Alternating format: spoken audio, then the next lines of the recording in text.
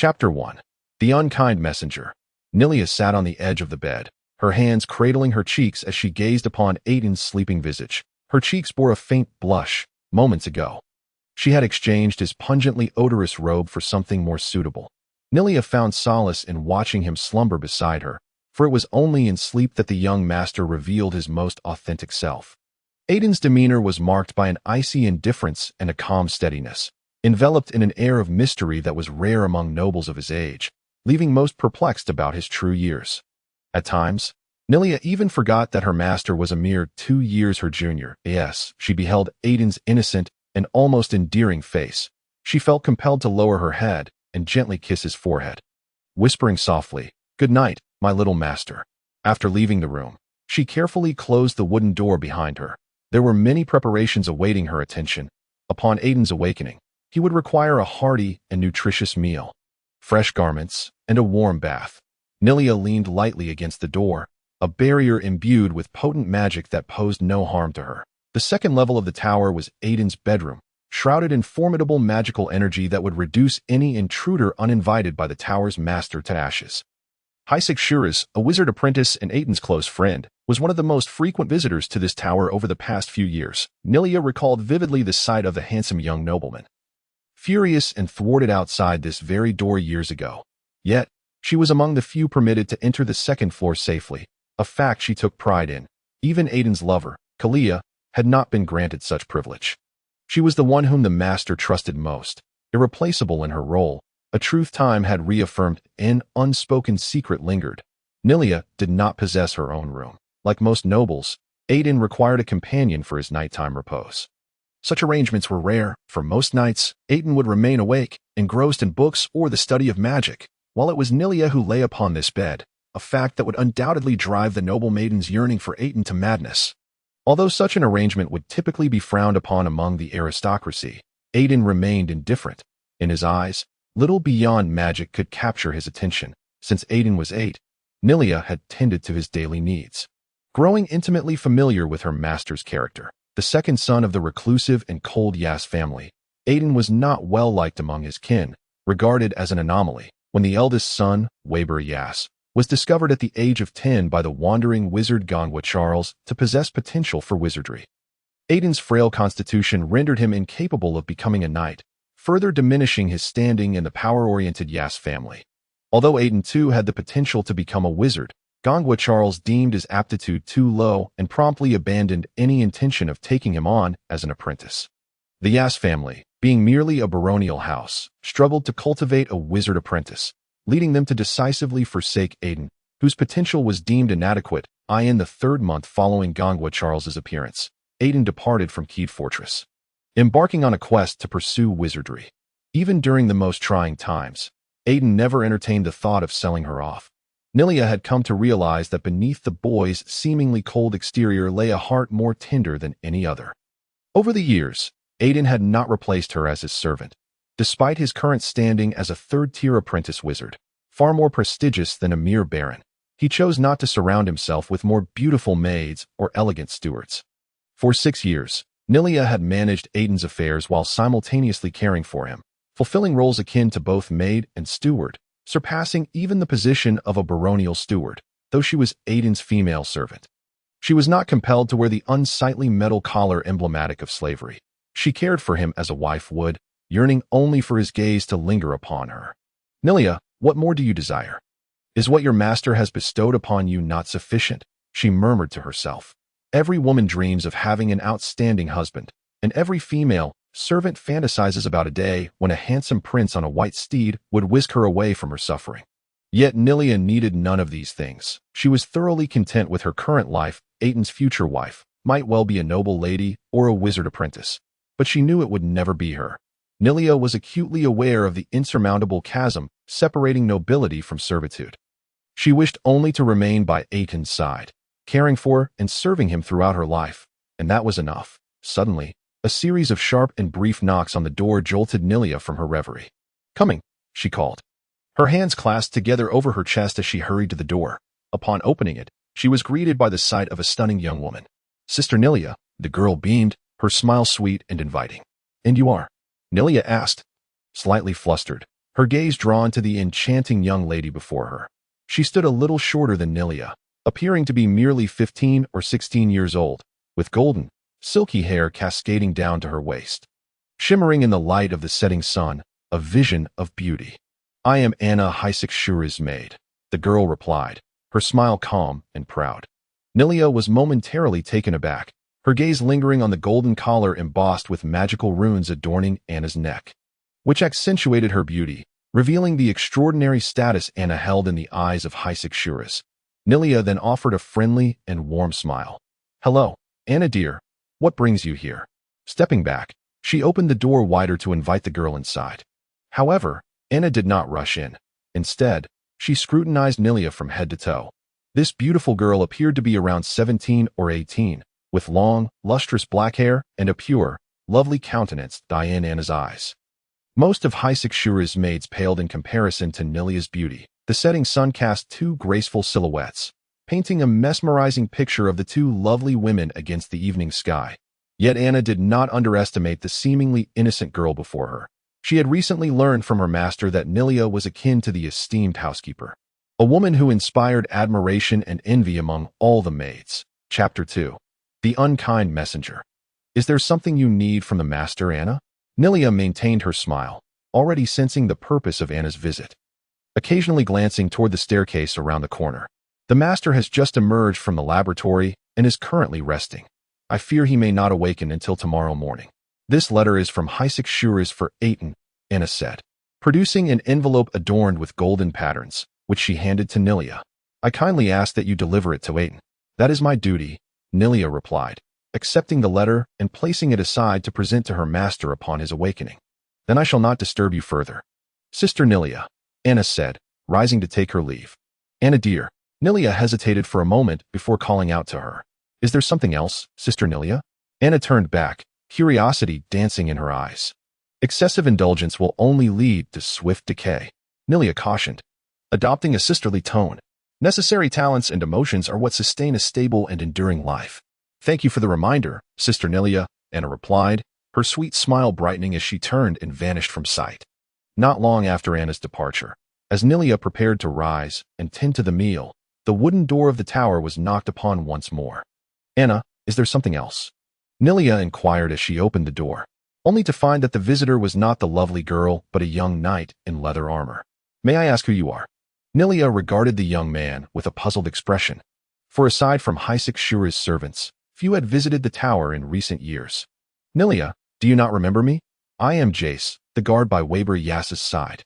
The man, self-identified as Jace, looked at the beautiful girl before him, his face lighting up with nostalgic warmth and an enchanting smile. Yet, he felt a twinge of resentment toward the second son of Yass, who had monopolized her for 6 years, upon hearing the name Weber Yass. Nilia's expression grew cold, a flicker of disdain flashing in her eyes before it vanished. "What business do you have with the master, Mr. Jace?" she asked, her tone icy, having shed any trace of her earlier friendliness.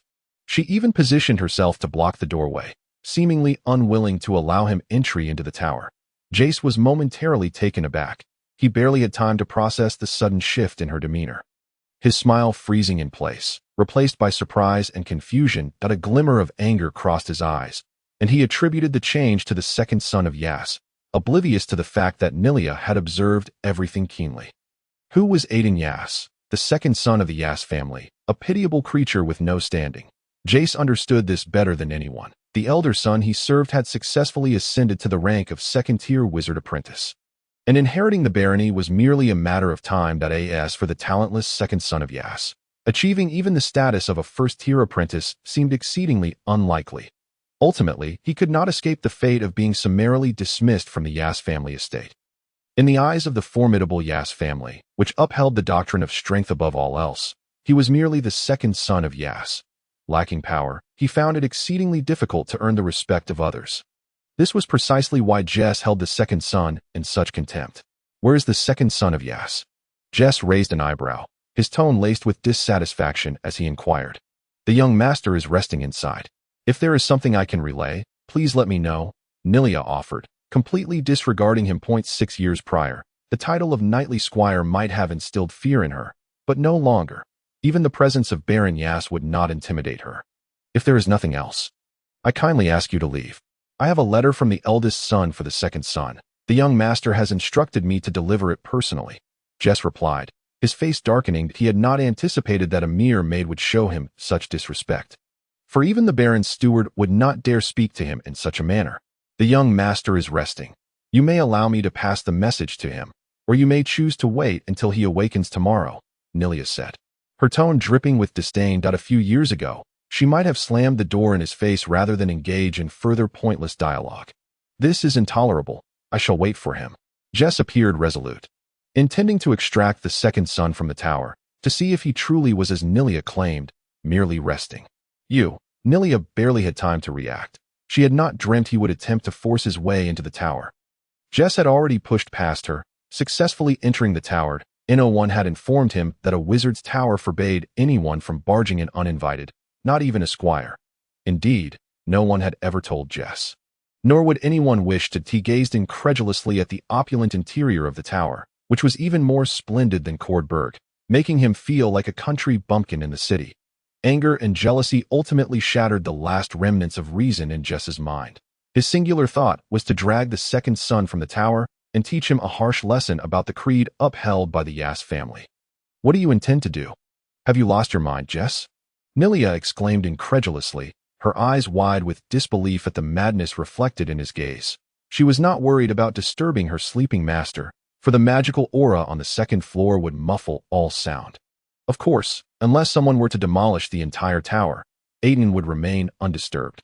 Get away from me, you wretched girl. Jess pushed aside Kilia's attempts to obstruct him, frantically searching for Aitin within the tower. However, he found no trace of him. His gaze shifted to the spiraling staircase, his mind conjuring images of Aitin trembling in the second floor, praying not to be discovered. The thought filled him with a frenzied delight as he swiftly ascended the stairs. Reaching the top, where a pitch-black wooden door awaited. Zzz. Jess forcefully pushed open the wooden door, but it felt as though an invisible force absorbed the impact of his palm, as soon as his hand touched the door. An inexplicable fear spread through him, a powerful surge of magic coursing through his body, igniting his arm in green magical flames. The emerald fire spread across him, consuming his leather armor in its wake. Jess screamed in terror, tumbling down the stairs, scrambling to escape the flames. He rolled on the ground, desperately trying to extinguish the green magical fire, but the flames showed no signs of abating, and he was soon reduced to a charred corpse. Kilia cast a disdainful glance at the smoldering remains, noting that the letter had not been turned to ash in the flames, suggesting it had been protected by magic. She casually picked up the letter that had fallen to the ground, turned, and re-entered the tower, shutting the wooden door with a resounding thud. As for what would be done with the corpse, that was of no concern to her. Chapter 3, The Midnight Visitor. Kilia set down the nightly novel. The Adventures of Carrion, feeling utterly despondent. This dismal mood stemmed from that accursed nightly squire, Jess. Though he had ultimately triggered the magical array on the wooden door and perished, it did little to quell her resentment. Why was it that such a person could become a knightly squire? His very presence had utterly shattered her idealistic image of knights as just, brave, and romantic figures. The knight was still young as Kilia shoved the book back onto the shelf, vowing never to believe in the so-called chivalric spirit again, which now felt as repugnant to her as moldy buckwheat porridge. The smooth stone walls of the parlor glowed with the light of 3 oil lamps, illuminating the entire room. To the right of the parlor stood a wooden bookshelf, brimming with countless tomes, all accumulated by Aitin over the past 6 years. To become a wizard required not only immense magical power, but also a wealth of knowledge and wisdom. After reading them, these books had merely been abandoned here. Kilia retrieved a copy of the autobiography of Gleifer from the shelf and began to read. Having spent 3 years immersed in literature, she had made significant progress, familiarizing herself with most of the characters, a source of pride for her, as most commoners remained illiterate. Kilia focused her attention on the content of the book. The autobiography of Gleifer chronicled the life of Gleifer, the sage and founder of the wizarding realm of Faust. He began his autobiography with a striking statement. 600 years ago, when the gods abandoned the world, only the grotesque and vile nobility remained, parasitically extracting power from the bones of the dead, and the squandering wizards attempting to glimpse the truth. Kilia found herself perplexed by the meaning of these words. She could not fathom why this great sage would claim that the gods had forsaken the world. Once again, a knock echoed on the wooden door of the tower. Today's visitors seemed far more numerous than usual. With a sigh, Kilia closed the book, placing it on the table, and stood from her wooden chair to answer the door. This time, the visitor was a mysterious cloaked figure. Kilia could not discern their features, the voluminous cloak obscuring any indication of their gender. "May I ask who you are?" Kilia inquired, a hint of anxiety creeping into her voice. Hoping they were not here to cause trouble, as her day had already been fraught with difficulties. "It is I." The cloaked figures slightly lifted their hood, revealing a delicate face hidden in shadows. "Miss Kilia," Kilia gasped, covering her mouth with her hands to stifle her surprise. She took a step back, allowing the girl to enter the tower. After ensuring no one else was around, she shut the door behind her. The girl removed her unusually oversized cloak, revealing a flowing purple gown that exuded an air of noble elegance, her bosom prominent and her beauty striking. "Where's Aitin?" Kilia asked, her voice tinged with mild discontent as she looked at Aitin's maid. A young woman visiting a man's residence at night could severely tarnish her reputation if discovered, drawing scorn from the upper echelons of society. The young master just emerged from the laboratory and is currently resting inside. He likely won't awaken until tomorrow, Kilia explained with a perfect smile. "He has hardly come to see me this month." Kilia's tone carried a faint hint of melancholy. "For this was certainly an unusual occurrence for a lover. I believe you are well aware of your master's character," Kilia said, lifting her gaze to meet Kilia's, her tone somewhat admonishing. As his companion, "You must practice greater patience." Kilia paused momentarily, never having considered that she would be chastised by a maid. "By the way, you must be nearly out of money this month," Kilia remarked, turning her back to Kilia. "Do not worry. The master has instructed me to provide you with this month's allowance when you visit. Please wait a moment. I shall fetch it for you." Kilia poured a cup of red tea and set it before Kilia before ascending to the second floor. Kilia picked up the cup of tea from the table, taking a delicate sip, savoring the exquisite flavor of the high-quality brew, an expense that likely only a baron could afford. She noticed the autobiography of Gleifer on the table. Her gaze shifting to Kilia's retreating figure, her expression laden with complexity and sorrow. The wealth of Aitin was unfathomable, and Kilia often found herself speculating about his true identity, a viscount's son, an earl's offspring, a member of royalty, or perhaps the grandchild of some wizard, the latter seeming the most plausible. Kilia herself had once been the daughter of a wealthy merchant guild leader. When her father, Old Grani, learned of her innate talent for wizardry, he was ecstatic and promptly sent her to the Gleifer Academy. In the vast, interwoven realm of nobility that was Gleifer, she was nothing. Soon, Kilia depleted her savings, and the financial support from her family dwindled, leaving her to rely solely on her own means to sustain her studies and life. Stripped of financial backing, she found herself with nothing, and her dream of becoming a wizard dissipated like mist. Without money, even the necessities of life became a struggle. Old Grani could scarcely afford the expenses of a wizard's training. In just 2 years, the cost had exceeded the means of a medium-sized merchant guild. In truth, he had never intended to nurture a wizard. His true aim had been to mark Kilia with the aura of a wizard's apprentice, thus enabling him to sell her at a premium. By marrying a baroness or becoming a mistress to a viscount, the entire guild could rise into the upper echelons of noble society. In merely half a year, Kilia had incurred a staggering debt of hundreds of gold coins. Yet her journey as a sorceress remained stagnant, confined to the mastery of 3 rudimentary spells as a level 1 apprentice. In her most desperate hour, she sought the assistance of Shiolija, the dreamboat among all noble maidens. She was convinced that her beauty would surely captivate this notorious dandy, hoping to exchange her allure for financial support. However, the outcome left Kilia profoundly disheartened.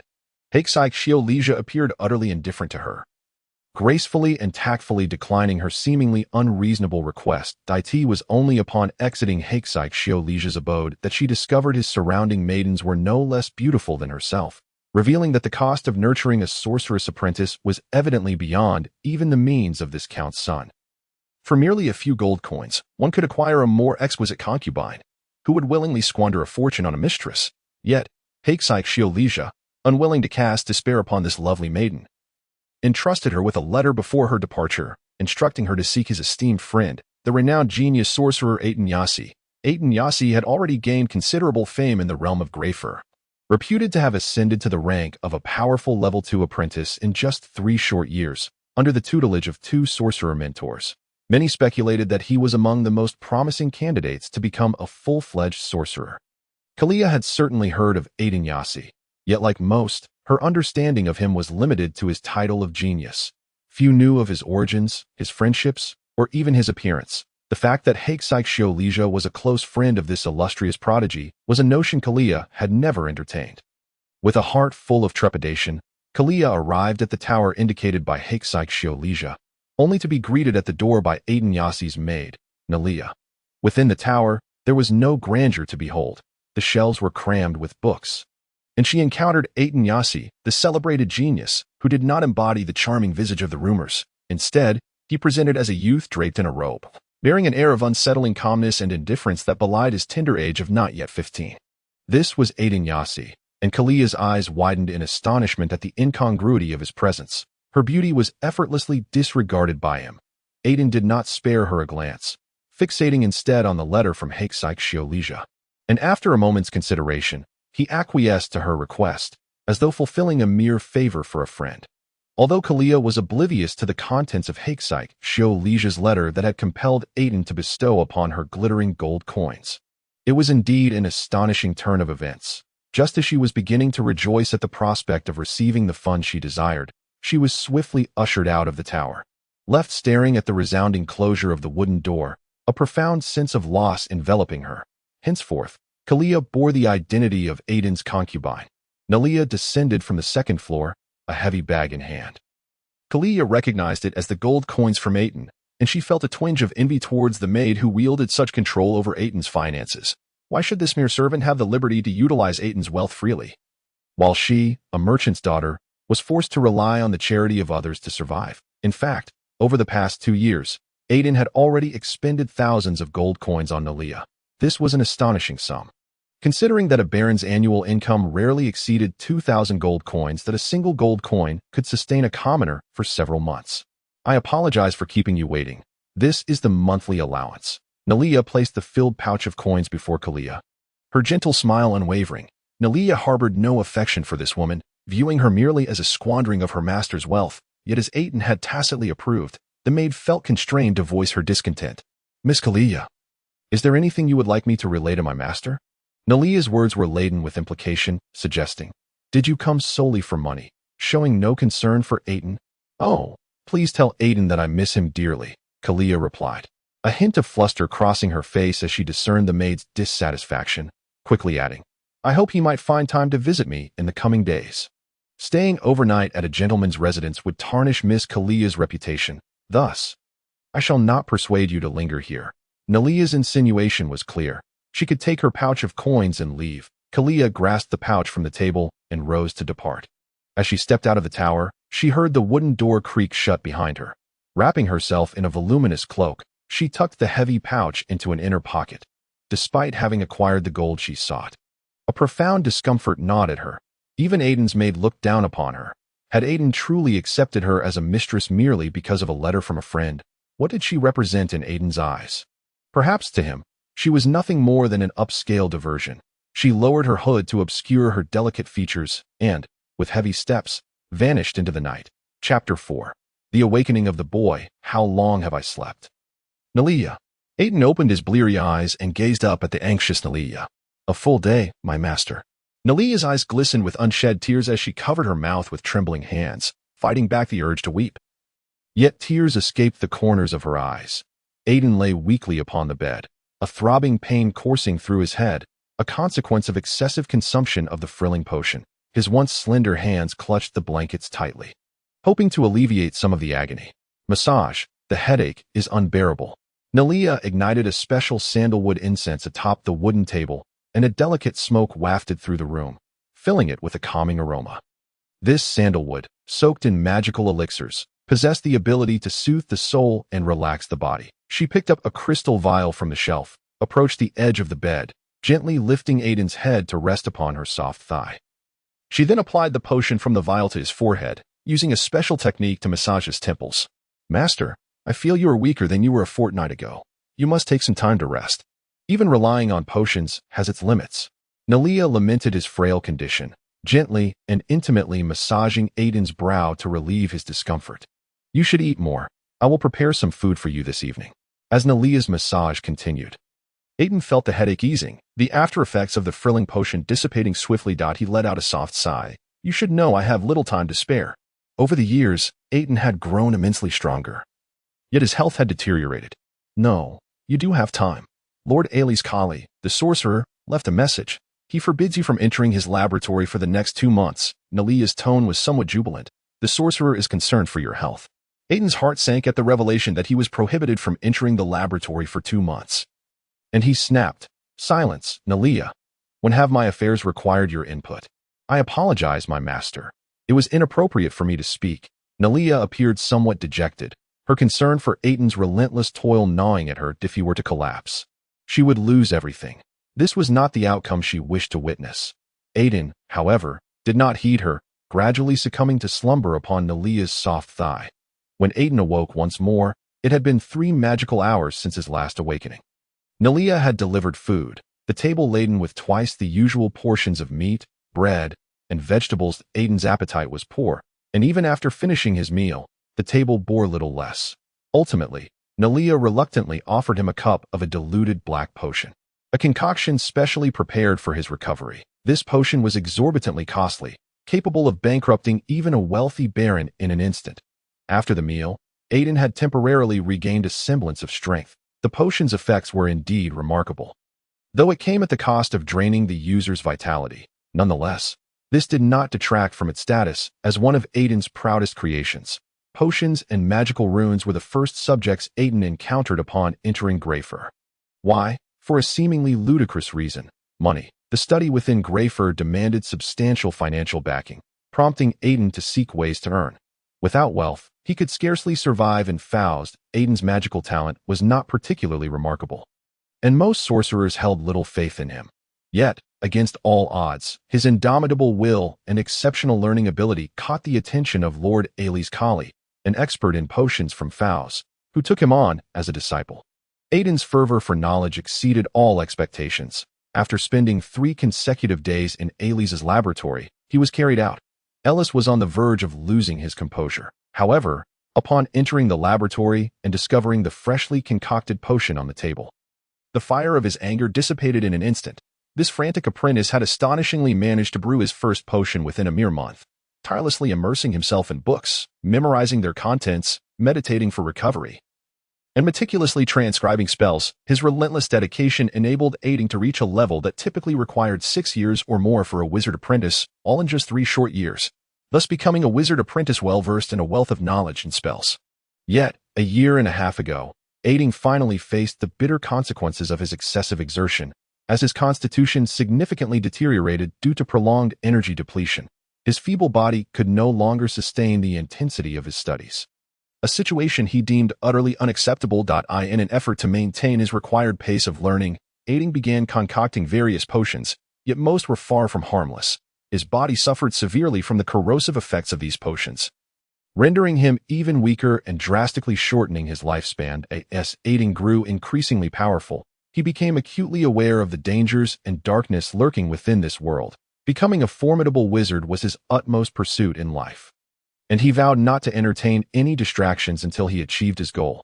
After tidying up the remnants of the meal, Nalia ascended to the 2nd floor, only to witness a scene that nearly shattered her composure.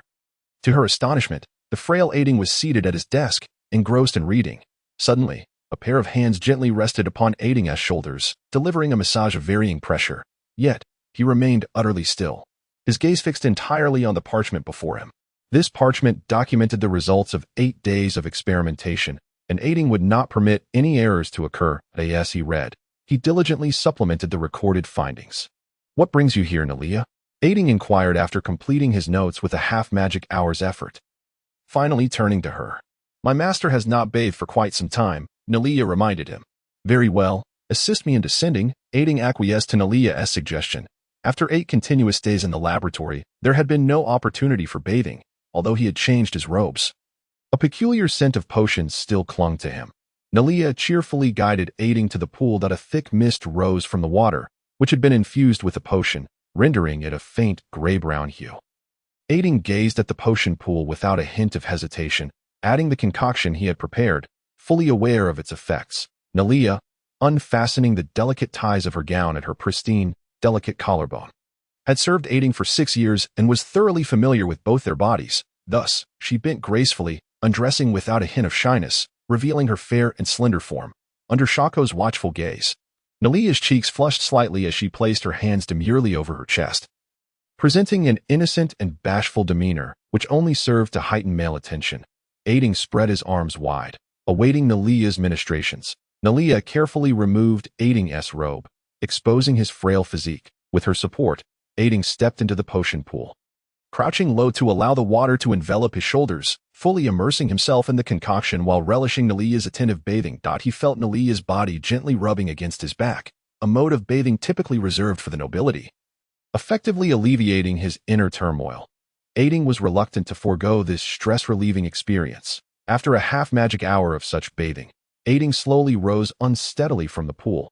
Nalia hurriedly reached out to support him, but he waved her off. Nevertheless, he managed a slight smile, indicating he was unharmed. He then reclined on the long bench beside the pool, draped with a cotton blanket, patiently awaiting Nalia's series of massages. Nalia retrieved a small white porcelain jar from the shelf and began to apply the transparent and smooth ointment all over Aitin's body. Leaning gently over him, she resumed the full-body massage. Aitin relished Nalia's comforting touch, and their actions appeared quite intimate. Yet neither party minded the closeness, as they had grown accustomed to such familiarity. The ointment was swiftly absorbed by his skin, leaving no trace upon the cotton blanket. Nalia's cheeks flushed slightly as she delicately massaged Aitin's emaciated thighs, urging, "Master, your body has become far too thin, but I believe that with proper care, you can fully recover in 2 months."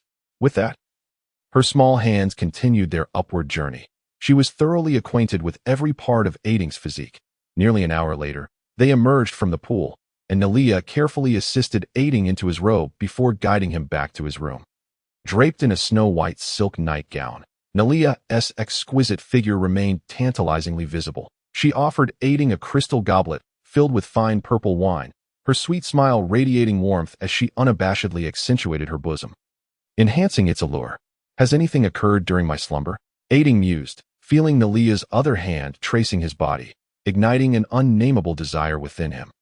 "Never mind, we shall discuss it tomorrow," he added, observing Nalia's hesitant demeanor. Nalia placed the crystal goblet into a small recess in the wall, drawing the black gauze curtain along the bed's edge, allowing Aitin to press her down and caress her form. The chamber resounded with their exquisite, intimate murmurs. Above the spire, the round moon shyly concealed itself within the clouds, casting a gentle, hazy glow upon the night of Glafer. Chapter 5. Solstial morning dawned. Aitin awoke, unsure of how long he had slept, yet feeling exceptionally refreshed, having experienced one of the most restful nights of his life. Thick black drapes shielded the morning light, casting a soft glow within the room. He shifted slightly, feeling a smooth, curled body nestled against him, and abandoned the idea of rising immediately, instead savoring the softness beneath him. Playfully, he let his hand wander over Nalia's supple form, gently caressing her sensitive areas. Nalia stirred awake, her curled body lingering in his embrace, nuzzling against his chest with a sweet smile adorning her flushed cheeks. In the face of Nalia's playful teasing, Aitin felt an urge to pin her down once more, yet he reluctantly dismissed the notion, recognizing it would not bode well for his health. Resolving to rise, Aitin thought it best to escape the temptation Nalia presented. Nalia, slightly disappointed, prepared to assist Aitin in dressing. She gracefully descended from the bed, fully exposing herself to Aitin's gaze, while Aitin toyed with Nalia's pert bosom. She swiftly helped him don his white robe. Nalia hastily slipped into a gray-white dress, aware of the many tasks awaiting her. Breakfast was soon delivered, and Aitin devoured an abundance of roasted meat, bread, and vegetables, his hunger insatiable. Finally, Nalia presented him with a cup of fragrant red tea, further elevating his spirits. However, just then, Aitin's mood soured as he noticed the magic crystal on the wall was completely depleted, signifying that someone had attempted to enter the room, triggering the enchantment on the door. "Who has visited here in recent days?" Aitin inquired, wiping his mouth with a handkerchief. "Miss Anna, maidservant to young Master Hakesike Shiolija. Miss Kilia, and a knight attendant from the Yas family." Nalia carefully articulated her words, discreetly observing Aitin's reaction, knowing that mentioning the knight might provoke his ire. Aitin held little affection for the Yas family, feeling more distaste than dependency. Upon hearing the name of the Yas family, Aitin's expression darkened, though he gradually regained his composure. Miss Kilia has expressed her longing for you, hoping you might visit her, Kilia noted surreptitiously. But Aitin remained unmoved, feigning ignorance. She continued, the night attendant from the Yas family insisted on delivering a message personally, disregarding warnings, and attempted to enter this room, triggering your magic on the door, resulting in his incineration. This letter was retrieved from the ashes of the fallen knight, while the other was left by young Master Hakesike Shiolija for you. Kilia presented both letters, yet Aitin had no intention of accepting them. He paid them no heed, placing the sizable magic crystal on the table and gently tapping it with his staff. Channeling a surge of magic into the crystal, an oppressive atmosphere filled the room, causing Kilia to feel increasingly suffocated as she stepped back, nearly collapsing onto the bed. The pure crystal orb on the table emitted a dazzling light, illuminating the room in an instant, once the staff was sheathed. The orb regained its tranquility, revealing faint wisps of gray smoke that quickly dissipated. After placing the now slightly warm crystal back into the wall's recess, Aitin lowered the black drapes once more. Hand me Hakesike's letter, Aitin commanded. Resuming his seat and taking a sip of the red tea on the table, speaking with a calm demeanor, Kilia hurriedly presented the envelope embossed with a violet seal before Aitin. Yet, as Aitin's fingers brushed against the envelope, the golden patterns on either side ignited in a blaze of orange flames, causing the entire envelope to levitate in midair. A voice, unmistakably belonging to Hakesike, emanated from within. I have procured what you desired. The enchanted envelope burned away in the air, leaving behind a pile of ashes on the table. What a vain fellow, still not yet a third-tier sorcerer, Aitin remarked with a smirk as he gazed at the remnants. He recalled having sent a similar envelope to Hakesike, likely provoking a strong reaction, which had prompted this dramatic response. Aitin's gaze shifted to another envelope on the table, marked with the distinctive crossed sword and shield emblem of the Yas family. A contemptuous smile curling his lips, he could sense the powerful magic contained within this letter, a spell of soul-binding that Aitin found utterly ludicrous. Suddenly, he burst into laughter, leaving Kilia beside him somewhat bewildered. This letter was delivered by a knightly squire named Jess. I suspected as much. That pompous fool, Warba Yas, likely thinks no one would dare to act this way. Aitin scoffed, scrutinizing the envelope with disdain. Hasn't Tigongwa Chalice informed him of the consequences if a soul binding is broken? Aitin tightened his grip on the envelope, letting out a huff. Even without peering inside, I can surmise its contents. A surge of green magical fire enveloped Aitin's right hand, as a wisp of black smoke began to rise from the burning envelope, coalescing into a grotesque visage. A piercing scream echoed from the ghastly face, reminiscent of a prisoner enduring cruel torture in a dungeon, only to be instantly torn apart by the flames and reduced to nothingness. Let us see how you will deal with this. Warba Yas. Not only was the soul binding shattered, but even a fragment of the lingering soul within the envelope was obliterated by the magical fire. The caster would suffer a backlash of magical energy, and it would take at least 1.5 years for them to regain consciousness. As the soul binding was broken, miles away in the city of Keterberg, Warba Yas, engrossed in his reading, suddenly coughed up blood, his eyes wide with shock as he murmured in disbelief. Who is it that has dared to break my soul binding released upon the envelope? Could it be Aitin Yas? No, that's impossible. That in just 5 years. Even I have barely reached the rank of a second-tier sorcerer apprentice. How could he possibly attain third tier? Warba Yas collapsed onto the wooden table, succumbing to unconsciousness. Half an hour later, the bloodied and unconscious Warba Yas was discovered by a maid, plunging the entire Keterberg into chaos. Chapter 6. Aitin's magical performance. On a bright morning, with a gentle breeze and warm sun, another splendid day dawned. Hakesike Shiolija sat in a garden adorned with climbing vines, savoring the red tea brought by a maid while perusing a tome of magic, all the while enjoying the soft strains of music playing in the background. Do all sorcerers indulge in life as you do? Hakesike, Ryan Burke inquired, gently blowing away the milky tea residue before taking a sip of the rich, flavorful tea, which was utterly delightful. Hakesike frowned, opting not to correct his friend's common misconceptions. Instead, he squinted slightly, appraising the handsome companion before him, and remarked, Ryan Burke, you should be on the verge of becoming a knight. I wager that once you achieve knighthood, more noble ladies will be inclined to shed their garments and climb into your bed. Ryan Burke appeared somewhat despondent, while the other two exchanged knowing smiles, aware that he had lingered too long in the ranks of squire. If becoming a knight were a simple matter, Arlen City would be brimming with them, Ryan muttered disdainfully. In truth, most individuals remained stuck at the squire level, for attaining knighthood required formidable conviction.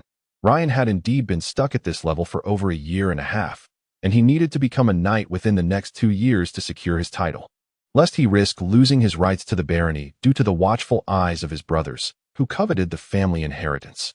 Well, don't fret, mate, that I believe you will manage to become a knight within half a year, Aitin comforted him, setting aside his magic book and pulling the serving maid Anna into his embrace, his hand sliding beneath her sheer silk robe to fondle her firm bosom without hesitation.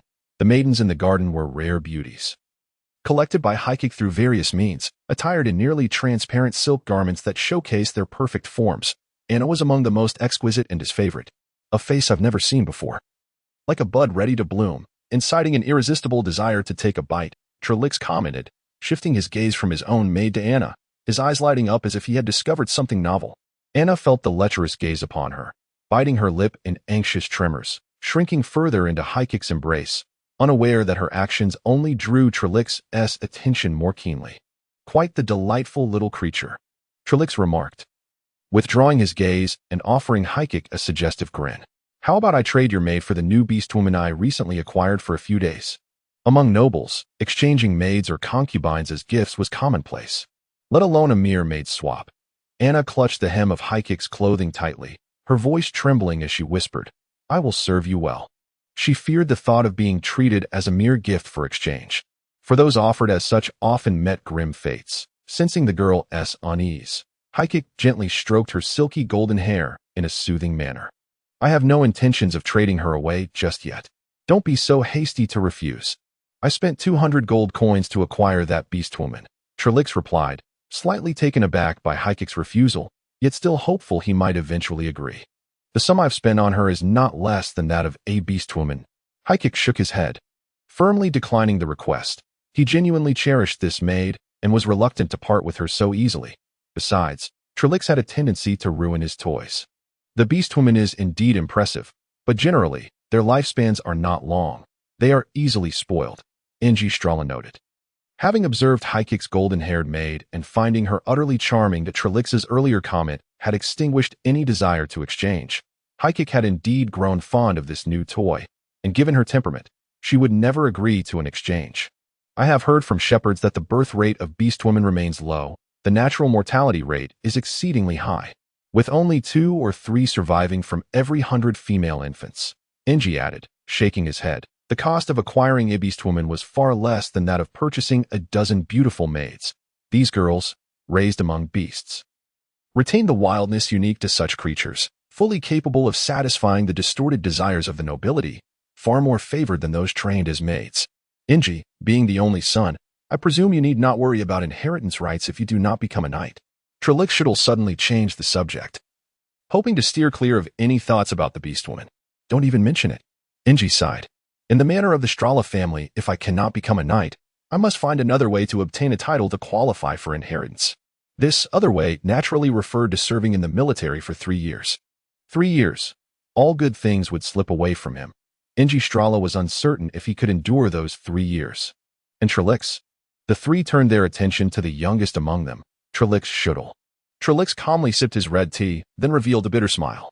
I have 2 older brothers, both of whom have already become knights, so even if I were to become a knight, it's unlikely I would gain inheritance rights unless you eliminate your 2 brothers.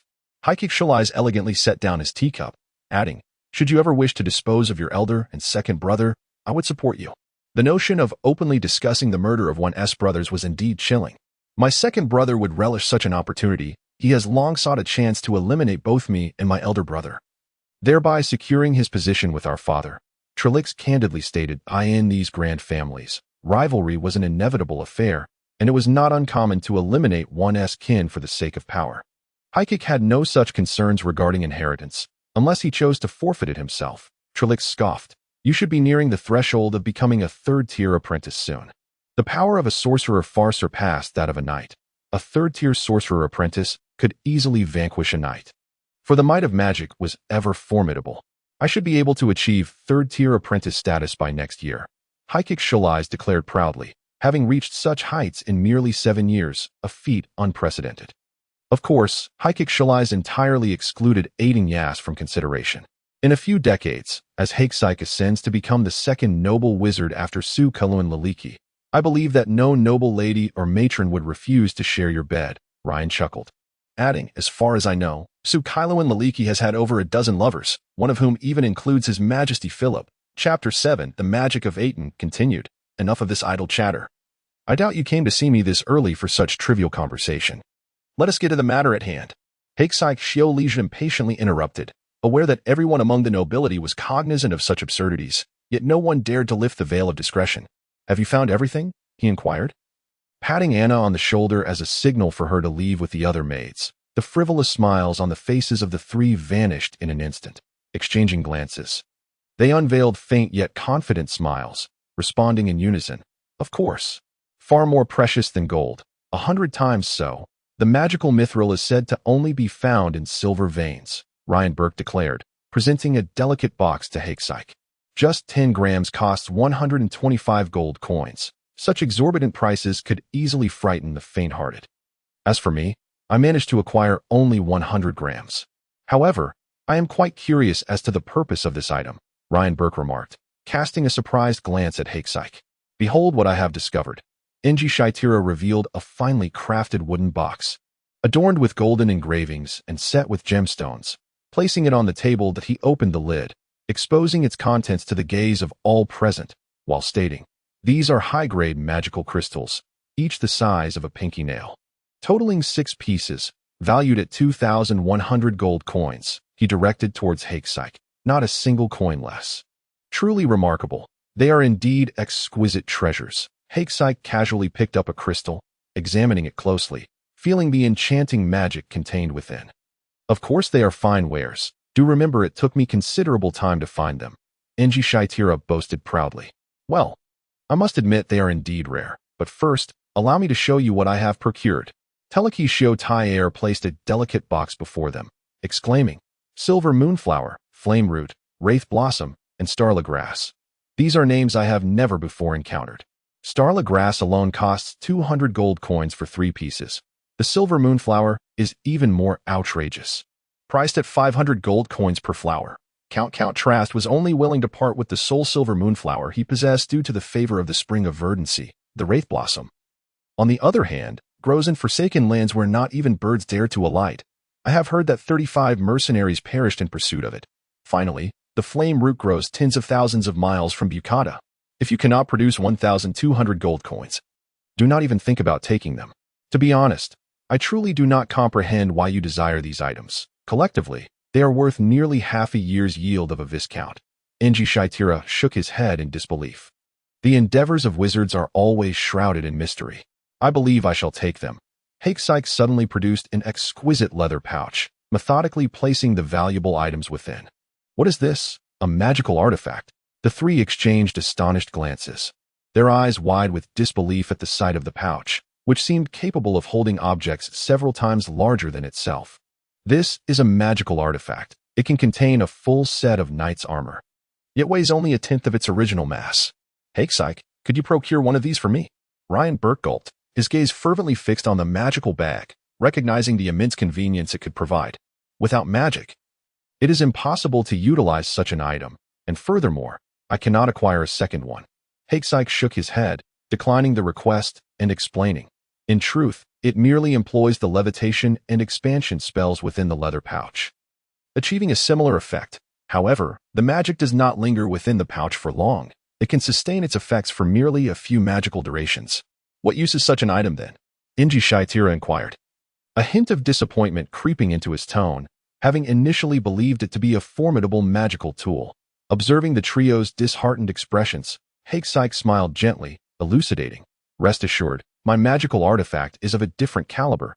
It possesses several magical rune arrays, requiring only a modicum of magical energy to activate, sustaining its effects over a prolonged period. The pouch is also embedded with magical crystals, allowing it to maintain functionality for up to 6 months, even in the absence of magical support."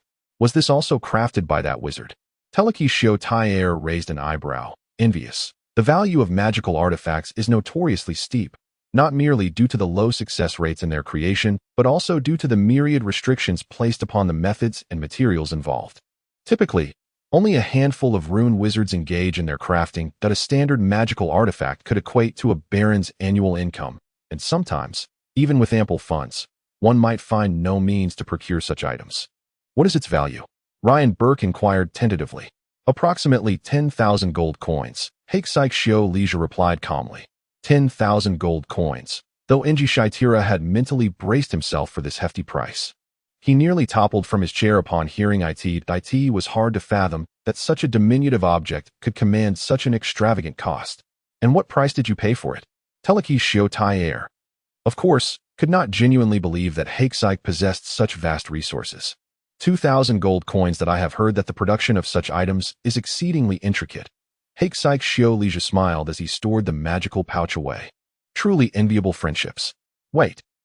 Hakesike Shio Leisure's attention was suddenly captured by a swooping eagle descending from the sky that he raised a finger to his lips, signaling for silence. Ryan Burke drew his weapon, adopting a defensive stance. While the other two placed their hands on their sword hilts, ready for action, the eagle swooped down to snatch a piece of pastry from the table, swallowing it whole before turning its head towards Hakesike Shio Leisure. Displaying a strangely human-like smile that a familiar, raspy voice emanated from the eagle. Hakesike, I hope you are free tomorrow. Remember to bring the items to our usual meeting place. Under the curious gazes of the onlookers, the eagle flapped its wings and ascended, disappearing from Hakesike's view. The eagle actually spoke. What astonishing magic! Ryan Burke shook his head as he sheathed his sword. Telepathic exchange. Reportedly, it requires immense control, lest the animal succumb to the magical energies and perish. Hakesike Shio Leisure's face was filled with astonishment. Not having anticipated that Aitin's magical prowess had drawn so close to that of wizards. Can you perform such magic? Ryan inquired. Not at all. One must be at least a 3-rune apprentice to master it. And truly, to achieve this without harming the messenger, one must attain wizardry. Of course, our genius is always an exception. I often refer to him as the magic of Aitin. Chapter 8, The Uninformed Fearless. The Biniya restaurant is situated adjacent to Rank Street in the Cinco's district. Merely 3 streets away from Aitin's Spire, the restaurant is renowned for its delicate cooking and subtle flavors, using only the finest ingredients, making it a favorite among the nobility. Today, an unusual guest arrived at the Biniya restaurant, cloaked in a gray-brown mantle. Their face shrouded in the shadows of the hood, rendering their features indiscernible. This individual stood out amidst the bustling Rank Street, appearing somewhat out of place. The cloaked figure calmly traversed past the attendants and entered the restaurant. Although the doorman was taken aback, he did not dare to impede the guest, for individuals dressed in such a manner within Jellifer were typically wizards, known for their eccentricities, certainly not someone a mere attendant could afford to offend. Generally, young wizards preferred elegant and mysterious robes that garnered the admiration of noble ladies. Kilia, a child from the commoner district, had enjoyed substantial rewards from her employment at the Biniya restaurant, boasting 3 years of rich experience. She had encountered numerous handsome and elegant nobles and had just been discussing Sir Philip, the dream lover of all noble maidens, with her companions, upon the entrance of the peculiar cloaked figure. She immediately recognized their presence, hastily concluding her brief conversation with a commercial smile to attend to the newcomer. Welcome, esteemed guest. Would you prefer the elegance and tranquility of the second floor? I have a reservation under the name Hakesike Shio Leisure. A cold voice emanated from beneath the hood, sending a chill through Kilia's veins. Ah, it is Master Hakesike. Please, this way. Kilia quickly regained her composure, guiding the cloaked figure to the tranquil elegance of the second floor. As the out-of-place guest appeared on the second floor, they attracted numerous astonished gazes, all of which were ignored. Upon locating Hakesike's table, Kilia stole a discreet glance at the elegant and mysterious handsome nobleman before turning to leave. The table was already set with several of the restaurant's famed dishes. Yet they remained untouched. Beside the dining table, in addition to Hakesike, sat a graceful and beautiful noble young lady. This maiden, with a curious gaze, observed the sudden appearance of the cloaked figure, her lips curling in dissatisfaction at his utter disregard for her presence. It has been a while, Aitin, that I thought you would be holed up in your laboratory, reluctant to emerge, Hakesike remarked in a teasing tone. Once the cloaked man took a seat at the table, he lowered his hood, revealing a somewhat gaunt face shrouded in shadows. Aitin replied calmly, It has indeed been a while, Hakesike. Your complexion does not appear well. It seems the food in the laboratory does not suit you. Perhaps you should eat more to avoid becoming so emaciated. Hakesike generously expressed his concern. Gesturing towards the abundant feast laid out before them, he signaled to a nearby servant to continue serving the dishes. To everyone's surprise, Aitin's response was unexpected. Even Zulina could not help but steal an additional glance at him as he began to devour the food on his plate. Completely ignoring the conversation, however, Hakesike remained unfazed, gently swirling a crystal goblet filled with a pale golden liquid, savoring a sip of the sweet yet slightly tart white wine, which was indeed exquisite. With a chuckle, Hakesike set down his glass and remarked upon Aitin's gaunt visage. You must know that a wizard reduced to mere skin and bones will hardly attract the admiration of a noble lady. This is my sister, Zulina. You may have met her before, though I suspect your personality may have caused you to forget. Hakesike introduced the lovely girl beside him after Aitin finished a plate of food. He teased. If you fancy Zulina, I would not mind at all if you pursued her. Brother, Zulina pouted in discontent, casting a reproachful glare at Hakesike. She then turned to Aitin, who remained as unresponsive as a block of wood. Do not be upset, Zulina. I was merely jesting, Hakesike said with a meaningful glance at his sister, prompting her to present her gift. Zulina placed an exquisite box upon the table, opened it, and pushed it towards Aitin. In a few months, it will be Zulina's 16th birthday, and I promise to gift her a magical adornment, Hakesike explained to Aitin, expressing his hope. I wish for you to inscribe the magic patterns upon this piece named Shualai, transforming it into a magical item. Very well, it is not a particularly difficult task, Aitin replied, wiping his mouth with a handkerchief, his gaze lingering on the slightly worn white gloves Hakesike held, expressing mild surprise. I did not expect you to still keep such an item. Those gloves were the first magical artifact he had ever crafted, inscribed with a magic array of mighty bull strength, intended to enhance physical power. In truth, it was not suitable for a wizard, yet Hakesike had always regarded it as a symbol of their friendship, preserving it to this day. I rather like this item. Hakesike smiled. Though he had previously declined Aitin's offers to create another pair of gloves for him, he continued. Can this bracelet be inscribed with magic patterns? Aitin pinched the bracelet named Shualai between two fingers, examining it closely. Although he had little knowledge of adornments, he could discern the exquisite beauty of the bracelet, undoubtedly crafted by a master artisan. Observing, Aitin tossed the bracelet back into the box. Zulina's cheeks twitched slightly, her eyes flickering with faint anger. This was her most cherished bracelet, treated carelessly as if it were refused. What do you think? It can be done, but since this bracelet has already been inscribed, placing magic patterns on its reverse side will render the entire piece quite fragile, likely to shatter under the strain of magical release, Aitin advised Hakesike in a very professional manner. If you wish to create a similar magical item, I suggest you order an uninscribed silver ring and then inscribe the magic array upon it.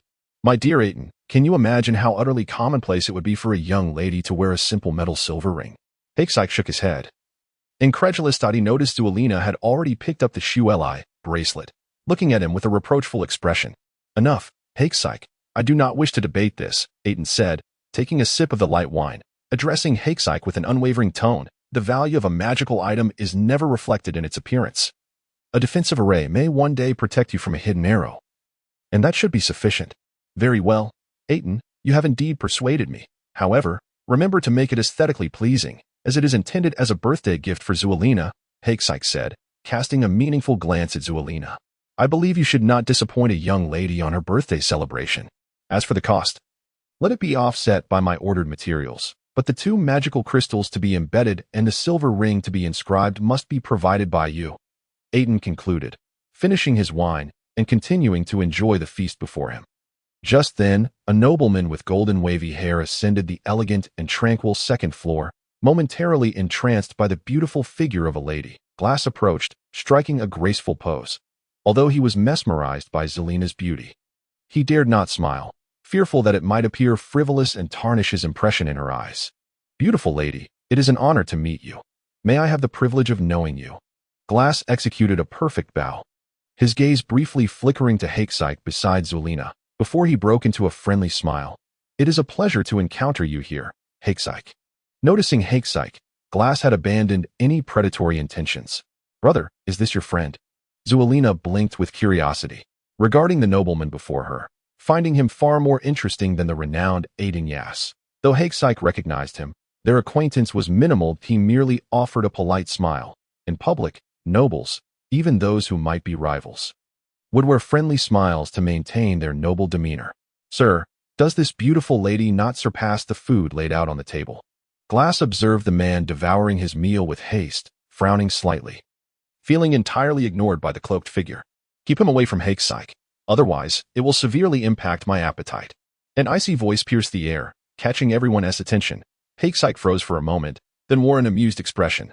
Well acquainted with his friend's temperament, he raised his head to look at Glass, wearing an expression of exasperation, as if to say, "Did you hear that? Why don't you leave?" Glass's smile instantly stiffened, as though he had suffered a great affront, his face flushing with anger, regarding the rude man as a personal insult. He noticed Zuelina stifling a laugh, which further inflamed his temper, turning his face a deep shade of purple. "I challenge you to a duel." Glass nearly roared at Aitin, ready to remove his white knight's gloves to declare his challenge, only to be halted by Hakesyke in the nick of time. "Enough, Glass, cease your meaningless provocation, or you will only invite disaster," Hakesyke interjected. Not wishing for this trivial farce to escalate into a duel, he shook his head in disappointment at Glass's behavior. Had he known who his opponent truly was, he likely would not have summoned such bravado. As ignorance breeds courage. "Your unreasonable actions have indeed interrupted my friend's meal," Hakesyke stated matter-of-factly. "You coward," Glass bellowed, entirely dismissive of Aitin's frail physique that appeared ready to crumble at any moment. He did not believe he could lose to someone who seemed too timid to accept a duel. "I have no time to engage in your tedious farce. Vanish from my sight at once." "Or," Aitin raised his head, revealing an expression of impatience. "Or what?" "Humph, just based on." Before Glass could finish his sentence, an invisible force struck him powerfully, sending him hurtling away before he could comprehend what had transpired. He crashed into a nearby table, flying out through the window and landing on the street below. The sudden commotion startled a couple dining nearby, drawing the attention of most patrons on the second floor. "Is this the power of a third-tier wizard?" Hakesyke mused inwardly. Having seen Aitin extend his right hand towards Glass, effortlessly sending him flying, he began to gauge the extent of Aitin's strength. Chapter 9. The Meddlesome Knight. Hakesyke wore a look of deep remorse as he elegantly apologized to the diners at the table that Glass had collided with. "I sincerely apologize for disturbing your meal. As compensation, allow me to cover your expenses for today. I hope you enjoy your dining experience." Although the gentleman felt displeasure due to the recent unsettling incident, he ultimately chose to forgive the elegant and enigmatic sorceress before him. Swayed by both his apprehension and her sincere apology, he gently nodded in acknowledgement and, accompanied by his female companion, sought another location. "Your abrupt intervention truly startled me," Hakesyke remarked, casting a glance at Aitin, who was savoring his third course, his eyes sparkling with mirth, clearly harboring no fondness for the prying of Zuelina de Glass. "Is this the power of a third-tier sorcerer?" Hakesyke resumed his seat, interlacing his fingers upon the table, curiosity evident in his tone. "I shall successfully break through next year and become a third-tier sorcerer." Becoming a third-tier sorcerer is not as straightforward as you might imagine. Aitin felt compelled to remind his dear friend, lest he encounter a rude awakening in the future. Zuelina seemed equally intrigued by the sorcerer's secrets, attentively listening. The third-tier sorcerer is akin to a vast chasm. A fledgling attempting to ascend to the status of a true spellcaster can easily overpower 3 to 4 novices of the third tier. Some are even formidable enough to withstand a confrontation with a genuine sorcerer for several minutes without succumbing. Aitin gently shook his head, continuing his explanation. "It is best not to provoke a third-tier sorcerer without first understanding their capabilities. Typically, one might gauge their strength by their age. I beg to differ. Do I not have before me someone whose abilities cannot be gauged by age?" Hakesyke chuckled, his words not mere flattery but a statement of fact. "There are always unforeseen circumstances." Unfazed, replied to Hakesyke. "If you were to dedicate a bit more time and thought to the path of magic, you too could become one of those exceptional cases." Zuelina gazed at Hakesyke's visage, unable to suppress a laugh. It had been quite some time since she had seen her older brother wear such an expression.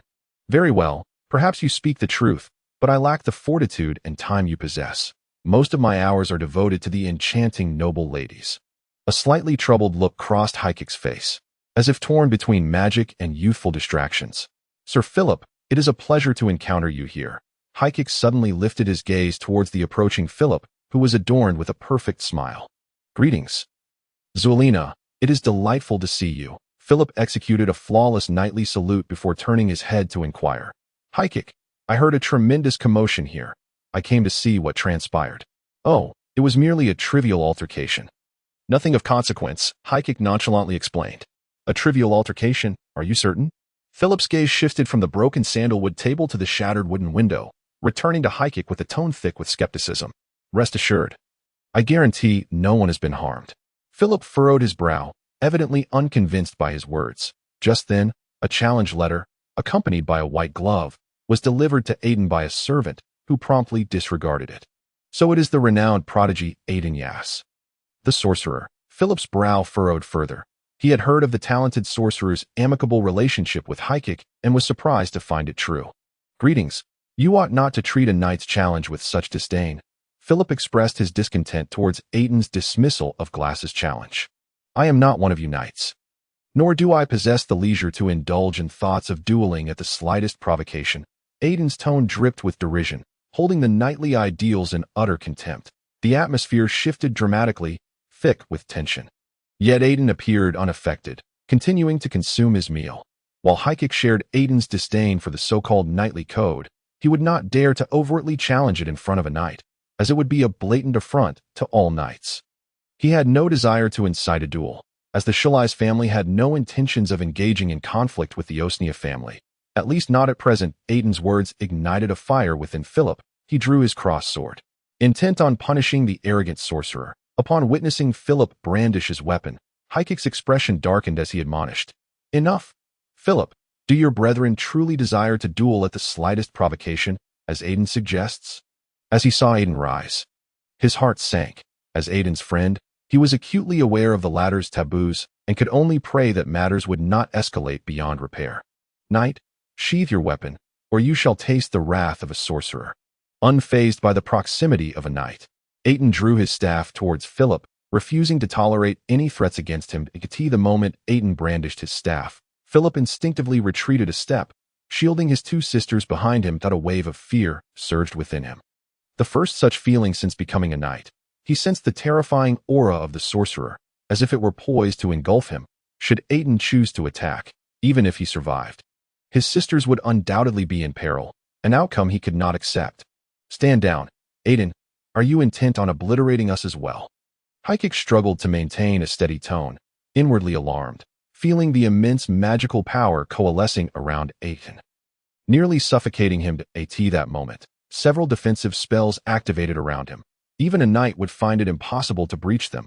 Should a conflict arise, he feared that Aitin might genuinely kill Philip.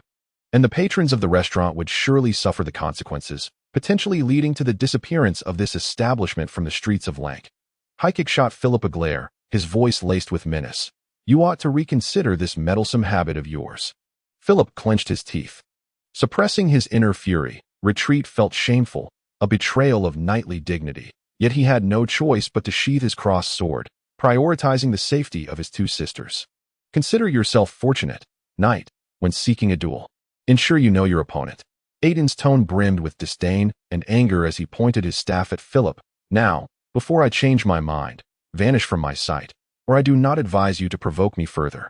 Watching Philip's retreating figure, Hykik exhaled in relief, feeling that the situation had been resolved satisfactorily.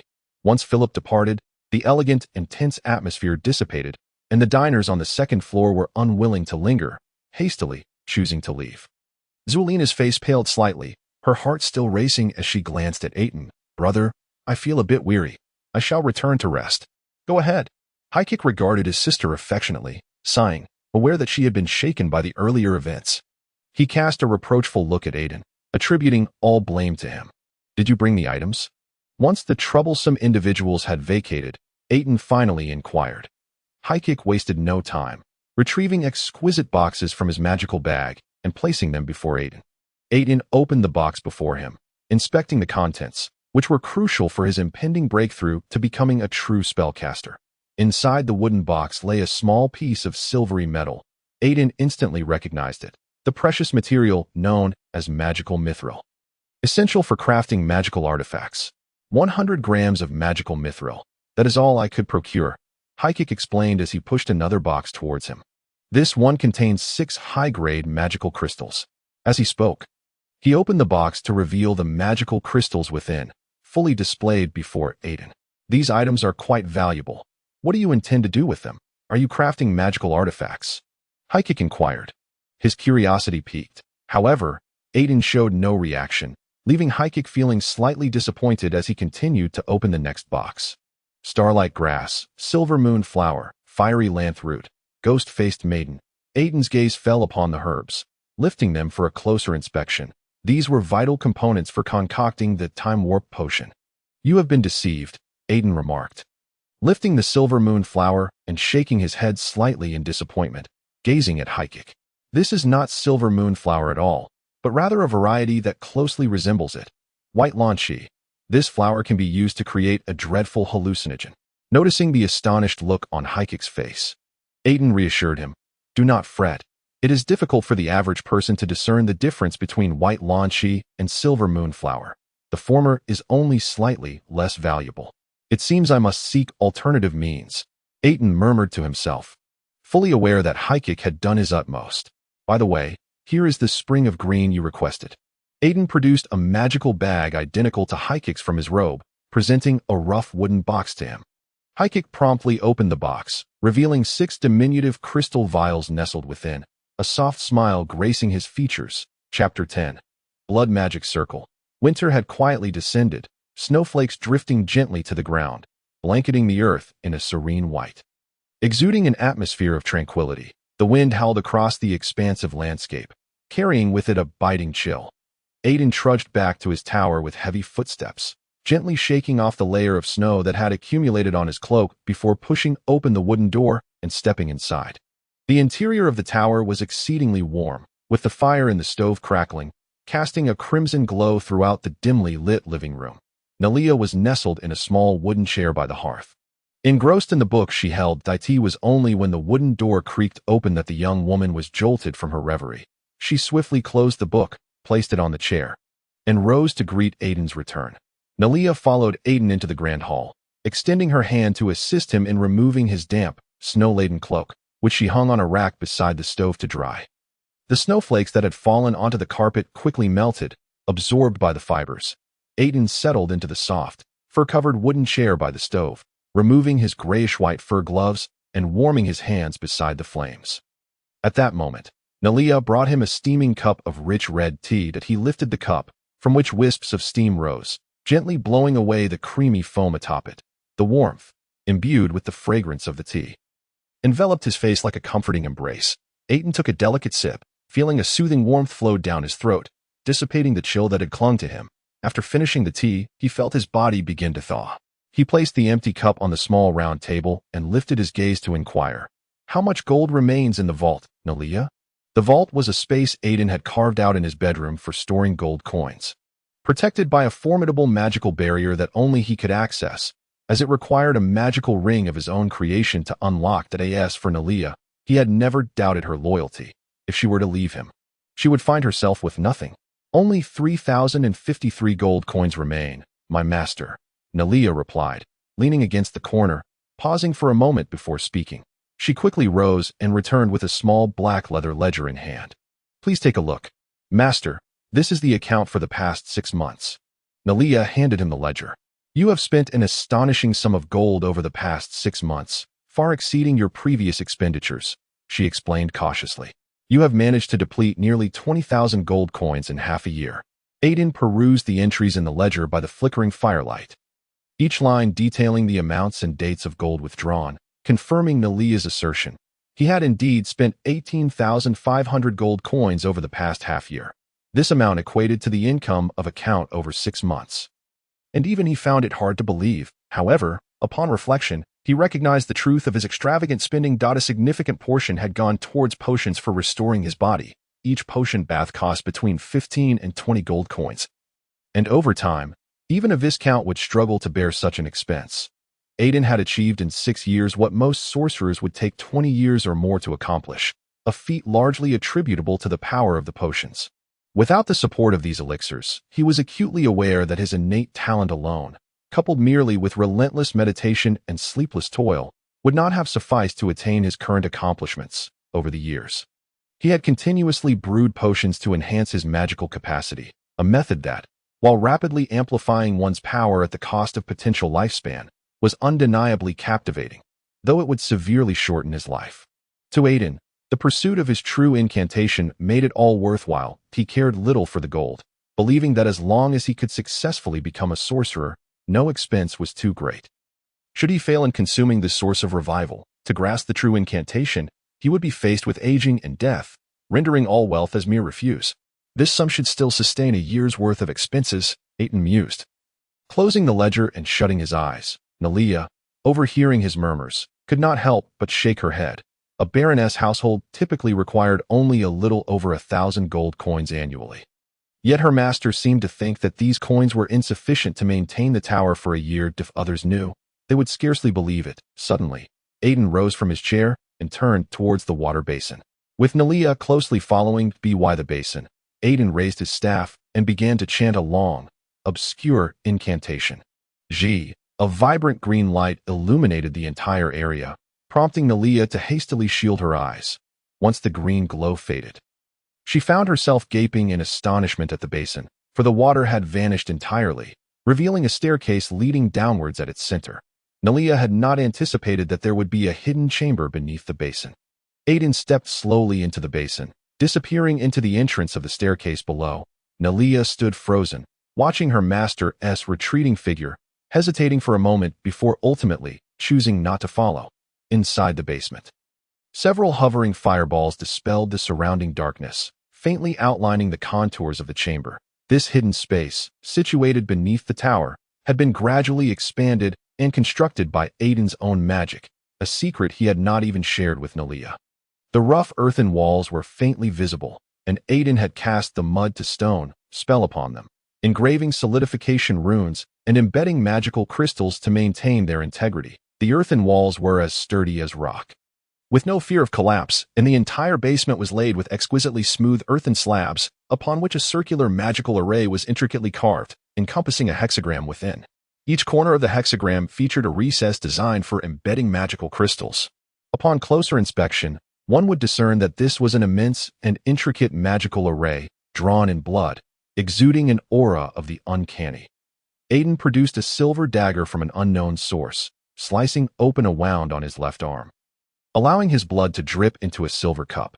Once the cup was nearly full, he ceased the act of bleeding, directing his staff at the wound while softly chanting a spell. A gentle, pearly light enveloped the injury, and when the glow dissipated, the wound had healed. Though Aitin's face had turned pallid, clearly a result of his blood loss, he retrieved a vial of potion from his magical pouch, trembling as he drank it to ease his rapid breathing. The silver cup now held half a cup of blood, and Aitin took a piece of leather parchment, using a quill dipped in the blood to begin inscribing the magical array upon the earthen slab. This process was exceedingly lengthy and painful, demanding his utmost concentration. Any error was unacceptable. Gradually, the empty spaces within the hexagram were filled, adorned with strange magical runes, the complexity of which would astonish any rune mage. The crafting of the blood array had consumed Aitin several months, the entire array being drawn with his own blood. As he completed the final stroke, beads of sweat formed on his forehead. He paid no heed to wiping them away, instead retrieving an exquisite wooden box from his magical pouch, which contained 6 magical crystals he had previously asked Hakesite to procure. Aitin carefully embedded the 6 high-quality magical crystals into the recesses of the blood array, and upon placing the last crystal, the entire array erupted with a sinister red glow. Aitin felt a wave of relief wash over him, knowing that the blood array had succeeded, a weary smile breaking across his face. With this array to concentrate magical power, coupled with the source of revival, he could gain a fleeting glimpse of the true incantation. Now, only the time flow potion remains. An ordinary third-tier sorcerer would typically require 20 to 30 years to have a chance at glimpsing a sorcerer's true incantation. If successful in obtaining the incantation, one would possess formidable magical power and become a true incantation sorcerer, a chasm separating sorcerers from their true counterparts. The source of revival, however, was a forbidden potion that could forcibly endow a third-tier sorcerer with the ability to glimpse a sorcerer's true incantation. but consuming a vial would exact a grievous toll of at least 20 years of one's lifespan. Moreover, the production of the source of revival was severely restricted. Acquiring a single vial was nearly impossible. Sorcerers forbade their apprentices from using the source of revival, believing it would only shorten their lives without allowing them to attain the power of the incantation. The success rate of achieving the incantation through it was exceedingly low. With only a handful of individuals throughout history having succeeded, the time flow potion also belonged to the category of forbidden potions. With it, Aitin could continuously consume the source of revival, significantly increasing his chances of obtaining the incantation. However, such a reckless thought was enough to instill fear in all who heard it. Sorcerers were symbols of power and wisdom, and even the rulers of nations treated them with utmost deference. Illustrating their exalted status, there were no more than 100 sorcerers across the continent, and Aitin's dream was to become a powerful sorcerer, for which he had paid an unimaginable price. Aitin staggered out of the basement, where Kilia awaited him. Upon seeing him emerge weakly, she hurried forward to support him. Aitin waved his staff, chanting a long, obscure incantation. The staircase at the bottom of the basin vanished, and the water returned. Filling the basin once more, everything had returned to its original state. Chapter 11. The Oath Night. A luxurious carriage sped along the ancient streets, with passers-by hastily stepping aside, their eyes filled with awe as they beheld the emblem on either side of the carriage. Composed of shields entwined with thorns, a symbol of the honor of the Ossinia family. After a few moments, the carriage finally came to a halt in the expansive and luxurious garden of the villa. A middle-aged man, clad in a tailcoat, approached. Opening the carriage door, he leaned in gently, extending his hand to greet the esteemed guest within. A noblewoman, adorned in a light blue gown, alighted from the carriage, casting her gaze upon the villa garden before entering under the guidance of the middle-aged gentleman. Treading upon the pathway paved with white pebbles, midway through her walk, the lady was captivated by the sound of clashing steel. Her eyes, peering through the verdant foliage lining the road, fixated upon two men engaged in a sword practice within the courtyard. "It is Philip and his companion honing their swordsmanship," the butler remarked, pride gleaming in his eyes as he gestured elegantly. "Madam, please follow me." He led the noblewoman into the villa, while the two men in the garden soon paused their training. "What has gotten into Philip these days?" Corey mused. Watching Philip's retreating figure, shaking his head in resignation, he took the silk handkerchief from the maid, wiping the sweat from his brow, and quietly complained to his companion, "He seems to be like a powder keg. Who has riled him up?" He examined his finely crafted steel cross sword with a tinge of concern, fearing it might suffer a chip under Philip's fervent strikes.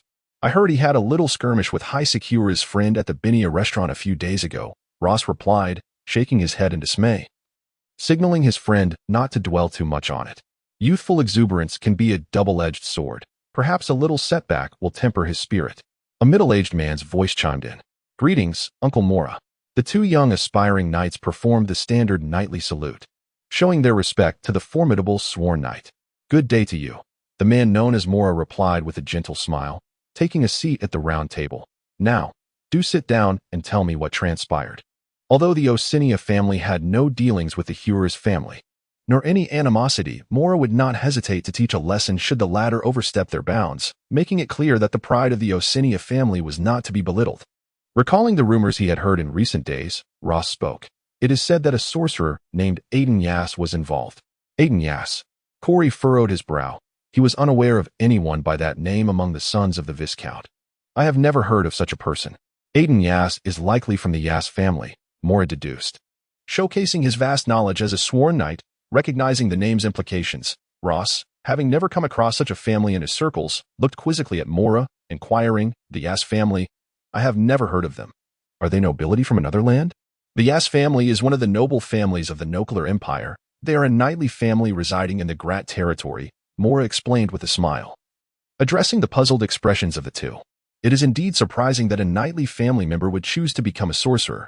Baron Layli Yass is reputed to be a formidable individual with a notably strong personality.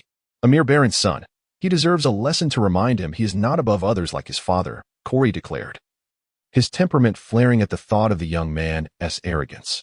Though High Secura's possesses considerable magical talent, he has not attained the rank of a third-tier sorcerer and pales in comparison to Philip's prowess. "He is not a concern for Philip," Ross calmly analyzed. "The issue lies with this individual named Aitin. to aspire to become a knight. One must possess a calm intellect as a prerequisite. Ross's composed assessment earned him Mora's approval. It has been a long time, Mora Knight. What are you discussing? The noblewoman settled into the chair the butler had pulled out for her. Good day. Lady Rainier, it is a pleasure to see you. Mora stood, performing a perfect knightly salute before gently kissing the back of her hand. Ross and Corey followed suit, extending their greetings in knightly fashion. You have yet to answer my question. Dear Knight Mora, Lady Rainier said, her curious gaze fixed upon Mora, awaiting his response. We were discussing a sorcerer named Aitin. Mora replied candidly. Have you heard of him? Of course, I have, she replied. What manner of person is he? Mora, intrigued, found it remarkable that Rainier knew of such an individual. I am not entirely certain. It is said he is an eccentric, deep and shallow. If you know his visage, perhaps he appears as a three-headed, six-armed figure, faceless and unrecognizable. That it is entirely normal that you do not know him. Rainier raised an eyebrow, her tone calm. Upon my arrival in Faust, I heard that the unfortunate glass was thrown down from the second floor of the Biniya restaurant by him, resulting in a broken leg. He is now bedridden. Pardon my intrusion, madam, the butler interjected, having remained silent until now. Aitin once caused quite a stir in Faust. It is said he has brutally slain all who dared to challenge him to a duel. He holds a place on the list of dangerous individuals in Faust. Ah, so it is him. Rainier suddenly recalled certain tales regarding Aitin. It is said that a year and a half ago, he killed a second-tier sorcerer who had challenged him in the Omode arena. What? Corey's forehead broke out in a cold sweat. Hastily suppressing his thoughts, he wished to avoid encountering such a fearsome and ruthless individual. I heard that young Master Philip had a run-in with him a few days ago. The butler interjected suddenly. What? Rainier's face filled with alarm as she inquired urgently. Is Philip unharmed? The noblewoman appeared genuinely fearful for her young nephew's safety against the cruel sorcerer. Mora furrowed his brow. Not having anticipated Philip's entanglement with such a person, perhaps he should seek an opportunity to silently eliminate the threat once Aitin departed Faust, thereby resolving this menace. Chapter 12. The Oath Knight. The Oath Knights are immensely powerful, akin to the very essence of the truth-telling sorcerers. Each Oath Knight wields a cross-sword capable of effortlessly cleaving through the magical shields of sorcerers, easily dispatching them. In Faust, such actions are strictly prohibited. Anyone who kills a sorcerer without cause would be reduced to ashes under the wrath of the wizards within Glath. Fortunately, the two did not engage in combat, the butler remarked. Slightly disappointed by the young master's immaturity, he discerned Mora's thoughts and discreetly glanced at him, explaining, Aitin is most renowned for being the prized pupil of the two sorcerers, Elise Kali and Ziona. It is said that his strength is unfathomable. Upon hearing the butler's words, Mora promptly abandoned any thoughts of eliminating Aitin. The consequences of slaying a sorcerer's favored pupil would be dire. Even King Filiyeline would be powerless to shield the Osinia family from the wrath of the two sorcerers, resulting in their swift obliteration and removal from the ranks of the Empire's 10 earls.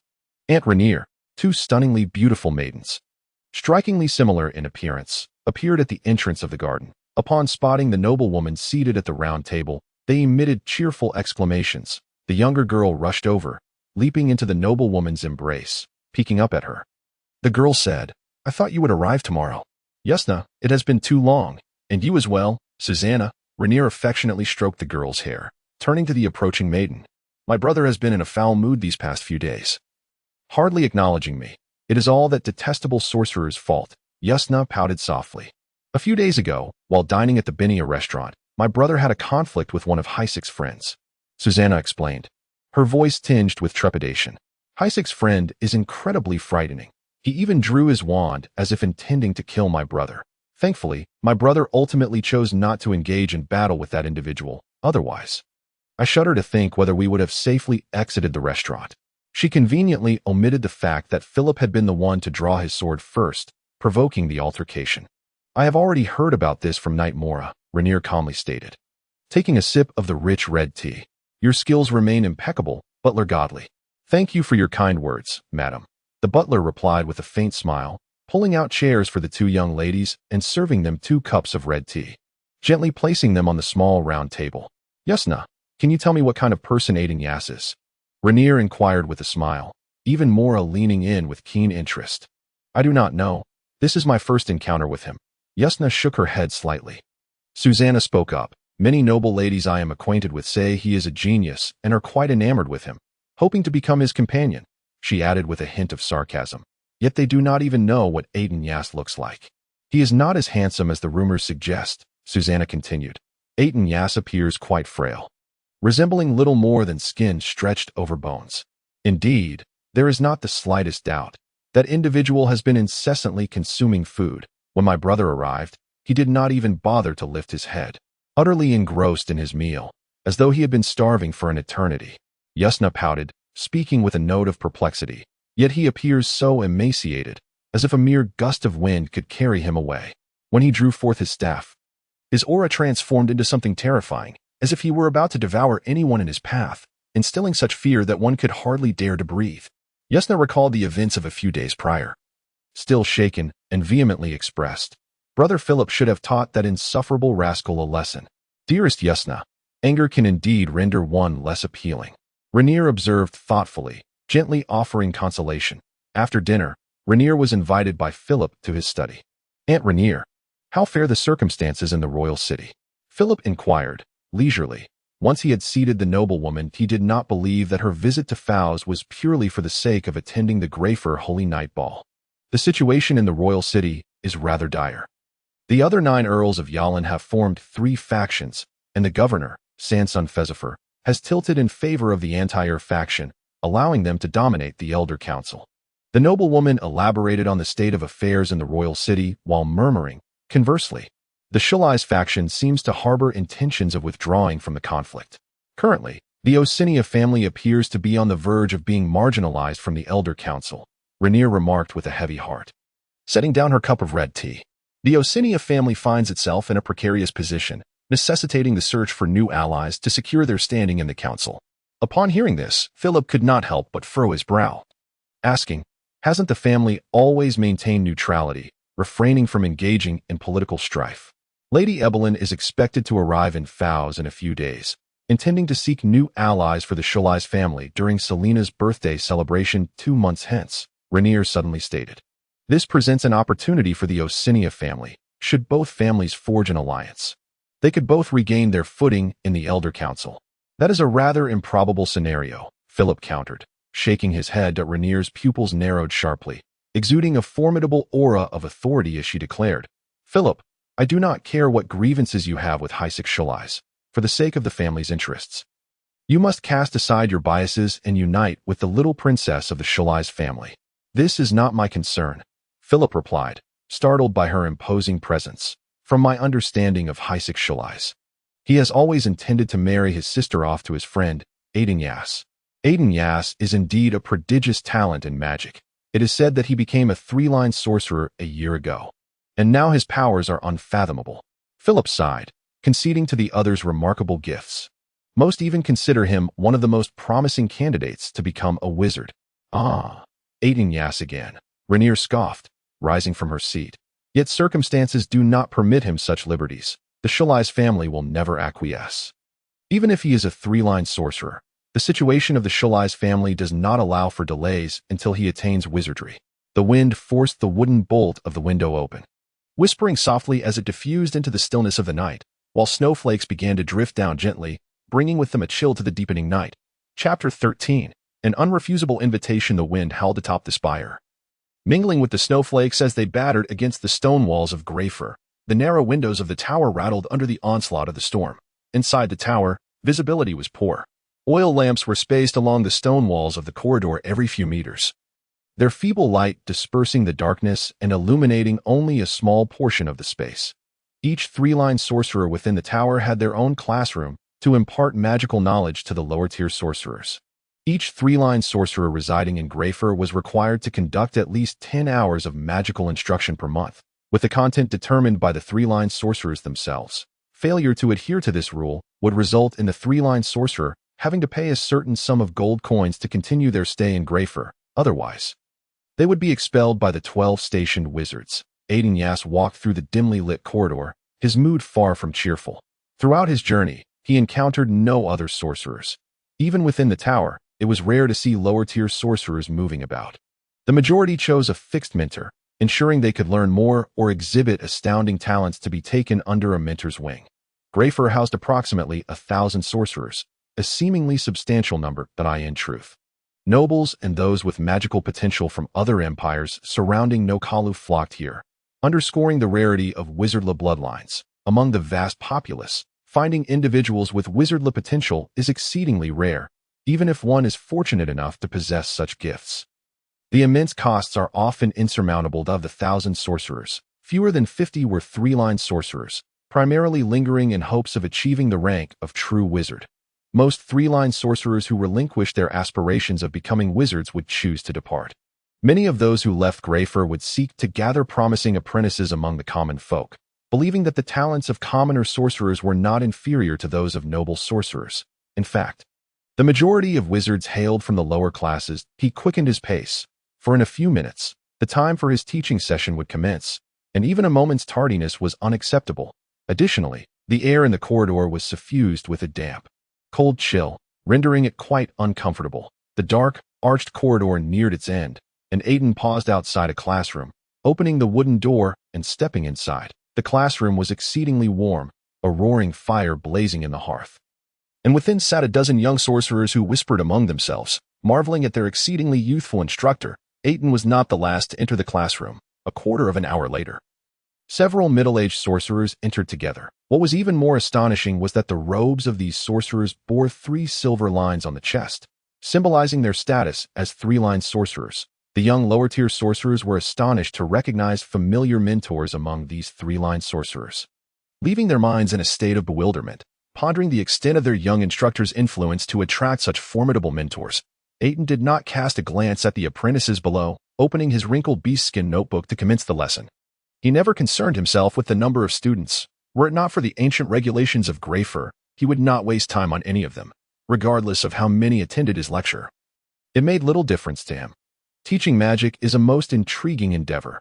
One may choose any wizard's course, each requiring a payment of 10 silver coins. That Aitin's course focused on magical runes, a rather rare subject. Among the dozens of three-line sorcerers, he was the only one teaching it. Save for an elderly sorcerer, Aitin began his tutorial with a deliberate pace, illustrating simple magical rune arrays with charcoal on the board, explaining their effects while highlighting important details to note.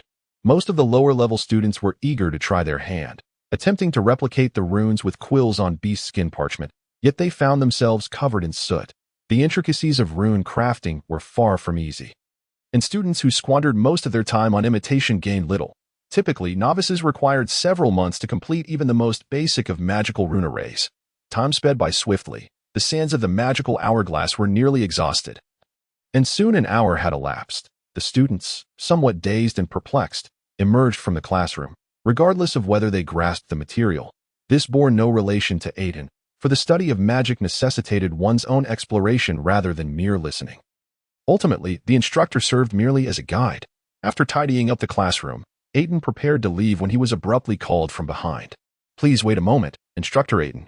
The voice belonged to a middle-aged man, a three-line sorcerer. "Greetings, Instructor Sukka. What brings you here?"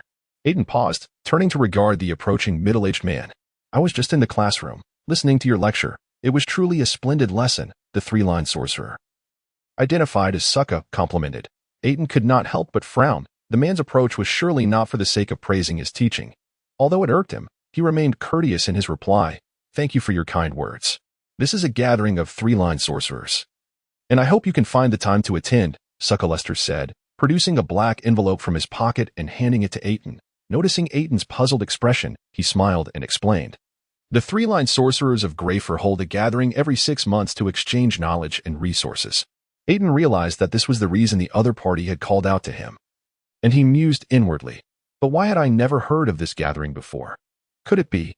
Sukka Lest noticed the displeased expression on his face and hastily explained. "I had sought out Mentor Aitin on 2 previous occasions, but unfortunately, you were not present at those times." "I see."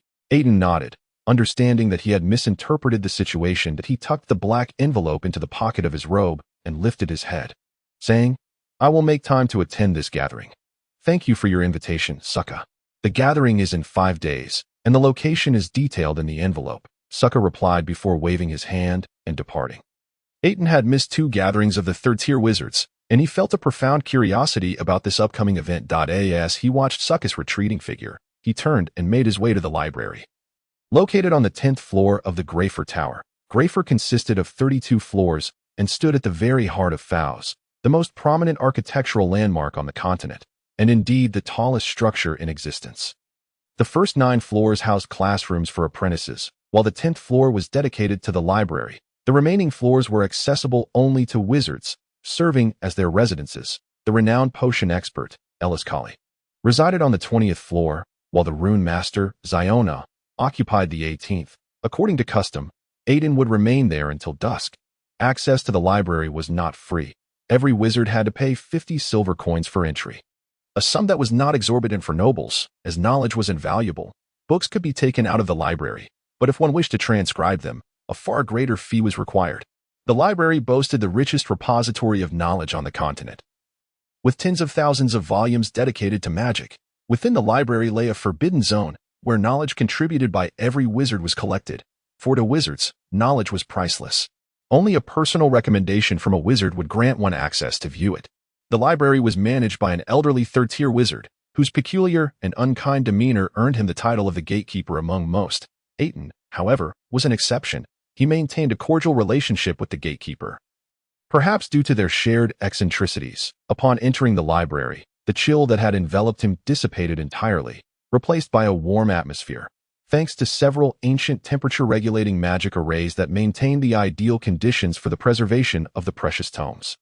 Aitin had always been intrigued by these ancient rune arrays and had conducted research on them. Knowing that their magic was sustained by the peculiar gatekeeper, Aitin did not intend to enter the forbidden zone. Instead, he followed a low-ranking apprentice to his usual spot.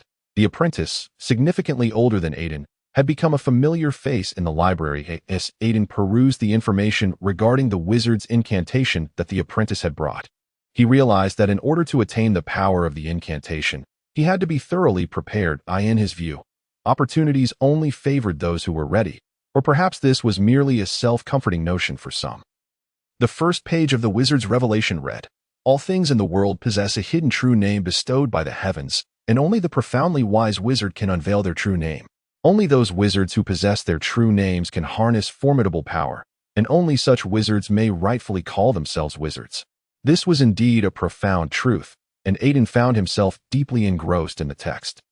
Unbeknownst to him, time sped by, and the apprentice approached to respectfully remind him that his time was up. Aitin frowned slightly. Though he disliked being interrupted while reading, rules were rules, and he could not defy them. He paid several silver coins to have the apprentice mark the book he had been studying for future reference. The apprentice happily accepted the coins and led him out of the library. As Aitin stepped outside, a young girl in the corner immediately approached him. "Mentor Aitin, Master Blorwy instructed me to deliver this to you." The girl handed him a piece of enchanted stationery. "Have you been waiting here for long?" Aitin inquired, glancing at her. Although the girl said little, her pale face spoke volumes. He retrieved 2 gold coins from his pocket and placed them in her palm as a reward, embodying the decorum expected of a third-tier wizard. The girl, too shy to meet his gaze, flushed and nodded in gratitude before hurriedly departing. Aitin unfolded the note in his hand, furrowing his brow upon reading just a single line. "I hope you can make it. Mentor Aitin. I will be waiting for you on the 23rd floor. Blorwy less. Note, the password is Longquan." Aitin did not have a strong impression of Blorwy less. He only knew that the individual was one of the 12 wizards stationed at Greyfur. He had never interacted with him before, yet the invitation from a wizard was one he could not refuse, nor would he dare to. Chapter 14. The Wizard's Request after leaving the library. Aitin did not immediately return to his tower. Despite the darkening sky, he chose to keep his appointment. After all, disturbing a wizard's slumber was far less courteous than making them wait. The dark corridors were faintly illuminated by the ethereal apparitions of wizards drifting through the stone walls. In life, they had been wizards of Greyfur, and in death, they had chosen to remain and protect this domain of wizards instead of passing to the River of Repose. The oppressive silence of the dimly lit corridors was unsettling. No apprentices dared to wander the tower at such an hour. Reaching the end of the arched hallway, Aitin traversed the cold, spiraling stone staircase leading to the higher tiers of the tower. Before him stood a massive rune-inscribed stone tablet, which barred passage to the upper levels. It was said that only those who bore the title of wizard could pass through this stone barrier and ascend to the higher tiers of Greyfur. He gazed up at the towering stone tablet. Observing its intricate runes for the first time up close, it was the most complex array of runes Aitin had ever encountered. Despite his expertise, he could only decipher a fraction of the information inscribed upon it. The stone tablet bore a plethora of runes, intricately intertwined in a complex array, believed to be the work of the tower's creator, the sage Greyfur. Minter Aitin, this is a realm accessible only to wizards. An elderly wizard's ghost suddenly emerged from the right wall, interrupting Aitin's contemplation of the stone tablet. Any attempt to force entry without a wizard's permission will result in a terrifying demise in the magical flames. You are being overly cautious, Sir Grail Cantata. I am well aware of that, Aitin replied, pulling out Blorui Less's note and respectfully stating, Blorui Less has summoned me to his residence. Although the ghostly wizard possessed no magic, his vast knowledge and noble demeanor commanded respect from any wizard. Indeed, the paper bears traces of Master Blorui's magic, Grail Cantata noted, a hint of surprise in his voice that it was an immense honor for a third-tier apprentice to receive an invitation from a wizard. The residual magic on the note will allow you to pass through this stone tablet unharmed. He nodded affirmatively and gestured. You can simply pass through the stone with that note. With that, Grail vanished into the wall. Aitin was unsure what Grail meant by passing through, having never ascended to the higher tiers of Greyfur. Clutching the note tightly in his hand, he drew his wand and cautiously approached the stone wall. Suddenly, emerald flames erupted from the center of the wall. Aitin could feel the immense magical power within the fire, and as Grail had warned, anyone attempting to force their way through would be reduced to ashes beneath its fierce blaze. Gritting his teeth, Aitin bowed his head and stepped into the magical flames, immediately engulfed by a whirlwind of verdant fire as the world spun around him.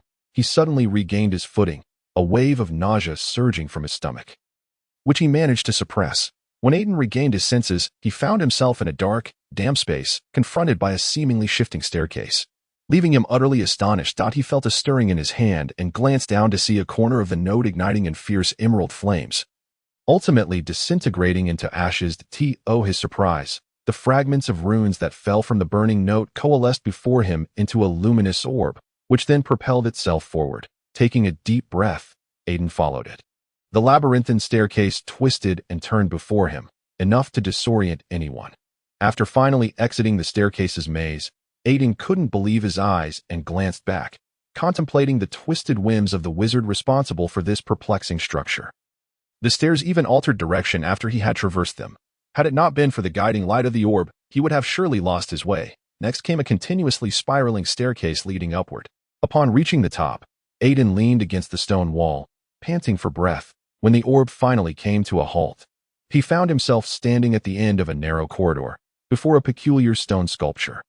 Aitin had never seen anything like it. Perhaps it was some kind of magical beast, he mused inwardly. Suddenly, the eyes of the strange sculpture glowed with emerald light, and it opened its mouth to address Aitin. Password. Although startled, Aitin quickly regained his composure. Facing the sculpture, he responded, Lonquan. As the words Lonquan resonated in the air, the stone-carved eyes abruptly dimmed, sinking and spiraling open to reveal a gap, from which a billowing cloud of white smoke emerged. Once the smoke dissipated, the entrance was fully revealed that a snowy white owl soared towards Aitin, its feathers as soft as silk, and its large, piercing eyes fixed upon him. With its beak agape, it uttered the words, Welcome to your arrival. Minter Aitin. Surprisingly, Aitin displayed little astonishment at the speaking owl. In fact, he had already acquired the ability to communicate similarly, albeit not to the extent of manifesting a perfect avatar like this owl. He respectfully addressed the owl, saying, Good evening, Master Blorui Less. Upon entering the hall, Aitin spotted the messenger girl also present, pondering if she was a disciple of Blorui Less, a thought fleeting through his mind. Please, have a seat.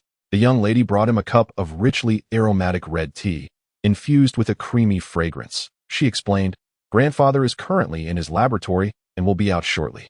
Aitin turned his head slightly, feeling somewhat awkward, as he discerned from her words that she was indeed a descendant of Blorui Less, leading him to believe that his previous actions might have been unnecessary. An elder clad in a robe emerged from the laboratory, his curly white hair as pure as snow, and though his features were aged, they retained a luminous quality. His bright, spirited eyes belied the fact that he was a septuagenarian. The owl perched upon his shoulder, curiously observing Aitin, and remarked, "Truly, as the rumors suggest, you are exceedingly youthful. I envy Siona for having found such a worthy successor."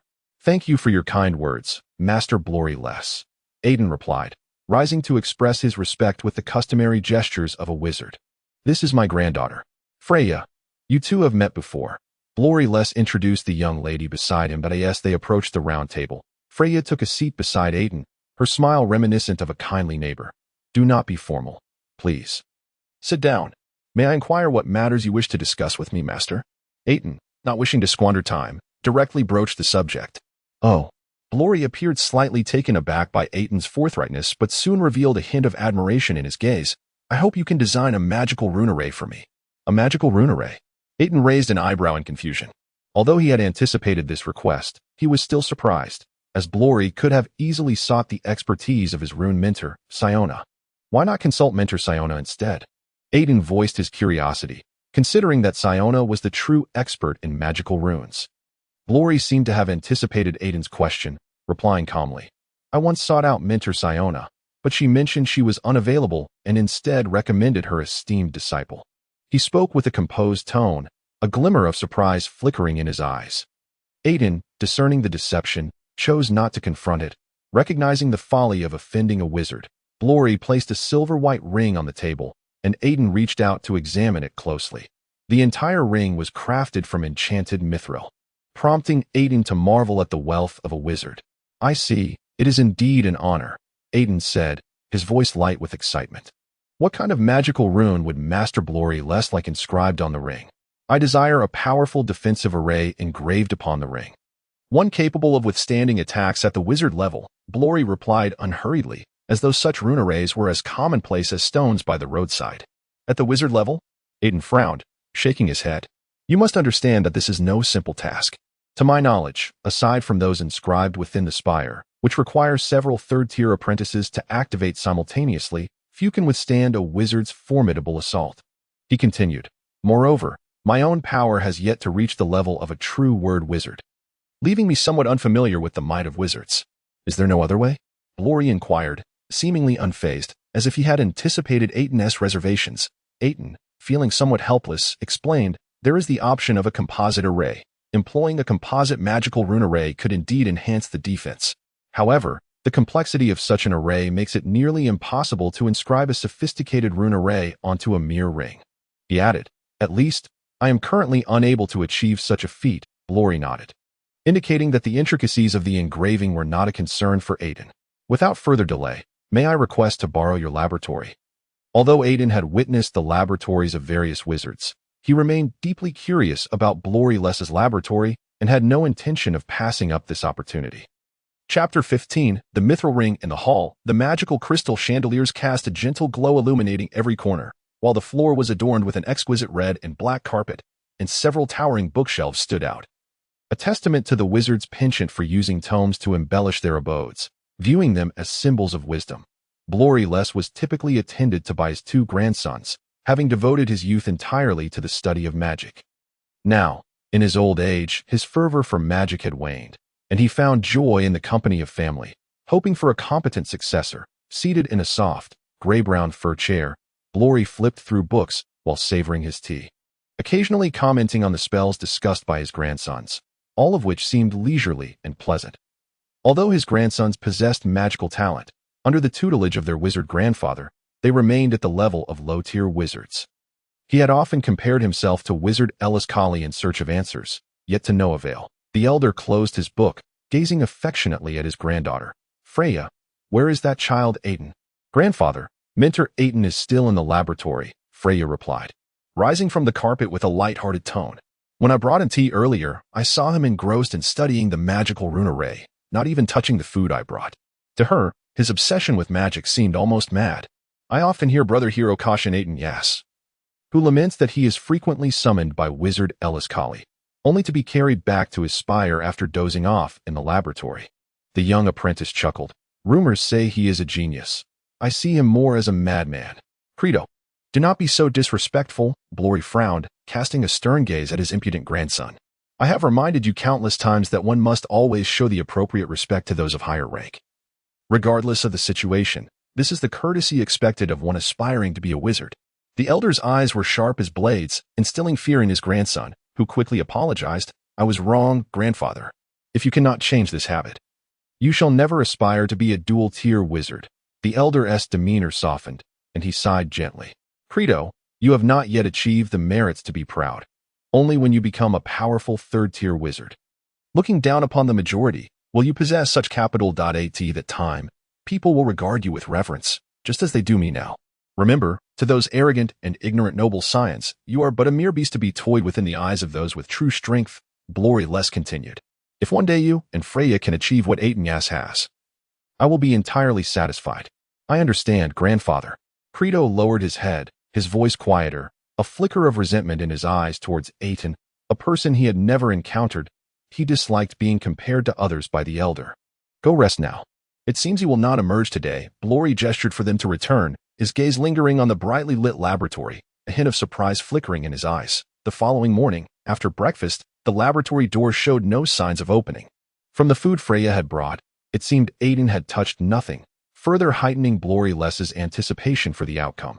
Time swiftly passed, and Aitin had forbidden them from entering the laboratory, clearly nearing a critical phase in designing the magical rune array. It shouldn't be long before we see results, Glory murmured. Gazing at the tightly shut laboratory door, Freya grew anxious, astonished that he neither ate nor drank. Had Glory Less not instructed everyone not to disturb him, she would have likely burst into the laboratory to ensure he was still alive.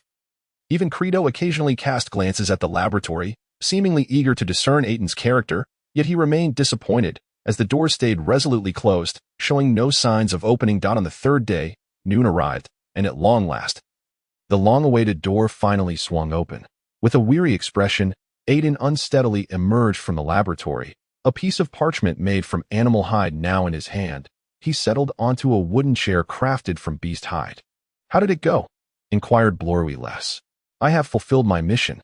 Aitin took a deep breath, a faint smile breaking through his fatigued visage. It is a composite magic array composed of 3 magical sigils. However, the specifics remain to be explored. Glory Less looked astonished as he examined the magic array on the parchment before him. He promptly rose, turning to the corner of the laboratory to conduct his experiments. Aitin observed the elderly man's anxious back and shook his head slightly, then turned back and said, Could you procure me some food? Miss Freya? I have scarcely eaten in the past few days. Oh, wait a moment. I will prepare something right away. Freya exclaimed, hurriedly standing to prepare food for Aitin. Meanwhile, Aitin rubbed his temples gently, feeling a throbbing pain from the aftereffects of the fulling potion. He retrieved a vial of potion from the magical pouch within the folds of his robe and consumed it, feeling somewhat more at ease. A few minutes later, Freya returned with an abundance of food. Thank you, Aitin murmured softly in gratitude as he sat at the dining table. Eating leisurely while awaiting Glory Less's return, the meal lasted a full half-hour of magical time, during which Aitin devoured a considerable amount of meat slices and sweet fruits. After finishing his meal, Aitin randomly selected a book from the shelf and sat in a chair to peruse it, passing the time in boredom. An hour later, Glory Less emerged from the laboratory, a hand ring in his possession, his face displaying a hint of disappointment as he sat beside Aitin and placed the silver ring on the table. Although the protective shield generated by the magical sigils barely withstood a wizard's attack, it still left Glory Less unsatisfied. He recognized that Aitin's achievement was remarkable, yet he couldn't shake off his disappointment. How did it go? Aitin inquired tentatively. I have tested it. The magical shield can only withstand a wizard's ordinary attack before it becomes damaged. If the entire ring were crafted from mithril, it might endure a few more blows, Glory Less replied, his tone reflecting the disappointment evident on his face. Is such strength still insufficient? Aitin sighed at the sight of Glory's disheartened expression. It seems we can enhance it by incorporating a blood sigil. If we add a blood sigil to this magical array, it should significantly improve the overall efficacy. Blood sigil. Glory Less was taken aback by the unfamiliar term, yet his eyes brightened at Aitin's suggestion of its potential benefits. The blood sigil is a creation of my own invention, Aitin explained leisurely after closing the book and placing it on the table. By incorporating a wizard's blood into the magical array and channeling corresponding magic through it, we can greatly amplify the sigil's effects. However, The addition of such an array comes with a serious drawback, Aitin continued, his tone matter-of-fact. Only the provider of the blood can wield the resulting magical artifact. Otherwise, they will suffer backlash from the magic, resulting in severely diminished effects. As he spoke, he reached for the parchment and took out a quill, beginning to add a circular sigil to the magical array. What an astounding creation! Blorwy couldn't help but exclaim. If this sigil truly possessed the effects Aitin claimed, this young wizard apprentice would undoubtedly be worthy of being called a master of magical sigils, akin to his own mentor. In this way, the efficacy of the magical array could be doubled, or even more. Whether to utilize it is a decision for the esteemed wizard to make. I owe you a favor, Blorwy said, blinking. Dear Aitin, wizards typically do not owe favors. Should you ever require assistance, do not hesitate to seek me out. I shall help you to the best of my ability. Chapter 16. The Frigid Night. Aitin stepped over the flickering emerald flames. His frail figure appearing in a hidden corner of Rank Street, he wrinkled his nose at the foul stench permeating the air, a look of disgust crossing his face as he tugged at the creased fabric of his robe. Pulling up the hood to conceal his visage before emerging from the dark, damp alley, snowflakes began to drift silently from the sky, like soft feathers falling to the ground. Aitin extended his hand to catch a pristine snowflake. Gazing upward at the overcast sky, his eyes piercing through the layers of clouds as if glimpsing a distant future, the night descended quietly, enveloping the streets in tranquility, while pedestrians hastened their steps. Eager to return home before the snowfall intensified, Aitin silently advanced, his spirits lifted, relieved at not having to traverse the treacherous labyrinthine corridor again, for this place was not far from his tower. Nearby, the homes flickered with oil lamps, their lights spilling through the cracks in doors and windows, casting delicate beams. He drew his wand from beneath his robe, softly chanting a spell, as a gentle blue luminescence suffused the tip of his wand, illuminating the darkness akin to a lit oil lamp.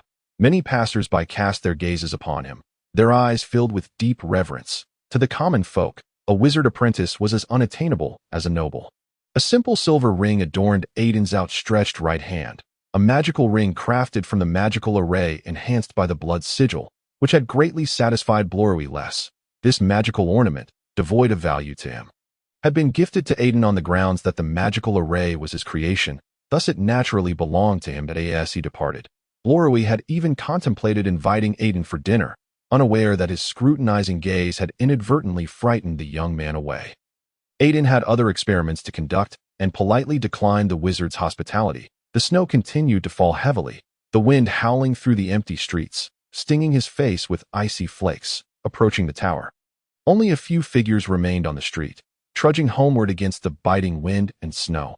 Aitin stood before the tower, unlatched the door, and pushed it open, then turned to close the wooden door behind him, sealing out the storm. Welcome back, master. Kilia appeared at once, as she always did upon his return. Though he noticed a peculiar expression on the maid's face, he chose not to inquire further. Kilia approached, gently brushing the snow from his shoulders and removing his damp robe. The interior was warm, the snowflakes that had fallen to the ground beginning to melt into puddles. Aitin raised his wand and lightly tapped his robe, dispelling the chill with simple yet effective magic. As he entered the hall, a blurred shadow leaped into his embrace, wrapping soft arms around his waist. Aitin looked down at the stunning girl who had clung to him, his stiff face twitching slightly as he greeted her warmly. Kilia, it has been a while. I thought you had forgotten me, the girl replied, her voice tinged with a heavy sense of longing as she tightened her grip, fearful that if she released him, he would slip away. Prepare dinner for me, Aitin calmly instructed Kilia. You haven't eaten yet, so stay and dine with me. The moment the words left his mouth, he regretted them but felt it too late to retract. He sighed softly and added, Well, how long do you intend to hold on? Kilia quickly loosened her embrace, feigning modesty as she took a seat on the fur-covered wooden chair. Most noble ladies tended to behave in such a manner, striving to appear more enchanting. Just then, Kilia returned with the prepared meal, placing it upon the long wooden table and pouring a glass of wine for him. However, Aitin paid her no mind, his focus entirely on the food before him. Utterly disregarding her presence, disappointment flickered in Kilia's eyes as she realized he seemed indifferent to her existence. Did she truly pale in comparison to a lowly maid in his eyes? An inexplicable sense of discontent and discomfort welled within her, leaving Kilia at a loss for words. Perhaps she had indeed fallen for him.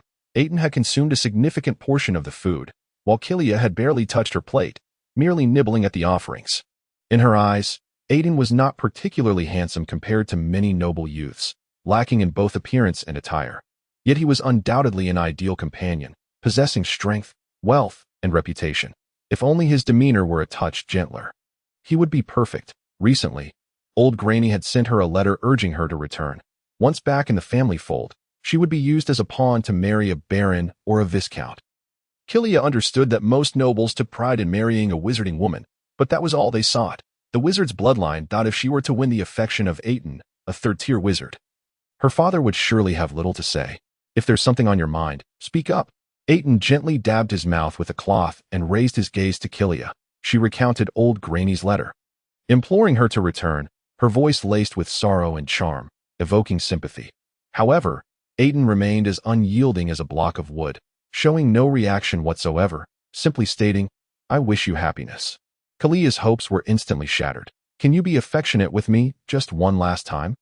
A faint blush crept across Kilia's cheeks. It indeed required immense courage for a young girl to utter such words. "No. I am exhausted. Please leave." A hint of weariness laced Aitin's voice. He had not slept for 3 days and nights, which was undoubtedly a thunderclap for Kilia. "Miss Kilia, please return.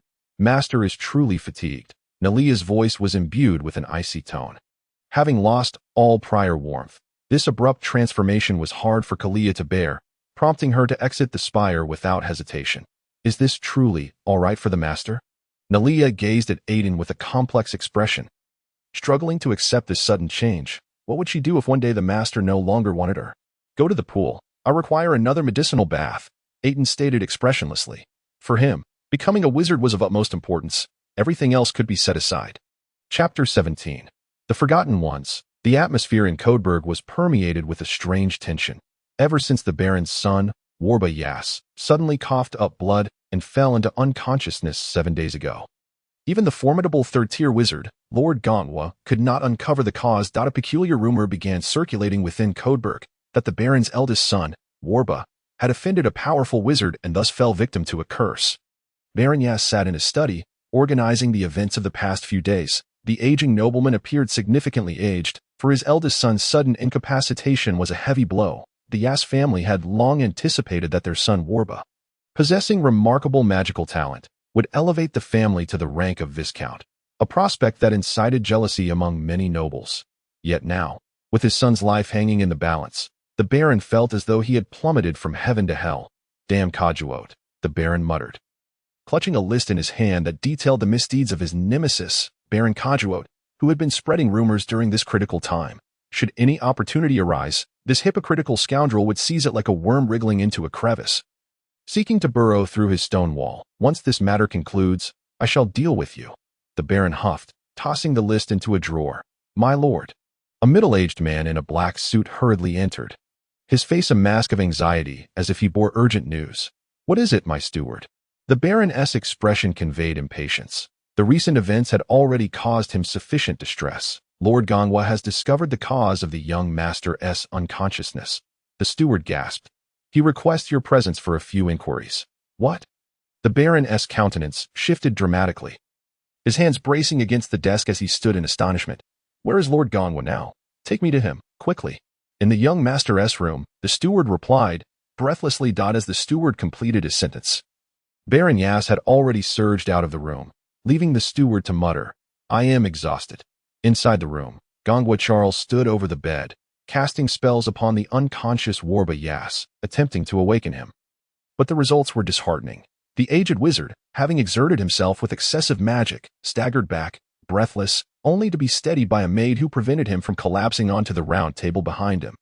At that moment, the Baron rushed in, witnessing the scene, and quickly assisted Ganwa into a chair, signaling a nearby maid to prepare tea. "Ganwa, what has happened to my son?" After the maid departed, Baron Yas finally inquired. "It is a soul imprint," Ganwa replied, initially. "I believed it was a backlash of magical energy that caused this, but it turns out he invoked a soul imprint, and the spell was somehow disrupted, leading to a backlash against his soul. Alas, I had warned him sternly." The old wizard sighed heavily, raising his gaze to the Baron. It seems we have spoiled him far too much. What is a soul imprint? The Baron furrowed his brow, although he knew nothing of magic. Gongwa's expression revealed the gravity of the situation. A soul imprint is a perilous spell. If wielded adeptly, it can easily control others. However, as this spell involves extracting a thread of one's own soul and attaching it to an object, should the spell be unraveled, the caster faces not only magical backlash, but also a backlash against their very soul. Gongwa Charles explained, his disappointment in Warba evident. He had hoped this disciple would carry forth his wisdom, only to find, Gongwa, why did you teach my son such a malevolent spell? The Baron's voice brimmed with dissatisfaction. Are you blaming me? Gongwa retorted with indignation. I dare not. The Baron quickly realized his impropriety and hastily apologized. Please forgive my impudent words. Born of a father's concern. Baron Yas, your understanding of magic is utterly flawed, Gongwa Charles remarked, gazing at the unconscious Warba Yas. Magic itself bears no inherent morality. It is entirely a matter of the caster's intent. If a spell is applied inappropriately, then the caster becomes the wicked one. The implication was clear. Your son's predicament is entirely his own doing. What shall we do now, Master Gongwa? Is there truly no other recourse? The Baron's expression darkened. He well understood the implications of Gongwa's words. Yet the most pressing matter remained the awakening of his son. None doubt he must awaken on his own, which could take anywhere from a month to half a year, Gongwa Charles replied, shaking his head in resignation. The day's relentless casting had left the old wizard thoroughly exhausted. I am weary. I wish to return and rest. I shall have Sir Copra escort you back. Baron Yas stood, preparing to call out. But Gongwa interrupted. No need. I am not yet so frail. With that, he slowly stepped out the door, vanishing from the Baron's sight. Shortly after Gongwa's departure, the steward hurried back in, regarding the Baron with concern. My lord, how fares the situation? Gongwa says it will be a month at the least, half a year at the most before he awakens. This is dire news, my lord. The atmosphere in Codeberg is already unsettled. You must devise a strategy to stabilize the populace. Having served Baron Yas for many years, the steward understood his temperament well, sensing his hesitation to voice certain thoughts. Speak plainly. Given that the eldest son lies in a coma, you must designate an heir to reassure the vassals and knights. But, my lord, you still have the second son, the steward gently reminded him. Do not mention him to me. The Baron slammed his hand on the round table, causing the delicate teacup to shatter, spilling its contents across the table and onto the carpet. 6 years ago, 11-year-old Aitin Yas had vanished, leaving only a note for his maid that indicated he was going to Ephesus to study magic. The following day, a strange rumor began circulating among the servants that the Baron had decided to recall his second son, who was studying in Glafer. Soon, this peculiar rumor spread throughout the Baron's domain, leaving many puzzled as to when a second son had emerged. The matter was soon confirmed. Indeed, the Baron had another son, though he had departed for Ephesus 6 years prior, gradually fading from public memory. The forgotten Aitin Yas began to resurface in the minds of the people, and the unease stemming from the loss of an heir began to subside. Only the elder maids understood the intricacies of the situation. Mentioning the second son often incited the Baron's wrath, leading to a tacit agreement among the residents of Codeberg to avoid the topic, thus allowing the second son to fade from collective consciousness. The steward stood beside the Baron, observing the maids whispering below, a faint smile gracing his lips. He turned to report, Sir Cos has already departed for Ephesus as of yesterday. He is the only knight among the three who knows the second son. Chapter 18, The Gathering of Wizards. The day of the gathering of third-tier wizards was quietly approaching, and Aitin had not forgotten. It was indeed an exhilarating prospect. The following morning, Aitin awoke from his slumber, rousing the young girl nestled in his arms to assist him in dressing. The room was shrouded in dimness, thick black curtains blocking the morning light. The young man stood, gently parting the curtains to open the wooden window, allowing the outside light to flood in. The courtyard outside was blanketed in pure white, the air laced with a biting chill. Morning light streamed through the window onto the desk, as a gust of wind fluttered through the black envelope that lay open on the desk, sending it tumbling onto the lavish carpet below. That moment, a pair of delicate and slender arms reached down to retrieve the envelope from the ground, placing it back on the table and securing it with the corner of a hefty tome. Aitin lowered the curtain and turned to gaze at the young girl partially concealed by silk fabric, calmly uttering, "Change my attire." Despite the envelope containing details regarding the time and location, Aitin had no intention of arriving ahead of schedule. The majority of sorcerers were quite eccentric. While some might not mind a mention of punctuality, There were always a few who would take offense. Arriving on time was undoubtedly the wisest choice. Breakfast consisted of rich stewed meat accompanied by slices of white bread spread with jam, a truly lavish meal. Aitin himself held no particular fastidiousness towards food, and Kilia always managed to prepare dishes that satisfied him. After finishing breakfast and attending to a few trifling matters, Aitin departed from the tower, making his way to the midday gathering of the third-tier sorcerers, according to the location described in the envelope. It was situated at the tower on the outskirts of Cole Street, specifically at the residence of one Grayfon Lagic, which required Aitin to traverse a considerable distance. Aitin never minded lengthy and tedious journeys. For him, walking was a form of exercise for his body. After all, prolonged confinement in the laboratory had severely deteriorated his health. Moreover, he harbored a little-known secret. The inner side of his boots was engraved with a levitation array, allowing him to activate it whenever he grew weary, enabling him to stride with ease. Passers-by along the streets cast reverent glances at the figure in the black robe, instinctively stepping aside to clear the path. The black cloak bore 3 silver lines, the emblem of a third-tier apprentice. Such common folk rarely encountered third-tier sorcerers. Most powerful sorcerers preferred to travel by carriage, while those seen strolling the streets were predominantly peculiar and formidable third-tier practitioners. The commoners chose to maintain a respectful distance, lest they inadvertently invite calamity upon themselves. The Cole Street Tower soon came into view, appearing slightly larger than his own, and that was all that Aitin approached the tower and prepared to knock. An odd carriage suddenly rushed up from behind, its arrival too abrupt, as if it had materialized from thin air. The speeding carriage halted before the tower, its powerful momentum stirring up a flurry of snow. Aitin instinctively cast a protective spell around himself. Halting the snowflakes a foot away from him, he immediately recognized the creature before him.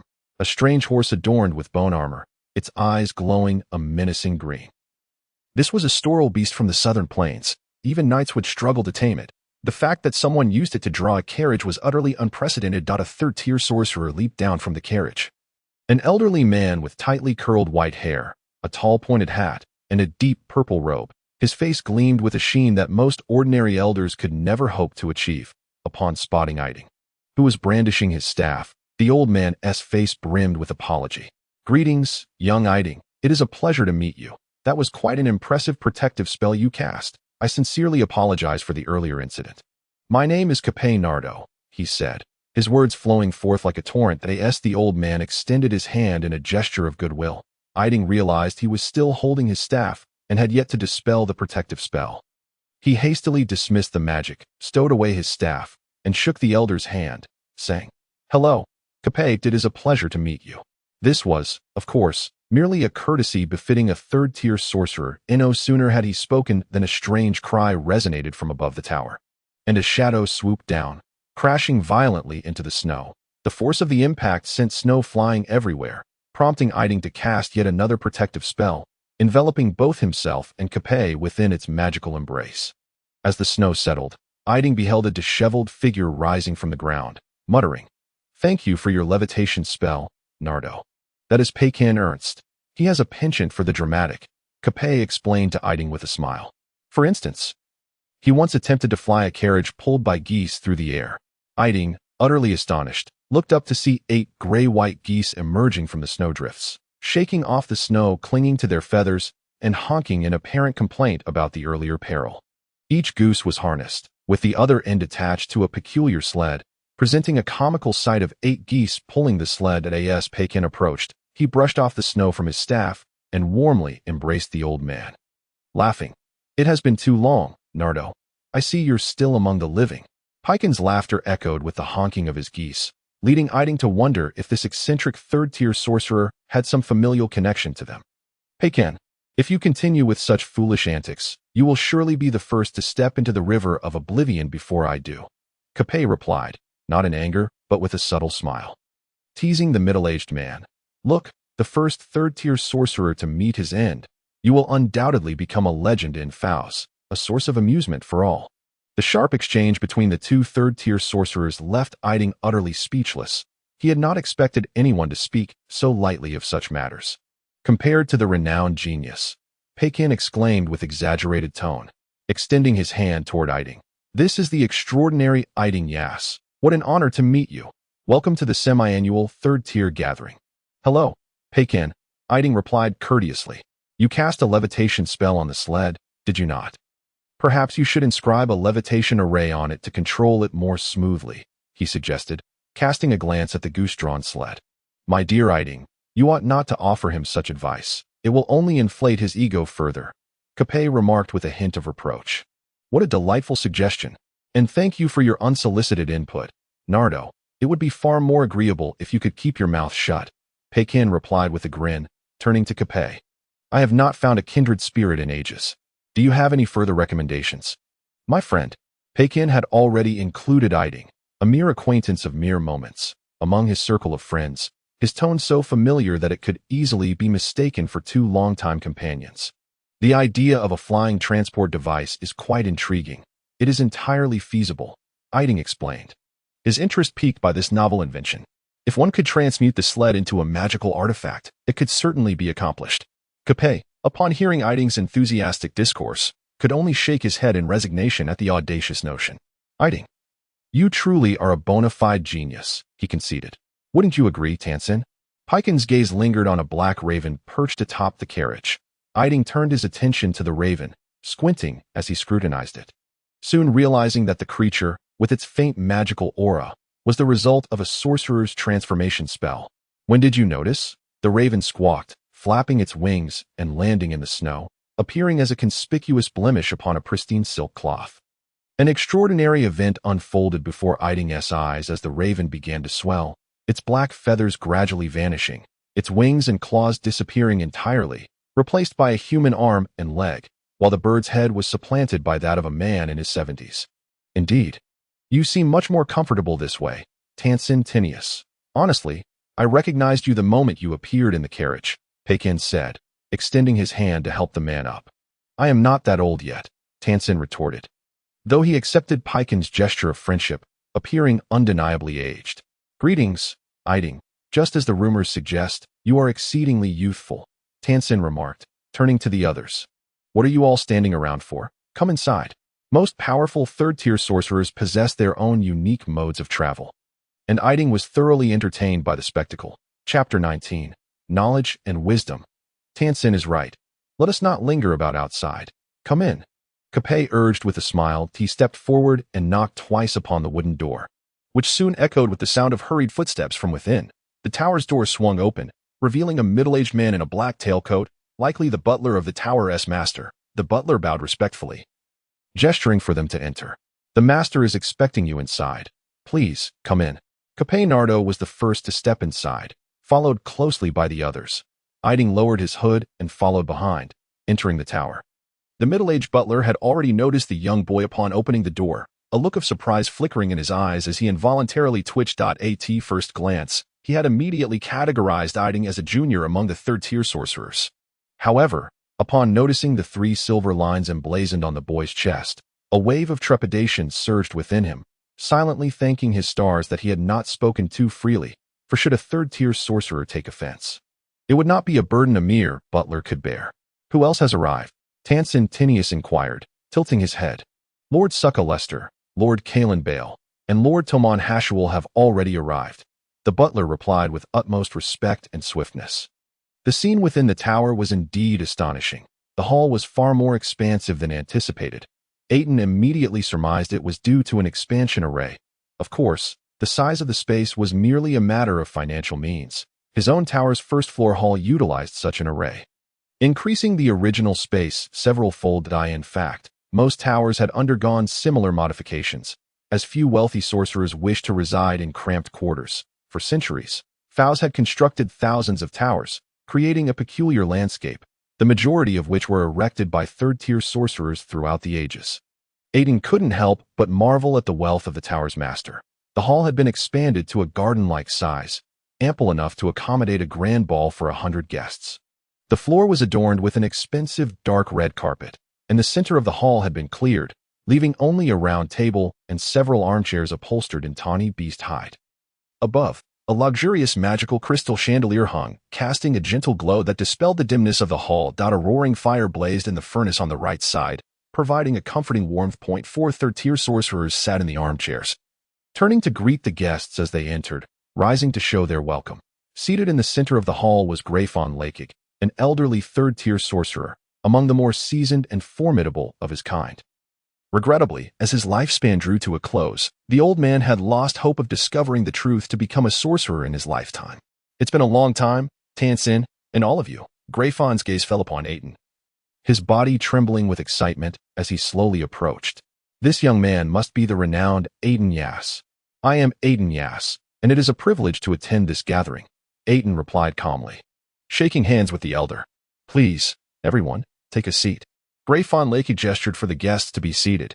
"Greetings, Mindersucka," Aitin said as he settled into a position beside Capet. He lifted his gaze and suddenly spotted a familiar face, Sucka Lester, the one who had delivered the message to him. "Minder Aitin, it is a pleasure to have you join us for this gathering," Sucka beamed, his face radiating warmth. The presence of individuals at the third-tier convergence added a wealth of wisdom and knowledge. The time indicated on the invitation swiftly passed, and most third-tier sorcerers arrived in succession, gathering a total of 17 in the hall, a truly astonishing number that would send ripples through the community.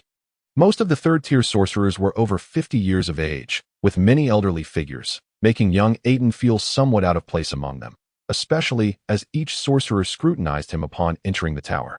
"Today, we are honored to have 17 third-tier sorcerers participating in this third-tier convergence. I hereby declare the gathering officially commenced," Grayfon Lakig proclaimed, raising a crystal goblet filled with red wine high above the table. "To knowledge and wisdom." All the third-tier sorcerers lifted their goblets in unison, echoing, "To knowledge and wisdom." The gathering erupted into a lively atmosphere as the sorcerers engaged in hushed discussions regarding various aspects of magic, primarily focusing on the upcoming hexagram conference to be held at the top of Glafer. "Is 17 a large number?" Aitin quietly inquired of Capet beside him. In the past, the largest attendance at a third-tier convergence was 26 sorcerers, Capet Naldo explained in a low voice. 17 is indeed quite substantial. The third-tier sorcerers present did not belittle Aitin due to his youth. Those who achieved the rank of third-tier sorcerer were typically endowed with profound knowledge and wisdom. Pakin Ernst took a seat beside Aitin, raising his goblet, eager to engage in a deeper discussion regarding the flying sled Aitin had previously mentioned. Aitin was more than willing, for remaining solitary would undermine the purpose of the gathering. "Who shall begin?" Grayfon Lakig asked with a smile, surveying the room. "What do you mean?" Aitin furrowed his brow, entirely perplexed by Grayfon's words.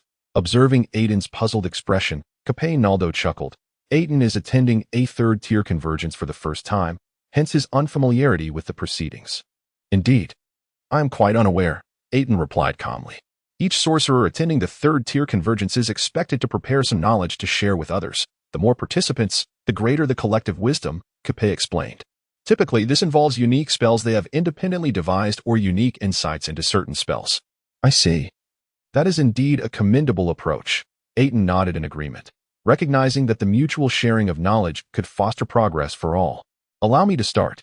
Tansin Tinius stood with a smile, retrieving a pre-prepared black raven feather from his pocket and placing it upon the round table. He raised his staff high, uttering a cryptic incantation, lightly tapping the feather. With a resounding pop, a thick cloud of white smoke erupted from the feather, and a black raven emerged, landing upon Tansin's shoulder. "This is the spell I have invented, known as Summon Raven. While the Summon Raven lacks any offensive capabilities, it is quite suitable for reconnaissance, with its effectiveness determined by the strength of the caster," Tansin Tinius introduced to the assembly. "I have taught this spell to Mocha, unfortunately. He is not here at Glafer, or he would have attended this third-tier convergence as well." Tansin then proceeded to inform everyone about the precautions associated with the spell and the incantation for summoning. He produced several black feathers for those present to practice with. The hall buzzed with excitement as the third-tier sorcerers began to converse softly, analyzing and attempting to utilize the spell. They did not immediately cast spells upon the black feathers, knowing such haste could lead to failure. However, one individual was the exception. Pakin Ernst, seated beside Aitin. Aitin observed as he produced a gray-white feather from seemingly nowhere, placing it on the table and tapping it with his staff. Yet it yielded no response whatsoever. No, my heavens, dear Pakin, do you not realize you resemble a night baboon flailing its arms?" Tansintinius exclaimed. In a fit of frustration, Pakin jabbed the feather with his staff. causing thick black smoke to billow from its tip. However, that was not the end of the incident. The next moment, a sharp explosion echoed as the gray-white feathers suddenly detonated, releasing a vast cloud of black smoke. Aitin sensed impending trouble just before the feathers' explosion. He had no time to draw his staff for defense, and in a desperate measure, he activated the defensive array within his robe, shielding himself from the blast and smoke. Chapter 20. Knowledge and Wisdom. Cough. What in the world has Aitin done? Most of the third-tier sorcerers were caught off guard, affected by the explosion, and the hall descended into chaos. Damn it. First, let's find a way to clear the smoke. The wooden door of the tower swung open, a gust of wind sweeping the black smoke out, restoring visibility. The gray-white feather had been reduced to a pile of charred remains, and Aitin appeared disheveled, resembling a beggar, eliciting laughter. His face was charred black, his hair tousled in comical curls due to the explosion, and his clothing was tattered. Dear Aitin, what mischief have you wrought? It seems rather amusing. Capeinaldo's voice, though serious, could not conceal his amusement. Enough, Aitin. Stop causing further trouble. Grayfon Lakig stood from his chair, bellowing at Aitin. Well then, gentlemen, why not give this spell a try yourselves? Aitin softly whispered the incantation. Retrieving his staff and gently tapping the black-feathered, it erupted into a cloud of white smoke, and once the smoke dissipated, a small black raven lay motionless on the table, resembling a lifeless creature. The spell had evidently failed, yet Aitin felt a sense of satisfaction from his initial attempt. At the very least, the spell had indeed altered the feathered. He scanned the room, noticing that most of the feathers remained unchanged, still peacefully lying on the round table. Only one small third-tier sorcerer seated beside Grayfon Lakig succeeded. His small black raven struggled to stand upright. It was clear that third-tier sorcerers could not master a new spell immediately. They too required repeated practice to grasp it. Just then, a burning smell wafted through the air as Aitin's feather ignited, prompting Capeinaldo to swiftly extinguish the flames with his pointed hat. Aitin furrowed his brow, redirecting his gaze towards Aitin, only to discover that the latter had shed the stains of his previous demeanor. The tattered long robe had vanished, replaced by a deep purple garment adorned with intricate patterns. Aitin's antics were but a mere interlude in this grand banquet. The subsequent discourse by the other third-tier sorcerers regarding the unique intricacies of various spells proved to be immensely enlightening, a fact that even Aitin could not deny, as his understanding of numerous incantations had undergone a profound transformation. Meanwhile, Aitin was engaged in a heated debate with Capeinaldo over his flying sleigh. Despite the existence of the levitation spell, the majority of individuals refrained from opting for flight, as propelling someone through the air would demand a considerable expenditure of magical energy. Most sorcerers simply lacked the sufficient mana to sustain such an endeavor, and the prospect of plummeting from the sky due to a depletion of power mid-flight was far from entertaining. The annals of sorcery history had recorded several such unfortunate incidents. Of course, in his disadvantaged position, Aitin had no choice but to invoke Aitin as a shield against the verbal assaults of the other third-tier sorcerers, for Aitin had previously asserted his capability to resolve this dilemma. Aitin shot a fierce glance at the individual who had unwittingly made him a scapegoat, yet he recognized the necessity to share some of his own insights. I believe that magical flying apparatuses are indeed worth our exploration. After all, if we can solve this issue, the tediousness of travel will be significantly diminished. While sorcerers generally utilize teleportation powder for instant travel to certain locations, it remains merely a short-distance instantaneous transfer, compounded by the fact that the number of sorcerers is rather limited. Aitin allowed a brief pause for the others to deliberate on the matter. This proposal is indeed enticing, considering the scarcity of sorcerers. Possessing a swift means of transportation would certainly simplify future journeys. May I inquire, Mentor Aitin, how we might go about creating such an apparatus? Capeinaldo asked, puzzled, as this was no trivial undertaking, and mere idle chatter would be profoundly disappointing. See, I told you that flying sleighs are absolutely feasible, Aitin exclaimed, his face blossoming with delight as he gave Aitin a thumbs up in admiration. Silence, Aitin. Let us hear what Mentor Aitin has to say regarding this issue. Aitin, have you been continuously casting the levitation spell on the sleigh? Aitin turned to him, inquiring. Indeed, that is the case. Aitin nodded, responding earnestly. The levitation spell can only be sustained for a brief duration, necessitating continuous casting. You are aware that I am a rune master, with a single levitation magic circle. I can resolve this issue while minimizing the expenditure of magical energy. Of course, utilizing magical crystals can achieve the same effect, Aitin stated, pulling out a feather quill from his magical satchel and swiftly sketching a levitation magic circle on a piece of hide parchment, which he then passed around for others to peruse. The majority of the third-tier sorcerers were greatly intrigued by his exquisite magical satchel, despite their own unique methods of storing items. This satchel contained a compound magic circle inscribed with levitation, solidification, and expansion spells, utilizing external magical crystals to amplify magical power. Such a rudimentary levitation magic circle is insufficient to solely keep a sleigh and its occupants suspended in midair, remarked a diminutive third-tier sorcerer who had successfully cast the Summon Crow spell for the first time. Shaking his head, "You are not mistaken," Aitin calmly nodded, not disputing the assertion. The small sorcerer seemed poised to add something more, but was halted by his companion, Gregor von Lagic, who interjected, "Friss, we are not well versed in rune magic circles. Mentor Aitin is the expert in this domain, and you should patiently allow him to conclude." The elder displayed a faint smile. "I believe Mentor Aitin has his reasons for presenting this perspective. I certainly possess a method to address this issue." Aitin concurred with the elder's sentiment, as he did not judge an individual's accomplishments based solely on age. By employing 5 levitation magic circles combined into a compound magic circle, we can fully meet our requirements. The entire assembly was moved by this notion. As compound magic circles were typically the realm of sorcerers, the third-tier sorcerers present suddenly realized that the exquisite magical storage bag must have originated from this young sorcerer, thus explaining why he was regarded as a prodigy and accepted as a disciple by 2 sorcerers. If we inscribe such a compound magic circle onto the sleigh and fashion it into a magical apparatus. As for the remaining issues, I believe Mentor Aitin will possess the means to resolve them. Should you wish to create magical artifacts, you may approach me. However, as per the rules of sorcery, this will not be done free of charge. We can certainly understand this. Thank you for your acknowledgement, Mentor Aitin. The third-tier sorcerers expressed their goodwill. We eagerly anticipate the birth of the first flying magical apparatus. Chapter 21, Transactions in Progress. The flames in the hearth continued to blaze fiercely as remnants of lunch were cleared from the table, and the symposium resumed. For all participants of the third-tier gathering, the goodwill displayed by the prodigious sorcerer Aitin had already made their journey worthwhile. The third-tier sorcerers were not particularly adept at creating magical artifacts themselves. They often enforced magical seals within magical crystals.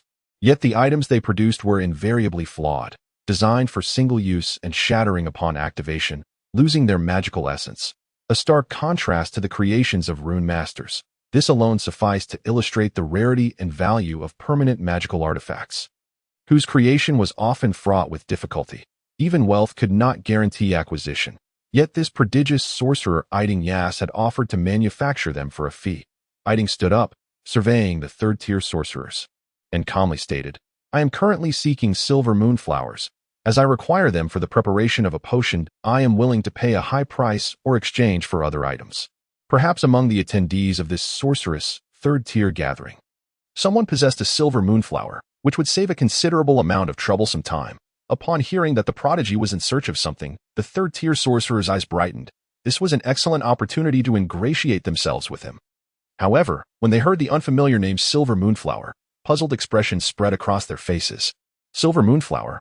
I do not have any." Most of them shook their heads, as they were not potion masters and had little exposure to herbs. Many had not even heard of it, let alone possessed it. "I know where to find it," spoke a middle-aged man seated directly across from Aitin. Wearing a friendly smile, he described based on his recollections. "It is a pristine white flower with 5 petals. Right?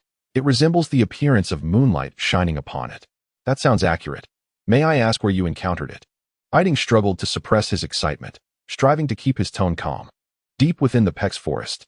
I discovered it while using bark to scout. However, it lies within the territory of a fearsome magical beast.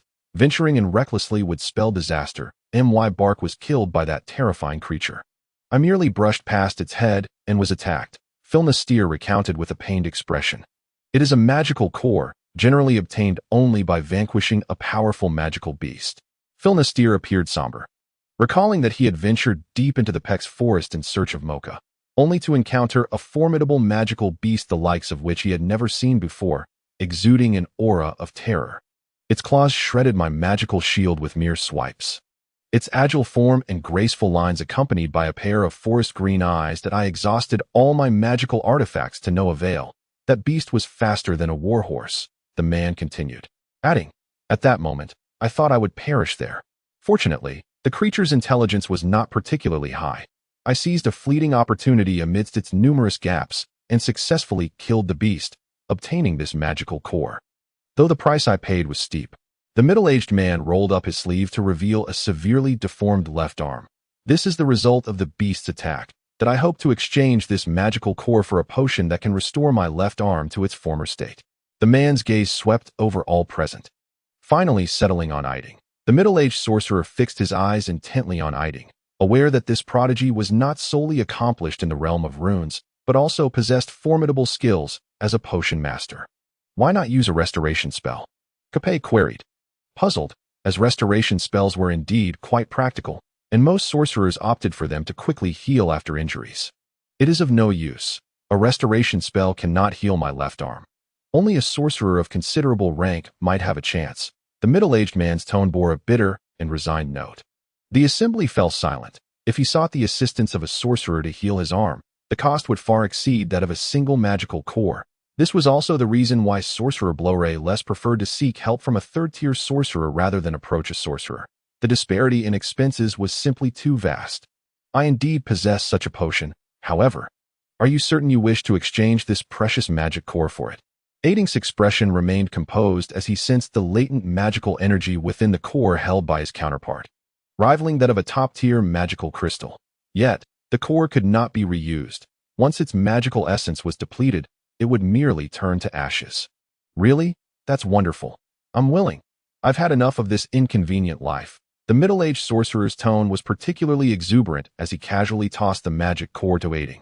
As if it were merely an ordinary stone, Aitin's right hand deftly gestured, and the core landed steadily in his palm. The immense magical power it contained undeniably captivating. After stowing it away in his magical pouch, he produced a vial of deep crimson potion encased in crystal, sliding it across the round table toward the middle-aged man, explaining, this is a vial of Phylan potion. It possesses formidable restorative properties, even if one's abdomen were to be punctured. As long as one does not perish, recovery is possible. However, it does have a rather unpleasant side effect. Aitin watched as the middle-aged sorcerer impatiently removed the wax seal from the vial and gulped it down in one breath. He could only shake his head in resignation. At the very least, you should allow me to finish speaking. No sooner had he uttered these words than the middle-aged man writhed in agony on the ground, his body convulsing as if enduring excruciating torment. Aitin, mentor, this, Grey Fawn. Laggage gazed at the incapacitated middle-aged man, looking toward Aitin in confusion. In truth, everyone was taken aback by the sudden turn of events. This is a side effect of the potion after consumption. It induces unbearable pain while simultaneously repairing the body, Aitin explained with a note of resignation. This torment is dreadful and will persist until the wounds on his arm are healed, likely requiring a full magical hour. I suggest we lay him on a bed. It would probably provide him with some comfort. After hearing Aitin's advice, Grey Fawn nodded, retrieving his staff to cast a levitation spell, instructing the butler to carefully transport the man to his bedroom. Oh, and remember to cast a silencing spell in the room. Otherwise, we will have to endure an hour of his screams, Aitin added. The transaction continued, yet Aitin had lost interest and ceased to pay attention to these matters. Dear Aitin, I hope you can transform my sled into a flying device that, of course, once completed, I am willing to pay you 20,000 gold coins. Aitin was unwilling to relinquish this opportunity, even though it represented nearly half of his total wealth, in comparison to a sorcerer's fees. It was hardly significant. That is acceptable, but once the flying device is completed, you must escort me to the Peck's forest. Aitin calmly stated his conditions. He needed to locate the silver moonflower to concoct the time reversal potion, bringing him closer to becoming a true word sorcerer. You intend to venture into the Peck's forest in search of the silver moonflower? Aitin exclaimed in astonishment, incredulity lacing his voice. Have you lost your mind? Do you truly believe you can escape unscathed from the onslaught of magical beasts? Certainly, with you accompanying me, I believe we could vanquish any magical beasts we encounter, Aitin remarked enticingly, toying with the magic core in his hand. If you are willing to join me, I can charge you only half the gold. What do you say? No, dear Aitin. I wish to live for a few more years and have no desire to rush into that hellish place to battle those monsters, Aitin declared dramatically. I shall simply pay you the 20,000 gold coins and send you off to that dreadful location. Very well, Aitin replied, slightly disappointed, shaking his head. He had not anticipated that the other party would be so timid, with Aitin, a third-tier sorcerer, assisting him. Even if they encountered magical beasts, they could have easily withdrawn unscathed. As the convergence of the three tiers approached its conclusion, the middle-aged man reappeared before the group, his complexion notably pale. Thank you, Mentor Aitin, for the potion. It was remarkably effective, he said, revealing his newly healed arm, which appeared restored to its former self. I am delighted to witness your recovery. Aitin sincerely expressed his well wishes. Chapter 22. The Other Side of Nobility. Aitin. Shell eyes stared at the letter for several minutes, his expression notably grim. Observing all this, Anna appeared exceptionally anxious, standing obediently to the side, fearful that her master's fury might be unleashed upon her. Summon Miss Sharina, Aitin suddenly commanded. At once. Master, Anna responded obediently. Exiting the study. Aitin's gaze returned to the letter, his eyes emanating palpable disdain. The letter was from his aunt, Eberyn, stating that she would arrive in Fayus in a few days. It briefly recounted recent events in the royal city and subtly informed him that the family intended to select a husband for Sharina on her birthday. With the candidate implicitly pointed towards the prodigy, Philip, of the Osinia family. The family undoubtedly viewed his cherished sister as a gift to be exchanged with the Osinia clan to foster goodwill. A notion he found utterly unacceptable. A few minutes later, Sharina cheerfully entered the study. Brother, what is it that you require? The girl's voice was as melodious as a nightingale. Upon seeing his sister, Aitin's countenance instantly transformed into a warm smile as he handed her the letter, indulgently stating, and Eberyn has written, indicating she will arrive in Fayus in a few days to celebrate your birthday. Really? Sharina exclaimed joyfully, her excitement palpable. I knew Aunt Eberyn wouldn't forget my birthday. Next month marks your birthday. Once it passes, you will reach adulthood and should embody the demeanor of a noble, rather than behaving like a child. Aitin gently admonished. Perhaps his indulgence had fostered Sharina's childlike innocence. I do not act like a child. Sharina feigned annoyance, pouting her lips. Have you finished reading the books I assigned? Aitin sipped his red tea delicately, attempting to exhibit the poise expected of an elder brother. Not yet. Those tedious books bore me to tears. Sharina settled in a wooden chair, resting her chin in dissatisfaction. Aitin furrowed his brow, replying, You must understand, for a sorcerer, knowledge is power, and wisdom is wealth. But I do not wish to become a sorceress, Sharina retorted, clutching the letter as she turned to leave. As long as you possess sufficient power, no one will obstruct you from pursuing your desires. Aitin sighed heavily, watching his sister's retreating figure. Why could Sharina not comprehend his heartfelt intentions? Without power, authority, or wealth, anyone lacking these three essentials would find themselves oppressed, regardless of their efforts to struggle against their fate. Moments later, a butler clad in a black tailcoat hastily approached, standing quietly before Aitin. What is it? Speak. Young Master Trelux has arrived. He is waiting in the hall, the butler reported. Allow him to enter, Aitin instructed. Rising to adjust his attire, Trelux entered the study with a frivolous smile, sidling up to Aitin and whispering, Have you acquired the item? Of course. It just arrived not long ago. I plan to have someone deliver it to you in a couple of days. Look. You arrived just in time, Aitin responded with a signature noble smile. For something so valuable, I certainly had to come personally to retrieve it, Trelux replied, clearly pleased with Aitin's response. Follow me, the item is in my tower. Aitin stood, leading Trelux to the tower. A tower had been constructed within the Shulai's family's villa, specifically for Aitin, the magical prodigy. 2 vials of Spring of Green. Aitin produced 2 exquisite wooden boxes, placing them before Trelux, and quietly cautioned, Use these sparingly. There may not be any more Spring of Green available for the next year. What? Trelux gasped in astonishment. Why is that? Humph. It's due to your botched procurement of materials. Aitin glared at Trelux, as if blaming him for all misfortunes. How could that be? Trelux stammered in disbelief. Those materials had been purchased at great expense. Who would dare to counterfeit them? How could it not? The silver moonflower you brought was a sham, as Aitin pointed out on the spot. It was merely a substitute, Aitin elaborated. Was that esteemed individual angered? He was not angry, but rather profoundly disappointed. Aitin seemed to require the silver moonflower for potion making, and you provided him with a counterfeit. How could he not be disappointed?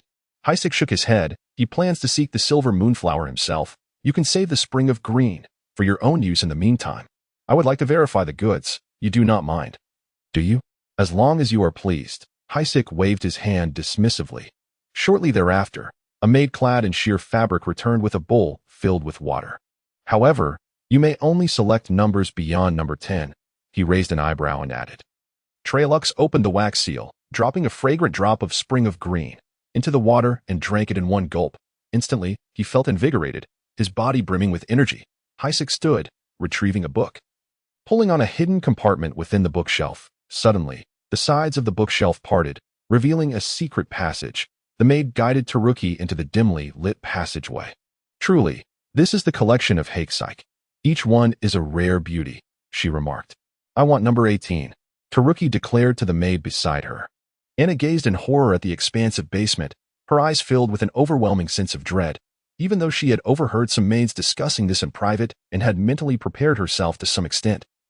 The sight before her still made her gasp in shock. Within part of the beast cages were residents, and those residents were all naked women. Each of these women, strikingly beautiful and youthful, were nothing but a metal collar symbolizing their status as slaves. With identity tags prominently displayed on each collar, the floors of the cages were strewn with dry hay, upon which the women sat or lay like captives. Their expressions were vacant, devoid of life. Anna felt a wave of dizziness wash over her. Oh my God, am I dreaming? They had been reduced to livestock for pure-hearted Anna. This was utterly incomprehensible. Chapter 23, The Fallen Cassar, in the southern region of the Lareth Empire.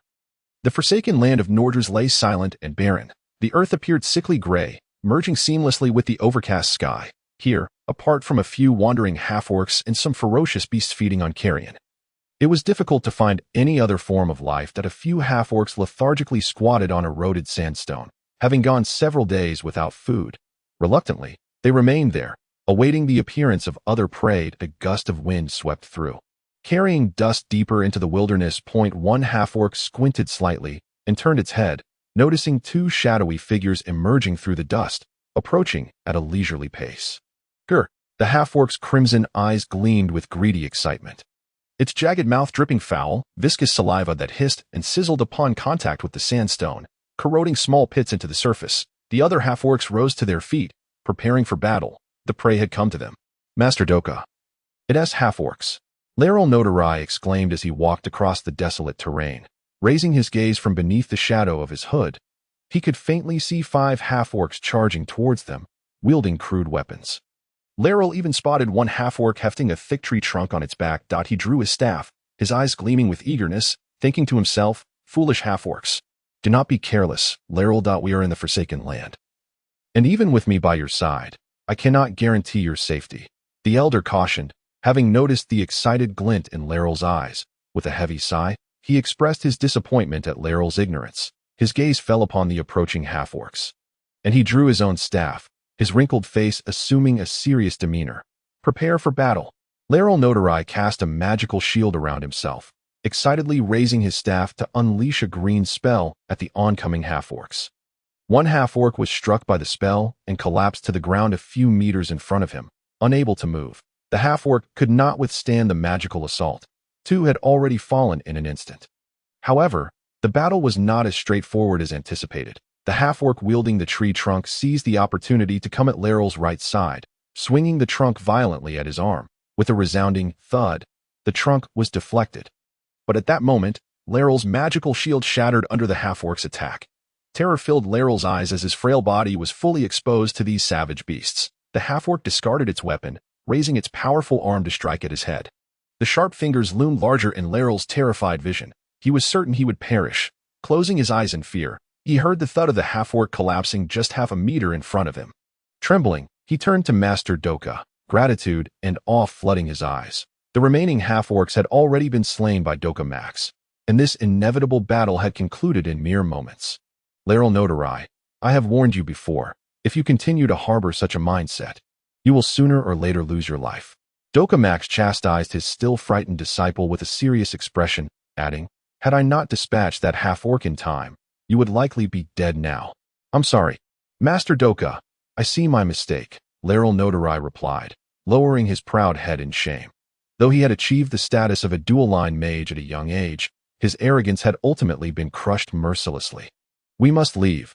The stench of blood will attract other wanderers. Dokamax put away his staff and led Laeral Notarai onward. Leaving behind a field of half-orc corpses, the tedious journey continued, the landscape still a monotonous gray. Laeral Notarai resolved to remain silent, lest he be driven mad by his inner turmoil. "Master Doka, why have we come to this wretched place?" he asked, pulling down his hood to shield himself from the fierce wind. Dokamax, a formidable three-line mage, had received instructions from Wizard Hewlett months prior to investigate the specifics of the demon's skull in the forsaken land of Nordrus. While he was uncertain of the nature of the demon's skull, the wizard's serious tone confirmed that it was an object imbued with malevolent magic, one of considerable danger. The demon's skull was supposed to be housed within a protected altar in Nordrus. For reasons unknown, it had ultimately fallen into the hands of the fallen Kassar Ramsado. Doka's sole task was to locate the lair of this individual across the desolate wilderness and memorize its location to relay back to Graf. As for reclaiming the demon's skull, that responsibility would fall to Graf, who would dispatch a mage for that purpose. Dokamax was not keen on confronting the fallen Kassar Ramsado at this moment. Not only was he unsure of his own ability to defeat him, but the strength of the fallen was generally formidable. Should they cross paths, even if Dokamax managed to escape, his disciple Laeral Notarai would not possess the same capability. "Do not speak, conserve your strength," Doka advised tersely. In such a perilous environment, preserving energy was paramount for survival. Laeral Notarai, inexperienced in such matters, seemed poised to say more, but upon meeting Doka's gaze, he quickly fell silent. "Let us rest here."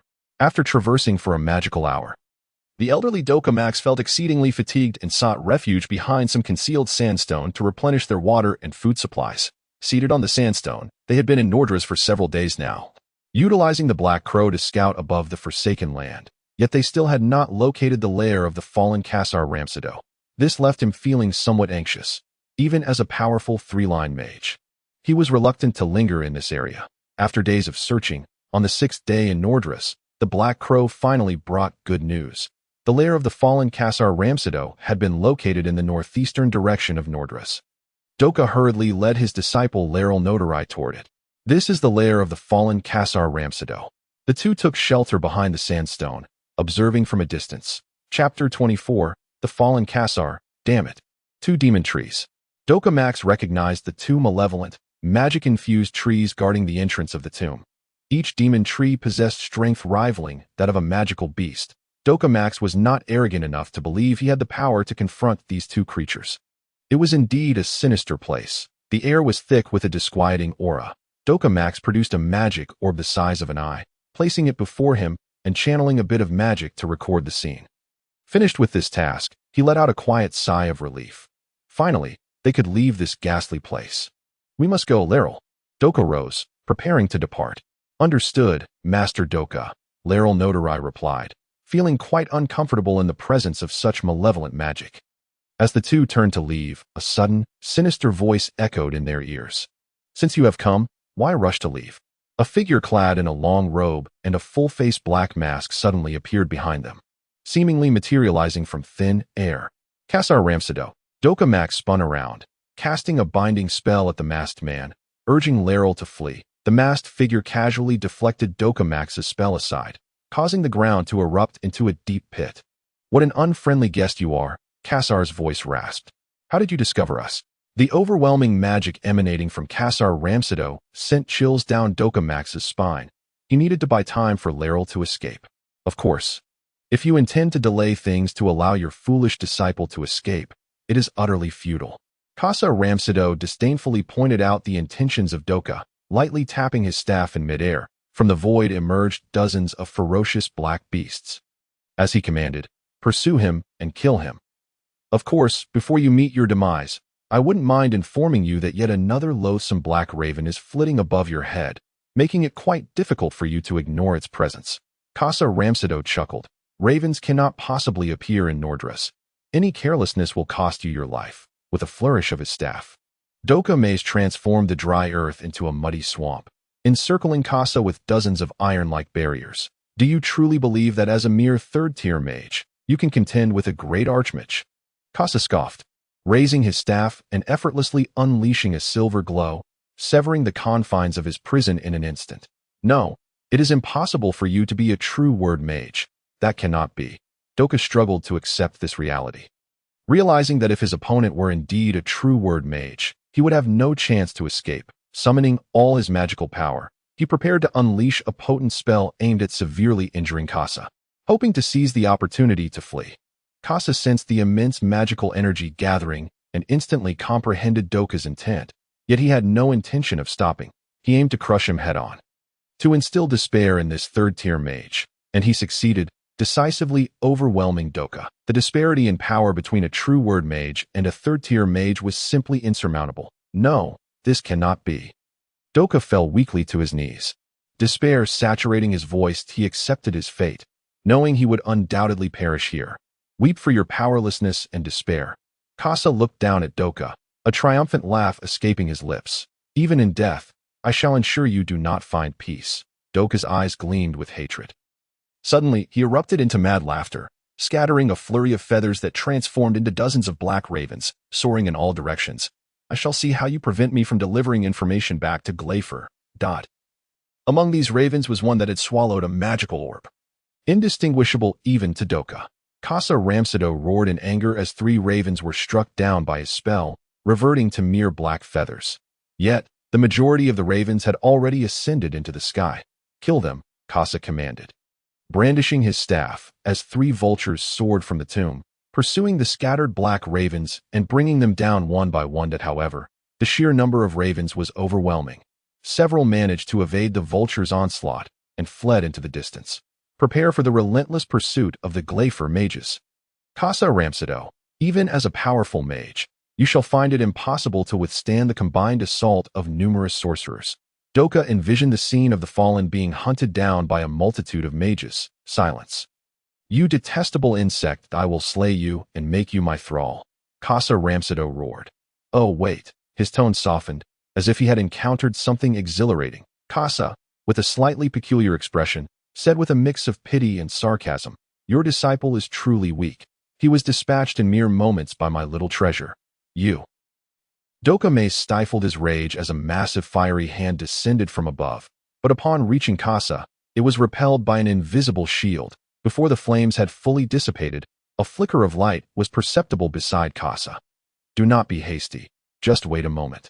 My treasure is on its way.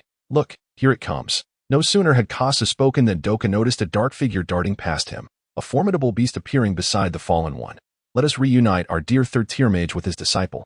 The beast obediently grasped a round object in its jaws, dropping it at Doka's feet.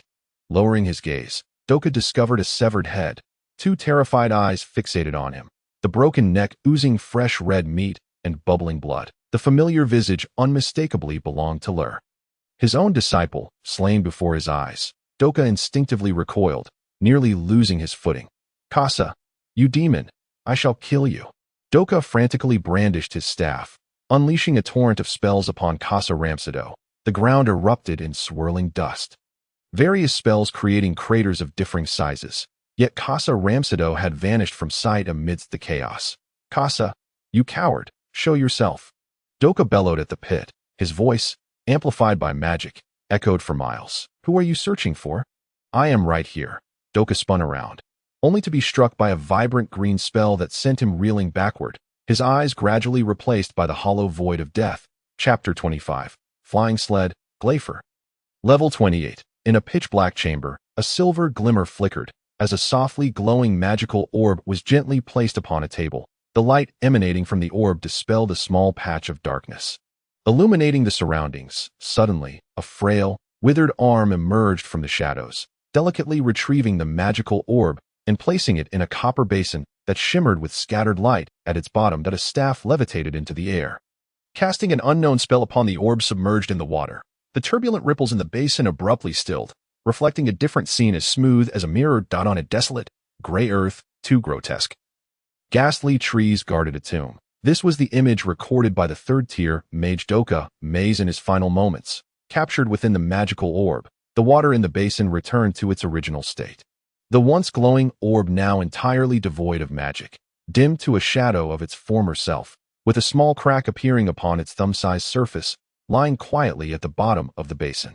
The thick black curtain was drawn back, and light streamed through the opened window, igniting the orange flames in the hearth. At the same moment, the magical crystal lamp above flickered back to life.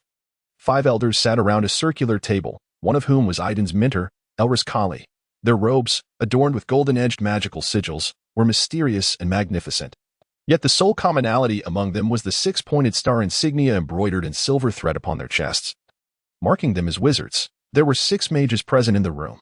Hallett resumed his position, intertwining his fingers, an expression of unease and worry etched upon his face as he spoke in a somber, sorrowful tone. "We have lost a mentor. Hallett, is it not a tad premature to jump to conclusions?" Siona interjected, her brow furrowing, for this matter had yet to be confirmed. A 3rd-tier mage was already considered quite formidable. After all, only a select few could claim their lives. I know Doka's character better than you. If he were not in danger, he would never resort to such a risky method to convey information back to Glafer. Hallett shook his head. The fallen mage Casa Ramsado appeared to be even stronger than he had anticipated, a truly dreadful revelation. According to Lord Jacques Will's instructions, we must retrieve the demon skull before the hexagram conference. Time is running short. Casido's tone was laced with urgency and concern. We should take matters into our own hands and reclaim it from that accursed fallen one. Calm down. Casido, we are all well aware of the significance of the demon's skull. Elris Kali reassured him with a serene demeanor. We will devise another plan. We cannot leave this place, at least not until the next 7-year rotation, Shad Myths lamented. Perhaps we need assistance, someone to retrieve the demon's skull for us. The fallen mage Casa has likely attained the power of a true word mage. Otherwise, he would not have easily slain Doka. Elris Kali analyzed coolly. The 2 3rd-tier mages could not possibly kill one another, as if either had the desire to escape, the other would be utterly incapable of stopping them. Only a powerful mage with the ability to wield true words could accomplish such a feat. If Casa possesses the strength of a true word mage, we would require at least 2 more true word mages to completely suppress him, thereby minimizing the threat. Shad shook his head, fully aware that fallen mages typically surpass their peers of the same rank. But this is no simple task, Shad. Brolis Les shook his head in dissent, since Kekri inched perished during the wizard's trial. Glafer has not seen a true word mage in 13 years. Indeed, this year's hexagram conference will likely see some absences, Siona remarked. Now, in just 2 years, the deadline of that prophecy approaches. If it proves true, the situation will not be easy to navigate. What shall we do now? Only half a year remains until the hexagram conference, Casido exclaimed, nearly rising from his seat in agitation. We can only write to other wizards, requesting their assistance to make the journey, Hallett suggested. It appears we have no other choice, alas. Brolis Les concurred. As for the cost, let us share it among the 12 of us. Elris Kali declared. I will inform the others of this matter, Shad said. The flames of the hearth extinguished in vain, and the magical crystal lamp overhead lost its brilliance. All the wizards had departed, leaving the 28th floor of Glaver enveloped in utter silence. Hallett stood by the window, gazing outward, his deep purple eyes filled with a faint sense of unease. This turn of events had indeed taken him completely by surprise. As he turned to close the window, a shadow darted past him, ascending into the heights. What could this be? Outside Glaver, the first snowflakes began to fall, and the temperature gradually dropped, hundreds of meters above. Aitin gripped the reins tightly, maneuvering the sled as it rolled through the air, his joyous cheers echoing as he reveled in the exhilarating thrill of the ride. However, his companion, Aitin, felt otherwise. His face appeared exceptionally pale, and he seemed to regret embarking on this journey, as Aitin's reckless antics had surpassed his limits of belief at such heights. The biting cold had begun to freeze everything around, and Aitin sensed that without his magical shield, he might be frostbitten the moment his body was exposed to the frigid air. Get down, Aitin bellowed, unable to endure the intense tumbling. He felt on the verge of vomiting. What? Aitin shouted joyfully, seemingly oblivious to Aitin's words, instead pulling the sled higher into the sky. Yet, a terrifying event occurred. The soaring geese above, unable to withstand the dreadful cold, lost all control and plummeted from the sky, their shields ineffective against the raging storm. The speeding sled instantly lost its balance and began to tumble downwards, and in the midst of the chaos, Aitin was accidentally thrown from its. The flying sled faced imminent peril. Aitin snapped back to reality and swiftly drew his wand, casting a levitation spell on the airborne Aitin. He maximized the composite magic array to mitigate the downward force. allowing the sled to soar once more just a few meters from the ground. Unfortunately, Aitin, having been flung from the sled, was not as fortunate. Despite Aitin's timely levitation spell preventing his death, he still suffered a broken thigh and several fractured ribs. Within the tower, where lights shone brightly, anguished cries echoed from Aitin's chamber. Aitin sat at the round table in the hall, savoring red tea, accompanied by an old acquaintance, Crepinard. Aitin had fallen near Crepinard's tower and was fortunate to be discovered in time. Otherwise, he might have become the first third-tier wizard to freeze to death in history. Aitin recounted the harrowing tale to Crepinard, who merely shrugged in resignation, indicating that Aitin's predicament was well-deserved. "How long has Aitin been calling out?" Crepinard suddenly inquired. "For about 3 magical hours, I suppose," Aitin replied, a hint of schadenfreude in his tone. Given his injuries, a single vial of the flan potion will ensure he never forgets this experience. He seemed to still harbor resentment for what had transpired earlier, having violently vomited after disembarking from the sled, though he was grateful for Aitin's assistance. "I think so too. Aitin deserves a lesson to curb such recklessness," Crepinard remarked, his last vestige of sympathy evaporating upon hearing of Aitin's airborne escapade. Had it not been for Aitin's timely spell, Aitin might have truly become the first third-tier wizard to perish from a fall in decades. Aitin lifted his teacup once more, attempting to invite Crepinard to accompany him to the Peck's forest in search of silver moonflowers, but was met with refusal, leaving him somewhat disappointed. At last, Aitin's shriek subsided, and moments later, he appeared before them, aided by a maid. He looked considerably haggard, involuntarily emitting painful groans. The flan potion had indeed worked wonders. His injuries were healed, leaving him merely fatigued. "Perhaps you should count yourself fortunate for surviving a fall from several hundred meters without succumbing to death." Crepinard seized the opportunity to mock Aitin. After all, such an occurrence is quite rare. Aitin clutched at his wounded body. For in a few days, Aitin intended to venture to the Peck's forest. "By the way, you still owe me 23,000 gold coins. Remember to pay me back another day." Upon hearing this, Aitin nearly toppled from his chair, prompting Crepinard to erupt into laughter. "When did I acquire an extra 3,000 gold coins?" Aitin nearly roared, though he lacked the strength, deflating like a deflated balloon. "The price of a vial of the flan potion, which I personally deem quite reasonable, as it saved your life and spared you from languishing in bed for months," Aitin replied nonchalantly. "But it also subjected me to hellish agony." Aitin gritted his teeth. They exchanged a knowing glance, both breaking into laughter. Chapter 26. Falling from the Sky. "This journey is truly lengthy," Aitin Ernst grumbled softly, glancing furtively at the resting Aitin beside him as he held the reins. Maneuvering the flying sled high in the air, initially, it had been an exhilarating experience, but as time wore on, that thrill faded. After 3 long days and nights of travel, they had arrived in the south, where the climate had gradually warmed, sparing them the need to expend magical energy on iron armor spells to shield against the biting winds and snow, perhaps due to the harrowing experience of their prior fall.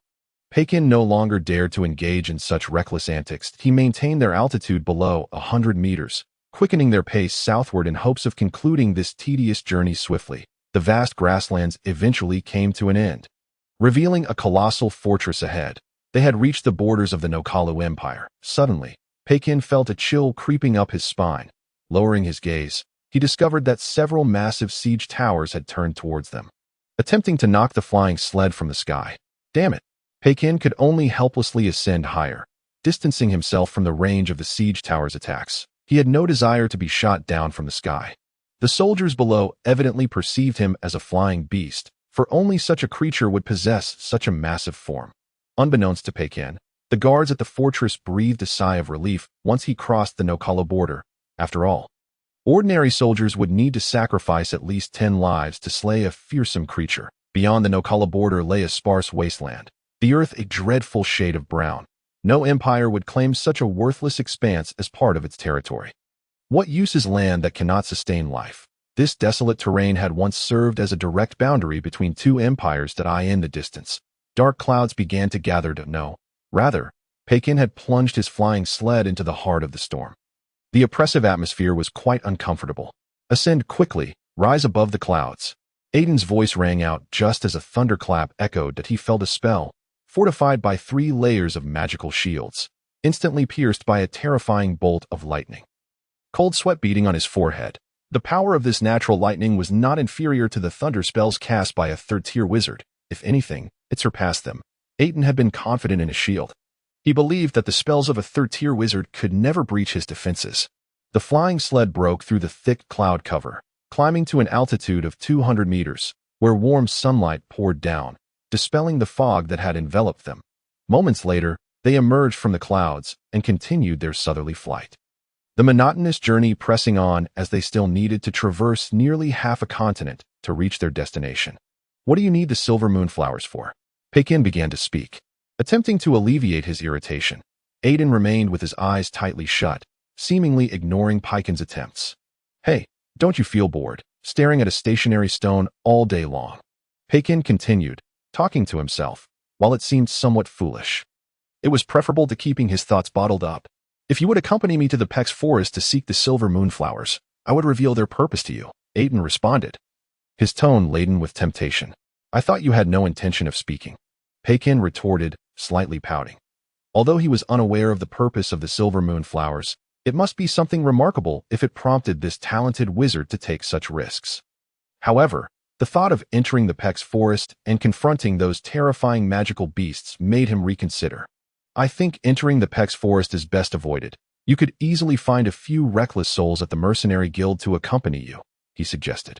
A few useless drags, Aitin scoffed. Most mercenaries were merely mediocre individuals, only brave enough to hunt on the outskirts of the Peck's forest as someone who had once been a mercenary for trials. Aitin understood this all too well. After all, those with great strength could find a noble patron and secure a comfortable position. With such opportunities available, who would want to become a mercenary, forever worrying about their next meal? Well, perhaps you have a point. Akin conceded. Not wishing to argue further, he raised his wand, casting a restoration spell on the flying geese. Ensuring they could endure the long journey ahead, that a fierce wind rushed towards them, and Aitin caught a whiff of danger in the air. Something feels off. Let us descend a bit with the flying sled. What is happening? Upon hearing Aitin's words, Akin immediately became alert, realizing that he was gripping the reins tightly with one hand while firmly clutching his staff with the other. I am uncertain, but an instinct tells me that we seem to be under scrutiny. And it is a most unpleasant sensation. Aitin waved his staff, beginning to cast a spell, conjuring magical shields that enveloped the flying sleigh, causing the winds that had been rushing towards them to cease abruptly. They're coming. Aitin raised his head just as a dark shadow swooped down from above, its black claws crashing violently against the shield, causing the entire sleigh to sway violently and tilt downward. Damn it, more of them. Akin cursed, raising his staff to cast a spell at the shadow. But to no avail. Hitting the target in midair while the sleigh was shaking proved to be quite the challenge. Cursed beasts, they've devoured the flying geese. We must stop them. Aitin noted that 2 of the reins had already fallen. And now these ferocious birds were taking turns assaulting the shield he had conjured, the force of their strikes threatening to destabilize the sleigh, which would undoubtedly lead to a fall. The flock of flying geese screamed in terror, flapping their wings desperately as they attempted to escape the attacking birds, but their speed was still insufficient. Now, only half of the flying geese remained, and witnessing this scene made Akin feel as though his heart were bleeding. Aitin suddenly turned to glance at Akin, sensing the immense magical power radiating from him. With a swift motion, he unleashed a series of lightning spells, a pale blue light branching out from the top of his staff, ensnaring one of the predatory birds that the spell struck. Thick black smoke billowed from the afflicted creature, which plummeted from the sky. However, the death of one bird did not deter its companions. Instead, it incited their ferocity. Their sharp claws incessantly battered the shield, as if intent on shattering it and tearing apart those within. This is bad. Aitin sensed the imminent danger of the outer shield's impending collapse. He roared at Akin, "Hurry and descend." Bang! The outermost shield, the most resilient one, was shattered, and Aitin felt a wave of foreboding wash over him. Should this continue, they would surely be torn to shreds by this flock of predators. Damn it. Akin, what on earth are you doing? Aitin's gaze darted around, searching for Akin's whereabouts, only to be dismayed to find him still entangled with one of the birds. Had he not realized the gravity of his situation? Such foolishness left Aitin utterly disappointed, pondering how he had ever achieved the status of a third-tier mage. It seems I have no choice. Akin tightened his grip. The levitation spell on the flying sleigh dimmed, and the entire vehicle suddenly tilted downward, plummeting straight through the air, disappearing from the predator's view at that moment. The last remaining magical shield that Aitin had cast around the sleigh shattered into the void. And as his head pointed downward, the ground loomed larger, signaling an imminent collision. The magical runes on the sleigh glowed once more, yet the downward trajectory was unavoidable. A semicircular indentation formed upon impact. A result of the shield's final defense, the two third-tier mages simultaneously unleashed their spells, successfully averting a catastrophic crash. Aitin, somewhat disheveled, rose from the sleigh, surveying the desolate surroundings. Seeing the predators still pursuing them in midair filled him with rage. He brandished his staff, summoning a fierce wind that yanked several birds from the sky, sending them crashing to the ground. Cursed creatures, Aitin spat, unleashing a torrent of green magical fire that incinerated several dazed birds. He approached one of the avian beasts and kicked it violently several times to quell his anger. What do we do now? Aitin sat down on the sleigh, relieved that this treasured vehicle had sustained no damage. Otherwise, he feared he might lose his mind. Only one flying goose had survived, and it was too weak to continue the journey. However, fortune smiled upon them as they were not far from Kankisi Castle, near the Pex Forest. Speak. Aitin could hardly tolerate the silence from the wooden man beside him, wondering if he and Aitin would drive each other mad if they lingered together any longer. A merchant caravan is a few miles ahead, likely heading towards Kankisi Castle, Aitin suddenly said, opening his eyes. We can accompany them. How do you know? Aitin asked, taken aback and curious. Eagle Eye spell, Aitin explained. I have been sending my falcon ahead to scout. Otherwise, do you think we would have arrived here? Aitin's cheeks flushed slightly. He had indeed been flying south without paying attention to the direction. I plan to intercept this caravan and have them take us to Kankisi Castle, then proceed into the Pex Forest from there. Aitin detailed his plan. What if this caravan is not bound for Kankisi Castle? Aitin countered. It must be. Aitin's tone was resolute. Well, you have a point. They have no other choice.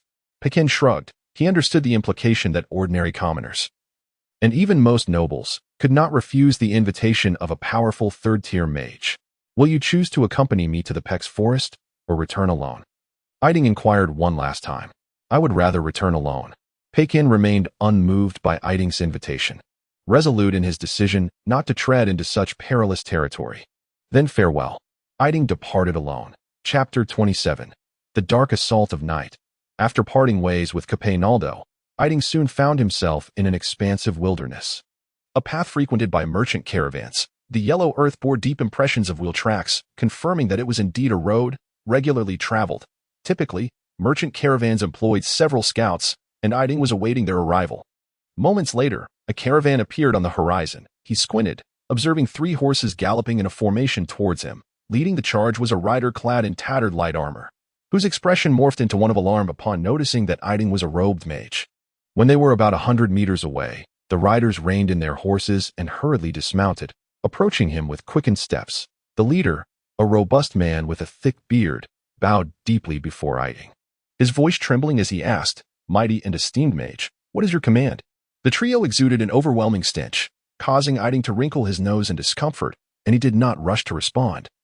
Instead, observing the trio before him, who were bent low in deference, Aitin's silence only heightened the anxiety of the 3 burly men, causing the leader to bow even lower, seemingly wishing to make intimate contact with the ground.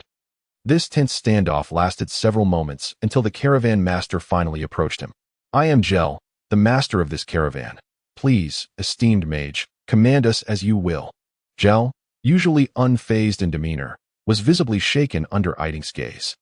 Observing their fearful expressions, Aitin instinctively averted his eyes. Despite the earlier slight, he chose to spare the middle-aged man, as reaching Kankisi Castle was far more pressing than seeking retribution. After a brief silence, beads of sweat began to trickle down Gel's forehead, and Aitin finally uttered, Take me to Kankisi Castle. The caravan master seemed to breathe a sigh of relief, eagerly inviting Aitin into his carriage and issuing a series of commands to redirect the caravan. In truth, the caravan was not originally bound for Kankisi Castle, but rather to the central city of Mahadadar nearby. However, Gel dared not defy the wishes of a powerful third-tier mage and was compelled to alter their course. The journey became exceedingly mundane. That night, the caravan made camp, encircling their cargo-laden carts. Mercenaries and merchants gathered around bonfires, roasting food and engaging in light-hearted banter, creating an atmosphere of camaraderie.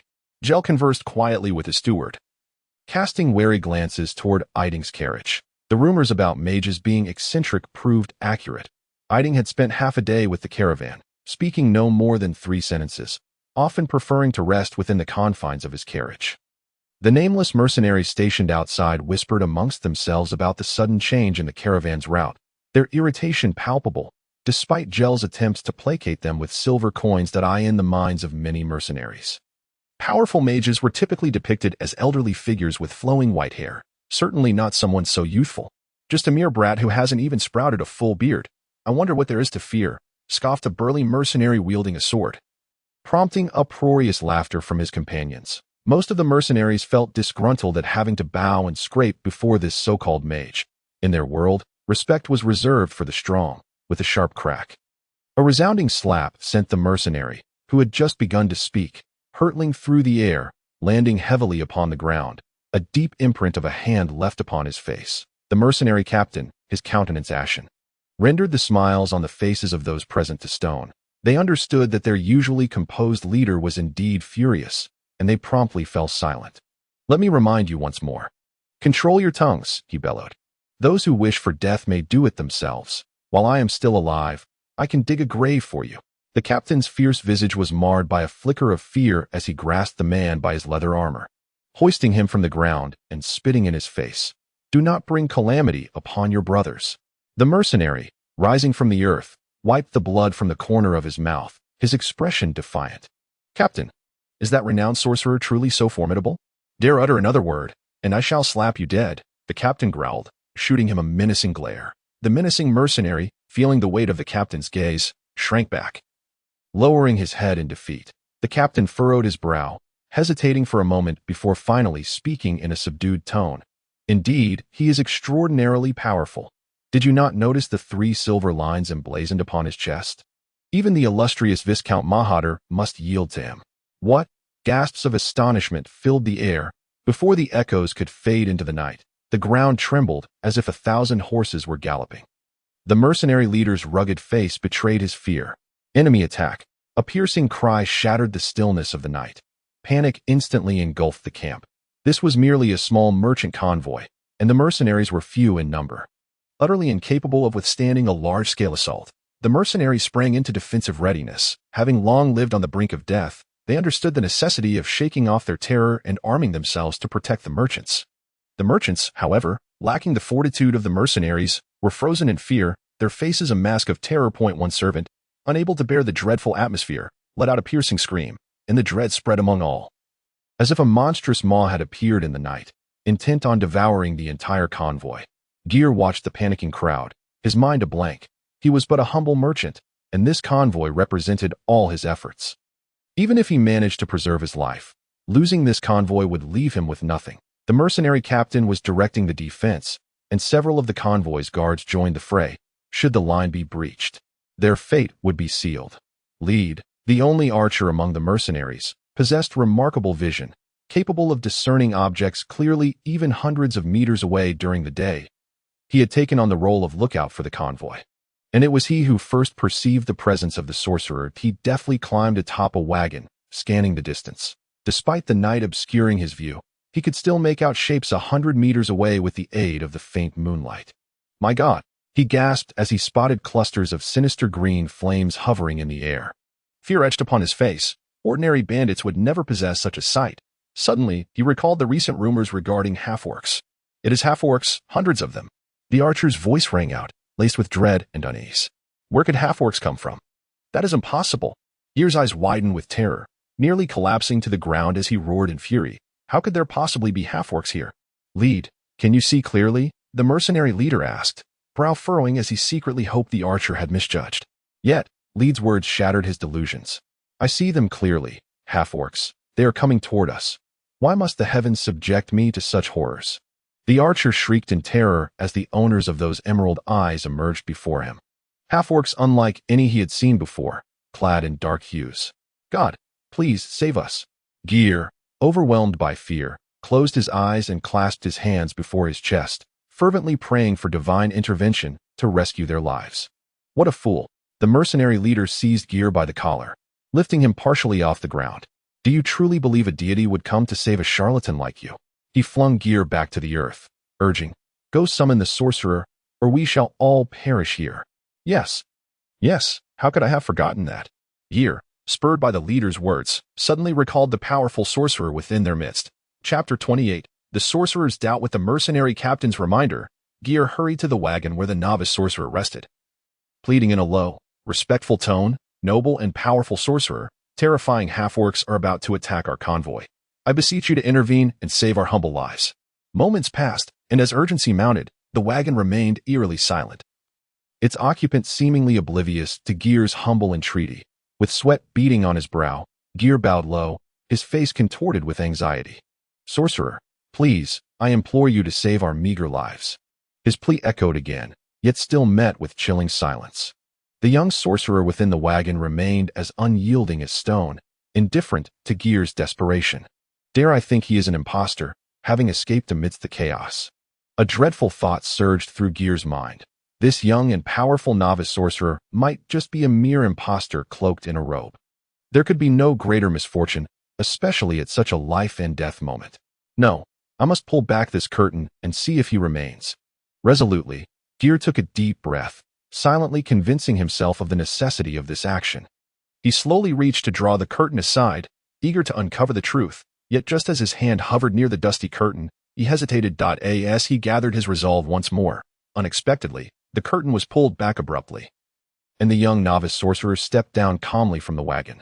Gear quickly withdrew his hand, his face a mask of despair as he pleaded, "Sorcerer, you must save our humble lives. The half-orcs are but 100 meters away."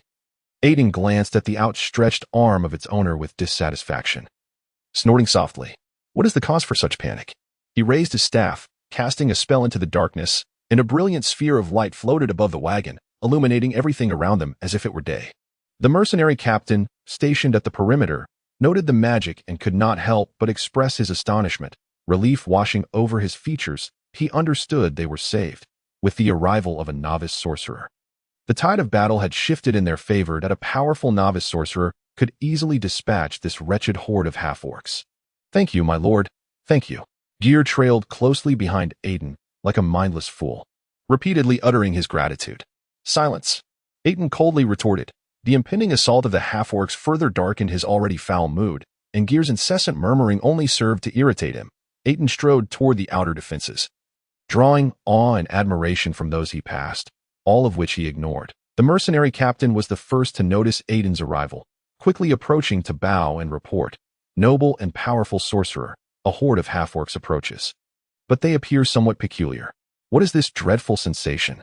Aitin seemed to disregard the captain's words, not even sparing him a glance. His gaze remained fixed ahead, where the half-orcs had come into view. Their vast numbers exceeding 100, exuding a fierce, murderous intent that made the mercenaries gulp nervously. Even the captain dared not claim he could single-handedly confront a single half-orc. This monstrous group appeared exceptionally formidable. At least half a head taller than ordinary half-orcs. Even more unsettling, these half-orcs radiated an eerie magical aura, instilling deep discomfort. They could no longer be considered mere half-orcs. Aitin decided to label them differently: strong orcs. These strong orcs must be tainted by some malevolent magic, resulting in such mutations. A thought sprang to Aitin's mind. Could this be a harbinger of disaster? He waved his staff, chanting a series of obscure incantations, as an intangible, peculiar energy spread through the air. Coalescing into a thick mist, the wide area sleep spell sufficed. The mercenaries were aghast as they witnessed strong orcs collapsing one after another, as if intoxicated, sprawling upon the ground, rendered unconscious. This bizarre spectacle left the mercenaries in a state of stunned disbelief. "What are you staring at? Get in there and kill them." Aitin's frigid voice cut through the air. "In a few moments, they will awaken." "What?" The mercenary captain was the first to emerge from his stupor, bellowing loudly. "Quick, stop dawdling, and get in there to finish them off." He led several dozen mercenaries to deliver the final blows, plunging the slumbering strong orcs into a waking nightmare. Aitin stepped forward a few paces, halting beside the nearest strong orc, and with a gentle flick of his wand, an invisible blade cleanly severed the creature's throat. Thick, foul-smelling black blood gushed forth like a spring from the orc's neck, cascading onto the earthen ground and emitting hissing vapors akin to boiling water. Witnessing this gruesome scene, Aitin furrowed his brow. He was well aware that the blood of half-orcs appeared purplish-black due to their long-term consumption of carrion. Filled with various toxins, he casually cast several more spells, completely dismembering the strong orc's body, and retrieved a silver dagger from his magical pouch, delicately probing the internal organs of the deceased. His cruel treatment of the corpse sent shockwaves through the mercenaries present, who were accustomed to bloodshed but never to such dismemberment for the sake of anatomical study. These strong orcs were significantly more formidable than typical half-orcs. It was likely that the mercenaries would have to sacrifice 2 lives to slay one. Aitin soon lost interest in the corpse. He had no desire to linger among the stinking remains of the strong orcs. Rising, he prepared to return to his carriage. The mercenary captain watched Aitin's departing figure from a distance. His eyes filled with reverence. He understood well the power of the strong orcs. A well-equipped army of 500 would likely falter against them. Yet, such formidable strength was effortlessly manipulated by the powerful 3-line warlock. After disposing of the strong orc corpses and returning to the caravan, the mercenary captain was called over by the caravan's owner, Gur, who informed him that the warlock sought his presence, with a heart filled with trepidation. He approached Aitin's carriage, bowing his head respectfully. "Might I inquire what the esteemed warlock desires? Why are half-orcs present here?" Aitin's voice was devoid of emotion. A few months ago, it was reported that a band of half-orcs departed from Nobility and ventured into the wilderness, with several caravans meeting tragic ends at their hands. The mercenary captain breathed a sigh of relief, quickly relaying all he knew. "It is likely so, esteemed warlock. According to the gathered intelligence, this band of half-orcs was the first to appear at the edges of Nobility." The mercenary captain carefully considered his words, fearing he might inadvertently offend the powerful figure. "You may leave." "Wait." Just as the mercenary captain was about to depart, Aitin called out to him suddenly.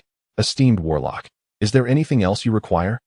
The captain's heart raced as he inquired softly.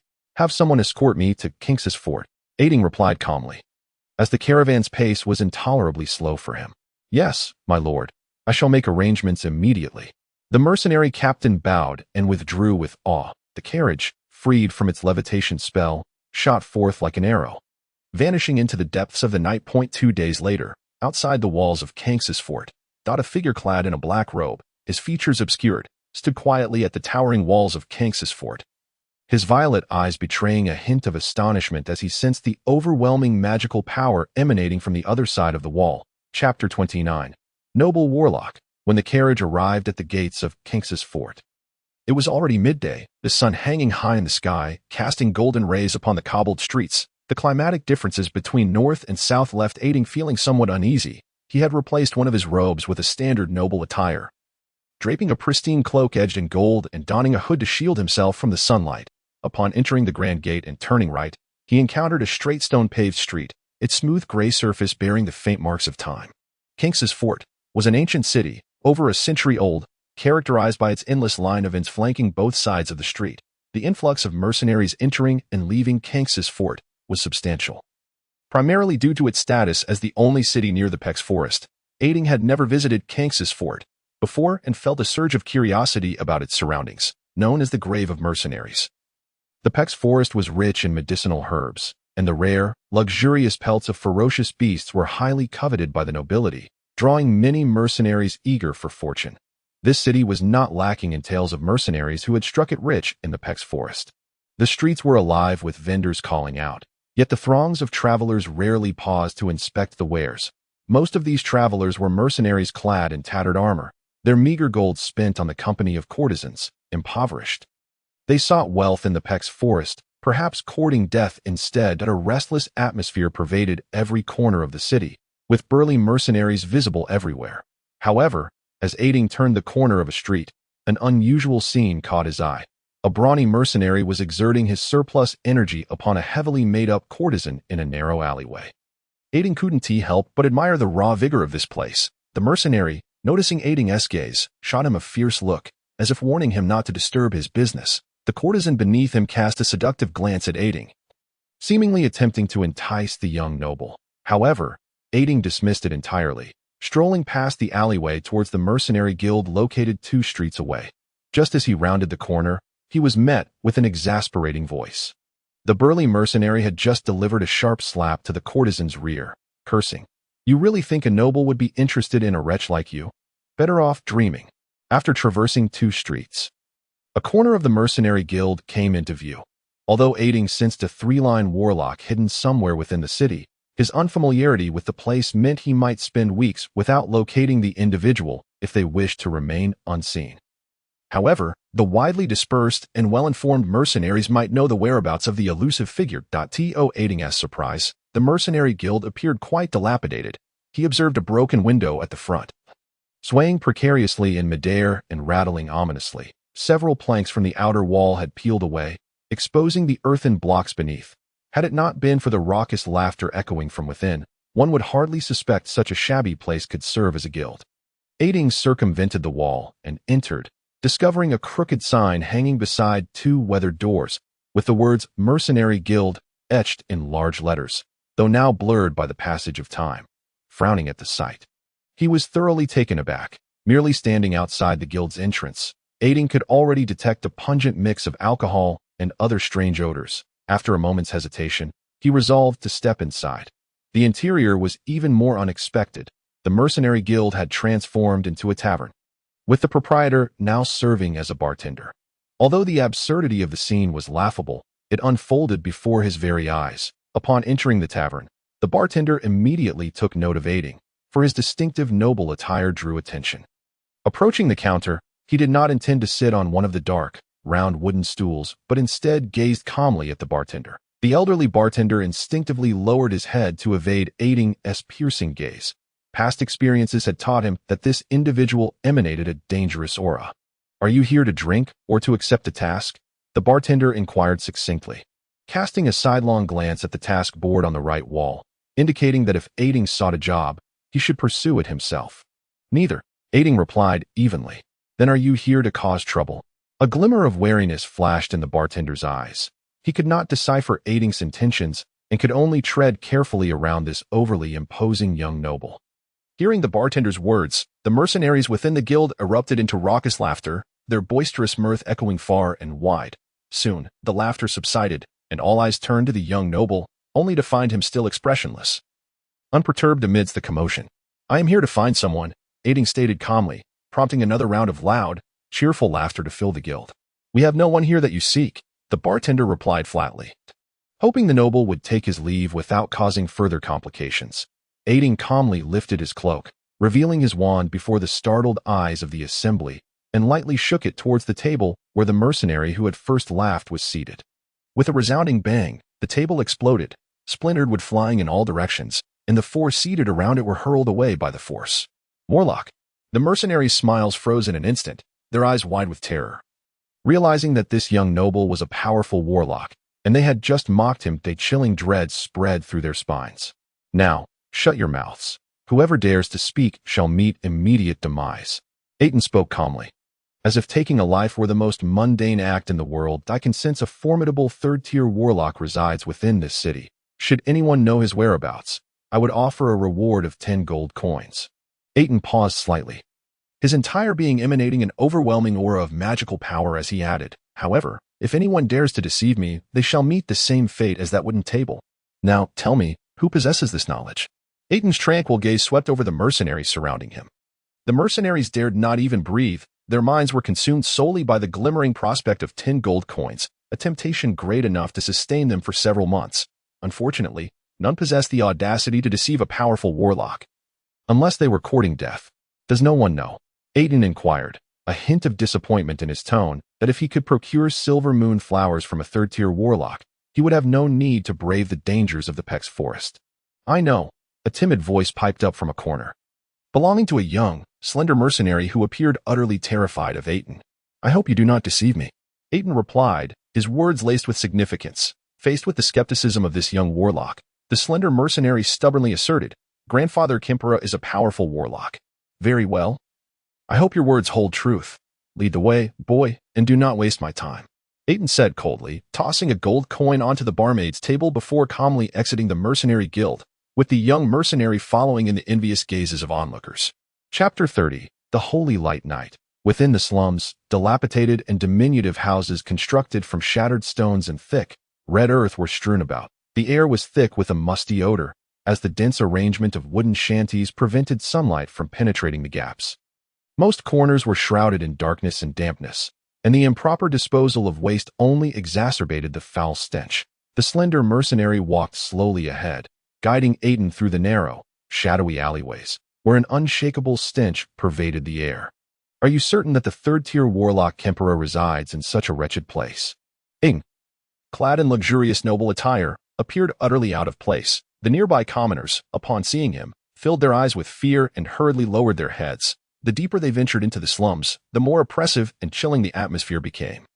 Making Aitin quite uncomfortable, he conjured a protective shield around himself to avoid staining his garments with filth. Were it not for the increasingly potent magical aura, he might even have considered the possibility that someone intended to lead him to a deserted location for nefarious purposes. In a shadowy corner of the slums, a peculiar silhouette vanished around a bend, followed by hurried, chaotic footsteps. Over a dozen thugs emerged from the shadows, brandishing daggers and adopting a menacing posture. We've caught ourselves a fat sheep, boss. The first to speak was a scarred youth with unkempt hair, clad in tattered leather armor, likely a mercenary. The others bore various weapons, chipped iron swords, rusty broken blades, and even a severed wolf fang. They presented a rather comical sight, despite their threatening demeanor. Boy, hand over everything you have, and I might let you live. One mercenary, known for his bald head and long scar running from his forehead to his cheek, stepped forward, exuding an air of brutality. Most who recognized him referred to him as Scar. Today, he was in high spirits, anticipating a hefty profit before departing from Kink's castle, as long as he did not kill his target. These timid aristocrats would not dare to publicize their misfortune, preferring to seek clandestine revenge, by which time he would have long vanished. Are you the same group of rats from before? Aitin mused aloud, raising a hand to his mouth in contemplation. You little brat. Scar snarled, his anger swelling at the perceived disrespect. He roared at his subordinates. Get him. Teach him a lesson. Watch out, cried the slender mercenary beside Aitin in terror. The brutish mercenaries charged towards him with weapons drawn. I see now, it must not be these men. Aitin seemed oblivious to their exchange, casually raising his staff. With a graceful sweep, emerald magical flames erupted from the tip of his staff, engulfing the mercenaries charging towards him. A chorus of screams echoed throughout the slums. The mercenaries had no time to react, and upon being touched by the magical flames, they transformed into writhing torches of green fire. Their agonized cries morphing into a pile of charred corpses. Scar's heart tightened, his eyes nearly bulging from their sockets, filled with disbelief and terror as he muttered the word warlock. His face contorted in horror, the scar on his visage appearing even more grotesque. He instinctively stumbled back, his only thought being to flee. Boom! A cloud of white smoke engulfed the slums as Scar hurled a smoke bomb made of lime powder, a tactic he had employed countless times. Whenever he encountered an insurmountable prey, Scar would utilize this method to make his escape, indifferent to the fates of his companions, so long as he survived. There would always be more expendables. Navigating through the chaotic alleys of the slums, Scar believed he could successfully evade the terrifying warlock. Yet, it was too late. The thick white smoke parted before him, revealing a menacing wind blade racing towards him. But Scar's face was a mask of disbelief as he lowered his head, only to find his abdomen cleanly sliced open, his upper body collapsing as hot blood and chunks of organs spilled onto the ground. The slender mercenary's eyes brimmed with fear, astonished that such ruthless thugs could be so swiftly annihilated. How much further? Aitin inquired expressionlessly. Just 200 meters ahead, the mercenary replied, his face pale with dread. Let on, boy. Just as Aitin was about to take his first step forward, a sudden, rapid clatter of iron boots echoed around them. The slender mercenary froze, raising his gaze to behold several mysterious figures cloaked in black. Blocking their path, he stumbled backward, inadvertently tripping and falling to the ground. So, you finally decided to show yourselves? Damned bone-chewing watchdogs, Aitin remarked with disdain, taken aback by the unexpected appearance of the Holy Light Knights. Are these your companions? Aitin calmly inquired, glancing at the slender mercenary. No, no. The mercenary fervently shook his head, terrified of being associated with the group, as if it would seal his fate. I thought as much, Aitin replied dismissively, raising his gaze to scrutinize the 6 cloaked figures before him.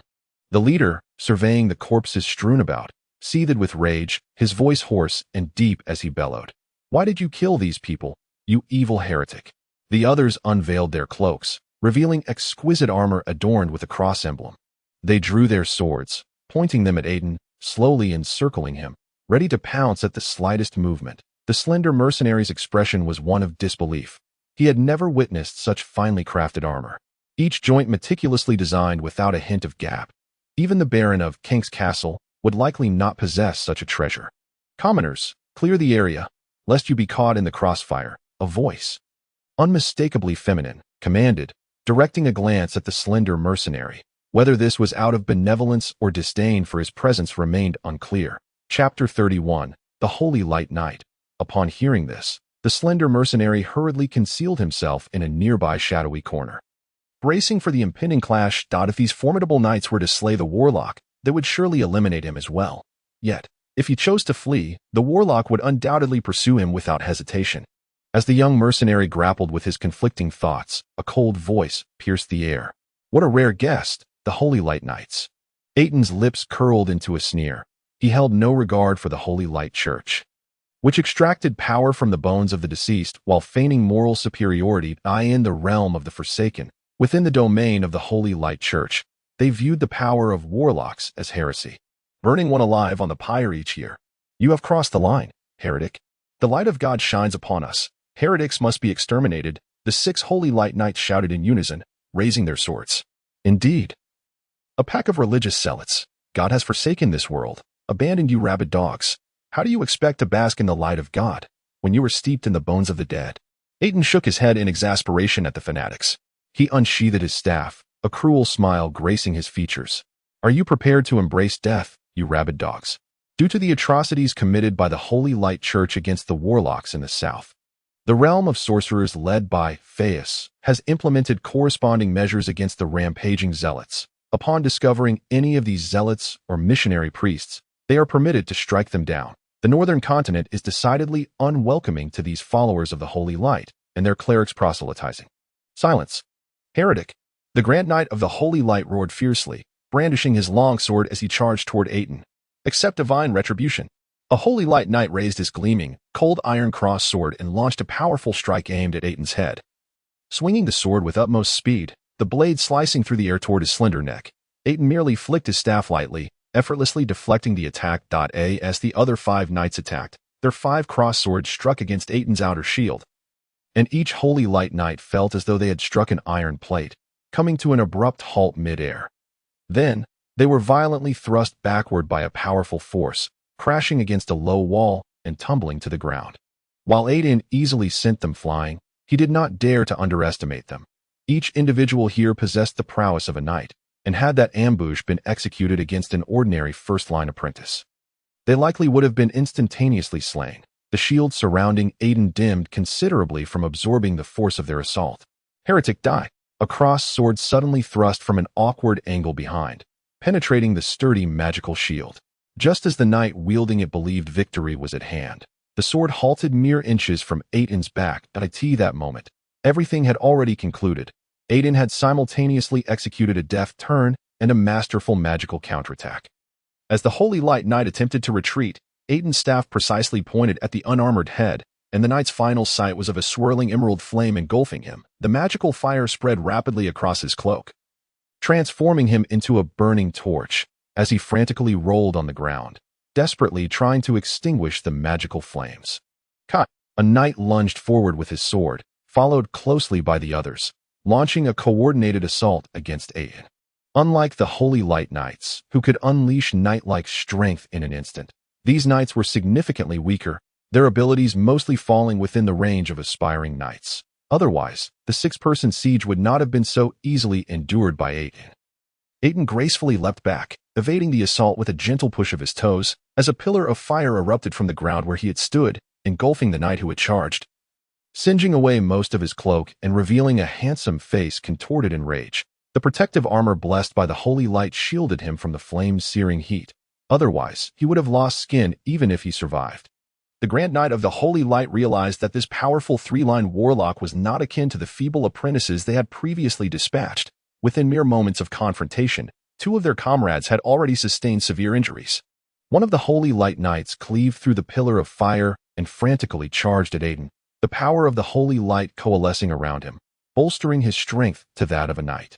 He surged forward with unwavering confidence, believing he could cleave the heretic before him, and Aitin, unfazed, summoned several wind blades to slash toward the holy light knight. But unfortunately, the knight expertly deflected the wind blades with his holy light-empowered cross sword, relentlessly closing the distance. Suddenly, a bizarre occurrence transpired. The young heretic seemed to vanish from the knight's line of sight, and the attack fell short. Above, Ryan, the holy light knight named Ryan, abruptly lifted his head, his eyes ablaze with fury, reflecting Aitin hovering in midair. The Grand Knight of the Holy Light sprinted with great speed, launching himself into the air, his sword slashing toward Aitin. However, the chilling sword light sliced through the void, and the strike ultimately missed its mark. Aitin had merely ascended to a greater height, effortlessly evading the crisis. "Do not be in such haste. I have questions for you." A cold glint flickered in Aitin's eyes as he spoke in a detached tone. "How many unfortunate souls did you slay after crossing the line?" 5 or 10, Aitin inquired. Yet, the adversaries remained uncooperative, shouting, "Heretic, die." A tiresome proclamation that grated on the ears. "Very well." Aitin descended slowly from the air, firmly landing on the ground. He raised his head, his eyes ablaze with an intimidating chill. "In the name of Feus, I hereby execute you, rampagers." With a sudden whoosh, dozens of fiery tongues erupted, intertwining in midair to form a colossal serpent of magical flames that coiled above the civilians.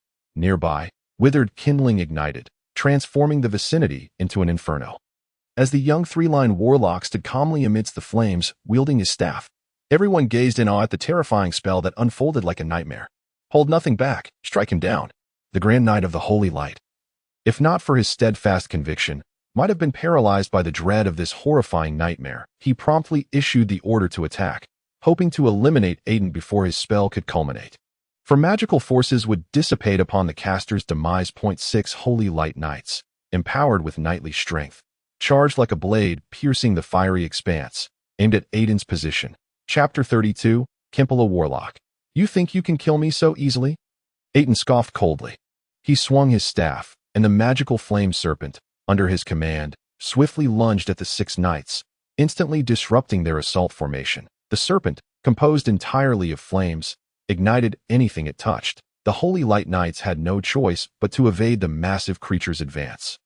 Dodging the inferno that threatened to engulf them, the Grand Knight raised his cross-sword, the sharp blade shimmering with a gentle radiance, and with a low growl, executed a cross-slash, weaving a silver cross of light that hurtled toward the serpent's body. This was the Grand Knight's prideful cross-slash. The serpent's tail was severed by the shimmering blade, yet the detached portion did not immediately dissipate.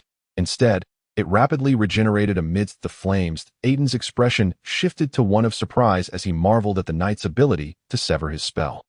The formidable Grand Knight was now less than 3 meters away from Aitin. He could sense the immense power radiating from the knight. Even the multiple layers of magical shields he bore would likely prove insufficient to withstand the Grand Knight's impending onslaught. He knew that if he stepped within the knight's striking range, he would undoubtedly be slain. "What a pity," Aitin remarked, his expression unchanged, his calm tones seeming to mock the knight. With a flick of his staff, a massive maw descended from above, as the magical flame serpent, under Aitin's control, consumed the Grand Knight, leaving a scent of charred flesh in the air. The magical flame serpent dispatched the Grand Knight in a single blow. A formidable force nearing the level of a sworn knight. All present gasped in disbelief, their eyes wide as they witnessed the unfolding events. The flame serpent coiled back around Aitin. The Grand Knight, who had just been devoured, stood frozen in place, resembling a charred statue, his eyes rolled back, mouth agape, continuously emitting tendrils of black smoke. His cloak had been entirely incinerated, and even the knightly armor, blessed by the holy light, began to show signs of deterioration under the magical onslaught. "You're still alive." Aitin's eyes widened in astonishment. Despite being his enemy, he couldn't help but feel a twinge of respect for the knight's survival against his overwhelming magical attack. "Allow me to end your life." Aitin drew a wind blade with his staff, aiming for the Grand Knight's head. No. Thud. The wind blade met no resistance as it struck its target. The round head tilted and rolled away, blood gushing forth like a fountain, as the decapitated body crumpled to the ground, filling the air with the scent of charred blood. "Captain!" The remaining 5 Holy Light Knights screamed in terror, their last remnants of reason shattered, as they all, with grim determination, charged toward Aitin. intent on avenging their fallen leader. A rabid dog is indeed a rabid dog, Aitin remarked calmly, with the death of the most powerful Grand Knight. The remaining 5 posed no threat to him. Fire pillar technique. With a wave of his left hand, several fire pillars erupted from the inferno, disrupting the knight's assault. The magical flame serpent, under his command, swiftly devoured one of the holy light knights who failed to evade in time. The knight, pierced and consumed by the magical serpent, collapsed backward, reduced to a charred corpse, swallowed by the flames. Red. Collins roared in madness, witnessing his friend succumb before him. The once rational paladin, now stripped of sanity by hatred, resembled a frenzied beast, consumed by thoughts of vengeance and slaughter. His body was like a sharpened blade, slicing through the gaps of the infernal serpent's flames as his longsword lunged toward his foe ahead. For a rabid dog, execution was paramount. Aitin would show no mercy. He immediately invoked his spell to strangle the paladin. In an instant, a fiery prison ensnared him, when the paladin shattered the cage with his sword and lifted his gaze. His pupils reflected a monstrous crimson figure growing larger. Before he could react, he felt an unbearable heat and a searing pain that ignited his nerves. With a piercing scream, he was consumed by the infernal serpent's flames. The remaining 3 felt a chill envelop them. Connie's mind, previously ablaze with frenzied thoughts, was doused as if splashed with a bucket of icy water, leaving her numb and trembling. Their captain lay dead, and the other 2 comrades had been slain within mere moments. It was as if they were ensnared in a nightmare. Though surrounded by flames, they could not escape the chill in their hearts. If they failed to vanquish this malevolent sorcerer, there would be no chance of survival in this city. Ryan signaled to Kai behind him, urging him to create an opportunity for the kill. God, please grant us the strength to slay this demon. Kai silently prayed, raising his crossed sword. Adopting an expression of valiant sacrifice, he needed to draw the demon's attention, allowing Ryan the chance to approach and deliver the fatal blow. Kai commenced what appeared to be a foolish, suicidal assault, darting through the inferno, evading the serpent's strikes while agilely closing in on Aitin. A tongue of fire suddenly shot forth from the right, prompting Kai to lean away, his crossed sword cleaving through the obstructing flames as he advanced toward AB, while drawing all the firepower toward himself. Kai successfully maneuvered from the alleyways of the slums to Aitin's rear. Just as Ryan reappeared from his prior concealment, he emerged to Aitin's right, his longsword radiating brilliant holy light, striking like a viper toward Aitin's back. Not good. There's danger. Ryan's once confident visage morphed into one of sheer terror. His eyes wide like an owl in the night, filled with overwhelming horror. The crossed sword was repelled by a pristine circular shield. Aitin raised his staff, pointing it at Ryan's head, unleashing a bolt of lightning that struck him down. The infernal serpent, coiled behind him, lunged forth, sinking its fangs into Kai. Ryan Kai, you foolish imbecile. In response to the last paladin's reckless assault, the infernal serpent swept its tail, sending her flying, her fate unknown, marking the end of this fierce battle. A sea of flames engulfed the area within 100 meters around Aitin, the remnants of collapsed walls littering the landscape, while the few civilians who had sheltered in their homes could not escape the carnage. Have you seen enough? ISNT, time to emerge, Aitin coldly remarked, casting his gaze toward a shadowy corner. Causing such a ruckus at another's doorstep is hardly fitting for a noble. An elderly man draped in a gray robe slowly stepped out from the gloom. I hope you are not in league with them, Aitin stated calmly. Of course not, the elder replied, raising an eyebrow in discontent. Despite this young third-tier sorcerer facing 6 paladins, he remained unblemished, exuding an air of leisure, a testament to his formidable strength. Kilia, third-tier sorcerer, I presume? Aitin said evenly. It appears they were seeking you. And I merely stumbled into this misfortune. Are you certain? I beg to differ, Kilia scoffed. I only arrived in this city at noon today. That if those paladins had sensed my presence, they would not have located me so easily. Aitin analytically continued. Only someone who has resided in this city for an extended period could be their target, regardless of the truth. Those wretched marauders are now reduced to cinders by your hand, and I have no desire to debate such a trivial matter. Kilia glanced at the infernal serpent encircling Aitin, a flicker of fear in his eyes. The ease with which Aitin had dispatched 5 paladins was a clear indication of his terrifying power. Could you dispel that magic? It will reduce everything here to ashes. You are right. Aitin snapped his fingers, causing the infernal serpent to dissipate slowly. What a dreadful day, Kilia lamented as he withdrew his staff, summoning a jet of water from its tip, dousing the surroundings as the water collided with the flames. Thick clouds of white smoke billowed, obscuring the view. Aitin merely furrowed his brow, choosing not to comment further. The fire gradually extinguished under the deluge, and Aitin waved his staff, conjuring a gust of wind to disperse the white mist. I am Aitin Yas, known as Master Aitin. You may address me as such. Aitin introduced himself with an air of calm. What a young prodigy. Kilia marveled, though both sensed each other's presence as soon as they arrived at Kinky's fort. The age of this third-tier sorcerer was entirely unexpected. May I inquire why Master Aitin seeks me? I intend to visit the Pex's forest in search of silvermoon flowers, and learned that Master Kilia resides here. So I thought to pay a visit. Aitin's pupils suddenly dilated as he detected a peculiar magical energy for a fleeting moment before it vanished. By the way, does Master Kilia have any of this herb? Aitin resumed his conversation. Just then, a hurried and orderly sound of footsteps echoed from all directions, as if a legion was approaching. Several soldiers clad in light armor, wielding iron swords, came into view. It was the city guard. Given the ferocity of the recent battle, it was unfathomable that the guards had remained unaware. The guard captain, Martins, appeared, a seemingly fierce but shrewd man. Though the battle had erupted unexpectedly, he had been vigilant from the outset, refraining from intervening recklessly and waiting for the skirmish to conclude before swiftly appearing to clear the aftermath. Faced with two powerful third-tier sorcerers, Martins felt immense pressure. He stifled his inner dread and spoke. What are your commands? My lord, the paladin should still be alive. Aitin pointed to the fallen female knight. Strip her and display her on a cross for all to see the fate of those who dare to hunt sorcerers across bounds.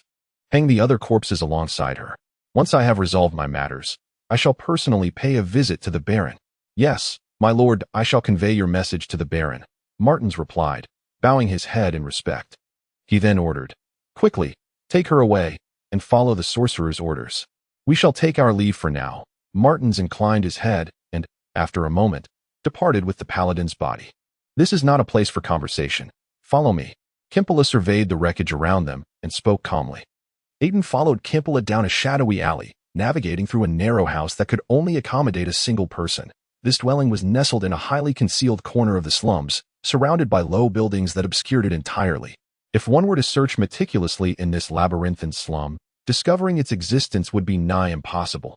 Kilia approached a wooden door, tapping it lightly with his staff, causing the dilapidated door to creak open. It seemed to have been enchanted with a spell, as Aitin cast a cursory glance before entering. This door has been ensorcelled to prevent ordinary civilians from opening it, Kilia noted, observing Aitin's curious gaze.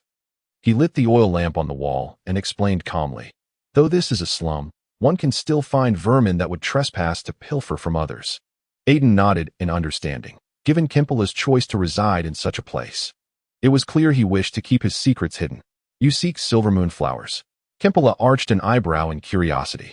As far as I know, silvermoon flowers are exceedingly rare, but lack significant utility. The silvermoon flower is indeed of utmost importance to me. Aitin surveyed the surroundings and settled onto a fur-covered chair, stating flatly, as for its purpose, I cannot disclose it. Everyone harbors their own secrets. Kilia nodded in understanding. I happen to possess a silvermoon flower, one I risked my life to obtain in the Pex's forest. You are likely aware that these flowers only grow near fearsome beasts. Aitin discerned the underlying implications in Kilia's words, yet remained unmoved. He insisted that he must ascertain the authenticity of the silver moon flower possessed by the elder before he would consider offering a substantial price. May I see the silver moon flower? Aitin inquired calmly. Certainly. Please wait a moment, Kilia replied, his eyes glinting with an unusual light, resembling a hunter eagerly awaiting his prey. He rose and turned to enter his laboratory. Upon his return, he held a rough wooden box, which he gently placed before Aitin, nodding slightly to indicate that he should open it. This is indeed the silver moon flower, Aitin stated, a flicker of emotion finally crossing his otherwise tranquil face. The flower within the box was precisely what he sought, eliminating the need for him to venture into the perilous Pex forest. After a brief moment, the emotion faded, replaced by a cold indifference as he said, The silver moon flower holds great significance for me. I wonder if you would be willing to part with it. The elder shook his head. A magical ring of attack. Aitin raged internally. Though reason prevented him from tearing the greedy old man asunder, he removed the ring from his finger and placed it carefully on the table, regarding the elder gravely as he stated, The value of this ring is no less than 20,000 gold. I believe this should suffice as compensation for the silver moon flower. Yet Kimpala still shook his head. Aitin's expression darkened, and he softly questioned, "What does Master Kimpala mean by this?"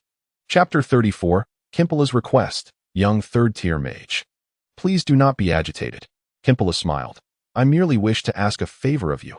Consider the silver moon flower as your reward. The elder pushed the rough wooden box containing the flower towards Aitin and, seeing the cold expression on his face, hurriedly added, "Please allow me to finish. This matter is of great importance." "Speak," Aitin replied, raising his gaze to fixate on the elder's gaunt visage. He was determined to obtain the silver moon flower, even if it meant eliminating the old man before him. "I believe you are aware." Kimpala's gaze met Aitin's, and despite the chill it sent through him, he maintained his composure and continued, "Recently, I sensed a surge of malevolent magic in the Peck's forest. This power is spreading, and we must halt it. Otherwise, the creatures there may become increasingly ferocious. Why not report this matter to Gleifer? I believe the esteemed wizard would send someone to dispel this force," Aitin queried coolly. Showing no desire to involve himself in such troubling affairs, the Peck's forest was notorious as a paradise for ferocious beasts and a graveyard for mercenaries. If possible, Aitin preferred to avoid this region entirely. The dangers of the Peck's forest were not unfounded. It was said that the deepest part of the forest was home to a beast known as Paxtera, a creature of tremendous power. The king among monsters, under whose claws a wizard had previously perished. This was one of the primary reasons most third-tier mages were reluctant to enter this area. "Gleifer is simply too far from here. You should be well aware of that," Kimpala said with a look of concern, raising his gaze to Aitin as he bitterly continued. "There is no time. Had you not appeared, I would have prepared to venture into the Peck's forest in 2 days." He fidgeted nervously, his gaze fixed on the young third-tier mage, awaiting his response. Although having a third-tier mage accompany him into the Peck's forest offered some reassurance, Aitin did not trust the elder's words. It was evident that the situation was more complex than the old man had portrayed. To put himself in danger was something Aitin could not allow. No mage would commit such folly. After a moment's hesitation, Aitin finally spoke. "Kimpala, disclose everything you know, and I shall make my judgment." He paused before adding, "If the matter exceeds my capabilities, I will report it to Gleifer, and naturally, more powerful mages will address it. I hope you will not withhold any details." His calm tone carried an undeniable weight of authority, and even Kimpala could sense the overwhelming confidence and strength radiating from this young third-tier mage. No third-tier mage was a fool, nor could they be easily deceived. "Forgive me, I did not intend to conceal anything." Kimpala immediately apologized. "Some months ago, while searching for herbs in the Peck's forest, I fortuitously discovered an evil altar." He clenched his hands anxiously as he recalled. There was a powerful, malevolent mage there, seemingly casting some wicked spell at the altar, but he was far too strong for me to defeat. Aitin murmured, "A fallen one.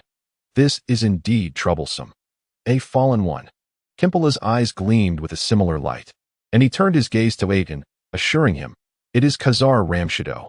I can guarantee he possesses only the strength of a third-tier mage as long as the two of us join forces. Khazar Ramshadow will not be our match. The necromancer, the fallen one Khazar Ramshadow." Aitin furrowed his brow upon hearing the name. He had heard of this individual. Among the various mages, those who researched necromancy were particularly enigmatic and difficult to guard against. Moreover, the vast majority pursued power and immortality, ultimately becoming fallen ones. With Khazar Ramshadow being a notable example, it would be exceedingly difficult to surround and slay the fallen one Khazar.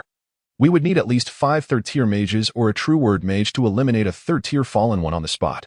Otherwise, he could easily escape. Kimpala clenched his hands anxiously, hesitating before stating, "We must destroy the altar to thwart the fallen one's scheme." He paused before adding, "These marauders might have sensed the malevolent magic and come to this city, seeking to enter the Peck's forest." Silence once again enveloped the room. Aitin did not respond immediately, finding the situation exceedingly strange. "Very well." Aitin sighed heavily, agreeing to the request. Venturing alone into the Peck's forest was equally perilous, and for the sake of obtaining the silver moon flower, he had no alternative. "Thank you, young third-tier mage. Your involvement grants me greater assurance," Kimpala said cheerfully. "However, I have one stipulation. The silver moon flower is to be considered my reward immediately, and regardless of the outcome of this endeavor, I will not return it." Aitin responded coldly, "That is understood." Kimpala raised an eyebrow and gestured with his hands, inviting him to take it. "I trust the integrity of a third-tier mage." Aitin once more inspected the box, confirming it contained the silver moon flower before sealing it and cautiously placing it into his magical pouch. After completing these tasks, he exhaled deeply, as if releasing a heavy burden from his heart. As long as he could obtain the silver moon flower, this journey south would be worthwhile. Following this, upon returning to Phaius to concoct the time flow elixir, he could commence his quest to explore the realm of true word mages. Kilia observed all this, though he was unaware of why the young third-tier mage was so desperately seeking this seemingly insignificant, yet exceedingly rare, silver moon flower. Nonetheless, as long as he secured the young mage's promise, that was sufficient. He was indeed quite curious. Every mage harbored their own secrets, and probing into another's was generally inadvisable, as it could easily provoke the individual, leading to dire consequences. "I have some matters to attend to," Aitin announced as he stood. The excitement brought by the silver moon flower now fading from his countenance, he addressed Kilia. "In 3 days, we shall depart immediately." And as he reached the door, he abruptly turned to remind, "Also, I hope you are prepared. The fallen one Khazar is stronger than you might imagine." "I will be ready," Kilia replied. Watching Aitin's departing figure, his eyes shimmering with an unusual light, akin to a hunter exhilarated by the prospect of his prey. Chapter 35. The Baron Esfir. Kenki's fortress is the sole city near the Pex forest. Historically governed by the Menhir family, now in its 3rd generation, through a century of diligent effort by successive patriarchs of the Menhir family, Kenki's fortress has flourished, transforming from a mere noble stronghold into a thriving city. As the Menhir family did not rename the city, it continues to bear the name Kenki's fortress. The unadorned gray stone streets bear the marks of time, and the main thoroughfare that runs through the city leads to an ancient stone fortress constructed from hewn rocks. Situated to the west, Kenki's fortress has stood resilient over the centuries, a testament to the pride of the Menhir family. Upon closer inspection, one can discern its remarkable expanse. Kenki's fortress occupies 1/5 of the city's area, with a stone wall built from blocks rising to a height of 1.5 men. Unlike the noble castles of other cities that prioritize aesthetics and pleasure, this fortress resembles a formidable military stronghold. Half a century ago, the northern and southern regions were marred by numerous conflicts, and this place once served as a front line, accommodating troops. This practice was not abolished after the dawn of peace. Even today, soldiers clad in aged light armor and wielding long rifles patrol the perimeter of Kenki's castle, standing guard against mercenaries or robbers who might threaten the Menhir family. At the gates, 2 formidable swordsmen, clad in exquisite armor and wielding sharp steel blades, guard the entrance. The mere presence of these 2 exudes an aura of dread that causes ordinary folk to cower at their approach. These 2 elite swordsmen also embody the dignity of the Menhir family, for among the nobility, maintaining one's stature and respect is of utmost importance. Some less affluent minor nobles have been known to squander their fortunes merely to host a ball. This is a reality that ordinary citizens and wealthy merchants struggle to comprehend, yet it exemplifies the essence of nobility. Today, an unusual guest has arrived at Kenki's castle, an enigmatic youth garbed in a silver noble's robe. His gaunt visage contrasted by a pair of bright, penetrating eyes. The mysterious young man appears silently at the entrance of Kenki's castle, instantly capturing the attention of the 2 fierce armored swordsmen. Unaware of such a noble youth's presence, the guards are further convinced of his highborn status upon noticing the ancient and cryptic patterns adorning his lavish silver attire.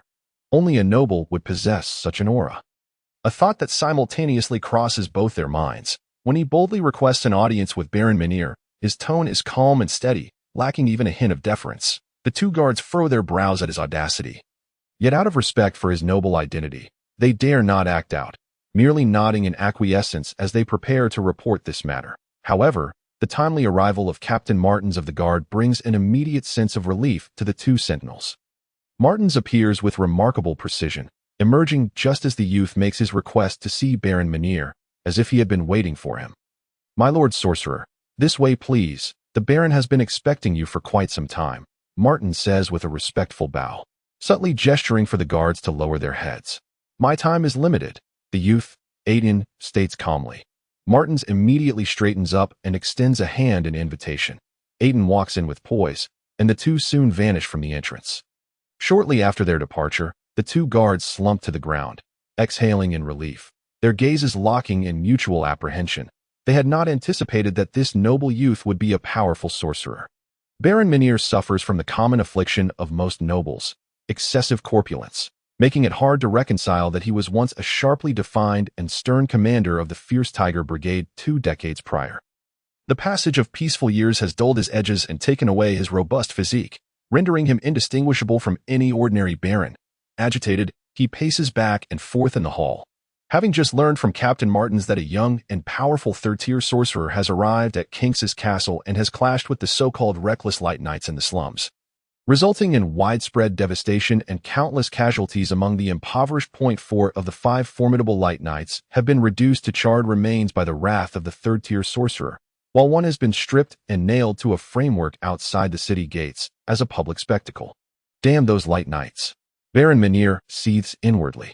Harboring a deep-seated hatred for these audacious individuals, he regrets not having forcibly expelled the 5 from Kinx's castle, as doing so might have averted the current calamity. He has just received word that the young third-tier sorcerer has arrived. Having heard tales of the eccentric nature of most sorcerers, the Baron is at a loss as to how to appease the wrath of such a powerful individual. As the sharply defined youth enters the hall, he notices his father's restless demeanor and inquires with concern, "What troubles you, father?" "Ares," the Baron responds, lifting his gaze to his second son.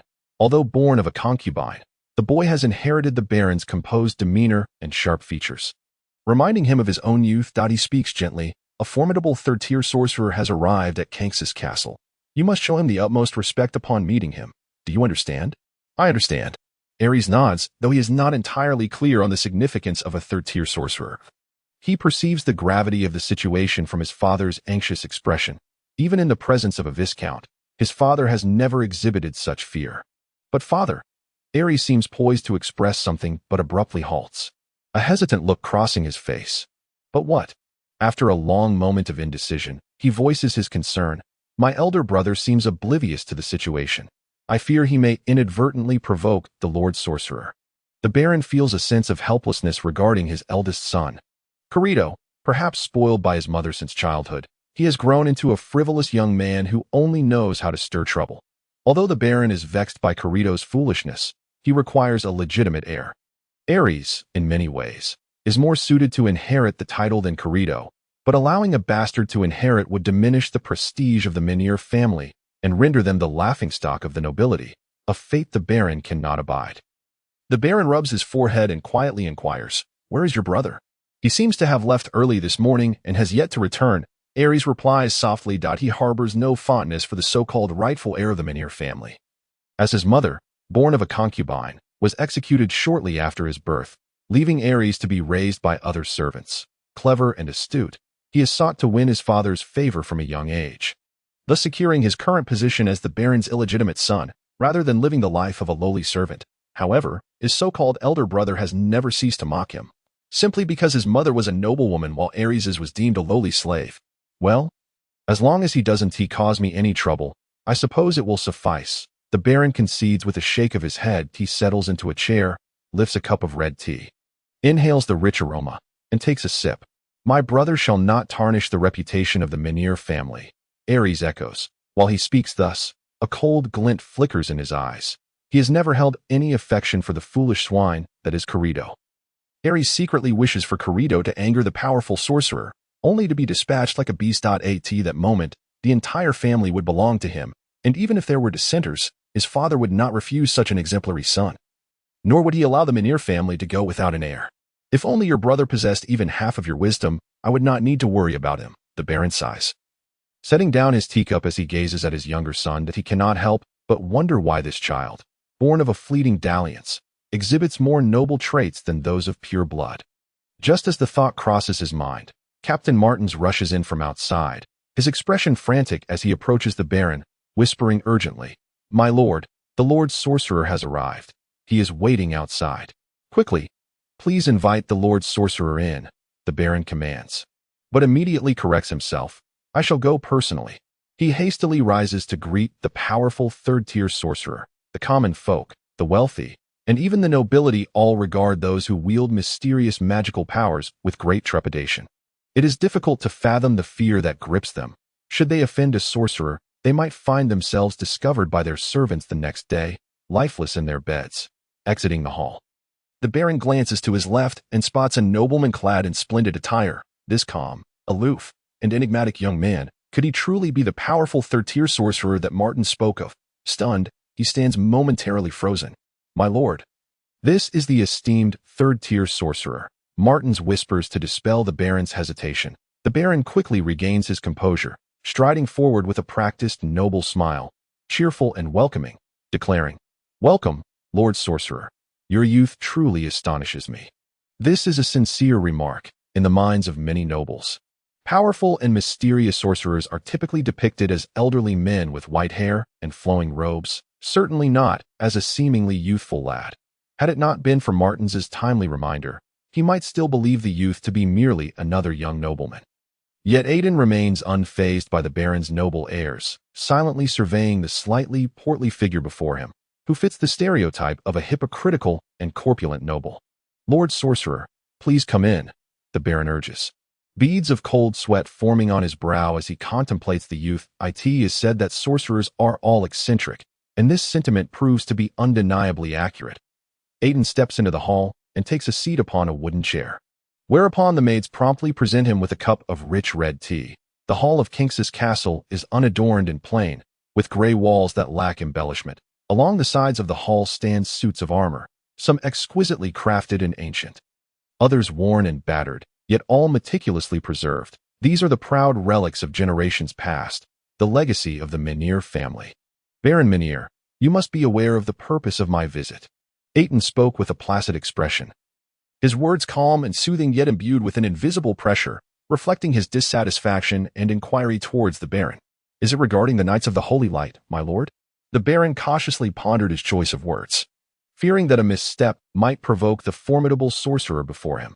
"I am not here to question you about that matter, Baron Menhir," Aitin impatiently interrupted, continuing, "I have no interest in this affair whatsoever.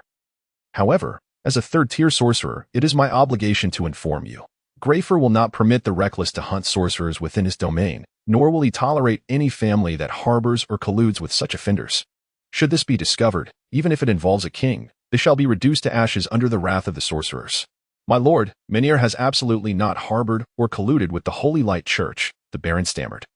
Cold sweat beading on his forehead, he knew that this young and powerful sorcerer held little regard for the nobility, and he suspected that even if a count or a king stood before him, it would be difficult to instill any sense of awe. "I have already stated that I have no interest in such matters," Aitin said, his expression filled with disdain as he regarded the flustered Baron, his tone unwavering. "This group of reckless individuals has crossed the line by hunting down several sorcerers. They must pay the price." "Great sorcerer, have you not already dealt with them?" the Baron inquired.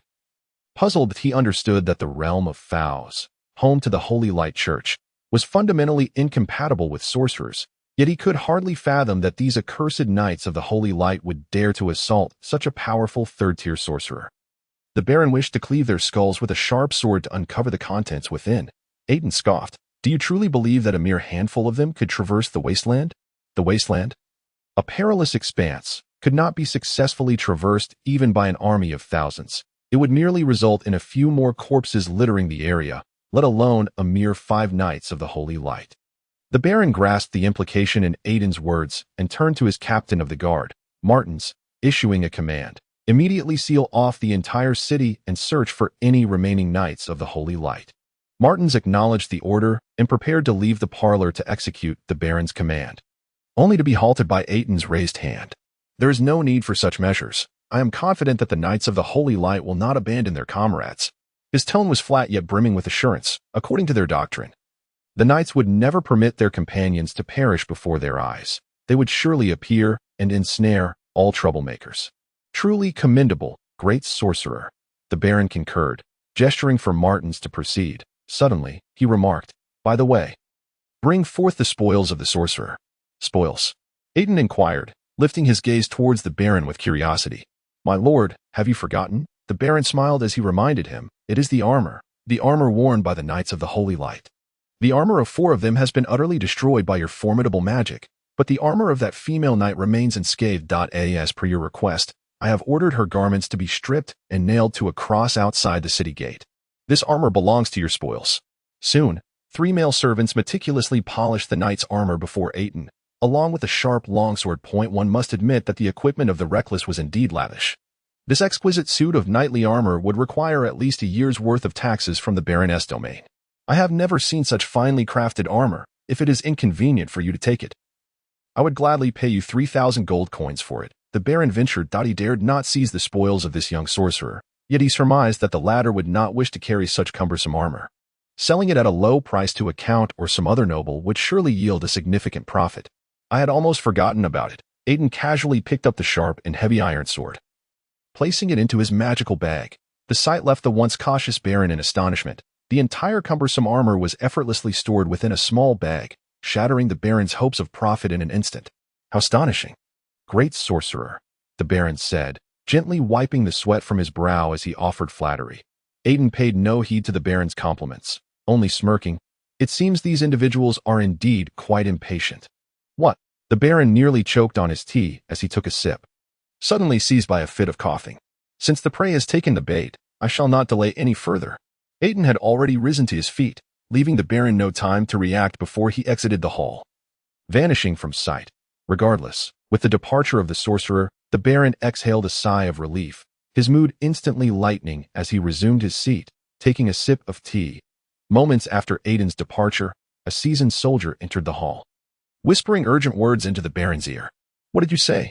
The Baron's voice trembled with terror, a sharp crash resounding as the cup he held shattered on the floor, his hands shaking, his face stiffening in fear. Chapter 37. The cross outside the city of Kingsburg. Passers-by at the city gate halted in their tracks, casting astonished glances towards 5 crosses lined up on the right side of the road. Nailed to these crosses were the charred remains of several bodies, while old guards in armor wielding long spears stood watch nearby. It had been a long time since anyone had been crucified for public display, and whispers filled the air as pedestrians speculated about the heinous crimes that led to such punishment. However, the most shocking sight was the final figure on the last cross, a stunningly beautiful woman, fully nude, her alluring form captivating the attention of every passerby. This enchanting female, with short light brown hair and a lovely face, had her eyes tightly shut, her smooth curves devoid of any excess flesh.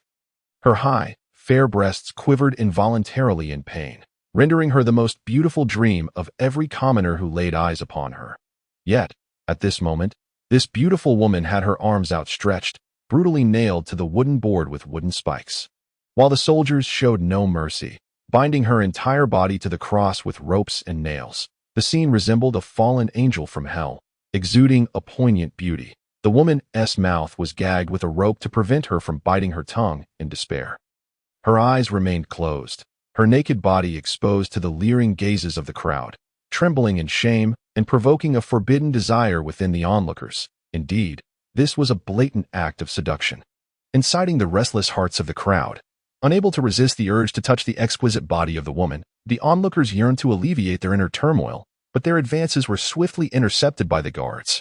The old guard, noticing the growing agitation among the crowd, sighed deeply, striking the ground with his spear to draw attention to the throng of lust-driven civilians. Yet this intimidation proved ineffective. The crowd, consumed by their desires, sought to approach the cross, hoping to indulge their carnal cravings beneath the woman's form. Stand back, the old guard bellowed. These individuals are knights of the holy light from the south, crucified here for attacking a third-tier sorcerer. Should anyone dare to cross the line and provoke the sorcerer, it will cost them their lives. The next to be nailed here could very well be you. The terror invoked by sorcerers was palpable as soon as the old guard's words were spoken. Gasps filled the air, and fear swiftly extinguished the flames of desire. The onlookers stepped back. The once alluring woman now appeared as if afflicted by a severe contagion. Approaching her seemed a sure path to death. They had not forgotten the horrifying calamity that had recently unfolded in the slums. The old guard breathed a sigh of relief. The sorcerer's power over the common folk far surpassed all else. As long as matters could be resolved smoothly, everything would be well.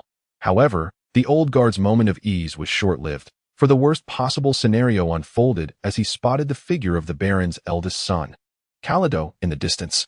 Anyone residing in Kingsburg was well acquainted with the notorious reputation of this debauched nobleman. The townsfolk lowered their heads, unwilling to meet his gaze. In this age of nobility, defying the aristocracy was tantamount to a death sentence. Quickly, go find the Baron. I will hold Calado off. the old guard said with a grave expression. This matter cannot afford any mistakes. If the third-tier sorcerer becomes enraged, the entire population of Kingsburg will suffer. The old guard had witnessed the terrifying battle that had unfolded in the city. Fully aware of the formidable nature of the third-tier sorcerer, this dashing young nobleman bore little resemblance to the Baroness' youthful visage. Instead, he resembled a roguish scion of the aristocracy. Having caused considerable distress to the women of Kingsburg, with rumors suggesting that the young heir kept a number of beautiful common girls at home, his charm and debauchery left the women of Kingsburg both enamored and resentful. Calado had approached, accompanied by 2 personal bodyguards, a selection of the finest warriors chosen by the Menhir family, who were concerned that their heir might encounter misfortune in this city teeming with mercenaries. Gochi, what is your command?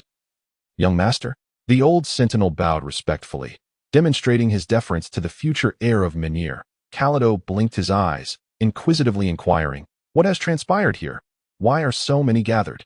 A few knights of the Holy Light from the south angered Lord Sanxian Wu Tu and were executed here as a warning, the old sentinel explained. Noting the malicious grin on Calado's handsome face, aware that failing to answer truthfully could lead to dire consequences. Holy Light Knights. Calado chuckled, saying, I have yet to see what a Holy Light Knight truly looks like. Young master, the old sentinel exclaimed in alarm. But Calado disregarded him and stepped into the crowd. Are these charred corpses what you refer to as Holy Light Knights? Calado's brow furrowed involuntarily, perplexed by their stark contrast to the valiant knights he had envisioned. Indeed, young master, there is nothing commendable about them. These Holy Light Knights were turned to cinders due to their offense against Lord Wu Tu. The old sentinel elaborated, hoping Calado would abandon the idea and choose to leave. Otherwise, should Calado discover the presence of a certain woman, his temperament would surely incite considerable trouble. What is a Sanxian Wu Tu? Calado scoffed, his dissatisfaction evident. He was only aware that his father was a baron, referred to as Baron Lord, but had never heard of a Wu Tu lord. The old sentinel began to explain, but was interrupted by a sudden gasp. Young master, look over there. It was FIFA, an elite swordsman standing to Calado's right, whose handsome visage and charming demeanor earned him the young master's favor. Perhaps this was what they called kindred spirits. Calado's gaze fixated on the beautiful woman nailed to the cross, his attention wholly absorbed by her alluring form. His eyes nearly glazing over as he muttered, what a beauty! The old sentinel shot a furious glare at FIFA, knowing it was all his fault. Now he could only hope that Baron Lord would arrive soon to intervene and avert a calamity. Gochi, what is it? Young master, why is that woman nailed there? Calado's greedy gaze remained glued to her. That woman is also a formidable Holy Light Knight. It was Captain Martins who personally secured her there, the old sentinel replied helplessly. No one can take her down. Not even Baron Lord possesses that authority. Release her. Young master, you must not. This woman is a knight, and if she regains her freedom, we cannot guarantee your safety. The old sentinel swiftly stepped in front of FIFA, who was attempting to liberate the female knight, and sternly reminded him, this is a direct order from the Baron. We cannot bear the consequences of his displeasure. FIFA hesitated for a moment. He knew that if the Baron were to be angered, it would be far beyond what a mere bodyguard could endure. Chapter 38. The Cross 2-inch Gochi. Are you bothersome? Calado frowned, waving his hand dismissively, astonished that such a lowly guard would dare use his father to intimidate him. He admonished the hesitant FIFA. I will personally explain the situation to my father. You need not worry about that. Now, go and release her. Young master, please do not put your subordinate in a difficult position. The old sentinel trembled, half crouching to block FIFA's path. Bystanders had begun to direct their attention towards the unfolding scene. Curious glances exchanged among them, before slowly retreating under the fierce glare of another imposing guard. FIFA, Calado commanded sharply. Yes. Young master. The guard named FIFA circumvented the old sentinel and pushed through the throng towards the wooden cross. Amidst hushed conversations among onlookers, the young woman was carefully lowered from the cross. FIFA untied the ropes and removed the wooden spikes that had pierced the knight's hands, gazing at the deep, bone-bearing wounds, which even this battle-hardened guard found disconcerting. He then removed his cloak and draped it over her to cover her exposed form. This action, however, seemed to draw dissatisfaction from the crowd. Although the commoners dared not express their anger, they averted their eyes to avoid offending him. In the midst of the crowd, a soft sigh escaped from a figure cloaked in black, who, feeling a sense of relief, pushed through the throng and vanished into the shadows of an alley. Damn FIFA, you've caused great trouble. The old sentinel stood up in fear, gripping the guard's sleeve and exclaimed, "This is a direct command from Lord Wu himself. Even Baron Lord would not dare to defy it." FIFA dismissed his concerns, shoving him aside with disdain. "Get lost, you annoying old fool."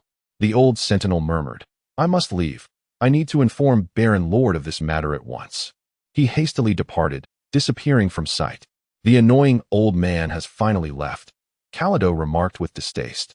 Moving closer to the woman and gently caressing her pale face, a satisfied smirk curling his lips. Indeed, she was a beauty. He turned to his guard and commanded, "Take her back." "Yes, young master." FIFA picked up the unconscious girl, following closely behind Calado as they prepared to leave. However, a shadowy figure suddenly obstructed their path. The two guards instinctively shifted their focus to the figure before them, only to discover it was a young nobleman. "Is it you?" Aitin quietly observed Calado and his entourage, murmuring, "The audacious one. No, that is not right, Dicey. Merely an ordinary person?" He felt no trace of the power of the holy light emanating from Calado. "Hey, what are you mumbling about?"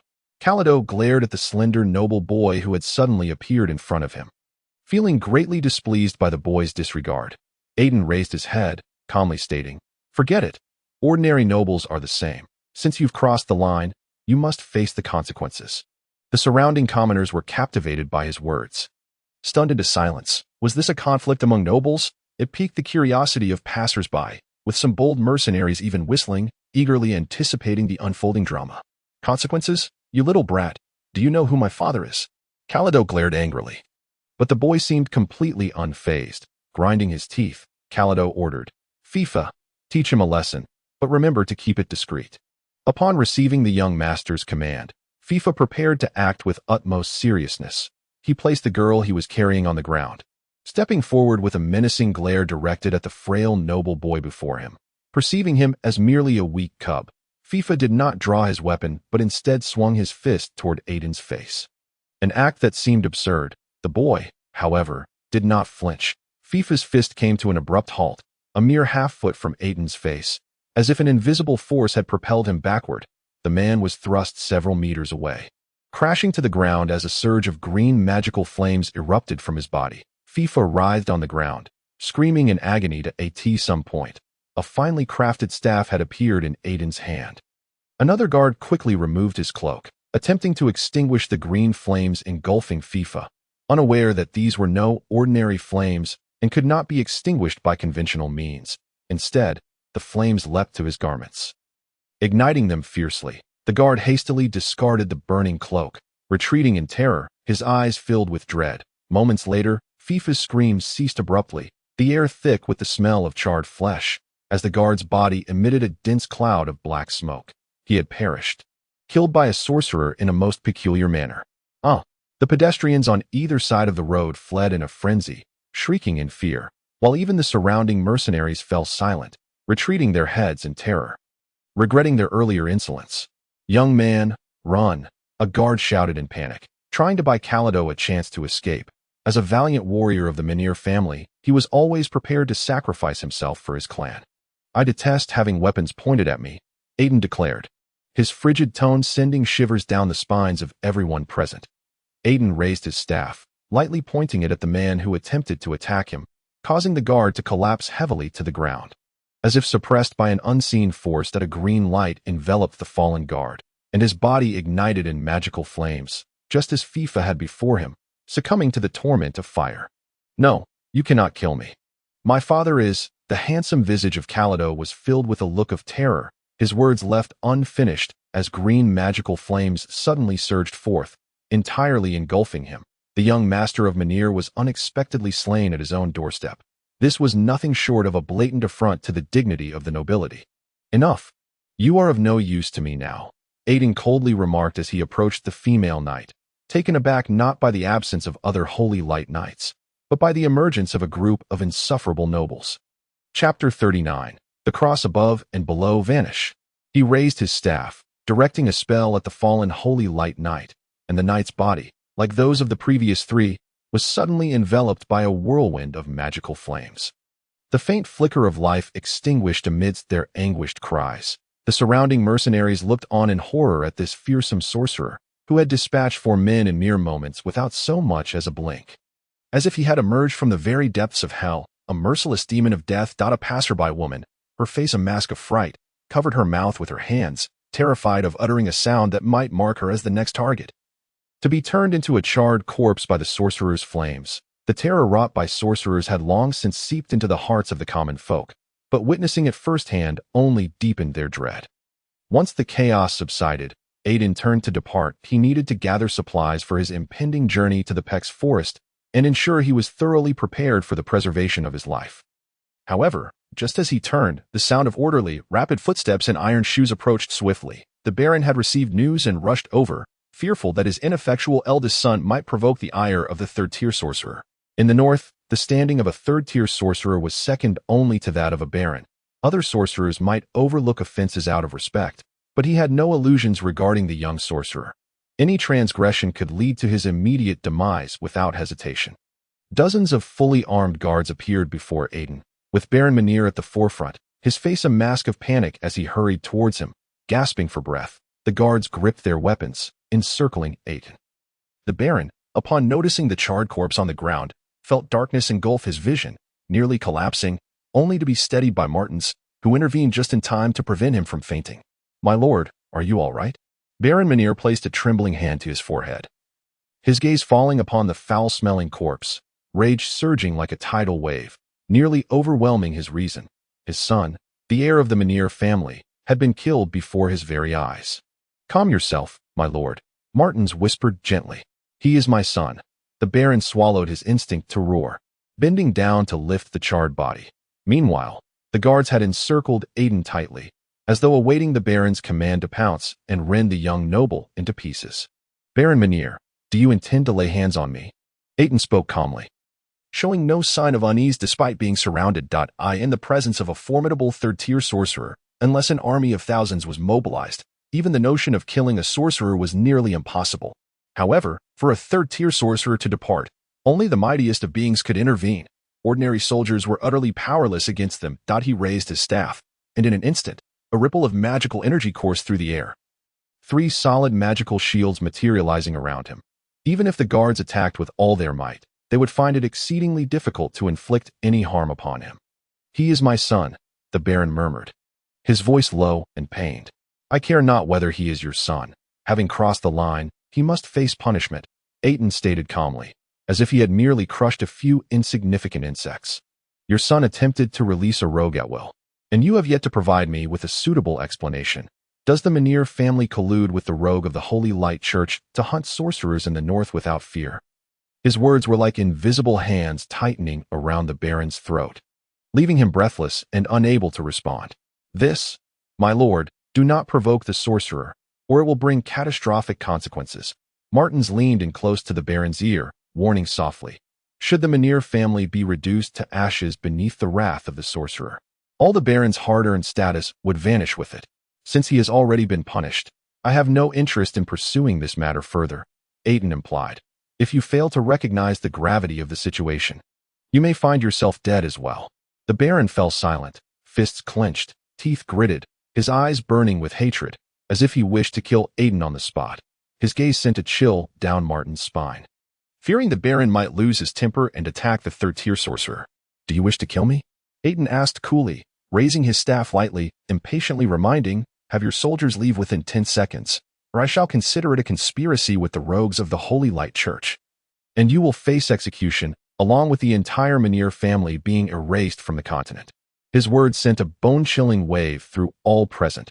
A single statement could determine the fate of a century-old family. The Baron gritted his teeth and waved his hand, signaling his personal guard to withdraw. He was gambling, and there was no way he would wager the entire Biniya family on this. The guards departed. The heavy atmosphere lightened considerably, and Martin secretly wiped the cold sweat from his brow, relieved that conflict had been averted. "My lord, I beg your pardon for my earlier rudeness." The Baron forced a strained smile. After all, witnessing one's son die before their eyes is something no one can easily accept. The common folk gasped at the Baron's words, as if the one who had just perished was not his son, but merely a lowly peasant. "I have stated before, this is the creed of Grey Fur. I am merely executing it." Aitin's tone was frosty, instilling fear. If you find my actions questionable, feel free to go to Fow's and lodge a protest with the 12 sorcerers. The Baron took a deep breath. Speaking calmly, I truly apologize. I harbor no doubts. Hang them all up, Aitin declared, stowing his staff and leaving behind this command as he turned to depart. My lord, do as the sorcerer commands, the Baron gritted his teeth, ordering, as his son lay dead and treated like a lowly prisoner nailed to a cross, the Menhir family's honor utterly obliterated, destined to become the subject of ridicule among the nobility. Understood, my lord. Several soldiers swiftly carried out the Baron's orders. Dragging the corpses away, the passers-by hurriedly averted their gaze, fearing that they might provoke the enraged Baron and become targets for his wrath. The empty street was enveloped in an eerie silence. After issuing a series of commands, the Baron's face turned ashen, the events of a single day making him appear as if he had aged 5 years overnight. Chapter 40. The concealer in the deep of night. The pent-up tension in King's castle began to dissipate. The streets were deserted, the vendors having dispersed. In the wake of the sorcerer's incident, no one dared linger in the open, not even the mercenaries. The somber atmosphere permeated the air, and the townsfolk had succumbed to slumber. A cold moon hung in the night sky, casting a pale light over the entire city. Outside the city gates, 8 bodies nailed to crosses stood in stark isolation, creating a haunting tableau in the moonlight. Across the silent street, a shadow glided unseen towards the city gates. The broad gates and towering walls, remnants of the Red Moon War, were among the unique features of King's castle. A shadowy figure scaled the walls, appearing outside the city gates, cloaked in a dark hooded cape, making it nearly impossible to detect his presence without keen observation. He approached the road before the gates, raising his head sorrowfully to gaze at the crucified bodies.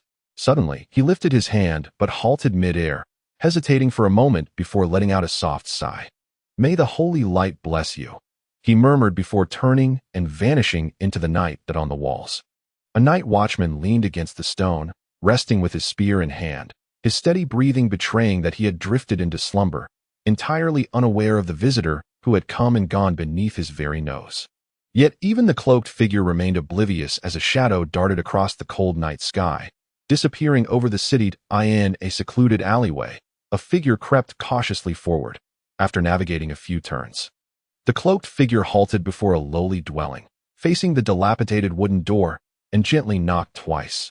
Inside, footsteps echoed, followed by a startling knock in response. Before silence enveloped the space, the cloaked figure knocked again, declaring, "The holy light is our glory." From within came a disjointed murmur. "Deities is our pride." The wooden door creaked open, and a young man clad in ragged garments peered out, urging the cloaked figure, "Come in quickly." He raised his head, scanning the surroundings with caution, and upon confirming that no one was in sight, he retreated inside and shut the door behind him. The room was exceedingly cramped, apart from a narrow wooden bed. It could barely accommodate a small round table. Surprisingly, it was quite bright inside, illuminated by an oil lamp resting on the table. Typically, the impoverished could scarcely afford such an extravagant light. In truth, they were not mere commoners. The cloaked figure had removed their dark mantle, revealing a young girl clad in worn leather armor. She placed her finely crafted knight's sword on the table, her expression somber. "What happened?" the young man asked urgently. He poured a cup of honeyed water for the girl and handed it to her. Gratefully, she accepted the iron cup and drank it in one gulp, for the late-night reconnaissance had proven to be a daunting task, leaving her quite fatigued. "Connie is dead. She was slain by that third-tier warlock, her body still hanging on the crucifix outside the city gate," Maris said, her face etched with anguish. "Damn it, if only I hadn't been injured." The young man, known as Pex, gripped his limp left arm tightly, suddenly slamming his hand on the wooden table, venting his pent-up rage and hatred. As a paladin of the holy light, he would rather die in battle than endure a life of shame. A sentiment shared by all knights of the light. "Pex, calm down," Maris urged, unable to restrain herself. Even their captain, empowered by the oath, had fallen to that vile heretic, let alone the two of them. "Abandon revenge, at least for now. That heretic is too powerful. We stand no chance." The girl's expression darkened. Despite the grueling training of a knight, her squad of 15 comrades had shared a bond akin to family. Filled with laughter and camaraderie, Pex replied, "Do not worry. I am acutely aware of that. Over the past few months, The Holy Light Knights had hunted down 6 warlocks in this town, and though they had paid a price, their achievements were indeed substantial. Silence enveloped the room, heavy with sorrow. The flickering flame of the oil lamp illuminated the young knight's downcast face, reflecting the immense loss she had suffered in such a brief span. Now, with comrades falling one by one before her eyes, the weight on her heart was unbearable. "What is the condition of Keshode?" she inquired, casting her gaze toward the middle-aged man lying unconscious on the bed. He had sustained severe injuries during the hunt for the heretic, struck down by a fierce attack just before the foe's demise, and remained in a state of uncertainty regarding his life or death. "His condition has improved. He regained consciousness briefly," the young man said, looking somberly at the man on the bed. "And what of you? How is your arm?" Maris asked with concern. "It is not as painful now. The wound is healing," Pex replied, rising to gently touch his left arm. Remaining silent, he knew that even if his arm healed, it would never regain its former strength. In a certain sense, he had already lost his qualification to be a paladin of the Holy Light. "Once your condition stabilizes, we shall immediately head to another city to regroup with the others." Maris spoke uneasily. "That powerful heretic fills me with unease. He seems intent on seeking us out, wanting to eradicate us completely." "Do not fret, Maris," Pex reassured softly. "This place is well concealed and safe. No one will discover our hiding spot here, least of all that heretic." Easier said than done. The 3 words echoed in their ears like a thunderous roar, causing them to turn their heads in disbelief toward the wooden door. The girl's mind went blank. How could this be? How had he discovered their location? Could it be? Bang! The wooden door burst open violently, splintering into fragments, leaving the occupants stunned by the sudden assault. "Enemy attack!" Pex snapped back to reality, his voice a deep roar as he dashed for his weapon. He swiftly retrieved his knight's sword from the wall, its gleaming blade shimmering in the orange light. Maris was not slow to act either. She drew her sword, eyes vigilant as she scanned the pitch-black doorway. They heard only a voice. "You certainly know how to hide. I have been searching for you for quite some time." Chapter 41. The Hidden One. Both were struck with terror, exchanging glances before rushing out of the house. Their opponent was a formidable 3rd-tier warlock. Had they chosen to remain inside, they would likely have been obliterated by a powerful spell in the next moment. The dark night sky erupted into flames, green magical fire swiftly engulfing the entire house. Pex burst outside, his mouth agape in shock as he sensed the chillingly potent magic emanating from the figure before him. Far beyond anything he had anticipated, before him blazed the fierce green flames. A slender man clad in silvery noble attire stood before them, and in the flickering firelight, they could faintly discern the calmness etched on his gaunt face, which appeared as that of a devil from hell. The young 3rd-tier warlock gripped a staff, directing it toward the doorway. Aitin scrutinized the 2 before him, though they appeared as ordinary commoners and mercenaries. The holy light radiating from them could not conceal their true identities. Just as a warlock could be easily identified among the throngs in the streets of the south, so too could any knight of the light discern him from the crowd. "It seems my wait was not in vain. This city still harbors remnants of holy light," he murmured to himself, gazing upon the 2. "Once I cleanse this place, it shall all come to an end." Encountering the hidden ones was indeed vexing, yet it was a necessity to eradicate them. This was the rule set forth by Graver for every warlock, a responsibility he must uphold. "Damn it, how did you find our location?" Maris's voice trembled, realizing the foolishness of her previous actions that had drawn this malevolent warlock upon them. "That is something you need not know," Aitin replied tersely, raising his staff and sweeping it through the air. A tremor coursed through the darkness as an invisible blade sliced through the air, hurtling toward the 2 knights of light. "Watch out," Maris shouted, diving toward Pex and pushing him to the ground just as the blade whizzed overhead. A few strands of hair floated away as death brushed perilously close to her. Pex clumsily scrambled to his feet, raising his gaze to see the wind blade had carved a deep gash in the low ceiling. Had Maris not acted in time, his head might have been severed from his body. Was this the power of the heretic that had slain their captain? Pex's face was etched with fear. Compared to those before him, this foe was vastly superior. Aitin, however, remained unfazed, lifting his staff once more, casting another spell upon them, unwilling to grant them a moment's respite. The 2 knights of light rolled to evade the magical assault, seizing the opportunity to rise and strike back. One sword aimed at the heart, the other at the head. A dreadful killing intent enveloped Aitin, But he remained unperturbed, calmly channeling his staff to conjure a milk-white shield that encased him. Before they could reach him, one sword struck the shield. Halting abruptly, unable to penetrate further, the magical barrier erupted in a blinding flash of light, sending the knights crashing against the low ceiling, falling to the ground, a faint trickle of blood escaping their lips. Defeated, the two Knights of Light had been vanquished, and Aitin had expended no excess energy, effortlessly overcoming them, their weakness indeed taking him by surprise. "No, I am not defeated yet," Pex roared in fury, shaking off the ground and lunging at Aitin once more. The knight's sword blazed with radiant light, gathering a massive surge of holy energy capable of obliterating all. Aitin recognized this as a final struggle of a dying knight, the last brilliance of a paladin of light. Yet, it posed no threat to him. A man who could barely stand could hardly hope to kill. He raised his left hand, suddenly unleashing a force that felt as if Pex were encased in 1,000-pound armor. His body collapsing heavily to the ground, stripped of any capacity to resist. Was this the chasm of power? That fleeting thought crossed Pex's mind. His head rolled to the side, tumbling a few times. His eyes wide open, unblinking in death, blood gushed from his severed neck like a fountain, his lifeless body collapsing to the ground, the air thick with the scent of iron, as death slowly spread through the night. "No!" Maris cried out in anguish, witnessing the loss of a comrade before her very eyes. Why could she not perish first? Why? She could no longer bear to witness her allies fall before her. She desperately propped herself up with her sword, as a paladin of the holy light. She resolved that even in death, it must be a death in battle. "You need not rush. There are still matters I wish to glean from your lips." Aitin regarded the tear-streaked visage of the girl before him with unwavering calm, devoid of any trace of sympathy. These marauders were not deserving of compassion. The number of sorcerers who had perished at their hands was incalculable, and the fate of the slain was already a foregone conclusion. "You vile demon! Do not think for a moment that I will divulge anything to you," Maris bellowed, swinging her sword towards him, the cross-shaped blade slicing upward in a manner that seemed intent on a mutual demise. Foolish! Aitin would not allow her to succeed.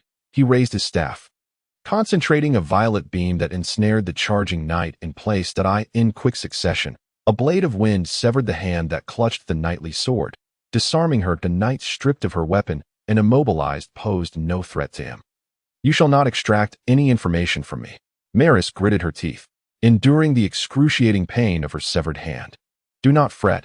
I possess a means to ensure you divulge every word you know," Aitin remarked nonchalantly, producing a crystal vial from thin air, filled with a cerulean potion. "The truth serum," he elucidated with a smile. Although those who consumed this potion often ended up as mere shells of their former selves, Aitin cared little for such trivialities in regard to his enemies. He approached her steadily, poised to administer the potion, when suddenly, a silver flash streaked through the air. A dagger had appeared in the knight's hand, thrusting directly towards Aitin's heart. Chapter 42. The Truth Serum, I see. "It seems I have underestimated you."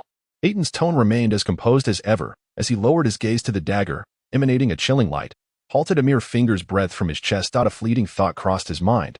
Had it not been for his magical shield, this sudden assault would have surely claimed his life. Maris bowed her head, her eyes wide and owl-like, incredulously fixated on the dagger suspended in midair. The victorious smile on her face faltered, swiftly replaced by despair. How could this be?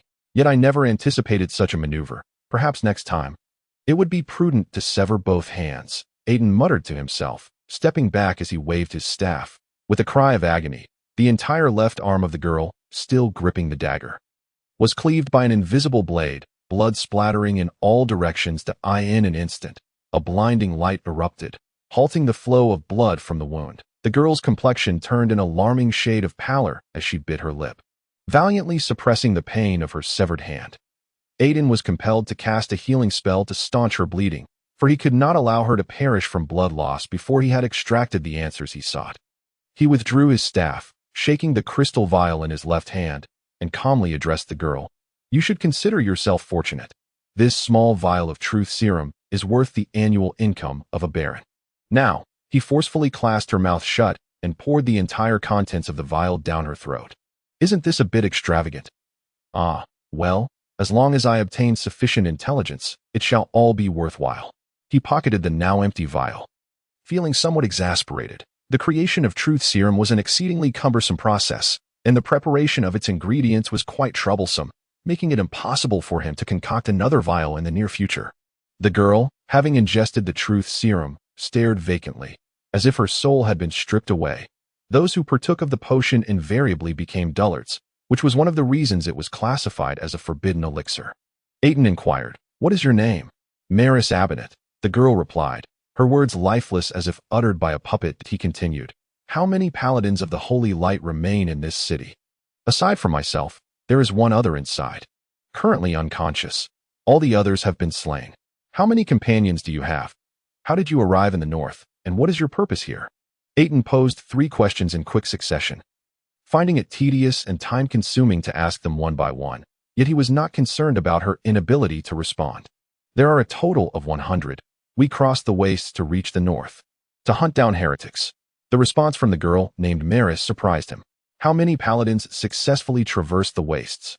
45. The girl responded mechanically. "What is their strength?" Aitin pressed on. 5 high knights. The rest are of the knightly tier. In the Holy Light Church.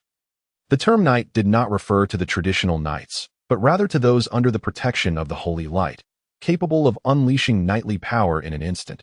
Becoming a paladin of the Holy Light was significantly easier than becoming a traditional knight. Yet their strength paled in comparison, leading sorcerers to label them as false knights. What are the others? I do not know. Why hunt sorcerers? Sorcerers are wicked heretics who defy the Holy Light and should be eradicated in accordance with its will. Aitin fell silent. The truth serum, after all, was not omnipotent, as evidenced by her brief, mechanical responses that it was time to change his approach. When did this hunting operation commence, and why? Even if it is merely a rumor. 6 months ago, I am uncertain.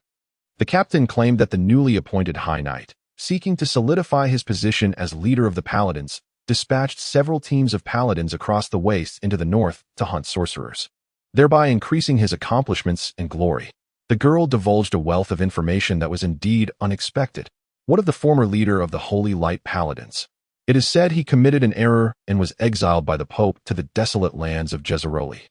One question after another, the girl named Maris began to succumb to the effects of the potion, her words becoming increasingly garbled, and she had entirely devolved into a state akin to that of a mindless fool. Aitin ultimately severed her head, putting an end to her pitiful existence. He murmured to himself, "It appears the situation is turning dire. I seem to have embroiled myself in troublesome affairs." The number of paladins far surpassed that of the sorcerers, should they continue their wanton hunting of sorcerers. Regardless of the outcome, it would be perceived as a provocation. And if it was a provocation, anyone daring to act with impunity in his domain must face the consequences. "It seems necessary to report this matter to my mentor." Aitin sighed, reciting a lengthy and obscure incantation as he raised his staff to cast a powerful spell that in the darkness. The blood pooling on the ground began to coalesce in midair, swirling and twisting, as immense magical energy surged into the blood, until, after a considerable time, the crimson liquid transformed into a mirror. Aitin urged the spell once more, and the sanguine mirror radiated a blinding light. "Mentor," Aitin softly called into the bloodied mirror. "What is it?" After a prolonged silence, he finally received a response. The visage of Elris appeared in the mirror, still clad in his robe, seemingly having yet to retire for the night. "It pertains to the marauders." Aitin quickly recounted the events concerning the marauders. Facing the provocation from the Holy Light Church, Grafar would undoubtedly respond. "I see." Upon hearing Aitin's account, Elris furrowed his brow, swiftly stating, "We will respond to this matter with utmost urgency. No one can provoke Grafar and remain unscathed. Not even the Holy Light Church shall escape retribution. You have done well in this matter. I believe the 12 Council will not hesitate to grant you access to the restricted areas of the library." Elris displayed no reluctance in offering his praise. Fully aware of his disciples' aspirations, Aitin felt a surge of joy upon hearing this. The restricted section of the library was seldom accessible. "Thank you, Mentor." The sanguine mirror reverted to ordinary blood after losing its magical support. Aitin, drenched in sweat and somewhat disheveled, felt the after-effects of excessive magical expenditure. This spell required a substantial reservoir of magical energy to maintain, despite being among the more powerful individuals among the third-tier sorcerers. He could only sustain it for a brief period. Were it not for the urgency of the matter, He would have preferred not to deplete his magical reserves in such a manner. Next, Aitin lowered his gaze, surveying the corpses surrounding him. As for these bodies, let the magical flames consume them, including that of the paladin still unconscious within. With some effort, he waved his staff, summoning the last remnants of his magical power. The magical flames swiftly enveloped the entire area, and as Aitin raised his staff, the inferno parted to reveal a path. Upon his departure, the flames thoroughly reduced everything to ashes. Chapter 43. The Night of the Forbidden, the far-off land of sorcerers. Fowls lay in view at dusk, snowflakes danced through the air, and the passers-by on the streets were bundled in thick cotton garments. Suddenly, a speeding carriage crushed the snow beneath it as it approached from the far end of the street. Surrounding the carriage were several knights clad in dark cloaks, guarding the vehicle and its occupant. The pedestrians lowered their heads, waiting for the carriage to pass, a gesture of respect towards the nobility. The exquisite and resplendent carriage finally slowed its pace upon arriving at a garden adorned with spires, the renowned rose garden of Shulai's. In the winter, the rose garden was enveloped in a blanket of pristine white. As delicate snowflakes danced through the air, presenting an enchanting scene, the knights had dismounted. No steed would be allowed to gallop within the confines of the garden. They bore a thick layer of snow upon their shoulders as they led their carriages and horses, gradually making their way into the garden. "My lady, we have arrived at the rose garden," announced the lead middle-aged knight, bowing respectfully before the carriage. "I am aware," replied a noblewoman clad in an elegant fur coat, as she leaned against the carriage wall, peeking out to survey her surroundings before gracefully descending from the vehicle. Her movements were imbued with elegance and allure. She possessed an understanding of men. And though the knights found themselves captivated by her beauty, a sudden resolve snapped them back to reality as they lowered their gazes, evading any unnecessary awkwardness. The flurry of hurried footsteps approached from the distance. Evelyn lifted her head to see a middle-aged man in a tailcoat leading a group of servants, the man in front being Magi, the steward of Aitin. Magi stepped forward, bowing deeply, and respectfully addressed the noblewoman. "Lady Evelyn, young Master Shulai is awaiting you inside." The noblewoman turned to her accompanying knights, saying, "You have all worked hard. Please go and rest." The knights willingly handed their reins to the servants, who took the horses to the stables, and then followed the maidservants to their quarters. They did not refuse this kindness, for the fatigue of over a month's journey weighed heavily upon them, and the prospect of hearty food, fine wine, and a warm bed was precisely what they craved. Evelyn raised her hood and stepped onto the thick carpet of snow, following Steward Magi towards the villa within the garden.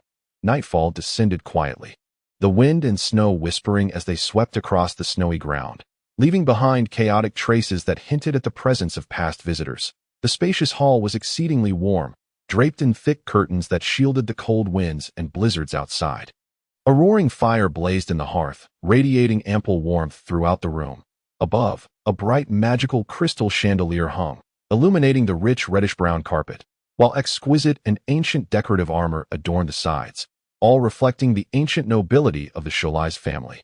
Within the hall, several diligent maidservants were busily arranging a lavish spread upon the long dining table, setting enough tableware for the feast. Evelyn was temporarily settled by the fire to warm herself, as the maidservants brought forth red tea and pastries, allowing the noblewoman to enjoy her tea while alleviating the weariness of her journey. "Aunt!" exclaimed Zulina, clad in a snow-white fur coat, as she emerged, spotting the noblewoman and rushing towards her like a joyous little bird, leaping into Evelyn's embrace. "I knew Aunt would remember my birthday. How could I ever forget the birthday of our little princess?" Lady Evelyn affectionately stroked the girl's head, speaking softly. "By the way, where is Aitin?" inquired the noblewoman. "Brother is in the study," Zulina pouted, voicing her dissatisfaction. "He always wants me to follow him to read those books. I don't wish to become a sorceress." "Aitin is right. You should indeed read more to broaden your horizons," Evelyn gently reminded her with a chuckle. "Aunt, even you. It's your brother."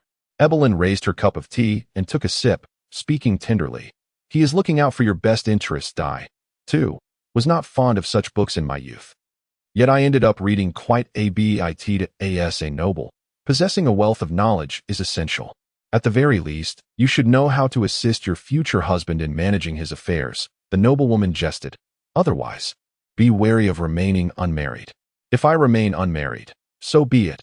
I'm not looking to marry just yet," Zulina mused, her youthful innocence rendering the concept of a husband distant and abstract. Are you hoping to cling to your brother and me forever? Hakesike emerged with a smile. Having just received word of her arrival, he had promptly left the study to greet her, only to be taken aback by Zulina's words. He nodded at Evelyn in welcome.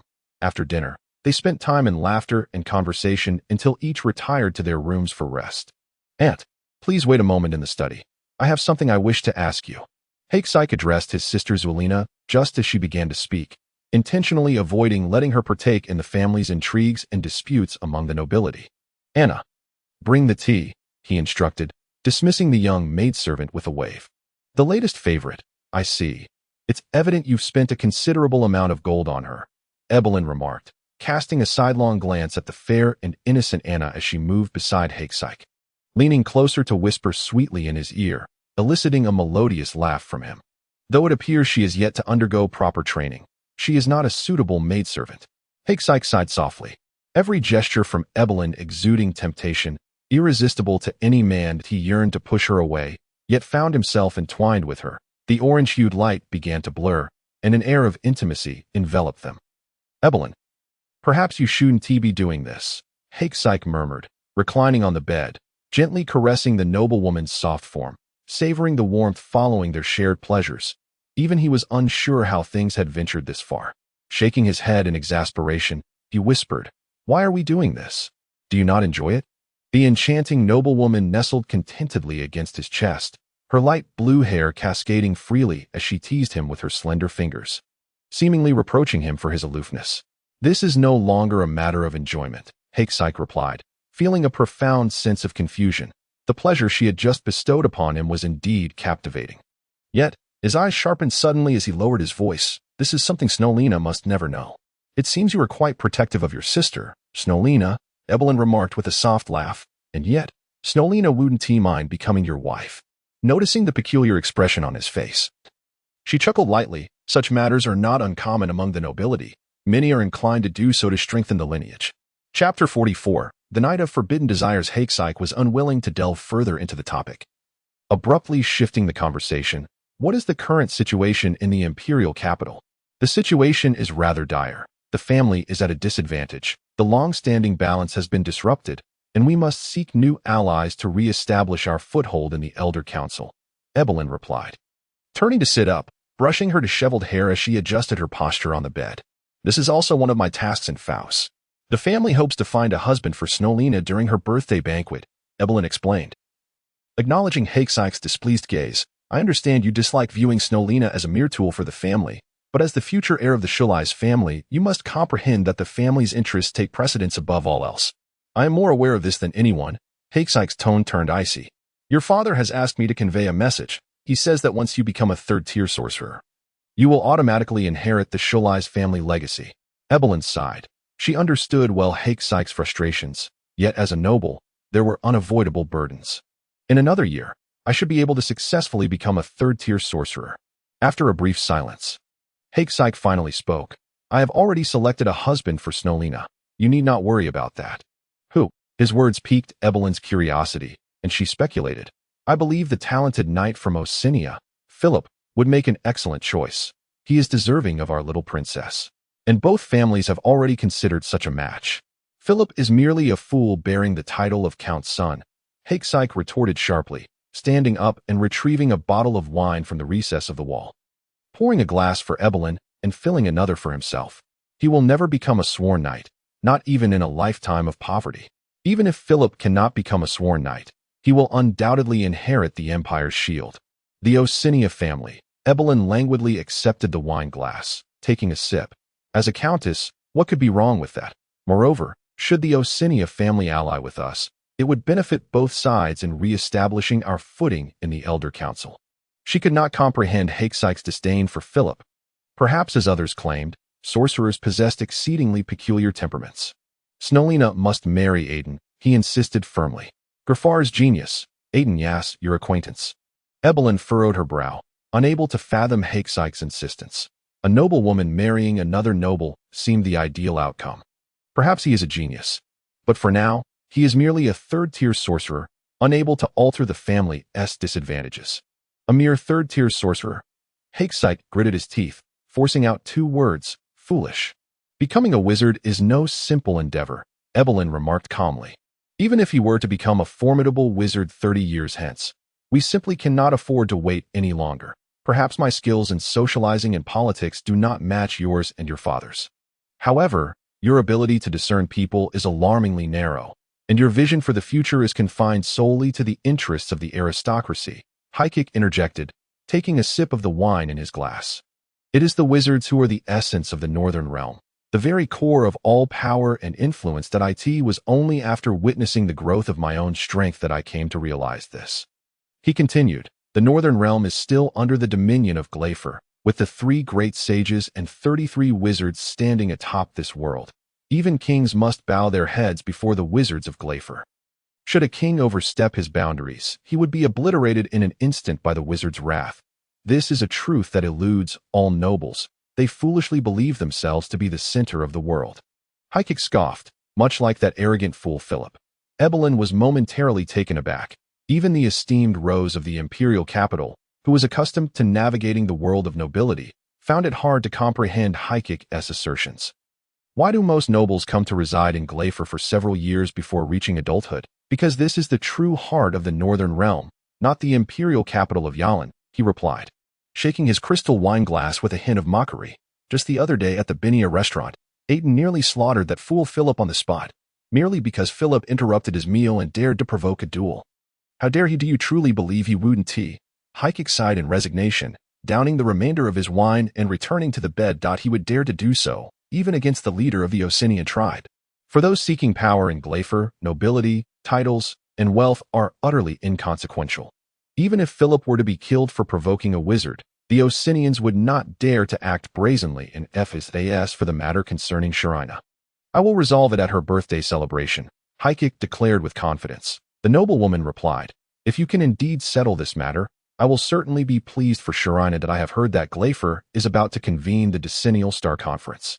And all the nobles are keenly attentive to this event. That I have heard whispers of this, but it is shrouded in secrecy. Only wizards are permitted to attend this gathering, Haikik said, furrowing his brow. Unless the contents of the meeting are made public, it is unlikely we will learn anything. Let us speak of other matters. Dawn is still a long way off. Evelyn partially concealed her form with silk. Chuckling softly, shall we not indulge in a bit more sleep? Haikik did not reject her suggestion. He retrieved a vial of potion from his magical pouch, pouring himself another glass of wine and adding a drop of the elixir to both their glasses. What is this? Evelyn inquired, unable to suppress her curiosity. The Spring of Green. Haikik shook his wine glass and then drank it down in one gulp. A love potion. The Spring of Green, the noblewoman exclaimed in surprise. She had certainly heard of its legendary reputation within the aristocratic circles.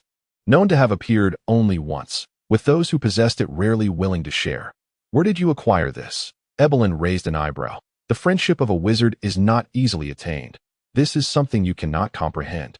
Haikik said meaningfully. He reached out to embrace the noblewoman, and under the influence of the potion, a heated aura enveloped them both. The black silk curtains slowly descended, and their bodies began to intertwine as the room echoed with exquisite, intimate moans. Chapter 45. The Stirring Fayus, Glafer, the 32nd level. The 32nd floor of the spire was vast, serving as the meeting place for the 12 wizards. At its center lay a circular stone ring, with 12 exquisitely carved chairs floating in midair, occupied by 12 elderly men clad in robes adorned with various magical sigils. The meeting of the 12 wizards commenced quietly, unbeknownst to anyone. The air in the center of the stone ring twisted like the surface of a lake, revealing a strange spectacle as a clear and steady voice resonated within the ring. This was the dialogue between Aitin and Ailes, transmitted through the bloody magical mirror. This conversation persisted for several minutes, until the magical energy in the air gradually dissipated, restoring tranquility. Following this exchange, a profound silence enveloped the assembly. After the passage of many years, the excitement stirred within these rigid wizards was palpable. What is the credibility of this matter? Hallett broke the silence, inquiring first if the contents discussed are indeed true. We must take action to punish those reckless transgressors. What do you think, Sharona? Shard asked. He is, after all, one of your disciples. It should be true. That child has no reason to lie, and indeed, no need to do so, Sharona replied calmly. Although she was Aitin's mentor, She did not know much about her rumored prodigious disciple and seldom paid him any mind. However, I still harbor doubts about this statement, spoke Casito. Those arrogant transgressors are generally tough nuts to crack. It is hard to imagine them confessing the truth. Ailes explained helplessly. It is likely that Aitin employed a truth serum. A truth serum? Casito exclaimed, turning to Ailes with a hint of complaint. Where would he procure such a thing? Ailes, are you not being overly indulgent towards your disciple? If you had such a talented pupil who could inherit your wisdom, you would likely act even more extravagantly than Ailes. Blory shook his head. Having witnessed Aitin's astonishing talent and intellect, he could understand Ailes' approach and felt a twinge of jealousy. To this day, he had yet to find a suitable successor. I have not provided him with a truth serum, nor is there any need to. Aitin has already inherited my wisdom in potion making and has created his own. Ailes replied, shaking his head in denial, his words laced with pride. His abilities in potion making rival my own, making the creation of a truth serum a trivial matter. Ailes, congratulations on successfully finding a worthy successor. Hallett remarked. Thank you. The Holy Light Church should also prepare to withstand the impending disaster. It is hard to imagine they would engage in such foolish actions. Blory shook his head, saying, do they intend to use this disaster as a means of mutual destruction? Dispatch a few mentors to eliminate them. I believe these pests will not stir up much trouble, Shard suggested, to clean up before the Star Conference. This is no simple task, Sharona cautioned. You cannot expect those transgressors to remain still upon learning that wizards are hunting them down. They will surely scurry into hiding like cockroaches. Whatever we can clear out will suffice, Hallett proposed, at least to the extent that they dare not show their faces, keeping their heads down like cave-dwelling rodents. What of your disciple, Ailes? Casito suddenly inquired. Ailes shrugged. He should be on the road to Peck's Forest. What is he doing in Peck's Forest? Casito asked, his eyes widening in curiosity. How would I know? Let us refrain from such trivial chatter. Shard admonished that I believe Aitin is in that vicinity. Let him take the opportunity to eliminate those transgressors. Casito voiced his thoughts. He has already cleared out a small portion of the transgressors. Ailes shot Casito a glare, retorting, do you truly believe one person would dare to traverse two nations unscathed? Moreover, this matter was originally discovered and proposed by him. The implication in Ailes' words was clear. Even rewards had yet to be given for this endeavor. Did Casito expect to rudely interrupt someone else's original plan and command him to undertake this task? He is not your slave. I was merely Casito seemed to want to say more, but was interrupted by Hallett. We shall find a few other mentors to accomplish this task. As for the reward for Aitin Ailes, what do you deem an appropriate reward? Hallett bypassed Casito directly. He recognized that Casito had indeed overstepped. After all, Aitin two mentors were still present, and pressing them too hard would surely provoke their dissatisfaction. Furthermore, failing to offer a reward would be indefensible. Ailes replied calmly, a week's access to the restricted section of the library. I believe this would be the most fitting reward for a wizard. Hallett nodded, surveying the surrounding wizards, and inquired, what do you all think of such a reward? Many nodded in agreement. For a wizard, the gift of knowledge was the greatest reward. Casito found it difficult to voice any opposition. To do so now would undoubtedly invite the ire of the others. Ailes nodded in satisfaction, and thus the matter came to a satisfactory conclusion. There is also the matter concerning the demon's skull. Suddenly, Hewlett interjected. Deco has responded. He is currently unable to leave his tower. But he will send others to assist us in reclaiming the demon's skull from Casa Ramshadow. We must assure him that the demon's skull must be retrieved before the hexagram conference, Bloy asserted. We have no alternative. Casa Ramshadow has likely reached the level of a word sorcerer. Without the intervention of a powerful wizard, it would be impossible to defeat him. Shad concurred. As for the cost, we shall share it among the 12 of us. This is not an insurmountable task. The 12 wizards were unable to leave Glaver. Otherwise, retrieving the demon's skull would not pose a significant challenge. The remaining wizards exchanged glances, and all agreed with this perspective, as it was a matter indicated by the sage Jacques Weir, and must not be treated with any negligence. In that case, this meeting is concluded, Hewlett declared.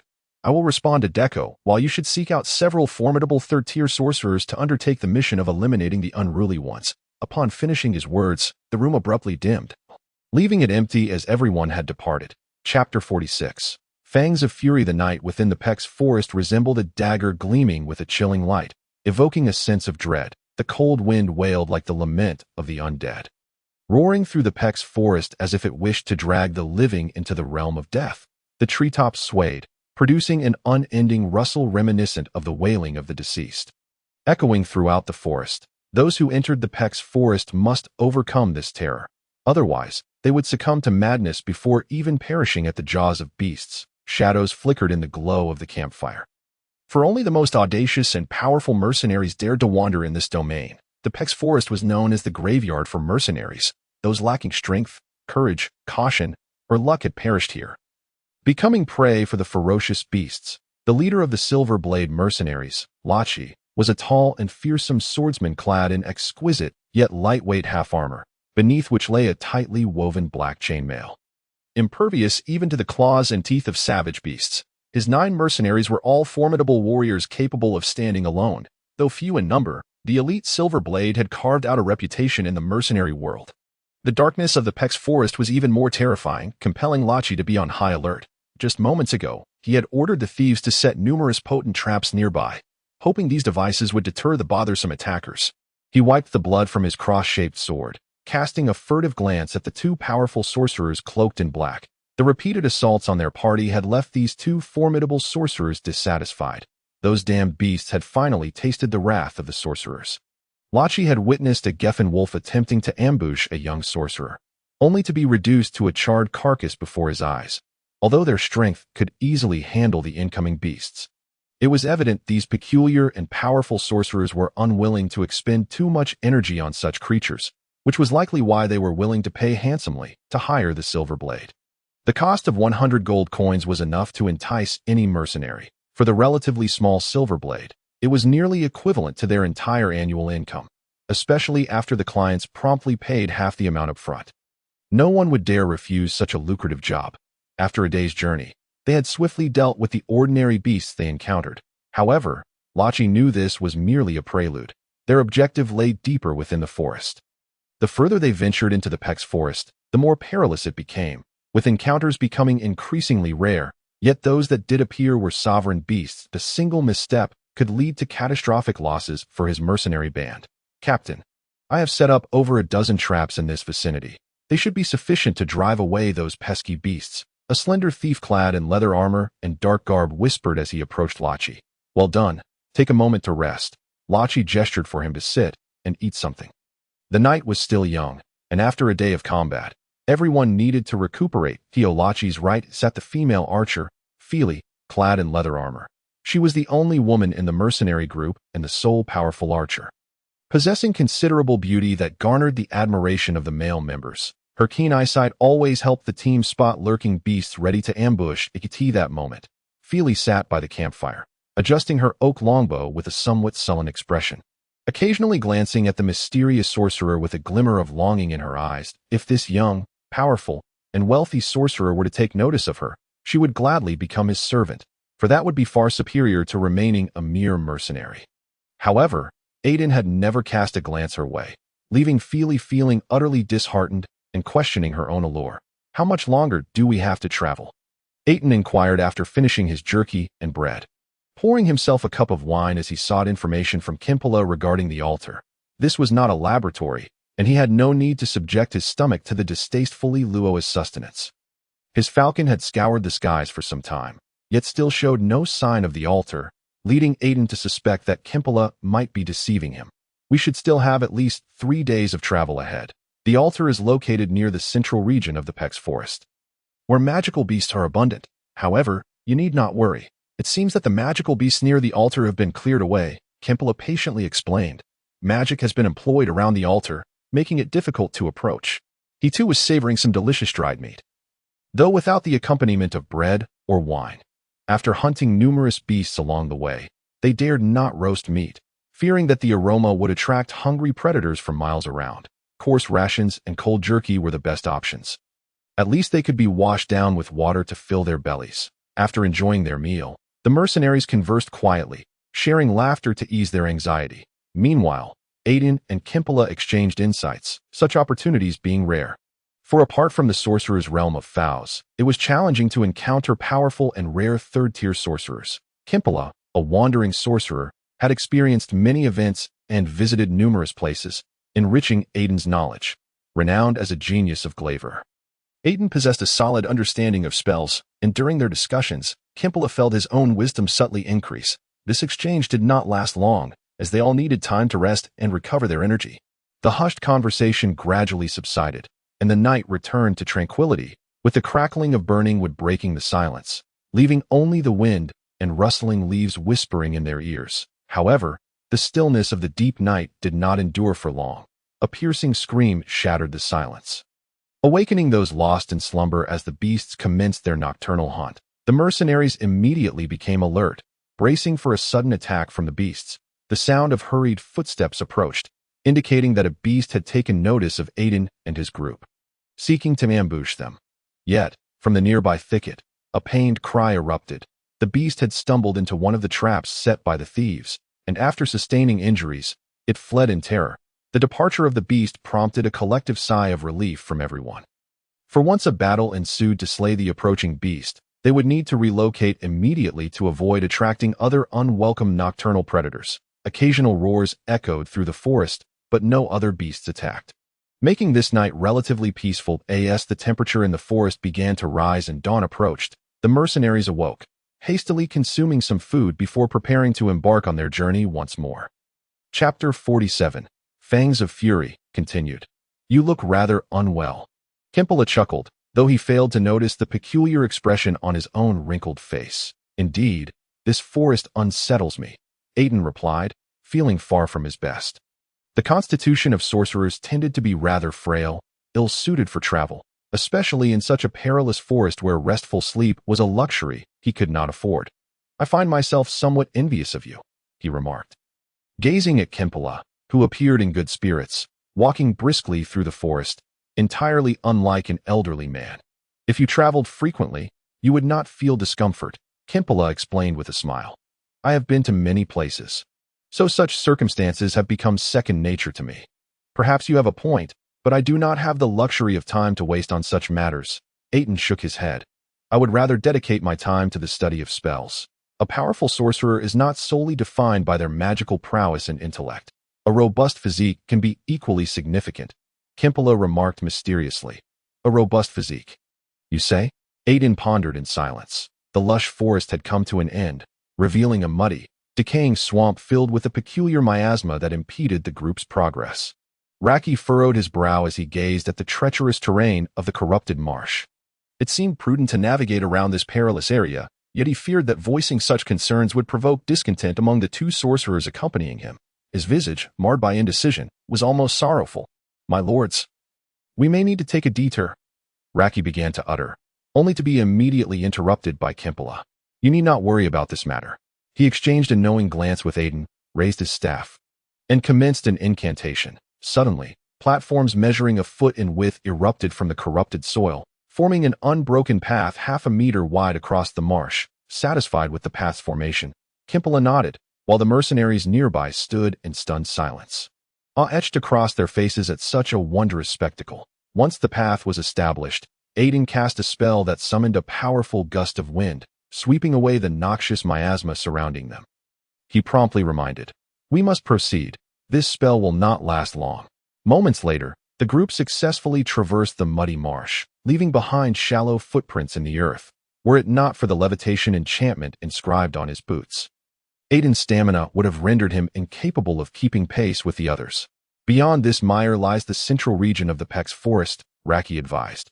Our mercenary group has ventured no more than 100 meters into this area, which is rife with dangerous beasts and potentially magical creatures that we cannot guarantee everyone's safety.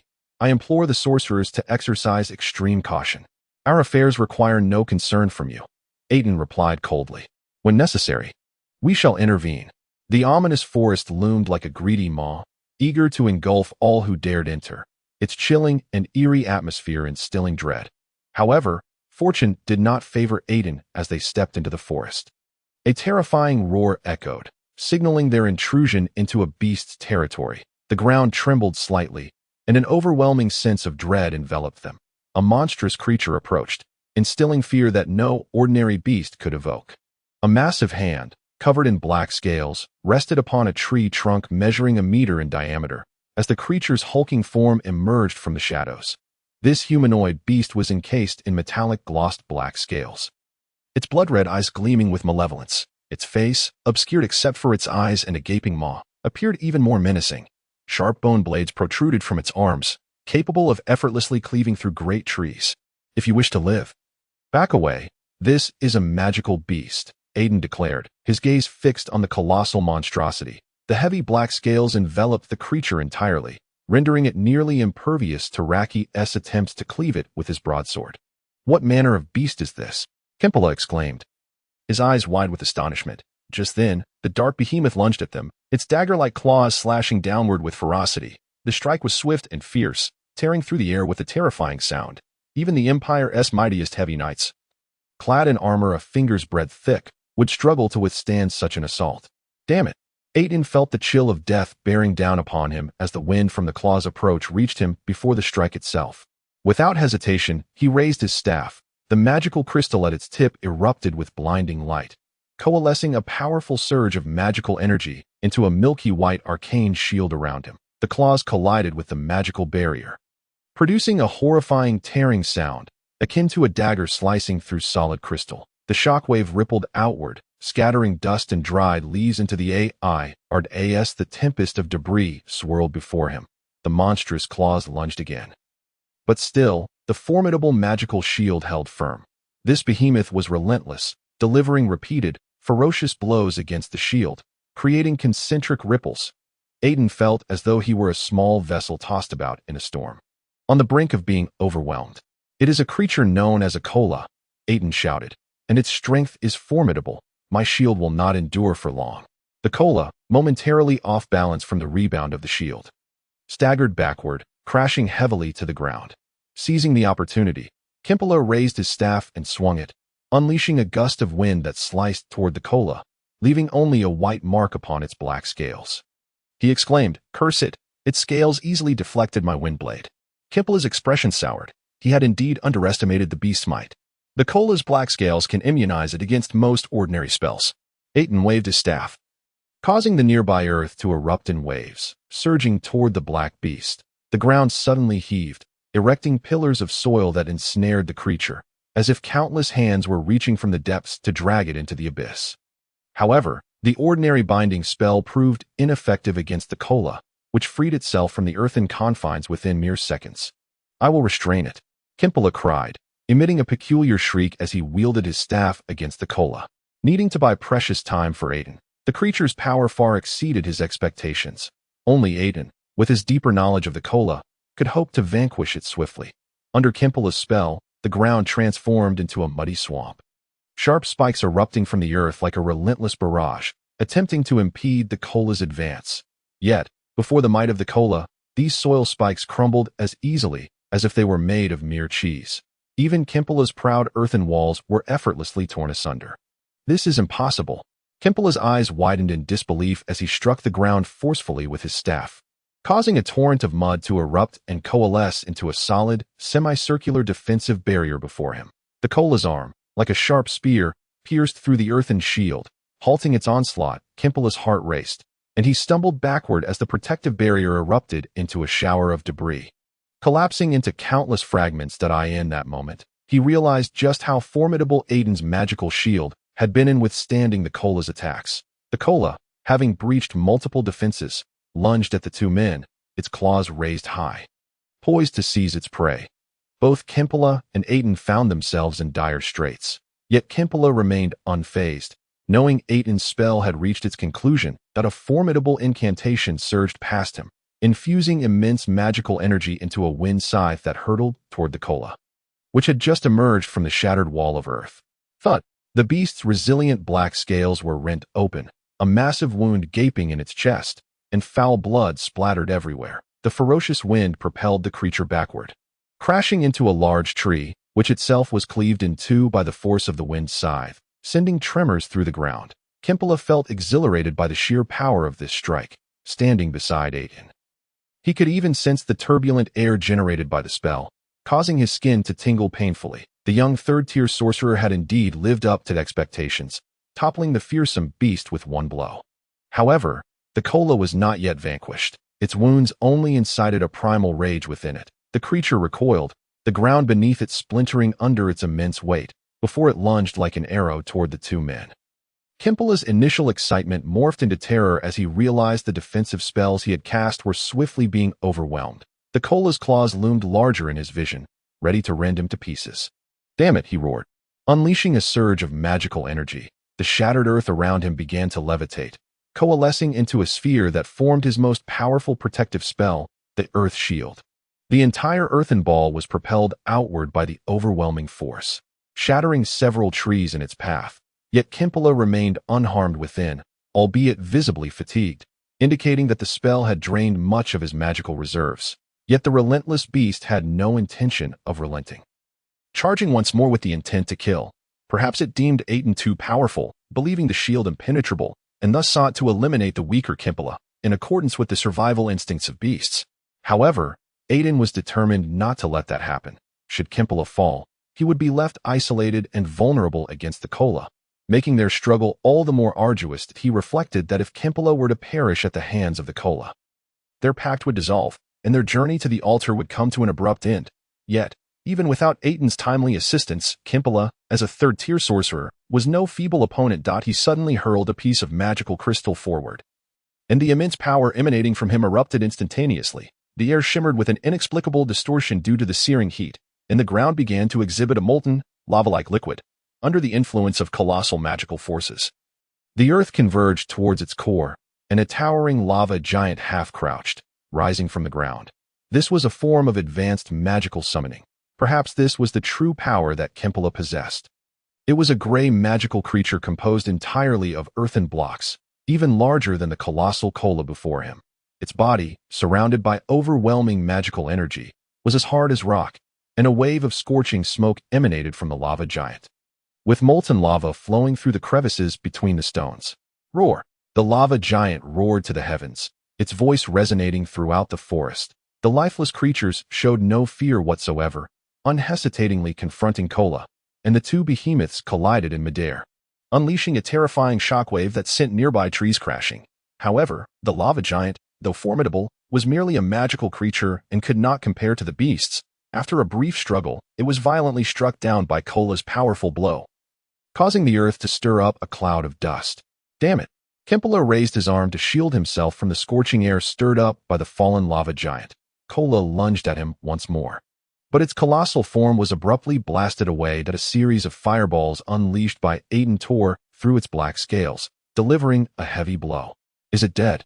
Kimpala quickly approached Aitin's right side, whispering his inquiry. Such an attack is unlikely to kill it. It might only inflict severe injuries at most, Aitin replied through clenched teeth, his calm demeanor betraying a hint of anxiety. The string of spells had drained a significant portion of his magical power, and he could no longer suppress his frustration. "This beast is far more powerful than any other creature we have encountered. If any of us were to face it alone, we would stand no chance. What should we do?" Kimpala asked uneasily. He held his staff aloft, prepared for defense, while the lava giant stood before them, fearful that this dangerous creature might suddenly unleash its wrath. "Have your lava giant hold it off for now. I must cast a more potent spell, or we may find it impossible to defeat it," Aitin hesitated to say. Casting high-level spells during battle is a taboo for a third-tier mage, as the caster may be interrupted or killed before the spell is successfully cast. "Is there no other way?" Kimpala clearly disagreed with this course of action, deeming it exceedingly perilous. "Ordinary spells can inflict only limited damage on Kola." Aitin explained with a furrowed brow that if there were any other options, he would not risk such a gamble. However, at present, to slay this formidable Kola, this was the only method available. Chapter 49. The struggle continues. This was indeed the only way. Setting aside the previously hired Silverblade, even a 100-strong team of mercenaries would simply be walking to their deaths against a beast of Kola's caliber, which could be likened to a sworn knight in power. Yet perhaps, after it had its fill, it would leave obediently. Under Kimpala's command, the lava giant charged ferociously at the black beast, engaging in a fierce battle. The spectacle was nothing short of magnificent, as the clash between the two gigantic creatures was a heart-stopping affair. Aitin seized the moment, intoning a lengthy and obscure incantation, while the tip of his raised staff suddenly overflowed with terrifying magical energy. A small ball of fiery magic gathering incessantly. The vast magical force continued to be infused, causing the fireball to swell in size. Kilia stood in front of Aitin, feeling the dreadful power coalesce behind him. High-level spells were the exclusive domain of true-word mages, who could only wield such magic with substantial magical support. Thus, they were far more formidable than ordinary third-tier mages in terms of magical accumulation. The magical beast was highly sensitive to spells, and this Kilia was no exception. It sensed the gathering magical energy nearby that a strong sense of crisis compelled it to decisively abandon its struggle with the lava giant and charge at Aitin. Attempting to eliminate this dangerous human before the spell could be completed, the lava giant was cast aside, its cumbersome body unable to match the swift speed of the beast's explosive surge. The air boiled as if in a pot of boiling water, the surging murderous intent coalescing, sending shivers down the spine. Kilia would not allow it to succeed. The staff in his hand gleamed with a brilliant orange light. The ground, driven by magical forces, surged like waves, and countless earthen spikes surged forth like a cascade of falling dominoes. The sharp earth spikes could not harm the sturdy black scales, but they could still present some trouble, which was sufficient for Kilia. The tumultuous earth transformed into a prison, momentarily ensnaring the fearsome creature. Though it could not withstand Kilia's onslaught, it could at least delay it for a moment. The earthen prison held for only a brief while before Kilia, regaining its senses amidst the multitude of spikes, casually waved its arm, causing the prison to crumble into countless fragments. Aitin let out a thunderous roar, its powerful hand easily crushing the earthen spikes. And its body lunged forward like a tempest, striking with unstoppable force. When Kilia broke through the final earthen wall, it found itself confronted by the towering lava giant. Kilia had cast numerous spells to impede Kilia's advance, finally buying time for the summoned creature, and the two mighty beings collided once more. The battle did not erupt as anticipated. Despite Kilia's continuous spellcasting disrupting Kilia's movements, he did not achieve the desired effect. To his disbelief, the lava giant was effortlessly brought down. Kilia's sharp black claws pierced its rock-solid body, tearing off the lava giant's right arm and sending it soaring through the air. The disempowered arm disintegrated into dust mid-flight, scattering with the wind. However, this did not diminish the lava giant's strength. The earth reformed an arm at the spot where it had been severed. Yet Kilia's complexion paled slightly, as he was the source of the magical energy. Roar! The lava giant, now restored, showed no signs of weakness, grasping Kilia's ankle and bringing it crashing to the ground. Amidst the swirling dust, it dragged Kilia's massive form, attempting to throw it off. Suddenly, the lava giant's movements halted. Its flailing wrist froze mid-air and instantly transformed into a cloud of dust. Kilia's arm had pierced through the lava giant's body, destroying its core.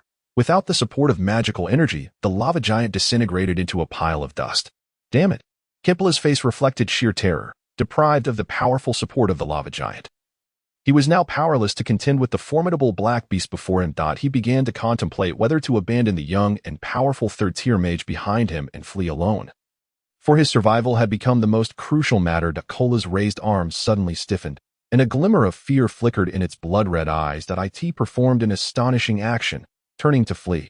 However, Aitin's staff, with its searing fireball suspended in midair, unleashed flames that coiled and enveloped the colossal form of the black beast. The high-level spell was finally nearing completion, and even Kilia could not halt this world-destroying force. Even Kilia, standing before Aitin, felt a pang of fear, knowing he could not withstand the impending attack. Only legendary wizards possess such terrifying power. It wants to escape. Kilia raised his staff, ready to cast a spell to block the fleeing beast. It won't get away, Aitin replied calmly, his voice brimming with confidence as he wildly waved his staff. The high-level spell had finally been completed.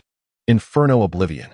Accompanied by a roar, the staff pointed towards the sky in the direction of the fleeing beast, unleashing a terrifying surge of magical energy. Boom! The earth was suddenly engulfed by a blinding light, and a vast expanse of forest ahead was instantly reduced to ashes, with the shockwave following closely behind. Is it dead? Once the violent magic subsided, Kilia lowered the arc-shaped earthen shield that had protected them, anxiously inquiring, "If a high-level spell cannot kill it, then we will be the ones to perish," Aitin explained helplessly. After casting the advanced spell, he felt utterly exhausted, as though his magical power had been nearly drained, leaving him in a dire state. He retrieved 2 crystal vials from his magical pouch, filled with a verdant potion. Aitin bit off the wax seal and gulped down the potion in one go. involuntarily shuddering. Completing the series of actions, he then handed one vial to Kilia. "Thank you. But what is this?" Kilia asked, puzzled as he took the potion. "Flan elixir." "Flan elixir." Kilia widened his eyes in disbelief. This potion was invaluable, sometimes unattainable even with wealth. Though he had an inkling that Aitin was an apothecary, he had not expected him to generously offer a bottle of such a precious potion for emergency use. "Drink it," Aitin warned, keeping a vigilant watch around them. "First, restore your magical power. I'm concerned that this battle might attract other ferocious beasts." A powerless mage could sometimes be less capable than an ordinary civilian. If they were to perish at the hands of the fierce beasts, it would indeed be a laughable fate. "That is true."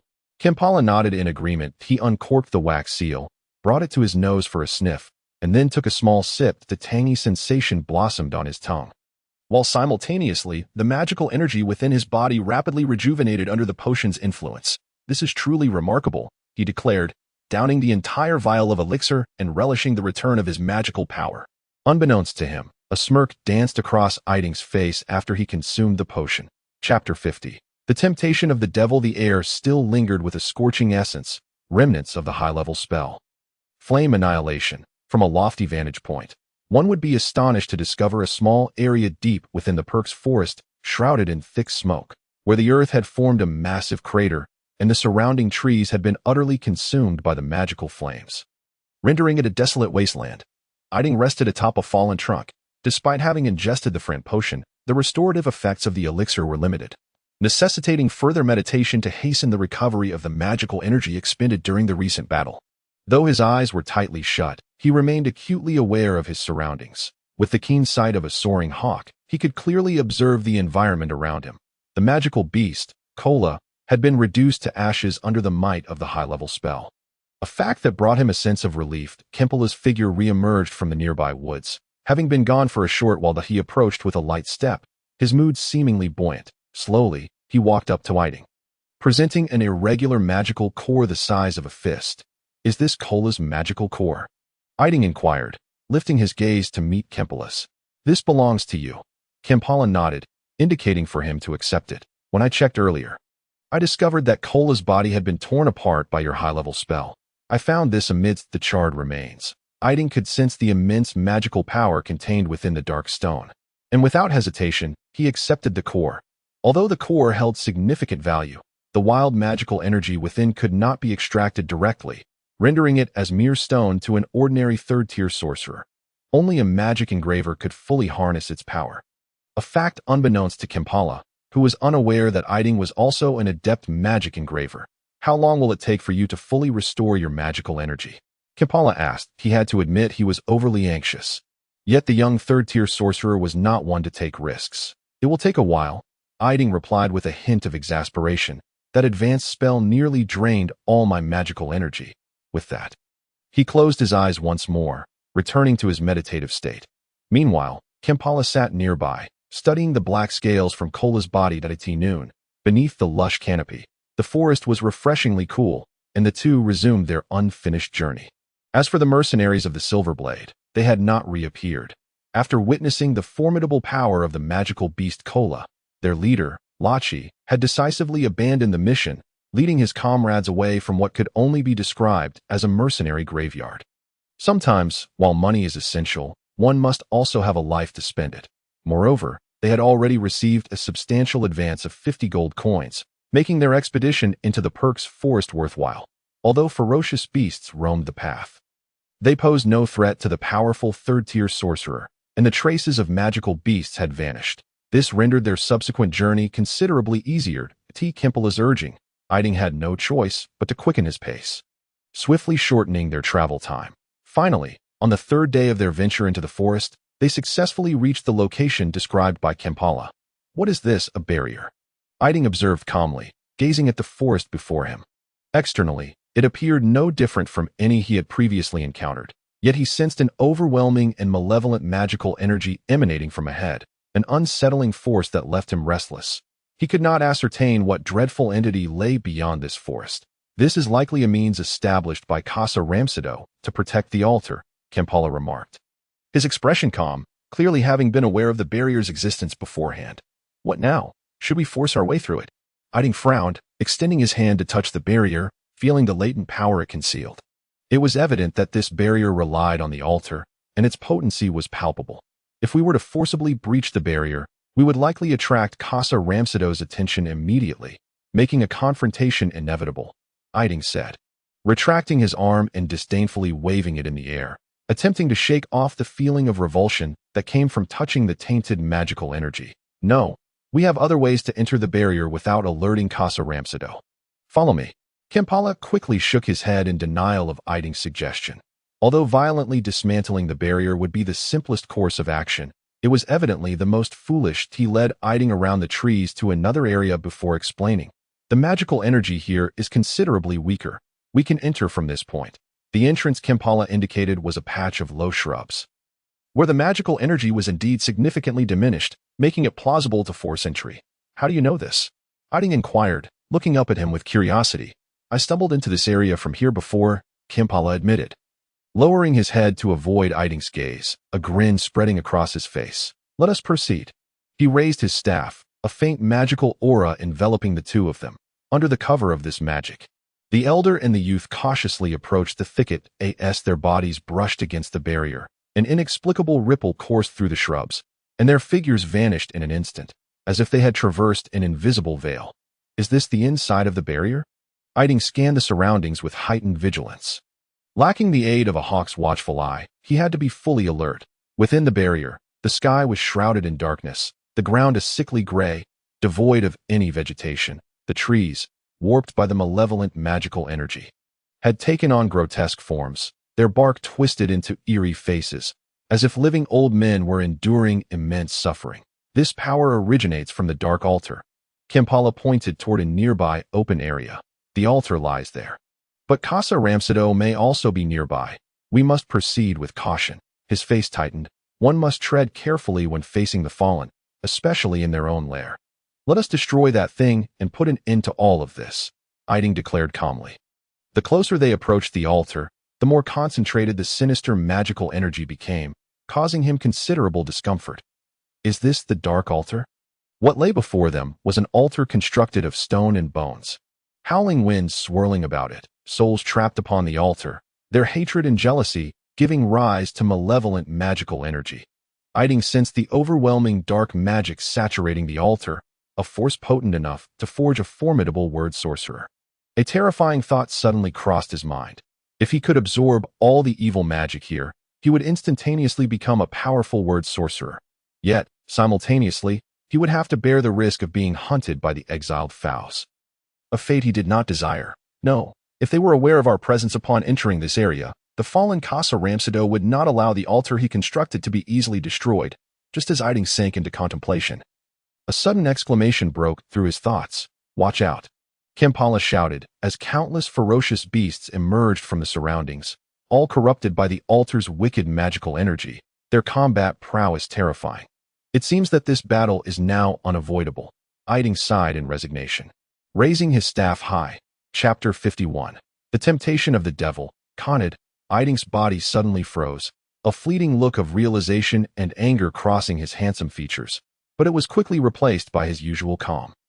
He disregarded the beast before him and slowly turned to direct an accusatory gaze at Kimpala, who was pointing his staff at him. Is this the outcome you desired? Aitin inquired evenly. Indeed, this is precisely the result I sought, Kimpala replied. Excitement flickering in his gaunt features, the sensation of having everything under control was exhilarating, and although there were minor flaws, they did not detract from the outcome. However, I am curious. When did you uncover the truth? Just now, Aitin replied dismissively. The moment you led me to that so-called entrance. I began to harbor doubts about you. Did you not realize you are quite the suitable actor? So that is it. Kimpala paused in surprise, then burst into laughter. Never mind, it makes no difference, but I am curious. Why were you so certain that I would acquiesce to your request? Aitin's staff struck the ground forcefully as he quickly recited a string of incantations. The earth trembled violently, and a multitude of spikes erupted from the ground in a series of rapid succession, piercing through several beasts that had not managed to evade them, leaving their carcasses strewn about. To be honest, this little trick poses no significant threat to me, he declared, pointing his staff at Kimpala. Surely, all of this must be a deception. No, you are mistaken. Everything I have said is the truth, Kimpala asserted, an unprecedented confidence shining through his withered features. This dark altar was indeed constructed by Casa Ramcedo himself, however. He departed from this place several years ago. Before his departure, he bequeathed this altar to me as a final parting gift. Yet, I am quite curious as to why Casa Ramcedo would entrust this dark altar to you before leaving, Aitin inquired. The scale of this altar must have demanded considerable effort from Casa. This was the only aspect he could comprehend. It was hard to imagine a miser parting with something he valued more than life itself. Because I am his mentor, Kimpala declared, startlingly. Ah, I see. The truth behind this is indeed astonishing. Aitin continued to engage in combat with the ferocious beasts surrounding him, occasionally dispatching those that dared to invade. Nevertheless, his gaze remained steadfastly fixed upon Kimpala. To Aitin, the three-line apprentice before him posed the greatest threat. By the way, did you create these beasts tainted by malevolent magic? Certainly not. I am far too old to squander time on such matters, Kimpala replied with a dismissive wave. These are merely the guard dogs left behind by Casa before his departure. Now let us conclude this idle chatter. It is indeed time to end this. Aitin proclaimed. You have made a foolish mistake by standing so close to me.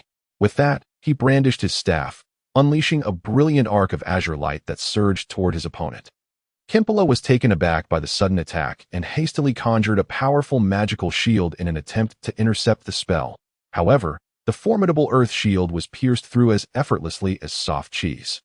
Kimpala quickly dodged, yet the wind lance punctured his left arm, causing crimson blood to spill onto the ground. Kill him, Kimpala shouted, disregarding the need to staunch the bleeding, with a swift motion of his right arm.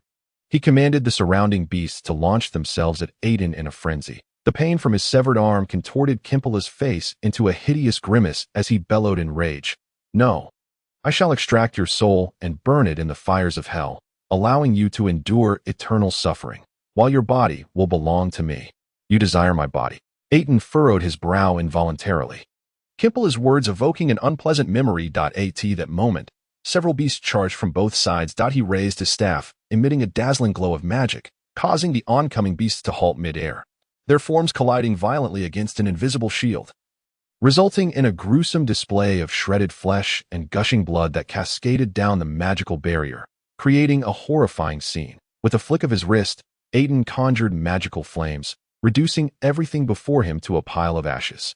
What do you intend to do with my body? He reiterated. Of course. It is for my own use. A young and talented body such as yours is coveted by all apprentices and even sorcerers alike, Kimpala asserted, standing atop the skeletal throne of the dark altar. Extending his palm as if it were rightfully his, he proclaimed, Come forth. Now surrender your body. Aitin lifted his head and coldly replied, You summoned a devil, did you not? The surrounding beasts continued to obediently execute Kimpala's commands, incessantly presenting him with trouble. How utterly tiresome.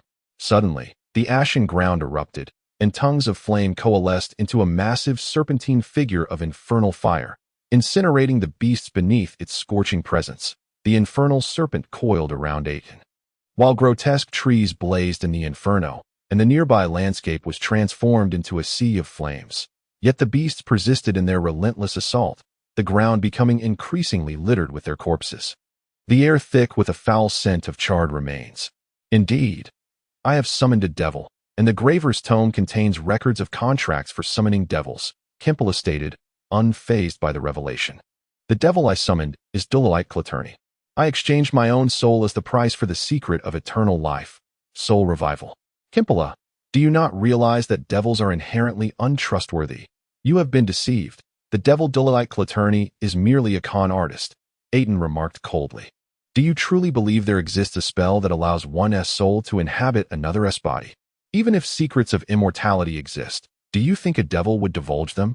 All they desire is your soul. You know of the devil Dulilite Claterni. Kimpala exclaimed in disbelief. Have you encountered him? No, you must have summoned a devil yourself. When I received the contract to summon a devil, I could not resist the temptation and attempted it once. Aitin responded calmly. All this was in pursuit of great power. So you and I are alike. Just as Casa Ramcedo was. Kimpala laughed heartily. Your youth and formidable power seem utterly incongruous. It appears your strength derives from a devil, and no wonder you possess such immense power at such a tender age. Your soul will belong to the devil, and not to me. Once Kimpala's laughter subsided, Aitin continued, the devil I summoned called himself Deities, and he promised me that by binding a contract and offering my soul, I could attain power akin to that of a true word sorcerer. You never actually formed a contract with the devil, Kimpala said incredulously. Realizing he had underestimated this young apprentice, could he truly have achieved his current stature solely through innate talent? If so, his decades of effort would have been trampled beneath the feet of this so-called genius. Of course not. Do you believe my power comes from a devil? Aitin chuckled softly. There are myriad ways to acquire power. He waved his staff, commanding the serpentine flames to hunt down the restless beasts nearby. These tainted creatures remained a nuisance. I admit that the promises made by the devil Deities are indeed alluring. Whether it be power, wealth, women, or authority, he can offer it all. Perhaps most individuals would succumb to such temptation and forge contracts with devils. But that does not belong to you. Devils only drag their contractor souls into hell. And even Deities acknowledges this fact. Aitin's words struck Kimpala's heart like a sharp dagger. After a prolonged silence, Kimpala raised his head, a glimmer of determination in his eyes. No, I care not whether the devil is trustworthy. Once I subdue you, I shall know the truth. Kimpala remained unperturbed by Aitin's brazen slaughter of the beasts. The vast horde, tainted by malevolent magic, would sufficiently deplete Aitin's magical reserves. I shall see what you intend to use to subdue me, Aitin scoffed, slightly irked by Kimpala's disdain. Meanwhile, the last of the ferocious beasts fell beneath the slicing winds, clearing away the guard dogs left by Casa Ramcedo. Hundreds of beasts lay lifeless upon the ground, their foul black blood pooling and drying amidst the inferno, saturating the air with a thick, acrid stench. Aitin stood alone amidst the flames, his sleeves billowing in the wind, yet the atmosphere grew increasingly oppressive and heavy as their eyes locked. I never held any expectations for these guard dogs, Kimpala said. A smile still gracing his pale visage, he raised his staff, pointing toward his severed arm, casting a spell. The dark light adhered to the stump of his arm, and something strange transpired. The black light morphed, taking on the shape of a new arm. Kimpala flexed his newly formed limb, satisfied as he remarked, "This is much better." What an eerie spell, Aitin muttered under his breath. Such a method of substituting a part of one's body with magic clearly breached the realm of the forbidden. A type of spell that was certainly absent from the tomes in the Graver's library. Nevertheless, even he had to concede the practicality of such magic. Now, experience for yourself the might possessed by this dark altar, Kimpala declared, suddenly scattering a multitude of magical crystals, raising his staff and calling out, "Arise, lava giants." The magical crystals scattered from the dark altar resonated with Kimpala's incantation, erupting in blinding radiance as each crystal fused with the scorched earth. One by one, the lava giants rose from the molten ground, roaring skyward, their rugged visages illuminated by the flames, resembling harbingers of hell. The infernal serpent paled in comparison to the sheer number of lava giants now assembled. Aitin's complexion turned ashen, with 30 elemental summons surrounding him. This was no longer a battle he could face alone. Even a true word sorcerer would find themselves troubled in such a scenario. Should he flee? That notion flickered through Aitin's mind, yet he dismissed it. With Kimpala possessing the dark altar, how could he possibly allow Aitin to escape with ease? Aitin anxiously rubbed the ring on his finger, while he was at a considerable disadvantage. This battle was not entirely devoid of hope. Kimpala, growing impatient, waved his staff and roared, "Suppress him." The lava giants, under the command of Kimpala, surged towards Aitin, causing the trembling earth to emit a mournful cry, heralding an impending cataclysmic battle. Aitin lightly touched the ground with the tips of his toes, his body shooting upwards like a celestial arrow, floating high in the air at an altitude of several dozen meters.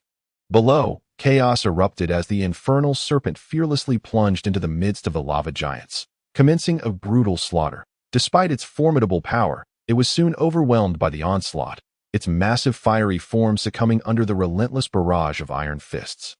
Collapsing into a dissipating blaze, the infernal serpent faded, the searing flames on the ground gradually extinguished. The lava giants, occupying the lower ground, gazed up at Aitin suspended in midair, their helplessness palpable. "Your most cherished spell has been dispelled by me," Kimpala declared, lifting his gaze to Aitin, challenging. "Do you truly believe that remaining aloft grants you safety?" "What do you think?" Aitin retorted dismissively, raising his staff and swiftly articulating a complex and convoluted incantation that a verdant light descended from his staff. enveloping the lava giants below. The spell took form in the air, a whirlwind interspersed with countless blades of wind, unleashing a terrifying storm of carnage. The lava giants, despite being grievously wounded by the slicing winds, remained unyielding. Even a knight would have surely fallen to such destructive magic, yet these giants stood resolute, observing the wounds on the lava giants healing rapidly under the support of Kimpila's dark power. Aitin furrowed his brow, casting his gaze towards Kimpila. With the dark altar continuously supplying him with magical energy, he would inevitably exhaust Aitin's magic first. This cannot stand. I must devise another strategy. Although Kimpila's smile remained unchanged, the reality was starkly different. While relying on the dark altar to sustain his formidable magic, his own body was being insidiously eroded by malevolent energies, his life force draining at an alarming rate. He needed to subdue this young third-tier sorcerer swiftly to claim his body before it completely decayed. Descend to me. He raised his staff, aiming at Aitin in midair. A dark arm reached out, a surge of malevolent magic transforming into a black mist that lunged forth. The black mist entwined around Aitin's protective shield, creating a bizarre black sphere suspended in the air. What is this? Damn it! Aitin's heart raced as he sensed the evil magic attempting to corrode his magical shield.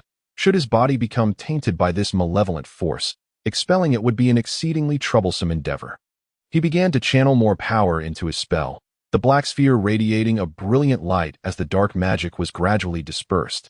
Yet, Kimpila would not allow him to succeed easily. The two remained locked in a stalemate. Aitin suddenly felt his staff being pulled by a formidable force, as if it sought to escape his grasp. Despite gripping it tightly, his hands trembled violently, a foreboding sensation blossoming within him, as though calamity were imminent. No.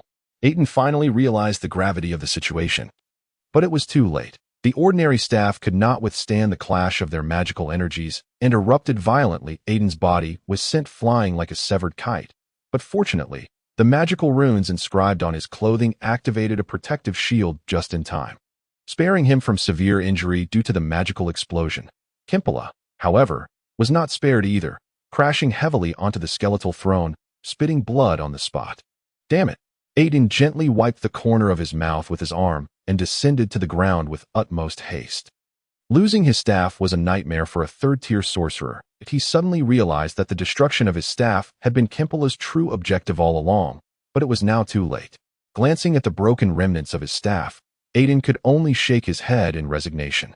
You have been defeated. A sorcerer without a staff is ultimately just an ordinary human, Kimpila proclaimed, his voice brimming with exhilaration. In his eyes, Aitin resembled a treasure brimming with infinite potential and promise, one that would soon belong to him. He pointed his staff at the disheveled Aitin below the altar and continued. The power of this dark altar is beyond the resistance of any sorcerer. Indeed, the dark altar can amplify a sorcerer's strength, but you are not a true word sorcerer, Kimpila. Currently, you are merely stronger than an ordinary third-tier sorcerer. Aitin steadied himself and rose from the ground. This battle was far from over. As long as he still drew breath, he had not yet failed this moment. The lava giants, under Kimpila's control, formed formidable walls around Aitin, gradually closing in. However, Aitin remained unperturbed. Raising the broken half of his staff and pointing it at Kimpila above the dark altar, confidently declaring, "You are not invincible. I shall prove it. What can a sorcerer stripped of his casting ability possibly do against me?" Kimpila regarded the young sorcerer's bravado as the last futile struggle of a dying man. Without the power of the words, a sorcerer who lost their staff was rendered nearly powerless. Even the vast reserves of magical energy within them could not be harnessed. He gestured with his staff, murmuring, "Seize him." Suddenly, the ground erupted with several earthen pillars, forming a semicircular cage that ensnared Aitin within. Kimpila seemingly bore no intent to harm Aitin's body. After all, it would soon belong to him. From his skeletal throne, Kimpila gazed down at the ensnared figure, laughing with triumph. Over the years, he had never felt such exhilaration, as if he could foresee the young third-tier sorcerer's ultimate demise. And with it, his own bright future. Smoke billowed and corpses lay strewn about, bearing witness to the brutal conflict between third-tier sorcerers, culminating in Kimpila's successful capture of Aitin. Aitin remained silent, as if contemplating something. After a moment, he raised his gaze to Kimpila on the skeletal throne, asking, "If I had not appeared at Kingshi Castle, would you have sought out other young sorcerers?" He felt a lingering confusion. Was this merely a coincidence? Or had misfortune delivered him into their hands? Indeed, Your arrival was both a contract and a serendipity, but it granted me an opportunity, Kimpala replied calmly. However, upon meeting you, you cannot imagine the joy you brought me. You are no different from the other sorcerers of Jareth, brimming with pride, confidence, and talent. What of the silver moonflower? Aitin furrowed his brow, sensing the scent of conspiracy. Could everything truly be mere coincidence? The silver moonflower was entrusted to me by the demon Duliat, Kimpala stated. Faced with a defeated adversary, there was no need for him to conceal anything.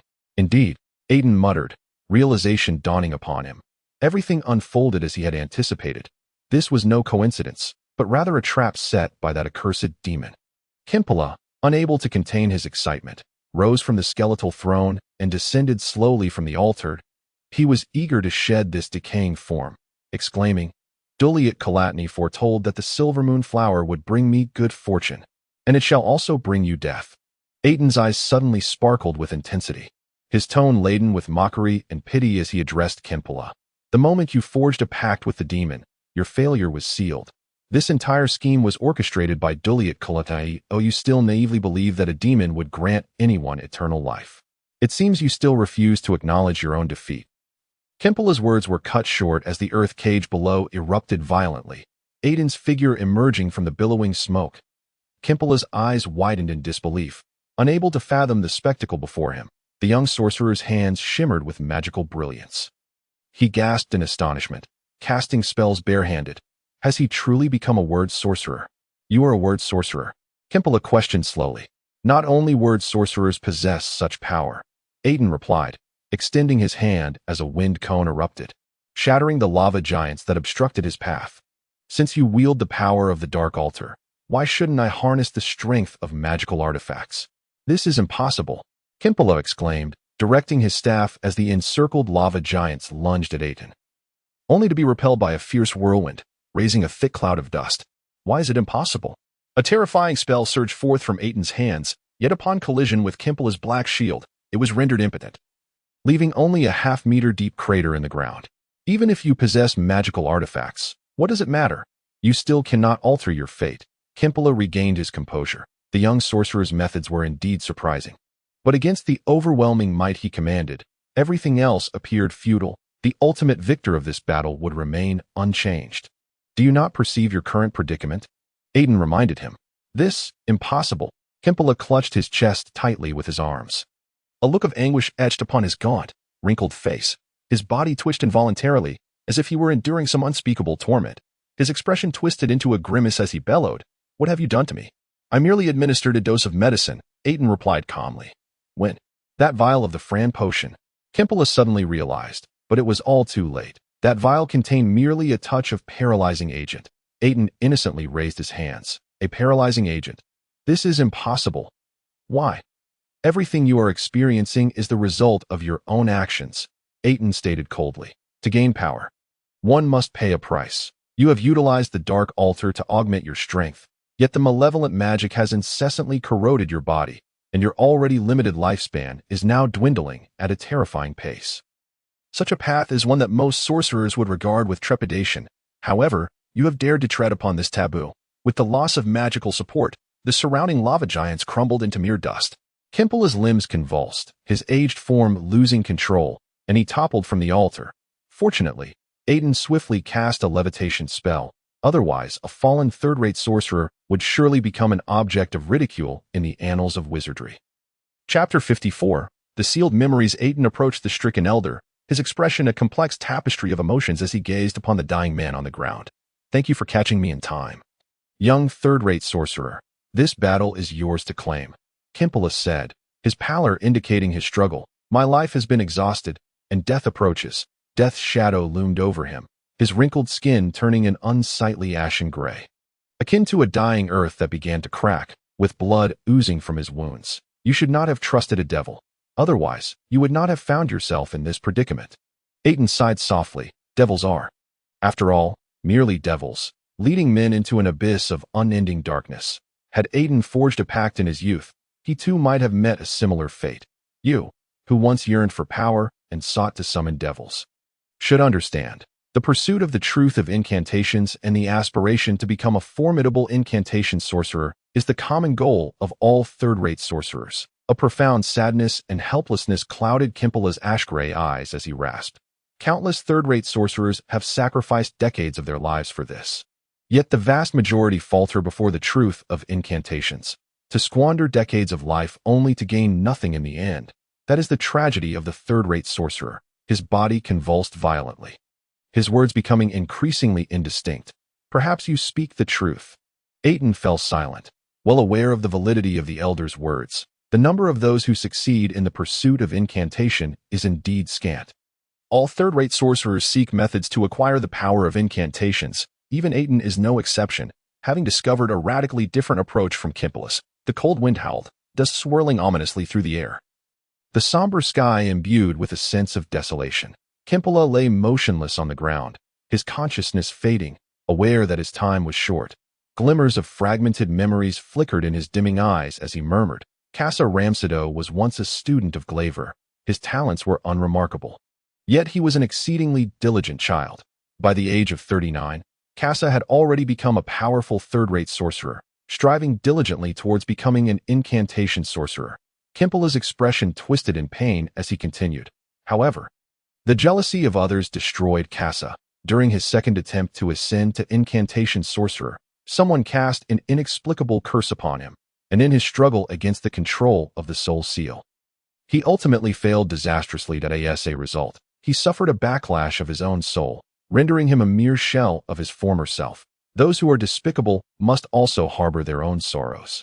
Aitin remained silent, listening intently to the elder's final words. At that time, countless incantation sorcerers were vying for positions within the hexagram assembly, yet even the most authoritative incantation sorcerer, Hallet, could not heal Casa. The 12 sorcerers of Glaver paid no heed to this matter.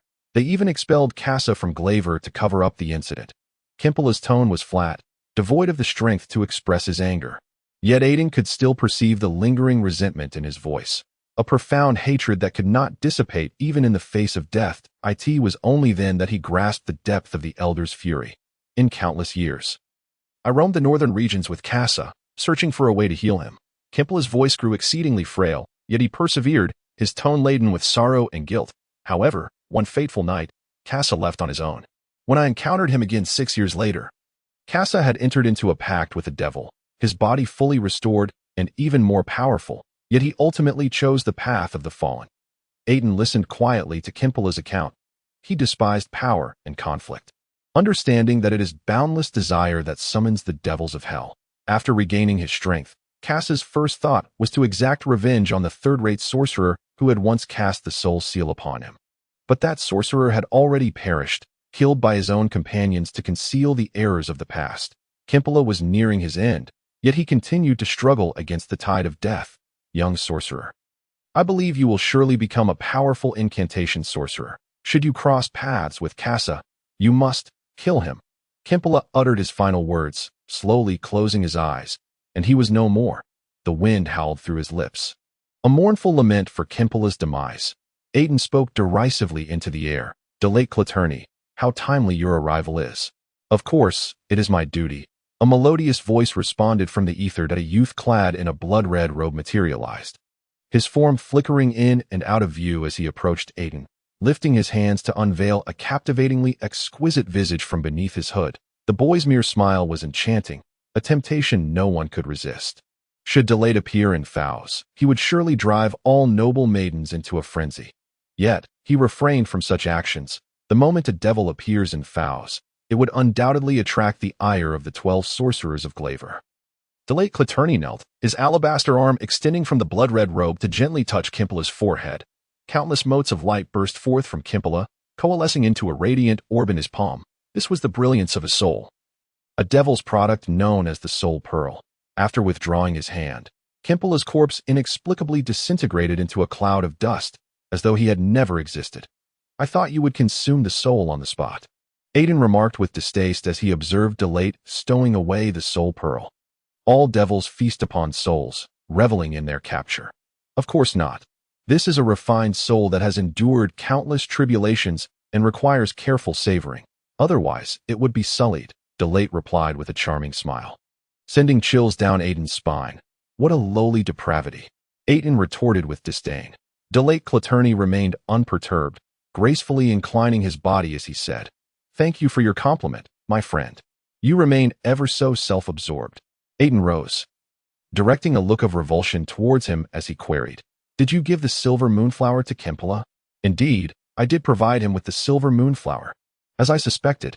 Aitin's expression darkened ominously as he admonished, "You intended to use my hand to rid yourself of Kilia. In truth, you would not be at a disadvantage. I prefer to call it mutually beneficial," Delate explained with a smile. "The silver moonflower is not something you could easily obtain. The flowing backward potion is deemed a forbidden elixir for a reason. Without you, I could have found it in the Pex forest." "Ah, I must remind you that the silver moonflower cannot be found in the Pex forest," Delate replied with a mysterious smile. "Do you not know that the silver moonflower is also referred to as the elven flower?" Elven flower. Aitin's countenance shifted as he remembered the records of the elven flower in Glaver's library, where the sage Glaver once penned, "The elven flower is a bloom nourished by tears." Delate softly remarked, "The elven flower is a bloom nourished by tears." The sage Glaver was indeed a remarkable individual. The flowing backward potion was invented by Glaver. Delate, a devil who had lived for hundreds of years, casually revealed many secrets unknown to others. Later, he modified the formula for the flowing backward potion, adding the silver moonflower, an ingredient that had never existed before. As for the records regarding it, they were all fabricated by Glaver himself. "How could this be?" Aitin exclaimed, eyes wide with disbelief as he inquired, "Why would the sage do such a thing? How could I possibly know?" Delate lamented as he spread his hands in a gesture of speculation. Perhaps he wished to prevent future generations from concocting the flowback elixir. The source of resurrection is hardly the optimal choice. Should you fail, you may never possess the power of the true word again, Delate remarked, shaking his head in resignation, as if mourning a lost cause. "This matter is of no concern to you," Aitin whispered, well aware that the source of resurrection was unreliable. Yet it remained the last resort he could find. "Only by binding a contract with me can you immediately gain the ability to glimpse the true word, or I could simply wait until your life ebbs away to reclaim your soul." Delate revealed his devilish nature, seducing softly. "You remain as despicable as ever," Aitin retorted coldly. "Despicable?" Delate teased, fiddling with the relics of Kilia, his tone exaggerated. "You are not without fault either. I recall what potion you added to Kempera's Fran elixir." "That is enough." Aitin averted his gaze, chiding softly. "What of it? I have never shown mercy to those who seek my life. Your capacity for cruelty towards both enemies and yourself is precisely what I admire." Delate chuckled. "You possess the potential to become a devil." Aitin snorted dismissively, choosing to ignore him as he withdrew a Fran elixir from his magical pouch, consuming it to restore his mana. "Let this serve as our meeting gift." Delate grinned, picking up Kempera's staff and sweeping away the malevolent magic that clung to it. He offered the staff to Aitin. "Your staff has been destroyed by Kempera. The magical ring in your possession must also be on the verge of collapse after repeated use. Do you believe I would accept your gift?" Aitin did not take the staff. Lifting his gaze to meet Dulate's exquisite visage, he scoffed softly. "When has a devil ever shown benevolence? Even devils can occasionally exhibit kindness." Delate, unfazed, gently set the staff on the ground, smiling as he continued, "If you were to perish in this forest, it would truly be a lamentable outcome. Sometimes, the human heart is more terrifying than a beast. Since you have already attained Kempera's soul, you ought to depart this world rather than engage in idle chatter with me," Aitin declared, beginning to search through Kempera's relics for something of use. An aged sorcerer like him must have an extensive collection. "Farewell, my friend. I trust we shall have the opportunity to meet again," Delate said meaningfully. With that, he gestured, and the air around them began to warp and distort, a hollow void materializing before them. Delate stepped forward with an elegant stride and vanished into thin air.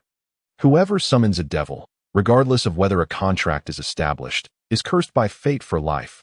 Ultimately unable to escape the grasp of the devil, he left that statement to linger in the air, slowly dissipating. Chapter 55, Lamentation. The nearby fallen tree continued to smolder. The ground littered with corpses bore witness to a brutal battle. Aitin rose from the ground, the howling winds roaring above him, his black robe billowing dramatically as he stood alone amidst the desolate landscape. Radiating an aura of profound sorrow that he lifted his head, sighing softly into the void, murmuring to himself, "Have I finally departed?" The devil Duliat Clatney had indeed left. Aitin could no longer sense his presence. He had a way of appearing silently, only to vanish just as quietly. Such was the formidable and eerie power possessed by devils. All devils are loathed, for none understand themselves better than they.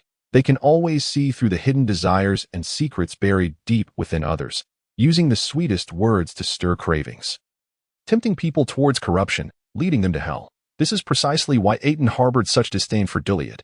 Each time they locked eyes, he felt utterly exposed, as though stripped bare. No one wishes to be easily seen through. Not even by the closest of companions. My mana has already been mostly restored. Now, he raised his gaze towards the dark altar before him and murmured, "It is time to bring this to an end." The dark altar exuded a chilling aura, faintly echoing the lamentations of humanity, with glimpses of the twisted faces of souls imprisoned upon it. Sinister and bizarre, it reeked of death, as if it were a gateway to hell. This was Aitin's first thorough examination of the altar. He could feel the immense and terrifying evil magic contained within it, feeling fortunate for having vanquished Kempera, who had occupied the dark altar. The dark altar, established by Casa Ramsado, had imprisoned countless souls, harnessing the negative emotions generated by their prolonged confinement into malevolent magic for his own use. After years of accumulation, the power amassed at the altar had reached a nightmarish magnitude. It was no wonder Kempera could effortlessly control 30 lava giants. A feat even the mightiest of sorcerers could not achieve if he could harness this power for himself. Any sorcerer could instantaneously attain the formidable strength of a true word wizard. Now, if he could simply destroy the dark altar and dispel this evil magic, it would all come to an end. Aitin stood against the wind, extending his palm and tossing forth dozens of magical crystals that he raised his hands, chanting a long and obscure incantation, the floating magical crystals igniting in a brilliant light, illuminating Aitin's figure. Bang! With a sharp crack, all the magical crystals shattered mid-air, scattering like dust upon the ground.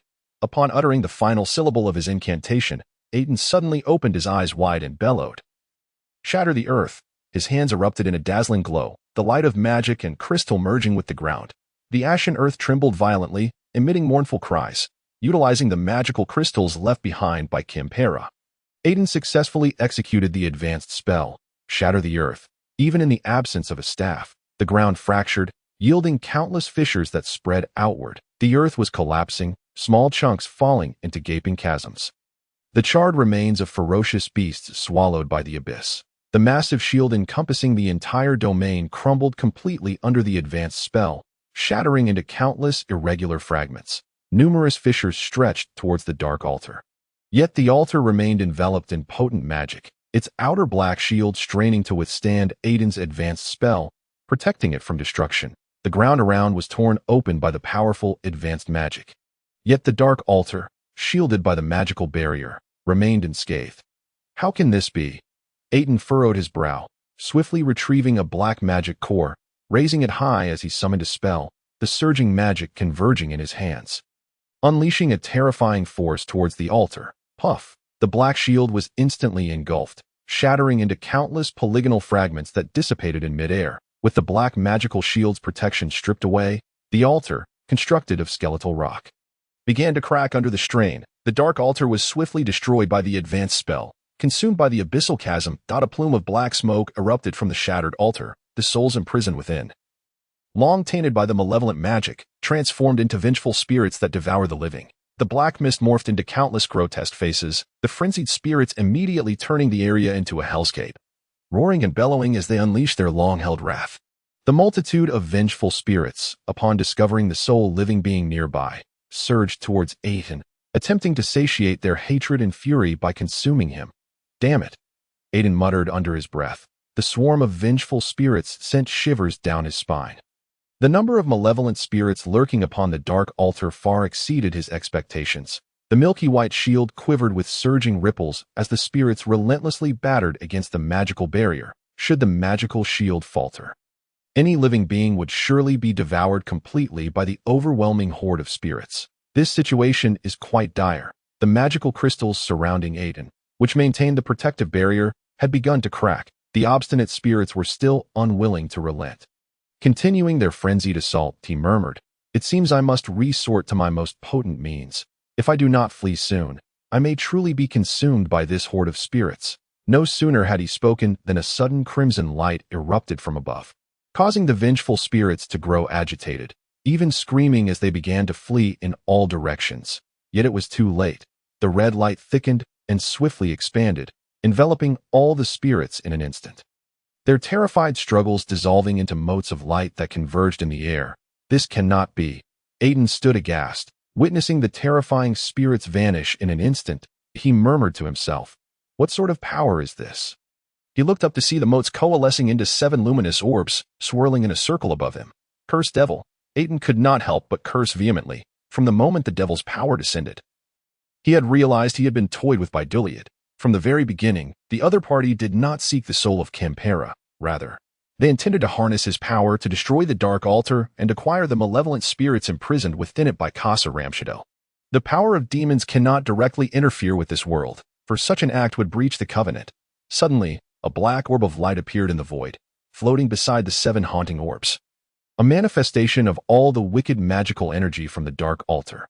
Without warning, the void began to twist and rotate, revealing a profound black hole that drew all the orbs into its depths. Silence enveloped everything once more, as if nothing had ever transpired. Both the malevolent spirits and the Dark Altar vanished without a trace, leaving behind only the shattered earth ravaged by the tumult of high-level magic. Why did he take away that evil power as well? Aitin murmured to the void, his gaze fixed on the direction from which the black orb had vanished. "Never mind. It is for the best." He shook his head. The demon had whisked away that malevolent energy, sparing him the arduous task of dispelling it. Ultimately, it was of no concern to him. Aitin longed to return to Glavers, concoct the reversion potion, and await the opportune moment to confront the word sorcerer. His journey to the south, fraught with countless events, was finally drawing to a close. Though he had obtained what he desired, it came at a tremendous cost. Aitin cast a glance at the 2 shattered rings on his fingers, a wave of anguish washing over him, followed by a resigned sigh. These rings were of significant value, imbued with substantial magical mithril, and crafting the composite magic inscriptions had consumed considerable time. He had not anticipated their complete destruction.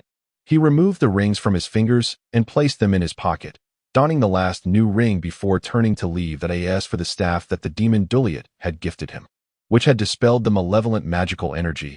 Aitin did not spare it a glance. Trusting a demon was folly. How could he dare accept such a gift? Shortly after Aitin's departure, the void began to warp, and Duliet emerged from thin air. He watched Aitin's retreating figure and murmured, "I was kind enough to disperse the evil energy from your staff." He gently hooked a finger, causing the staff, which lay quietly upon the cracked ground, to rise and fall into his pale hand. With a casual gesture of his left hand, he grasped the black orb of evil energy, which slowly merged into the staff, transforming it into a pitch-black implement that exuded a sinister aura. "From now on, you shall be known as the Soul Eater's staff," he declared with a satisfied smile, stowing the staff away. "This power is sufficient to unleash a tide of bloodshed across this continent. It seems I must find you a suitable master anew." The wind howled around him, yet Duliet's red robe remained undisturbed as he gazed after Aitin, murmuring, "Regardless, you will never escape my grasp. You belong to me, Klasnalosha." A gust of wind mixed with swirling dust swept past, and the blood-robed demon vanished without a trace. She was indeed one of the 10 great dukes of hell. Klasnalosha, Chapter 56. The collection in the study. A beam of orange light dispelled a portion of the surrounding gloom. It housed hundreds of tomes, meticulously organized on shelves crafted from fragrant sandalwood, which lined the walls of the room.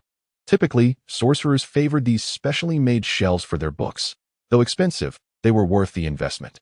The costly sandalwood shelves could preserve books for decades without concern for moisture or pest damage. That a desk sat at the center of the room, encircled by countless volumes. This was a sorcerer's study. Haikik was seated at the desk, illuminated by the flickering light as he diligently perused a spell book. He was swiftly absorbing new knowledge, preparing for the ascent to third-tier sorcerer. Becoming a third-tier sorcerer was indeed an exhilarating endeavor. Yet it demanded utmost caution. Without adequate wisdom and strength, pursuing such a rank would be a grave folly, as his dear friend had previously cautioned him. After spending numerous days in diligent study, he had finally grasped the content of the spellbook. Closing the weighty tome, He exhaled a sigh of relief. Most sorcerers managed to repeatedly review the knowledge contained within their books, a tedious task that was nonetheless essential for aspiring sorcerers. Haikik rubbed his forehead gently, attempting to dispel the fatigue wrought by prolonged reading and memorization. That on the desk, the red tea served by a maid had grown cold. He lifted the teacup to his lips and took a sip. A chill rising from his stomach that made him shiver involuntarily. Drinking cold tea in winter was decidedly unpleasurable. Nevertheless, Haikik, feeling somewhat parched, paid little heed to this discomfort.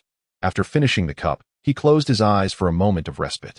Recalling the knowledge he had just absorbed, after a prolonged silence, Haikik opened his eyes, fatigue still evident in his gaze, which fell upon a rather incongruous rough wooden box on the desk. Inside lay a simple, unadorned silver bracelet. This was a gift from the maid Kilia, which she had entrusted to him 2 days prior when he had been unable to locate Aitin, stating it was something Aitin had instructed her to deliver.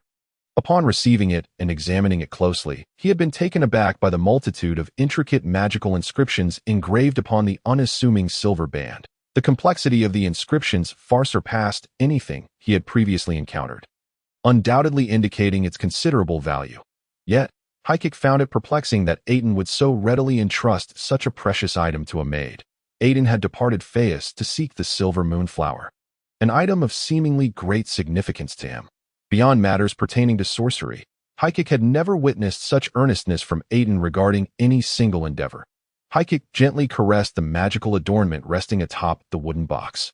Releasing a heavy sigh, he had initially wished to invite Aitin to his sister Sharina's birthday banquet, only to find that Aitin had suddenly gone missing. However, he was grateful that Aitin had honored his promise by procuring this exquisite bracelet. Well enough, Haikik sighed, acknowledging that Aitin was not fond of attending such noble gatherings. Were he to extend an invitation, Aitin would likely attend, but given Aitin's disposition, it would probably render the atmosphere quite peculiar. A sharp knock at the door interrupted Haikik's contemplation. "Come in." The maid Anna pushed open the wooden door and entered the study. Her movements delicate, as though she were wary of disturbing the tranquility. "Master, Lady Eberine has arrived and is waiting in the hall." A sweet smile graced her beautiful face, dressed in a sheer, pale outfit. Anna revealed her graceful form, unbothered by the winter chill outside the tower. "Let her in." Haikik sighed, exasperated. Eberine's advances had become increasingly blatant. He no longer resisted her temptations. Eberine's allure undeniably brought him pleasure. And since they had established a secretive relationship akin to lovers, Haikik had gradually shed the restraint typical of familial bonds. Although Eberine was technically his elder, her age was only slightly greater than his own. In noble society, it was commonplace for young women to marry shortly after reaching adulthood, all in the interest of family prosperity. Eberine's actions were merely a means to secure her standing within her family. And becoming the lover of the next heir of the Shirliza was an optimal choice. Furthermore, the dashing and graceful Haikik possessed not only noble elegance, but also the enigmatic allure of a sorcerer, enough to captivate any noble woman. "So many books. This is indeed a sorcerer's study," Eberine exclaimed as she entered, clad in a regal purple gown that accentuated her exquisite figure and noble demeanor. She covered her mouth, stifling a giggle. "Those young noblemen always boast of their wisdom in front of the ladies. I wager that the books they read barely amount to a fraction of yours." Presenting herself in a manner far removed from that of a noblewoman, she resembled a love-struck noblewoman instead. Haikik waved his hand, dismissing his maid from the study. "This is different. The two cannot be conflated." He pulled Eberine closer, wrapping his arms around her slender waist and pressing his lips against hers. "What?" Eberine, seemingly unsatisfied with this brief kiss, cupped Haikik's handsome face in her hands and leaned in, demanding a deeper, more lingering kiss. Haikik calmly explained, "Because I am a sorcerer, and they are not." "Well then, you are correct," Eberine replied with a gentle smile, not opposing the shift in conversation. "What have you been doing here these past few days?" "Of course, I feel that I am on the verge of touching the realm of third-tier sorcerers. I must be well prepared," Haikik replied nonchalantly. "Let us not speak of that. Does Sharina know you are here?" Aitin found herself seated upon Haikik's thigh, her arms encircling his, as she casually remarked, "I have no idea. Just the other day, she received an invitation from the 2 little princesses of the Osinia family to attend a small noble gathering." She turned her gaze towards an incongruous rough wooden box that sat atop the desk. "What is this?"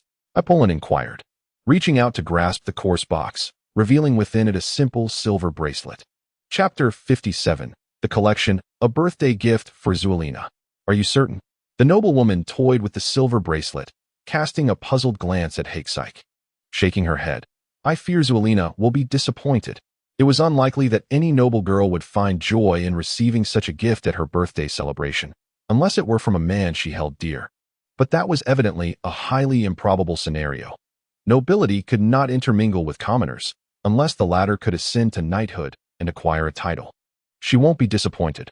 Rather, I suspect countless others will envy her. Hakesike shook his head in resignation. Noting that women seemed solely interested in beautiful things, rarely understanding the intrinsic worth of certain items, he caressed Aitin's fair skin, his hands ascending from her thigh, savoring the softness of her flesh. It appears something is intricately engraved upon it, but I cannot discern it clearly. Aitin held the silver bracelet in her palm, scrutinizing it closely, unable to contain her astonishment. This is indeed a magical ornament. As a member of the upper class, she had certainly encountered magical items before, for they were exceedingly rare even among the elite. After a few moments, she clasped her legs together, trapping his roaming hands. You actually spared no expense to procure a precious magical ornament for Zuelina. Aitin said enviously, I fear it will incite a frenzy after the banquet. She then shook her head, adding, were it not for the rarity of magical items, I would willingly sell some of my own ornaments to acquire one. Hakesike's hands continued their ascent, lingering on her firm bosom, as he cryptically stated, the total value of all your ornaments pales in comparison to this one.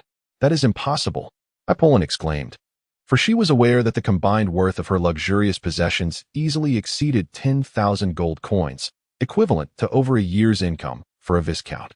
There is nothing impossible. Hakesike retracted his arm, placing the silver bracelet back into the rough wooden box, stowing it in a magical bag before he spoke again. This item likely surpasses the annual income of a count. Aitin was utterly astounded. For a count typically earned no less than 50,000 gold coins in a year, implying that this unassuming magical ornament was worth a staggering 50,000 gold coins. Dear heavens, that is an astronomical sum. Aitin leaned against Hakesike's chest, playfully requesting, could you possibly help me obtain another, even if it were the most ordinary one? At present, that seems unlikely. Hakesike regretted not having secured the item sooner, explaining, the rarity of magical artifacts makes them exceedingly difficult to procure. And besides, I am unsure of Aitin's whereabouts. He may not return for some time. You mentioned that this item was crafted by one of your friends. Aitin could not resist asking. Otherwise, I fear I would be unable to afford it. Hakesike replied with self-deprecating humor. I have long warned against underestimating any third-rate sorcerer. Even if you are a king, do you understand what it means to present this item as a gift to Zuelina at her birthday celebration? Aitin exclaimed, her envy for her fortunate niece palpable. I certainly do. Which is precisely why I did this. Hakesike regained his composure. Since the Liege family required an ally, he resolved to create an enigmatic and mysterious ally, for the unknown often instills fear. Is this your true intention? Not entirely. Based on my understanding of Aitin, he would not be bothered by such matters, especially since Zuelina is an exceptionally beautiful woman. Hakesike explained with a slight smirk. He has dedicated all his thoughts to mastering spells. Aspiring to become a powerful wizard, he would remain indifferent even if he married a commoner. What about Zuelina? As long as Zuelina can marry him, that is sufficient. Matters of the heart can be nurtured over time. Aitin gently caressed Hakesike's chest, a faint blush gracing her cheeks as she coyly remarked, you certainly are quite domineering. Hakesike replied nonchalantly, Zuelina's innocent nature makes her the ideal choice. He reached out, attempting to slowly unfasten Aitin's long gown, but found himself thwarted by the troublesome cufflinks, his movements appearing somewhat comical. Don't be so hasty, Aitin protested, rising to her feet, tugging at the wrinkled fabric while covering her mouth with a light laugh. I do not wish to be here. We require a soft bed. That was indeed my oversight. Hakesike walked over to a nearby bookshelf, retrieving a book and tugging at a concealed latch, causing the sides of the shelf to part, revealing a hidden passage. He called out softly, Anna, what is your command, my lord? The maid promptly entered through the door of the study. Allow me to lead the way. My dear Aitin, within lies a soft, grand bed that I believe you will find delightful. Hakesike said mysteriously, As he carried the oil lamp and began to descend as the two disappeared into the secret passage. The shelves on either side suddenly closed, returning to their original configuration. Aitin curiously observed the entrapped, vacant-eyed slave within the cage, offering Hakesike a faint smile. It seems you have not indulged in your collection for quite some time. Collection? Hakesike responded, slightly taken aback. However, you should often let them roam freely rather than confine them here. Otherwise, their lifespan as collectibles will diminish. Aitin advised, there is no shortage of beauties among the common folk. At the very least, your maid beside you is quite lovely. Anna was startled, nearly dropping the oil lamp from her grasp.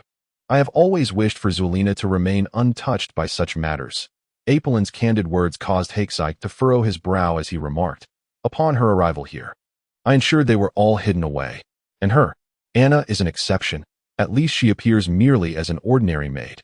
Very well, perhaps you are correct, Aitin replied dismissively, loosening Hakesike's long robe with a playful smile. However, as the future heir of the Kilia family, your collection cannot be sparse.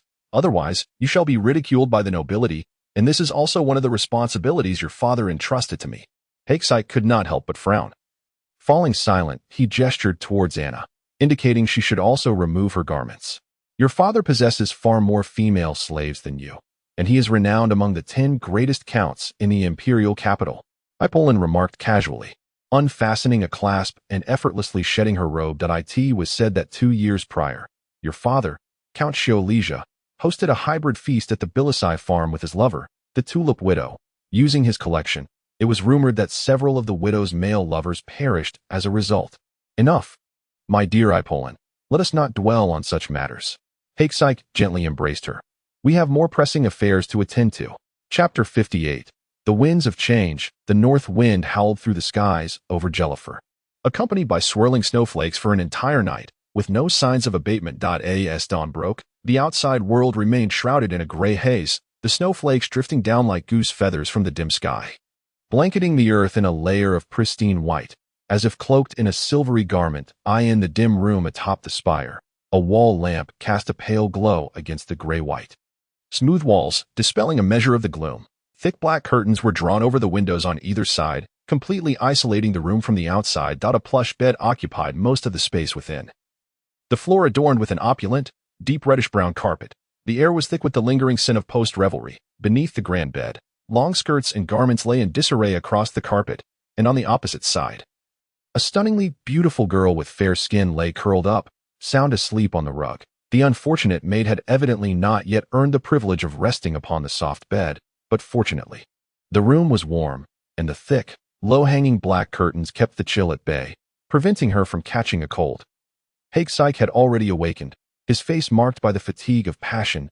He turned his head to gaze at the enchanting Aitin, gently stroking her silky hair, his heart swelling with sweet, yet anxious feelings. His expression grew complex, and he sighed involuntarily, worried that Aitin's boldness might be detected by his sister, a matter he would prefer to remain undiscovered.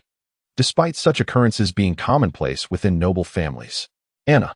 Hakesike sat up, softly calling for his maid. After a lengthy pause, there was still no response. Anna had yet to awaken. He cast a glance at the maid lying on the carpet, furrowing his brow involuntarily, before sighing gently. Very well. Last night, Hakesike accepted the proposal for the game known as Jiazi, a pastime favored among nobility, as suggested by Evelyn. The poor maid was utterly exhausted from the exertions of the two, and she was evidently still lost in slumber. Hakesike picked up the garments that had fallen onto the carpet, donned them, and then exited the chamber. Descending the dimly lit, winding staircase, he found the maids bustling in the hall, preparing breakfast for the master of the tower. They were quite taken aback by Hakesike's early arrival, as it was customary for him to remain asleep for at least another hour. The head maid approached, bowing her head and speaking tremulously. Master, breakfast will be ready shortly. Please wait a moment. No need. I shall not be having breakfast here. Hakesike tugged at his clothes, attempting to restore them to their proper position. He raised his gaze to the woman before him, who exuded a mature allure, and said, Inform Magi to prepare the carriage. I intend to go out. The head maid nodded and retreated, displeased with the shortcomings of his personal maid. Anna. She signaled for one of the other maids to assist Hakesike with his attire. Moments later, the butler, draped in a gray fur coat, entered, a thick layer of snow accumulating upon his shoulders. Young master. The carriage is ready. The middle-aged butler's efficiency was commendable, swiftly ensuring everything was in order, which greatly satisfied Hakesite. He removed a magnificent, elegantly embroidered crimson cloak bordered in gold from the wooden rack and draped it over himself before stepping out of the tower's grand entrance. Outside, the snowfall continued, and the biting cold caused Hakesite to shiver involuntarily. He instinctively tightened the cloak around him and addressed the coachman. To comb. With that, Hakesite opened the carriage door and climbed inside. The coachman cracked the whip, urging the fine horses onward, leaving faint tracks in the snow. The carriage swiftly departed from the rose garden, vanishing at the end of the street. Inside, it was dry and warm, the soft silk successfully shielding him from the chill outside. Hakesite settled onto the cushioned wooden seat, closing his eyes to ponder why Ryan and his companions were so eager to find him. It was evidently related to the complexities unfolding in the imperial capital. He parted the silk drapes and opened the wooden window to gaze at the scene outside. The morning streets were eerily quiet, as few would venture out in such inclement weather, though everything appeared tranquil. It was merely the calm before the storm. The situation in the imperial capital had begun to affect Phaeus, as conflicts erupted among various noble factions of the Nokalu Empire within Greyfer. Although a few third-tier sorcerers managed to restore stability to Phaeus after a substantial clash that cost them a fortune in gold, the circumstances had undeniably worsened. These foolish individuals, it seems the surging power has rendered them increasingly arrogant, Hakesite murmured gravely, his gaze fixed on the towering spire of Greyfer. The situation appears to be deteriorating. The magical energy atop Greyfer was gradually coalescing, and the oppressive atmosphere at times left Hakesite breathless. This was undoubtedly more than merely the impending convening of the Hexagram Conference. An unsettling intuition told him that after the Hexagram Conference, Phaeus, and perhaps the entire northern realm, could be swept into a tempest. The four fine steeds, unbeknownst to them, slowed their pace, bringing the carriage to a halt before an imposing estate. Hakesite recognized that they had arrived at their destination. The Coam estate, built of exquisite gray-white limestone, was a luxurious noble club owned by the infamous Count Tiberius, whose estate was renowned for its shadowy allure.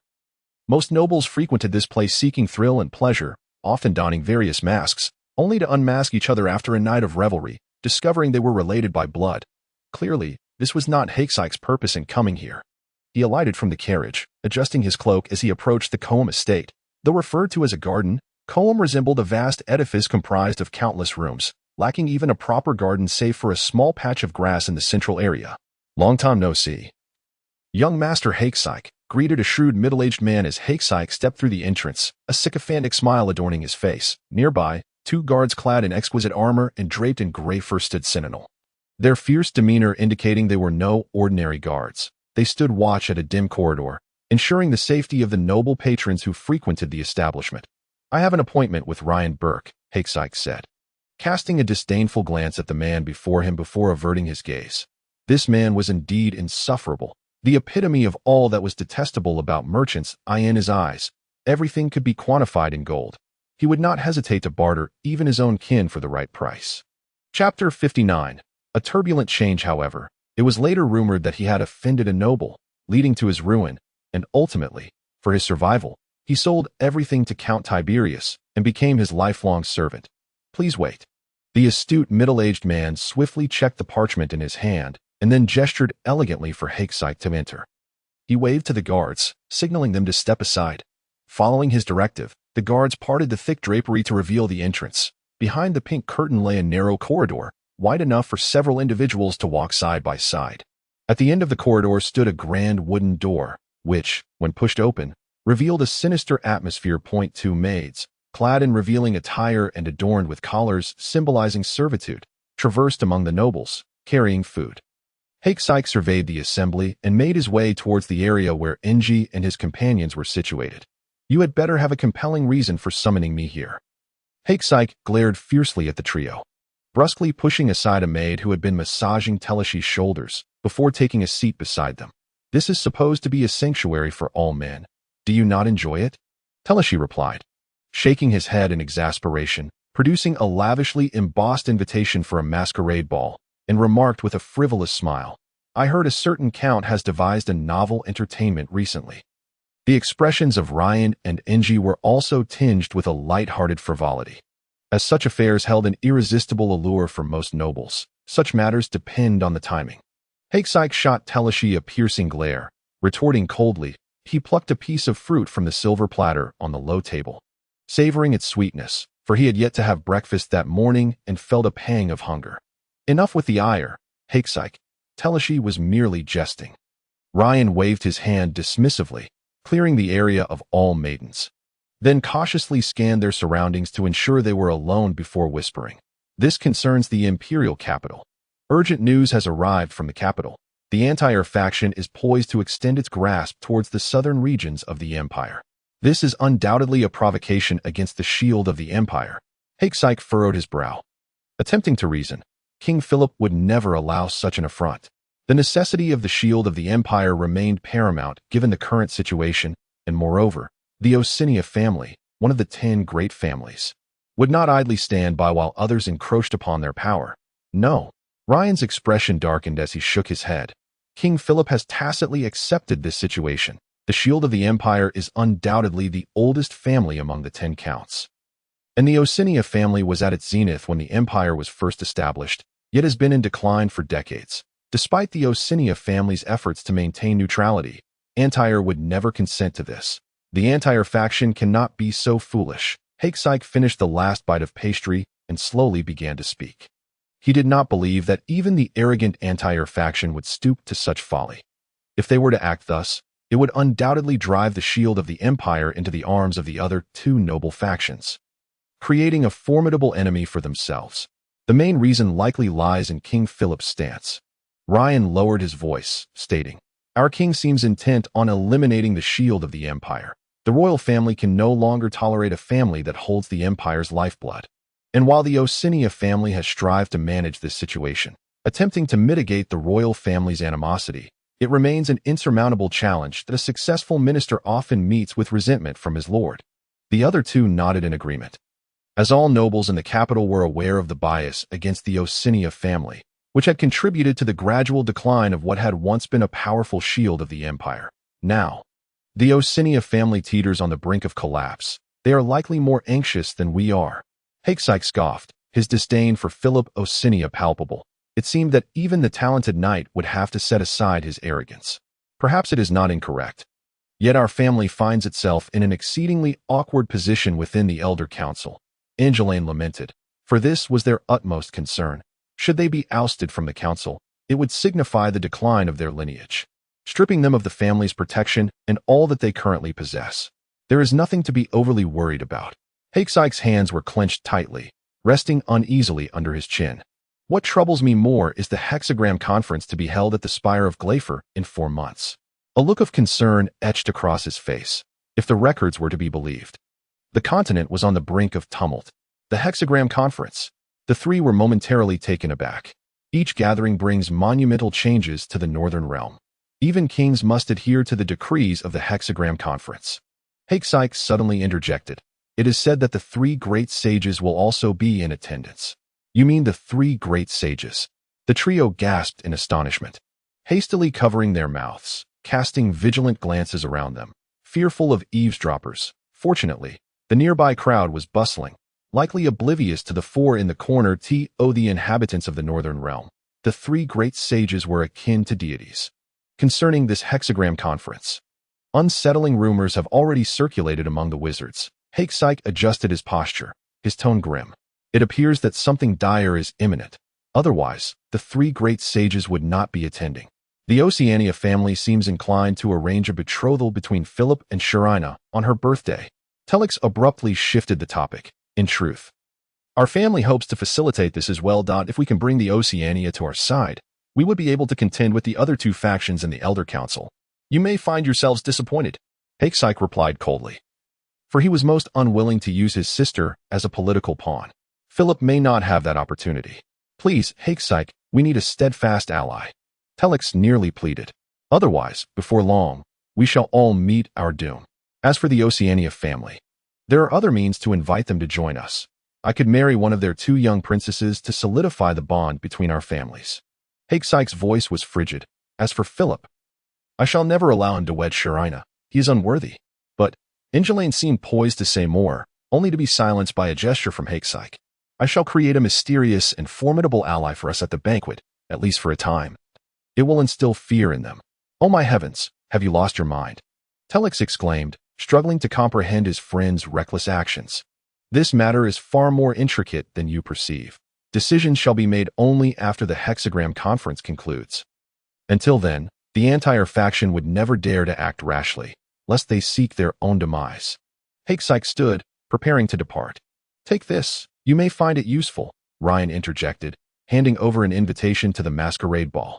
The three gazed at each other, watching Hakesike's retreating figure, and Telix could not help but inquire, what shall we do about this? Their eyes met, and a heavy silence ensued. We can only place our trust in Hakesike. He understands our current standing better than anyone. Ryan sighed in resignation. Let us hope so. Chapter 60. The winds of change as Hakesike stepped out of the Cohen garden. An icy chill enveloped him, causing an involuntary shiver, as if he were ensnared in a frozen abyss. The subtle desires evoked by the Cohen garden were swiftly extinguished by the biting cold.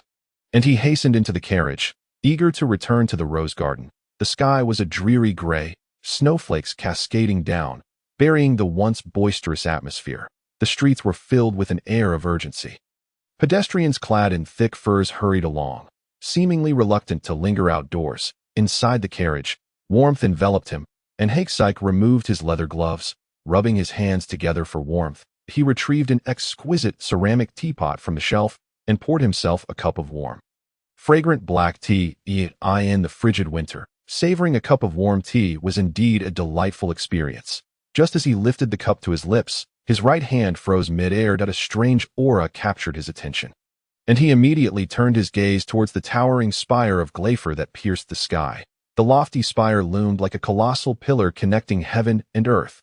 Dark clouds swirled ominously, and a dreadful magical force began to emanate slowly from the spire's pinnacle, entwining itself with the gray sky. The flowing magic merged with the thick clouds, giving rise to a swarm of pitch-black birds.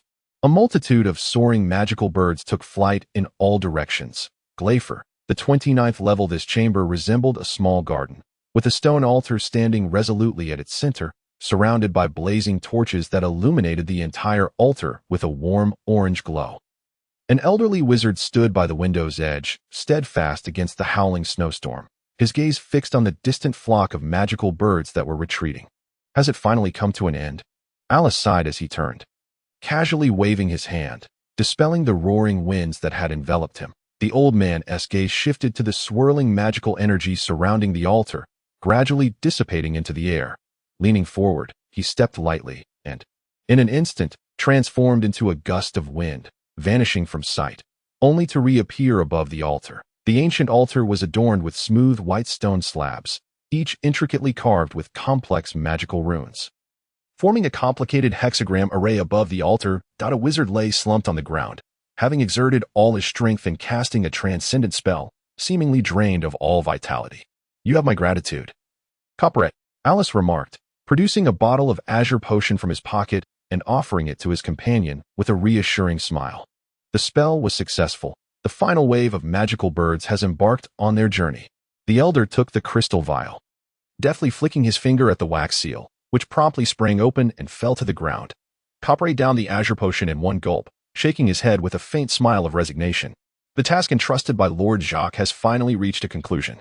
Is the legendary catastrophe truly so terrifying that even the three sages must tread with such caution? I fear the ordeal has yet to conclude.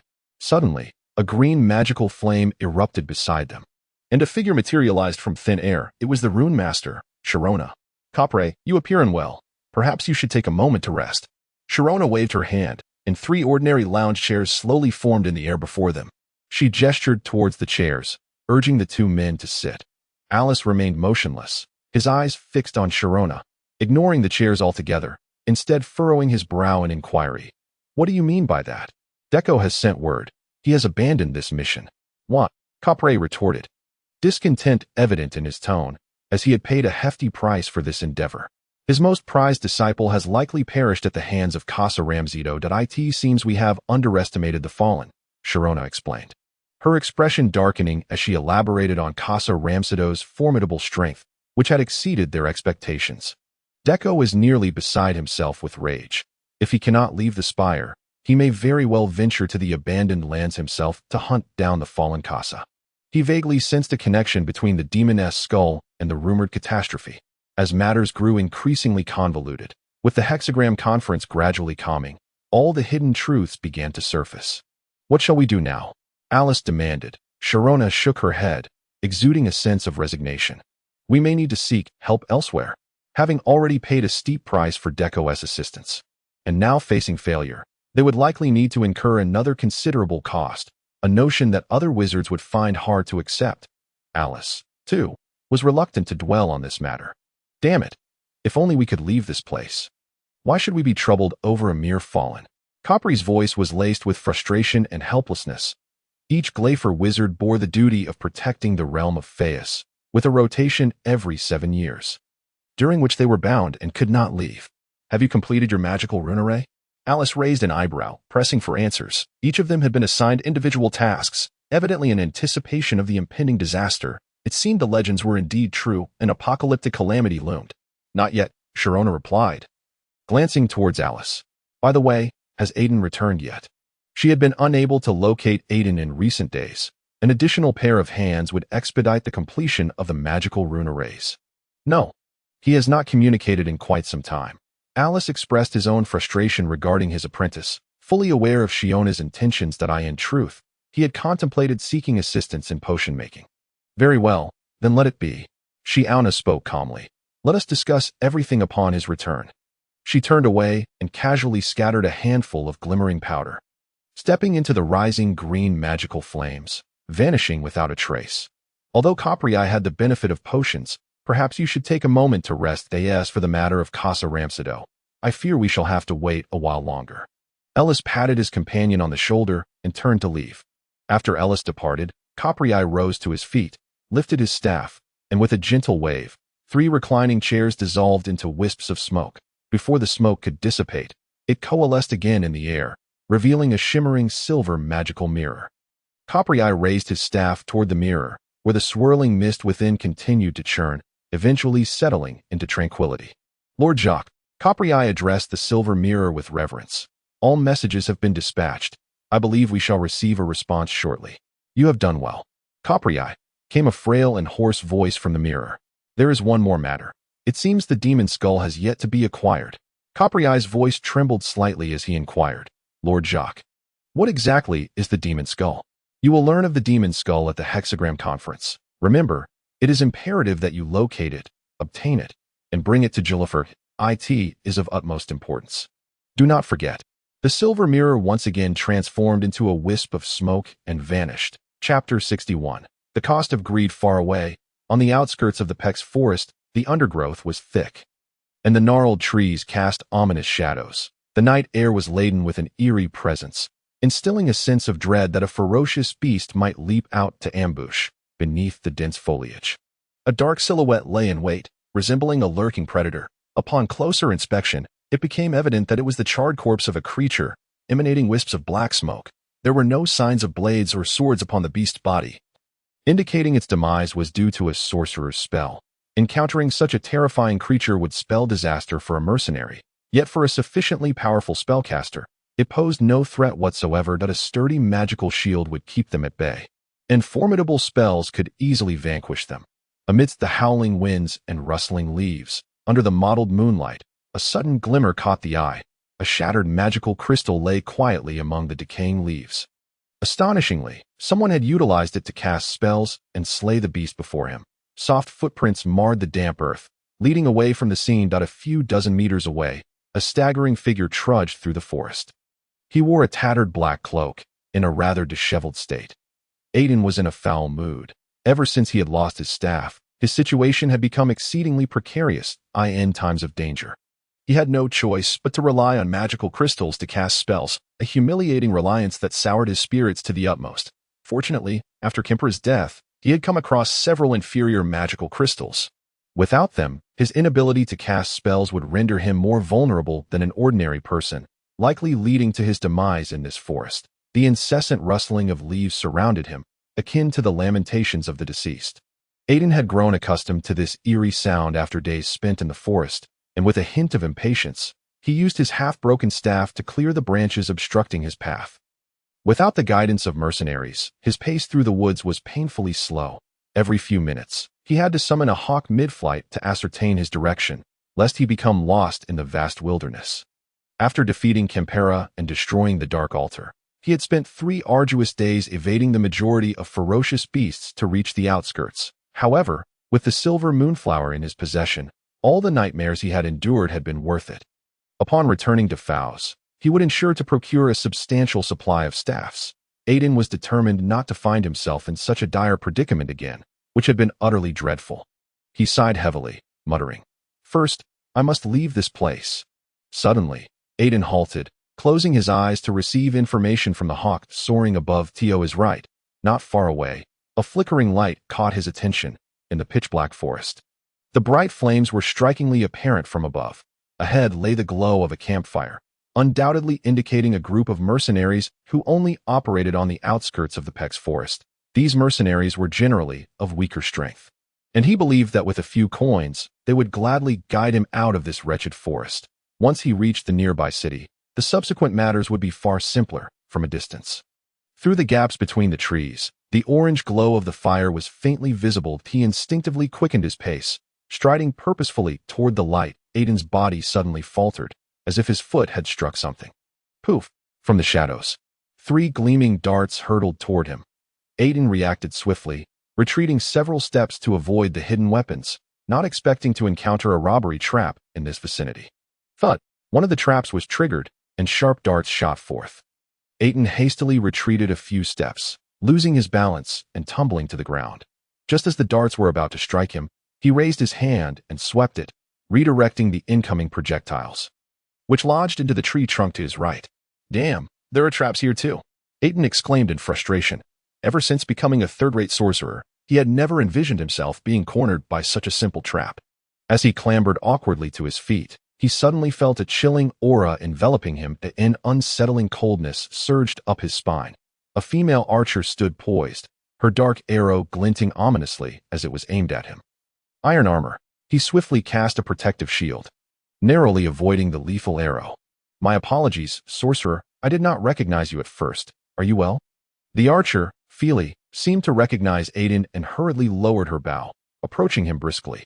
Aitin looked up, realizing that the archer who had just aimed at him was a member of the Silverblade mercenary group he had previously employed. It was quite a coincidence to encounter them again. Perhaps this world was indeed smaller than he had thought.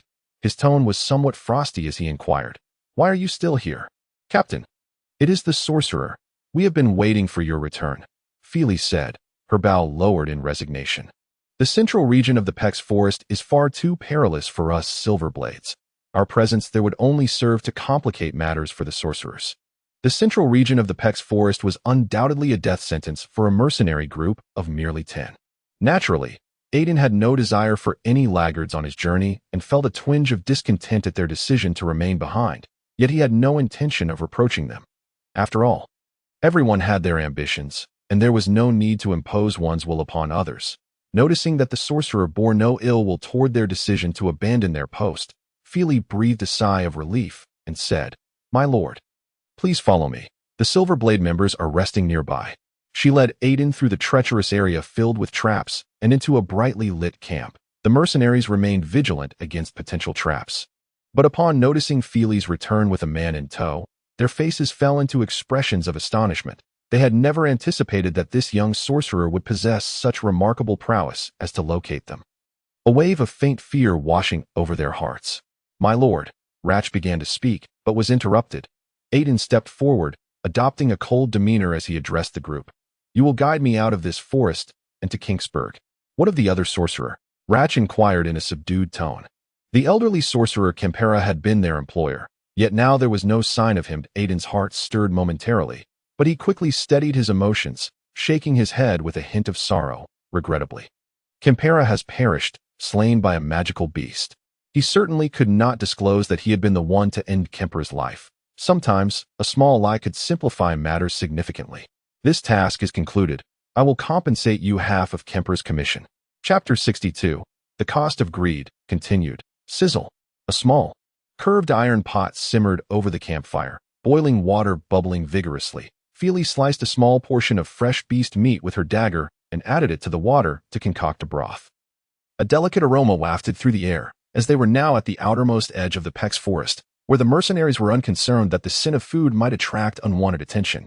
While the firelight was insufficient to dispel the darkness, the weaker beasts of the forest posed no genuine threat. The mercenaries were more than capable of handling it. "My lord, please partake." Feely eagerly offered the freshly prepared broth. Aitin, having exhausted much of the food stored in his magical bag over the past few days, accepted gratefully. The wine he had used to stave off the cold had also been consumed earlier, and the long night in the forest demanded he replenish his strength to avoid succumbing to the chill. Aitin took the dark iron bowl, scooping several spoonfuls of broth and swallowing it alongside dry white bread. The flavor of the broth was rather unremarkable, though the meat of the beast was somewhat succulent, merely garnished with a sprinkling of coarse salt that imparted a hint of bitterness, devoid of any other particularities. The mercenaries had grown accustomed to such a lifestyle. For them, this broth constituted a rather decent meal, yet for Aitin, it was nothing extraordinary. The Silverblade was indeed a relatively affluent mercenary group, and coarse salt remained a highly prized seasoning in the northern realm, unaffordable for the average commoner, who could barely manage the required quantity each month. Naturally, all the nobles utilized refined salt, meticulously processed to eliminate any bitter taste. The mercenaries, clutching their portions of food, huddled around the campfire, warming themselves as they exchanged crude jokes, creating an atmosphere of camaraderie. The female archer, Feely, found herself laughing along with them, occasionally casting furtive glances at Aitin. Harboring a yearning to become a mage's servant, to escape her current life as a mercenary and lead a more stable existence. After consuming a generous bowl of broth, Aitin felt a warmth envelop his body, and a sense of drowsiness began to wash over him as he leaned against a tree trunk to rest. The journey of the past few days had indeed left him mentally fatigued. Night had fallen, the flames danced wildly in the gusty wind, the firewood crackling ominously. The mercenaries of the Silver Blade gathered in a shadowy corner, whispering conspiratorially. The silhouettes in the wind appeared particularly menacing. "Captain, do not hesitate," urged a cloaked brigand in a hushed tone. "Can you bear to let your sister-in-law live in constant fear for you?" "I concur with Burling's sentiments," declared a fierce-looking mercenary wielding an axe. "Those two powerful mages have evidently encountered danger in the central region." The young mage abandoned his companions and fled alone. "Look at his disheveled appearance. He even broke his staff in two. Did I have heard others say that a mage without a staff is no better than a commoner? He is at his wit's end, unable to stir up any trouble." A robust swordsman, clad in half-armor and bearing an iron sword, interjected with a fierce demeanor. "If we kill that young mage, all he possesses will belong to us." The female archer, Feely, looked on in horror. "Lower your voice. Do you wish for him to hear you?" "Fear not. I've added a touch of sleeping powder to his broth. That mage won't awaken any time soon." The brigand's face twisted into a sinister grin. "His life is now in our hands. Everything he is shall be ours. When did you add the powder to the broth?" Feely crossed her arms, glaring disapprovingly at the brigand. "Just when you were preoccupied with that pretty boy." The brigand scoffed, fully aware of her sentiments. "I could easily sever his head with my axe. The wealth of a mage could sustain 10 of us for a lifetime. We could simply find a suitable place to hide, marry, and live a peaceful life." The fierce-looking mercenary stood, raising his iron axe, emanating a murderous aura. "Captain, are we truly going to do this?"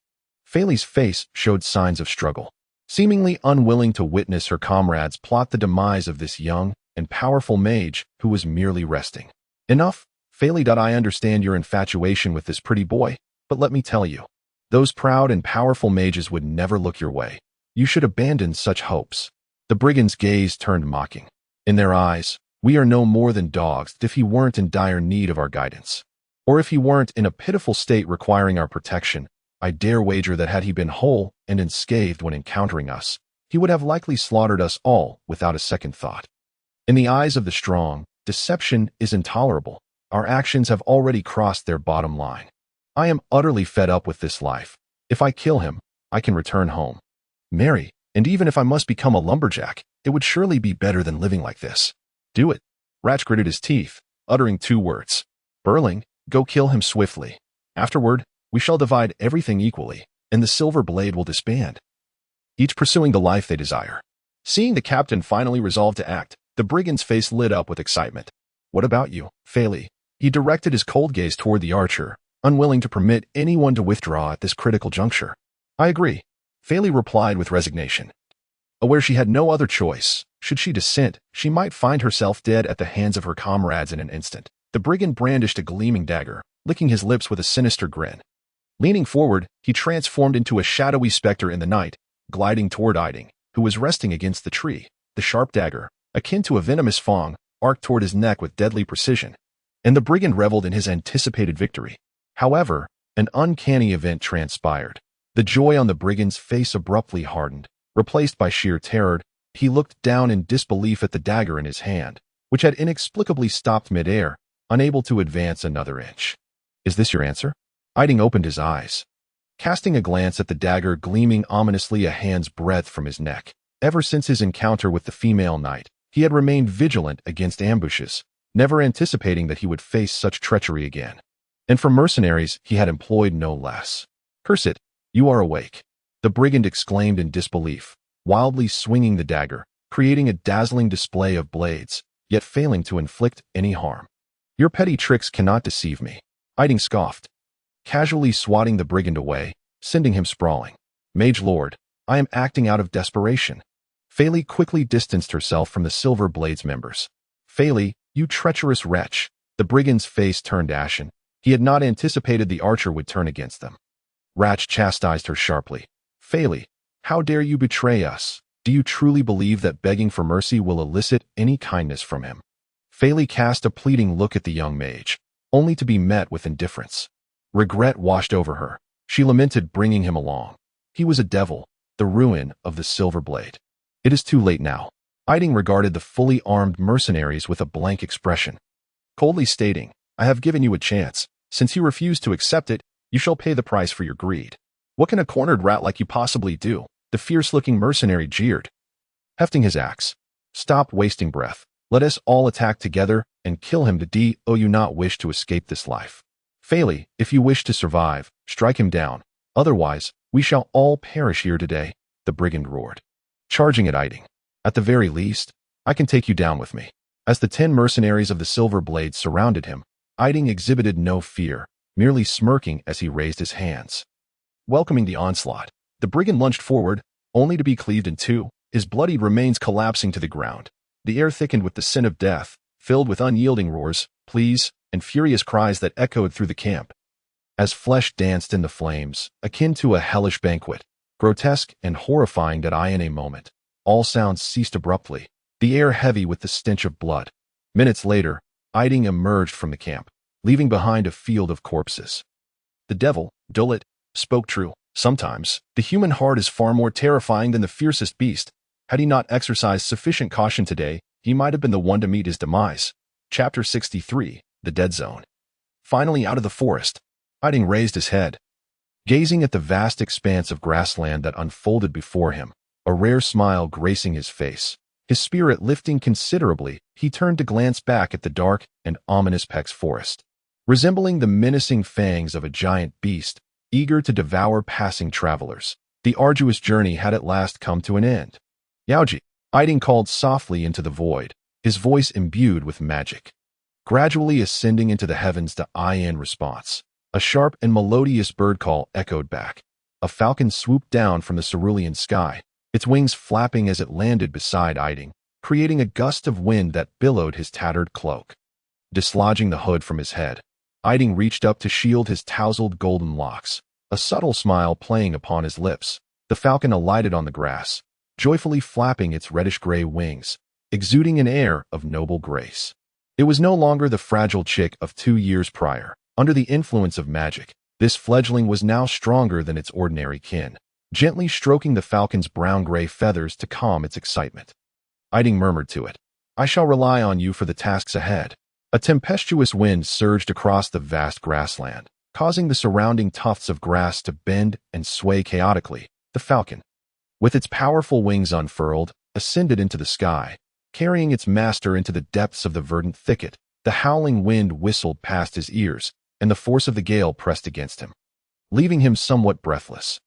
Aiding himself with one hand gripping the falcon's talon, while the other secured his billowing cloak, Aitin felt the fabric dance wildly in the wind, drawing inspiration from the enchanted sleigh that soared through the skies.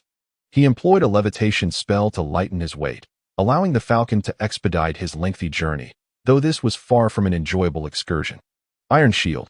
Aitin gently invoked the defensive spell, and a faint crimson glow emanated from his dark cloak. An inexplicable tremor resonated in the air, and an invisible barrier materialized around him, causing the howling winds to dissipate, leaving the cloak to settle. The magical shield effectively isolated him from the turmoil beyond. The journey continued, yet it proved to be less monotonous than he had anticipated. Not everyone is granted the chance to gaze down upon the earth from such heights. This was a remarkable opportunity. As the boundless green plains stretched endlessly towards the horizon, merging into a seamless expanse, suddenly, a wave of disquietude enveloped the air above the grassland. Aitin sensed it. Tainted magic, for only corrupted arcana could exude such an ominous aura. Peering down, aided by the keen eyesight of the falcon, he discerned the grim reality below. The devastation was indescribable. The only term that sufficed to encapsulate the scene was horrific. A crimson line marred the vast grassland. Littered with lifeless bodies, the earth stained with blood, and the majority of the area shrouded in a pall of death, while a foul stench of decay permeated the air. Before his eyes lay countless carrion birds, leisurely feasting upon the remains of the deceased, unconcerned about their food supply. The falcon seemed displeased by the odor, opting to circle low rather than descend. Aitin wrinkled his nose, the putrid scent reaching him from afar. And he strode forward with urgency. Scattered around were disordered corpses, remnants of those who had attempted to flee, torn apart mercilessly. The cruelty of the assailants was truly appalling, judging by the tattered garments on the deceased. Most were merchants, who had been caught utterly unawares and met a swift demise.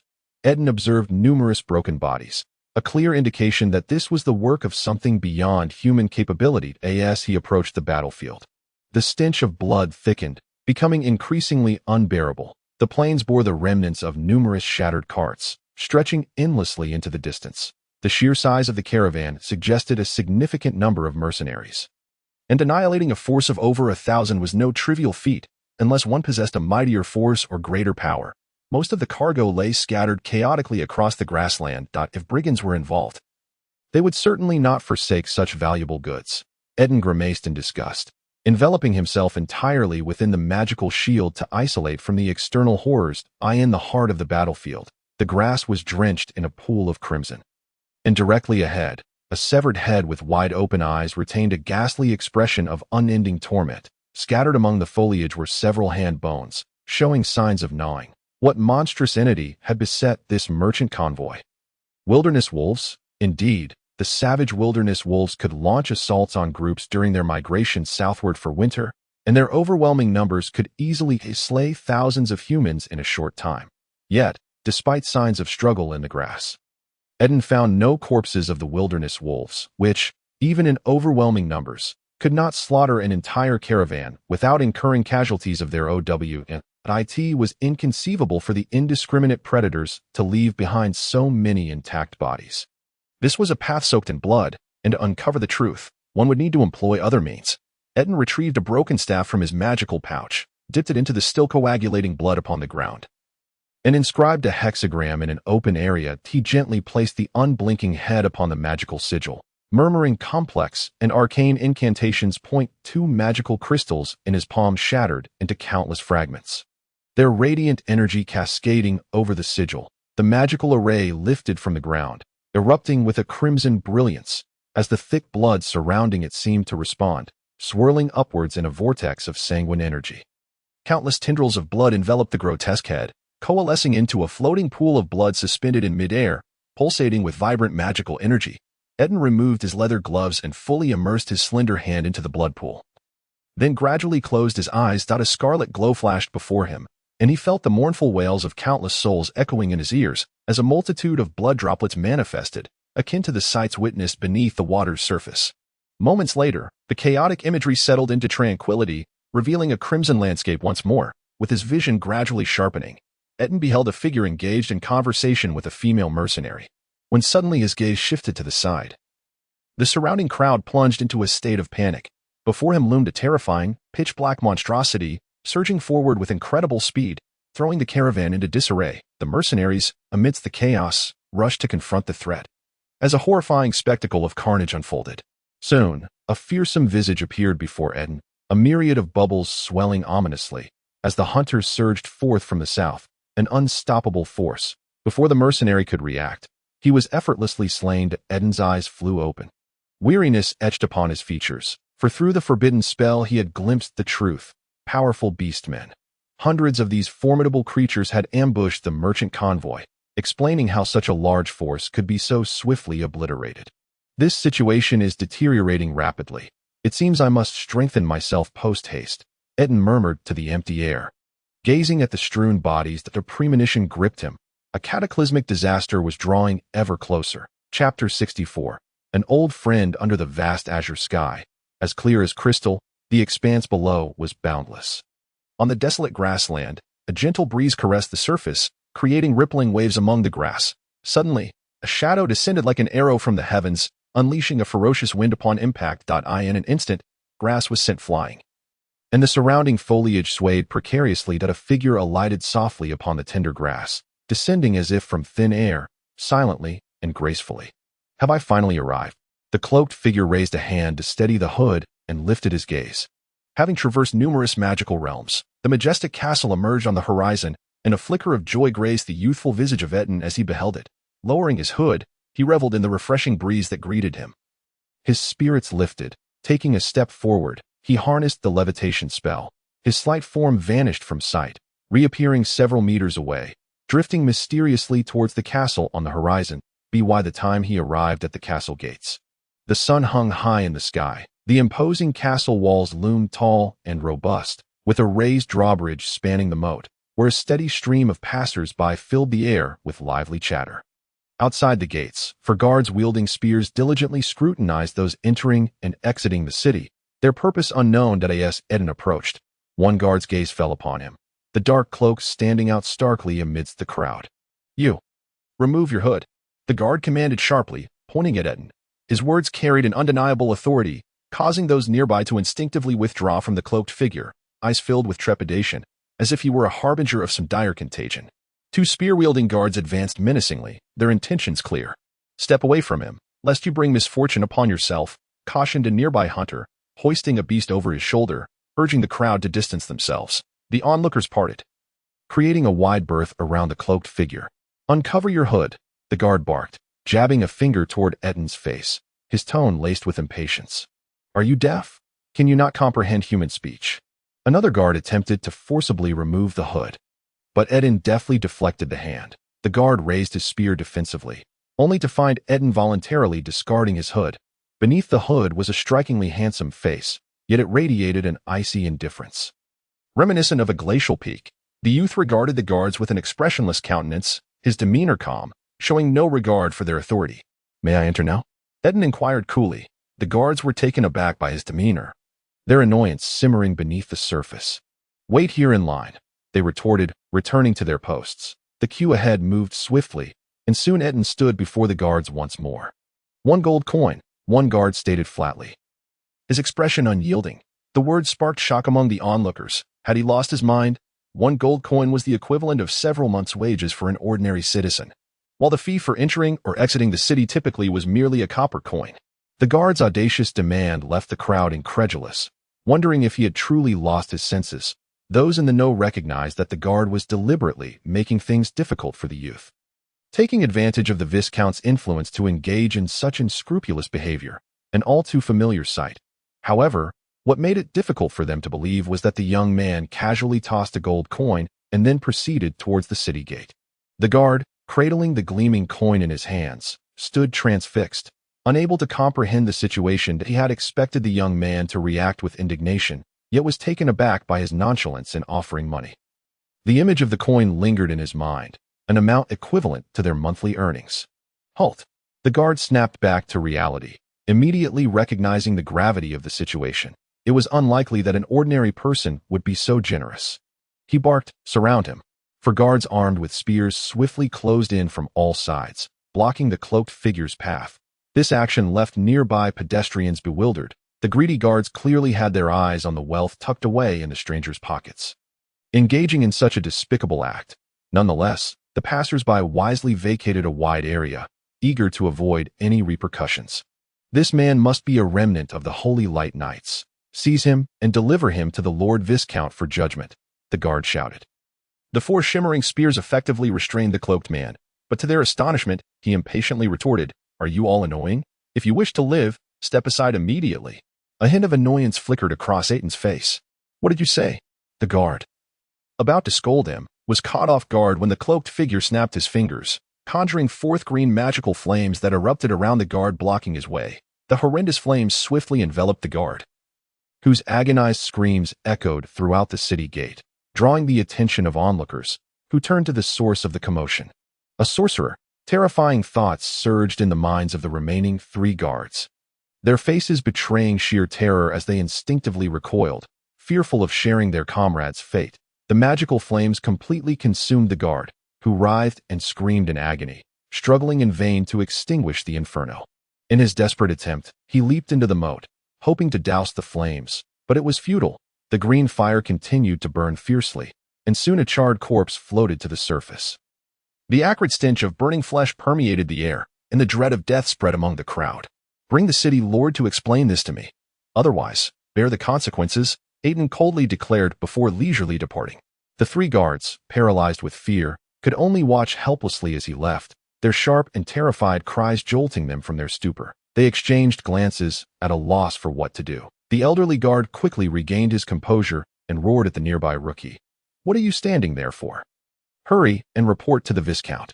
The young recruit hastily complied, sprinting away and disappearing into the street.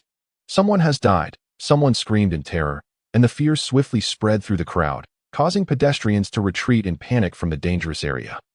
The city gate descended into chaos, and amidst the turmoil, several shadowy figures slipped into the city.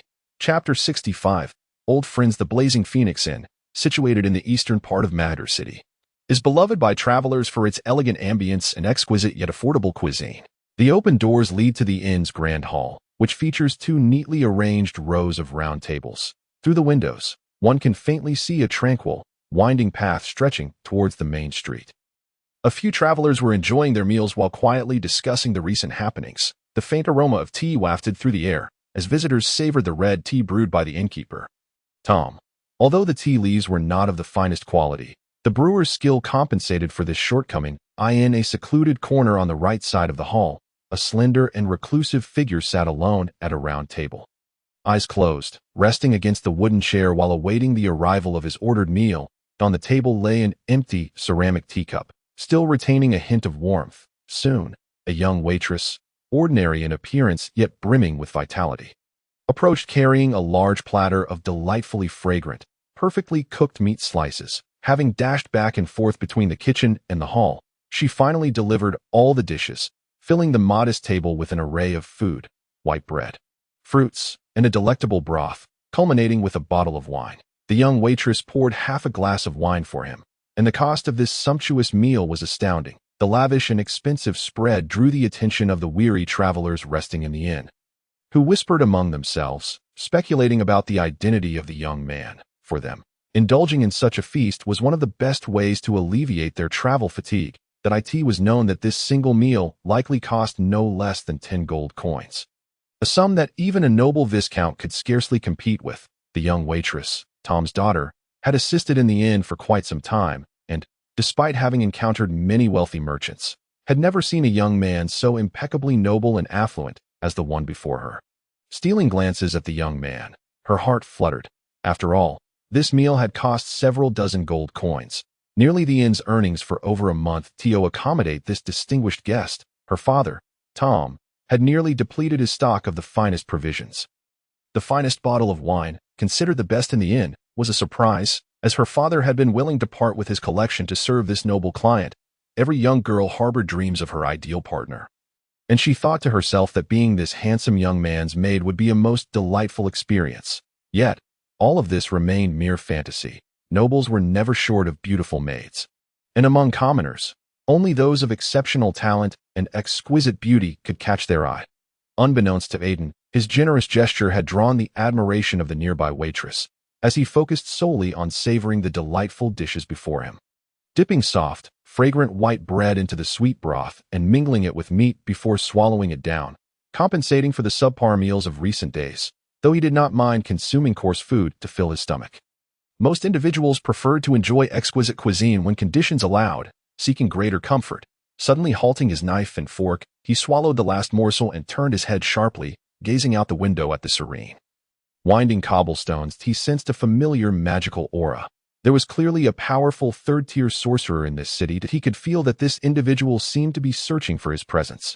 Aitin raised his crystal glass, taking a sip of the sweet yet slightly tart wine, his handsome jaw quivering slightly as a faint smile crept across his face. It seems the situation is becoming increasingly intriguing, he murmured to himself. The young waitress, unaware of the chilling implications behind his smile, looked up and followed his gaze out the window. The peaceful cobblestone path had only an occasional passerby. Nothing particularly noteworthy caught her eye. The young noble appeared to lose interest in the outside scene, returning to his meal. Although his pace was unhurried, after a while, at least one-third of the food had already been consumed by the young noble. Yet, he continued to eat leisurely, as if waiting for something. "Another plate of meat, please," Aitin requested after finishing the last slice. The young waitress, jolted from her reverie, hurried to the counter and said to Tom, who was polishing a crystal glass, "Father, that gentleman seems to want another dish of meat." Tom, taken aback, looked up towards the corner, realizing that the young man's appetite seemed insatiable, continuously devouring the food on the table. "Father," the young waitress gently called again, finally rousing the dazed middle-aged man. "Have someone prepare more. Remember to use the best smoked meat," Tom instructed. The generous gold coins still remained in the young man's possession. The young waitress promptly headed to the kitchen. Disappearing around the corner deity that moment, a hulking figure appeared beside the inn's entrance, causing Tom to gasp and involuntarily rise that he recognized this imposing presence as the captain of the Mahitar Guard, Lek. It was indeed him, and as Lek stepped inside the inn, his massive frame clad in finely crafted half-armor confirmed his identity. Upon entering, Captain Lek scanned the room, seemingly searching for someone to Tom's astonishment. Obscured by Lek's bulk was none other than Viscount Shuken Ibis. "My heavens, why is Viscount Ibis here?" Tom felt as though struck by lightning. Disbelieving, he pinched his arm, the sharp pain confirming the reality of the situation. The Viscount raised his head, exchanged a few words with his captain, then turned his gaze toward the young noble, his calm demeanor momentarily disrupted by a flicker of astonishment, for the reality of this young man starkly contrasted with his previous assumptions. As the stunning woman clad in a purple cloak stepped into the inn behind the Viscount, she gracefully lowered her hood, revealing long, flowing hair of the same hue, cascading in soft elegance, her exquisite visage. Hidden beneath the hood, captivated all who beheld her. The young beauty turned her gaze towards the young nobleman, her fair and delicate features betraying a whirlpool of complex emotions. It was evident they were acquainted. Lastly, an elderly man entered the inn, his hair as white as snow, deep lines etched into his forehead, yet his eyes sparkled with vitality. Despite his age, he moved with remarkable agility, casting a neutral glance towards the young nobleman. "Lord Mayor." Tom felt cold sweat bead on his forehead as he approached, mustering the courage to bow in greeting. Opportunities to meet nobles were rare, and he never imagined he would one day stand before one. "Attend to your duties and do not disturb others," the captain of Shion Koei's guards remarked. Though in truth, the moment the Lord Mayor set foot in the inn, all eyes were drawn to him, while the reasons behind the mayor's and the mage's interest in the seemingly delicate young man remained unclear. It was evident he was someone of considerable power. Tom was astonished to find four esteemed guests gathered around the young man's table, yet the handsome noble seemed unfazed, leisurely enjoying his meal as if nothing mattered more than dining. My heavens! How can he so casually leave for dignitaries to the side? What audacity! Tom felt himself on the brink of madness. Viscount Shuken Ibis was taken aback by the young noble's disregard. As a proper viscount, he felt slighted to be so overlooked. He cast a sidelong glance at the elderly and peculiar wizard, Sawemi, who appeared utterly unperturbed, merely sitting at the wooden table, watching the young noble indulge in his meal with apparent amusement. Yet saying nothing, a young maid approached with a platter of smoked meat, trembling as she placed it on the table, before hastily retreating from the vicinity. Nobles were indeed figures of unattainable reverence to common folk. And while she suspected the young man held a significant status, she never anticipated even the Lord Mayor would defer to him. The meal continued for a full quarter of an hour, yet showed no sign of concluding.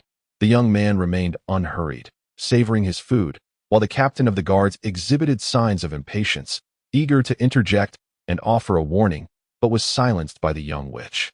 Master Aitin despises interruptions during his meals. Kilia's voice was elegant and melodious, leaving no room for rebuttal. After their brief exchange, the enigmatic and composed figure of Aitin lingered in the center of her thoughts. She gazed at him with complexity, not expecting to cross paths under such circumstances again. Master, a flicker of astonishment crossed Shokin Ibis's face. The earlier impatience dissipating, he scrutinized the youth with newfound curiosity, struggling to reconcile this young man with the formidable wizard he was beginning to understand him to be. Among wizards, only the powerful third-tier mages were entitled to the title of mentor, which explained the old wizard's lack of urgency, as it was a matter of respect. Indeed, wizards are a peculiar lot. Chapter 66. Sa Wei Mi's invitation as the last morsels on the table vanished. Aitin retrieved a white silk handkerchief to delicately dab his lips before lifting his gaze to the elderly wizard, speaking amicably. It has been a while, Master Sa Wei Mi. To encounter you here is truly unexpected. Not at all. Master Aitin, this is hardly surprising. Sa Wei Mi replied with a mysterious smile, turning his attention to the young witch beside him, formally introducing. This is my newly accepted apprentice, Kilia. She possesses remarkable talent and has recently ascended to the rank of a second-tier mage. Oh, Aitin responded dispassionately without lifting his head, suddenly uttering a rather awkward remark. It seems your judgment is not particularly discerning. Shokin Ibis was momentarily taken aback, a peculiar expression crossing his face as he realized the young man had offered no courtesy. He tilted his head with intrigue, awaiting Sa Wei Mi's reaction. The old wizard, however, remained unfazed, merely chuckling awkwardly. Of course, one cannot compare with you. He shot the girl a glance, signaling her to observe the necessary decorum. Greetings, Master Aitin. Kilia's expression was complex as she addressed him. After all, just a month prior, they had been lovers, and their first encounter since parting was bound to be particularly awkward. Aitin showed no reaction. Completely disregarding her presence, his cold indifference cast a shadow of despondency upon Kilia. Her eyes glistened with unshed tears as she lowered her head, fully aware that she meant nothing to him. Very well. Sa Wei Mi, before we reminisce, let me first resolve my other matters, Aitin interjected, raising his hand to halt any further comments. He then directed his gaze at the portly middle-aged man, coldly stating, You are the mayor, correct? Shouldn't you clarify the previous matters with me? The corners of Shokin Ibis's mouth involuntarily twitched. He had not anticipated such brashness from the young man, who, despite being a third-tier mage, was still only equivalent to a baron in the empire. While he himself was a viscount, what noble would dare question a viscount so boldly? You dare to. The captain of the guards, Lek, could no longer tolerate the young man's haughty demeanor, just as he was about to chastise him for his insolence. He was met with a chilling expression from Aitin. Aitin raised his arm, fingers splayed, and Lek was suddenly propelled backward as if struck by an invisible force, crashing against the wooden wall. The impact reverberated through the inn, shaking the very structure as dust cascaded from above, and 3 magical shields materialized to shield the patrons from the debris. Poor Viscount Shokin, however, lacked such protection. Without any magical prowess, he was showered in dust. His brown hair now frosted white, appearing a decade older in an instant. His opulent noble attire was similarly tarnished, rendering him a picture of disarray. I am conversing with your master. When did it become your place to interject? Aitin's icy voice echoed in the ears of all present, causing them to collectively gasp and flee the inn in a frenzy. You, Viscount Shokin felt a shiver run down his spine. He had not even witnessed when the young man had cast a spell. His once proud captain lay sprawled on the ground, humiliated. Lek struggled to rise, his face marked by shame as he wiped the blood from his lips. His eyes glowed with fury, and like a feral beast, he roared at Aitin, I will slay you. With that, he lunged at the crowd with a ferocity that struck fear into their hearts. Enough noise, silence yourself, Aitin snapped impatiently, and with a mere gesture, Lek's body was forcibly halted midair. As if ensnared by an unseen pressure, he knelt before Aitin, gritting his teeth in a futile attempt to resist. His ring dimmed instantly, and Aitin coldly commanded, Shut your mouth, or you shall meet your demise. Once Aitin retracted his oppressive force, Lek crumpled to the ground, utterly spent. Viscount Shokin felt a wave of dizziness wash over him, suddenly recalling the news he had received earlier. The pitiable Minier family member had been slain before his own door by a young mage. Subsequently branded as a heretic of the holy light, their bodies still hanging upon a cross, unclaimed, he realized he had encountered an immovable obstacle. Shokin Ibis would wager his life that this young man would not hesitate to slay his captain before his very eyes. Regardless of his attempts to intervene, Wei's eyes sparkled with curiosity as he regarded the young third-tier mage. Though he sensed the fluctuations of Aitin's magical prowess, he could not discern when the spell had been cast. For a third-tier mage to cast spells without a staff was an impossible feat. Had Aitin truly evolved into a powerful true-word mage? Nonetheless, that was not the answer he sought. Lek, I now command you, in the name of the Viscount, to silence yourself and leave this place, Shokin Ibis asserted. Rising to his feet and issuing the command with authority, he could not allow his captain to perish without reason at the hands of another. He watched as Lek, dejected, trudged out of the inn, a breath of relief escaping him as he shook his head in resignation. You have yet to provide me with a response, Viscount Shokin Ibis. Aitin's chilling inquiry pierced the air. The Viscount felt as if he were trapped in an icy abyss. Involuntarily shuddering, he stiffly raised his head, seeking assistance from the old wizard. What is the matter? Saw Wei, noticing the Viscount's pleading gaze. Interjected. He still needed to afford Shokin Ibis some measure of respect, as he would rely on him for future endeavors. Master Aitin, the soldier who wrongfully attempted to charge you has been dealt with. I was not aware of this, Viscount Shokin helplessly remarked. How could he have anticipated that the other party would be so incensed over such trivial matters? Indeed, Mentor Aitin, your temper seems to have flared recently, sighed Sime, shaking his head in exasperation. This situation had taken him by surprise, when he had initially requested Viscount Shokin to rigorously search for the Knights of the Holy Light. He had not foreseen it would lead to such a predicament. That is indeed the case. He spoke blandly as he savored his black tea, adding, Many vexing events have transpired of late, Viscount Shokin. Recognizing the necessity of resolution, conceded, and upon noticing the subtle cue in the old witch's gaze, he promptly declared, This is indeed my oversight. I am willing to make amends. Please prepare a carriage for me. Aitin's request momentarily stunned Viscount Shokin, who felt an involuntary sigh of relief escape him. He had feared the other might demand something exorbitant. What do you need a carriage for? Sime inquired, raising an eyebrow in confusion, never expecting that the young third-tier mentor only desired a carriage to return to Faust. Of course, Aitin replied, setting down his teacup with a hint of exasperation. There remains quite a long journey ahead. Did you not traverse thousands of miles to accept the task issued by the wizards? To hunt down the reckless? Sime frowned, questioning him, under the impression that Aitin had received a similar command from Wizard Jellifer. Certainly not. I have never had any interest in such trivial pursuits, Aitin coldly responded. Tilting his head towards the Viscount, I expect to see the carriage by tomorrow morning. What brings you so far? Sime raised an eyebrow, his face twitching slightly in confusion. Aitin calmly replied, I came to the Pex forest in search of something. And now that I have found it, I must return. Something? Although Viscount Shokin was intrigued by what a powerful witch would seek from such a distance, he dared not inquire further. How long have you been here? Aitin suddenly asked. It has been 3 days. Sime responded. No. I relayed the information about the reckless to Jellifer 9 days ago. Aitin's words struck the trio with astonishment. You crossed nearly half a continent in merely a week. When did Jellifer's efficiency reach such heights? Is this matter something you reported back to Jellifer? Sime exclaimed, widening his eyes in a slightly bitter tone. For this, Jellifer nearly dismissed 1/5 of the mentors. I did indeed inform my mentor of this issue, yet I had not anticipated such a significant reaction. Aitin was taken aback. Yet he understood the consequences of his actions. Was it Lord Wizard Ellis? No wonder such a storm has arisen. It appears Jellifer's upper echelon is indeed furious over the invasion of the Knights of the Holy Light. Sime offered a resigned smile. You still have not answered my question, he added, picking up on the other's dissatisfaction. We are able to traverse the continent in such a short time because we ride the griffins raised by Jellifer. Griffins? Aitin was not unfamiliar with the term. Having seen them in Jellifer before, yet he had not considered them as a mode of transportation. His eyes brightened. If he could borrow a griffin, he could return to Jellifer at the swiftest speed possible.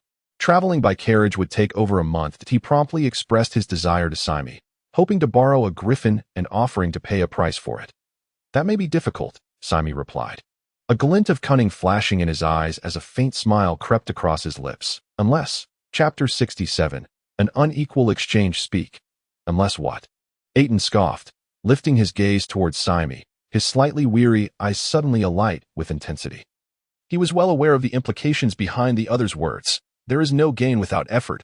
Only through the exchange of interest can both parties benefit, a norm both among nobles and witches alike. We require your assistance. The number and strength of the reckless congregating around Mahadir have exceeded my expectations. The old witch Sime laid bare his request. I need to harness your formidable power to help us eliminate this detestable group of reckless. Complete this mission, and then we can return to Jellifer riding the griffin together. Although there were over 10 knights of the Holy Light gathered in Mahatir, including a knight of the Oath level, Sime felt uncertain he could confront such a large number of reckless alone.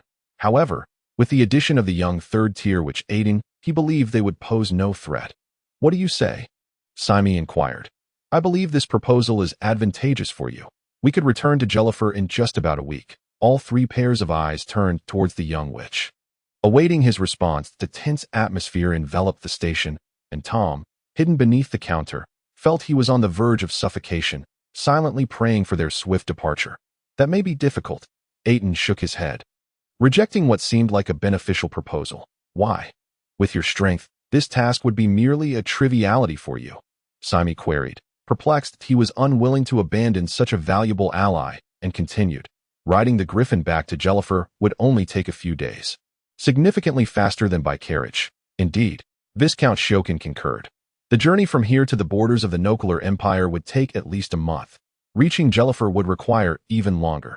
He hoped this young and powerful third tier which would join them. Otherwise, dealing with ordinary knights of the Holy Light would deplete his forces significantly. In truth, the strength of a third tier, which equated to that of hundreds of soldiers. That is not the issue.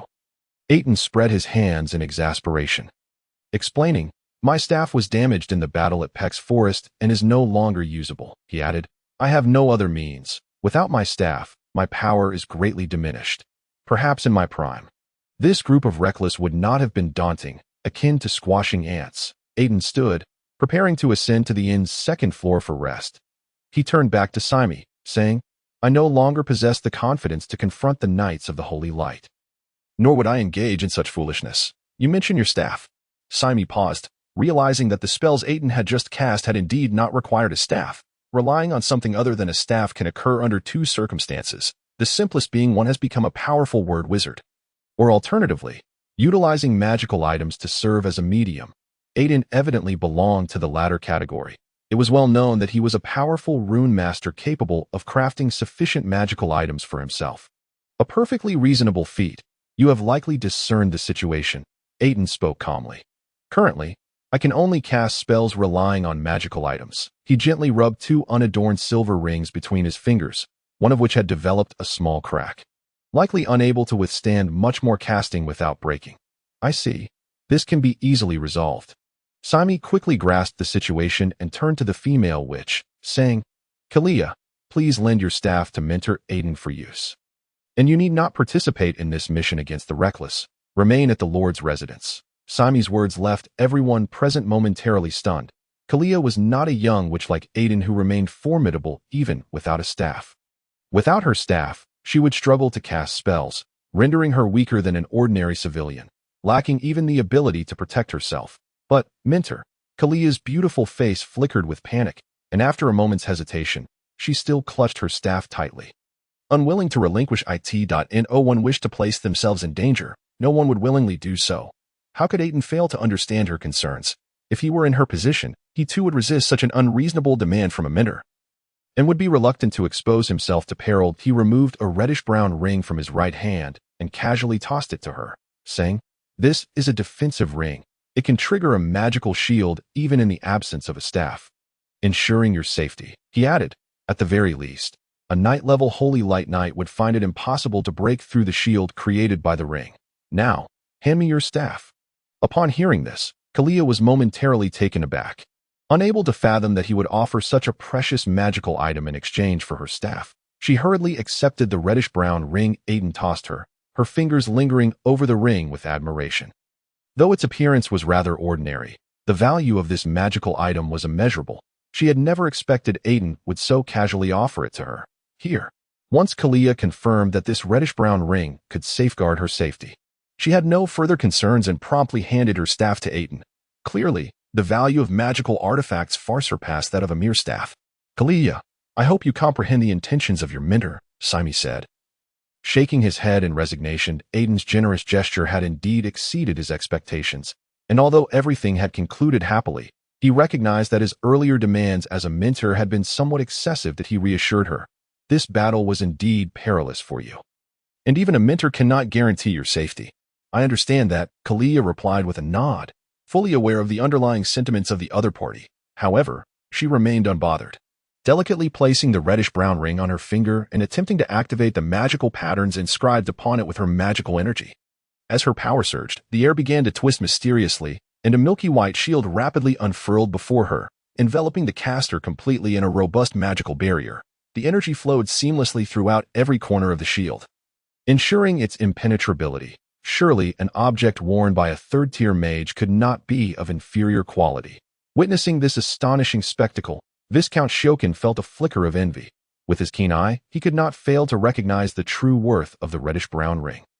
This item would undoubtedly incite intense competition among the upper echelons of nobility, all vying to obtain such a life-saving talisman. What astounded him further was the audacity of this young mage to so casually bestow such a precious item upon another. It truly is a remarkable artifact, Simi remarked, scrutinizing the milky white magical shield formed by the ring, tapping lightly upon it with his hand to gauge its strength. This shield could likely withstand even my efforts to breach it in a short span of time, unless confronted by a figure of the Holy Light Knight rank. There should be no imminent danger. It can actually withstand the attacks of a third-tier mage. Upon hearing the old mage's words, Viscount Shokin felt as if a tempest had erupted within him. The value of this life-saving ring must surely rival that of a viscount's income over the span of a year and a half. At this moment, his gaze towards the young mage had shifted significantly. She was akin to a walking treasury, and one could only wonder how many magical artifacts adorned her person. Puff! Aitin swiftly recited an incantation, brandishing his staff to unleash a jade-hued spell. The verdant beam focused on Kilia, who was encircled by the magical shield, and instantly rebounded upon striking the ground, creating a colossal indentation. While Kilia herself was sent flying by the forceful spell, the explosive sounds startled the three, leaving them momentarily bewildered by each other's actions. Kilia stumbled, scrambling to her feet. Despite the protection of the magical shield, she sustained no injuries, yet the impact left her astonished. However, what astonished her even more was the formidable strength of the magical shield created by the reddish-brown ring.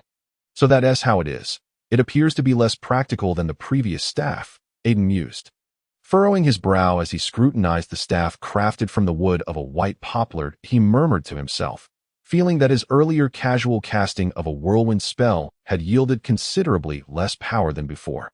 Merely managing to repel the shielded individual, this staff failed to allow him to unleash his full potential, diminishing the spell's potency by at least 3 tiers, yet it remained significantly more effective than spells cast with the silver ring.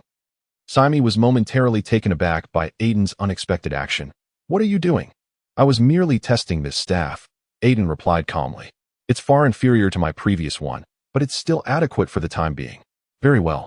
Then I shall now inform you of the latest intelligence regarding the reckless ones. Simi nodded in satisfaction. Having gained a powerful ally made the matter considerably easier. We can discuss these matters tomorrow. For now, I simply desire rest. Aitin interrupted impatiently. I haven't had a decent night's sleep in days. This place is not safe. Viscount Shokin interjected. The Holy Light Knights are also after you. I received news not long ago that some suspicious individuals have infiltrated the city. All right then, Aitin conceded, having no intention of rejecting the Viscount's goodwill. Besides, the Viscount's residence would likely offer greater security. He could not afford to be disturbed during his sleep. Chapter 68. The calm before the storm. As dusk fell, the setting sun cast its slanted rays. A gentle breeze swept across the earth, and the returning birds chirped as they nestled among the branches. In an elegant garden pavilion, a breathtakingly beautiful young girl sat, her figure illuminated by the fiery orange glow of the sunset, transforming her into a stunning tableau. Kilia sat in a stone chair, gazing dreamily at the faintly discernible wooden door swaying in the shade of the trees. Lost in thought, suddenly, a shadowy figure appeared beside the door, attempting to push it open and enter the dwelling.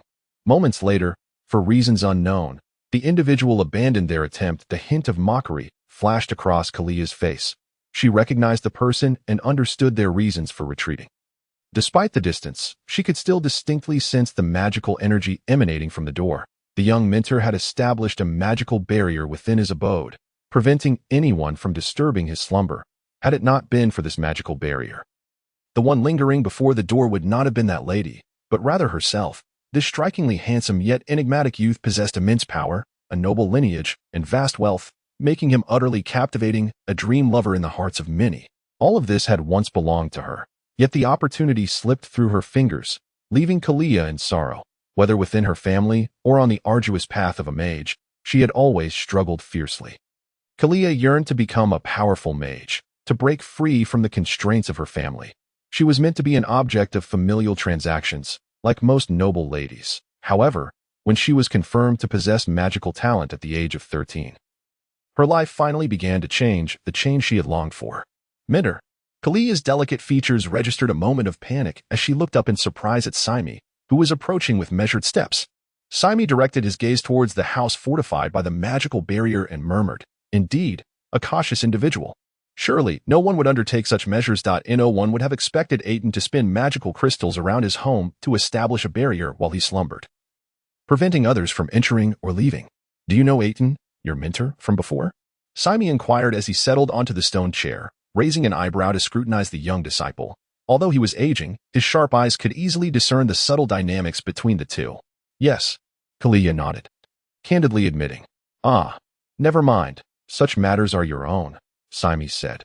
Noticing the girl's downcast expression and shaking his head in resignation, he then inquired, "What do you know about Aitin, your mentor?" "Well, I don't know much. He lives alone in the tower, is quite wealthy, has only one maid, and tends to be rather aloof," Kilia replied honestly, reflecting on the past as Aitin's lover, yet feeling a profound sense of unfamiliarity. "It seems you possess a fair bit of understanding regarding this young mentor in certain aspects," Saimi remarked, his tone laden with deeper implications as he leaned closer to the young girl and said softly, "Aitin is currently the most promising candidate to become a true word mage and glaver." He shifted his body, turning his head towards the young woman, and added, "Regarded as a genius engraver, he has two powerful mage mentors. This is knowledge only a select few third-tier mages would be privy to." "Oh, no wonder." Kilia was momentarily taken aback, murmuring, "He truly is a genius." Saimi did not hold back his praise, stating, "He has inherited the wisdom of two esteemed mages. You should have noticed that Aitin is a rune master. The magical ring you hold is an artifact he crafted himself, not one made by Lady Ziona." "Oh." Kilia's expression dimmed as she responded softly. Having grown up in the merchant guild, she understood the implications of Saimi's hints. Saimi was unwilling to witness her fall for this young and talented genius, whose name was nearly etched on the list of those most likely to become true word mages in the future. Their fates could never intertwine. Her mentor did not wish for her to suffer because of it. Even if they loved each other, it would ultimately lead to no conclusion. The young Aitin's wife was destined to be a daughter of noble birth or a young and gifted third-tier mage, not the daughter of a merchant steeped in copper stench. "Where's Mentor Aitin?" Viscount Shiokan appeared silently, startling Kilia. She looked up to see the Viscount, adorned with a noble smile, accompanied by a young noblewoman in a high-breasted white gown, who was none other than his daughter. Kilia recognized her as the girl who had previously attempted to sneak into Aitin's room, only to find herself thwarted by the magical barrier. Mentor Aitin is still resting and, I fear, will not rise anytime soon. Kilia, who once held the position of his lover, naturally possessed a certain understanding of Aitin's habits. "Oh," remarked Viscount Shiokan, casting a meaningful glance at the cloaked sorceress adorned in red, as he laughed. "It seems Kilia is quite familiar with Mentor Aitin." "Ah, not at all," Kilia replied, a flurry of fluster crossing her visage before she composed herself, revealing an elegant smile as she explained. "After all, we both hail from Glafer, so it is only natural that we share some knowledge of certain matters. I had hoped to invite Mentor Aitin to dinner, but it appears that opportunity has slipped away," lamented Viscount Shiokan with a hint of regret, before introducing the young woman standing behind him to Kilia. "This is my daughter, Kaishali. I hope that during your stay in Mahital, you may find common ground. It is a pleasure to meet you, Miss Kaishali." Kilia greeted warmly. Though she held no fondness for the girl before her, She refrained from revealing her true feelings, as such restraint is a fundamental etiquette of nobility.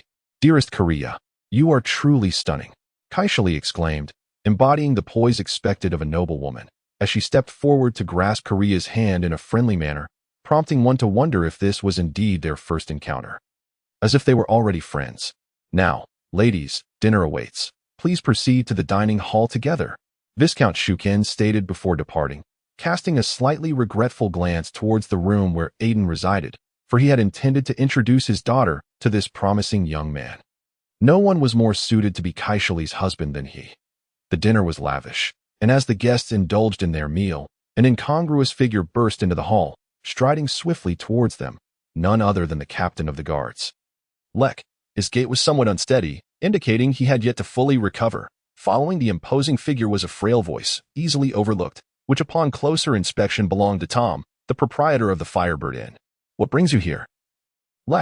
Viscount Shukin raised an eyebrow, directing a discontented gaze towards the two who had interrupted the dining experience, feeling irked at the disruption. "My lord, this is Tom from the Firebird Inn. He has urgent news to convey to you." Lek bowed his head, and Viscount Shukin felt a surge of dissatisfaction over his earlier loss of composure. Waving his hand to dismiss a few nearby maids, he spoke with an elevated tone. "Speak. What is this urgent matter?" "It is as follows. My lord," Tom stammered as he approached with trepidation, relaying the events he had witnessed at the inn, detailing how he had been coerced by a group of formidable individuals and recounting everything he had learned that day. Of course, he made no mention of his own acts of corruption. "Damn it, why are you still alive?" Viscount Shukin's anger flared as he struck Tom down to the ground. "My lord, I had no choice. They threatened my family, and I was compelled to comply," Tom pleaded, trembling as he knelt, his eyes filled with terror. "I am ever loyal to you, my lord. Fearing that they might turn against you, I hasten to inform you. It seems I have misjudged you. Take him below to receive his reward.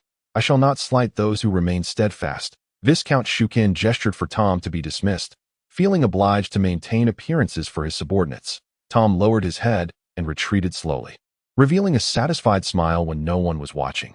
Once the two had departed, silence enveloped the hall. "Master Samumi, I fear that the wretched Holy Light Knights plan to launch a night raid on the Viscount's estate tonight. What shall we do?" A troubled expression crossed Viscount Shukin's face. He did not wish for his refined estate to be reduced to ashes amidst a battle. Magic is said to possess unparalleled destructive capability, and should a conflict erupt, the Viscount's residence would likely not endure. "If they have just arrived today, then let it be their last," Samumi replied coldly, emboldened by Aitin's presence. "But," Viscount Shukin seethed in a low growl, "I will not permit these damned fools to devastate my estate. It appears we must prepare an ambush in advance to minimize any damage." Samumi's tone remained indifferent, for this matter was not one he took to heart. Kilia's expression mirrored his discontent. If a battle were to erupt within the Viscount's estate, she would likely suffer the consequences of the conflict. She gently caressed the reddish-brown ring adorning her finger, grateful for the protective charm it provided. What was meant to be a delightful dinner had devolved into a strategy meeting on how to lay an ambush. Unbeknownst to them, on a nearby street outside the Viscount's estate, Tom clutched a small pouch of reward money, exhilarated, feeling that today was his opportunity to strike it rich. I knew he was unreliable. A sudden voice rang in Tom's ear, causing his elated expression to freeze, replaced swiftly by fear.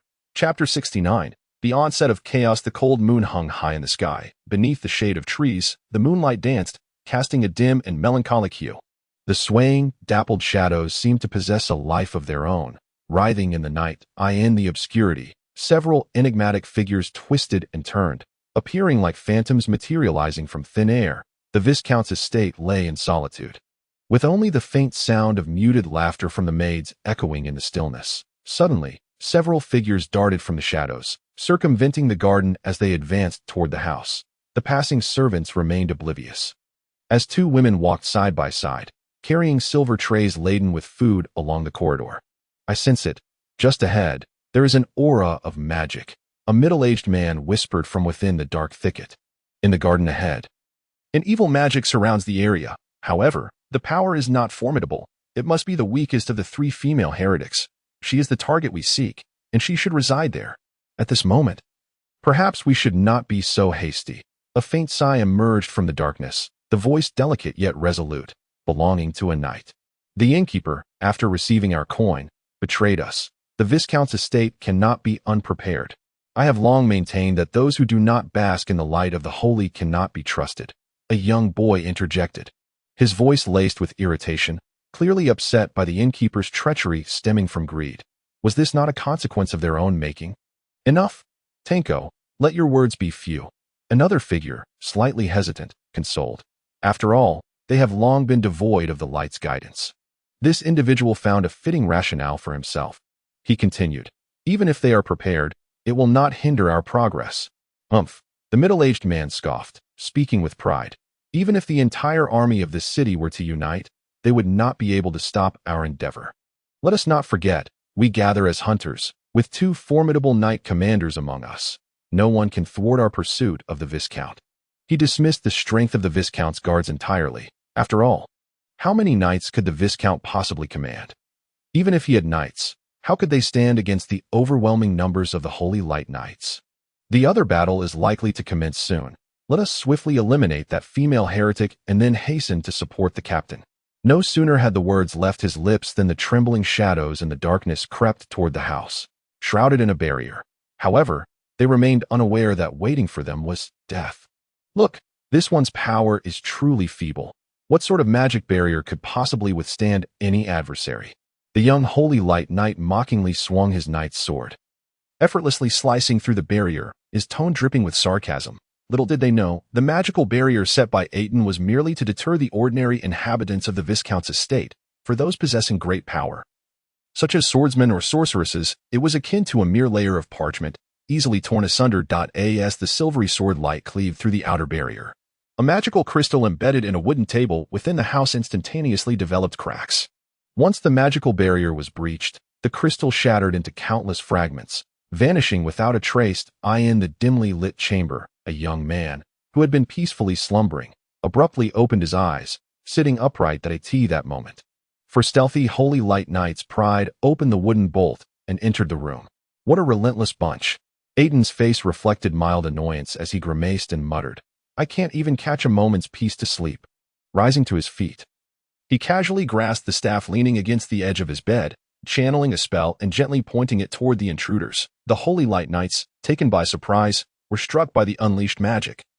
Forcefully propelled out of the doorway, landing clumsily in the courtyard, the resounding crash shattered the tranquility of the night, reverberating throughout the entire Viscount's estate. Such a tremendous commotion surprisingly failed to attract any attention. The eerie silence surrounding them was unsettling. It turned out that the servants who had been moving about in the corridor had vanished, rendering the entire scene profoundly bizarre. This is bad. We have fallen into an ambush. The middle-aged man leading the group scrambled to his feet, his face pale as he glared at the young sorcerer, his eyes ablaze with a fury that yearned to rend his adversary to shreds with the sword in his hand. The other paladins of the Holy Light immediately recognized the gravity of the situation. The figure before them was not the target they sought. Yet they were taken aback to find that he was not feigning slumber, waiting for them to walk into his trap. However, I truly did not expect you gatekeepers to find your way here. Aitin stepped through the shattered wooden door, his disdain evident in his tone. Dogs should know their place. We must flee. We are no match for him. The astute female knight whispered urgently to her companions, recognizing that confronting the enemy head-on at this juncture would be exceedingly foolish. Yet, to her amusement, her comrades disregarded her warning. As Holy Light Knights, retreating before an enemy was utterly unacceptable. Flee. Is that even an option? Aitin scoffed, raising his staff to commence his incantation that he had resolved to exact a heavy toll on these intruders who dared disturb his slumber, sending them all to the river of oblivion. Attack. Contrary to expectations, the Holy Light Knights did not retreat but instead brandished their swords, coordinating their assault towards his head, the sharp blade slicing through the dark night sky with a menacing glimmer. Aitin snorted lightly, casting his spell toward the approaching knights, and immediately waved his staff to summon a magical shield, enveloping himself in protective magic. Each time he faced the Holy Light Knights, it was imperative to ensure adequate defenses. Die. The knight's sword tore through the air, accompanied by a terrifying gust, disrupting the previously stagnant atmosphere. This fierce strike was aimed directly at the young sorcerer's head. However, the knight was ultimately too young and impatient, seeking to dispatch his foe with a single lethal blow, which inadvertently exposed his own weaknesses. Foolishness. Aitin sneered, Having long since deciphered the outdated tactics of the Holy Light Knights, he struck the ground with his wand, channeling a torrent of magic into the earth. From within the darkened chamber, countless sharp spikes erupted from the ground, attacking the knights and instantly disrupting their formation. The Holy Light Knights found themselves in disarray. The gleaming spikes were repelled by their magically protected armor. Yet the force of the spell was inescapable, leaving them in discomfort as their exquisite knightly armor showed signs of dinning. Nevertheless, it seems you gatekeepers remain unrepentant in your foolish habits, Aitin taunted softly. Hands clasped on the staff raised before his chest, as he began to chant, a greenish glow coalescing within his palms. Interrupt him. The middle-aged man swiftly sensed the impending danger, roaring loudly. Alas, it was already too late. The young sorcerer's casting speed was beyond their imagination. Countless blades of wind sliced through the air, hurtling toward the Holy Light Knights. Trained to withstand adversity, the knights reacted swiftly, unleashing a brilliant burst of holy light, wielding their swords to form a barrier of blades that repelled the wind blades. However, not all were so fortunate. Two weaker knights had to rely on their armor for protection, but the exposed areas not covered by their armor were struck, resulting in a gruesome scene of blood and flesh. Heretic! Perish! The beleaguered Holy Light Knights rose clumsily from the ground, unwilling to grant their foe another moment to cast a spell. An overwhelming surge of holy light erupted from each of them.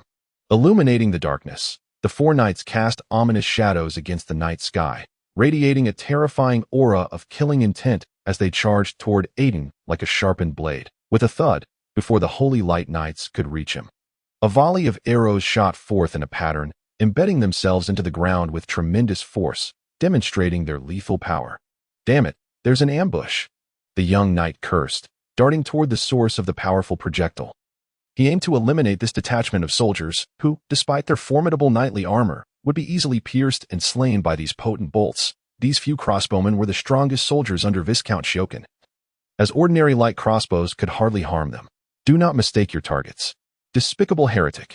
The Holy Light Knight bellowed, swiftly advancing toward Aitin as a spellcaster. Aitin was acutely aware that close combat posed a fatal vulnerability, a fact they had exploited to successfully hunt many sorcerers before. You think you can overpower me? Aitin was well aware of his weaknesses and would not grant his opponents any opportunities. He raised his staff high, glowing with brilliant orange light, and unleashed a multitude of fireballs in a torrential wave after completing the incantation. The three Holy Light Knights struggled valiantly against the storm of flames. But despite their robust armor and the protection of the Holy Light, it was ultimately limited. Their ornate armor began to buckle under the assault, and the three unfortunate souls were sent flying. Their holy radiance dimming instantly. They had failed, swiftly defeated as the knight dispatched the ambushers. He noticed his comrades ensnared in dire straits. Damn it! He dropped his shield, raising the powerful crossbow beside him, aiming for Aitin's head, and pulled the trigger with a sudden force. The arrow flew through the air, and Aitin felt a chill wash over him. The projectile halted mid-flight, having pierced his first layer of protective magic shield but stopped at the second. Damn it! Damn it! You shall all perish! Aitin roared in fury, sensing his heart race violently. Had he not summoned his defensive shield in time, that arrow would have surely pierced his body. The ominous wooden arrow ignited in mid-air. The head forged from fine iron reduced to ashes. This was the wrath of a sorcerer. Aitin raised his arm and forcefully gestured, sending a massive blade of wind slicing toward the Holy Light Knight on the roof. Aiming his crossbow at Aitin, the knight's subsequent shot was shattered before the overwhelming wind blade. Terror washed over the knight's face as blood splattered in all directions. In sheer dread, he was cleaved in two by the powerful wind blade, his upper half tumbling from the rooftop. Chapter 70. The Night of Flames. It appears that the battle over there has commenced as well, Aitin mused, gazing at the night sky, where chaotic magical energy swirled above the Viscount's estate. Flames erupting skyward accompanied by occasional explosions, indicating a fierce clash was underway. He cast a dispassionate glance at the shattered corpses strewn across the ground, the bodies of the Holy Light Knights severed cleanly by the wind blades, their putrid entrails littering the ground, a most grotesque sight. Even the armor blessed by the Holy Light could not endure the relentless bombardment of spells. The so-called protection of the Holy Light was merely akin to a magical shield, requiring a constant flow of holy energy to sustain it. Aitin stepped over the bloodied corpses, not looking back as he made his way toward the Viscount's estate. heading toward the source of the chaos that required his assistance. As he traversed the narrow, dark corridor, he encountered several armored guards lying lifelessly, victims of swift and lethal strikes, a hallmark of the Holy Light Knight's expertise. That as he approached the battlefield, the number of corpses increased, and the intensity of the conflict seemed to escalate. However, all the fallen were soldiers of Viscount Shokin, with no Holy Light Knights among them, for the knights exerted overwhelming force over ordinary soldiers. Even seasoned veterans could not withstand the onslaught of the Holy Light Knights. Yet, this dominance was limited to mere foot soldiers. The powerful, the so-called Holy Light Knights were nothing more than counterfeit knights. Devoid of any real threat, the air was thick with the stench of blood, and the fallen torches illuminated patches of ground, revealing numerous corpses ablaze amidst the inferno, emitting a noxious odor. Thankfully, other combustible materials nearby prevented the flames from spreading further. Averting the complete incineration of the Viscount's estate, the abhorrent scent made him grimace, and a magical shield enveloped him, blocking out all unpleasantness. His polished shoes splashed through the blood-soaked ground, droplets of crimson splattering against the shield's exterior. Creating a surreal tableau, the battlefield unfolded in a spacious area. No, in truth, it had once been a study, now reduced to ruins, with precious tomes reduced to ashes under the licking flames, swirling in the air. Illuminated by the flickering orange flames, the Viscount's pallid complexion became discernible. This battlefield, chosen within the Viscount's estate, was devastating for Shokin, resulting not only in a significant loss of soldiers, but also in the destruction of most nearby structures following the fierce clashes between powerful foes. Viscount Shokin, in a fit of rage, commanded his troops, flanked by 3 knights for protection, surrounded by a multitude of heavily armored warriors, knowing that even the opposing knights would struggle to breach their defenses in a short span of time. Amidst the onslaught of numerous crossbowmen, 3 unfortunate Holy Light Knights had already succumbed to the hail of arrows. Entangled with the guard unit, the ancient sorcerer, Sawami, was valiantly resisting the relentless onslaught of 2 knight commanders. Despite the cover provided by the crossbowmen, he was still under immense pressure, and the struggle was exceedingly arduous. Kilia, anxious and distressed, stood beside Viscount Shokin, accepting the protection of others while lacking her staff. Rendered unable to intervene in the fray, upon entering the battlefield, Aitin exuded a formidable magical aura that immediately drew the attention of a knight commander and several holy knights. They sought to disengage from their foes and charge at him. For the emergence of a powerful sorcerer could potentially lead to the collapse of the reformed ranks. Unperturbed by the multiple adversaries surrounding him, Aitin casually cast a magical crystal and began to chant a spell. From the earth arose a robust lava giant, positioning itself as a barrier against his foes. This lava giant was significantly smaller than the magical creatures summoned by Kilia. Aitin, having acquired Kilia's summoning spell for the lava giant, was constrained by time, limiting the immediate potency of this magic and rendering it incomparable to Kilia's prowess. The Holy Knight, attempting to ambush Aitin from behind, was momentarily stunned by the sudden appearance of the creature. With wide, fearful eyes, he watched as the colossal fist loomed larger in his vision, sensing the breath of death closing in. Yet his trembling body betrayed him, rendering him immobile. A strange wave rippled through the air, and a silver flash darted by as the arm of the lava giant was severed cleanly by the knight's sword. "You are all no match for him. Stand aside. This fellow is my responsibility," declared a knight commander. His face obscured by an iron mask, his voice heavy yet his eyes gleaming with intensity as he gestured for the other holy knights to retreat. "The leader has appeared," Aitin noted with a sense of gravity, discerning the formidable aura emanating from the knight commander before him. "Just kill that heretic who took Jackson," the knight commander demanded in a low, resonant tone. "Jackson? What is that?" Aitin could not comprehend the words, especially as the voice was further muddled by the helmet. "He's the holy knight commander you slew," the knight commander explained without irritation, merely rolling his eyes. "Oh, I see. Indeed, I did eliminate a rather formidable marauder." Aitin recalled the incident, remembering that a holy knight commander had met his end at his hands, for the adversary had been a powerful foe, close to the rank of an oath knight, not something one could easily forget. "And so what?"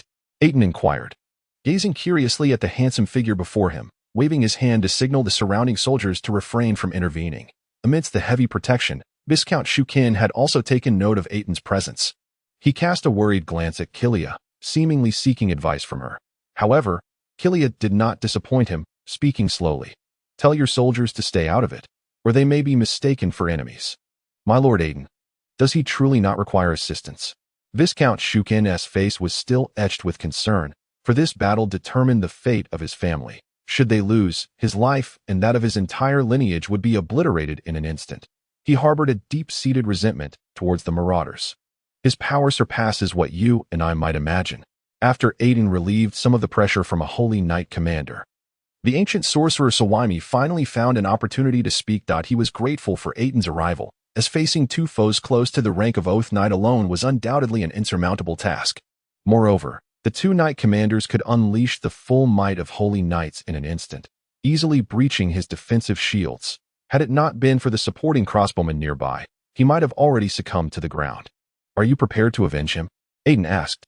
Scrutinizing Sawami from head to toe, without haste, he was unconcerned about the other's quest for vengeance.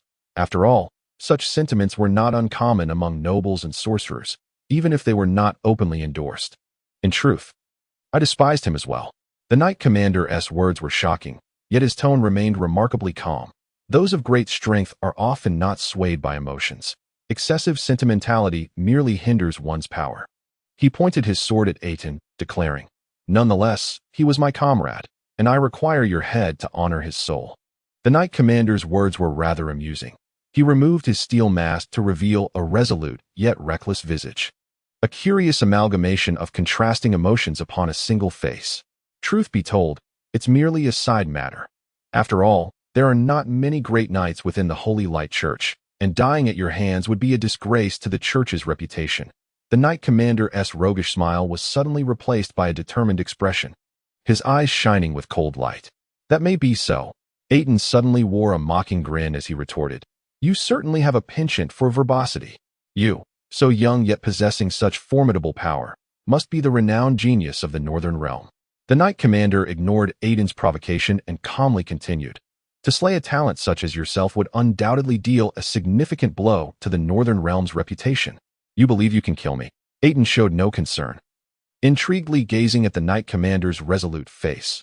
Thus far, many had sought his life, yet he remained unscathed while those who pursued him lay dead. Undoubtedly, you can perish at this very moment. As the knight commander's words fell, he transformed into a whirlwind, bypassing the lava giant that stood in his way, and swung his sword from the right towards Aitin. No one would be foolish enough to confront a magically fortified creature head-on. The severed arm had already regenerated. The knight's sword came crashing towards Aitin's head with a terrifying ripping sound, for a decapitation is among the most aggressive forms of attack, and few would be so foolish as to await such a fate with their heads unguarded. It was indeed a jest. Aitin did not underestimate his opponent. He refrained from urging the lava giant into action, for the slow-moving summoned creature could not match the knight commander's speed. He raised his staff and softly intoned a spell, as the orange-red flames twisted and shimmered, enveloping him in layers of solid magical shields. The knight's sword struck the magical barrier with a resounding impact, unleashing a powerful gale. The outermost magical shield held for only a few seconds before shattering into countless fragments under the knight commander's assault. Suspended in midair, the knight commander utilized the downward force to attempt to forcibly breach the second layer of magical shield. However, Aitin would not permit him to achieve his desire. Having never underestimated his adversary, he ensured that the knight's sword ultimately met the final sturdy shield, which held firm against the attack. The knight commander was thrown backward, crashing heavily against the stone wall, a trace of blood trickling from the corner of his mouth. His disbelief, he realized that his previous assault had been completely reflected back upon himself by the magical shield. Is this what they call self-inflicted retribution? The knight commander murmured, wiping the blood from his mouth with the back of his hand. No wonder you are the one who killed Jackson. He lifted his gaze to Aitin and inquired, I am Drasht. What is your name? Young and powerful heretic? I do not strike down nameless foes. Regrettably, I have no inclination to remember the name of a deceased individual, as that would merely squander my memory. Aitin replied flatly, his tone devoid of any disdain for the other. For him, it was indeed true. You truly are a sharp-tongued individual. It seems I must strike you down until you wish to speak. Drasht was unperturbed. For the strong, there are always special concessions. Chapter 71. The curtain falls. Viscount Shukin's gaze flitted back and forth between the two battlefields, his face etched with terror and concern. After prolonged combat, the ancient sorcerer Sawami was beginning to show signs of fatigue. After all, he was no longer young and could not sustain the prolonged drain. Gradually, he found himself at a disadvantage in the battle. "My lord," the captain of the guards, Lek, voiced his worries beside Viscount Shukin. "Sawami's condition seems dire. Order all the crossbowmen to prepare and focus all their fire on the knight commander. We must eliminate him first." Viscount Shukin replied coldly, issuing commands to a nearby knight. "But my lord, if we do that," the middle-aged knight began to protest, only to be silenced by the Viscount's raised hand. Sighing in resignation, the knight turned to relay the Viscount's orders. This fierce battle left him shaken. Only those who possessed sufficient strength could truly grasp the ferocity of the conflict behind this clash. Any soldier caught in the crossfire would be torn to shreds in an instant by the ensuing chaos. The dynamics of the battlefield shifted the moment Aitin arrived. Sawami began to quicken his pace, powerful magic swirling around him. This approach of overtaxing his magical reserves accelerated his attacks. A barrage of potent spells erupted from the tip of his staff, relentlessly bombarding his opponents without granting them a moment's respite. The knight commander still retained some energy, continuously shredding or defending against the magical onslaught with his knight's sword, yet the overwhelming magical force began to dim the holy shield adorning his knight's armor.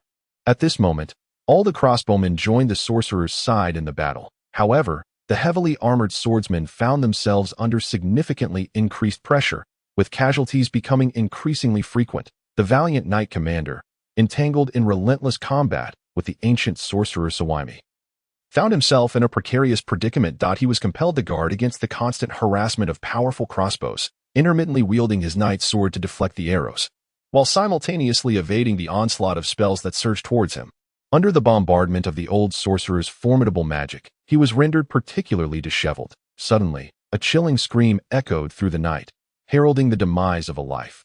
Viscount Shukin tightened his nerves. Each scream pierced his heart like a dagger.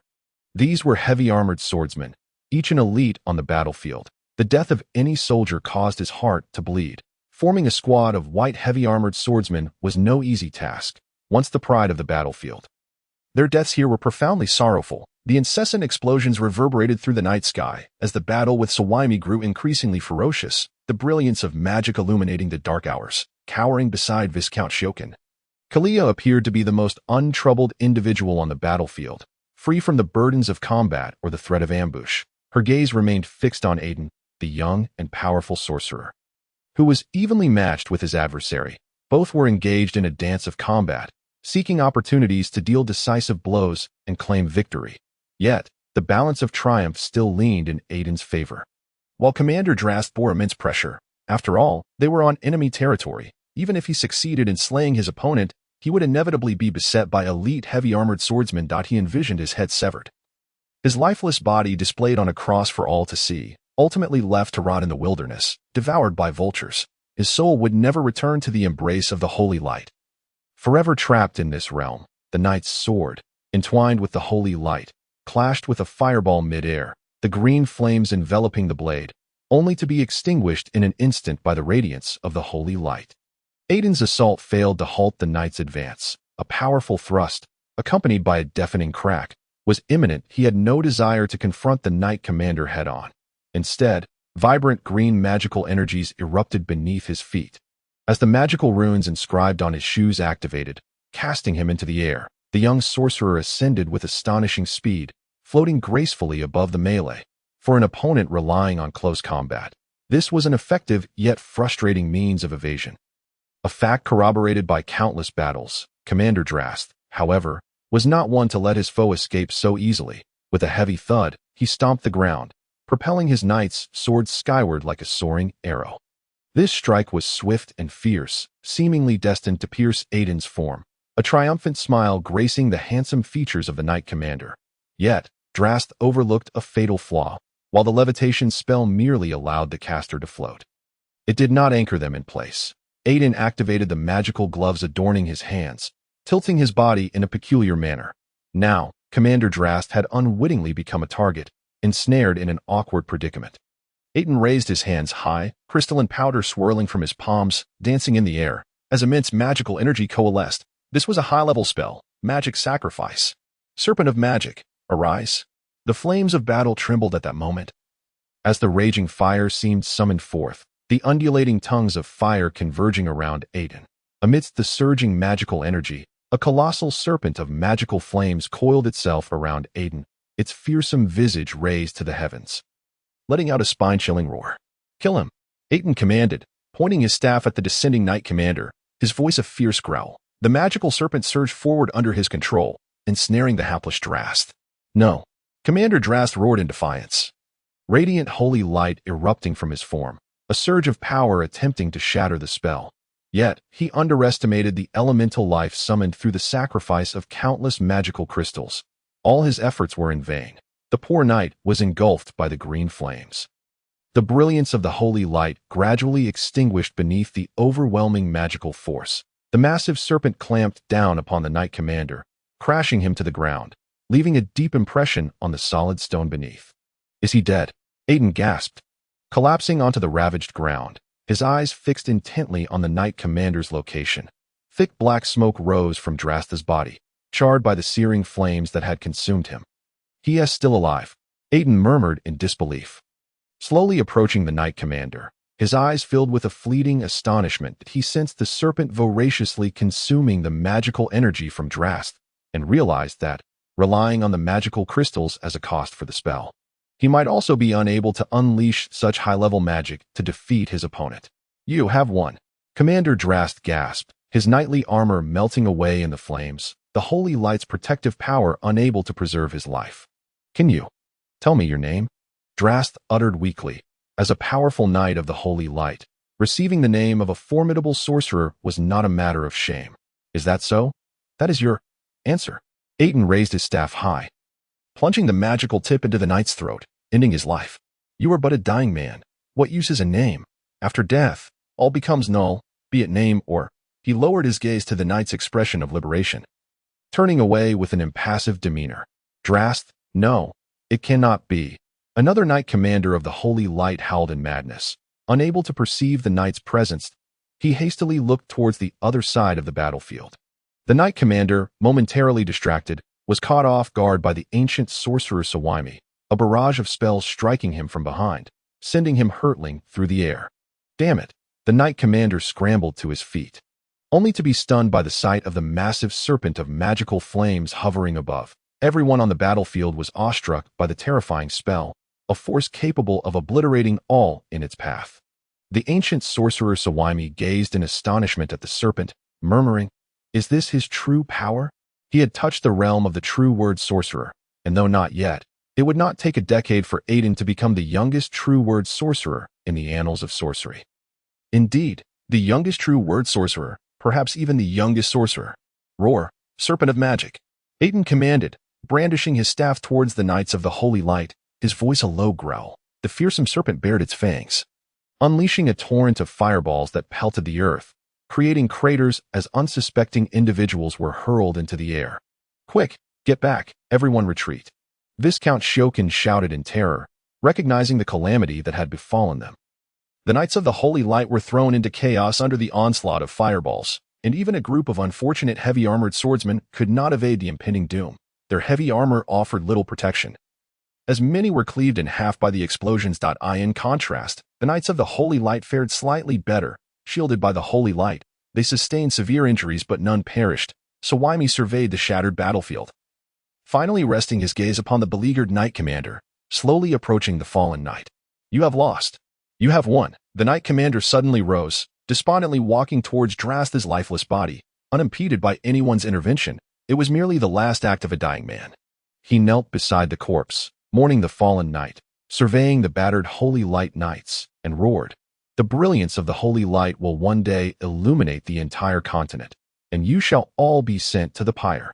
With that, he raised his knight's sword, kissing his neck to end his own life.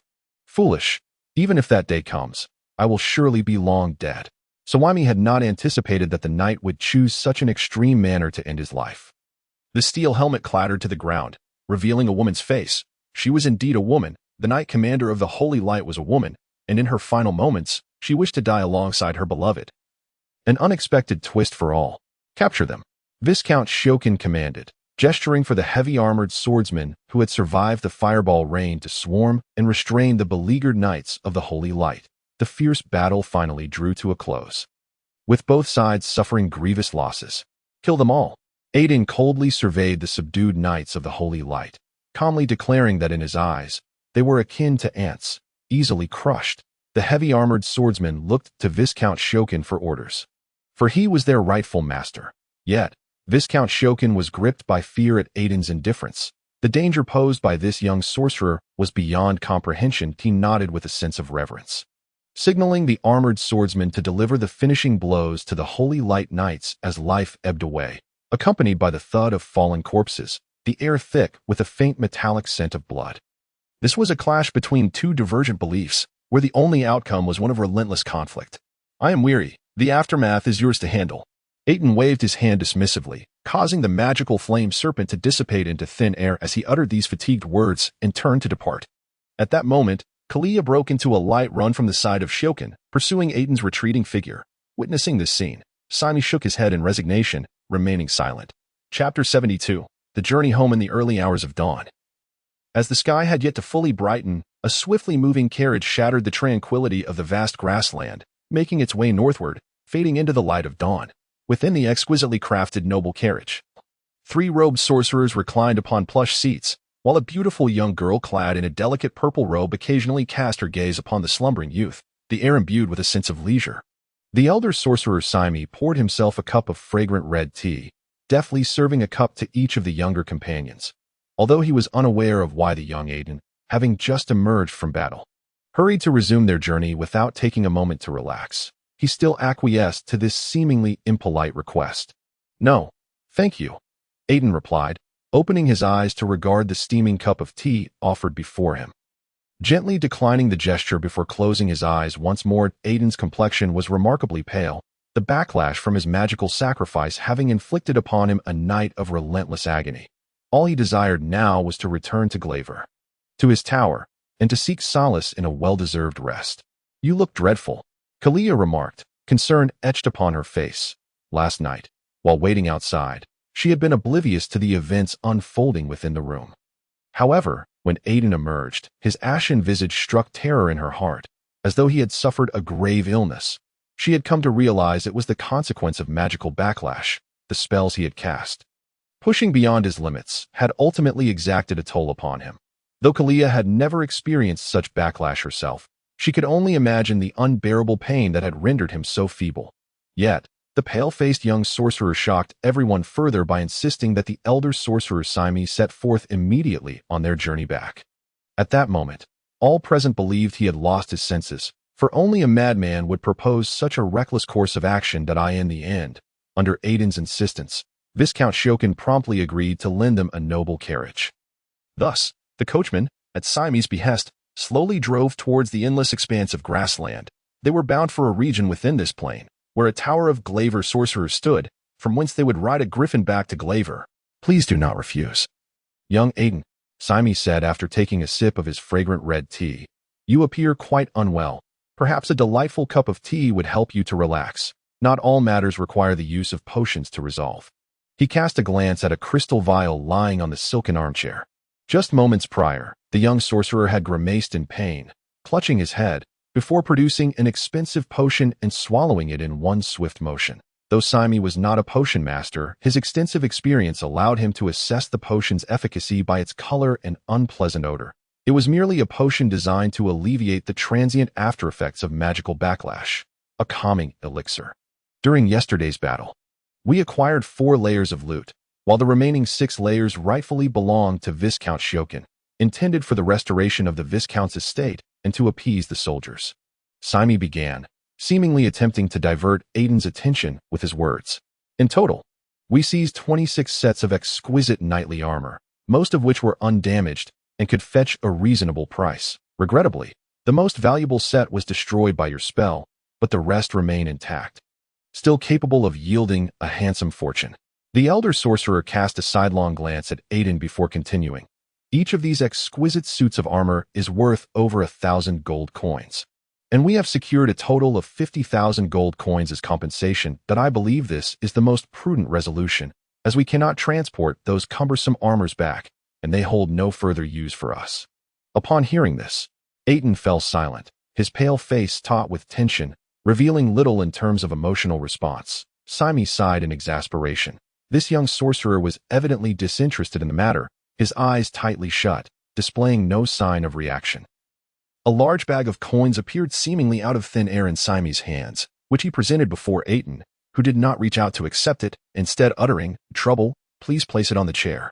It was astonishing that someone would carelessly toss thousands of gold coins onto a chair rather than securing them carefully.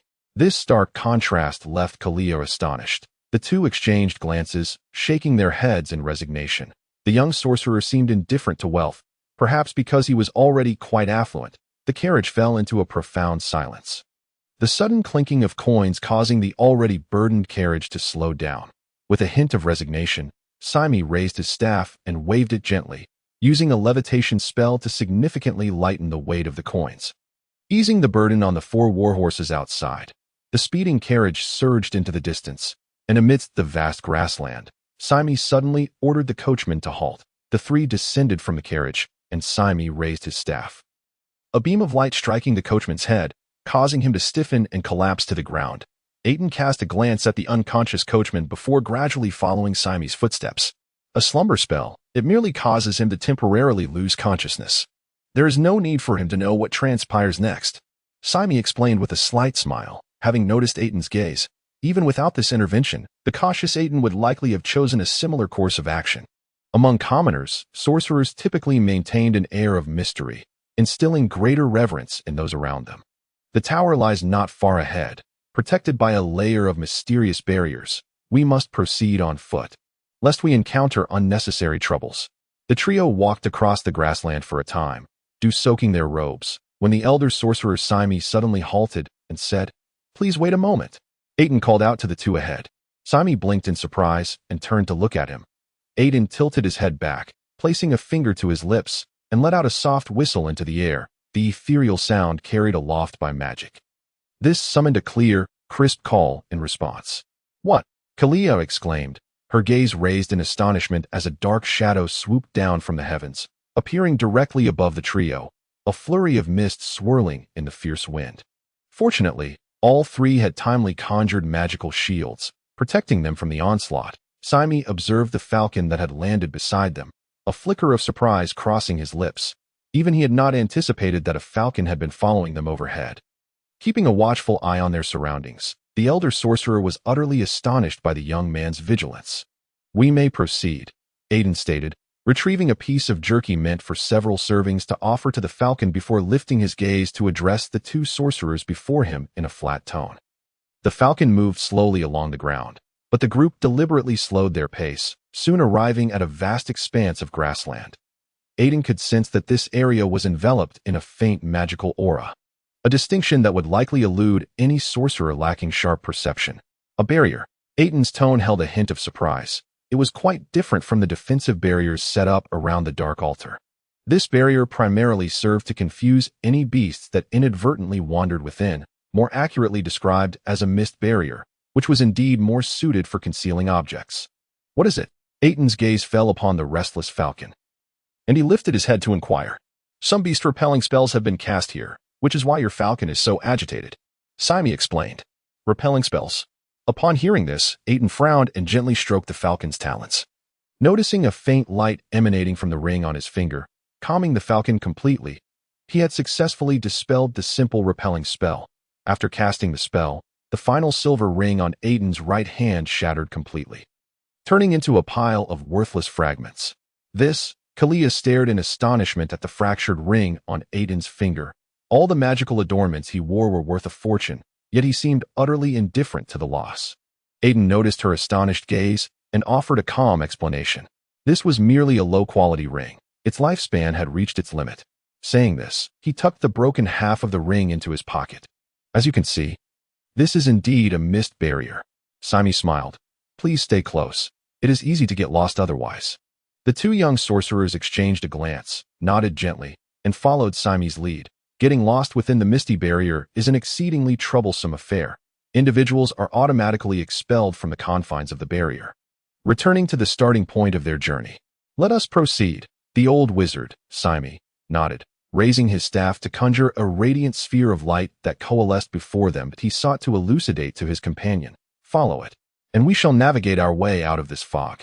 As they traversed the disorienting expanse, Aitin felt as though he were treading water, caught in a dizzying whirl. Ultimately, they emerged from the misty barrier, without the guidance of the glowing orb.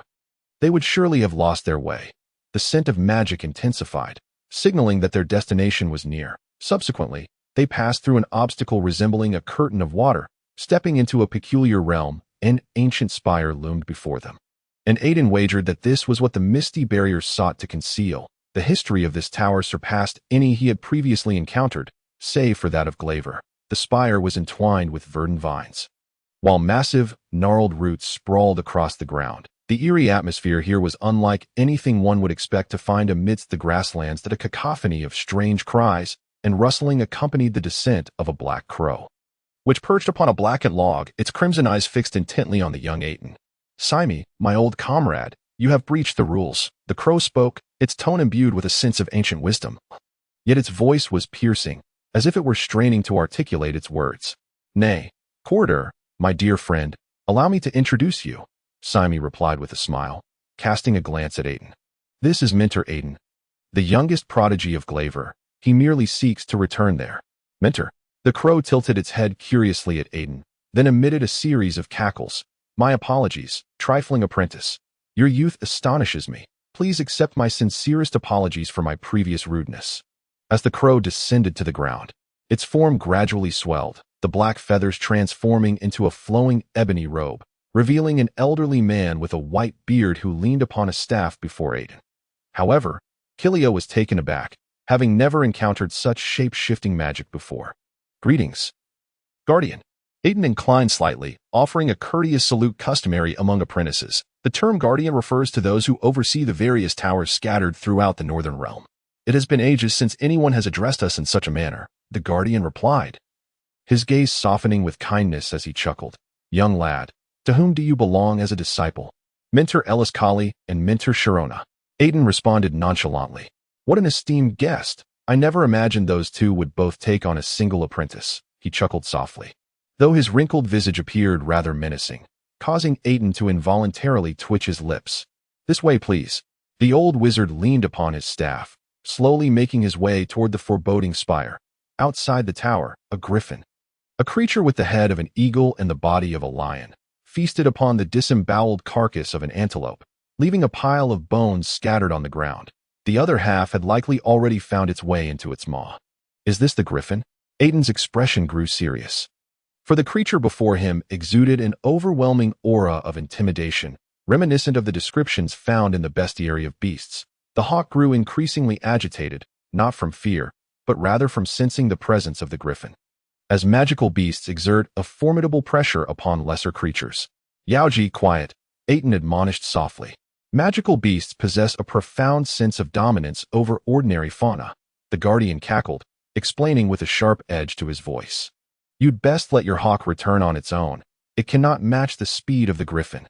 It seems that is the only option. Aitin sighed in resignation, casting a sympathetic glance at the frightened hawk before shaking his head in defeat. Enter. The guardian gestured toward a contraption resembling a specially crafted carriage, akin to a flying sled. A floating array. Is it? Aitin mused, inspecting the small box that bore resemblance to a carriage. I never anticipated such a method to be proposed before my arrival. Indeed, though few possess a magical beast as formidable as the griffin, the guardian declared, a hint of pride infusing his words as he revealed a toothless grin. Only Glaver wizards can tame such powerful creatures. Aitin and his companions squeezed into the carriage, which surprisingly offered ample space. Akin to a vast hall, he was not taken aback, merely sensing a slight lurch beneath his feet, signaling that the griffin had taken flight. From here, we need only reach Glaver, the old wizard Sime said with a friendly smile, adding, you may take this opportunity to rest. The griffin soared into the sky, disappearing into the vast expanse above. It was difficult for anyone to fathom that such a towering spire lay hidden within the boundless grasslands. Chapter 73. The buried truth. The cold moon hung like a blade in the sky, casting its gaze upon the world, witnessing the warmth and chill of life. The frigid moonlight enveloped the entire silent town. In the depths of the night, Hurried footsteps echoed through the narrow alleyways, as a figure suddenly emerged from around a corner, glancing anxiously about the street before vanishing into the distance. Quickly, we must not allow that damned traitor, Kyle Shawless, to escape. Accompanying the urgent shouts was the sound of iron shoes echoing in unison along the streets. As pursuers closed in, moments later, a throng of lightly armored soldiers flooded into the main thoroughfare, their eyes scanning for any trace of the elusive figure. Kyle, that accursed traitor, I will surely capture you. The flickering orange flames illuminated a face twisted in rage. The once quiet town was stirred into chaos. Hurry, Kyle Shawless must still be within this town. Have the Light Knight seal off all exits and search every house. The leading swordsman in light armor ordered his soldiers beside him. Even if we must dig 3 feet into the ground, we shall unearth him. A battalion of over 100 light knights surrounded the town of Codelra, torches raised high, illuminating the darkness that enveloped the settlement. Soldiers in light armor began their methodical search, combing through each residence as cries of despair, panic, and fear loomed over the town. The betrayer, Kyle Shawless, was concealed somewhere within, and the guards sought to flush him out through their relentless search on the other side of the town. In a foul-smelling, shadowy alley, a young man leaned against a rotting wooden plank, gasping for breath. Kyle Shawless stealthily evaded the pursuit of the Light Knights, when suddenly the air was pierced by a cacophony of furious shouts interspersed with the rhythmic clatter of iron shoes. Drawing nearer, he could no longer afford to heed the wound on his arm, which dripped blood, as he grasped his knight's sword and quickly spun away, disappearing into the shadows, under the moonlight's gaze. Kyle instinctively quickened his pace. Having overheard snippets of their conversation, he realized that if he did not break through the encirclement of the Light Knights swiftly, he would be ensnared within this town. Weaving through the winding, stony paths, he chose a secluded exit at the opposite end of the town, the most hidden place available. The exit was now in sight. A smile of relief crept across Kyle's face. He could finally escape this place of turmoil. Suddenly, hushed voices drifted into his ears, sending an icy chill racing up his spine. An overwhelming sense of dread enveloped him. He had never anticipated that the Light Knights would encircle the entire town with such swiftness. Damn it! Is there truly no escape? The clatter of iron shoes echoed ominously behind him, and the situation grew increasingly dire. As a powerful Light Knight, Kyle was proud, yet he knew he was not capable of challenging a multitude. Especially while injured, he now faced a formidable force of hundreds. There is no time. Kyle Shawless frantically scanned his surroundings for a place to conceal himself. Swiftly, he pried open a wooden latch with his sword, retreating inside. Now, his only recourse was to pray that he would not be discovered. Deputy Commander Magpie has ordered that no suspicious places be overlooked. We shall uproot him from this town, even if we must turn the entire place upside down. The clatter of iron shoes drew closer, and suddenly, the wooden door of the hut burst open as armored guards surged inside. Torches illuminated the dark storage room, where the Light Knights began to rummage through any conceivable hiding spots, creating a frenzy within the storeroom. Sir, there is truly no one here. I beg you, do not search further. These supplies are no longer usable. A gaunt middle-aged man trembled as he approached, hands grasping at the soldier's arm, which swung a sword to slash through the provisions. Who are you to question my authority? Get out of my way. The soldier retorted without hesitation, delivering a slap to the middle-aged man, sending him sprawling to the ground. Stunned, he sat up, incredulous as he touched the blood on his face, only to find crimson streaming from his ears, nose, and mouth. The next moment, he collapsed lifelessly. Murder! The piercing cries echoed throughout the town, igniting chaos as the once illuminated settlement descended into pandemonium and anxiety. No, a middle-aged woman and a young child wept over the corpse of the man, their anguished cries merging into a torrent of rage directed at the soldier responsible. We are in pursuit of the traitor Kyle Shawless from the Order of the Light. Anyone who dares to obstruct us shall meet a similar fate. The guard, exuding arrogance, disregarded the anguished expressions of the surrounding civilians and provocatively declared, "You, demon, return my father's life. I will fight you." A young child suddenly rose from beside the corpse of a middle-aged man, launching himself at the soldier. The nearby civilians gasped in horror, stifling their screams. The child's small body was pierced midair by a sharp longsword, lifted high and flung aside like a rag, leaving a trail of blood. No. My child. A woman covered her mouth, racked with grief as tears streamed down her face, cursing bitterly, "You demons have destroyed our family. Even in death, I will curse you to suffer eternally. Then die first." The soldier's face twisted with malice as he swung his sword toward the middle-aged woman's head. Enough! A commanding voice rang out. But the soldier's assault did not relent. The bloodied head fell under the shadow of the blade, the severed neck gushing forth crimson. The middle-aged woman's head rolled on the ground, her lifeless eyes still glaring at the soldier who had slain her. A gaze filled with hatred that chilled the onlookers. The pall of fear descended upon the small town. All the civilians covered their mouths, casting vengeful glances at the soldier who laughed heartily. Who commanded you to act? A stern-faced middle-aged man clad in ornate knightly armor approached, seizing the soldier by his armor with an iron grip, reprimanding him sharply. Yet the soldier remained unfazed, attempting to break free from the grasp. The grim knight flung him aside like refuse, coldly instructing the nearby guards. Take him to the tribunal for execution. No, you cannot do this. I am a soldier of Lord Magpie. You have no authority. Upon hearing the word tribunal, the formerly arrogant guard screamed in terror. Just the mention of the tribunal was enough to instill dread in all present. We are not soldiers of Lord Magpie. Even if he were here, you would still be taken to the tribunal. On what grounds? On the grounds that I am a judgment knight, an executor of the tribunal. The middle-aged knight suddenly turned, his tone dark and low. Now, I find you guilty and sentence you to immediate execution.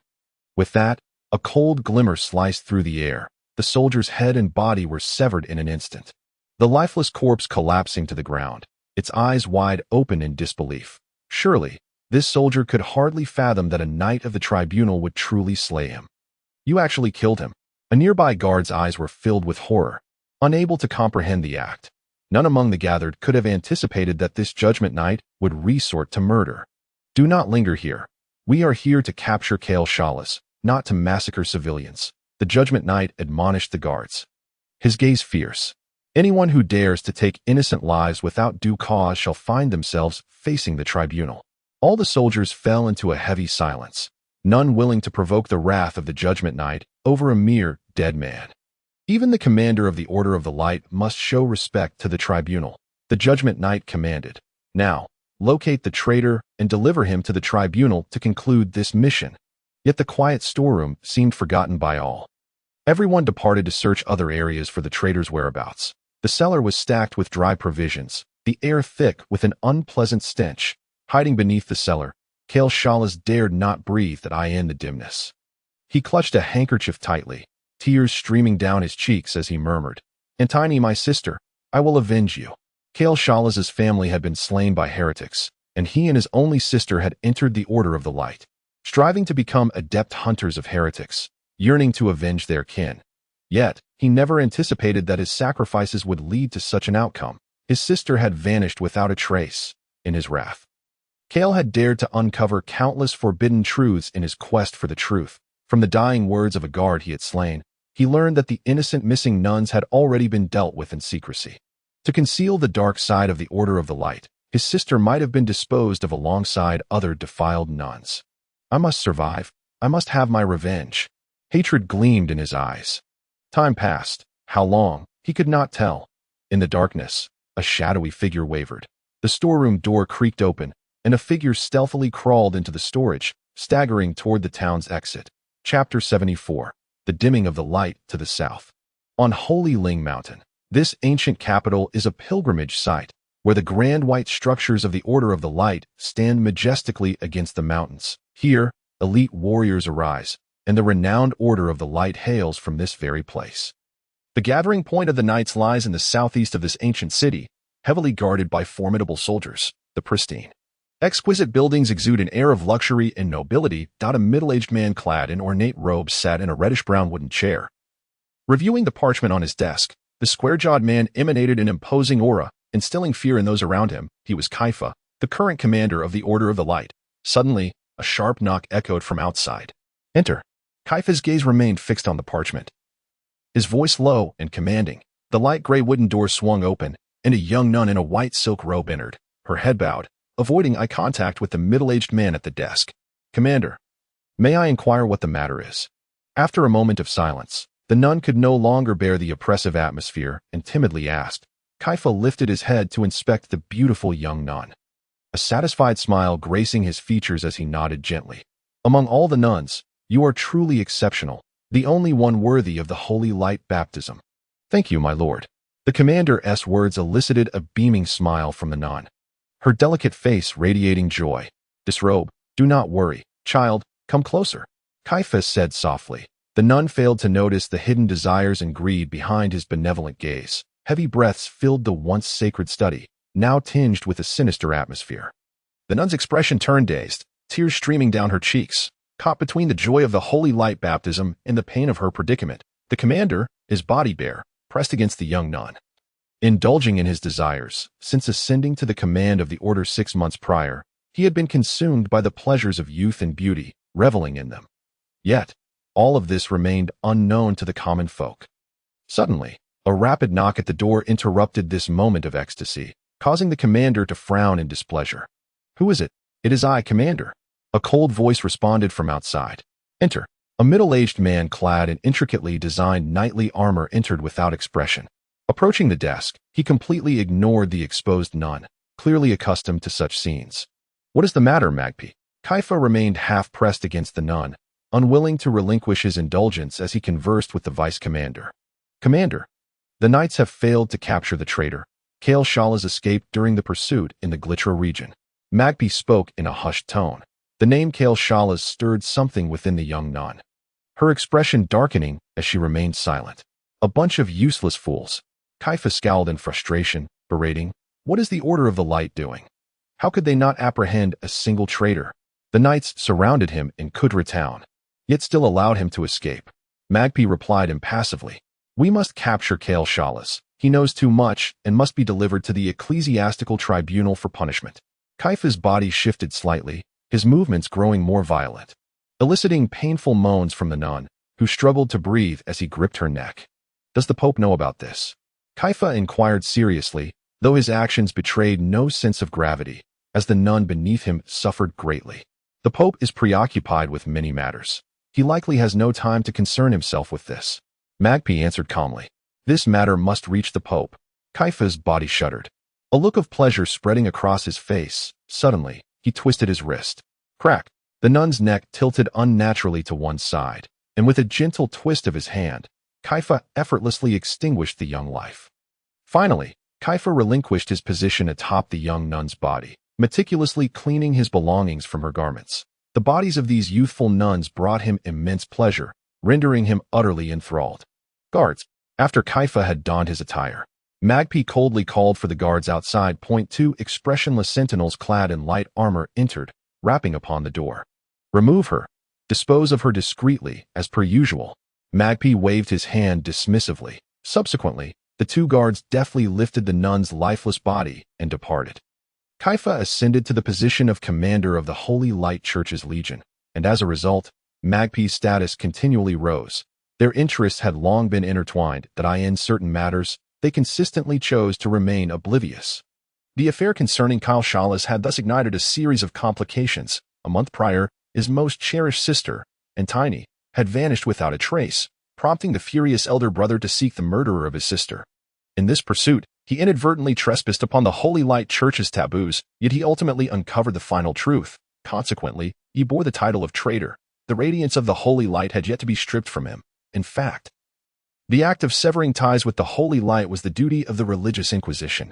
After the divine had forsaken this world, the remnants of the Holy Light were gradually consumed in their transmission.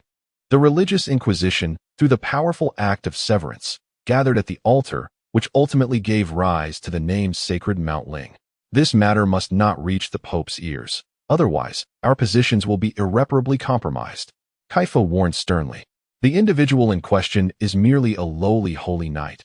Once captured, he should be executed on the spot, or have his tongue severed and be handed over to those fanatic inquisitors.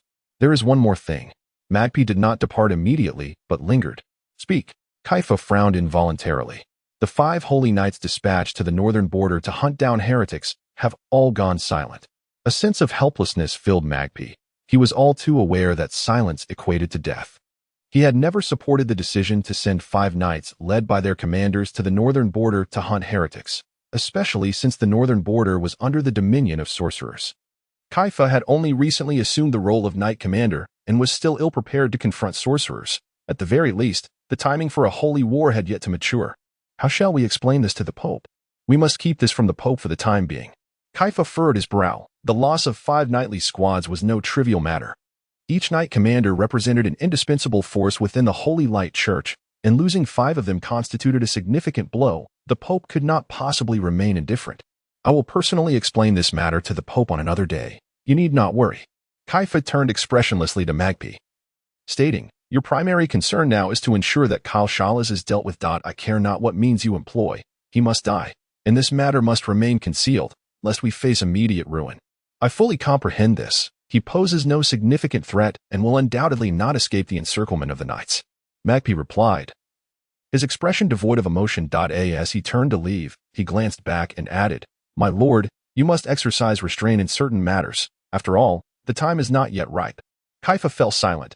He suddenly clasped his hands and fervently prayed, God, please forgive me. The sanctified chamber of the Knight Commander remained steeped in a sinister atmosphere, lingering and inescapable. Chapter 75.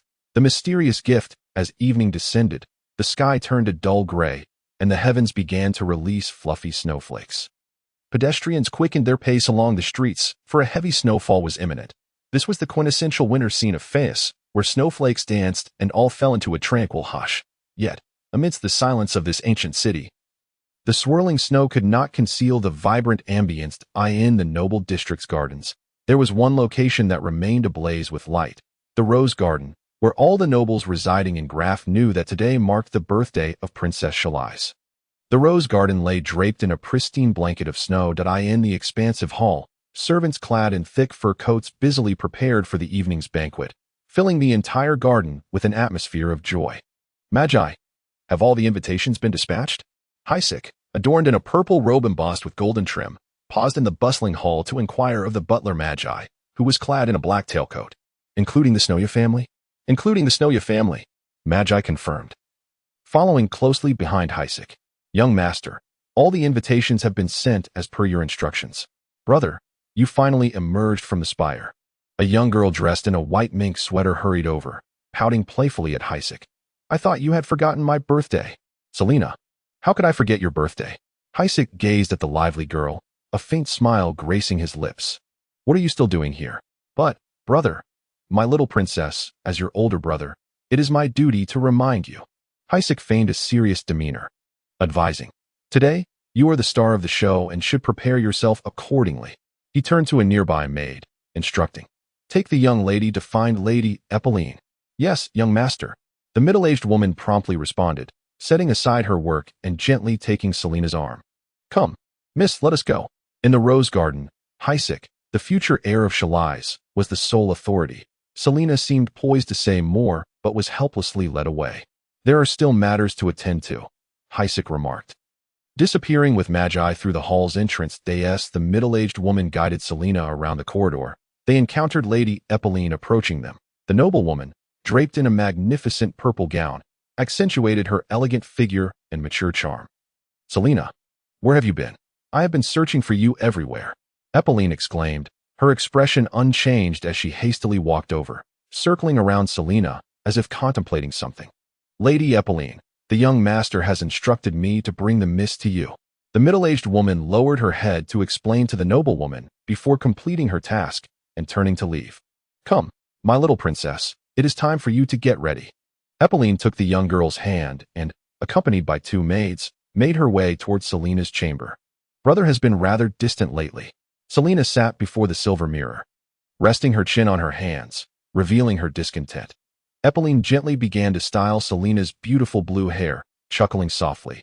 My little one, you are not so small anymore. Why cling to your brother so? I am not, Selena retorted sharply. Isaac is on the verge of breaking through to the 3rd-tier sorcerer. He is currently preparing meticulously for his advancement. Eppeline comforted her, and in a fleeting moment, a hint of affection flickered in her gentle gaze. After all, he is destined to become a figure of significance in Shalais. Brother has been holed up in the spire for days. I thought he had forgotten my birthday. Selena voiced her dissatisfaction. Your brother has not forgotten your birthday. I know he has prepared a surprise for you at the birthday banquet. Eppeline opened the wardrobe, selecting garments as she spoke, her hand holding a grayish-white noble gown. What kind of surprise? Selena asked eagerly. And Eppeline, I know you love me the most. You must tell me. The girl noticed the noblewoman's playful silence. That simply won't do, since it is a surprise. You must wait until tonight for the unveiling. Aitin replied with a mysterious smile. Come on, come on, Selena pleaded, displaying her childlike charm. I cannot resist you. I shall divulge that it is a most precious item. One that even your aunt would envy. A fleeting glimmer of undisclosed jealousy crossed her eyes. Aitin indeed doted on his sister excessively, treating her as the jewel of his palm.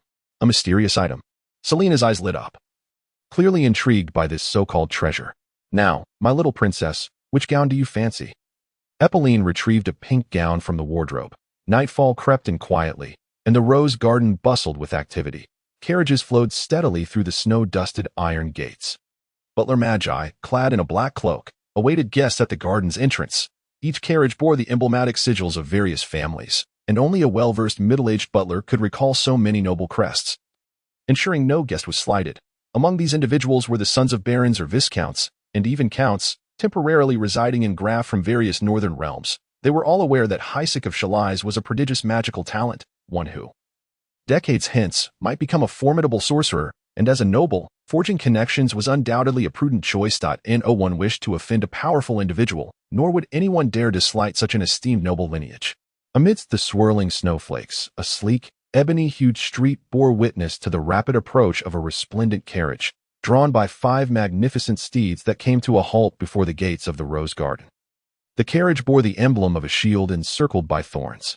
It is the shield of the Empire, exclaimed the newly arrived young nobles, hailing from various esteemed lineages, all too familiar with the significance of the insignia emblazoned upon the carriage. They murmured amongst themselves, the air thick with speculation, for prior to their arrival, they had been privy to certain whispers of intrigue. It seems the rumors are indeed true. Young Philip, clad in formal attire and draped in a knightly cloak, wore a serene and composed expression, his demeanor bright and buoyant. Welcome, esteemed guests, Master Philip and the 2 lovely ladies. Please do come in. The banquet is about to commence. Maggie warmly ushered them, her enthusiasm palpable as she greeted the illustrious son of a count. Aware that it would require considerable effort to accommodate such distinguished guests, the subtle twitch of Philip's lips revealed a hint of discomfort as he followed, flanked by 2 breathtakingly beautiful women in exquisite crimson cloaks, the 2 princesses of the Shield of the Empire. Lady Ren-E descended from the carriage, stepping closer to Philip, her voice a gentle reminder. Philip, do not forget the mission that lies upon your shoulders. Unbeknownst to the noblewoman, the words cast a shadow upon the countenance of Susanna, who lingered behind. Inside the grand hall of the rose garden, thick drapes shielded the revelers from the biting cold outside. Young noblemen roamed the hall, seeking suitable partners for the dance, eager to seize the chance to twirl with the fabled beauty of the Sylvith family as princess. The enchanting Selena, adorned in a magnificent white gown, instantly captivated the attention of all present as she made her entrance. Her delicate features radiated a pure, snow-like innocence, and her azure eyes sparkled with the depth and clarity of the ocean. The beauty of the Sylvith princess did not disappoint those gathered. Subsequently, the events seemed to orbit around her, as dashing young nobles vied to showcase their charm, hoping to earn a moment of her grace on the dance floor. However, after a single waltz with Aitin, Selena appeared to lose interest in the festivities, politely declining all further invitations, including that of the youthful and illustrious knight, Philip.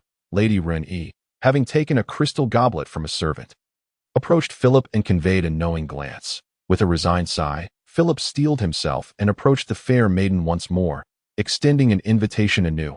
Fortuitously, Selena, eager to extricate herself from the persistent attentions of the young nobles, accepted his offer. As the 2 glided across the floor, they became the focal point of the evening, and when the music ceased, the hall erupted in applause. That a wave of relief washed over Philip. He sensed that everything was unfolding as he had envisioned. At that moment, the ball was drawing to a close. Excuse me, Philip, may I borrow Selena for a moment? Aitin approached with a grin. How vexing. Selena pouted slightly, swiftly distancing herself from him. Happy birthday, Selena. I have prepared a surprise just for you, Aitin declared, revealing a luxurious wooden box adorned with exquisite gemstones. All present were drawn to his words, their curious gazes fixated on the ornate box in his hands. My dear sister, within lies your gift, do open it, Aitin encouraged as he handed the lavish box to Selena, offering an encouraging smile. What is this? Selena's expression faltered as she opened the box, her gaze landing on a simple silver bracelet that lay within, a look of disappointment fleeting across her face. A plain silver bracelet, an awkward silence enveloped the room, for the opulence of the box belied the simplicity of its contents. "This is a magical ornament." A deep, somber voice broke the tension, emanating from a well-known dual-line sorcerer. His proclamation revitalized the crowd, redirecting their attention to the magical item. Philip's gaze fixed on the silver bracelet, an unsettling feeling creeping into his heart. "Put it on, my sister," Haikik urged, gently fastening the bracelet onto her wrist. "This is a precious talisman for survival. One that even our father does not possess." "Very well." Selena complied, though the modesty of the ornament did not escape her notice. Yet, she could sense the envy radiating from those around her. Realizing its true worth, as Aunt Eberline had often expressed her admiration for it. "May I inquire as to the origin and purpose of this magical item?" The dual-line sorcerer scrutinized the bracelet intently, having noticed the 3 invaluable magical crystals embedded within it, suggesting that it was no mere trinket. All eyes turned to Haikik, curiosity palpable among the crowd, each member contemplating the possibility that such a rare magical artifact might have originated from the hands of a legendary genius. A heavy silence ensued as they awaited his response, for who would not desire to exchange wealth for such a life-saving treasure? "As you can see, this is indeed a most precious defensive magical item," Haikik declared. A triumphant smile gracing his features. This was the outcome he had sought. Even an ordinary person devoid of magical ability can activate this item at the most opportune moment, conjuring a protective magical shield. "And what is the potency of this magical shield?" the dual-line sorcerer inquired with intrigue. "It is capable of withstanding the full force of an attack from a 3-line sorcerer without shattering." Haikik's astonishing revelation prompted a collective gasp from the assembled nobles. They understood the implications of such a treasure, an opportunity for survival. The possession of such an item signified a chance to live another day. "I cannot create such a thing. It was crafted by my dear friend, Aitin. Yes." Haikik cast a meaningful glance at Philip, his voice tinged with regret. "Alas, he has recently embarked on a journey and could not attend this gathering." Philip clenched his fists, inhaling deeply. He realized that everything had changed. The emergence of this magical ornament transcended the realm of a mere birthday gift. What could it possibly signify? The implications were elusive. Chapter 76. Ambition in the dead of night. The swirling snow gradually enveloped the lively atmosphere. The rose garden remained a beacon of light, as carriages emblazoned with noble crests slowly departed. Vanishing into the shadowy, narrow streets, the wind howled against the spires, battering the frozen stone walls. Atop one of the towers, a brightly lit window revealed Haikik standing beside it, his garments billowing in the wind. He gazed down at the departing carriages, a triumphant smile unwittingly appearing on his lips. "Master, do you not owe me an explanation?" A hoarse voice suddenly broke the silence in the brightly lit room. An elderly man with white hair emerged from the shadows, his eyes gleaming with a predatory sharpness. The old man was a sworn knight of the Sylvith family, silently protecting and overseeing the heir of this noble lineage. "You have yet to answer my question," the elder pressed, his gaze fixed intently on Haikik, awaiting a response. "Charlie, do you also think what I have done is wrong?" Haikik gently caressed his weathered leather gloves, turning to face the unexpected intruder. The elder fell silent. Having watched this astute young master grow up, aware that Haikik must possess his own rationale for his actions. However, this had defied the family's wishes. He sought to understand the young heir's perspective and awaited his explanation. "Father desires an alliance with Osinia, does he not?" Haikik gestured dismissively, and the sound of the wind and snow ceased instantly. He lifted his gaze to the elder, offering a gentle smile as he gestured towards a fur-covered chaise lounge, inviting him to sit. "You are surely aware of the value of that magical item." "I know. It is indeed remarkable, and the one who crafted it is exceptionally powerful," the elder conceded, acknowledging the reality that few wizards capable of creating such potent magical artifacts remained. "Even my father, a prominent count among the 10 greatest in the empire, has never possessed such a thing." A faint smirk played upon Haikik's handsome features as he looked up at the elder, softly asking, "Do you know why you do not wish for the lady to marry Philip of the Osinia family?" The elder's gaze locked onto the young heir, his words striking at the heart of the matter. This was indeed the crux of the issue. The young heir would undoubtedly desire to ally with Osinia, yet he was unwilling to pursue that course. "I truly do not wish for Selena to wed Osinia," Haikik confessed helplessly, admitting the shield of the empire has fallen, despite Philip's youth and prowess as a knight. that is far from sufficient. They no longer possess the qualifications. Perhaps the shield of the empire has indeed waned. But a lion remains a lion, the elder retorted, furrowing his brow. The shield of the empire remains as it has always been. He is still one of the 10 most esteemed earls of the empire. Yet, they are still unable to produce such a precious magical artifact. Even if they possessed it, they would likely hesitate to part with it. Hisike scoffed softly. He lifted a delicate teapot, pouring rich, aromatic black tea for himself and the elder, then handed a cup to the latter, saying, "I hope you find it to your liking." He was aware that wizards would never allow such an item to fall into the hands of a mere earl. Even though King Philly possessed only one, acquired at great expense from his dear friend, Sukalun Lilik. Chalito, do you understand what this implies? Hisike raised his cup of tea, taking a gentle sip as he casually inquired of the elder. How much do you know about the world of wizards? A powerful wizard alone can sway the fate of a nation, even employing the most despicable methods to control a king. Yet, no one has ever done so. Do you know why? I do not know. Perhaps it is due to the constraints of Glafer. For immense power cannot exist without some form of restraint.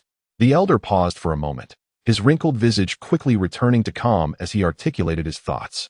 No, it is not so, of course. That may be one of the lesser reasons. Hisike chuckled softly. The vast majority of wizards disdain wealth and power. They dedicate their lives to the study of the truth.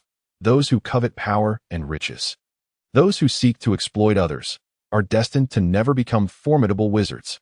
The elder recognized the implications in the young heir's words, falling into silence. The possession of a wizard by an earl's family would undoubtedly strike a significant blow to a nation. It was likely that even the current king had considered this, which is why he had refrained from taking action against the young heir. Chalito, have you read the autobiography of Glafer? Hisike suddenly set down his teacup and asked in a subdued tone. Young master, that is merely a collection of fallacies, the elder replied calmly, understanding precisely what Hisike referred to. The passage regarded as a prophecy left by the sage Glafer. 200 years after the gods abandoned this world, judgment shall descend, nightmares shall emerge from hell, and calamities shall arise from demons. Nothing of the sort has occurred in a century. He shook his head. Glafer may have been a powerful sage, yet the empire had thrived for a century without incident, weathering all storms, despite the current signs of decline. Yet, some do not share this view. Hisike retorted with a smirk. Truth is always held by the few. The Nokalu Empire has already descended into decline, when King Philly prepared to strike at the shield of the empire. The outcome had long been predetermined. Young master, faced with the young man's audacious remarks, the elder chose silence, having discerned the underlying meaning. My father is growing old. His thoughts are like ice that has not thawed for a millennium, hoarding power like a miser. Hisike's face bore a mocking expression as he spoke somberly. He has always prioritized his own interests, surrounding himself with those he deems trustworthy. Thus, the Shulai's family has arrived at this juncture. If this continues, it will inevitably follow the same fate as the Nokalu Empire. I shall never allow such a fate to transpire, never. The elder murmured, rising to depart. Young master, you have had too much to drink. You need rest. Do you know why I always wear these old leather gloves? Hisike gently caressed the aged gloves, suddenly posing the question, do they appear somewhat ridiculous? It is not ridiculous. I can ascertain that these gloves are indeed a magical artifact, even if their worth is merely that of the most ordinary kind, valued at just a few hundred gold coins. The elder could not fail to recognize the faintly magical leather gloves, creations of the most rudimentary runesmiths, still immensely valuable to ordinary nobles. This is not merely a glove. Hisike chuckled lightly, standing to part the heavy curtains, allowing the biting cold wind to rush in, his long hair billowing in the breeze. It is a token of friendship, a symbol of camaraderie. It comes from the one who crafted that silver bracelet. Indeed, it originates from that individual, my dear friend Aitin, and only he is worthy of my sister. Hisike's expression turned resolute. But young master, you understand nothing of what it means to be a wizard. This bond is solely mine, not that of the Shulai's family. Hisike's voice dripped with derision, for I aided him during his most dire moments, dedicating years to cultivate a profound friendship. This has nothing to do with the Shulai's family. But young master, you are also the heir to the Shulai's family. Chalito, you have indeed been influenced by my father, fixating on trivial matters. Faced with Kalito's confusion, Hisike replied with exasperation. in the eyes of powerful spellcasters. Family ties hold no significance. They focus solely on the present, for that is the only reality. I truly do not comprehend, the elder stated calmly. I recognize that the Shulai's family is indeed in turmoil. We require a steadfast ally. Even if your friend ultimately becomes a wizard, wizards are not to be relied upon. You cannot yet grasp this, but soon enough, you will understand. Hisike gazed at the towering Glafer spire, speaking softly. Aitin Yas cares little for anything beyond power. He is indifferent to the supposed gains and losses among the nobility. Otherwise, do you think a precious magical artifact could be dismissed for a mere few thousand gold coins? A few thousand gold coins. The elder fell silent, reflecting on the young heir's keen insight. Perhaps the Shulai's family finally had a chance to rise anew in this generation. He is destined to become a wizard, yet his aloof nature may keep everything at bay, Hisike asserted. However, he is remarkably sentimental. Which is why I persist in wearing these gloves. Even if I were but a destitute commoner, he would extend a helping hand. The current Glafer was tumultuous, with all awaiting the convening of the six-pointed star of supreme power. Soon, you will understand my earnest intentions. Hisike murmured. He stepped beyond the dark curtains, peering out into the deepening night sky, obscured by thick clouds, and he envisioned the grim scene of incoming warfare in the not-so-distant future. Chapter 77. The Devil's Curse. In the early morning, a gray haze enveloped the day, with light snow falling and the biting wind penetrating to the bone. A middle-aged man clad in a thick robe sat by a roaring hearth, warming himself. Beside him lay the carcass of a half-antlered deer, the other half having already found its way into the belly of the colossal beast sleeping nearby, with the arrival of the winter of Phaeus. The griffins were lethargic and particularly drowsy. The middle-aged wizard suddenly raised his head, gazing through the partially open window at the overcast sky. The dark mist abruptly appeared above the Glafer spire, transforming into an arrow that swiftly morphed into a mass of black fog, hurtling toward him. Upon witnessing this, the middle-aged wizard leaned on his staff, rising to his feet, and donned a cloak emblazoned with silver lines from a wooden rack. He pushed open the wooden door, braving the falling snow as he hastened toward the area where the dark mist descended, eager to greet the approaching guest. The heavy black fog settled onto the frozen ground without stirring a single snowflake. Resembling a fallen black feather, the dark mist that had enveloped the area gradually dissipated, revealing a fierce griffin emerging slowly from the shadows. The middle-aged wizard appeared. The black fog above had entirely vanished. Unveiling a steel carriage inscribed with the six-pointed star of Glafer, the middle-aged man hurried forward, casually discarding the half-antlered deer carcass onto the snow, causing the weary griffin to brighten its crimson eyes. Immediately lunging to feast upon the fresh deer remains on the ground. My lord, the steel door of the six-pointed star carriage swung open, releasing a plume of steaming smoke among the white vapor. Several figures emerged from the carriage, revealing themselves to be Aitin and his companions who had departed 3 days prior. Well done. The elder wizard, Sime, leaned on his cane, nodding slightly at the two-line wizard, softly inquiring, "Who else has returned?" "Master Sime, you are the first to arrive," the middle-aged wizard respectfully replied. His gaze fell upon a young man he had not seen before, momentarily taken aback, but quickly regained his composure to avoid any unnecessary embarrassment. "Let us proceed." "Master Aitin." Elder wizard Sime turned to the young three-line wizard, clearly disliking the idea of lingering outside in the snow for too long, as it caused him great discomfort. However, Aitin did not heed his words, since disembarking from the carriage. His attention had been captivated by a swirling mass of black smoke ahead. Amidst the swirling black smoke, imbued with formidable magical energy, a presence lingered just before him, easily perceptible to any observer. He raised his palm and, with a subtle tug, the dark cloud transformed into a wisp of white vapor, dispersing like a gentle breeze. Before him, a line of white letters reformed. "Return and seek me." This was a message left by his mentor, Ellis Kali. "I'm afraid that's not possible, Master Same," Aitin politely declined. "I just received a message from Master Ellis, and I must find him immediately." "What a pity," Same remarked, watching the young figure stride away with determination, shaking his head in resignation. Although the missed opportunity for a meaningful connection left the old wizard feeling regretful, the summons of a wizard was not to be ignored, especially when it was his own mentor calling. Perhaps it was the early hour, but the dimly lit corridors of Glaffrey remained eerily empty. Aitin strolled through the shadowy passageway, navigating its winding and narrow confines, until he arrived at the wooden door of the underground laboratory. "Master," Aitin gently tapped twice on the wooden door. "Come in," came a raspy reply from within. As soon as the words were spoken, the closed wooden door creaked open of its own accord. Aitin stepped through the threshold.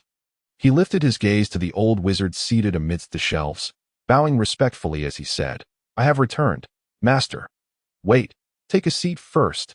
Ellis did not lift his eyes, remaining focused on the parchment before him. With a flick of his hand, a wooden chair materialized before Aitin. "You look rather unwell. It seems your journey was anything but pleasant." "Indeed, it was thoroughly dreadful," Aitin replied with a wry smile, shaking his head in resignation. "Where is your staff?" the old wizard inquired, observing his pale and disheveled apprentice. He casually handed Aitin a vial of blue potion that had been resting on the desk. Ellis furrowed his brow, saying, "It appears you have been embroiled in a fierce battle." "Indeed." Aitin accepted the floating vial, uncorked it, and downed the potion in one gulp, the pallor of his face finally showing a hint of color. He muttered softly, "A great many things transpired on this journey. It was simply abominable. However, it was not without its merits. Tell me about the events of your journey." The old wizard, perhaps seeking a distraction from the monotony of potion brewing, showed unexpected interest. Aitin took a deep breath, fragments of memory swirling in his mind, and began recounting the tale of his travels at a measured pace. He knew that certain matters could not be concealed from the wise gaze of his mentor. When he briefly described his encounter with the formidable orc, the old wizard merely remarked in a flat tone, "That indeed sounds unfortunate." Yet, to label it merely as unfortunate seemed insufficient. In the eyes of a powerful wizard, it was simply a triviality.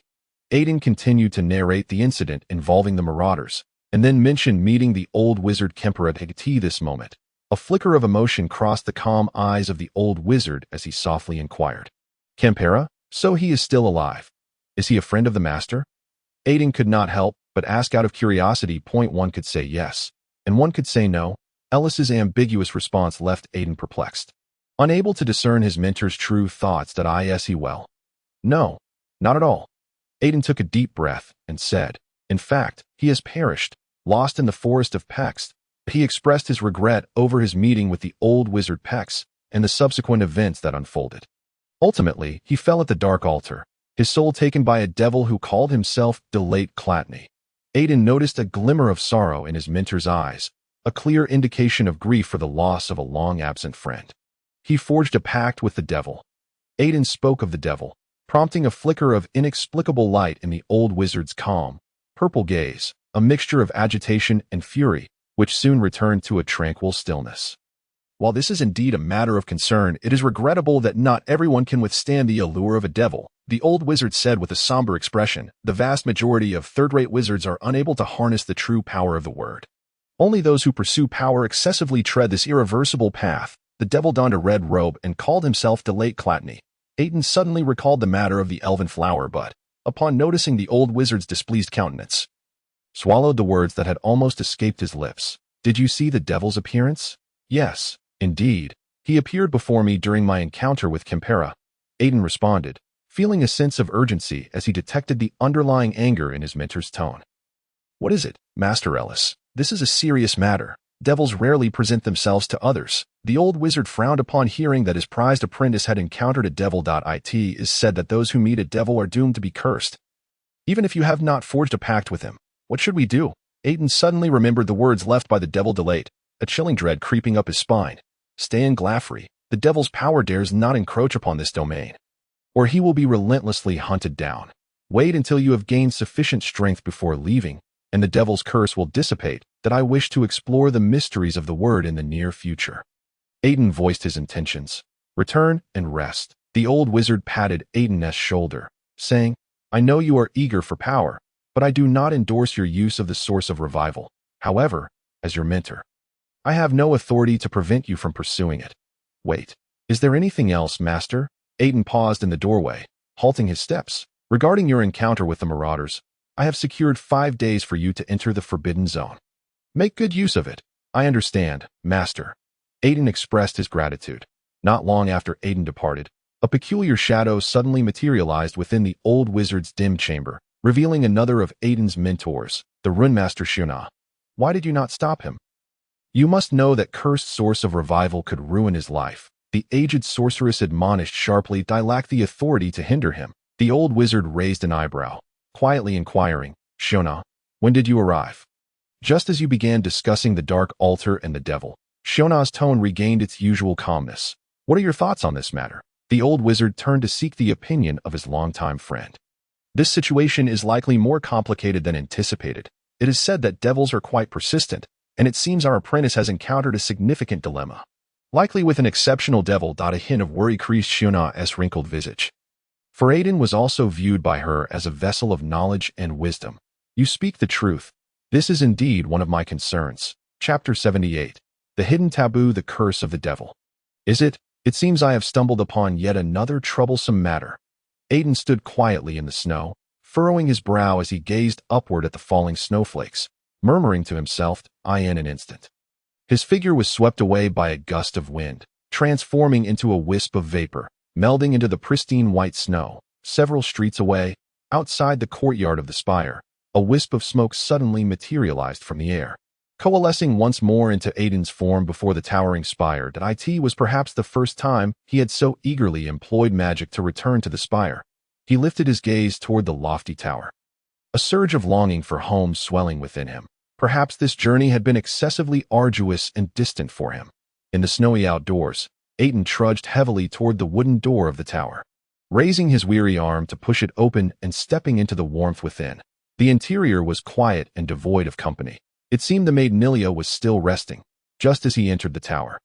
The sound of hurried footsteps reached his ears, and Kilia, clad in scant attire, hurried down the stairs. The young girl's rosy face was alight with joy as she gently embraced the young man, tenderly exclaiming, Master, welcome home.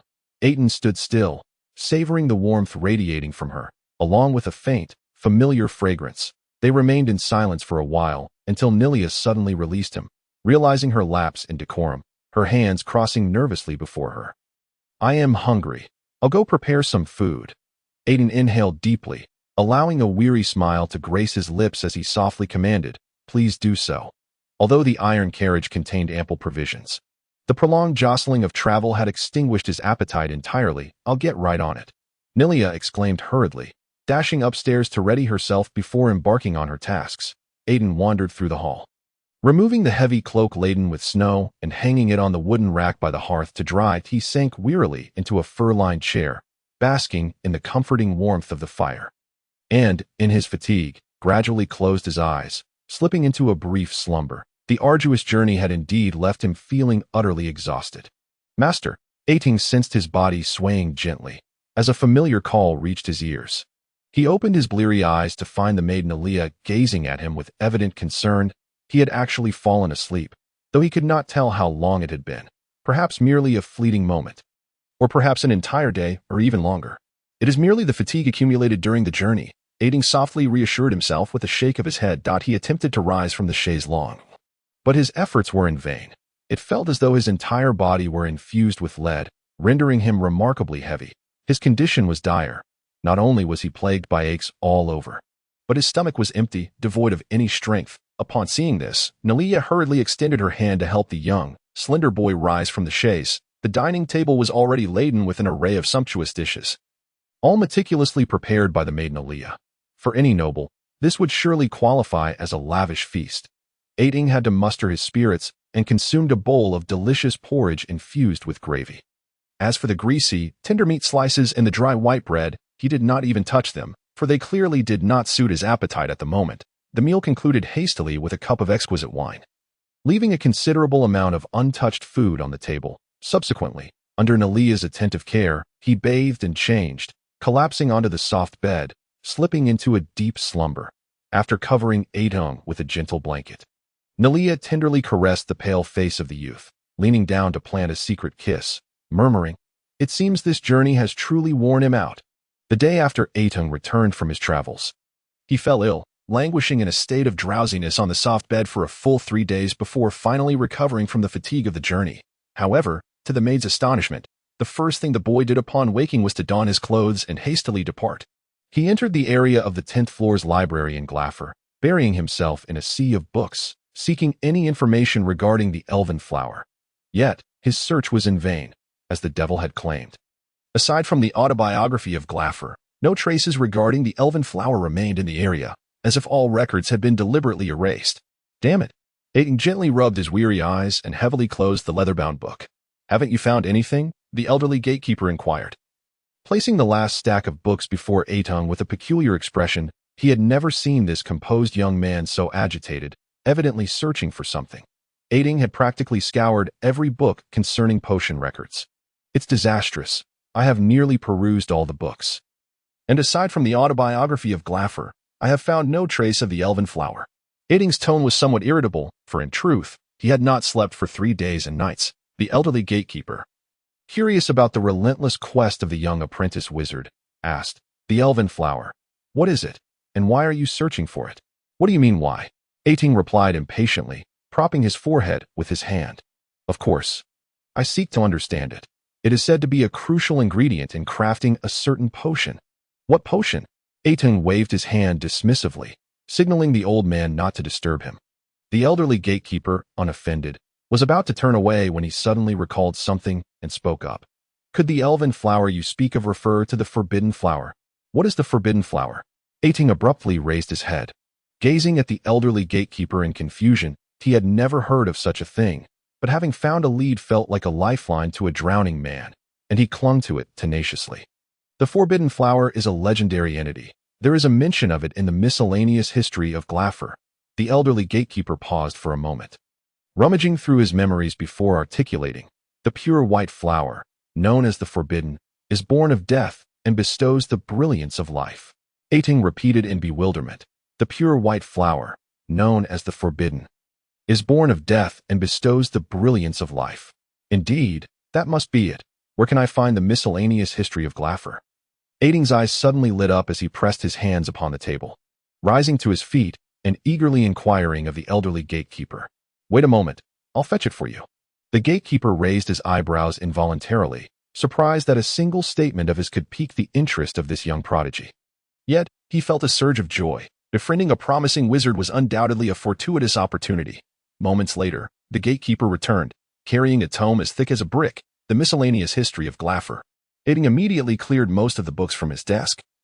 Creating ample space, he placed the hefty volume before him, and the gatekeeper, somewhat exasperated, remarked, "This is the book you seek, but I have forgotten where I saw that particular passage."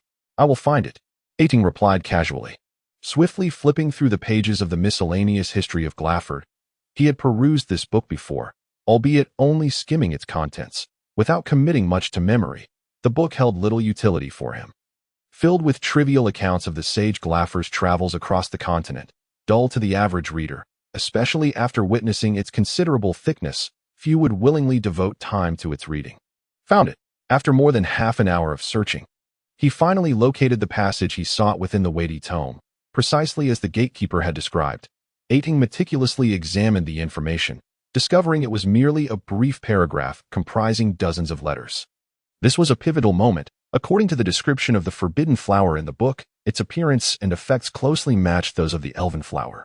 Yet, the only thing he could not comprehend was why the sage would wish to conceal it from future generations. "Are there any other records regarding the forbidden flower?" Aitin raised his gaze to the elderly gatekeeper, inquiring in a subdued tone. Although well-read, the wisdom of an old wizard was not to be underestimated. "I fear not. The forbidden flower is merely a legend. However, perhaps relevant information might be found in the records of magical herbs." The gatekeeper shook his head, uncertain as to why this young man held such interest, believing that obsessively searching for something rumored to exist was a foolish and wasteful endeavor. The records of magical herbs. Aitin swiftly picked up a beast-skin book from a corner of the floor and placed it on the desk, rapidly flipping through its pages. "Found it." A faint smile of surprise graced his face as he discovered a detailed description of the forbidden flower's appearance and effects on a page of yellowed parchment. Though the source was conspicuously absent, evidently erased by someone, most likely the sage Glaffer himself, Aitin fell silent. The silver moon flower, the elven flower, the forbidden flower. How had the sage discovered it, yet sought to erase its existence? Ultimately, why had he chosen to leave behind a recipe for such a forbidden potion as the Resurgence Potion? The elven flower, a bloom nurtured by tears. Yet elves were typically not known to shed tears. They possessed an eternity of time. which simultaneously allowed them to see the world clearly. He suddenly recalled the words spoken by the devil Diliat Clatini before his departure. Indeed, this was the so-called truth, matters the sage Glaffer wished to keep hidden from posterity. I see now. I see now. Aitin rose excitedly, murmuring to himself. Is this what the sage sought to conceal? No, he was not wrong. This is simply too outrageous. He strode purposefully towards the door, disappearing from the entrance of the library. Chapter 79. The price in the dim, damp underground stone staircase. A flickering wall lamp dispelled some of the shadows, while deep orange light seeped through the half-open cracks of the laboratory. The underground laboratory was brightly lit, with a cauldron simmering atop an iron stand, bubbling with thick, grayish foam, and the air was heavy with the pungent scent of potions that a solitary, gaunt figure squatted beside the cauldron, intently watching the potion's transformations. Fearful of any mistake, Aitin's complexion bore a sickly gray hue, with dark circles under his eyes, as if he had not closed them for an extended period. His violet irises sparkled brightly in the firelight. As he sat on a small wooden stool beside the cauldron, diligently grinding the medicinal herbs in his hand, that it was a grayish-white rhizome known as the Lilon root. Under relentless pounding and grinding, it gradually transformed into powder. In truth, had he utilized magic, he could have avoided this unnecessary hassle, yet it would adversely affect the potion. As an exceptional potion master, abundant patience was essential. He used a long-handled spoon to retrieve the boiling stellara grass from the cauldron, placing it into a ceramic bowl before methodically grinding the Lilon root into a fine powder, gently guiding it into the cauldron to simmer. As the moment white powder was introduced to the gray potion, the murky concoction astonishingly transformed into a clear, pale gray, appearing far less dreadful than it had moments before, though the pungent aroma of the potion remained unbearable. Aitin gently stirred the mixture in the cauldron with a long-handled spoon in a clockwise motion, ensuring that the powder of the stala herb was thoroughly integrated into the potion. Each movement was executed with utmost precision and caution, for any misstep could spell disaster for the potion's preparation.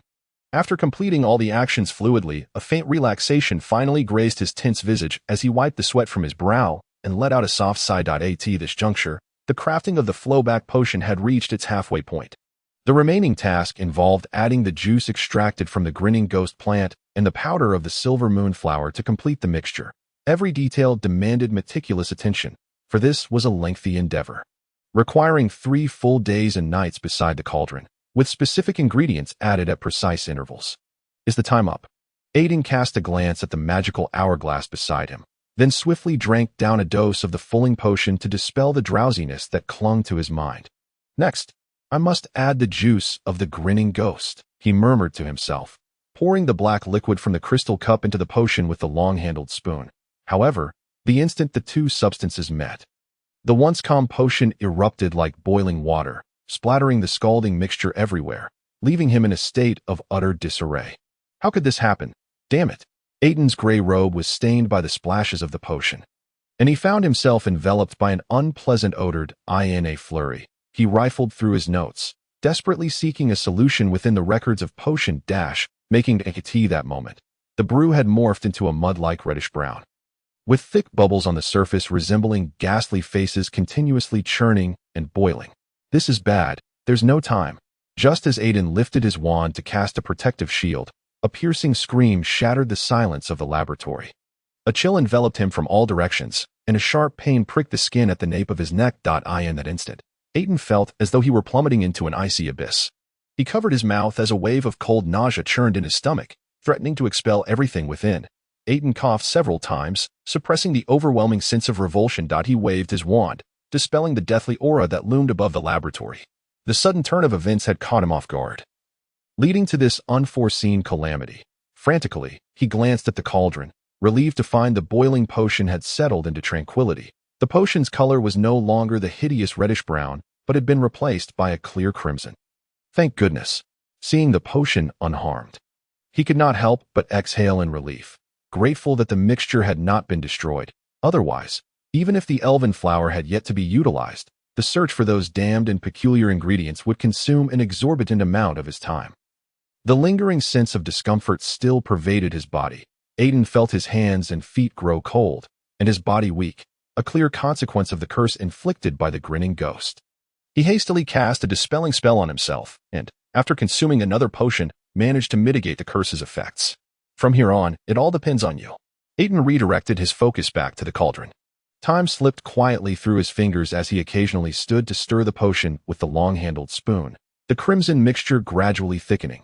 Carefully, Aitin introduced the crushed powder of the elven flower into the cauldron, and the viscous red potion instantly transformed into a milky white, exuding a subtle, pleasant fragrance.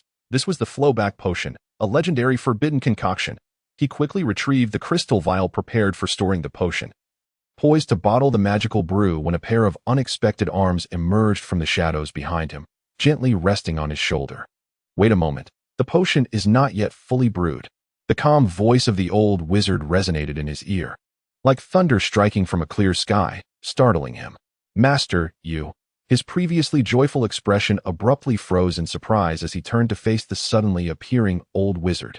Now is the time. Do not let the potion's efficacy dissipate. The old wizard's eyes gleamed with intensity, delivering a sharp reminder. At that moment, the potion in the cauldron had transformed into a lake-like emerald green. Upon hearing the old wizard's warning, Aitin involuntarily shuddered. Snapping back to attention, he swiftly ladled the remaining potion into the vial, sealing it with wax before he could finally breathe a sigh of relief. Step aside. The old wizard deftly seized the long-handled spoon.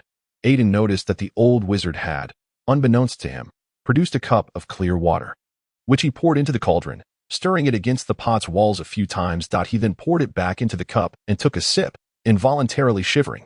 Master, what are you doing? Aitin was utterly perplexed by the elder's actions. Although the potion produced was scant, it was still sufficient for 2 uses, and the old wizard, Ellis, could have easily requested some from him. Do not waste it. A faint smile graced Ellis's face as he conjured a wooden chair and sat down. Though it is merely a small residue, it still holds potential. If you require it, I can certainly. Aitin began, but was interrupted by a raised hand from the old wizard. Ellis rolled up his sleeve, revealing his wrinkled and emaciated arm. The creased skin appeared to visibly regain vitality at an astonishing rate. In an instant, Aitin felt as if the old wizard had aged at least 5 years younger. This is the effect of the flowback potion, but it does not extend life. Rather, it alters it.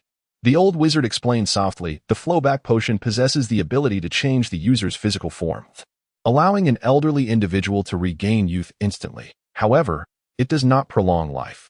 Instead, it condenses the life process, concentrating all vitality into a single moment, making the user remarkably young. Yet their lifespan is significantly diminished. But even this is enough to drive people to madness. Perhaps this is why the sages wish for future generations to remain ignorant of such matters. The old wizard sighed heavily, the alteration in his appearance seemingly lightening his mood.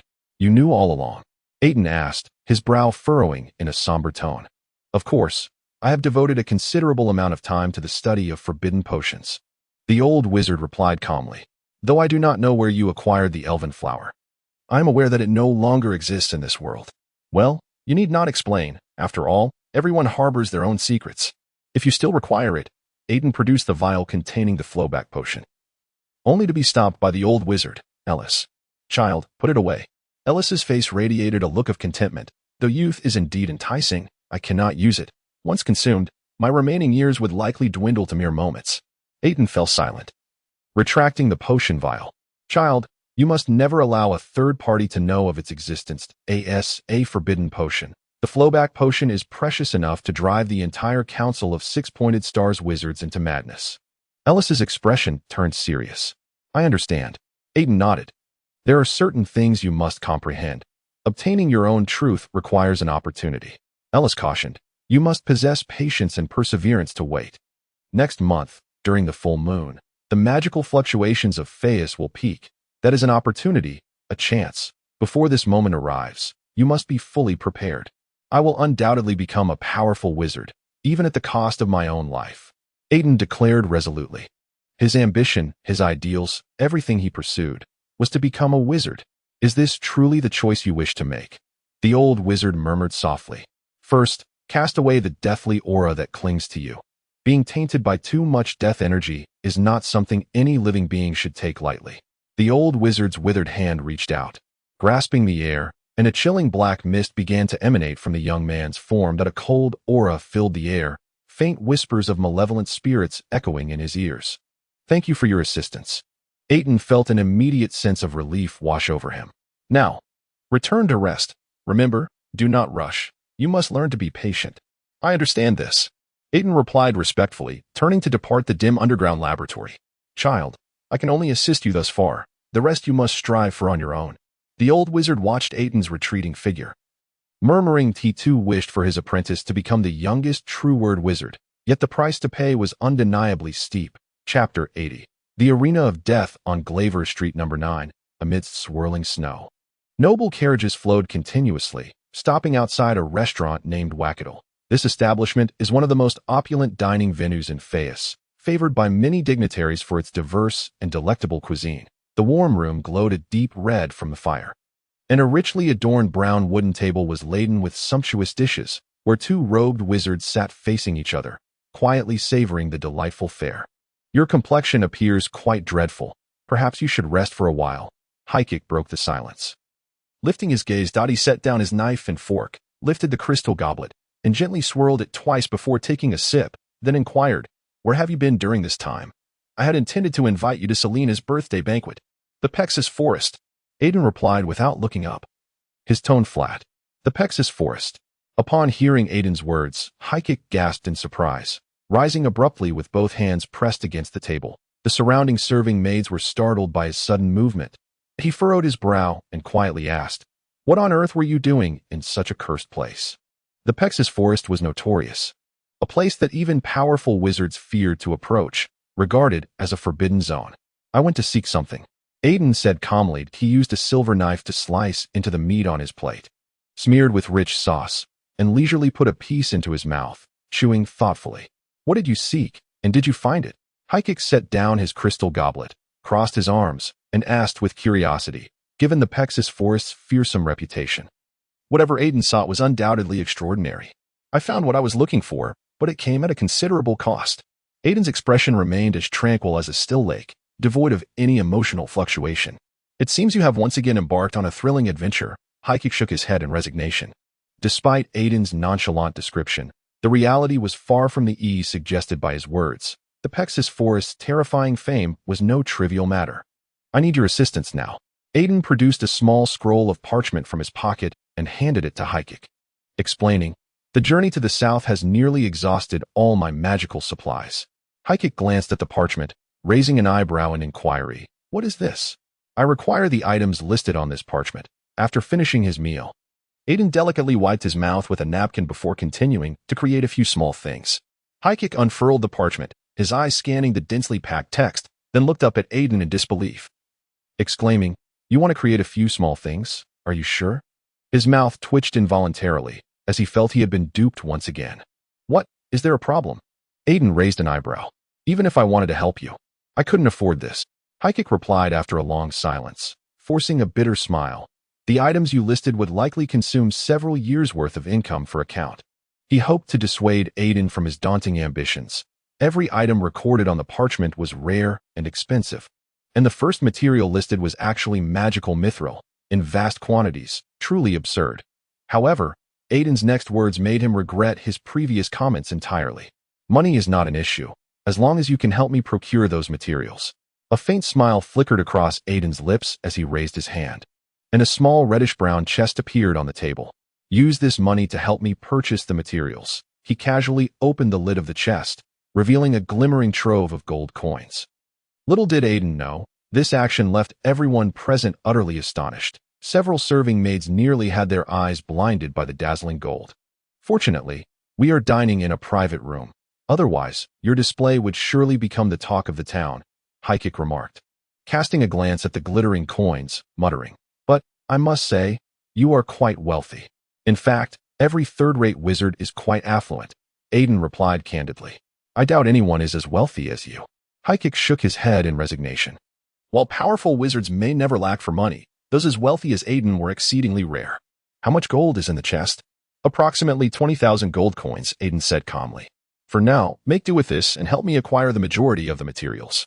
I doubt anyone would expect you to casually toss out tens of thousands of gold coins, Haikik mumbled.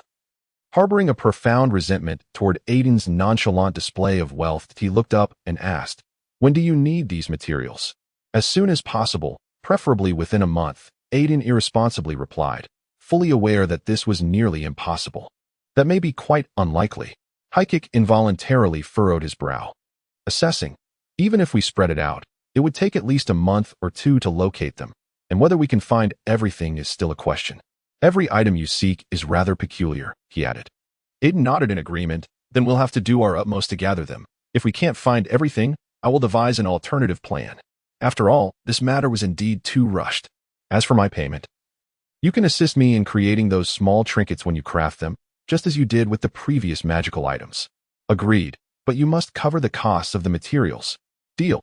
Haikik responded with a satisfied smile. Closing the wooden box and placing the chest of gold into his magical bag, this transaction left him feeling quite advantageous. If that's settled, I shall take my leave. Aitin prepared to depart. Aitin, Haikik suddenly called out to him. What is it? Haikik, with a hint of helplessness, suggested. Perhaps you should relax a bit. Don't be so wound up. Aitin hesitated for a moment, then raised an eyebrow and asked, maybe I should find a place to unwind? Haikik looked momentarily taken aback, his face still bearing a hint of confusion. Thinking he had misheard, he then broke into a pleased smile. I happen to know a perfect spot. Would you care to join me? What place? Aitin inquired. You'll find out when we get there. It's quite the trendy venue in Gleifer lately. Haikik replied with a mysterious grin. My carriage is just downstairs. Is it far? No. It's nearby. Then we should walk. Aitin suggested, as strolling was a form of exercise for him. After all, he couldn't remain cooped up in the laboratory all day or rely solely on a carriage for transport. His health had already deteriorated enough. All right. Haikik reluctantly agreed to his friend's suggestion. Fully aware of Aitin's nature, as they walked side by side, they attracted countless astonished glances from passers-by. How many people in Gleifer were unaware of the illustrious Haikik? In stark contrast to the low-profile genius wizard Aitin, who remained largely unnoticed. Under the watchful eyes of the crowd, they approached a massive, oval-shaped structure built from enormous stone bricks. The Colosseum. Aitin observed the frenzied citizens around them. Have you been here before? Haikik raised an eyebrow, recalling that Aitin was not one to indulge in leisurely visits to such places. No, let's go in. Aitin shook his head. Though he had never been to the Colosseum, he knew it was a venue for life and death battles. Scenes of blood and carnage. Entering through the spacious, rough stone doors, they were immediately greeted by a cacophony of roars. They navigated past the commoners' stands and made their way to the noble section. Some arenas prefer to let slaves fight each other, while others showcase ferocious beasts battling one another or pitting man against beast. Haikik passionately explained to Aitin about the Colosseum. Upon reaching the noble area, they found the Colosseum divided into two sections, the commoners' area and the nobles' area. The noble section offered a broad view and had dedicated attendants. Those nobles who sought to satisfy their unique desires through bloodshed and violence often chose this spot to witness grand battles. In the arena, a hellish scene of life and death combat unfolded. Blood soaked the ground amidst the deafening roars and fury, as a gladiator, half-clothed, was decapitated by his opponent's blade, prompting a horrifying gasp from the audience. Kill or be killed. That was the fate of all gladiators. Chapter 81. The shadow of victory. The victor of this battle remained to bask in the cheers and blessings of the crowd. Only the victorious could claim everything, while the defeated lost it all. This was the brutal law of the Colosseum. The iron gates on either side of the arena swung open, revealing a burly man clad in half-armor and wearing an iron mask. He tossed a rope towards the corpse, expertly ensnaring the decapitated gladiator's head, dragging the body away behind the iron gate. With a heavy thud, the gate was slammed shut, plunging the arena into a silence. Save for the bloodstains left on the snow, a grim reminder of the brutal slaughter that had transpired, snow began to fall lightly from the sky, causing the temperature in the air to drop a few degrees. However, this flurry of snow would not dampen the spectators' enthusiasm for the gladiatorial matches, nor quell the fervor awakened by the bloodshed and violence. Busy slaves were erecting a curtain above the noble section to temporarily shield against the falling snowflakes. Beautiful female slaves served warm red tea or strong liquor to the nobles in the stands. Of course, these female slaves were among the luxuries prepared for the nobles in the Colosseum, should one wish to vent their frustrations. Aitin reclined in a leather armchair, raising a goblet of wine, casting a sidelong glance at the ongoing spectacle in the arena. Amidst the thunderous roars, Two ferocious beasts, their appearances fierce and unknown, were locked in a primal struggle. Devoid of any finesse, purely a visceral clash, though such brutality catered splendidly to the audience's appetite for visual violence and the thrill of bloodshed, the arena evidently had some added ingredients in the beast's sustenance. Otherwise, such ferocity in their combat would be uncharacteristic. Typically, even in a struggle, they would not engage in such brutal violence, especially when faced with equally perilous opponents. Instead, they would opt for observation rather than bloodshed.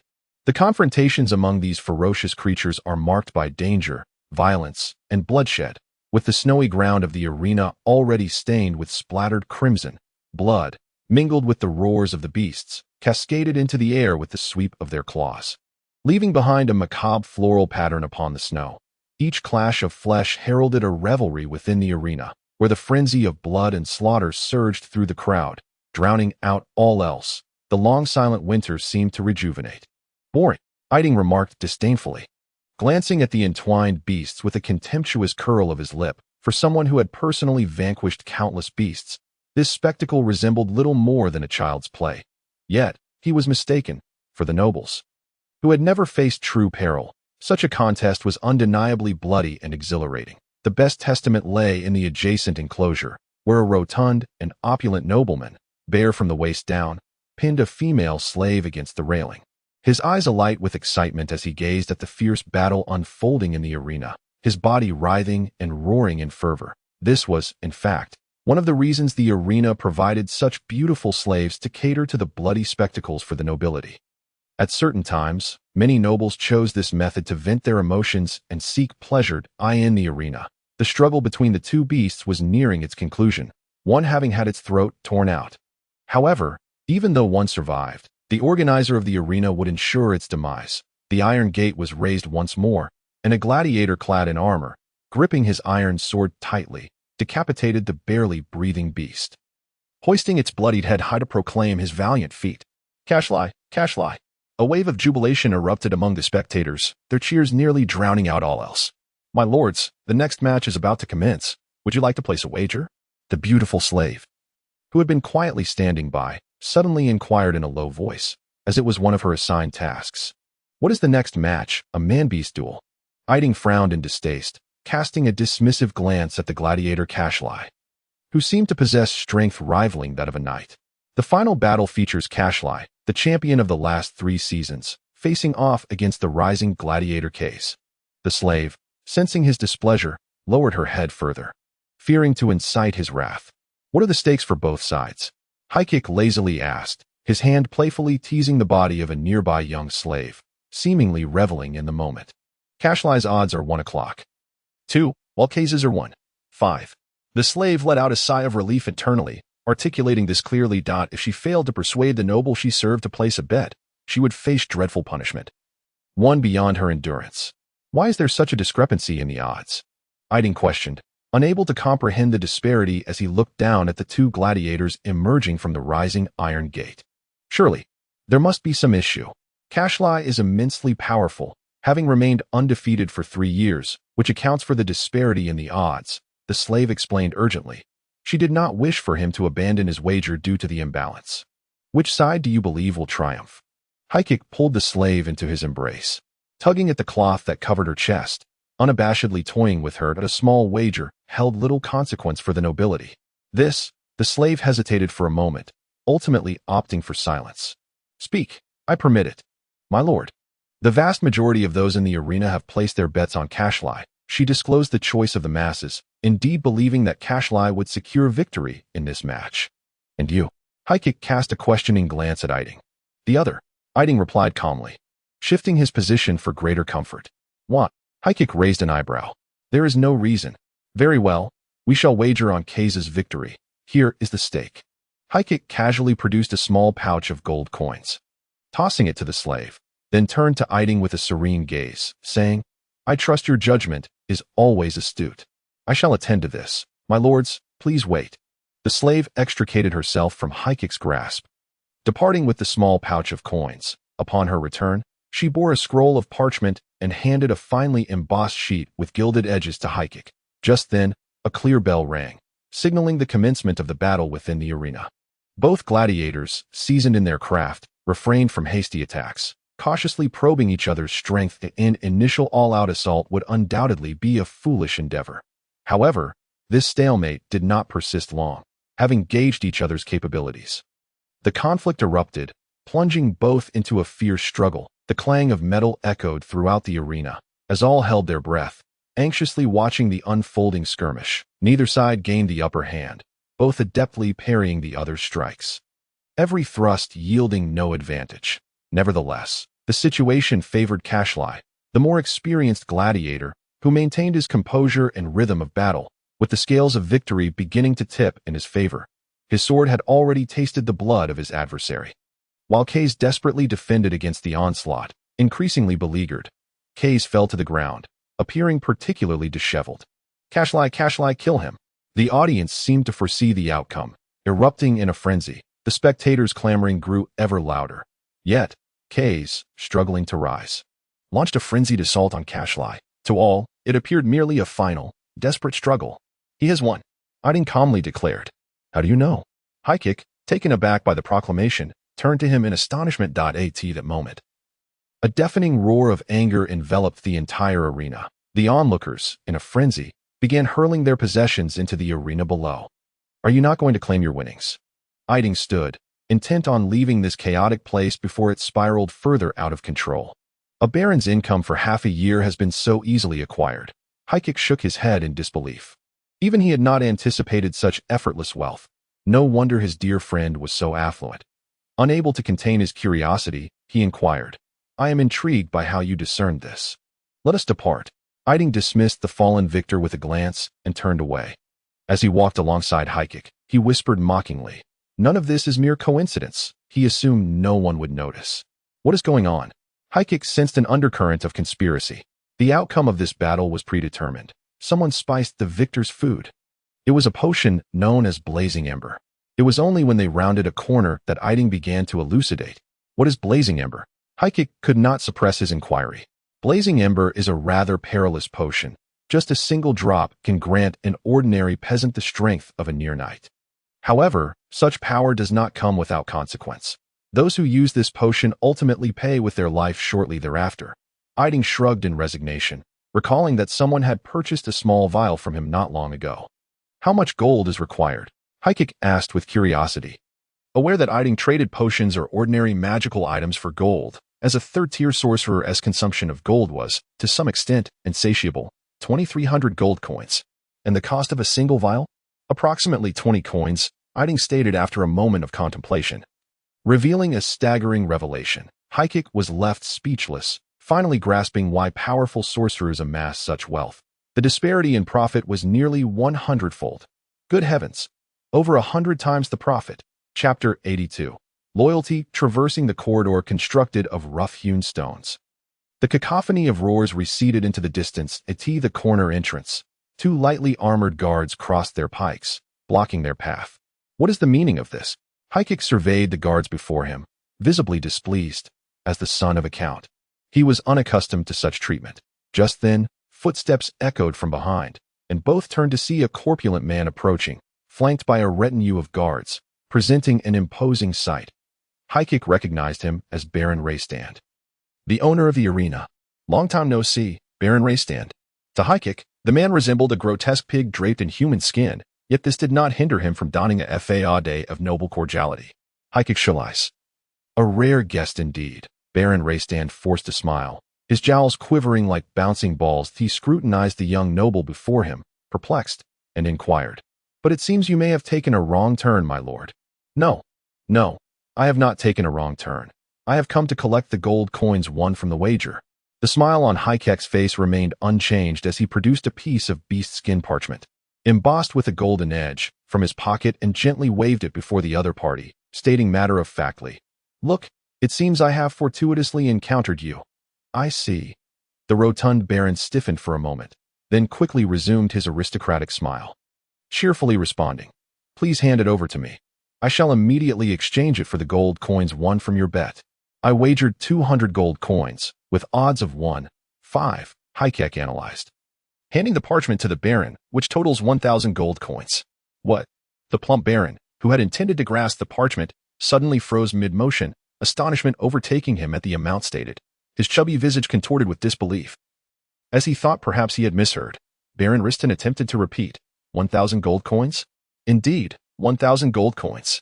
Hykek replied with a smile, this is the receipt. He casually pressed the parchment into the Baron's palm.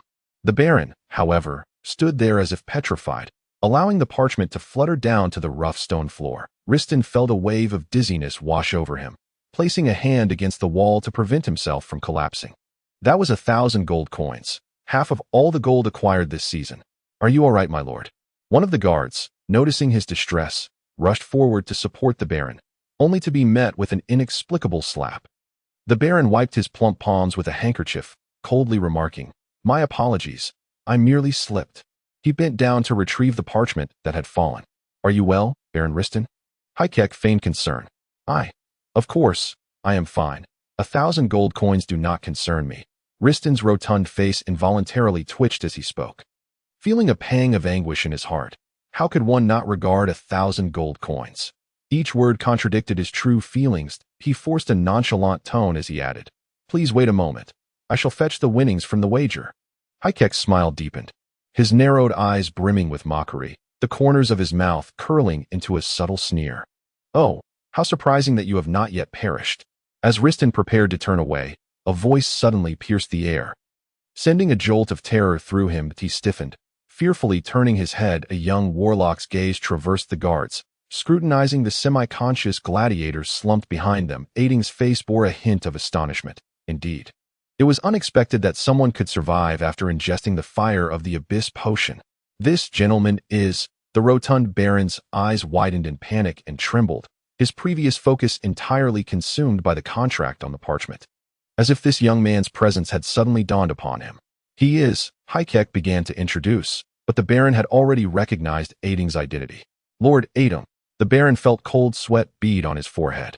Finally recognizing who stood before him, the renowned genius from the Glaver family. To make matters worse, Baron Riston sensed from the undertones of the young warlock's words that he was already aware of the truth. This man is undeniably impressive. I never anticipated he would still be alive. Aitin circled around several guards, examining the gladiator, whose face was flushed, as if intoxicated, and whose head hung low. Raise his head. Aitin commanded the guards holding the gladiator. The two guards glanced toward the Baron, receiving an affirmative nod before promptly obeying the young warlock's orders. One guard seized the gladiator's disheveled hair, forcefully lifting his drooping head, fearing that the young lord might not have seen clearly. The gladiator's gaunt face was flushed and burning, his lips pale, his eyes filled with a deathly haze. This was all a result of the after effects of the fire of the abyss potion. However, by all rights, he should have been dead by now, yet he still drew breath. Indeed, this gladiator was still alive. How many drops of the fire of the abyss did you administer to him? Aitin raised his head, looking at the rotund Baron, and quietly inquired. What? The Baron was momentarily flabbergasted, struggling to respond. I am asking how many drops of the potion you gave this fellow. Aitin impatiently reiterated. Only 1 drop. The Baron stuttered in a flustered manner. 1 drop. Are you certain? Aitin frowned. Even a single drop of the fire of the abyss was sufficient to claim his life, yet this gladiator still lived. Lord Aitin, I truly only administered 1 drop of the potion. The Baron nearly broke into tears. I could not afford to let him use too much of that costly potion. What do you intend to do with this waste now? Aitin suddenly asked. The Baron's eyes brightened, and he cheerfully replied, My lord, if you are grateful to him. It seemed the young warlock before him was merely interested in the gladiator, although the reason remained unclear. It was indeed a fortuitous circumstance. If the young warlock willed it, any matter could be resolved. I know you can hear me. Do you wish to live? Aitin leaned down, gazing at the gladiator, and whispered enticingly, Tell me, do you wish to live? Everyone present fell silent, astonished that the young warlock would utter such words. Could he truly possess a means to save this dying gladiator?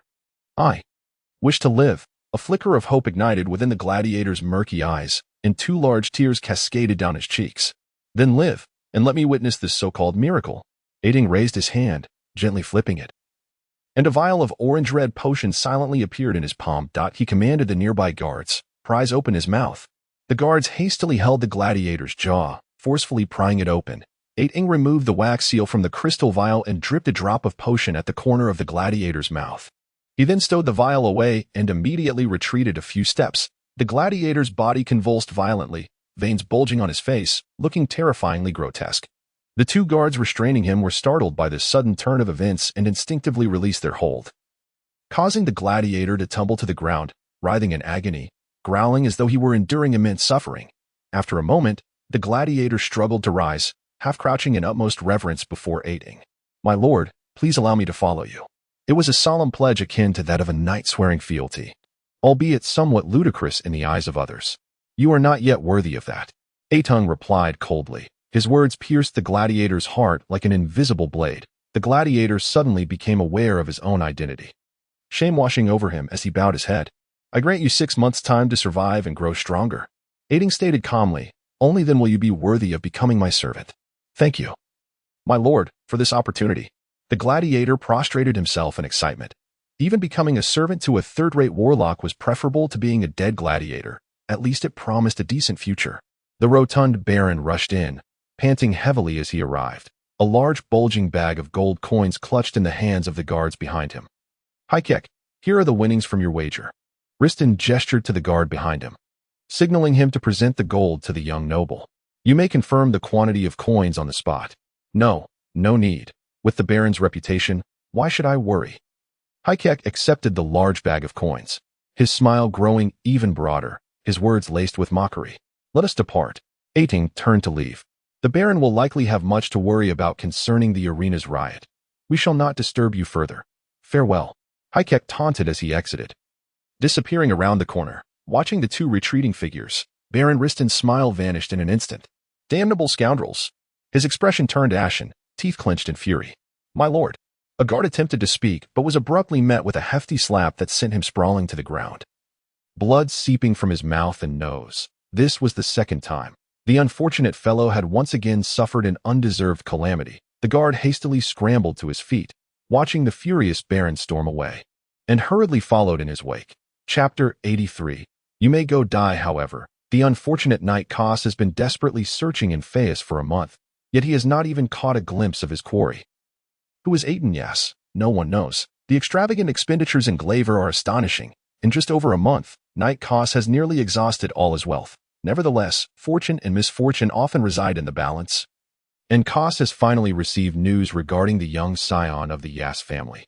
Even more exhilarating for him is the revelation that the once indifferent youth has transformed into a formidable sorcerer, one of the same caliber as a noble heir.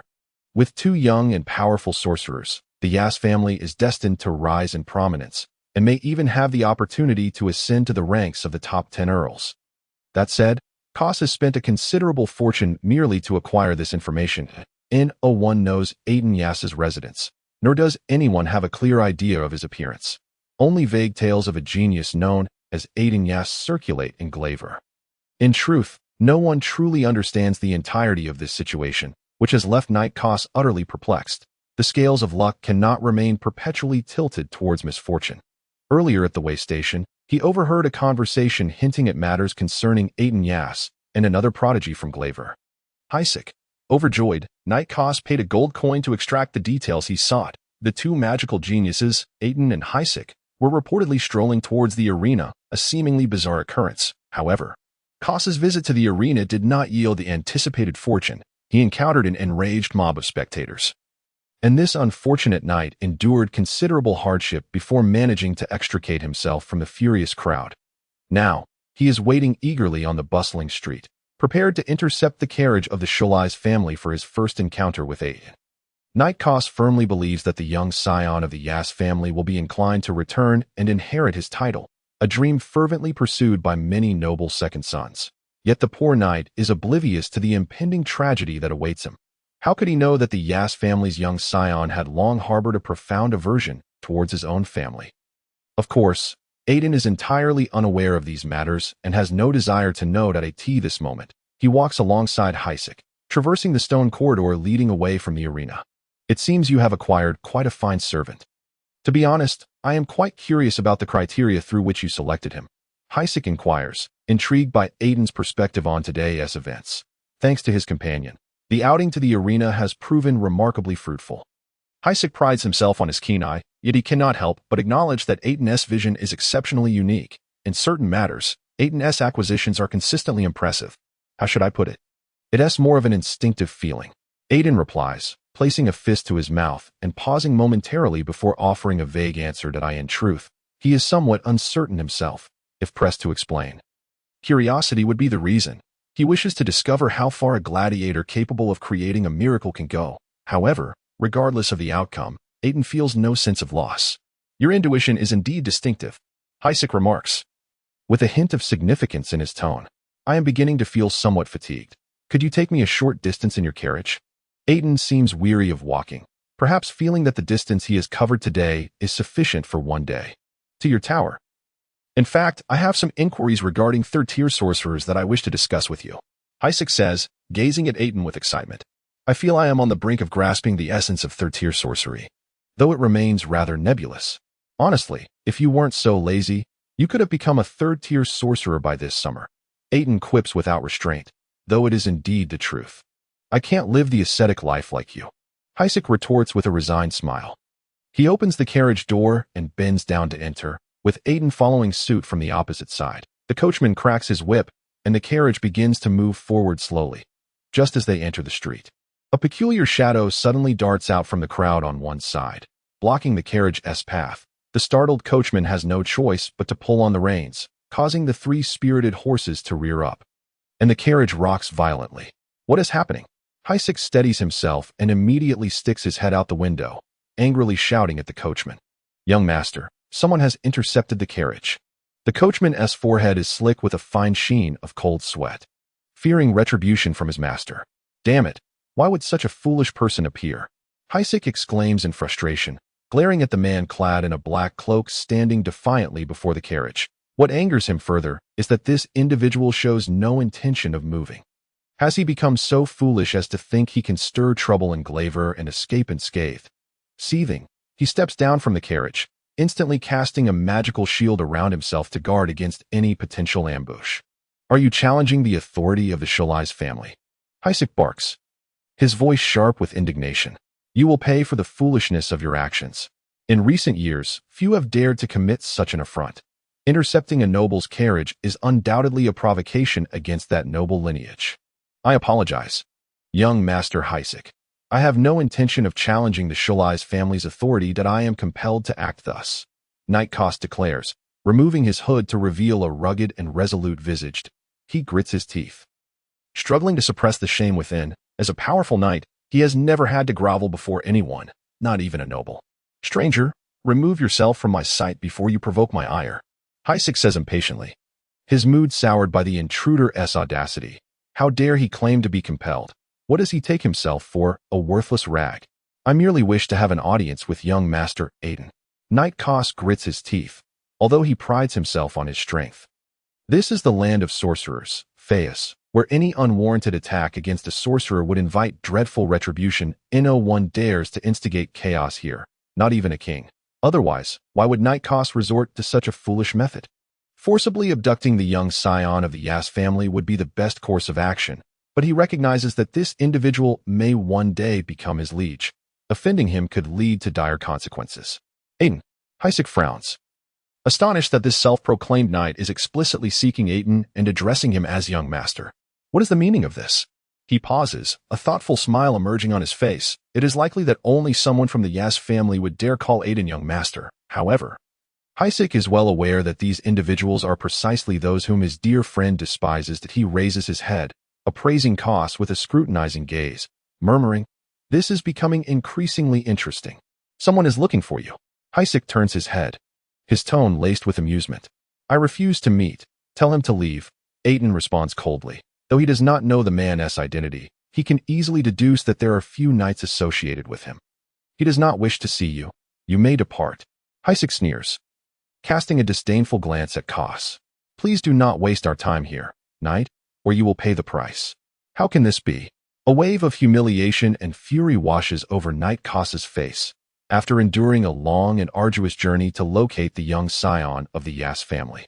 To receive such a response is an outcome he can scarcely accept. Suddenly, Knight Koss shouts, "Young Master Aitin, it is I, Koss, your most loyal knight." His loud proclamation draws the attention of nearby pedestrians, who turn to gaze at the scene. "Be silent." Aitin steps down from the carriage, fixing his gaze on the knight with a chilling reprimand. "Now that you have seen me, state your purpose." Knight Koss feels as if he is plunged into an icy abyss, a sense of invisible pressure rendering him breathless. Is this truly the same indifferent youth he once knew? His eyes tremble with fear as he cautiously articulates, "Baron Yas wishes for you to return home. Do not dare invoke that name in my presence." Aitin's voice is cold, laced with a hint of menace. Knight Koss involuntarily shivers, feeling as insignificant as an ant beneath an iceberg. No, it is merely the overwhelming aura radiating from Aitin that leaves him gasping. Is this the power of a sorcerer? He realizes how ludicrous his earlier thoughts were. With such power, what significance does a mere title hold? "My lord, if you do not acquiesce, I shall throw myself beneath the wheels of the carriage." In desperation, Knight Koss resorts to threats of self-harm. If he returns without the young scion of the Yas family, he will undoubtedly face the Baron's wrath, stripped of all he possesses, a fate he cannot endure. "You may go." Aitin's voice is as sharp as a dagger, piercing Koss's chest. The street falls eerily silent, all stunned by the boy's cold demeanor. But as they come to their senses, they see Aitin has already returned to the carriage. Knight Koss does not fulfill his threat of throwing himself under the carriage, but he remains resolute, blocking the path before it. Forsook watches the despondent knight with derision, ordering the coachman, "Run him over." "However, young master."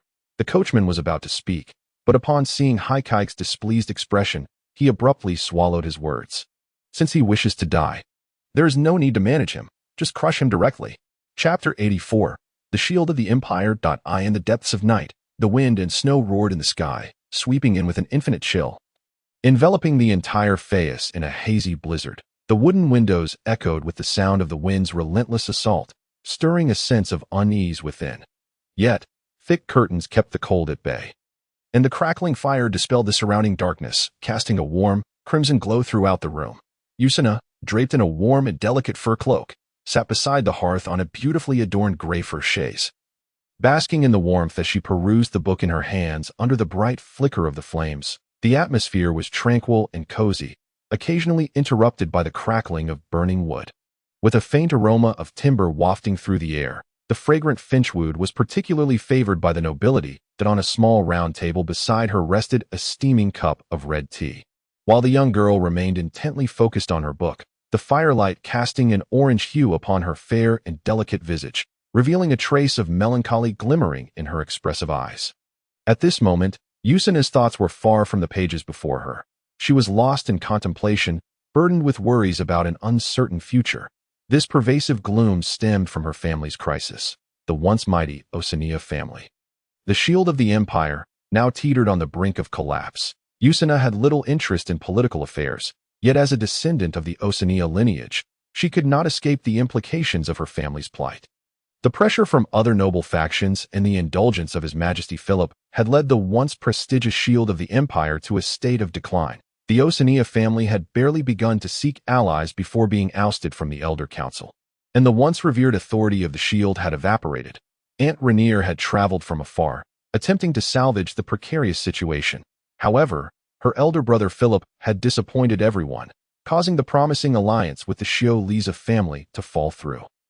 The Osania family was in desperate need of an ally. Marriages among the nobility had become an unavoidable reality, all for the sake of the family, where any sacrifice was deemed permissible among the nobility. It was rare to find true love, a tragic reality for those born into noble houses. Just moments ago, Usana inadvertently spotted Susanna emerging from her brother's chamber, her face radiant with happiness. Although Usana held great affection for her elder brother Philip, Susanna's admiration for him had transcended familial love. Perhaps the astute Aunt Rainier was oblivious, but as a sister, Usana had keenly observed. Susanna deeply loved her brother, and this abnormal affection thrust Usana into an awkward predicament. Philip was the future heir of the Osania family. Even if he were to marry his own sister, no one would raise an eyebrow. Such occurrences were not uncommon among the nobility, often to preserve the purity of bloodlines. However, given the current circumstances, the endangered Osania family would inevitably seek other allies. Marriages among the nobility typically involved strategic unions, and the beloved Susanna would hardly serve as a pawn in such a scheme. it was most likely that Usina herself would be the one sacrificed.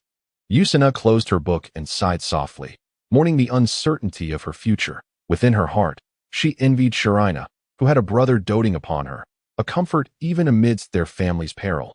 Haikike had never regarded his sister as a mere tool for marriage alliances. Evident from the precious magical artifact he gifted her at her birthday celebration, such a treasure was rarely possessed even by the Osania family. How many would be willing to do the same today? The innocent and radiant Sharina was like an eternal child, blessed with a caring brother, free from worries. Usina rose from her chaise, tugging at her cloak, and approached the window, gently parting the heavy curtains to gaze into the pitch-black sky, allowing the tumultuous winds and snow to touzle her long hair. The biting cold assaulted her, and she stood there, arms wrapped around herself, shivering slightly. Usina was afraid. She feared losing the protection of her family. If the Osania family were to fall, she would be stripped of everything in an instant. Her brown eyes stared blankly into the dark night sky, for every noble girl yearned for a sweet romance. Usina did not wish to become a mere tool for her family's strategic marriage. She did not want to lose her future. Yet, in this chaotic tide, no one could escape their fate. In this spacious garden, Usina was not the only one plagued by melancholy and sleeplessness. The grand hall was brightly lit, with Philip standing with his back to the two, his gaze fixated on the exquisite and ancient knight's armor before him.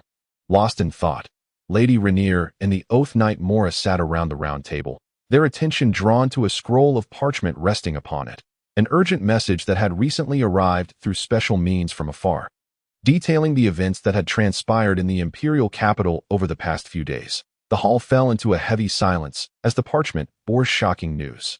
His Majesty has tacitly approved the expansion of the Antair faction, while the Snoia faction has also taken the opportunity to strike us while we are down. The family has lost its voice in the Elder Council.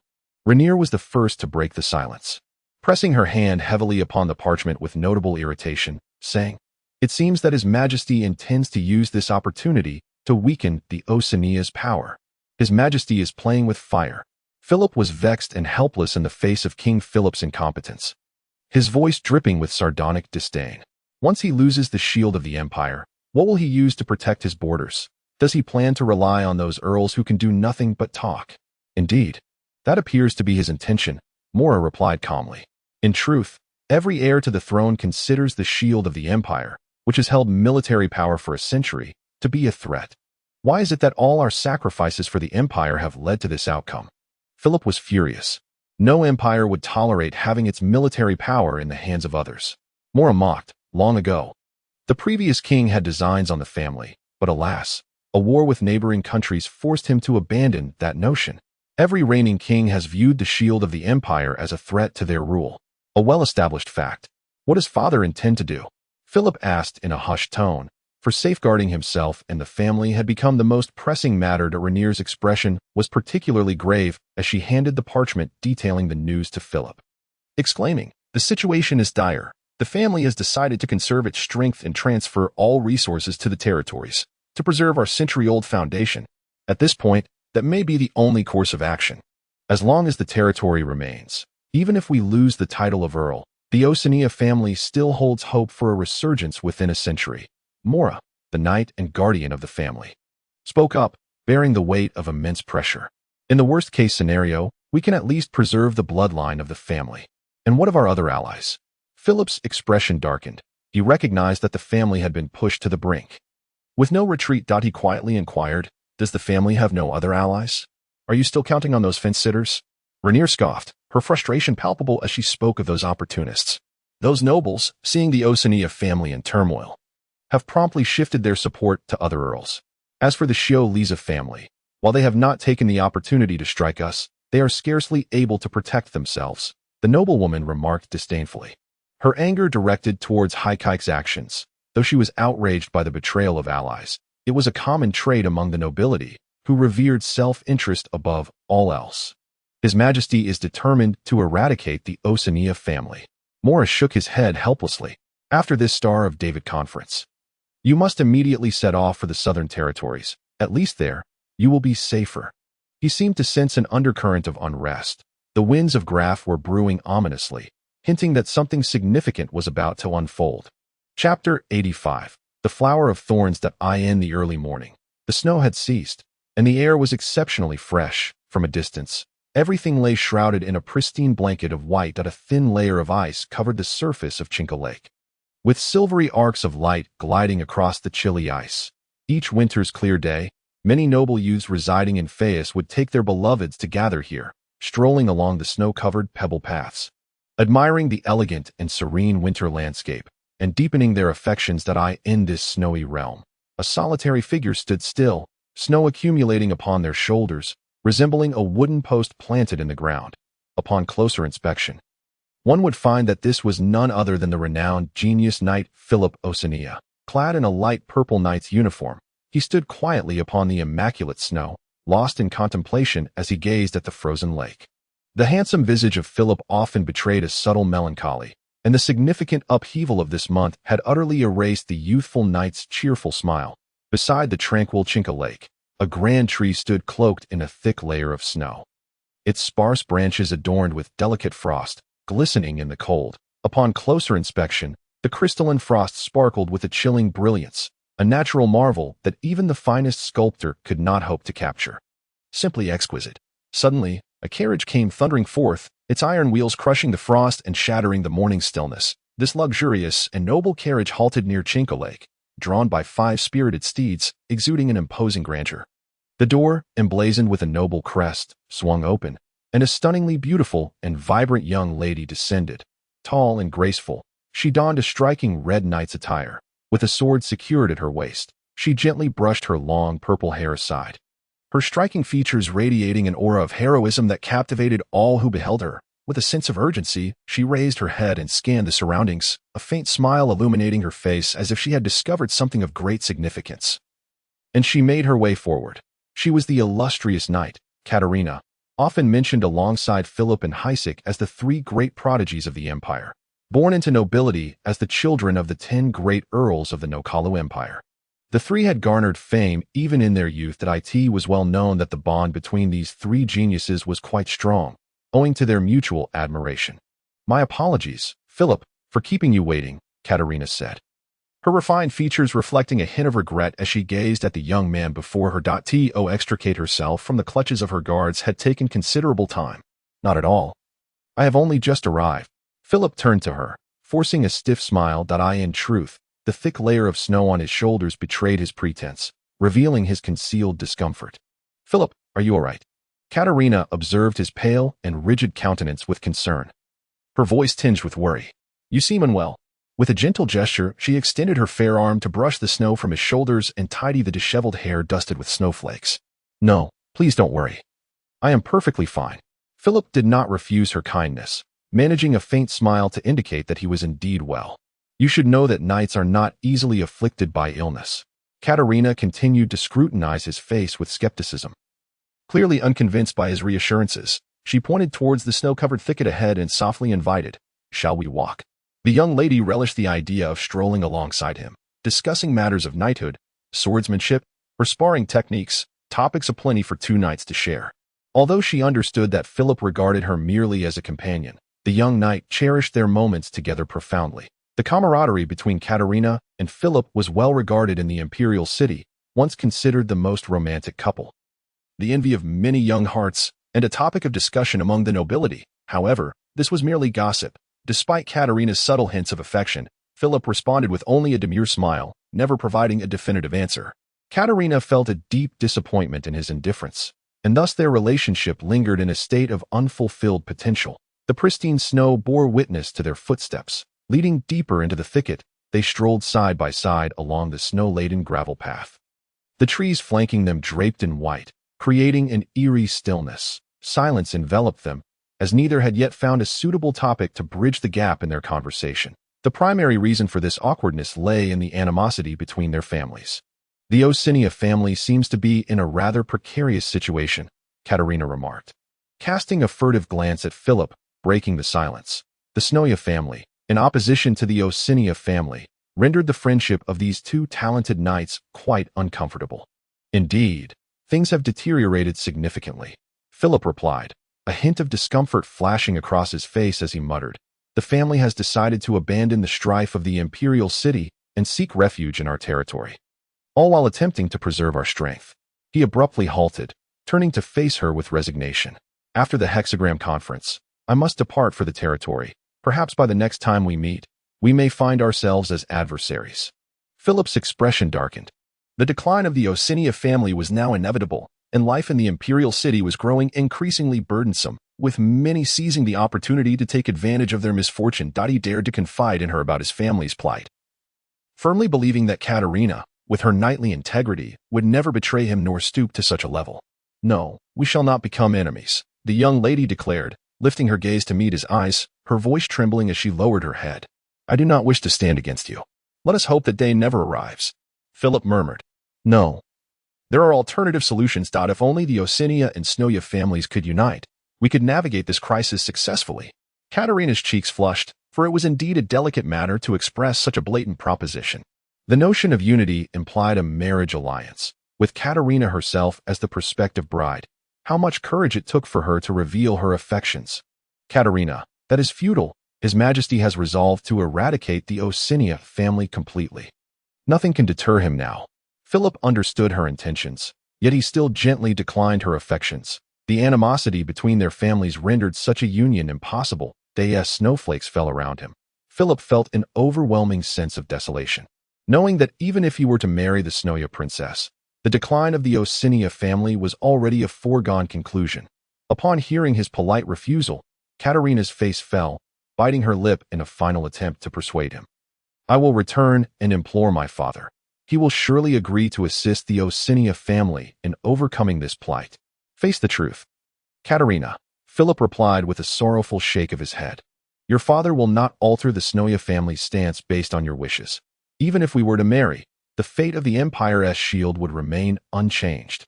Gritting his teeth, he added, "I do not wish to burden you." "An excuse." Katerina lowered her head in disappointment, refusing to engage with him further.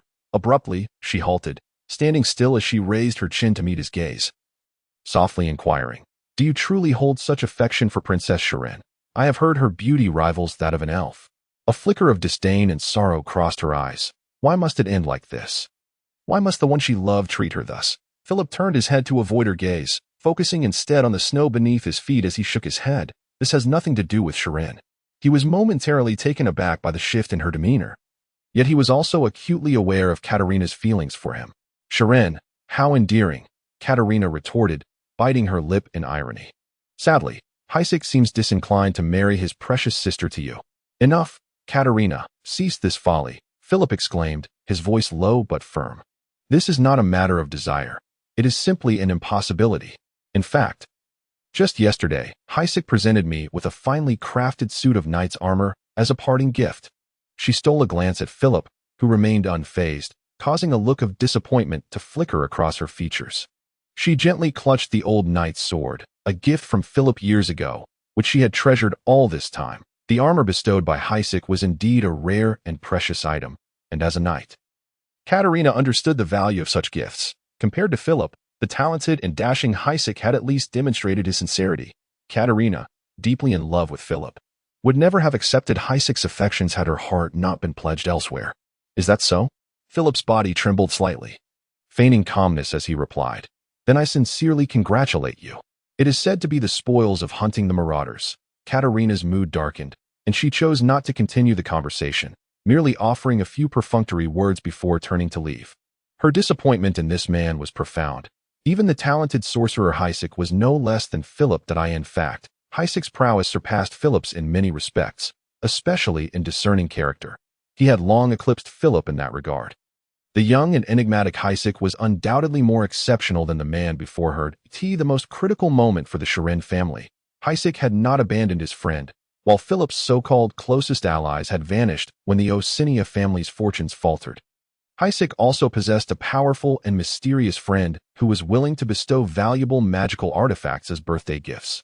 Katerina understood all too well that Heisik had chosen not to marry his sister to Philip, the son of one of the 10 earls, but rather to select his dearest friend, the one hailed as the Empire's greatest genius, Aitin, as the most fitting choice. Chapter 86. Amidst a thick blanket of clouds hung heavily in the ashen sky, casting a stifling and oppressive atmosphere over Glaffer. Yet no snowflakes fell as nightfall approached. An unseen hand stirred and disrupted the magical energies above Aitin. The dimness of the night. The magic that enveloped Faias fragmented into countless tendrils, swirling through the air like myriad phantoms writhing in a restless dance. This night, known to the sorcerers as the Night of Boiling, marked the most bizarre day of the year in Faias, where chaotic magic reigned, and any spell cast could be thwarted by its unpredictable influence. The howling winds, laced with terrifying magic, roared through the air above Faias, their piercing shrieks chilling to the bone. On this night of boiling, no one dared linger outside in the streets. No one wished to, from a distance. The spire remained bright with light, in the dead of night. Its master seemed yet to have succumbed to slumber. The fire blazed in the hearth, casting a warm orange glow, yet the hall was eerily empty. Suddenly, a faint murmur emerged from the bathroom, where a frail girl stood at the doorway, leaning against the frame.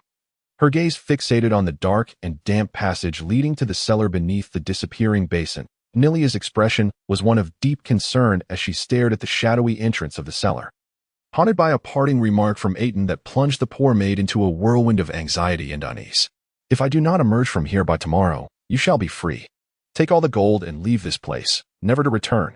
Nilia vividly recalled the melancholic yet resolute expression on Aitin's face as he uttered those words. The girl was profoundly troubled.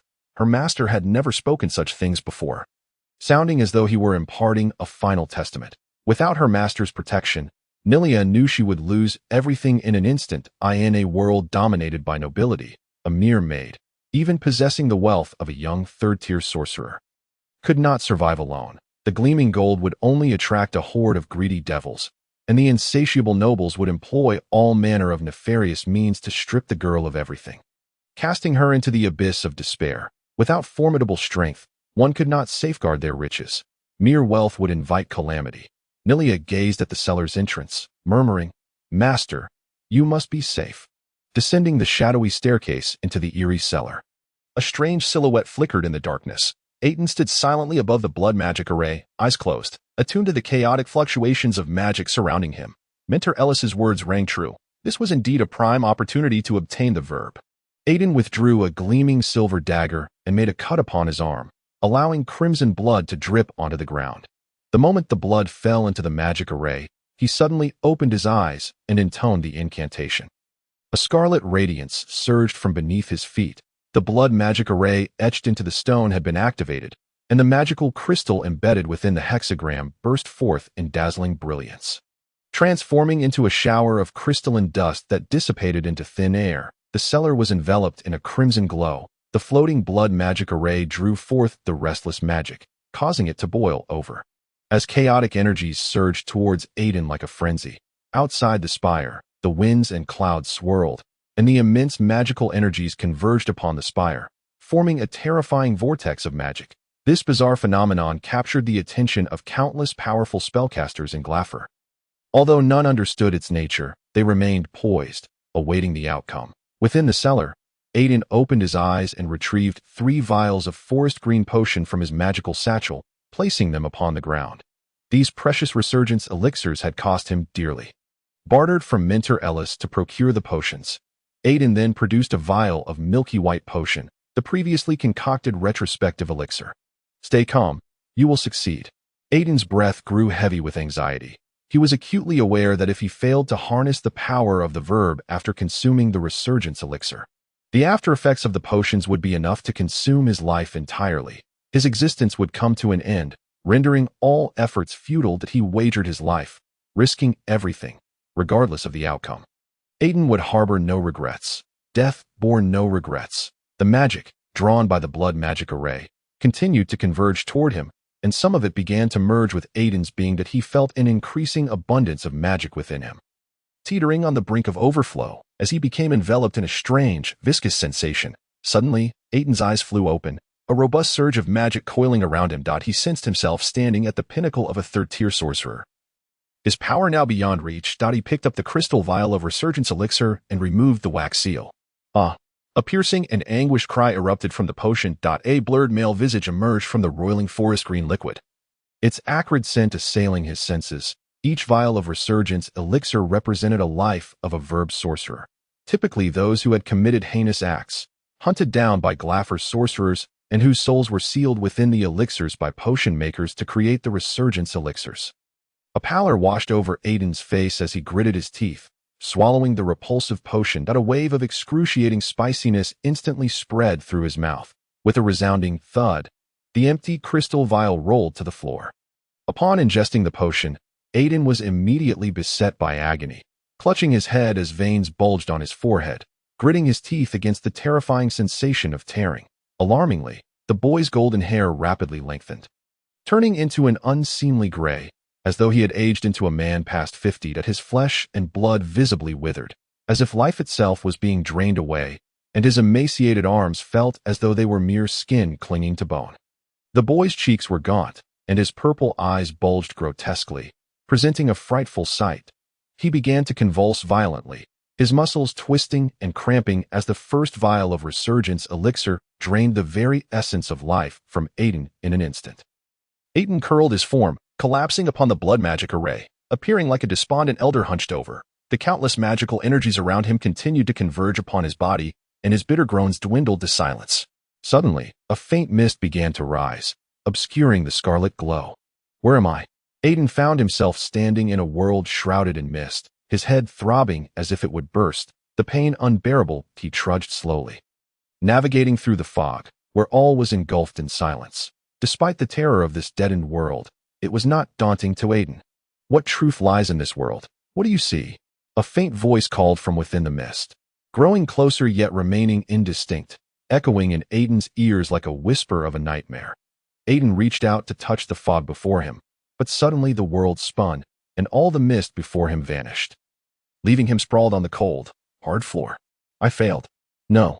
Aitin's gaunt face was pallid as he threw back his head and roared in fury, his purple pupils trembling with fear and despair as the tide of impotent rage engulfed him. He had touched the world of the verb, yet still, he had failed, paying a grievous price for it. Hatred, hatred for fate, hatred for all that exists. He had exerted tenfold effort to carve out this opportunity for himself.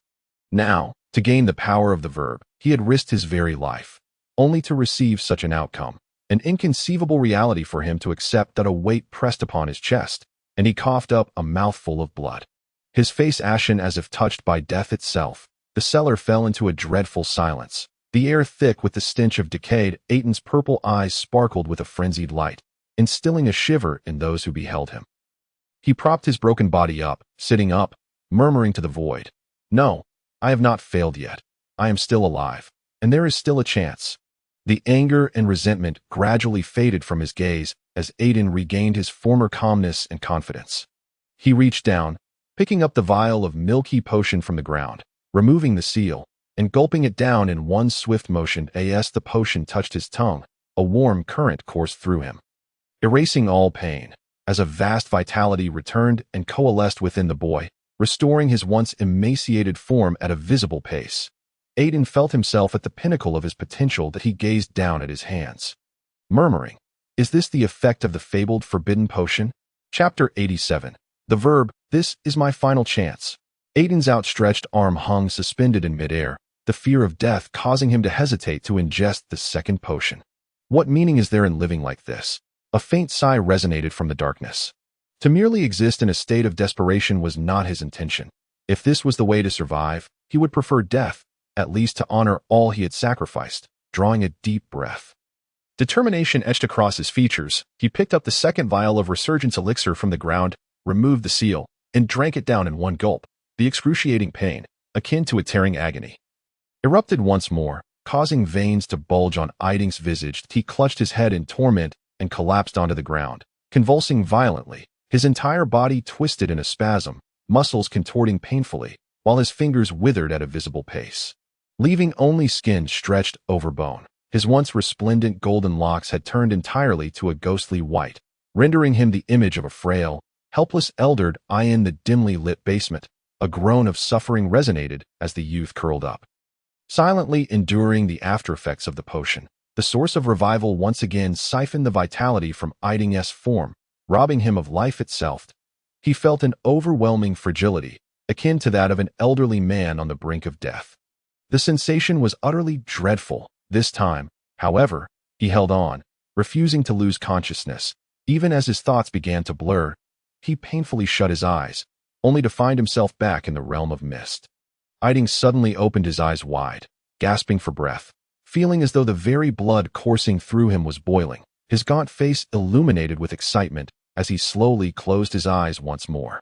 The Verity. Yes, it was indeed the Verity. He had finally grasped this opportunity. The realm of the Verity. Upon shutting his eyes, Aitin returned to the misty world, seeking the secrets of the Verity, a chance to obtain its power. Before him lay the same wide expanse of fog, and like a blind man, he had lost his sense of direction, his hands stretching forward in a desperate search. Time was of the essence. He must escape this dense mist within a limited time frame. Aitin felt a sense of urgency. He ran and leaped, attempting to traverse this thick misty world, peering into the mysteries of the Verity. Uncertain of how long he had journeyed, the white void persisted. He could not even see his own palms. The fog engulfed everything, a realm where even sound could not penetrate. Fear and unease surged forth, overwhelming his heart in an instant. Do not panic, you still have time. Aitin murmured as a self-soothing mantra. Yet he was acutely aware that time was running thin, truly running thin. Should he fail, he would lose everything. Stay calm. Do not rush. Do not rush. He began to jog, and the mist before him gradually thinned. At last, his hands came into view, revealing a bizarre spectacle. Where is this? Aitin exclaimed, eyes wide in astonishment as he found himself in a lush jungle. He looked around, mouth agape in disbelief, murmuring, how can this be? Where am I? Look, what is that? I do not know. What a strange creature. It looks like it is dying. A cacophony of whispers reached Aitin's ears, pulling him back from his astonishment. The trees are talking. He stood frozen in shock. A ludicrous thought of tree men flitting through his mind, only to be dismissed instantly. No, these were not tree men. The surrounding weeds seemed to pulsate with life. Everything in this forest was indeed alive. No, wait, this is Verity. Everything possesses Verity. This is what the Verity truly is, the riddle of the gods. Aitin murmured to himself, raising his hands high, surveying his surroundings as an array of strange sounds floated into his ears. Indeed, this is Verity. Dark speech. A raspy voice answered Aitin from the void. What a peculiar name. A large tree nearby spoke in a low tone to the other trees of the forest. Look, he is about to leave, a blade of grass exclaimed sharply. In the suffocating darkness of the basement, Aitin suddenly opened his eyes, his violet irises radiating an unusual glow. The instant the boy awakened, the thick, silent magic surrounding the basement erupted into a fervor. As if drawn by an invisible force, converging towards Aitin's side. Aitin gritted his teeth, struggling to rise from the ground. He faltered. His body felt as though it were laden with lead. Too heavy to move. With great effort, he lifted his hand, gently pointing into the air. A faint ripple spread through the void. Aitin's emaciated form was lifted by an unseen force, his pale hair cascading in the air like drifting silk. The blood magic circle beneath him was once again activated, casting a crimson magical glow that enveloped the entire underground chamber, as vast magic converged from all directions into the formation. Is this the power of Verity? He felt an enchanting surge of potent magic fill his weakened body. Ha! Aitin threw back his head in jubilant laughter, raising his hand towards the heavens. As a vortex of magic swirled around him, a fierce wind suddenly whipped through the basement, intertwining with the boy's exuberant laughter as it burst forth from the staircase. Plunging the bathroom into chaos. Outside the bathroom, Kilia was swept off her feet by the fierce wind, crashing heavily to the ground. Master. She struggled to rise, panic etched across her face as she rushed into the bathroom, where chaos reigned from the tumultuous wind. Master! Kilia gasped, covering her mouth in terror, her eyes wide with disbelief as she beheld an incredible sight. Aitin had transformed into a withered old man. Silently floating in the air, surrounded by gusts of terrifying wind, Aitin suddenly noticed the girl's presence. He lifted his gaze to meet his maid's, coldly inquiring, "What are you afraid of?" In an instant, it felt as if invisible hands were gripping Kilia's throat, lifting her before him, rasping, "Are you afraid of me?" "No, my." Kilia's face flushed crimson, her eyes filled with disbelief and terror as she clawed at her throat in a desperate struggle. The singular thought racing through her mind was, am I to perish at my master's hands? Master. The invisible grip vanished, and Kilia collapsed heavily to the ground, gasping for breath. Aitin suddenly fell to the ground, losing consciousness. Master, no, do not die. The girl crawled over, gently lifting Aitin's head, mourning softly as tears silently streamed down her cheeks. falling onto the boy's wrinkled face. She could not lose Aitin. She simply could not. However, the unconscious Aitin remained oblivious to the fact that, after his fainting, the dreadful magic coalescing within the blood magic circle spiraled out of control, an invisible disaster brewing silently. Outside the spire, the winds and clouds transformed. In the gray night sky, the swirling snow abruptly halted, as if time itself had come to a standstill in a foreboding stillness. Enormous magic overflowed from the spire, like countless towering water columns. And thick clouds began to swirl ominously around the spire, forming a terrifying vortex, with flashes of dreadful lightning flickering within the dense clouds. The sky oscillated between light and dark, as if the gods were descending.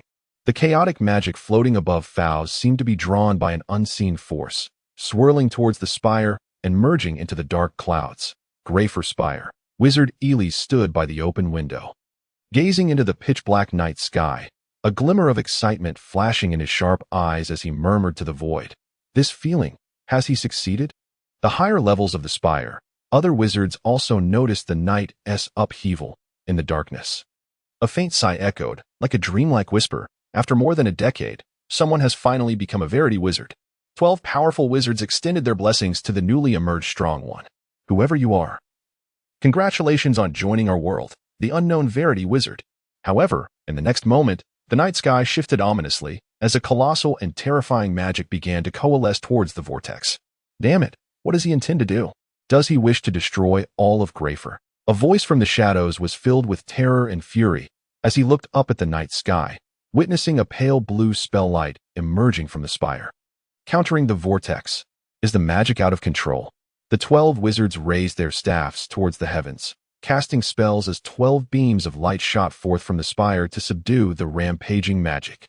The overwhelming magic in the night sky sent chills down the spines of all the wizards. As the spell spiraled out of control, a terrifying disaster loomed over Faust. The snowflakes infused with dreadful magic, should they fall, would bring utter ruin to all of Greyfur. However, in this struggle, the 12 powerful wizards found themselves at a disadvantage, their strength gradually suppressed by the swelling vortex. Suddenly, a fearsome green light erupted from the apex of Greyfur Spire.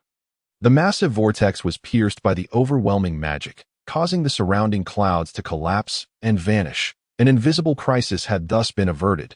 Yet, the involved parties remained blissfully unaware upon witnessing the crisis averted. All the wizards sighed in relief, casting their gazes towards the spell, expressing their respect for the 3 great sages. Chapter 88. The transformation after awakening. The flames crackled brightly, casting an orange hue in the dimness. The room was tranquil and warm, occasionally punctuated by the popping of burning wood on the soft bed. A boy lay peacefully asleep, while a woman sat on a chair by the edge of the bed, holding the young man's hand, patiently awaiting his awakening. Nelia sat quietly on the wooden chair beside the grand bed, her eyes reddened as she gazed at the unconscious youth lying on the bed. Her expression a complex tapestry of emotions. On the pristine silk bedding lay a boy ensnared in a deep slumber. His cheeks were gaunt and emaciated, the skin on his forehead yellowed and wrinkled. Sinking inward, the flesh on his slender arms seemed drained of vitality, leaving only a layer of skin wrapping around bones, resembling an aged and withered elder. That it was hard to fathom that just 3 days prior, he had been a vibrant young lad. Aitin lay serenely on the soft bed, his pale long hair cascading carelessly over the cotton pillow, akin to fallen strands of silk. He had been in this deep slumber for 3 entire days. Yet there were no signs of awakening. The prolonged sleep had exacerbated Aitin's condition, the aura of death that emanated from him growing ever more pronounced, as if he were a dying old man. "Master, you must awaken swiftly," the girl implored, tightly clutching his withered hand, her voice a hushed whisper of concern. She could not bear the thought of losing him. Beneath the flickering orange glow of the fire, a large tear rolled down her cheek like a falling pearl, landing upon Aitin's emaciated hand and causing a small splash. "How long have I been asleep?" A faint voice suddenly echoed through the stillness.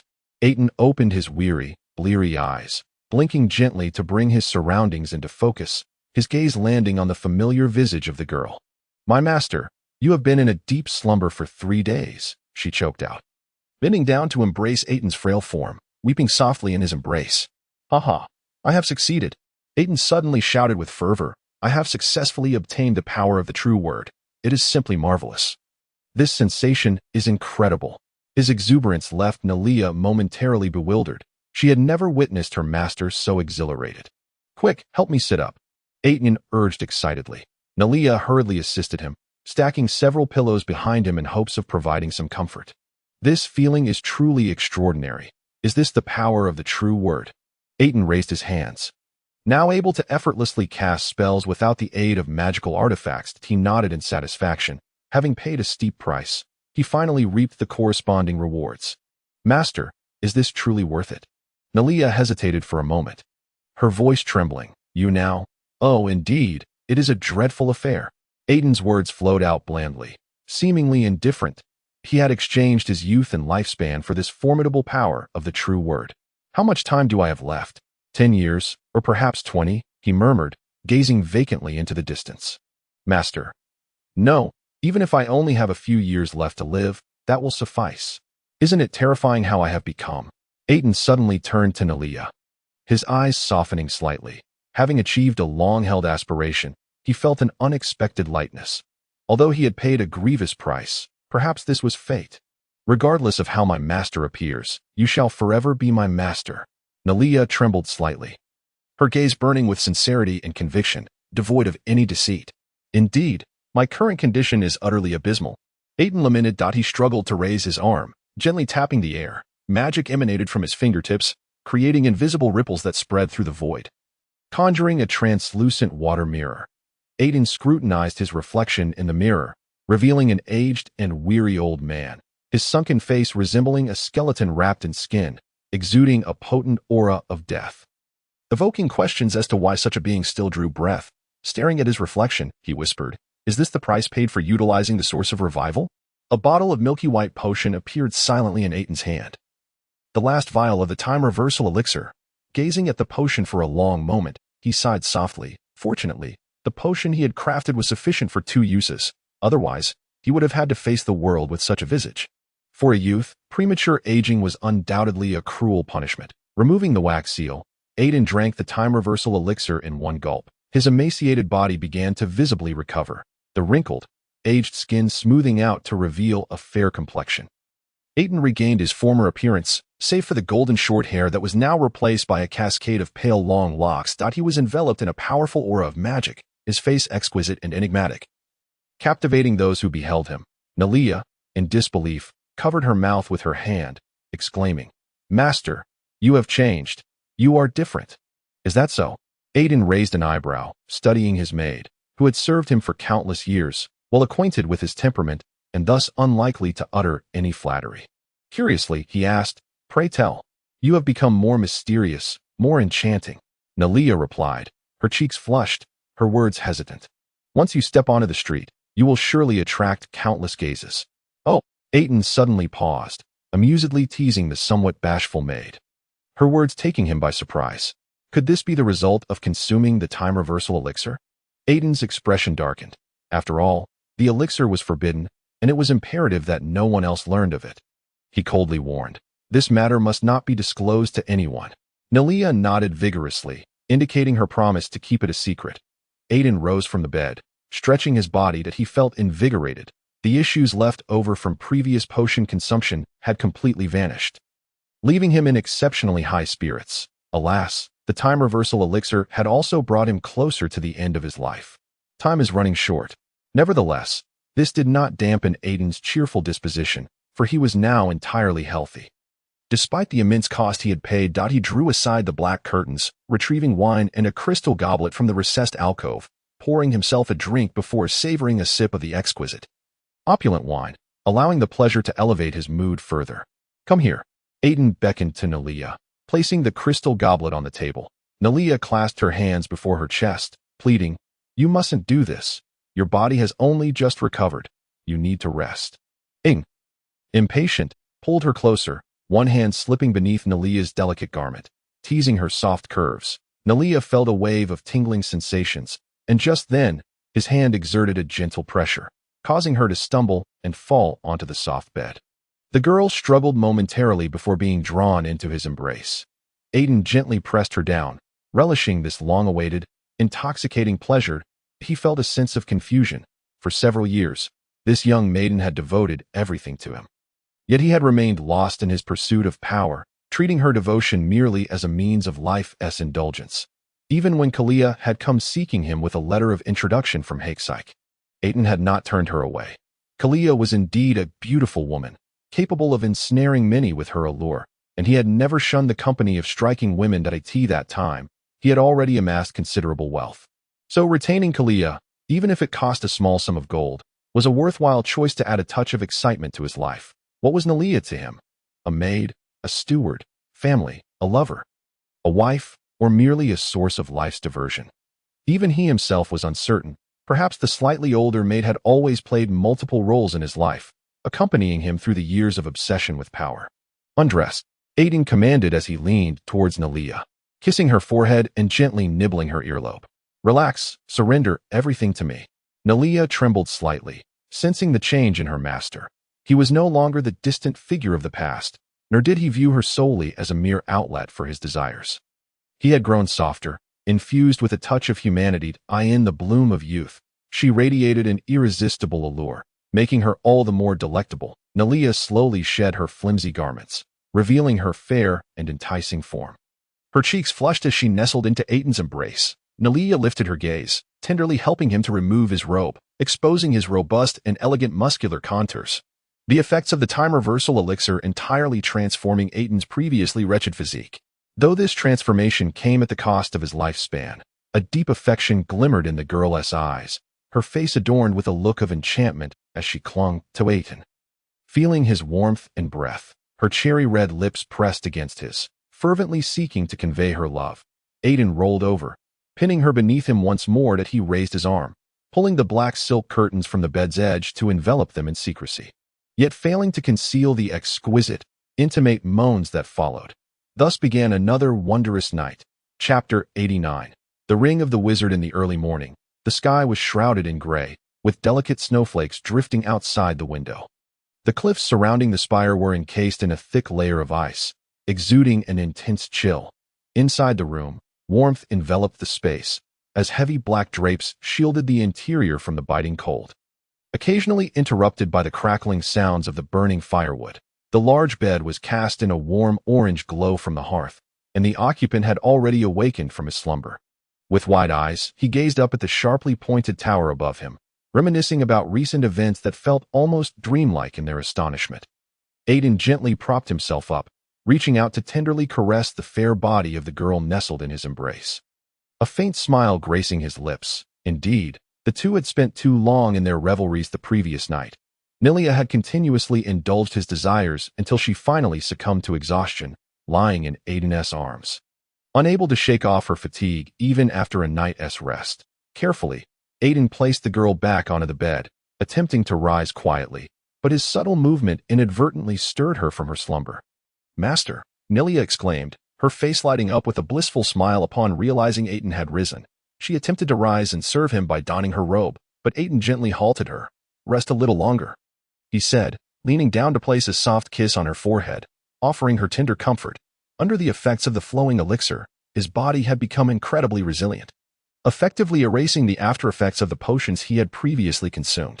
It was no wonder that the forbidden elixir drove others to madness, for the cost of its use was equally substantial. Aitin retrieved a silvery robe from the wardrobe and donned it. For reasons unknown, he found himself no longer drawn to dark-hued garments. Perhaps this transformation was a consequence of becoming a true word wizard. He fumbled to fasten the robe.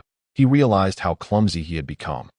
For such tasks were once managed effortlessly by Nilia. With a gentle smile, Nilia glided down from the bed, her delicate feet touching the soft, dark carpet. Unperturbed by her state of undress, she approached Aitin and tenderly fastened the buttons of his robe. As she raised her hands, the purple blanket slipped from her form, revealing her exquisite and alluring figure to the air. She stood on tiptoe, her body brushing against his as she kissed him. "Let us rest a bit more?" Aitin said softly. Nilia responded, bending down to retrieve the blanket from the floor before returning to the soft bed to rest, clearly too fatigued to continue. Aitin looked back at the girl on the bed, then pushed open the wooden door and exited the room. Outside the spire, the sky continued to sprinkle delicate snowflakes, obscuring the view of passers-by. The wind had ceased, Yet the cold remained biting as the wooden door swung open. A young man stepped out, his boots crunching in the fresh snow, involuntarily shivering as he raised his head to gaze at the towering Glaver spire, exhaling a puff of white breath. Aitin took a step forward, and in an instant he dissipated into a wisp of azure smoke, soaring toward the Glaver spire. Now, he had become a formidable true word wizard, capable of fully wielding the vast majority of spells. Utilizing magic to traverse distances was far more convenient and swift than relying on a carriage. The azure smoke blended into the dim, hazy snowfall, rapidly darting across the sky above Glaver, heading toward the spire. Outside the Glaver spire, a throng of wizards was streaming inside, eager to attend their mentors' classes. Suddenly, all the wizards halted, their gazes fixed in astonishment upon the azure smoke descending from the gray sky. Mouths agape and shocked, as the azure smoke touched the snow-laden ground. It did not stir a single flake, but transformed into a swirling mass of gray mist that rose from the earth. What could this be? The question echoed in the minds of the wizards, all sensing the terrifying and potent magical energy within the smoke. They turned their attention toward the source of the gray mist, where a young man clad in a silver robe gradually emerged, the surrounding mist coalescing around this enigmatic figure until he fully stepped forth. The mysterious young man elicited a sense of awe among the wizards. He walked slowly, unhurriedly entering the spire, completely disregarding their astonished stares. All the wizards stood frozen, the sudden appearance of this powerful young man stirring a tempest of emotions within them. He must be an unfathomable mentor. Yet most had never heard of his existence within Glaver. Simultaneously, they felt a pang of envy at his youth, for many present were older than he.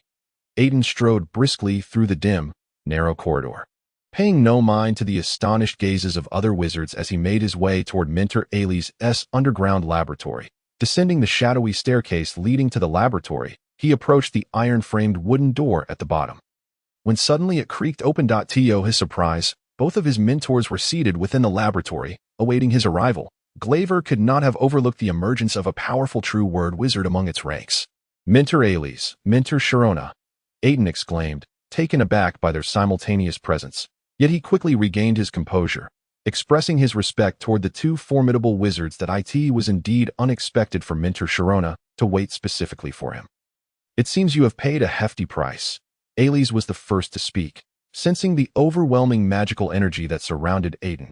However, the situation was not as simple as it appeared, despite Aitin's newfound status as a true word wizard. He emanated an aura of desolation that led Ailey's to feel as if he were confronting a waning true word wizard rather than a young man. Those who had consumed the source of revitalization often found their lifespans greatly diminished. How many vials of the potion did you consume? Ailey's inquired quietly, furrowing his brow.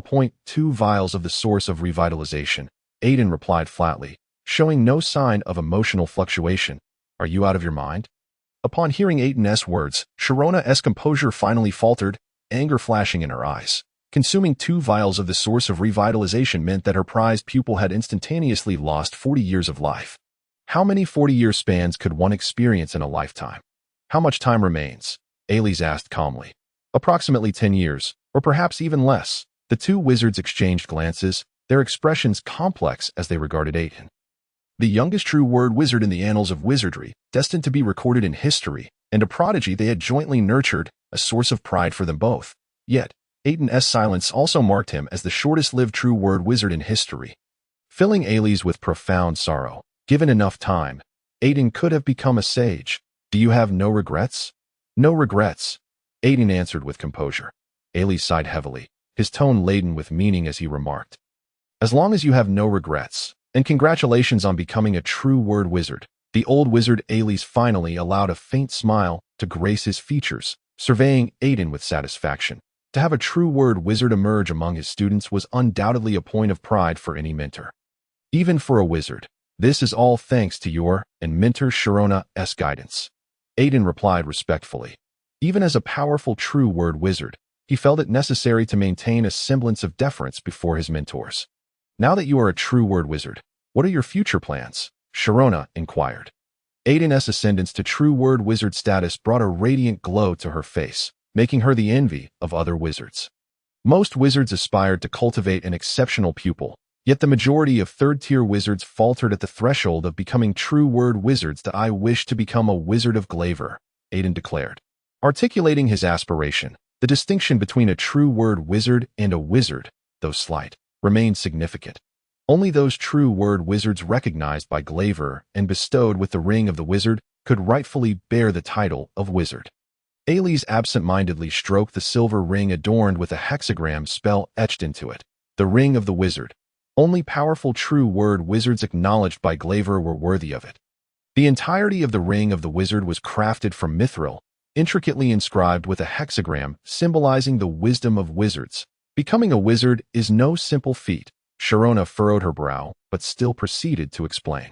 Typically, a true word wizard must undergo a lengthy process to gain Glaver's recognition, receive the ring of the wizard, and attain the title of wizard. Sharona did not believe her pupil could achieve such status in a short span. In practical terms, wizards tended to be far more powerful than true word wizards. The differences lay in their wisdom and mastery of spells.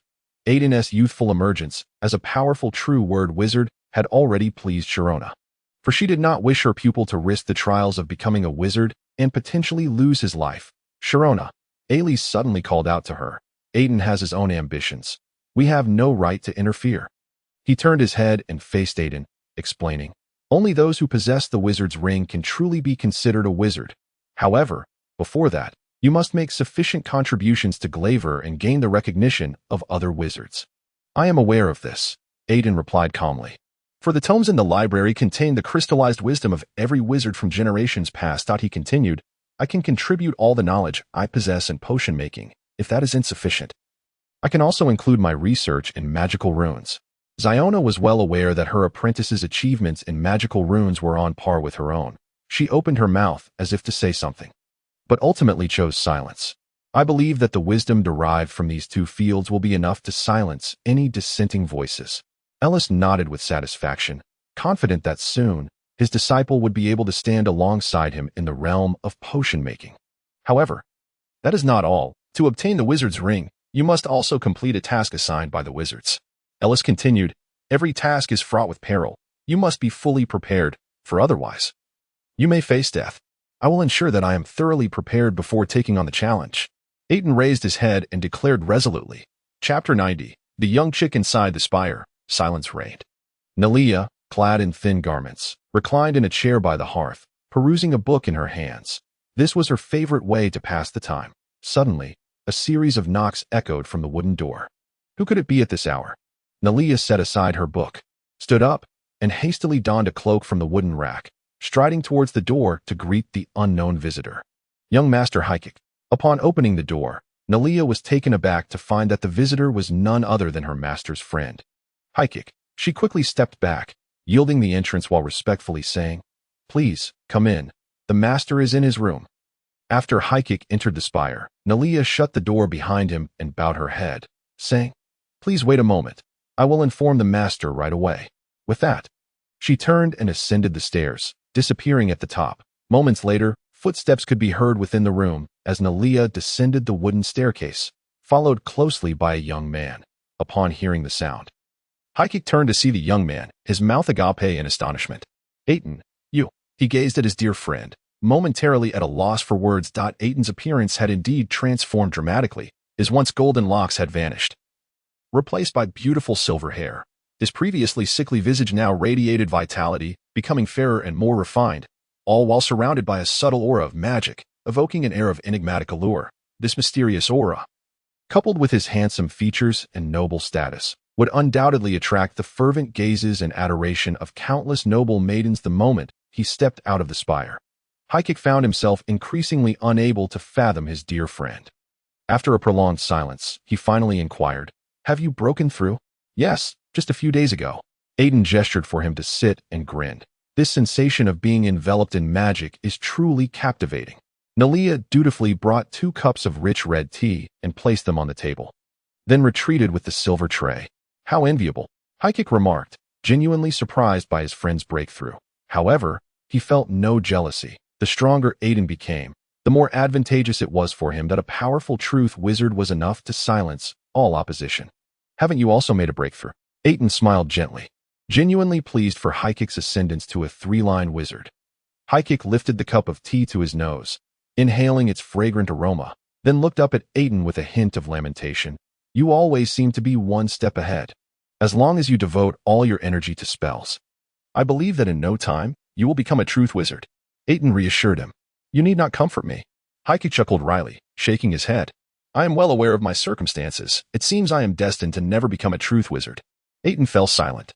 Every truth wizard had expended countless efforts to reach this point, yet many remained barred from the power of truth that if Haikik were to focus all his energy on spells, with his talent, he still had a considerable chance that, of course, there was also the perilous option of consuming the source of revival to gain the power of truth, but the odds were exceedingly slim. Well, you did not come to discuss such matters with me, did you? Aitin sipped his tea, fixing his gaze on Haikik's face and asked, have the materials for the duel been prepared? These materials were of utmost importance to him, ever since Mentor Ellis had mentioned the dangers of the wizarding trials. Aitin had been contemplating ways to enhance his power. According to historical records, over half of the truth wizards had perished during Glaver's tests in the past 50 years.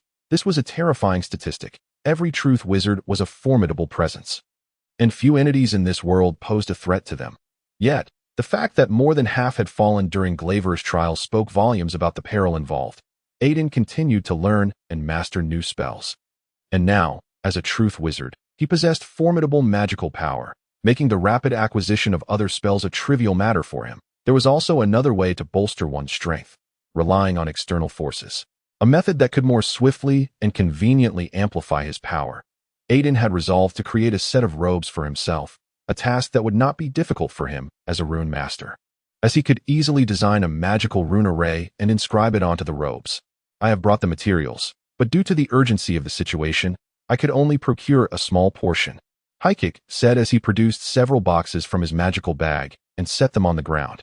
Each exquisite wooden box containing treasures of immense value that he sighed. These items have cost me over 10,000 gold coins. Aitin waved his hand lightly, and a mysterious wave of magical energy surged through the air, causing the lids of the boxes to fly open, revealing their contents.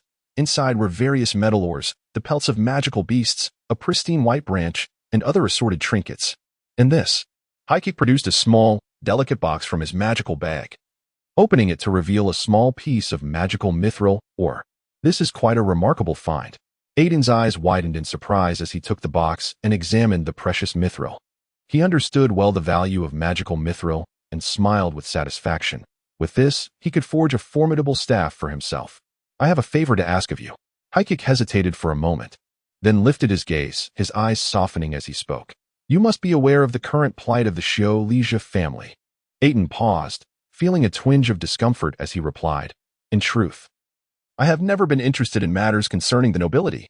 The Kilia family is experiencing some difficulties, Haikik said, fully aware of Aitin's disposition and indifferent to it, having achieved his aim.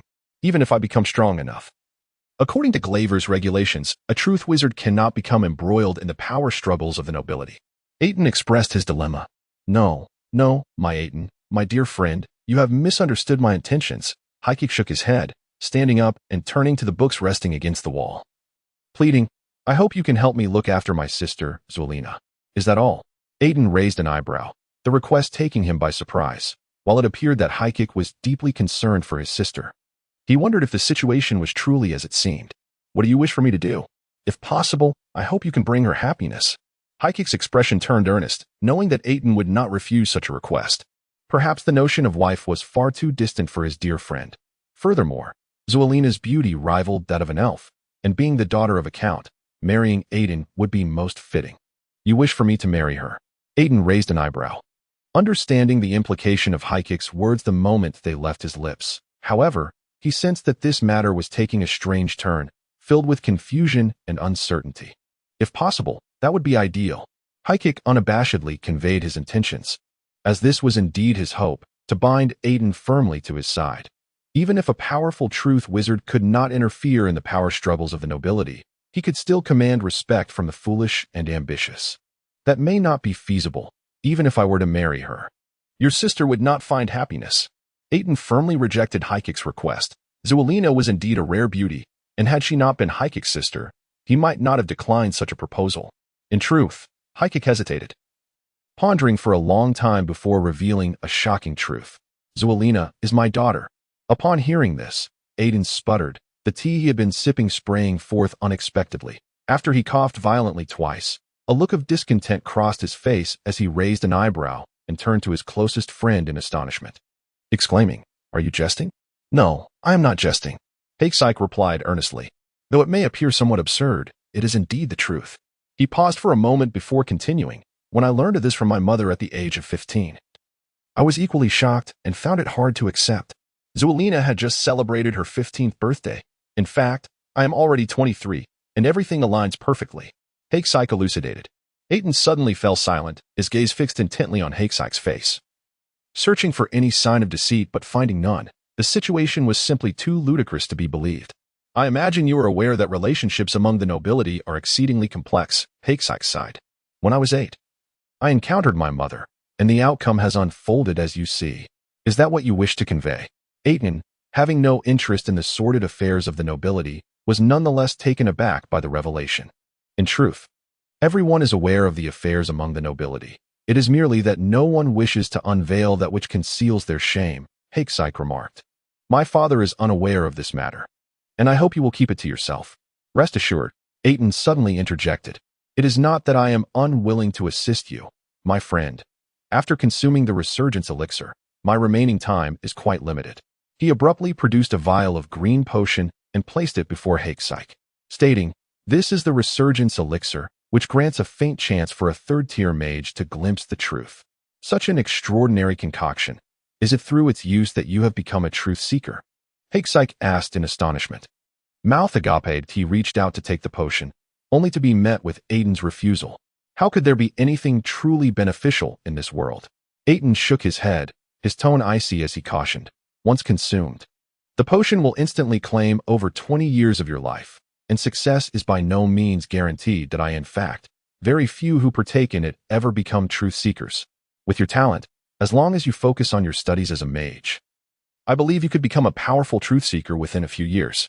Aitin reluctantly tucked the resurgence elixir away, adding, "Should you fail in your pursuit to become a truth-seeker by consuming the potion, it is likely you will never have another opportunity." Aitin had relinquished his pursuit of the resurgence elixir. He lacked Aitin's audacity to wager his life. Instead, he feigned disappointment, saying, "Zuelina is my daughter, and I wish for her happiness. This is my way of repaying my debts to her." "Very well, my friend. While I may struggle to comprehend your feelings, how could your daughter find happiness with a husband on the brink of death?" Aitin once again rejected Aitin's request. "I can offer you a promise. In your most difficult moments, I will provide protection. Alternatively, if you genuinely wish to entrust your daughter to me, I will care for her. This promise remains valid until my death, but I hope you understand, this is the bond of friendship you ought to extend to me in return for my assistance. Without your help back then, reaching my current achievements would have been exceedingly difficult." Aitin lamented, acknowledging Aitin's support in his time of need. "With your assurance, I feel at ease." Aitin smiled contentedly. "But if the day comes when the Shio Lisa family collapses, I hope you will accept Zuelina as your wife." "As you wish." Chapter 91. The holy night. The warm spire was filled with a festive atmosphere, and under the wall lamps, a figure emerged. The maid Kilia hummed a cheerful tune, gently wiping down the round table with a cloth, merrily tidying up the hall as the holy night quietly approached, marking the last night of the year. In the underground laboratory, a bright sphere of light floated in the air, illuminating every corner of the room, even making the blood-red magical runes carved into the stone walls clearly visible. Aitin had locked himself in the laboratory since becoming a truth-seeker. He had transformed the subterranean space beneath the pool into his workshop. Having received various precious materials from Aitin, Aitin was diligently crafting his own magical staff. Most staffs used by spellcasters were only bestowed upon entering Galoth, and they were typically ordinary objects, merely supporting mages in casting spells without any additional effects. As Kilia passed by the bathroom door, she glanced toward the dark passage leading to the basement, hoping her master would not forget the upcoming Holy Night festivities. Soon, the sound of footsteps echoed from the shadowy basement stairs. Aitin emerged, leaning on his staff. This staff was quite remarkable, crafted from the branch of a white maple tree. Its straight shaft intricately engraved with delicate and complex magical runes, stamped with mithril. Upon closer inspection, One could discern that the mithril had taken on a reddish hue, and from a distance, the convoluted runes resembled the veins of the staff. At the very top, 3 forked branches cradled a crystal the size of a fist, from which a warm glow emanated. This was Aitin's unique staff, the cost of which was incalculable and beyond mere monetary value. "Master, you have finally emerged." Kilia approached in a flurry, gently brushing aside the unruly strands of hair on Aitin's forehead, softly reminding him, "The holy night is approaching, and you must attend the annual ball at Danica. I am tired. I do not wish to go." Aitin declined the invitation to the ball casually. Danica was a noble academy that hosted a holy night ball each year alongside the mages of Galaf. Nobility from various countries sought to have their children mingle with this unique group of mages, creating a tradition that had endured for centuries. Despite the lively atmosphere of the annual Holy Night Ball, Aitin found little interest in attending. But Kilia's face displayed a look of concern as she quietly reminded him, "You had promised young Master Hakesike that you would attend this ball." "Oh, when was that?" Aitin raised a hand to his forehead, recalling events from a few days prior when Hakesike had delivered the second batch of materials and had indeed extended a similar invitation. He seemed to have agreed. Aitin felt a twinge of regret, thinking to himself, "Had I known, I would not have consented to this." He glanced down at his attire, having spent several days in the basement.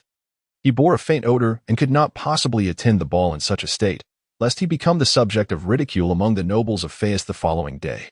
"Prepare my bath and attire," he said with a hint of resignation. "Yes, my master," Kilia responded with a pleased smile. Over the past 6 years, Aitin had only attended 2 of Danica's holy night balls in the beginning. Afterward, he had declined each year, citing various reasons. She knew Aitin's character was rather reclusive and that he disliked the lively atmosphere. After his bath, Kilia meticulously styled Aitin's silver hair and produced a set of cream-colored wizard robes, edged in silver, to dress him in. The attire showcased his nobility and mystery as a truth-seeker. Complemented by his silver hair, Kilia was convinced that Aitin would be the most radiant and captivating presence at the Holy Night Ball. "What is the matter?" Aitin suddenly noticed that Kilia was gazing at him intently, causing a peculiar feeling to surge within him. "Master, your appearance and demeanor are truly enchanting." Kilia chuckled softly. "I fear the other young nobles at the ball may harbor some grievances toward you. That is not amusing at all." Aitin's lips twitched as he scolded the maid in a low tone. He turned to face the magical mirror and scrutinized his reflection. With his silver-white hair, stern yet composed visage, and a robe of the same hue, he self-deprecatingly mused, "If I were to stand still in the snow, one might struggle to notice me at first glance. Since you have become a powerful truth-seeker, your entire demeanor has undergone a tremendous transformation, rendering you even more captivating." Kilia's cheeks flushed slightly as she shyly covered her face with her hands. "Have I truly changed?" Aitin pondered in confusion as he stepped out of the wooden door of the spire. Taking a few steps into the snow, gradually blending into the pristine white surroundings, the entire Phaeus was alive with a festive spirit. Both commoners and nobility were celebrating the final holy night of the year, eagerly welcoming the impending new year, hoping to commence it on a beautiful note. Danica Academy was ablaze with lights. Soft music floated through the air, melodious and delightful. The expansive hall of Danica Academy was spacious enough to accommodate a 1,000-person ball. However, it was currently filled to capacity with young nobles and mages clad in various robes, the chaotic and boisterous atmosphere coalescing into a fog that threatened to pierce the clouds in the night sky. Resounding throughout the heavens in the grand hall, several magnificent magical crystal chandeliers hang from above, casting a gentle glow that illuminates every corner of the space. Round tables are positioned in the hall's recesses, laden with an array of sumptuous foods and beverages, skillfully arranged by attentive servants. Clad in robes, young sorcerers converse in hushed tones with noble maidens in the corners, or revel in the joyous dance of the ball. It is a splendid occasion for romance. Each year on this festive night, numerous couples emerge, fulfilling the very purpose of the gathering. Hike, adorned in an exquisite purple robe, exudes an air of remarkable handsomeness. He weaves through the crowd, scanning the room as if in search of something elusive. That moment, a strikingly beautiful noble maiden approaches him, whispering a few words that remain a mystery to him. With a wistful glance, she turns away. The young lady, having just departed, is soon encircled by several companions who gaze at Hike's retreating figure, giggling and whispering among themselves. Hike has long lost track of how many invitations he has declined. each time suppressing his inner irritation as he politely rebuffs his admirers. As he navigates through the throng, his eyes suddenly brighten when a silvery figure glides past him, strikingly familiar. Aitin, I thought you wouldn't. Hike begins to call out to his dear friend, but is abruptly surrounded by a group of alluring noble ladies who emerge from the side. After a strenuous effort to extricate himself, he discovers that the familiar silhouette has vanished from sight. With a resigned sigh, he turns to leave. Snowflakes drift from the sky like soft feathers, cloaking the world in a heavy, silken veil. Aitin stands on a tranquil balcony, gazing at the city shrouded in a blanket of pristine white. The snowflakes that land upon him dissolve silently. One crystalline flake drifts into the crystal goblet resting on the balcony's railing, merging with the sweet tart, dry red wine within. Aitin does not relish the atmosphere of revelry. Yet, just as Kilia had remarked, he finds himself unexpectedly popular, a notion he had never entertained before, that he cannot dance, and thus has politely declined the invitations of all the noble maidens. However, they swarm around him like ants drawn to honey, incessantly inviting him, leaving him feeling increasingly awkward, until he eventually escapes to the balcony to evade their gaze. Suddenly, the heavy black curtain is drawn aside. Aitin turns to see a stunning young noblewoman approaching, momentarily taken aback. He had not anticipated that anyone would venture out into this chilly air. Yasna, feeling rather discontent, had just managed to evade the clinging suitors and sought solace on the quiet balcony. She finds herself quite vexed by the self-absorbed nobles and merely wishes to clear her mind. Hoping to lift her spirits, she approaches the balcony's railing. She senses a gaze of surprise upon her and looks up to find a stranger standing before her. The young lady notes that his astonished glance lingers on her only for a brief moment before shifting away. What a curious and enigmatic individual. It is the first time Yasna has encountered this mysterious young man, and an odd thought surfaces in her mind. She curiously observes him. He possesses a cascade of beautiful silver hair and dons a cream robe adorned with silver trims, signifying his status as a sorcerer. However, Yasna is puzzled, for she cannot discern any markings of sorceress rank upon his noble and mysterious attire. Could it be that he is not a sorcerer? This strange thought emerges in her mind, yet it is widely known that non-sorcerers are forbidden from wearing robes, as such an act would defy the laws set forth by Greyfur, incurring severe penalties. No one would dare commit such a foolish act. Who, then, is this individual? A gentle wave of curiosity washes over her. She has never heard of a sorcerer of such mystery and force. The more she scrutinizes him, the less she seems to understand that he exudes an aura of enigma. His violet eyes reflect a calmness and steadiness akin to the serene, undisturbed snow atop a mountain, tranquil yet unattainable. Suddenly, Yasna snaps back to reality. Realizing she has been staring rudely at him, a faint blush creeping across her forehead. Chapter 92. The silver-haired man. The night is shrouded in mist, snowflakes falling like delicate petals of white roses scattered by a maiden's gentle fingers, creating a breathtaking tableau of a winter's night. Yasna retracts her curious gaze, taking a few steps forward to stand beside the silver-haired man. Unable to resist, she sneaks another glance at him, following his line of sight, and her eyes widen in astonishment. Beneath the hazy night sky lies a city blanketed in snow, the wintry air unable to conceal the festive spirit of the holy night. Dots of light twinkle throughout the city, adorning the white landscape in a breathtaking display. All women are drawn to beauty, and Yasna is no exception. How incredible, she exclaims, exhaling a puff of warm breath as she shifts slightly closer to him. Though she has mused over the possibility of future affections, she never imagined a day would come when she would share the winter night's view with a stranger. The air beside the silver-haired man feels infused with a mysterious warmth, as if the chill of the evening has been kept at bay. This sensation is so comforting. Yasna notices the snowfall has ceased, and a wave of warmth envelopes her, akin to being beside a cozy hearth. A sense of drowsiness washes over her, and she slowly closes her eyes, leaning her head against the shoulder of the silver-haired man, drifting into a brief slumber. What? Aitin is momentarily stunned as he regains his composure. A strange urge to shift away crosses his mind, but he ultimately sighs heavily. Dismissing this uncharacteristic thought, he turns his gaze to the maiden resting against him, observing her closely for the first time apart from Kilia. Unlike Kilia's alluring beauty, this maiden appears youthful and innocent. Her features are delicate and lovely, adorned with a gentle radiance, She boasts a cascade of beautiful, silky brown hair and a pair of bright, clear brown eyes that hold a hint of childlike wonder. Her straight nose and smooth, fair skin complement her charmingly rosy lips, all accentuated by a light blue gown that perfectly embodies elegance and grace.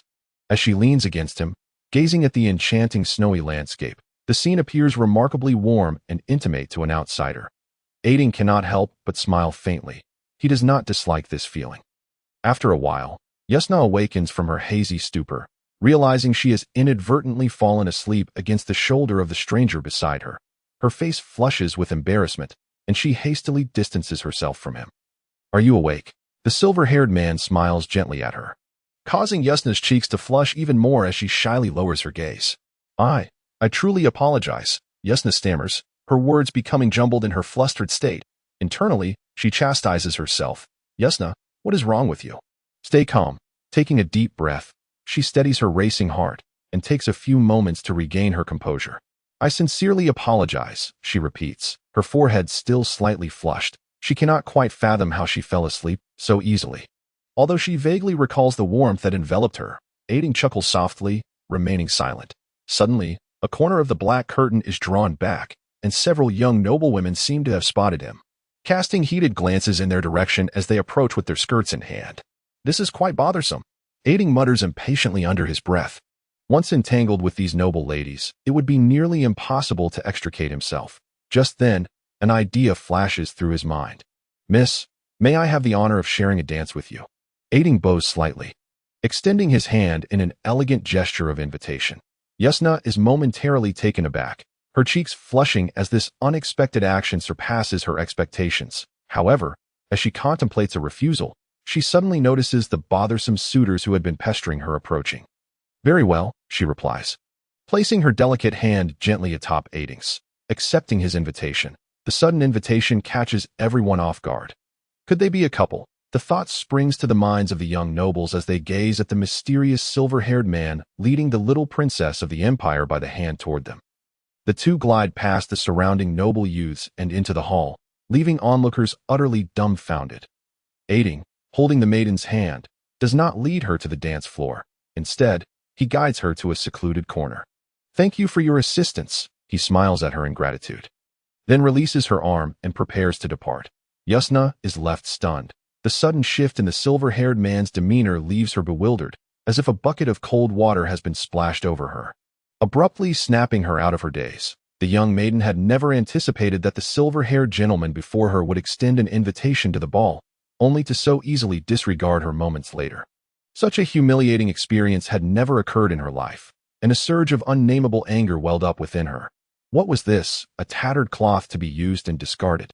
Just as Aitin was about to turn and leave, the young lady swiftly stepped in his path, glaring at him with evident displeasure. "You!" Before he could utter a word, she seized his hand, indignantly declaring, "What sort of noble demeanor is this? You owe me a dance to the first song, and until then, you shall not leave." "I am no nobleman, and I cannot dance," Aitin replied with open hands. Confessing to the young lady, it was clear that his earlier demeanor had infuriated her. Strangely, Aitin found a peculiar amusement in the vexation of this noble girl. Had it been the old him, he likely would have turned away without a second glance.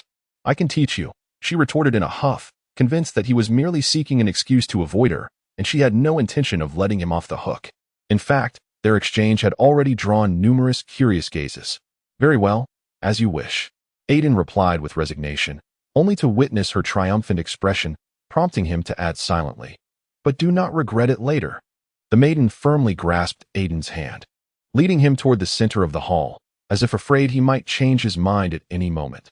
There, a group of elegantly dancing young men and women twirled gracefully as the music began. The girl realized that he had not been lying. The silver-haired gentleman was utterly at a loss as to where to place his hands. In her panic, she felt a wave of regret wash over her. But retreat was no longer an option, for she could hear the enticing giggles of those nearby. With patience, she guided him through the dance steps, movements, and every little action. Aitin's steps were awkward, yet the levitation spell aided him in overcoming some minor issues, allowing him to barely keep up.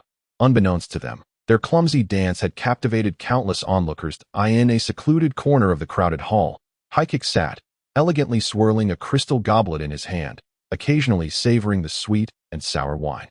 His gaze fell upon the young couple dancing at the center of the hall. Our genius mage Haikik is not out looking for a partner, but is instead sulking here with his drink. A familiar voice suddenly interrupted. Without lifting his head, Haikik lazily retorted, "Our brilliant lady knight looks quite remarkable in a long gown. It is a sight I had never imagined." Katerina blinked in surprise, narrowing her eyes as she countered, "It is perfectly natural for a woman to wear a long dress. I am simply tired and wish to rest for a moment," Haikik replied, lifting his head with a slight smile towards the lady knight. Gesturing for her to join him, but he pointed to the space beside him, shrugging, "Of course, if you two wish to take a break." Katerina felt quite pleased with Haikik's gentlemanly concession. As a knight, she was not one to fuss over minor details, and she sat beside him. "That long dress is beautiful and suits you well," he remarked casually as he glanced at her red gown. He then summoned a servant passing by to fetch a glass of red wine for her, handing it over. "Thank you for your compliment," Katerina said, taking a small sip of the sweet and sour wine from the crystal goblet. Her curiosity piqued as she followed Haikik's gaze. There, in the center of the hall, a couple clumsily danced, their awkward movements starkly out of place at the ball. The young lady was Yasna, the princess of the Empire's shield, while the mysterious silver-haired gentleman was a stranger to Katerina. She had never heard of anyone like him in Faust. "Do you know him?" Katerina inquired, observing Haikik's amused expression as he watched the pair's ungainly steps. "Who?" "The silver-haired gentleman. How could I not know this renowned genius?" Aitin asked. Haikik reclined on the soft cushion, a smirk playing on his lips as he reminded her. "The knight's set of armor I gifted you previously came from him. He is Aitin." Katerina was momentarily taken aback, sensing that he did not quite match the rumors she had heard. "Indeed, that is Aitin. How could I mistake my own friend?" Haikik replied in a teasing tone. "Not long ago, he successfully harnessed the power of the word and has now become a formidable word mage. Now one of the most talked about figures among the mages of Faust." A flicker of something unusual glinted in Haikik's eyes as he spoke. "A word mage." Katerina's expression shifted to one of apprehension. No wonder the Shulai's family found themselves in a precarious situation while Haikik remained unperturbed. Stealing a glance at her, Haikik noticed Katerina lost in thought, a satisfied look crossing her face. This was precisely what he wished her to understand. "He seems to have a fondness for Philip's sister," Katerina speculated. Seeking confirmation from his expression, Haikik, however, merely smiled in silence. Rising, he inclined his body towards Katerina, executing an elegant noble bow, extending his hand with a smile. "Would you care to join me for a dance?" "As you wish." Katerina gracefully raised her hand, lightly resting it on Haikik's. Together, they glided into the hall, their elegant movements capturing the attention of countless spectators. On the other side of the hall, the handsome young knight Philip glowered at the couple dancing in the center. His expression particularly grim. He had recognized the identity of the mysterious silver-haired gentleman. Rumors had claimed that Aitin had become a powerful word mage, and now he found it to be undeniably true. Philip's gaze shifted from the pair as he was drawn instead to another couple dancing gracefully. Suddenly, he froze, his facial muscles twitching and contorting into a fearsome grimace. "Brother," Susanna whispered anxiously, noticing her brother's dark expression. Her voice was like a clap of thunder, rousing Philip from his anger. He inhaled deeply, the jealousy and fury in his eyes gradually fading as he regained his usual calm composure. He gazed tenderly at his sister, reassuring her, "I am fine." As the gentle melody drew to a close, Yasna angrily shrugged off the silver-haired gentleman's arm, turning her back on him and storming away. Aitin watched her retreating figure, shrugging in resignation as he turned to leave. After all, they were mere strangers, brought together by chance today, with no promise of future encounters. Yasna stumbled back to the resting area, her face flushed with annoyance. The earlier dance had left her feet bruised from being stepped on repeatedly. Frustrated, she sat down, yet her mind lingered on the handsome visage of the silver-haired gentleman. "Do you know who that silver-haired gentleman is?" Emily approached, her voice filled with intrigue. "I have no idea, just an insufferable fellow," Yasna replied without hesitation, bending down to gently rub her toes, and then looking up at Emily with a pout. "He stepped on my feet so many times. They were about to swell. Many noble ladies wished to dance with him, but he rejected them all. You were the only exception." Emily chuckled softly. "Did you not notice the envious glances from others? What is there to envy?" Envy me having my feet stepped on. Yasna scoffed, clearly displeased. It is said that the silver-haired gentleman is the prodigious Aitin Yas of Faust. Rumor has it he has now become a powerful word mage. Awe crept onto Emily's face. A formidable word mage was an unattainable figure to all nobles. Is he really Aitin Yas? That insufferable fellow we encountered before? Yasna's eyes widened in disbelief. But I have seen Aitin Yas. He did not look like that. In her mind, the silver-haired gentleman and Aitin Yas were two entirely different people. I heard that after he became a powerful word mage, his golden hair turned white in an instant. Emily explained, her expression peculiar as she looked at Yasna. Oh, I see. Yasna responded nonchalantly, though her tone betrayed her lingering disbelief. Chapter 93. Eternal interest. The ball was drawing to a close. The once palpable fervor in the air gradually subsiding. Most nobles had ceased dancing, the exhaustion following their passionate revelry prompting them to seek a quiet corner with their beautiful companions, yearning for a moment of tenderness and to savor a fleeting time together. Haikik finally spotted the silver-haired gentleman in a secluded corner and approached him, offering a friendly smile. Aitin, I didn't expect to find you here. I've been searching for you everywhere. He felt a twinge of dissatisfaction at the elusive whereabouts of Aitin. Two beautiful young ladies soon followed, casting curious glances at the enigmatic silver-haired man before them. The gentleman, clad in a silver robe, exuded an aura akin to an ice mountain shrouded in mist. Enigmatic and inscrutable that a similar thought suddenly crossed their minds. What a peculiar character he is. I had been resting on the balcony. Aitin ignored the odd looks of the two, reaching for a delicately crafted pastry from a nearby silver platter. Savoring its delightful blend of honey and jam, and thus indulging in another piece. Lying languidly on the soft pillow, he relished the gentle strains of elegant music drifting through the air.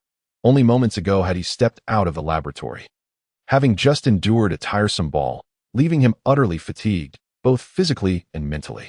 To be honest, seeing you dance just now was quite a surprise. Haikik chuckled lightly. It was only after finishing his pastry that Aitin lifted his gaze towards Haikik, spreading his hands in a gesture of resignation as he murmured, I was dragged into dancing.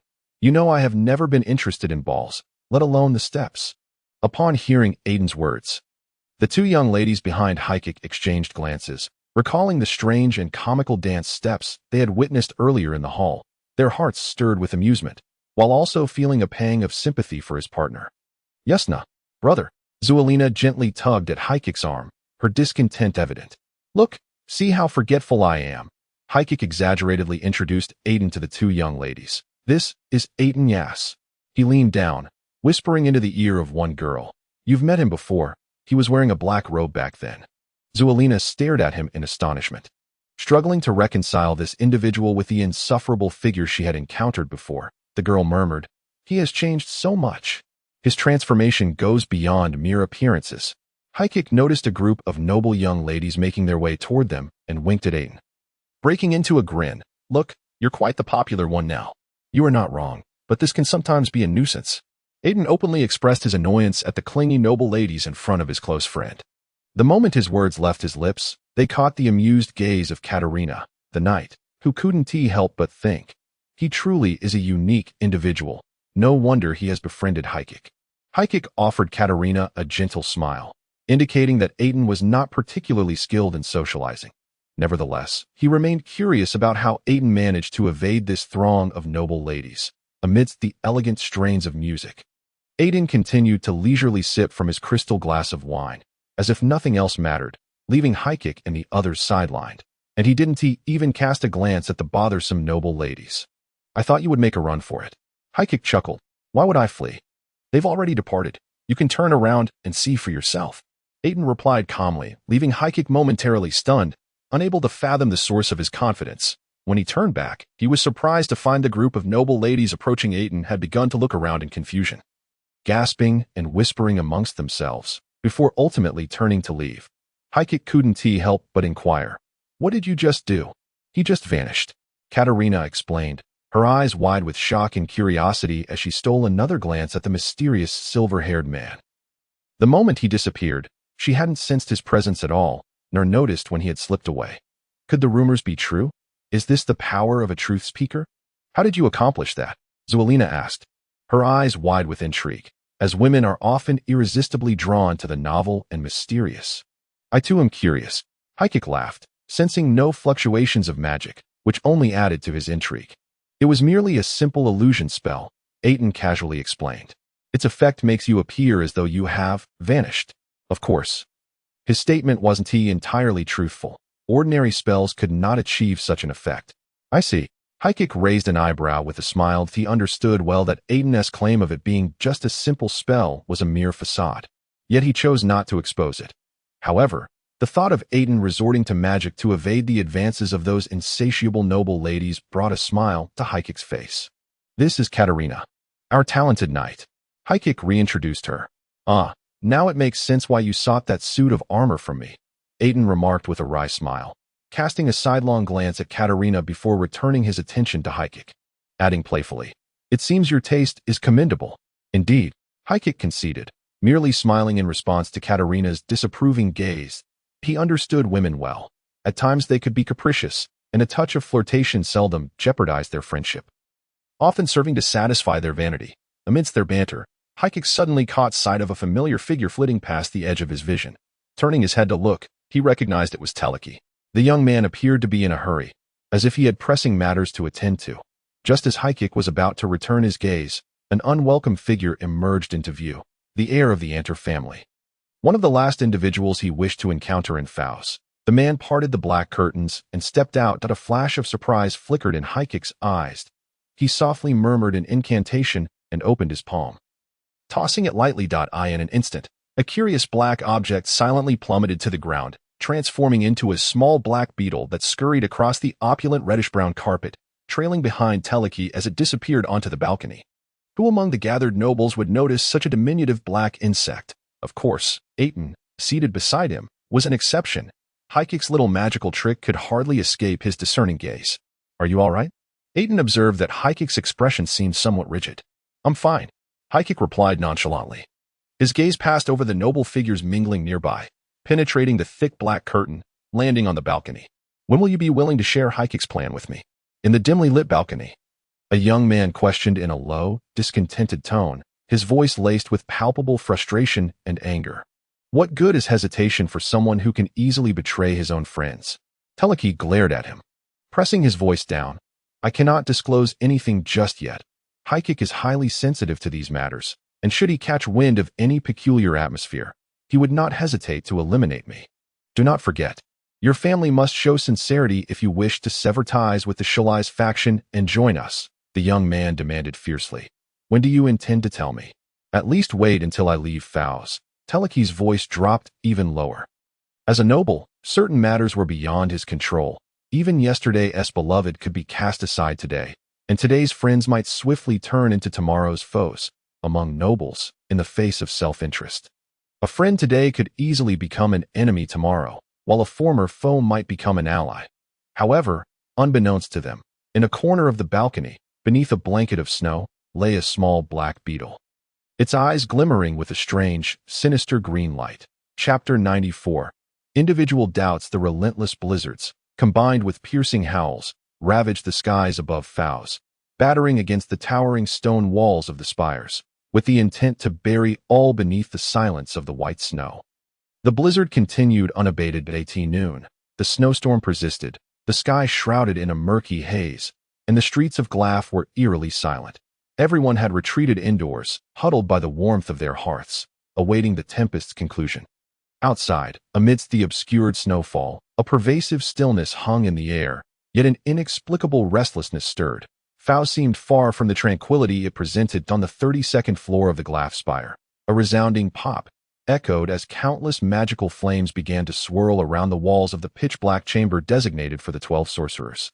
An eerie green fire floated in the air, creating a surreal atmosphere. In an unexpected turn of events, the meeting of the 12 sorcerers commenced without warning. The dim chamber was illuminated by the magical flames, casting a bizarre green light as a chilling wind swept through, causing the flames to flicker and dance erratically. Upon a marked spot adorned with a 6-pointed star, 12 sorcerers clad in opulent robes lined with golden embroidery suddenly materialized. The Guardians of Glaf. "I apologize for the abruptness of this meeting," the eldest sorcerer, Hewlett, addressed his companions with an apologetic glance. "Now, everyone, please behold this." A sorcerer in a purple robe spoke up, capturing the attention of the others. He recited an incantation and opened his palm, causing a crystal ball resting upon his withered hand to soar into the air, hovering before the assembly. The crystal orb emitted a gentle glow in the darkness, projecting an image into the void that a beam of magic pierced through the dark clouds of the night sky, gradually forming a terrifying vortex. This scene was not unfamiliar to the assembly. It was the catastrophic disaster inadvertently triggered by Aitin upon his ascension to the status of a truth speaker just days prior. The void transformed into a murky haze, only to regain clarity moments later, albeit with a shift in the scene. A murky sky was adorned with delicate snowflakes, while a multitude of disciples, clad in varied attires, continuously entered the Graffer Tower. Suddenly, a plume of azure smoke descended from the heavens, revealing a young man in a shimmering silver robe, none other than Aitin. The convergence of these two scenes left no doubt that the young man in the silver robe was indeed the verbatim sorcerer, the very architect of the calamity that had nearly unfolded. Ziona, Ellis, congratulations on nurturing such a remarkable disciple. The tone of the purple-robed sorcerer was thick with jealousy and sharp sarcasm, clearly displeased by the earlier incident of spell misfire. Yet, those present understood that this was merely a fraction of the underlying reasons. "He is indeed my pride." Ellis raised his head defiantly to meet the gaze of his adversary, a faint smile gracing his features as he exuded genuine pride for his pupil. However, in the eyes of the purple-robed sorcerer, this was a tremendous humiliation, a mockery of his inability to produce a single verbatim sorcerer among his many disciples. Next to Ellis, Broly nodded in satisfaction. Though he was astonished by Aitin's rapid ascension to the rank of verbatim sorcerer, just as he had anticipated, the young Aitin was destined to become a verbatim sorcerer. He excitedly announced to all present, "We have gained another companion. Congratulations." Ellis. Though Hallett harbored a tinge of jealousy regarding the duo's ability to cultivate a verbatim sorcerer, he maintained the elegance and decorum befitting a sorcerer. Turning with a smile to Ziona, he remarked, "And you, Ziona, have produced the youngest verbatim sorcerer in the annals of sorceress history, destined to be immortalized." Achieving such status at the tender age of 17 was indeed unprecedented in the centuries-long history of sorcery. And the shortest-lived sorcerer in history, the purple-robed sorcerer huffed in dissatisfaction, his voice laced with derision. "Enough from you lot." The black-robed sorcerer, who had remained silent in the shadows, finally roared in exasperation. Showing no interest in the verbal skirmishes, he turned to Hallett, complaining, "Speak. What is the significance of convening this meeting? Dandy, you ought to temper that restless disposition." Hallett responded without anger, well aware of Dandy's volatile nature. Eccentricities were not uncommon among sorcerers. "Let us congratulate our young verbatim sorcerer for joining our ranks," Hallett proclaimed loudly. "Of course. I believe the incident of spell misfire was merely an unfortunate accident, especially considering it was the night of boiling, and our young fellow had only just become a verbatim sorcerer. Perhaps it is rather foolish to err on such a day." The purple-robed sorcerer mocked with an exaggerated tone. "Enough. Casito, your prattle has gone on long enough. We did not gather here to discuss such trivial matters." Hallett glared at him discontentedly. Regardless of how events transpired, Lord Jacques also deems this error forgivable. Silence enveloped the room, since the sage himself deemed the incident an accident. It was accepted as such. Hallett surveyed the assembly, satisfied by the absence of dissenting voices. His gaze flitted between Ellis and Ziona as he inquired, "Which of you shall address this matter?" The two exchanged glances. And ultimately, it was Ellis who rose to speak. He addressed the gathering, stating, "My disciple Aitin has become a verbatim sorcerer, and I deem him qualified for the sorceress examination." This is utterly absurd. Ellis's assertion drew an immediate retort from the purple-robed sorcerer.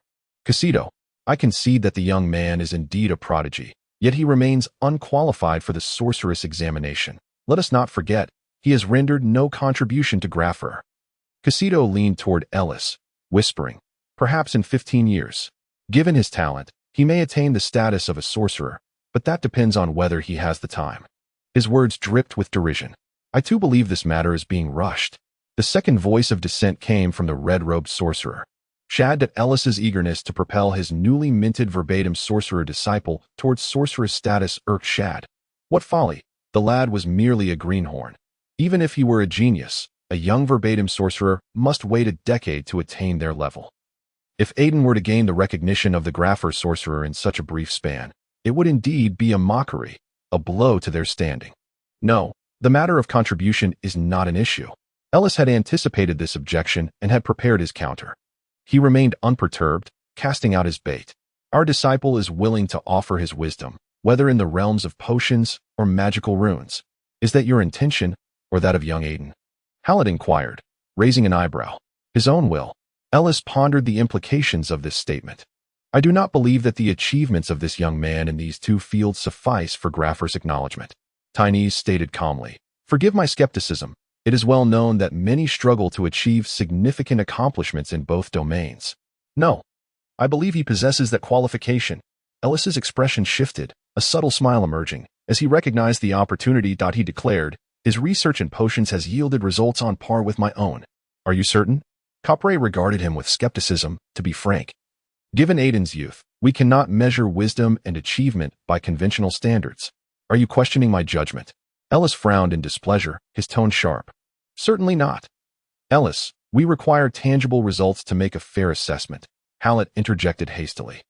Eager to prevent any escalation of tension among the sorcerers, he was acutely aware that the peculiarities displayed by the sorcerers stemmed from jealousy over Ellis's possession of a verbatim sorcerer disciple, and they were reluctant to see him succeed, as such a triumph would skew the balance among the 12 sorcerers. That is indeed the case. Ellis produced a tome bound in beast hide, raising it before the assembly. This is a record of Aitin's achievements in potion research. There are 10 volumes in total, which is more than sufficient to substantiate everything. He then handed the tome to Broly.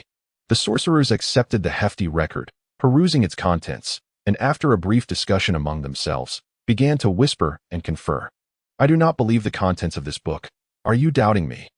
Ellis arched an eyebrow. Glaring fiercely at Casito, their relationship having always been tenuous, Casito's persistent provocation had ignited his ire. Enough, Casito.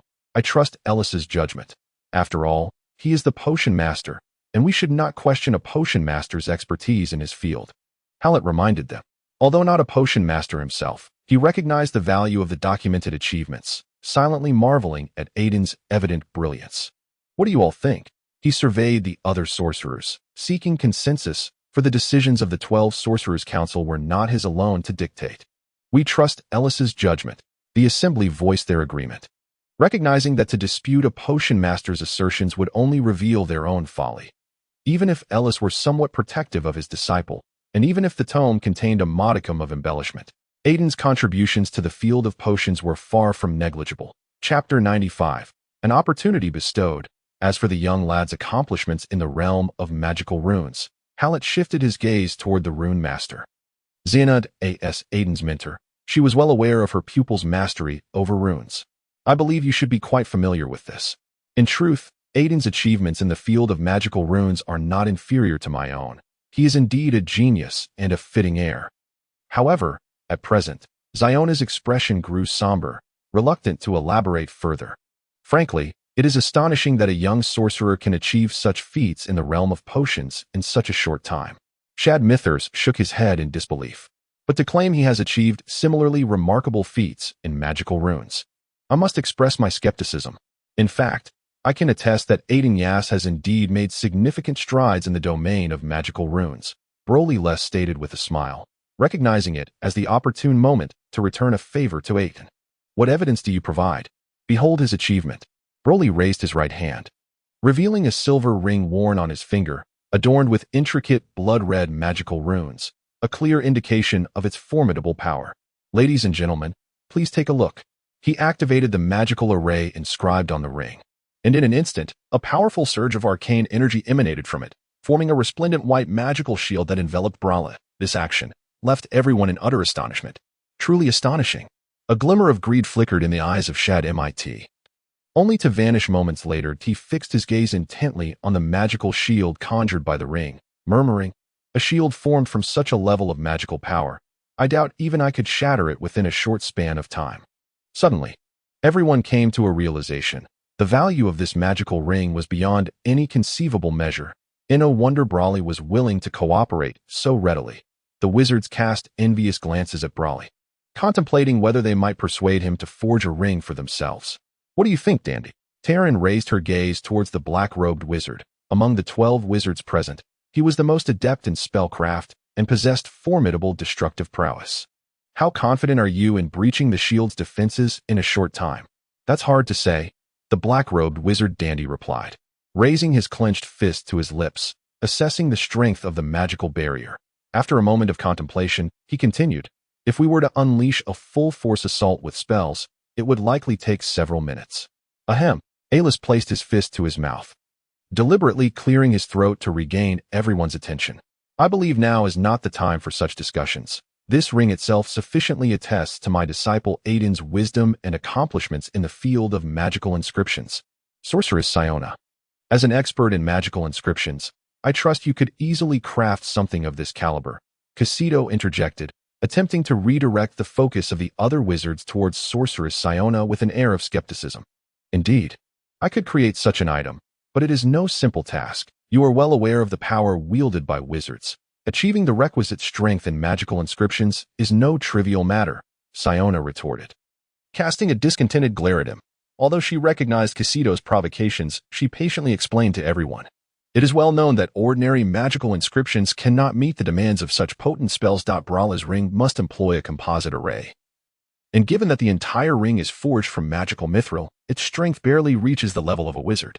However, the truth is, this magical ring exceeds that standard. The shield it conjures is indeed remarkably resilient. And even I cannot breach its defenses in a moment's time. Dandy cast a dubious glance at the inscription master, inquiring, might Sorceress Siona clarify this for us? The purple-robed wizard Casito seemed poised to speak, but was silenced by Siona's fierce glare as she continued, moreover, Aitin's research in magical inscriptions has nearly matched my own.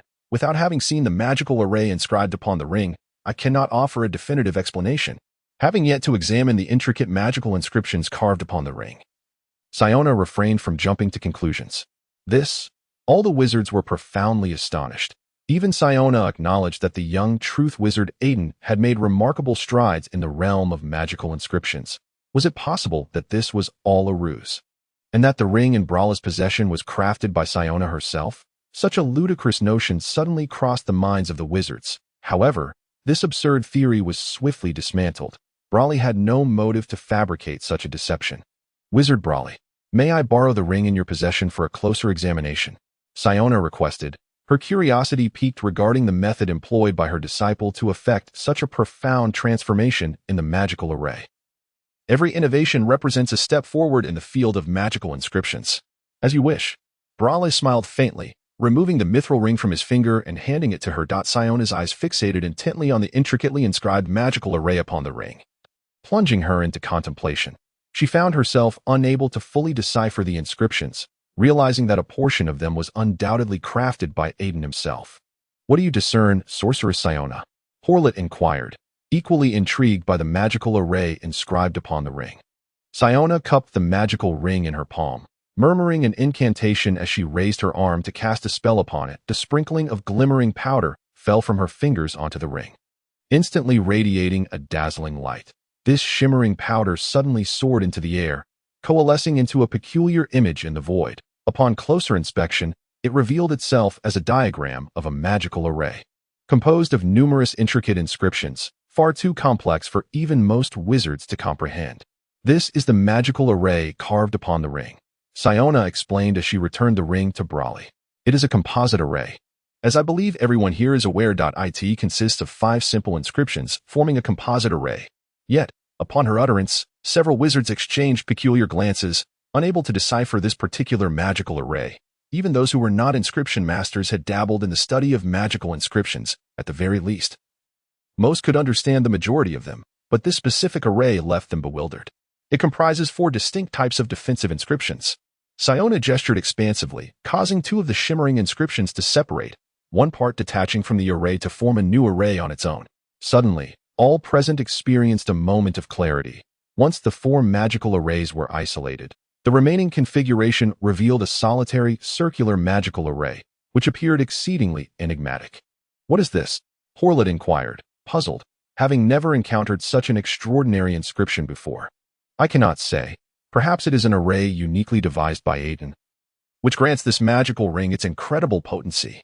Siona shook her head, expressing her uncertainty, and murmured to the void. The emergence of the blood array indeed caused her to regard her disciple with newfound respect. This was undoubtedly an extraordinary magical inscription. Uncertain. I am no sage. Even a sage may not possess knowledge of all matters. Siona shot a piercing glare at him, asserting, Aitin's achievements in the realm of magical inscriptions are already remarkable. This magical array alone suffices to illustrate that point. This is beyond dispute. Horlet addressed all the wizards. If Gleifer could gain another wizard, it would undoubtedly be a boon, especially after recent events. Having an additional powerful ally would simplify matters. No, I still oppose his ascension to wizardhood, at least for the time being. Dandy interjected abruptly. What? Horlet's tone carried a hint of dissatisfaction. Aitin is undoubtedly a genius. His intellect and talent sufficiently demonstrate his potential to become a wizard. However, the trials of wizardry are perilous. I believe he has yet to acquire the necessary mastery over the power of truth to qualify as a true wizard. Dandy's words left others feeling perplexed. As he continued, rather than risk his demise during the trial, it would be better for him to wait until he possesses sufficient strength to become a formidable wizard. In fact, the Skull of Demons requires someone to reclaim it. And time until the Hexagram Conference is running short. Horlet reminded them, implying that Aitin's task, should he succeed in the wizard's trial, would be to retrieve the Skull of Demons from the fallen Khazar Ramsado. No. The strength of the fallen Khazar Ramsado is well understood by all present. Should the young truth wizard meet an untimely end during the trial, it is a fate we would all prefer to avoid. Dandy protested, his expression inscrutable, obscuring his true intentions from the others. Even so, it is unfair to him. We must afford this young man a chance. Horlet proposed, recognizing that Aitin indeed needed an opportunity to prove himself. After Horlet's suggestion, the other wizards began to converse discreetly among themselves regarding the matter. Gleifer had not seen the emergence of another wizard in 13 years without the infusion of new blood. The respect for wizards from other nations was gradually waning. Aitin must ascend to wizardhood to instill fear in these empires. Otherwise, the legacy of wizardry may ultimately fade or decline, and should the northern realms lose this balance of power, chaos and conflict would ensue. We cannot deprive young Aitin of his rights. He must be given a chance. After a moment of silence, Horlet spoke. Let him engage in a duel with one among us to ascertain his capability for this trial. Agreed. Following this, Horlet softly called for their young Aitin, urging him to present himself. Suddenly, a blazing wall of magical flames erupted before all the wizards, and Aitin's figure emerged from the fiery barrier. Chapter 96. Aitin's counterattack. Aitin stepped forth from the verdant flames, lifting his gaze to survey his surroundings, only to find himself in a mysterious and dimly lit conference room. That a trace of astonishment crossed his exquisitely pale visage, quickly replaced by his usual composure. His gaze finally settled on the familiar figure of the old wizard, and he could not help but let out a sigh of relief, respectfully bowing his head as he greeted, "Good evening. Esteemed mentors, and all respected wizards, I wonder what matters have prompted you to summon me. Young Aitin, welcome to our world." Hualaite rose from his seat, extending his hands in a gesture of acceptance and warmth. Our world? Aitin's facial muscles involuntarily twitched, a wave of amusement washing over him as he found it quite humorous that the old wizard referred to it as our world. Ever since he had acquired the power of the truth words, he gained a deeper understanding of this realm, and he could certainly grasp the implications of the old wizard's statement. However, was it not somewhat arrogant to presume they had touched upon the divine? He mused to himself, it seems every wizard is an insufferable egotist. Nevertheless, this did not impede his expression of the respect that Hualaite deserved. Do not be nervous, young Aitin. Hualaite's withered face revealed the affectionate gaze of a grandfather towards his grandson. And he smiled kindly as he said, "We old fellows merely wish to ask you a few questions." Observing this scene, the other wizards also generously displayed their goodwill towards the young wizard of truth words. "Did you craft the mithril ring in Belui's possession?" Hualaite inquired. "No," Aitin replied candidly. As soon as his words left his mouth, the wizards present furrowed their brows, casting skeptical glances in his direction that a few of them could hardly restrain themselves from voicing their objections. Yet Aitin quickly continued, "Master Belui simply requested me to design a defensive magic array for him, and nothing more." He raised his head, directing his gaze towards the old wizard Belui, who sat to the right of Mentor Ailes, and noticed a friendly smile upon the latter's face. Indeed, Belui nodded in affirmation, expressing his thoughts to his companions. Since the core magic array of this mithril ring was designed by young Aitin, I believe it is not an exaggeration to say that he is its creator. The red-robed wizard shade scrutinized the silver-haired man before him, a smirk playing on his lips as he remarked, "It appears our young wizard of truth words is rather too modest." His tone was somewhat elusive, leaving one unsure of his true intent. Necessary humility is not a flaw. Huolite expressed his satisfaction with Aitin's demeanor and inquired, "Might you satisfy the curiosity of us old fellows? What are the runes encircling the outer edge of the composite magic array?" "The blood array," Aitin answered succinctly. "The blood array," Casito echoed, repeating the phrase twice before unable to suppress his questioning. "Why have I never heard of such runes? Pray tell, how did you come to know of them?" Faced with the purple-robed wizard's skepticism, Aitin furrowed his brow, sensing a deliberate targeting of himself that he smiled and replied, "It is quite normal for you, Master Wizard, not to have heard of it. This is a little-known magic array that I created for myself." Casito found this statement particularly grating. The inquisitive Tayan asked, "What is the function of this blood array?" "Its purpose is to be affixed to the magic array, enhancing its effects, and nothing more," Aitin replied calmly, a hint of pride seeping into his tone. Enhancing the effects of the magic array. The wizards present displayed expressions of astonishment. This alone was sufficient to demonstrate that the silver-haired youth had achieved remarkable accomplishments in the realm of magic arrays. "What is the extent of its effects?" "I believe Master Biniya has already demonstrated the mithril ring, and all esteemed wizards here should be aware of the amplification effect of the blood array," Aitin retorted with a slight smirk. Tayan offered an awkward smile, as Sharona had already briefed them on this matter beforehand. "Ailis has mentioned that now that you are a wizard of truth words, you are qualified to participate in the wizarding test of Glaver." Huolite interjected in a timely manner to shift the topic, averting unnecessary awkwardness. "Indeed, Master," Aitin thought to himself. Finally, the conversation was steering towards the main subject. "Your wisdom and achievements have earned our recognition," Huolite said gently. Upon hearing this, Aitin could not help but reveal a smile of joy. However, he remembered that Huolite's words were not yet complete. "Considering the dangers of the wizarding test, we do not wish for you, young as you are, to encounter any mishaps. Hence we have declined your request. However, as long as your strength is acknowledged by those present, you shall have the opportunity to undertake tasks assigned by wizards." "I hope you can understand our intentions," Huolite said with a somber expression. "It has been 13 years since a wizard appeared in Glaver." Aitin's expression darkened instantly.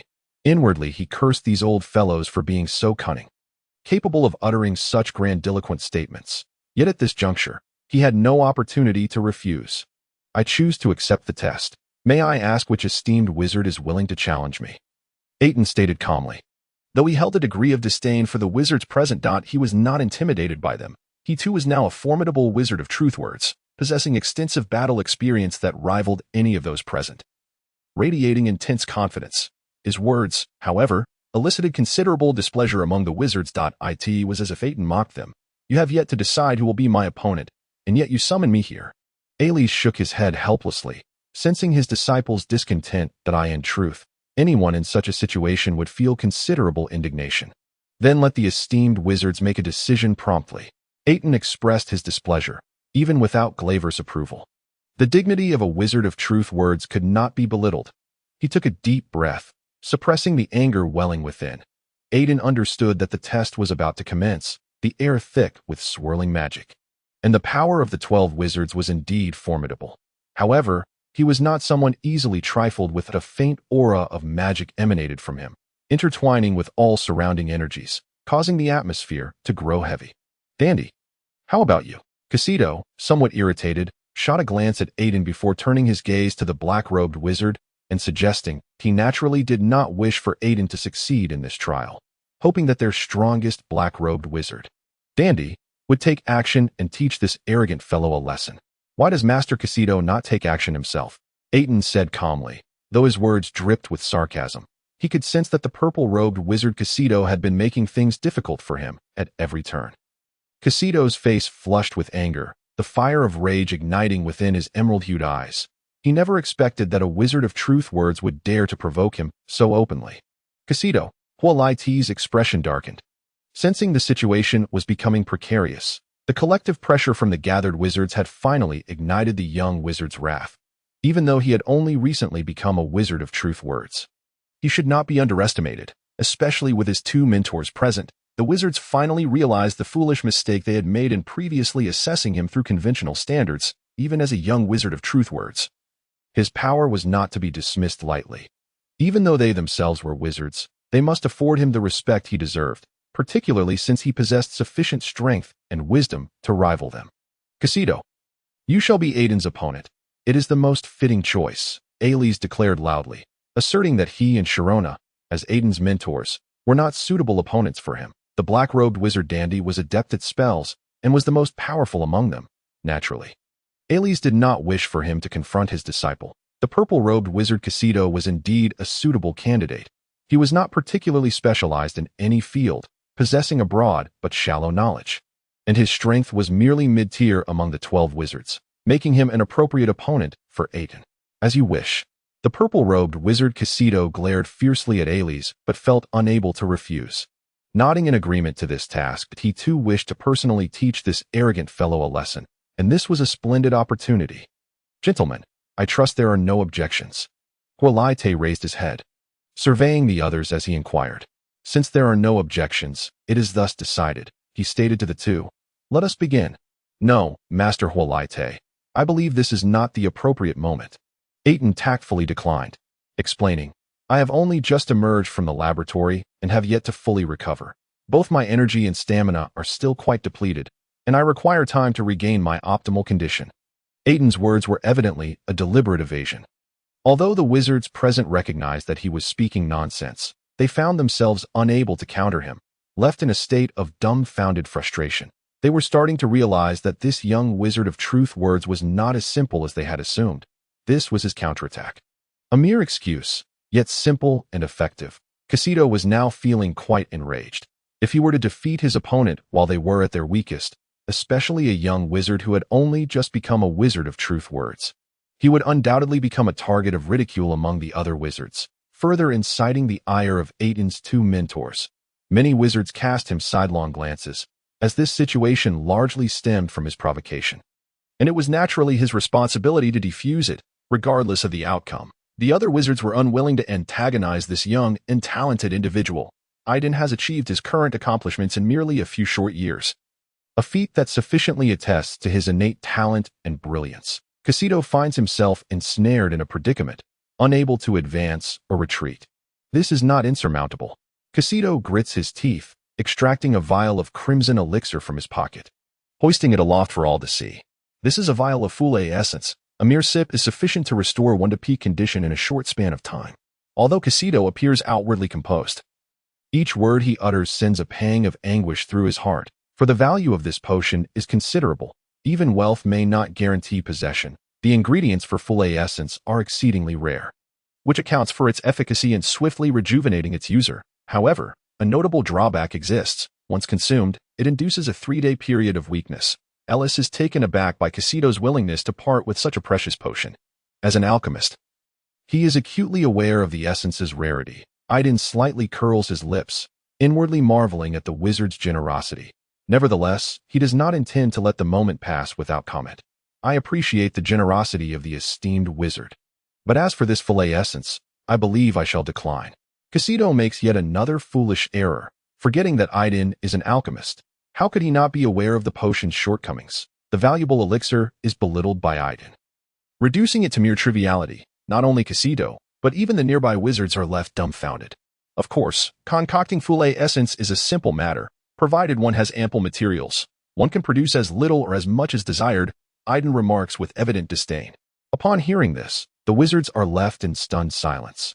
Aitin speaks no falsehood, yet the essence's value lies in its scarce components. They soon realize that this young verbal wizard has no intention of letting Casito off lightly, and they shake their heads in resignation. Chapter 97.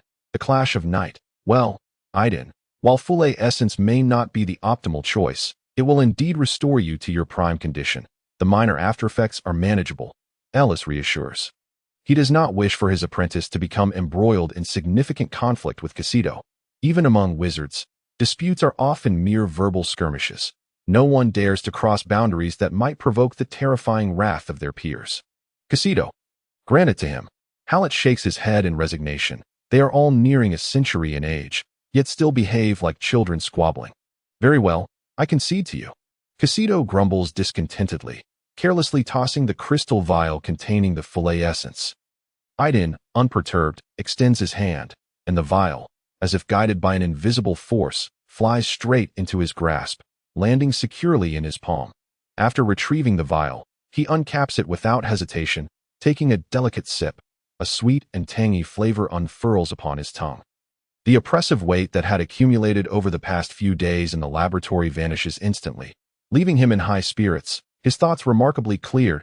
He feels a surge of potent magical energy emanating from within him. The fillet essence merely anticipates the body's strength, and its after-effects do not impose a severe burden. Aitin carefully seals the vial, opting to keep the remaining potion for himself rather than returning it. Witnessing this, Casito's weathered visage betrays a flicker of annoyance. He is vexed with himself. Although he is aware that Aitin's actions are deliberate, he cannot stifle his irritation at the provocation. The other wizards, upon seeing this exchange, can only shake their heads in resignation. The young verbal wizard has successfully provoked the ire of the purple-robed wizard Casito, thus gaining the upper hand in this trial. Hallett rises from his stone chair, raising his staff and tracing an arc in the air. A window unexpectedly materializes from the darkness, slowly taking shape that he steps forward and pushes the window open. A gust of fierce wind rushing in, causing the old wizard's robes to billow dramatically. Now that the matter is resolved, I believe it is time for us to embark. He turns back, smiling at the gathered wizards, then steps through the window, disappearing with a soft poof before their eyes. No, the old wizard has not vanished. He has simply descended. Aitin is momentarily taken aback by Hallett's actions, but quickly regains his composure as several wizards follow suit. Leaping through the window, while the remaining few gradually dissolve into wisps of smoke, exiting through the opening. It is time to go, Ellis prompts. Where are we headed? Aitin inquires with curiosity. To find a suitable location. You cannot conduct this trial in Fayus, otherwise, the city would be swiftly reduced to ruins under the barrage of spells, Ellis explains with a smile. Follow me, transforming into a cloud of black smoke. Ellis darts through the window, keeping pace with the other wizards. Aitin, unwilling to lag behind, quickly follows to in the dark of night. Dozens of shadows silently drift away from Efuse that in the vast, snow-covered wilderness. A figure descends from the sky. Soon materializing into a human shape, the black-robed wizard dandy takes a few steps forward, surveying the surroundings before suggesting, let us choose this spot. All the wizards have departed from Fayus, congregating in a desolate expanse blanketed in pristine white snow. 1,000 meters away, the snowfall has ceased, and the horizon stretches into impenetrable darkness. One wizard raises his staff and casts upward. A radiant orb of light hovers above their heads, illuminating a vast swath of the ebony sky. Hallett gazes about, noting the boundless wilderness, nodding in satisfaction. This indeed is an excellent venue for battle. Raise the barrier. The clash between two verbal wizards is destined to be a remarkable spectacle. They do not wish for this trial to attract the attention of outsiders. All the wizards exchange knowing glances, nodding in agreement. Stepping back to a distance of 100 meters, they arrange themselves in a circular formation around the two combatants.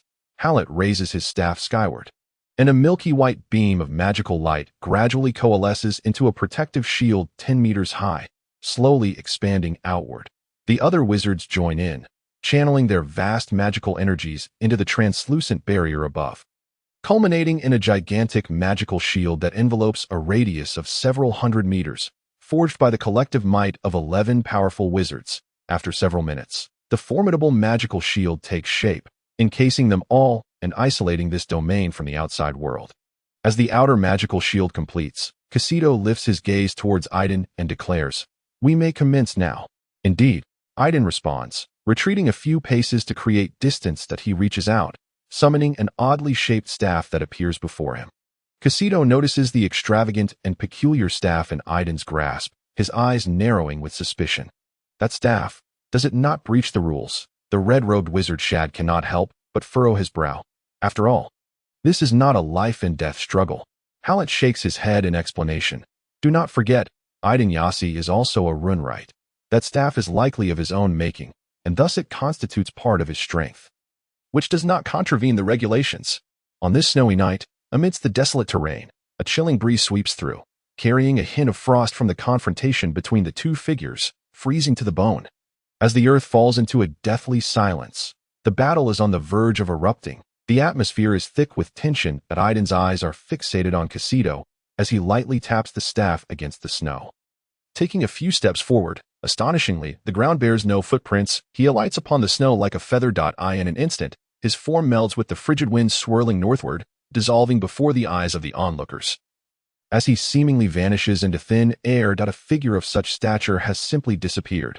Where could he be? Casito furrows his brow, gazing at the spot where Aitin once stood. He cannot sense the other's presence.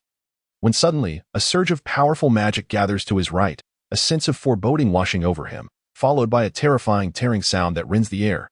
Turning his head, he sees a series of orange-red fireballs, each as large as a silver platter, hurtling towards him. Is this the extent of your assault? The purple-robed wizard Casito scoffs, unperturbed as he raises his staff, conjuring an invisible shield before him. The barrage of attacks is effortlessly intercepted, the fireballs exploding in a dazzling display, igniting the darkened night sky. The desolate wilderness plunges once more into an eerie silence, as Casito disdainfully curls his lip, just as he is about to lower his staff. A fireball unexpectedly lands beside him, creating a deep crater in the ground to him. It is akin to a thunderclap on a clear day. What? A look of astonishment crosses Casito's face. He immediately looks up at the night sky, witnessing a horrifying sight. A deluge of fireballs raining down from above, an apocalyptic disaster. Every fireball strikes its target, sending snow and debris flying in all directions. A terrifying force suddenly tore through the frozen earth, unleashing a flurry of snowflakes that danced through the air, accompanied by a dreadful cracking sound that reverberated across the land, followed closely by a wave of aftershocks. A mere triviality. The curtain of snow was abruptly ripped apart by a fierce wind, revealing the silhouette of Casito, who stood unscathed amidst the onslaught of this formidable spell. The faint blue magical shield flowed around him, intercepting all attacks. The colossal fireball descended from above, yet Casito merely waved his staff, causing the incoming fireball to explode above him, showering the sky with flames. Countless fireballs surged toward him from all directions, crashing against the magical shield, yet failing to harm him in the slightest. How bothersome! Casito scoffed disdainfully. With a flick of his staff, he chanted a swift incantation, and the scattered flames coalesced before him into a fiery wolf. Under his invisible command, the wolf raced across the wilderness, carving deep furrows into the frozen snow. As vast amounts of ice and snow evaporated into a thick mist of white, the magical wolf lunged into the void, only to be abruptly repelled as if it had collided with an invisible barrier.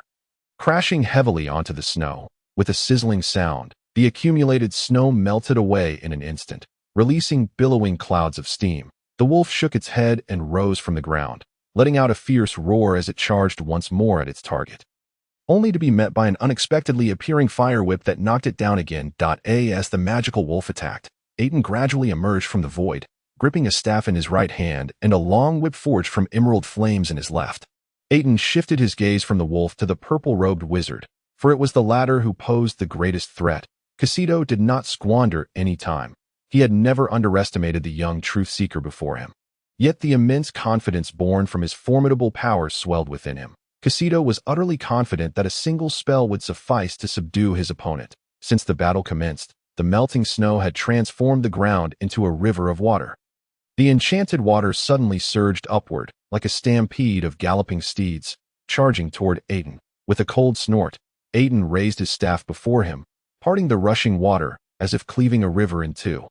The torrent flowed past him without inflicting any harm. The watching wizards, observing the unfolding battle from a distance, shook their heads in disappointment. Aitin's power was considerable, yet his experience in combat against other wizards was still lacking.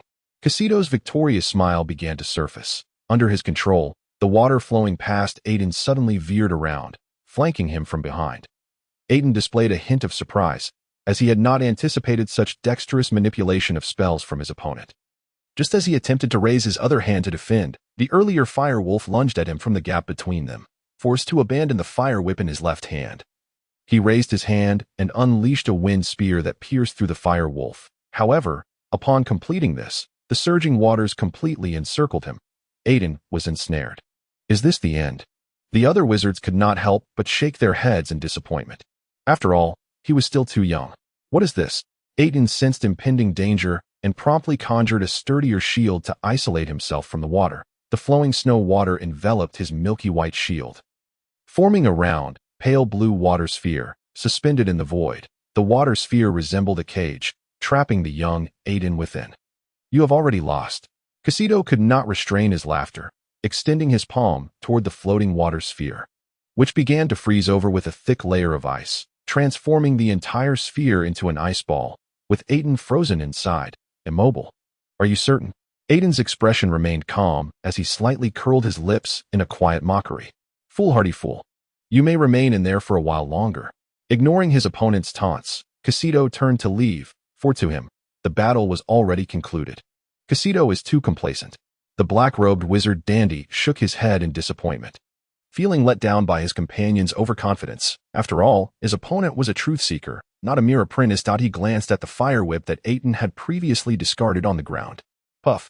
The fire whip unexpectedly expanded, erupting into a more vigorous magical flame, causing the surrounding snow to hiss as it melted away, evaporating into dense white vapor. What?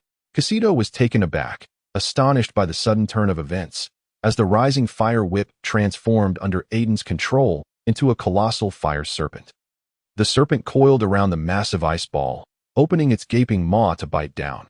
Although Casito was unaware of his opponent's intentions, he retreated 2 steps, creating distance. The ice ball began to crack, ultimately exploding as Aitin calmly emerged, emerald flames licking at his robe without leaving a trace of burn. Come, this battle has only just begun.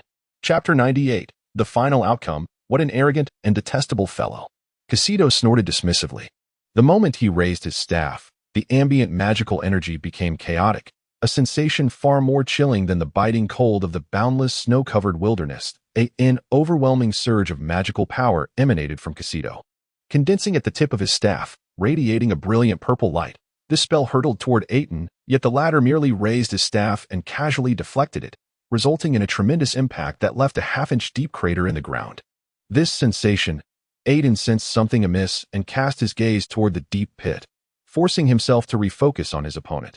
The fierce wind sweeping across the desolate nightscape chilled him to the bone, causing him to shiver involuntarily. Casito raised his staff once more, striking the ground forcefully, infusing it with powerful magic. The ripples of magical energy spread from the melted water on the ground. The melted snow responded to his spell. An eerie scene unfolded in the dark wilderness, as the water on the ground seemed to lose its weight. Floating in the air, Casito pointed his staff, and countless droplets converged toward him, coalescing into a water sphere in midair, from which a pale blue water wolf leaped forth, attracting everyone's attention. It was indeed a summoning spell. Aitin's pupils constricted as he raised his staff, instantly casting multiple magical shields around himself. He certainly did not wish to be approached by such a creature, as it would spell disaster for him. The pale blue water wolf landed on the ground, shaking its head, its sapphire-like eyes emanating a terrifying glow. The wolf lifted its head and let out a low growl directed at Aitin, poised for action. Now this is interesting, Aitin murmured thoughtfully as he directed the fire serpent to engage the water wolf. The 2 elemental summons clashed upon the earth, sending waves of splashing water in all directions. With a sizzling sound, steam erupted from the water wolf, while the flames enveloping the serpent began to diminish. The 2 elemental beings were locked in a fierce battle.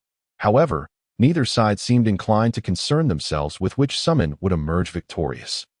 Instead, they continued to move across the wilderness, intermittently exchanging spells to gauge each other's attack patterns. Both sides were evenly matched, with neither gaining a significant advantage. Aitin unleashed a wind spear that pierced through the air, forcing him to intercept the incoming projectile. Suddenly, he felt a sharp pain akin to needles piercing his skin at the back of his neck, a chill creeping up his spine, as if he were prey under the watchful gaze of a hunter, leaving him quite uncomfortable. Boom! A powerful force struck against his magical shield, sending Aitin flying through the air before crashing heavily onto the ground. Fortunately, the protection of the magical shield spared him from any harm, though he appeared somewhat disheveled. When did this happen? Aitin lifted his head to discover that an elemental giant had been lurking behind him, summoned without his knowledge. The giant swung its massive fist toward Aitin once more. Damn it! Have you become overly complacent? Aitin exclaimed angrily, raising his staff. A brilliant light erupted from the staff's tip, and as the elemental giant was struck, it exploded into a shower of water droplets. Aitin steadied himself with his staff, his expression darkening, realizing that the powerful spell his opponent had previously conjured was indeed a summoning spell. It was no wonder he had so easily deflected it before. Casido's face was a mask of cold laughter as he waved his staff. The cascading water droplets coalescing before him into another elemental giant. He extended his palm toward the elemental giant, softly reciting an incantation, as a thick layer of ice armor enveloped the giant, transforming the flowing water into a frost-covered behemoth. Damn it! Under the relentless magical support of his opponent, the frost giant grew increasingly ferocious, and Aitin felt his magical shield teetering precariously under its assault. The fire serpent was entangled in a fierce struggle with the water wolf. At this moment, Aitin found himself at a disadvantage. The environment was decidedly unfavorable for him. The intense heat of the magical flames had melted a considerable portion of the surrounding snow, with the resulting water incessantly replenishing the water wolf, which was now swelling in size. Truly, a seasoned wizard. Aitin shook his head in resignation, compelled to acknowledge that his adversary's combat experience far surpassed his own. Yet he was not one to be trifled with. A magical crystal fell upon the bare earth, and instantly, a lava giant rose from the ground, ready to confront the frost giant. This grand battle had indeed taken everyone by surprise. This is impossible. Casido was astounded to discover that his opponent was also well versed in summoning spells. What manner of creature was this? And how had he acquired such formidable spells? The onlooking wizards were equally astonished. Aitin's prowess had truly exceeded all expectations. The two combatants were evenly matched. And indeed, the fight was only just beginning. Aitin spread his palms, and the vibrant green magical flames suddenly surged forth, coalescing into a fiery whip. He clenched his fist, twisting his wrist, and lashed the whip towards Casido. The sound of the whip slicing through the air sent a shiver down the spine, accompanied by a terrifying intent to kill. The fiery whip struck Casido's shield, yet contrary to expectations, it did not rebound. Instead, the writhing whip coiled around the exterior of the magical shield like a venomous serpent. The whip transformed once more into a fearsome serpent, its gaping maw poised to sink its fangs into the shield. Damn it! Casido's heart raced in alarm as he realized his opponent would resort to such a method to shatter his magical defense. He raised his staff high, and a brilliant azure light erupted from its tip, piercing the serpent's maw and emerging from its head. The headless fire serpent exploded violently, scattering fiery remnants across the sky. Yet Casido did not relent. He frantically waved his staff, and the myriad flames coalesced before him into another serpent, this one lunging back towards Aitin. The moment Aitin vanquished the serpent, Casido completed his second spell. A thick mist, evaporated from the magical flames, began to gather above their heads, forming a dense layer of clouds. The atmosphere grew increasingly oppressive, rendering breaths laborious. "Embrace the baptism," the robed wizard exclaimed, raising his arms in wild laughter. In an instant, countless sharp ice spikes rained down from above, even affecting the elemental summons engaged in fierce combat nearby. The massive form of the fire serpent was impaled by several enormous ice spikes, and the lava giant knelt in submission, its body riddled with ice. Aitin once again found himself at a disadvantage. His shield was on the brink of collapse under the relentless assault of the ice spikes. "You have already lost," Casido proclaimed, a victorious smile gracing his lips. Faced with the dual onslaught of magical elements, Aitin seemed destined for defeat. "Is that so?" Aitin retorted with a cold laugh. He raised his staff high, and the sky transformed. The thick clouds morphed into a fiery red, reminiscent of a sunset, casting a crimson hue upon the ground. Subsequently, a rain of fire began to fall, fireballs raining down in a torrential cascade. Do not presume that you alone possess such power. In an instant, everything around them was swept away, the ground pockmarked by the impacts. Flames engulfed Aitin's surroundings as he raised his staff high, the magical inferno enveloping all, reversing the tide of battle once more. This breathtaking conflict had utterly transformed the wilderness. Were it not for the magical shield encompassing the battlefield, even those 1,000 meters away would likely have been disturbed. The wizards shook their heads in disbelief. Both combatants were nearing their limits. The young truth wizard had forced the robed Casido into such a predicament, a feat that had completely surpassed their expectations, despite the peculiar staff contributing significantly to this outcome. Do not celebrate too soon. Casido had never anticipated being so thoroughly cornered by a mere youth who had only recently attained the rank of truth wizard. Following this battle, he would surely become a subject of ridicule among all wizards. The thought ignited a fierce rage within him, and he now harbored intentions of eliminating his opponent. Casido's face darkened as he chanted a spell, his form gradually dissipating into a wisp of black smoke, racing towards Aitin. Wherever the smoke passed, the blazing magical flames dimmed, as if suppressed by an invisible force. Humph, if you wish to play. I shall oblige. Aitin recognized that his opponent's magical reserves were nearly depleted as he stepped forward, vanishing into a wisp of azure smoke, charging towards Casido's shadowy form. The two clouds of smoke intertwined mid-air, colliding in a flurry of magical brilliance, resulting in an array of explosive sounds from the ground, leaving behind a series of strange craters. The outcome remained undecided. The onlooking wizards were stunned. In a certain sense, Casido had already lost. The two clouds of smoke dispersed, reconvening into humanoid forms, both appearing somewhat disheveled, crouching on the ground, gasping for breath. I never imagined you could push me to such lengths. Casido, propping himself on his staff, rasped as he stood, as though delivering a final proclamation of victory. You may indeed possess that qualification, but you are still defeated. With that, he raised his hands, preparing to incant a spell to his astonishment. White fur began to sprout from Casido's elevated arms, his fingers retracting and transforming into sharp claws. He covered his face with his hands as his body swelled, becoming immensely strong, his gaunt visage morphing into a terrifying wolf's head. This is advanced shape-shifting.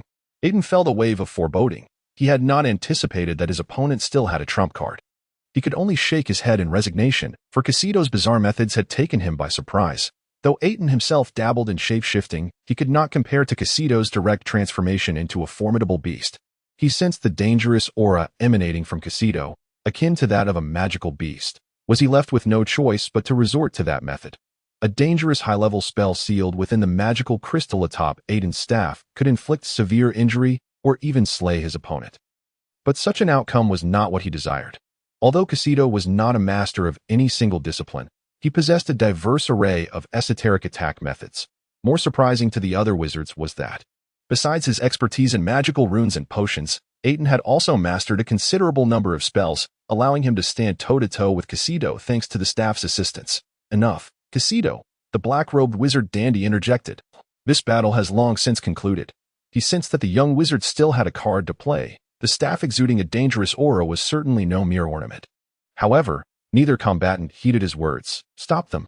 Howlett growled in a low voice, raising his staff to conjure a shield that separated the two combatants.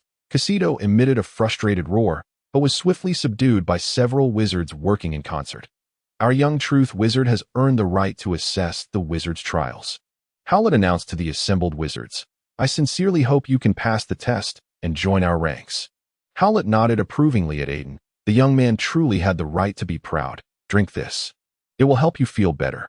Ellis produced a vial of green potion and poured it into Aitin's mouth, having discerned that his apprentice was utterly drained of magical energy and struggling to maintain his composure.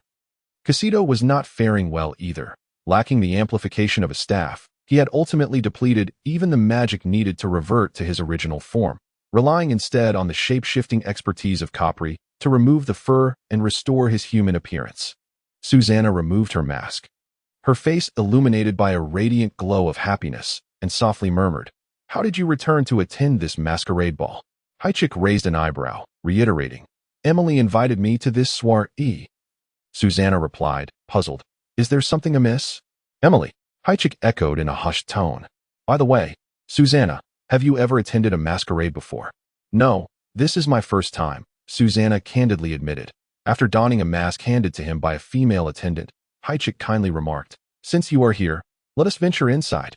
Guided by the attendant, they traversed the winding corridors and arrived at a bustling hall. The opulent space was filled with masked men and women engaged in conversation and dance, their presence unnoticed by the throngs. However, the masked figures clad in bronze masks, who glided gracefully among the nobility while bearing silver trays of food and wine, wore the telltale metallic collars that signified their servitude. An elegant and soothing melody reverberated throughout the hall, lending an air of bizarre charm to the peculiar scene, creating an atmosphere that felt decidedly unsettling. Hychik took 2 crystal goblets filled with wine from the attendant, handing one to Susanna. Thank you, she replied, curiously surveying the hall's happenings. The majority of the nobles were in search of partners, or rather, their prey, as tonight offered a splendid opportunity to a middle-aged man, captivated by the beauty of a young maiden, approached and extended an invitation to dance. Susanna glanced at Hychik beside her and politely declined the man's offer, prompting him to retreat with understanding. Haichik smiled and inquired, "What do you think of this place?" However, a young man interjected, "To be honest, I thought you wouldn't show up." The masked youth gazed at Haichik with an ambiguous expression and asked, "Is this your companion for the evening?" Haichik merely smiled in silence. The young nobleman smirked slightly, tinged with envy. "What a lovely lady. I wish you both a splendid night." "I must be off," the young nobleman said with resignation. "Before the ball officially commences, I need to find a partner. I do not wish to spend this delightful evening alone." Haichik raised an eyebrow, smiling. "Perhaps you should do so now, lest all the beautiful ladies be taken." The young man departed with a chuckle. What a strange sensation, Susanna mused, feeling increasingly uncomfortable in the bizarre atmosphere after donning the mask. The insincerity of the cordiality among the guests seemed to evaporate. The predatory glances filled with aggression and desire were now glaringly apparent, stripping away the dignified demeanor expected of the nobility. All of this left the young woman feeling quite ill at ease. "Relax," Haichik whispered. Though uncertain of Emily's intentions, he could picture the expression on Philip's face upon discovering that his sister had attended this masquerade. Yet, he needed to prevent any such revelation. He still required Emily to approach the Osania family and provide him with crucial information. "My lady, may I have the honor of dancing with you?" Haichik bowed elegantly, extending a noble invitation. That a faint blush crossed Susanna's face, yet concealed beneath the silver mask. It went unnoticed. She extended her delicate, fair hand and gently placed it upon his. Accepting his invitation, the two joined arms, gracefully melding into the hall, swaying to the soft, refined music, lost in the elegance and fervor that the ball provided. Suddenly, the gentle music came to an abrupt halt, signaling the imminent commencement of the event. "What is happening?" Susanna inquired, still caught in the intoxicating joy of the soiree, only to be pulled aside by Haichik to the edge of the hall. That he halted, lowering his voice to caution the beautiful woman before him. "We must leave." He parted the heavy curtain, the chill of the outside air jolting the young maiden back to reality. "Has the banquet concluded?" Susanna asked, bewildered at that moment. Several slaves, entirely unclothed, carried a noble young woman bound with crimson satin ribbons onto a silk-covered wooden bed. Resembling an exquisite gift or a mere commodity, her fate now resting in the hands of the attending nobles. Behind them loomed a young nobleman, yet his treatment was less fortunate. His hands were bound, a chain around his neck, treated like cattle. "Ladies and gentlemen," a masked man clad in a tailcoat stepped into the center of the hall, clearing his throat to address the crowd. "The ball has not yet concluded, but its nature has indeed changed." Haichik tore his gaze from the spectacle, pulling Susanna through the curtain and out of the hall. "The masquerade is not what you envision. You must have already sensed the true essence of this gathering," he scoffed quietly. "This is the genuine face of the nobility." Could it be? A flicker of anger crossed Susanna's features as she recalled certain rumors among the aristocracy, whispers of a peculiar kind of ball. "Emily likely has no inkling of this to have invited you." Haichik's expression darkened, cautioning, "You must leave now. Do not inform Philip about this, as I doubt he would approve of your attendance." "You are right. I believe I should take my leave now. Thank you for the warning." "Haichik," Susanna cast a fleeting glance at him before turning and disappearing through the hall's entrance. Watching her retreating figure, Haichik exhaled a sigh of resignation. "You actually let her go. That is rather uncharacteristic of you." "I had deceived her into attending this masquerade," a familiar voice chimed in, startling Haichik as he turned to see a masked girl approaching. "When did you arrive?" Haichik asked, slightly exasperated. "Just now," she replied, giggling. "Honestly, you needn't have warned her. I was quite eager to witness her reaction upon discovering the true nature of this ball." A malicious glint flickered in Emily's eyes, that little hussy who has already climbed into her brother's bed, pretending to be innocent. "Perhaps you should reconsider such actions. Let us proceed inside." Haichik brushed aside the heavy curtain, turning back to remind, "The ball is about to commence." Inside the hall, the young woman lay in a daze, enduring immense suffering, powerless on the bed, her dim eyes reflecting the flickering orange light, creating a surreal tableau reminiscent of a devil's feast. In the dead of night, the hall was deserted, save for the remnants of the festivities left unattended. Most nobles sought out a room in the garden with their partners to indulge in the aftermath of the ball's fervor, while a few others begrudgingly chose to depart early. The inky night sky bore silent witness as snowflakes gently descended, blanketing everything in a cold stillness. The wooden gates of the Coam garden swung open, and a carriage sped away, vanishing into the far end of the street. The swift vehicle journeyed southward, crushing the snow-laden ground. exiting vows and racing into the wilderness. Ultimately, it came to a halt in the vast, desolate expanse. The driver was a middle-aged man clad in a thick coat, his face red and frozen, seemingly numbed by the relentless speed of his journey. He leapt from the carriage, dragging a large sack of indeterminate contents, carelessly discarding it onto the frozen earth. Before departing, eager to leave the scene, an arm protruded from the sack, revealing it contained a young man, entirely unclothed, who had been treated as a gift at the masquerade. The master of the Column Garden had been subjected to an array of stimulating substances and under the unrestrained demands of numerous noblewomen. His life was nearing its end. The galloping carriage faded into the snowy wilderness, leaving the fate of the unfortunate young man, whether to succumb to the cold or become prey for the ravenous beasts of the wild, of no concern to the middle-aged driver. Amidst the swirling snow, a spectral figure emerged, gliding across the snowy terrain without leaving a trace. The figure materialized from the flurry, its head casting a shadow over exquisitely crafted features, with mesmerizing crimson eyes that captivated the heart. The cloaked figure approached the sack, and everything around fell into a hushed stillness. The wind ceased, the snow halted, even the biting cold was kept at bay. Wide at it seemed to possess an infinite power, capable of piercing through all. Bending down, it extended a pale arm and unfastened the sack, cradling the youthful visage, erupting into laughter, hatred, fear, anger, helplessness, and terror. What an exquisite array of expressions! The youth's visage was pallid, devoid of any hint of color. Indeed, the faintly pulsating heartbeat served as a testament to his continued existence. Were it not for the arrival of the man in the black robe, he would likely have succumbed to the frigid embrace of this desolate wilderness, becoming mere sustenance for the famished beasts of winter. Do you wish to survive? The man in black spoke softly to the boy, his gentle words laced with seduction. Do you yearn for boundless power? For vengeance against those who have obliterated your very existence? Do you desire to see those who have wronged you kneel at your feet, remorseful for their transgressions? Forge a pact with me. Offer your soul, and I shall bestow upon you immeasurable strength. In the name of the devil, O Shushikatas.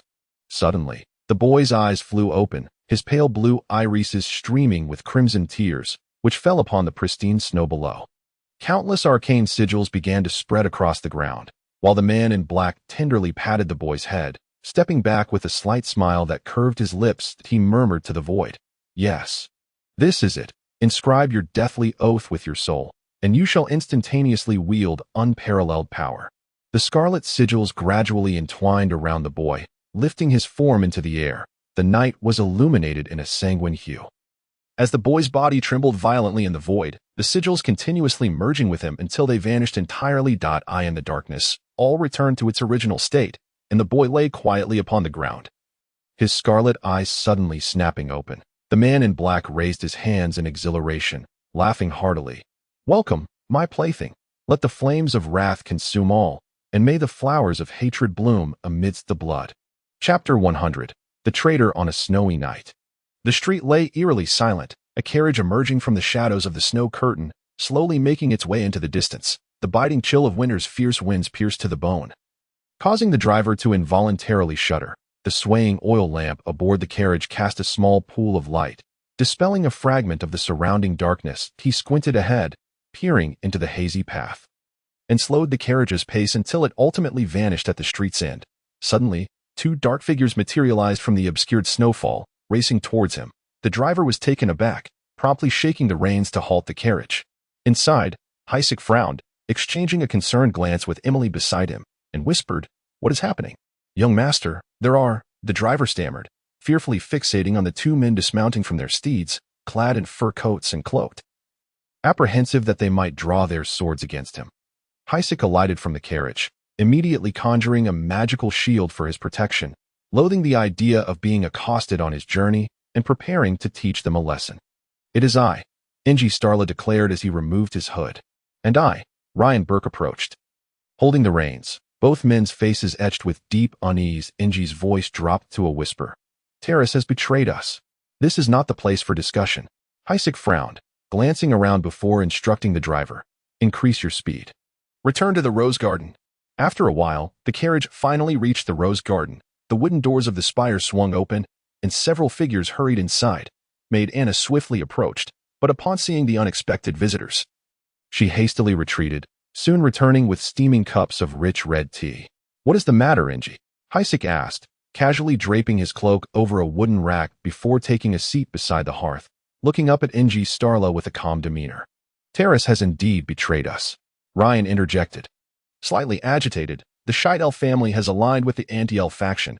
He has left Feus in the dead of night, whereabouts unknown. His expression soured as the betrayal of a once close friend weighed heavily upon him. Just moments ago, I received an urgent missive from the family, mentioning Terrace's defection to the anti-elf faction that we sought to confront him, only to find he had vanished. Enji's eyes flickered with the flames of anger. His countenance grim. Terrace is aware of your plans. If he divulges this information, there will be no refuge for us within the Nokular Empire, and our years of scheming will be in vain. Did you know of this? Hisik turned to Emily, whose pallor was particularly alarming. I was aware. Terrace received a letter from the family yesterday and informed me of this matter, Emily replied calmly, as if she were detached from the unfolding drama. Why did you not inform me? Hisik demanded sharply. You would have killed him, if you had known. You would have slain Terrace, wouldn't you? Emily's expression darkened, and she spoke bitterly. Regardless, he is still my elder brother. She understood all too well the nature of the man before her. He could tolerate deceit. But betrayal was an entirely different matter. The fate of a traitor is invariably death. Yet Terrace has betrayed us. He still covets the Shidel family throne, and he remains distrustful of us. Hisik's voice grew increasingly agitated. The betrayal eliciting profound disappointment. If Terrace had been willing, Hisik had promised to assist him in ascending to the family's throne. What shall we do now? Should we immediately send someone to hunt him down? Inji felt as though his emotions were ablaze, his anxiety and agitation spiraling beyond his control. It may already be too late. Ryan bit his nails, casting a hopeful glance at Hisik, wishing for a solution to this predicament. We must locate him. We cannot allow Terrace to disclose what he knows to others. Inji pounded his fists on the table, a fierce determination illuminating his face. We must eliminate him before he reveals anything. The group was discussing the assassination of a brother in front of another sister, while it appeared absurd. Such was the reality of nobility, where individuals often resorted to various means to eliminate any threats to their safety. I'm quite curious, why do you still linger here instead of departing with Terrace? Do you truly believe I would spare your life? Hisik questioned with a sardonic smile, leaning close to the beautiful maiden, whispering softly in her ear. Or do you think your beauty can ensure your survival? Why would I flee if I have not betrayed you? Emily remained composed, raising her gaze to meet Hisik's, replying softly, moreover, I do not believe my brother will return safely to the imperial capital. No, he certainly won't be allowed to return, will he? The moment Hisik divulged his plans to them all, Emily recognized she had no escape. Regrettably, her brother Terrace was filled with foolish ambitions and failed to grasp this reality, ultimately sealing his own fate. Of course, Hisik gently caressed the maiden's face, placing a kiss upon it. He then reclined in a chair, pouring himself a cup of red tea. He raised the cup to his lips, taking a sip before calmly addressing everyone. The only thing we can do now is wait. What are you waiting for? Inji queried softly. How can you remain so composed? Ryan regarded Hisik with suspicion, whispering, Did you already know of this? I knew. How could I not? I am neither a sage nor a deity. Hisik paused momentarily, then sneered. Unfortunately, on the night of the Holy Vigil, I inadvertently overheard his conversation with the heir of the anti-elf faction. I lament their foolishness. Why did you not intervene? Ryan pressed. Why should I inform you? What would you have done? Would you have simply severed his head? Hisik derided softly. I have given Terrace ample time and opportunity, yet he still chose to betray us. You were aware all along. Enji echoed. Exhaling in relief, he turned to Hisik with confusion. Why allow him to escape? At this point, everything else was inconsequential. His sole concern was this matter. Enji, calm down. That we must trust Hisik. He has his own designs, Ryan advised. As they all knew, Hisik was the most adept at strategy, his plans always shrouded and flawless. I have not let him off the hook. Hisik drained his cup, then lifted the ceramic teapot to pour himself another cup. Indeed, upon hearing Hisik's words, Emily's heart trembled involuntarily, feeling a pang of sorrow for her brother's uncertain fate. Suddenly, the wooden door was knocked open, and a tall, powerful knight clad in light armor, exuding a fierce aura, stepped before them. The middle-aged knight placed a burlap-wrapped circular parcel on the table, bowing respectfully as he spoke. Young master, Terrace has rejected your invitation, so I followed your orders and severed his head, bringing it back. Before the gathered crowd, The knight unveiled the contents of the parcel, revealing a bloodied head, the severed head of Terrace, once a close friend of Heisek. Emily bit her lip tightly, turning her head away, unable to bear the sight any longer. Upon witnessing Terrace's head, the others finally exhaled, collapsing into their chairs. Ryan looked up at the middle-aged knight, softly inquiring, "What of the others?" "Only one attendant, who has also been slain and disguised as a victim of a beast attack," the knight replied succinctly. "Well done, Knight of the Ancient Tower. You've had a long day. You should rest for now." Heisek sighed in resignation, and just as the middle-aged knight was about to step out of the room, he called out, "Wait, what further instructions do you have?" "Young master?" The knight paused, turning back. "Take him downstairs and give him a proper burial," Heisek commanded. "Yes, young master." The knight efficiently wrapped the head in a cloth and exited with it in one hand. Only the bloodstains remaining on the table bore witness to this tragic friendship. The room fell into silence, heavy with a somber atmosphere. Now that Aitin has become a formidable true word sorcerer, we have taken another step closer to our plan's objective, Heisek declared as he rose, addressing the assembled company. "We shall succeed and seize the empire, obtaining all that is rightfully ours." "Anna," Heisek called for his maid, "please take Miss Emily down to rest." He leaned closer to Emily and whispered, "I shall come find you later." Heisek's gaze returned to the two individuals. "Very well. Now you should feel reassured. Disperse and return to rest. You know what needs to be done regarding this matter." "We will remain tight-lipped." The two nodded in agreement. The murder of a viscount's son, even if he were a second son, would undoubtedly provoke the wrath of the Rudel family. It was a silent affront to the very essence of a family. Yet none wished for that fury to fall upon themselves. Once everyone had departed, the room was enveloped in a heavy stillness, and Heisek slumped into a chair, gazing into the void at a figure emerged from the shadows, an elder scrutinizing Heisek, questioning, "Young master, why did you divulge this matter to them?" "Cholito. Sometimes revealing the truth can garner trust," Heisek replied, his gaze penetrating as he addressed the elder. "Yet, at times, what masquerades as truth can engender trust even more. The truth holds little significance. What matters is their willingness to accept the outcome." Cholito fell silent, retreating into the darkness, contemplating the implications of Heisek's words. Over the years, Heisek's statements had blurred the line between truth and deceit. What, in the end, did he truly desire? The entirety of the kingdom? Chapter 101. The Battle Robe, at noon.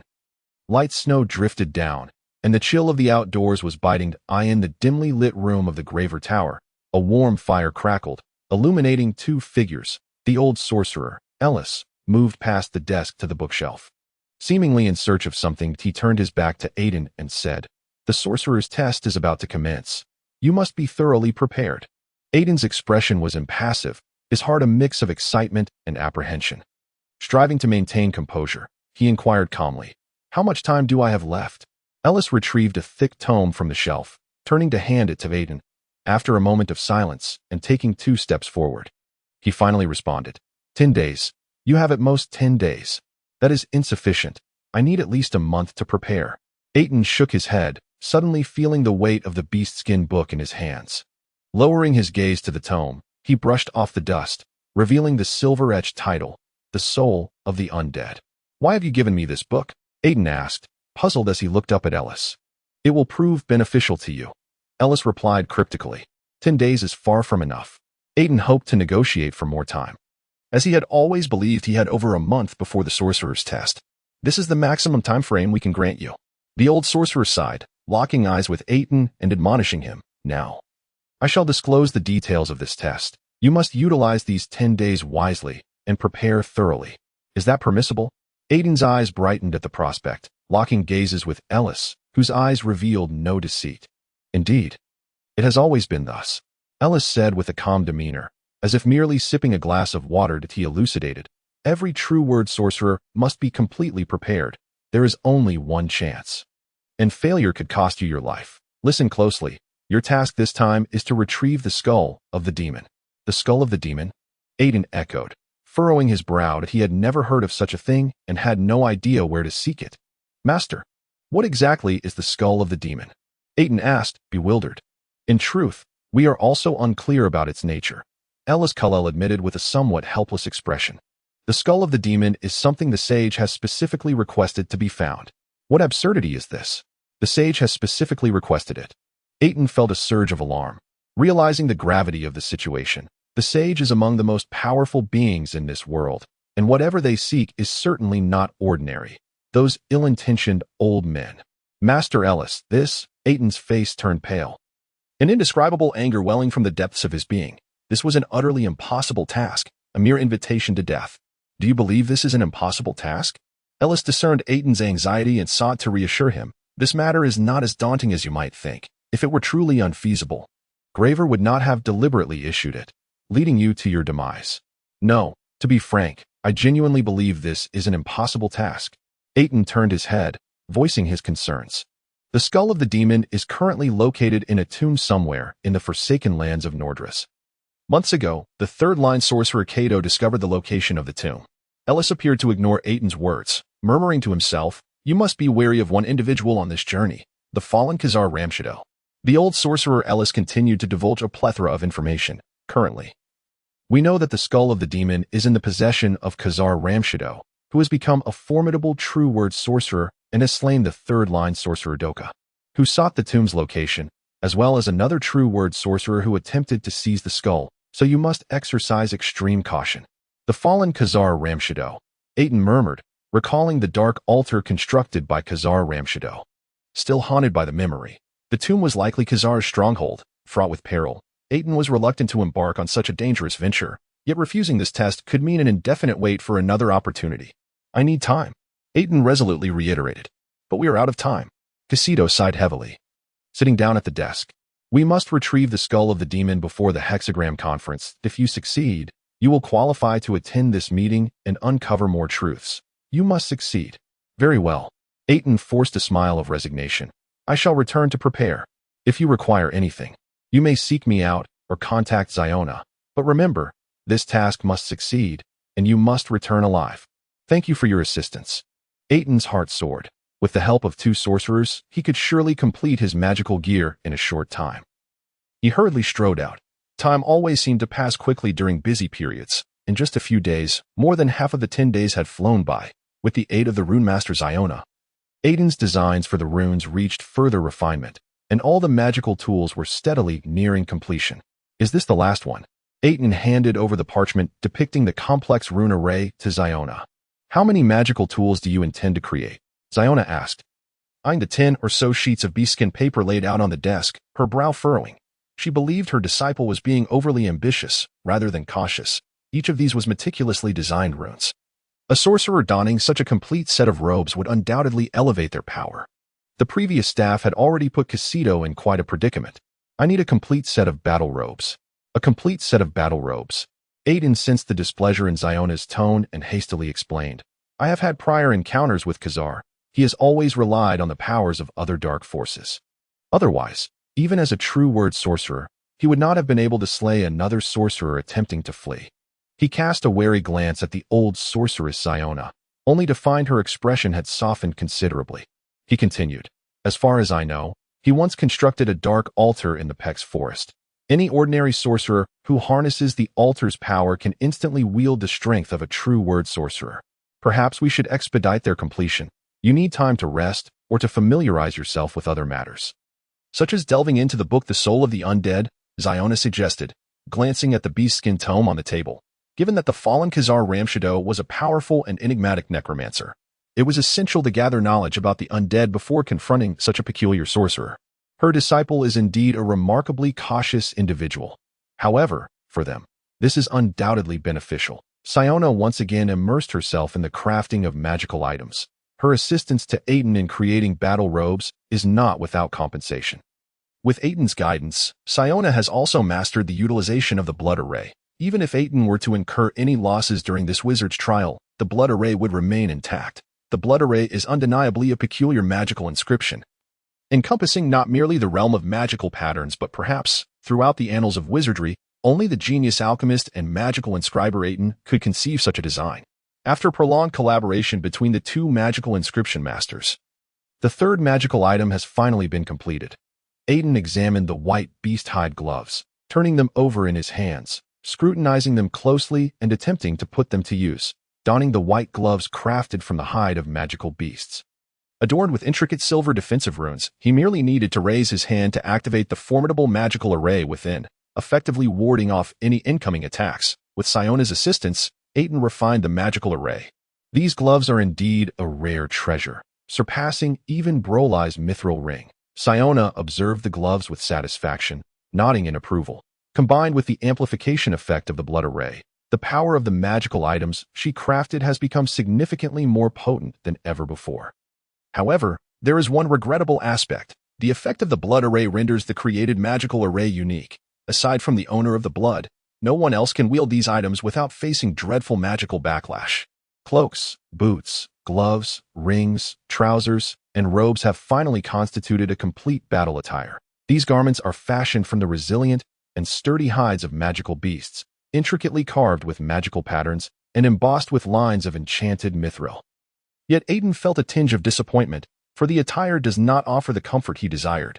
The hide is excessively stiff, and despite the addition of a layer of soft silk, wearing it still makes him feel as though he is clad in cumbersome leather armor. With his silver hair, silver robe, and a cloak that is entirely silver, Aitin appears even more handsome and enigmatic. Siona has indeed witnessed the power of this battle attire. Every wizard possesses a similar ensemble, yet none can rival the one before her. It embodies the collective wisdom of two great magical inscribers and the accumulation of countless gold coins. 10 days later, Aitin mounted the griffin and departed from Glaver, embarking on a new journey to the forsaken land of Nordris. Chapter 102, Nordris. The forsaken land. The vast expanse of gray earth stretches endlessly forward, merging with the overcast sky at the distant horizon. In the desolate wilderness, swirling dust fills the air, thick with an ominous aura. On this cursed land, everything seems to be stripped of vitality by an invisible force. Even the tenacious moss cannot survive here. Beneath a century of dust lies countless skeletal remains, occasionally exposed by the fierce winds. For centuries, no one dared to tread upon this dead zone. However, the seemingly lifeless wilderness does not reflect the solitude that it appears to harbor. Slaughter unfolds incessantly upon this land, as the few remaining decaying creatures engage in a relentless struggle for the scant space left for survival. The flesh of the fallen becomes a delectable feast, their bodies transforming into mere skeletons buried beneath the swirling dust.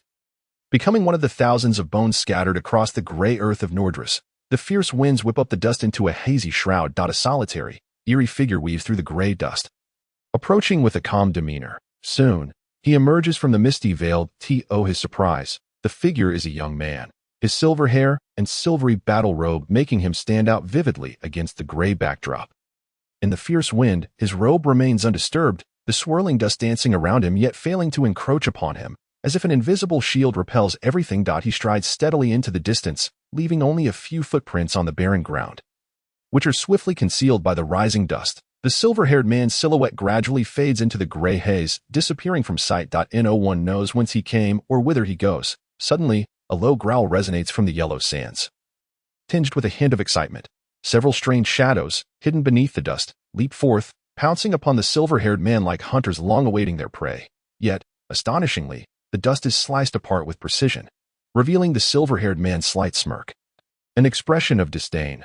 All assailants seem to freeze mid-air, collapsing to the ground. Only the silver-haired man remains standing amidst the swirling dust, gradually making his way southward. After the dust settles, the earth falls into a profound silence. The silver-haired man has vanished, leaving behind the lifeless gray ground, exposed half-orc corpses soon to be covered by the accumulating dust. The fierce wind abruptly ceases, and the swirling dust gradually quiets. Aitin halts his steps, standing amidst the vast wilderness. Casting his gaze into the distance, he surveys the boundless expanse. A frown creases his brow. Amidst the desolation, where shall he seek the hidden tomb of Casa? Right. The crystal ball. Aitin retrieved a crystal ball from his magical pouch, holding it firmly in his palm, closing his eyes, and softly uttering an incantation to extract the information concealed within. Countless scenes flicker through his mind. The location of the tomb. He suddenly opens his eyes, raising his head, and gazes into the distance, his sight piercing through the dust veil, traversing the boundless wilderness, where he spots the isolated, eerie tomb upon the desolate land. Is it over there? Aitin slowly makes his way toward the direction indicated by the crystal ball. Behind him lurks a peculiar shadow, poised to strike. Yet he pays it no heed. Finding the tomb, Reclaiming the demon's skull and then departing this cursed place is Aitin's singular focus. The malevolent magical energy emanating from Nordras fills him with unease. In Nordras, tranquility is a thing of the past. It welcomes a second wave of visitors. Across the vast wilderness, a young man wielding a knight's sword is frantically fleeing in terror. In a moment of carelessness, his foot catches on a protruding rock, causing him to stumble forward a few steps, bracing himself against the knight's sword as he half kneels on the ground, nearly toppling over. Behind him, the hurried sound of iron shoes echoes, and the youth turns abruptly to see dozens of figures charging toward him, clad in light armor. They advance with an imposing presence, clouds of dust swirling around them. They are the renowned elite warriors of the Holy Light Order. The Holy Light Guardians. Am I destined to perish here? Kyle, propped up by his knight's sword, stands resolutely, staring at the approaching pursuers, his eyes, filled with a fiery anger, narrow as he readies himself for a final stand. Kyle Shaleth. You damn traitor. I wonder where you think you can escape this time. The leading guardian points his sword at the youth, laughing arrogantly. They have been pursuing the traitor for months, and yet he has managed to evade them until now, reaching the Forsaken Land. But this is merely a struggle before death. Kyle Shaleth will ultimately not escape their clutches. The other pursuing Holy Light Guardians exhale in relief, their laughter echoing as they vent the frustrations of the past days. The Guardians draw their swords, closing in on Kyle, surrounding the traitor completely. With the murderous aura emanating from dozens of sharp blades locking onto him, a chill runs down Kyle's spine. The overwhelming threat of death engulfs him, gradually drowning out the fury in his eyes. Gritting his teeth, he suppresses his fear and raises his knight's sword, growling, "If you desire my life, then take a few of you with me. Do not forget the orders of the deputy commander. Kill him and bring back his corpse," the guardian leader bellows. Dismissing the traitor's desperate struggle, several Holy Light Guardians, brandishing their swords, charge from the crowd, aiming to slay the traitor Kyle, seeking to claim the glory and gain recognition for promotion. "If you wish to kill me, then let your lives be the price." Kyle roars in anger, his eyes gleaming crimson like a raging beast. He swings his sword at them, once the most elite of the Holy Light Knights. Even in his exhausted state, he remains stronger than the Holy Light Guardians. A flash of blood streaks through the air as a guardian attempting to slay him meets his end, his throat slashed by Kyle's knightly sword, blood spraying forth as he collapses lifelessly onto the desolate ground. The remaining Holy Light Guardians hesitate, fearful of following in their companions' footsteps and becoming stepping stones on someone else's path to success. Their cowardice is almost laughable, especially for the elite guardians of the Holy Light Order. You are no match for him. A Judgment Knight, adorned in exquisite armor, parts the crowd and steps forward. Emotionless, he gazes at Kyle, coldly questioning, "Why have you betrayed the Holy Light?" Betrayed the Holy Light? Kyle was momentarily taken aback, then burst into laughter, declaring this to be the most amusing joke he had encountered in this century. He mockingly retorted, "You accuse me of betraying the light. Then why has its power not vanished from within me?" Suddenly, a shadow loomed rapidly before him, a hardened fist crashing into his face. Silencing his laughter as he crumpled to the ground, the Judgment Knight retracted his arm, wiping the blood from his hand with a cloth, his expression impassive as he stated, "It is the duty of us, the keepers of judgment, to strip away what the divine has granted." Duty. Kyle winced while clutching his face, struggling to rise from the ground, wiping the blood from his mouth and spitting out a bloody phlegm. He scoffed, "What do you think you are, gods? We are not gods. We are executors of divine will. You filthy scoundrels, how many heinous deeds have you committed in secret? How many innocent lives have you snatched away? You are the true betrayers of the light, the damned traitors." Kyle raged, raising his crossed sword, prepared to unleash his fury upon his adversary. "That is not within our purview." The Judgment Knight's tone remained icy, as though discussing a trivial matter. "You despicable wretches," Kyle growled lowly, swinging his sword at the Judgment Knight, only to find his strike parried. The Judgment Knight then kicked him in the abdomen with a fierce stomp, sending him flying and crashing heavily to the ground. The disparity in their power was glaring. Even at his best, Kyle lacked the confidence to defeat his opponent. He lay on the ground, unconscious. "Sever his head." The Judgment Knight cast a glance at the unconscious youth, commanding the nearby light guard with a cold demeanor. The guard, sword in hand, immediately complied with the order, a sinister expression on his face as he approached Kyle, who had unwittingly fallen into their hands after all their efforts. He raised his knight's sword high, preparing to cleave the traitor's head. What an unexpected encounter, truly a pack of entangled watchdogs. A faint voice suddenly resonated. Though soft, it reached the ears of all present. The knight's sword halted mid-swing, and all the knights turned their heads toward the source of the voice, only to behold a mysterious man clad in silver-white robes approaching leisurely. This attire. This aura, heretic.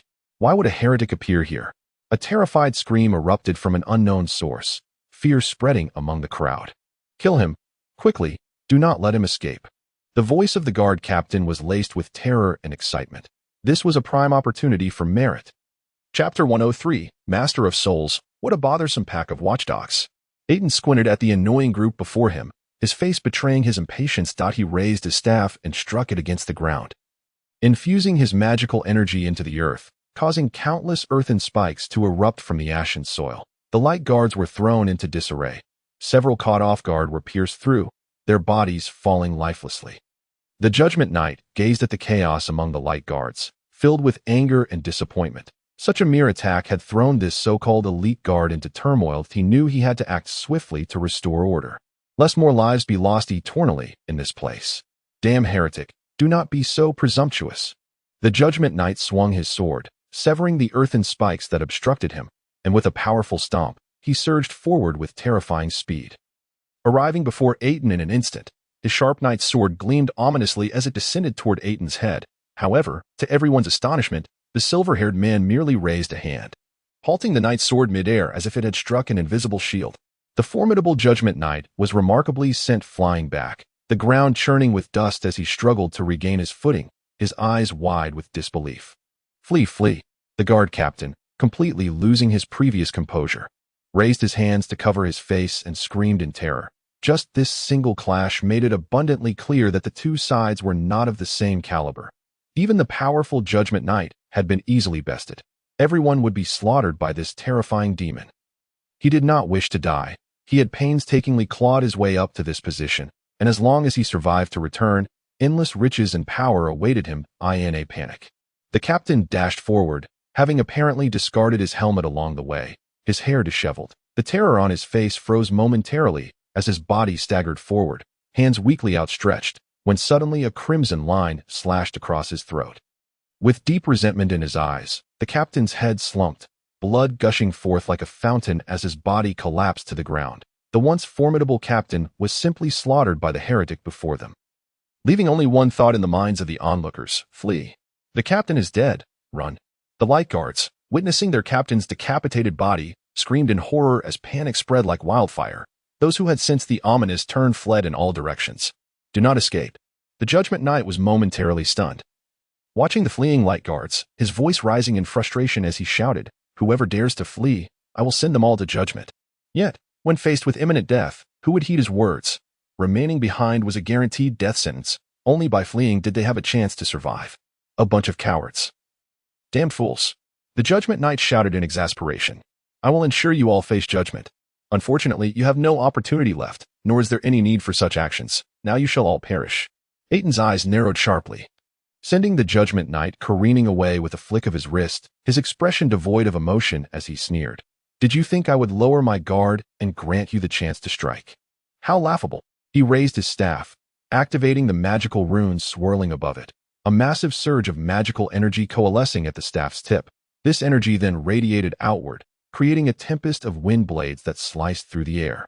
The screams echoed across the desolate expanse as the wind blades mercilessly cut through the sturdy armor, those fleeing light guards watching helplessly as their bodies were shredded into countless fragments. The air thickened with the stench of blood, and in the blink of an eye, dozens of warriors were slain on the spot. This is fear etched across the Judgment Knight's face as he finally grasped the nature of the beast he faced. Why is a sorcerer here? Why? Terror froze his features as a formidable wind blade severed his head, blood gushing forth as his corpse fell lifelessly to the ground, the scent of blood growing even more pungent. Aitin ignored the fallen knight, focusing instead on the unconscious youth sprawled on the ground. Is it you? He glanced at the boy lying motionless, coldly stating, Did that damn devil, Delate Clatrani, go through such lengths to lure me here for you? Ever since entering Nordris?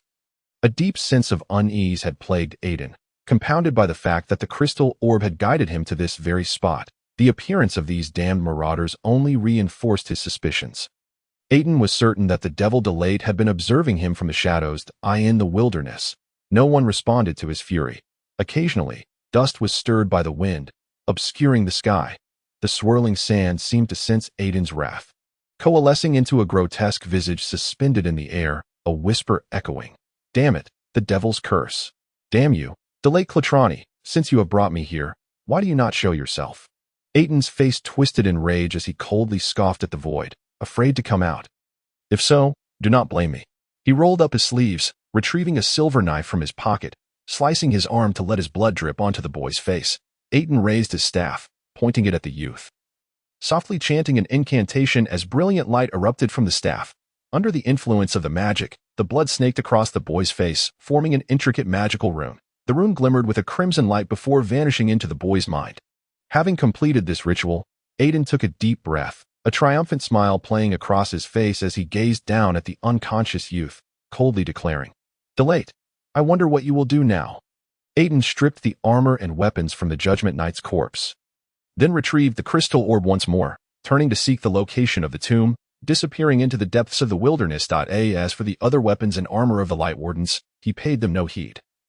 For the capacity of the magical pouch was indeed limited. Shortly after Aitin's departure, the dust of the wilderness stirred, and a sudden distortion rippled through the void. A young boy clad in a blood-red robe stood upon the barren earth. Appearing as if he had materialized from thin air, enigmatic and inscrutable, the boy lifted his head, revealing a visage of exquisite beauty beneath his hood. He gazed longingly in the direction Aitin had vanished, a captivating smile gracing his lips as he murmured softly to the emptiness, "Truly remarkable. The person I value so dearly is becoming increasingly perceptive. Oh, how surprising it is that he has managed to acquire the power of the word in such a brief span of time. However, it seems he has also paid a considerable price for it." A look of astonishment crossed Diliite's stunning face, but it was quickly replaced by his usual serene and charming smile. "You shall ultimately remain within my grasp. Your soul will forever belong to Klasnalosha." Diliite withdrew his gaze.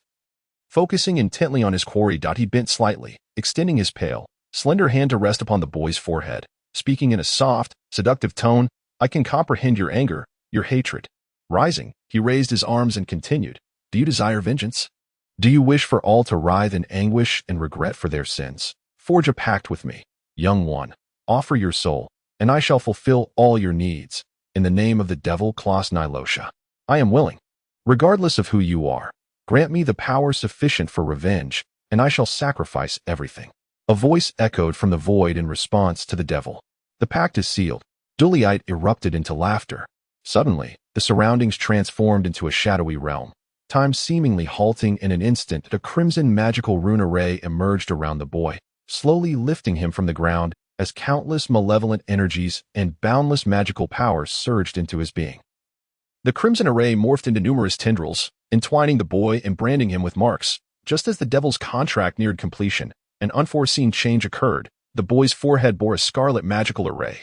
The devil's power was abruptly severed, dissipating into the air. A flicker of surprise crossed Diliite's delicate features. He felt the connection with the boy before him violently severed. The boy had merely absorbed a fraction of his power, despite the pact being sealed. The strength was uncontrolled, rendering him a unique entity. This was the result of the magical rune array left upon the boy by Aitin, a conclusion that perhaps even Aitin himself could not have anticipated. The boy's injuries began to heal, his fingers twitching as he gradually awoke from his slumber. After gently placing a pitch-black staff beside the boy, Diliite vanished without a trace. "I am not dead," Kyle exclaimed joyfully, managing to support his body, only to immediately sense something amiss. "What is happening?" He quickly raised his head to survey his surroundings, the air thick with the scent of blood. The corpses of the Light Wardens lay scattered across the wilderness. Even the invincible Judgment Knight's head severed by an unknown assailant. "What is this?" He gazed in astonishment at the black staff that had fallen beside him, sensing a familiar aura emanating from it. Infused with formidable power, the wilderness was eerily silent.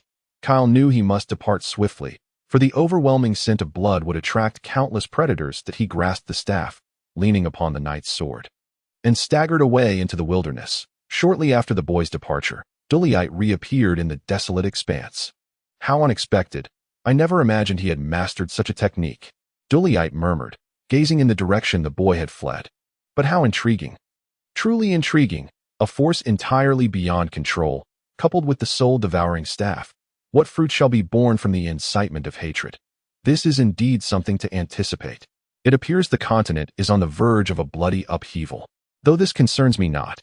Aitin chuckled, his figure fading away, leaving behind only these lingering words in the air. Chapter 104. The morning in the imperial capital. At night, the lights blazed brightly. The air was filled with the vibrant energy of revelry as the populace, donned in thick fur garments, thronged the streets. None noticed, beneath the pitch-black sky and biting wind, a hawk descended from the void. Landing upon a man's arm, the middle-aged man gently stroked the hawk's head, deftly retrieving a small roll of animal-hide parchment from the bundled iron pipes at his feet. He then raised his arm, and the hawk took flight once more, settling upon a branch to rest. The middle-aged man, clutching the parchment, hastened away into the shadowy corner. "My lord, a letter from Glaver." The wooden door to the study was knocked upon softly, and a middle-aged butler clad in a tailcoat hurried in. Seated at the desk, Viscount Schuttel remained fixated on the object in his hand, seemingly disinterested in the matter at hand. After a lengthy pause, he finally uttered, "Read the contents of the letter to me." "Yes, my lord." The middle-aged butler complied, unfurling the animal-hide parchment and reading its contents with a look of astonishment in his eyes. He lifted his gaze to Viscount Schuttel, softly warning, "According to reports, Master Tellus has gone missing on his journey back to the imperial capital." The butler hesitated, suddenly feeling a chill run down his spine. Missing implied death, and the Viscount's son had been slain on the road home. This was nothing short of a provocation against the Schuttel family. "Oh," Viscount Schuttel replied coldly, as if the deceased were not his own flesh and blood. He looked up at the butler and inquired, "Is there anything else?" "There is one more matter." The butler lowered his gaze, focusing on the final report on the animal-hide parchment, respectfully presenting it with a quivering voice. "Miss Emily also suddenly went missing 3 days after Glaver." The butler fell silent, awaiting the Viscount's wrath. However, Viscount Schuttel did not erupt in the expected torrent of anger. His tone remained calm and indifferent. "Has Tellus perished?" "Reports indicate they discovered the body of the young master's attendant on the way to the imperial capital, showing signs of having been attacked by beasts." The butler hesitated for a moment before speaking. "They also found a headless corpse, and based on the attire, it should indeed be Master Tellus." A flicker of change finally crossed Viscount Schuttel's indifferent face. He let out a cold laugh, disdainfully remarking, "Attacked by beasts?" This was the so-called truth. 2 would-be knights had met their demise at the hands of beasts, a preposterous farce that no one would believe. "You may leave now." The Viscount waved his hand in irritation. "Summon Vinon to see me." The middle-aged butler placed the animal-hide parchment on the desk and slowly exited the study. Viscount Schuttel cast a glance at the parchment left by the butler, revealing a cold smile. Moments later, the wooden door to the study was knocked upon again, and a young man entered. He approached the desk, leaning forward to softly ask, "Father, what do you require of me? Have you completed the task I assigned you?" The Viscount inquired, looking up at his remaining son. "I have completed it, father. Most of the populace in the imperial capital will believe that my elder brother perished due to the Osinia family's involvement." Vignon's face bore an expression of reverence. Yet his heart was filled with derision. His elder brother had not fallen to the attacks of the Empire's shield, but had rather been slain by his own hand, falling beneath his knight's sword. Just moments ago, he had learned from the butler that his younger brother Tellus had also perished on the road back to the imperial capital, leaving no one to thwart his ascent to inherit the Schuttel family's throne in the near future. "I heard from the butler that Tellus has gone missing." Vignon's tone held a note of urgency as he cast a puzzled glance at his father. Vignon was not a skilled actor, and his clumsy performance was easily perceived by Schuttel. "Your brother Tellus is dead, and Emily is also missing. Now the family is only you left to inherit."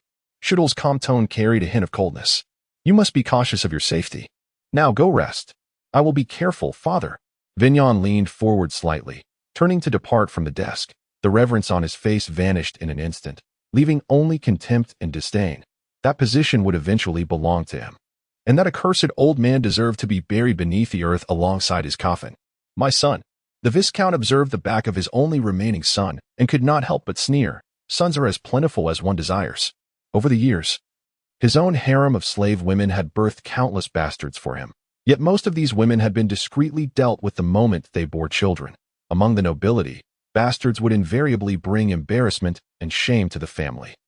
He stood up, opening the window to gaze into the dim night sky. Under the orange-red glow of the lights, Viscount Schutel's face twisted into a more sinister grimace. The only task remaining for him was to successfully sever ties with Shulai's faction and, through the connection with the governor, align himself with Antiel to secure opportunities for the family's future development. The governor, Sujimori Fiksif, representing Antire, has proposed a scheme that aims to frame the Osinia family. It is no trivial matter to ensnare a century-old noble family, but fortunately, His Majesty Philip appears to be willing to witness such a situation unfold. He covertly manipulates the two sons to engage in a deadly conflict, with the deceased being scapegoated as a consequence of the Empire's shield. As long as the family can survive this ruthless game of power, even the loss of all heirs would be a trifling concern.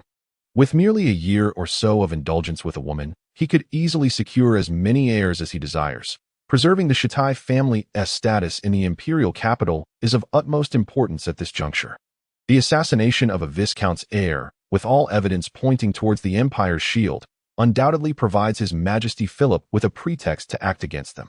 The loss of a century-old title for the Empire's shield seems inevitable. Moreover, the youngest son, allegedly slain by the Schwereiz family, has driven a father, who lost 2 children within a month, to the brink of insanity, prompting him to sever ties with the Schwereiz faction and align with Antile. Although those in the know can clearly discern the truth, Shitai remains unconcerned, for he currently seeks only an excuse. Everything takes precedence over family, prioritizing his interests, even to the point of easily sacrificing his own sons. This is the tradition of the Shitai. It is also the principle adhered to by Osura Shitai. Yet, unbeknownst to the Viscount, there exists one who understands him even better. Osu Shui in the Rose Garden. A profound silence envelopes the surroundings, save for the exquisite, ambiguous moans emanating from a chamber within a towering spire. The dimly lit room is suffused with a subtle fragrance, attempting to mask the scent of pleasure. Beneath the black silk curtains, 2 figures entwined in an embrace were expressions of fatigue born from passion. "What are you thinking about?" Hakesai queried, reaching around to caress Emily, gently tracing her porcelain visage with his fingers as he spoke softly. The young woman emitted a soft hum, comfortably stretching her thighs and closing her eyes to relish his affection. "Speak your mind. It might bring you some solace." Hakesai reassured her. "I am contemplating the recent events," Emily replied, grasping the arm that was ascending, her voice tinged with despair. "A few days ago, a letter arrived from my family, informing me that my elder brother has been assassinated." Hakesai paused, furrowing his brow in contemplation before responding. "The heir of Shitai has perished? It is indeed a most absurd notion that a viscount's heir could be so easily slain." And he sensed the undercurrents of a conspiracy. The letter indicated that this incident is linked to the Osinia family. Emily's expression darkened as she turned to Hakesai, her voice barely above a whisper. "Do you believe it? A frame-up?" "Perhaps," Hakesai speculated, his tone calm. "It appears that His Majesty Philip is eager to make a move against the Empire's shield."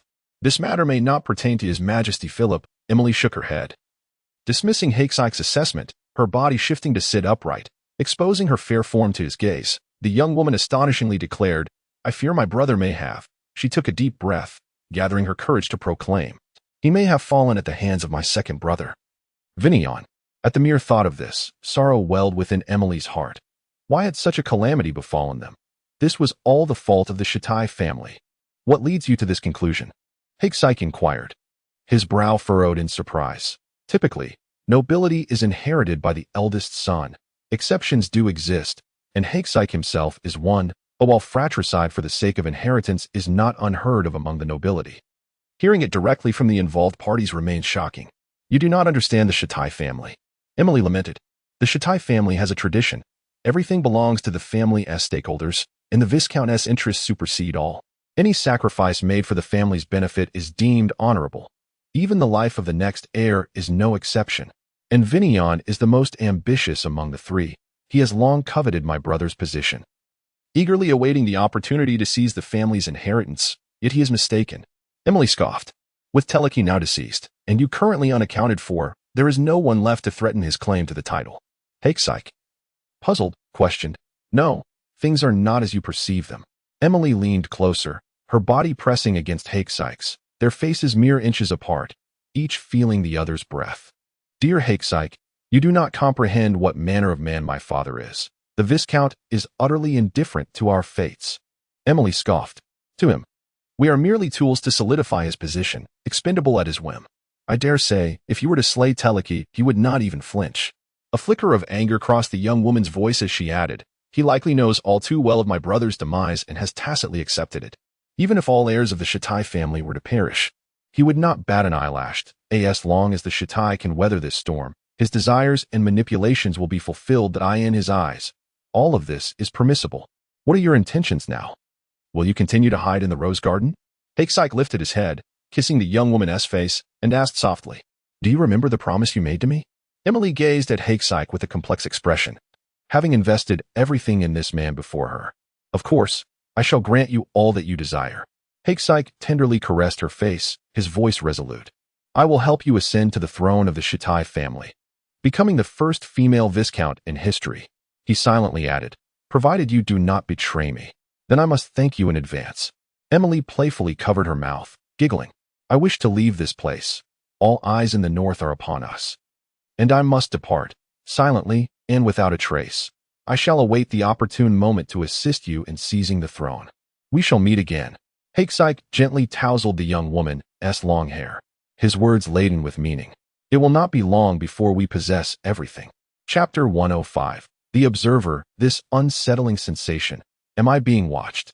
Aitin abruptly halted, raising his gaze to survey the desolate, gray earth before him. Murmuring to the void, a gust of restless wind rushed toward him, stirring up swirling dust, revealing no signs of life in the barren expanse. The Observer is not here. Where might he be hiding? Over the past few days, Aitin, guided by the crystal ball, had traversed half of the forsaken land, all thanks to the devil, Duelite.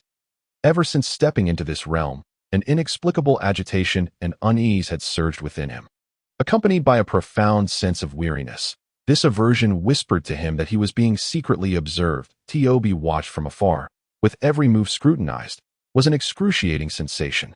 Is it the devil? Duelite. Aitin pondered, taking a few deliberate steps forward, lost in thought. He contemplated who might be lurking in the shadows, and without a doubt, the devil Duelite was among the most suspicious candidates. No, it cannot be.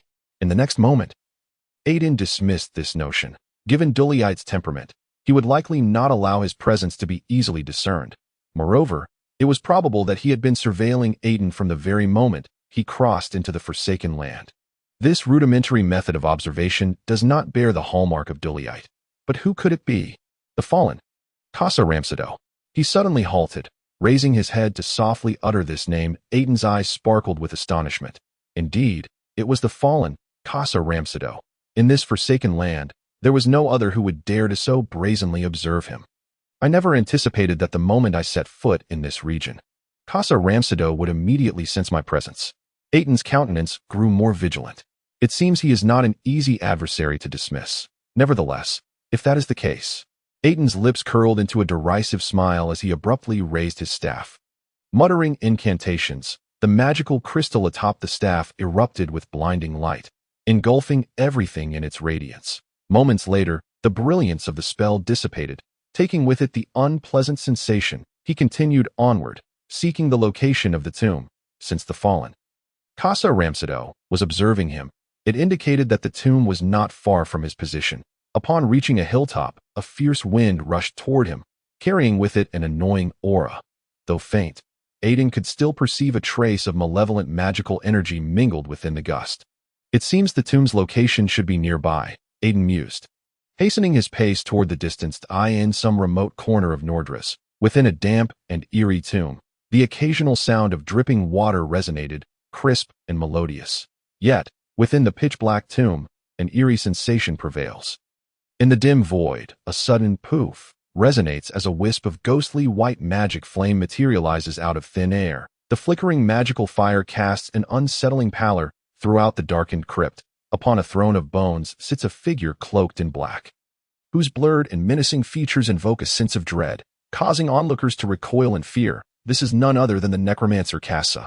Beside the skeletal throne, a bizarre, floating unicorn skull hovers, its hollow eye sockets exuding an ominous green flame. Surrounded by an overwhelming and terrifying magical aura, below the pedestal, a viscous green liquid flows, from which dense emerald smoke rises incessantly. This liquid harbors a dreadful plague, saturating the entire sepulchre in a thick miasma of death. A cryptic smile flits across Cass's lips as his eyes fixate on the spectral image conjured by the magic before him. In the darkness, the apparition reflects the desolate terrain of an abandoned land. Suddenly, a silver-haired man's silhouette emerges within the phantasm, capturing Cass's attention. Clad in opulent robes that denote his status as a wizard, the silver-haired figure halts, surveying his surroundings as if in search of something. To Cass's astonishment, he perceives a hint of mockery on the serene visage of the man, who has evidently detected Cass's scrutiny. The silver-haired wizard performs a simple incantation, raising his staff, which immediately radiates a blinding light, transforming the entire illusion into a dazzling brilliance that illuminates the crypt in an instant. Cass watches as the spectral form dissipates into a cloud of black smoke, slowly dispersing in the air. He raises an eyebrow in surprise. His spell has been undone. Now this is intriguing. Cass chuckles, his voice a raspy and sharp echo within the tomb. Indeed, quite impressive. It appears that Glaver has delivered a true-word wizard's corpse to me. A chilling, spine-tingling laughter reverberates through the somber crypt. My little darlings, go and entertain our impending guest. A cold smirk appears on Cass's gaunt face as he gently caresses the demon skull beside him. The black smoke swirling within the tomb materializes into dozens of ferocious dark beasts. They growl softly, baring their fangs and claws, their grotesque visages exuding a fearsome demeanor. Go forth. He beckons lightly, and the pack of black beasts lunges forward. Vanishing through the shadowy entrance into the hall of the crypt, the ghostly white flames abruptly extinguish, plunging the tomb back into an oppressive silence. The desolate wilderness falls into stillness, fierce winds howling and stirring up clouds of dust that obscure the sky. Two ghastly trees stand sentinel on either side of the tomb's entrance, from which eerie gusts of wind emanate, resembling a portal to the underworld. Eager to consume any intruder, the silver figure appears atop the dusty hill. Gazing down at the tomb's entrance, his gaze ultimately resting upon the grotesque, gnarled trees flanking the entrance, which twist and contort as if they were an old man in agony, their monstrous faces appearing vividly alive. What a dreadful place! A voice, laced with weariness, drifts from the wilderness. It seems I am indeed here, but the sensation is quite discomforting. This loathsome magic. Aitin feels the pervasive, deathly aura in the air, furrowing his brow as a vile magical energy, intertwined with the miasma, continuously seeps from the abyssal tomb, enveloping the surroundings in an uncanny atmosphere. A true-word wizard, Aitin possesses an acute sensitivity to magical forces. Any hint of malevolence is easily discernible. Two ghastly trees. Aitin scrutinizes the peculiar entities, surprise flickering in his eyes. The ghastly trees, corrupted by magic, are creatures of malevolence, typically inhabiting dark and damp areas rife with death. Despite the suffocating miasma surrounding the tomb, it is undoubtedly not an ideal environment. Each ghastly tree possesses power akin to that of magical beasts. The fallen Casa has summoned two of these wretched beings as sentinels, a challenge even for a third-tier wizard to overcome, let alone an ordinary person. However, for a formidable true-word wizard, these two ghastly tree beings pose little threat to Aitin. What he must remain vigilant of is the fallen one hiding within the shadows. The area is saturated with an eerie and unsettling energy, profoundly discomforting, at least for a living soul. Aitin stows his crystal ball, raising his staff as he cautiously surveys his surroundings, prepared for any sudden assault. He approaches the tomb with utmost care, for it is the lair of the fallen Casa Ramsido. From the sensation of being spied upon earlier, Aitin is certain that the necromancer Casa is indeed within the subterranean tomb. Since Casa is acutely aware of his arrival, he must be fully prepared for his arrival. To obtain the demon skull, one must first vanquish Casa Ramsido. Though anticipated, this remains disconcerting news for Aitin. He has an instinct that this journey will prove more treacherous than he had anticipated. As he nears the tomb, within 10 meters, the two ghastly trees seem to perceive his presence, abruptly awakening from their slumber. The ghastly trees stir their branches, their fearsome faces contorting as they emit low, ominous growls directed at Aitin. Their limbs, agile as arms, rise from the ground, ready to eliminate the uninvited intruder. Suddenly, a roar and growl erupt from within the tomb as dozens of dark shadows swiftly surge from the ominous entrance. Landing firmly on the desolate earth, numerous black beasts, infused with immense magical power, emerge at the tomb's threshold, clearly serving as Casa Ramsido's watchdogs. This pack of dark beasts snarls ferociously, ready to pounce and tear Aitin apart. It seems the master here is quite welcoming, Aitin remarks with a cold sneer. He raises his staff, and the battle is imminent. Chapter 106. Chasm. The bark of the two ghastly trees is withered and wrinkled, their branches stripped bare of leaves, resembling a bald old man teetering on the edge of a coffin. Yet, these ghastly trees are not dying. Their movements, though slow, are powerful, leaving deep impressions in the dusty earth with each step. In an instant, the nearest ghastly tree abruptly lashes out with its bare branch towards him. The branch whips through the air like a long whip, accompanied by a fierce gust that howls as it tears through the atmosphere. Boom! The branch strikes the ground, the tremendous force creating a crater upon impact, producing a resounding explosion that sends dust swirling outward. However, the strike fails to hit its mark. Aitin lightly propels himself off the ground, nimbly leaping back to evade the assault.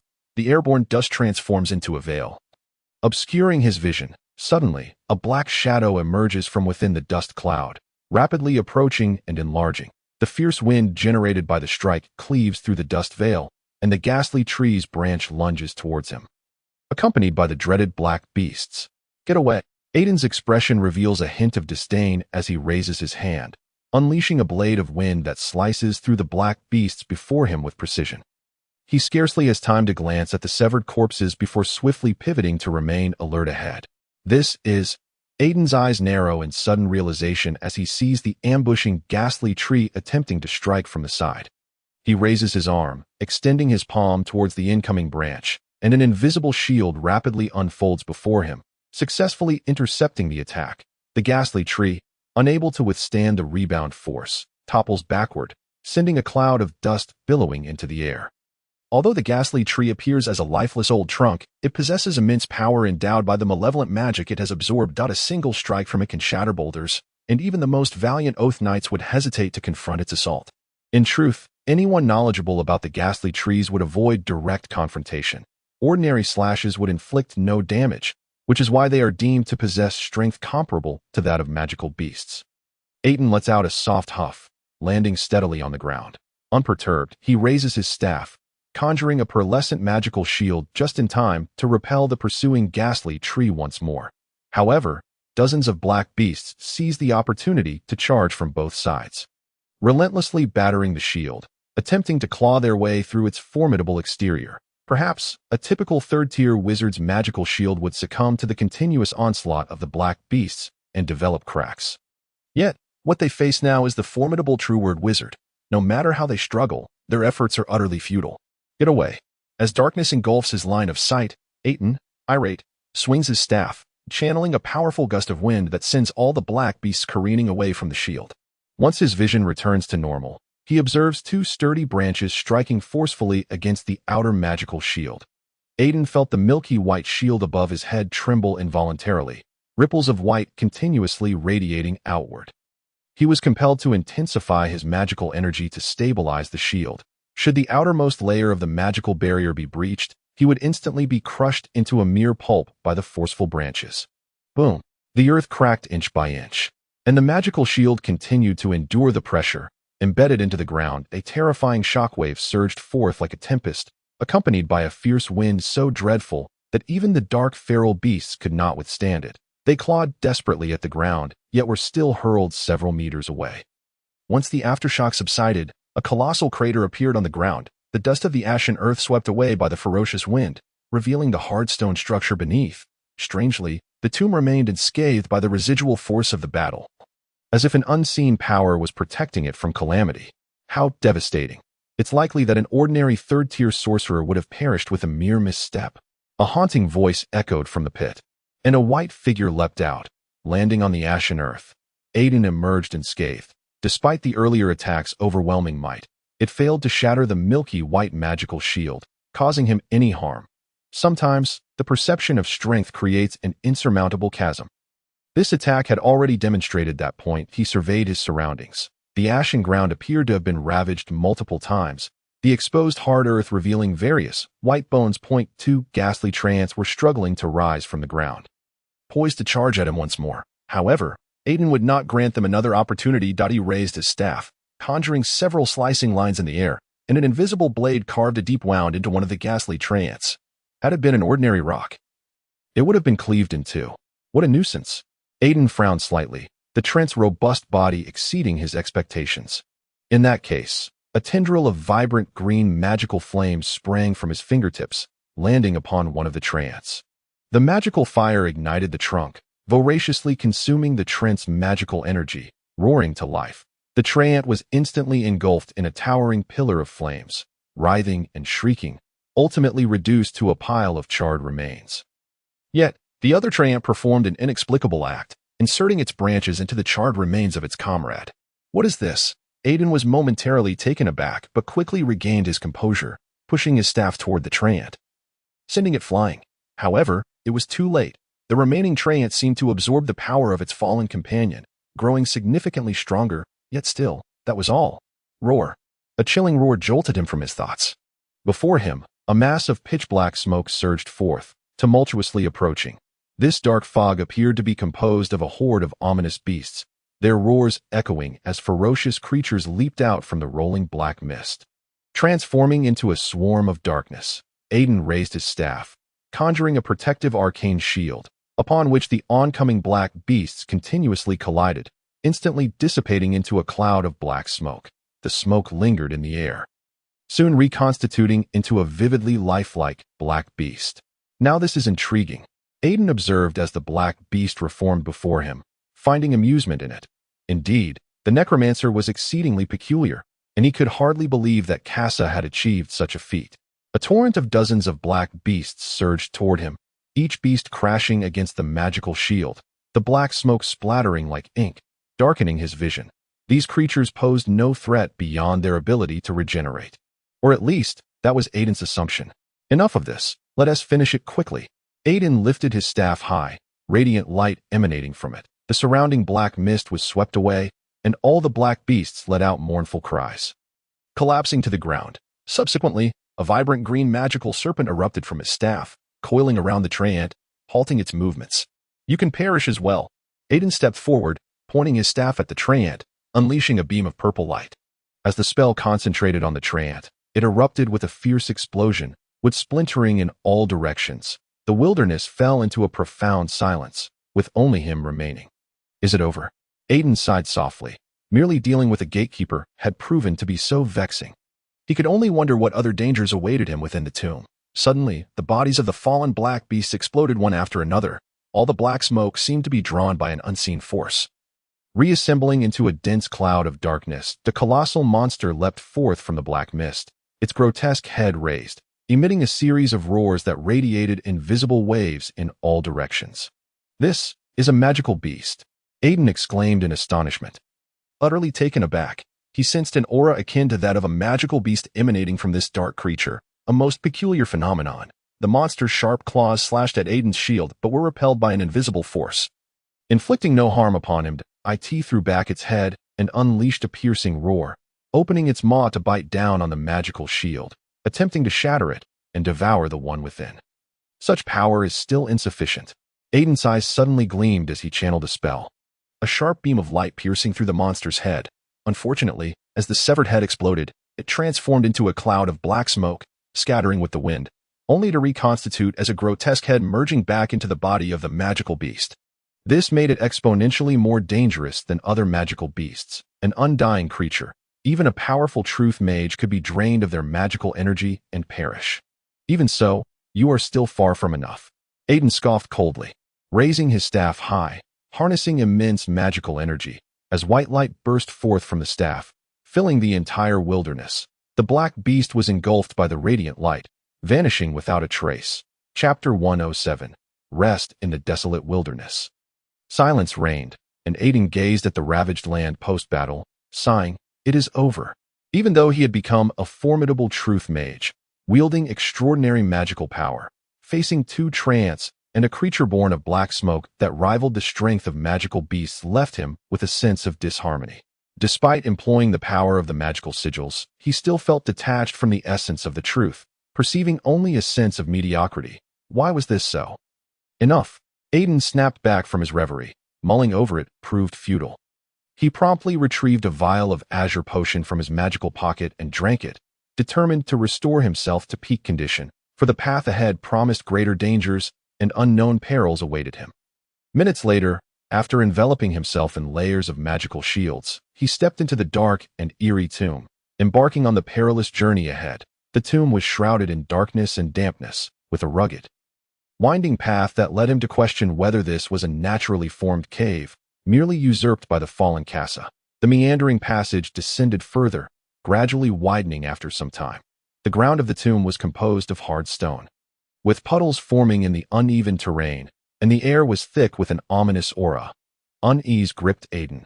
Since entering the cave, every inch of his skin prickled with warnings to tread cautiously. Is it a plague? Aitin furrowed his brow. Sensing something amiss, there was no other life present, so why was there a plague?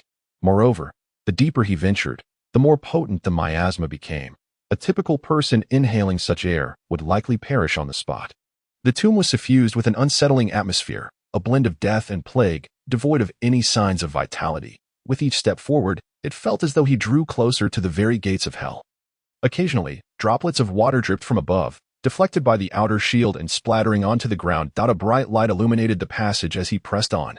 Soon, Aitin arrived at the passage's end, gazing into the expansive tomb hall before him. Its vastness astounding. Clearly, someone had carved an expansive magical sigil into the stone walls of the hall, and that individual was undoubtedly the tomb's master, the fallen Casa. Suddenly, with a pop, white magical flames erupted on either side of the hall. Aitin's violet eyes narrowed, instinctively gripping his staff tighter, on high alert for any sudden attack. At a short distance away, more white flames ignited on both sides, continuing in succession until the hall was illuminated by the ghostly white fire. Aitin's gaze remained fixed ahead, where the white flames cast a shadow. No, that was not a person. Aside from him, there was no one left to be called human within this tomb. He could sense the malevolent magical energy emanating from the figure. The fallen Casa Ramsado. Clearly, it is not so. This is merely a wretched specter, a pitiable worm transformed into a wraith by Ka. This wraith is likely the same one whom Minter Ailes previously mentioned. A truth wizard who had been entrusted before him to seize the demon skull, only to meet a tragic failure. This individual probably perished at the hands of Casa and, in death, was turned into a wraith to guard the tomb. Please, find release and journey to the River of Oblivion. A glimmer of sympathy filled Aitin's eyes, for to endure such torment after death was a cruel fate. In the eyes of many sorcerers, necromancers are the most loathsome of entities. They delight in manipulating the souls and bodies of the deceased, forcing the dead to serve their will. This is the primary reason necromancers are ostracized by their peers. No one wishes to be controlled after death. Unable to return to the River of Oblivion, but instead subjected to countless torments. Suddenly, a shattering sound echoed through the silent cavern. A green spell struck the area to Aitin's right, causing a small depression to form in the stone floor. Had he not dodged in time, he surely would have suffered the consequences. Necromantic spells are the most enigmatic of all magics. Aside from the caster, no one knows what kind of spell it is. Although the opponent's power is significantly diminished after becoming a wraith, a truth wizard is still a truth wizard. Even without most of their strength, they remain formidable. Aitin would never underestimate his adversary due to their reduced power, for that would be an exceedingly foolish and fatal error. After several exchanges, the wraith's strength proved inadequate, and Aitin effortlessly sent the foe flying away. No, something is amiss. Aitin suddenly sensed an anomaly, his gaze fixed intently on the wraith before him. And he suddenly realized, this person is not a truth wizard. Even if their power is diminished, they cannot be so easily vanquished. Who are they? His eyes brightened with realization. He now knew who this individual was, the third-line apprentice who had initially ventured into the Forsaken Land to probe the tomb. What a disaster. If this person is not the truth wizard, then where is the real one? A wave of unease surged within Aitin, and he was struck from behind by a sudden spell, although the spell caused him no harm. The force of the unexpected blow sent him tumbling. Damn it, is it behind me? Aitin clumsily attempted to rise from the ground, but another spell was already hurtling toward him. He had no choice but to roll aside. And after narrowly avoiding the attack, he struggled to stand once more. A look of irritation crossed Aitin's face. Though he had sustained no injuries from the wraith's assault, it left him in a rather disheveled state. In the gloom, an eerie aura lingered. Aitin felt the presence of the fallen Casa observing the battle. The adversary was likely concealed nearby, relishing his disarray. He swiftly raised his staff and countered the incoming attack from behind. Being deep within a tomb hundreds of meters underground, Aitin dared not recklessly unleash high-level spells. He was uncertain whether this place could withstand the force of magic, fearing that the next moment the tomb might collapse, burying everyone beneath the earth. Aitin did not consider himself capable of shattering hundreds of meters of earth if the cavern were to collapse, entombing him beneath such weight. The only thing left to do would be to await death. Is silence your fate? Aitin mused as he deflected his spell, gazing at the wraith just a few feet away. He could clearly discern the figure's features. Accompanied by a pungent stench of decay, the wraith was an elderly man, draped in robes symbolizing a third-line apprentice, his withered, creased visage a ghastly pallor, with eyes devoid of any life, truly a visage of the dead. The two had not been transformed into wraiths. They were merely pawns in Cass's hand, two lifeless puppets devoid of consciousness, capable only of casting a mere fraction of their former spells. Yet, to be so thoroughly bested by such a puppet incited a surge of anger within Aitin's calm eyes. As he evaded the onslaught, he thrust his staff forward with sudden vigor. The third-line apprentice, Doka, caught off guard, was propelled by an unseen force, crashing heavily against the stone wall behind him. Aitin would not squander this opportunity. Only by vanquishing his foe could he grant them peace. He swept his staff to the right, and the shattered corpse seemed to obey his command. Being forcibly drawn toward the Truth Wizard, It collided with the magical shield the Truth Wizard had conjured, and both were sent flying. However, Doka was evidently in a more dire predicament. He lacked the protection of a magical shield. Aitin raised his staff, directing the corpse of the third-line wizard to repeatedly slam against the ground, causing the very bones of Doka's body to crumble, leaving him unable to rise again. You may rest now. Aitin stepped forward, tilting his staff toward the broken, lifeless form on the ground, though Doka attempted to rise. His shattered body, bereft of skeletal support, writhed upon the ground like a heap of mud. Eerie green magical flames flared from the tip of Aitin's staff. However, a magical shield suddenly materialized between them, blocking Aitin's inferno. The Truth Wizard would certainly not allow the death of his companion before his eyes, yet the undead were merely undead, lacking any semblance of their former wisdom. The magical flames that collided with the shield did not dissipate. Instead, they fell to the ground, igniting fiercely. The immobile Doka could not escape his fate. His body gradually disintegrated within the magical flames, leaving only a disarray of bones scattered across the ground. The flames still clinging to the skeletal remains. Suddenly, a transformation occurred. A sinister black smoke rose from the charred corpse, swirling above the chamber, coalescing into a ghastly skull that lunged toward Aitin. Disperse. Aitin raised his staff, invoking a spell while shouting loudly. The magical crystal at the tip of his staff erupted with a blinding white light, enveloping the black smoke, which began to dissolve. The chorus of anguished screams emanated from the smoke, reverberating throughout the cavern, akin to the lamentations of a prisoner subjected to unspeakable torture in a dungeon. The black smoke vanished entirely, leaving only several fist-sized orbs of light floating in the air, which ascended and vanished into the depths of the hall. In that moment, Aitin seemed to hear Doka's gratitude as he journeyed to the river of oblivion. Now only you remain. What shall you do? Aitin inhaled deeply, opening his eyes with a sardonic gaze fixed upon the Truth Wizard before him. For the battle had lost all significance. Aitin's power far surpassed that of his opponent, even without donning his battle robes. The outcome would have remained unchanged. To Aitin's astonishment, the black-robed wizard suddenly transformed into a cloud of black smoke, attempting to flee into the distance. He intended to escape, which was indeed unexpected. Aitin would allow no such easy escape. With a flick of his staff, a spell erupted into countless threads that wove a net of light before the swirling smoke. He was determined to keep the wizard there, if the foe returned to Casa. The addition of a Truth Wizard's power would pose a significant threat. Thus, eliminating him now was the wisest course of action. However, the plume of black smoke unexpectedly reversed direction, charging toward him. The black-robed wizard had never intended to flee. Rather, he sought to launch a surprise attack. Aitin found this overconfidence most amusing. He raised his staff, aiming it at the black smoke, unleashing a brilliant flash. In that moment, the black mist was blasted away, and the figure of the black-robed wizard emerged from within. Aitin advanced slowly, raising his staff to point at his adversary, murmuring softly, "Rest easy." In the next instant, a dazzling light engulfed everything before him. Chapter 108. The Throne of Bones. Damn it, it has transformed yet again. Aitin glared in irritation at the colossal black beast before him. Just moments ago, the black fiend, shattered by a blade of wind, reformed its corporeal body from the black smoke. The situation had grown increasingly dire.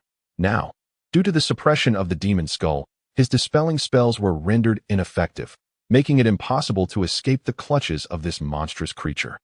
Time and again, he had struck it down, only to find his efforts futile, wasting his magical energy in vain. Although he wished to spare this beast, it showed no inclination to relent.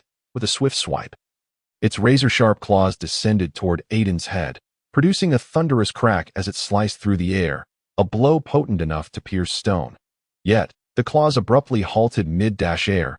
In the next instant, a glimmer of cold light flashed, neatly severing the black claws in two, which exploded into a cloud of black smoke that lingered above. An exceedingly peculiar phenomenon transpired. The smoke in the air coalesced back into the beast's form, reconstituting a pair of sharp claws before Aitin's very eyes. This is truly relentless. Aitin cursed under his breath. Supported by the demon skull, the necromancer Kassa possessed boundless magical energy. This black beast could be slain countless times.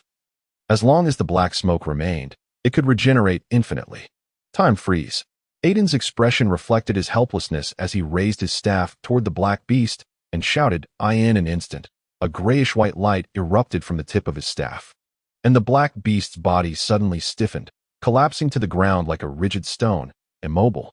At last, I have freed myself from it. Aitin gasped as he spoke, despite wielding the amplitude of the enchanted staff. After casting the high-level binding spell, he still felt a significant portion of his magical energy being drained by this incantation. Although the verbal sorcerer is indeed a formidable being, even they cannot continuously cast high-level spells. At least, the vast majority of sorcerers would refrain from such futile expenditure of magical power, as most situations can often be resolved with a simple spell. In the dimness, a crisp applause echoed, as the necromancer Kassa sat upon his throne of bones, observing the battle unfold, truly worthy of being the youngest genius sorcerer in a century. Kassa remarked with intrigue, gazing at the black creature immobilized on the ground. Rising from his skeletal throne, he nodded with satisfaction and declared, I shall slay you, and then bestow upon you eternal life. You mean to say a demon witch? Aitin took 2 steps forward, a look of distaste crossing his face. Becoming a cold and putrid corpse was far from the outcome he desired, even if it promised him infinite life. Indeed, I do wish to turn you into a demon witch. Kassa chuckled wickedly. Once you become a wraith, you need not worry about your fleeting lifespan. Endless life will grant you even greater pleasures. You should be grateful to me. You are indeed a presumptuous fellow, and whether you possess the capability to achieve that remains to be seen. Aitin scoffed, casting a disdainful glance before unleashing a spell of brown energy towards his opponent. The spell struck the black smoke shield floating before the necromancer Kassa, creating a breach in the solid magical barrier formed by the dark mist, only to be quickly mended by other swirling shadows. Disintegration. Kassa's crimson eyes glinted with icy resolve. He realized that Aitin's high-level disintegration spell was significantly weakened under the oppressive force of the demon's skull. Had it not been for that constraint, the spell would have pierced through his magical shield and obliterated his very being. Crash! Before Aitin could react, he was hit by a tremendous force, his body propelled backward, crashing violently against the stone wall. In the darkness, the malevolent skull of the demon, emanating a sickly green flame, appeared strikingly luminous. Floating before Kassa and supplying boundless magical energy, the necromancer suddenly unleashed a fierce spell towards his foe, while Aitin clumsily raised his staff, conjuring a milky white magical shield to withstand the onslaught. However, the spell that collided with the shield did not dissipate. Instead, it transformed into black flames that clung to the outer edges of the magical barrier, burning fiercely. The milky shield began to emit wisps of smoke as the black flames corroded its surface. This is bad. A sense of foreboding surged within Aitin as he suddenly raised his hands. Another spell from Kassa had shattered the outermost, most robust magical shield. Nevertheless, Aitin swiftly activated his glove's defensive mechanism, managing to block this lethal attack. Yet, he was not unscathed. The explosion from the magical impact sent him flying, crashing heavily against the stone wall. Damn it! Aitin struggled to rise from the ground, spitting blood and wiping his mouth with the back of his hand. Despite being encircled by defensive spells, he had still sustained minor injuries from the previous assault, highlighting the terrifying nature of that last spell. Had it struck him directly, he would likely have been incapacitated. How could this be? He suddenly lunged forward, transforming into a wisp of green smoke as he charged at the necromancer. Kassa's face was a mask of cold amusement. Knowing his opponent was at the end of his rope, chanting an incantation, the demon skull's eyes glowed with a chilling white light. Aitin's form abruptly halted mid-air, plummeting to the ground. Aitin raised his head from the floor, his expression darkening. Was he truly bereft of any chance to retaliate under the demon skull's suppression? Even though he had anticipated such a situation and had designed this suit of armor to enhance his power, the outcome remained grim. Even sages must yield to the overwhelming magical prowess of the demon skull. Casa rasped, "You have no chance of victory. I eagerly await the moment you transform into a demon, which upon your demise." Aitin's face contorted with resentment, first at the dark altar in the Pex forest, and now the demon skull, a force beyond comprehension. Why was he perpetually beset by such misfortune? His visage twisted in rage as he raised his staff. Beginning to gather immense magical energy, he fervently declared to Casa, "If you wish to kill me, then you too must pay a price." Casa's crimson eyes narrowed with a newfound gravity. He sensed the vast magical energy rapidly coalescing. Should this power fully unleash, it could lay waste to the entire tomb. The necromancer involuntarily smirked. This man had indeed been driven into a corner. Boom! Aitin's eyes rolled back as he felt an overwhelming force converge upon him. His body hurled backward, crashing into the stone wall, creating a concave indentation, causing the entire hall to tremble slightly. The several layers of magical shields that had been sustained by his magic crumbled into countless fragments, vanishing into the air. P.S. Still alive. Casa approached, casting a glance at the unconscious Aitin sprawled on the ground, his face betraying a flicker of astonishment. The backlash from casting such potent magic, even a powerful sorcerer's body remained fragile. After colliding with the wall, and without the protection of a magical shield, he would have likely been reduced to a pulp. Aitin's silver robe had instantaneously unfurled a magical shield, shielding him from the deadly impact. Casa bent down to retrieve the enchanted staff that lay on the ground, scrutinizing its intricate magical runes with a look of surprise, exclaiming, "Indeed a remarkable item. I did not expect you to be a runesmith as well. It seems fate has truly favored me. However, you can now rest in peace." He raised the enchanted staff towards Aitin, stating, "After your death, I will transform you into a demon witch, making all your wisdom serve me." Casa failed to notice that Aitin, lying motionless on the ground, was not actually unconscious. The slight twitch at the corner of his mouth revealed a mocking smile, but unfortunately, Casa was oblivious to it. Finger of Death. A powerful aura of death coalesced at the pinnacle of the runic formation. This high-level spell was potent enough to penetrate the magical shield of Aitin's robe and slay the silver-haired sorcerer. Die. Yet, the high-level spell did not emanate from the staff. Instead, the previously unconscious Aitin calmly rose from the ground, an enigmatic smile gracing his features as he gazed at Casa. How is this possible? Casa staggered back in shock. Sensing something amiss, he raised his hands to cover his head, letting out a pained scream as the two staffs in his grasp fell to the ground, and even the demon skull hovering above seemed to lose all its magical energy, crashing down before Aitin. Overcome by the backlash of magical energy, Casa's eyes turned hollow and dim as he collapsed, rendered immobile. Aitin picked up his staff and casually cast a dispel spell, erasing the deathly energy that had tainted it. Murmuring to the fallen Casa, "The gravest error you made was to wield my staff." His staff and the runic formation on his robe were inscribed with his own blood. Any sorcerer attempting to seize his staff or robe would suffer greatly from the backlash of the blood runes. Aitin had endured tremendous pain when he had forcefully cast high-level spells in the Viscount's estate, let alone Casa, who was simultaneously afflicted by the vast magical energy of the demon skull. "What have you done to me?" Casa opened his murky eyes, weakly inquiring. "Ah, you can still speak." Aitin stepped back, astonished at his resilience, but upon noticing that Casa could no longer withstand the pain of the backlash and had succumbed to unconsciousness, he sighed with relief. For this moment, Aitin had been feigning weakness from the very beginning, pretending to be driven to desperation by Casa. The arrogance continued to blind Casa. He believed that with the power of the demon skull, he could attain invincibility. However, the truth had once again revealed that the strength of wisdom is paramount. The greatest distinction between sorcerers and verbal sorcerers was the lesson this trial sought to impart.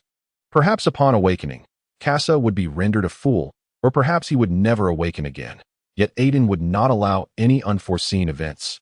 He stepped back twice more, casting a spell that enveloped Casa's corpse in a sickly green flame.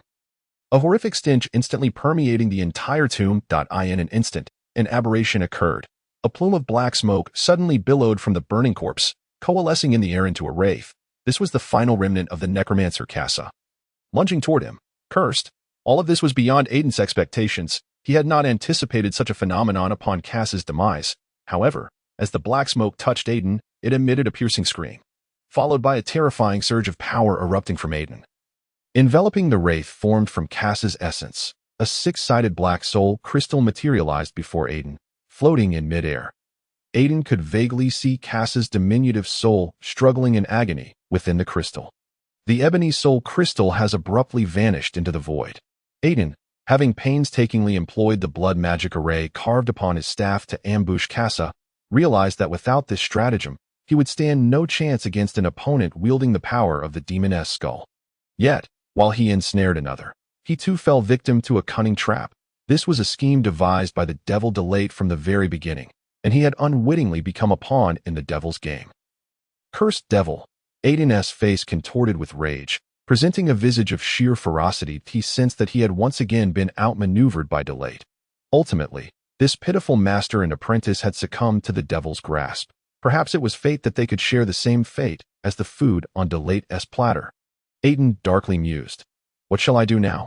He pondered, gazing at the demoness skull that had fallen to the ground, troubled by the thought that if he were to return with it, the plague it harbored might transform the entire region of Phaeus into a city of death within mere hours.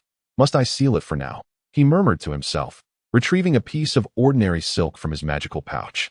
Crushing several crystals, countless magical runes began to spread across the silk, intermingling with complex spells. The silk entwined around the demon's skull, ultimately sealing it away. Thus, the wizard's trial came to a close. Chapter 109. Schemes and counter-schemes. Damn it. It has indeed come to this. Aitin glared in frustration at the colossal black beast before him. Moments ago, the ebony creature, shattered by the wind blades, had reformed from the swirling black smoke into its monstrous form once more. The situation had turned dire. His dispelling magic could not be invoked due to the suppression of the demon's skull, rendering any escape from this beast's clutches impossible.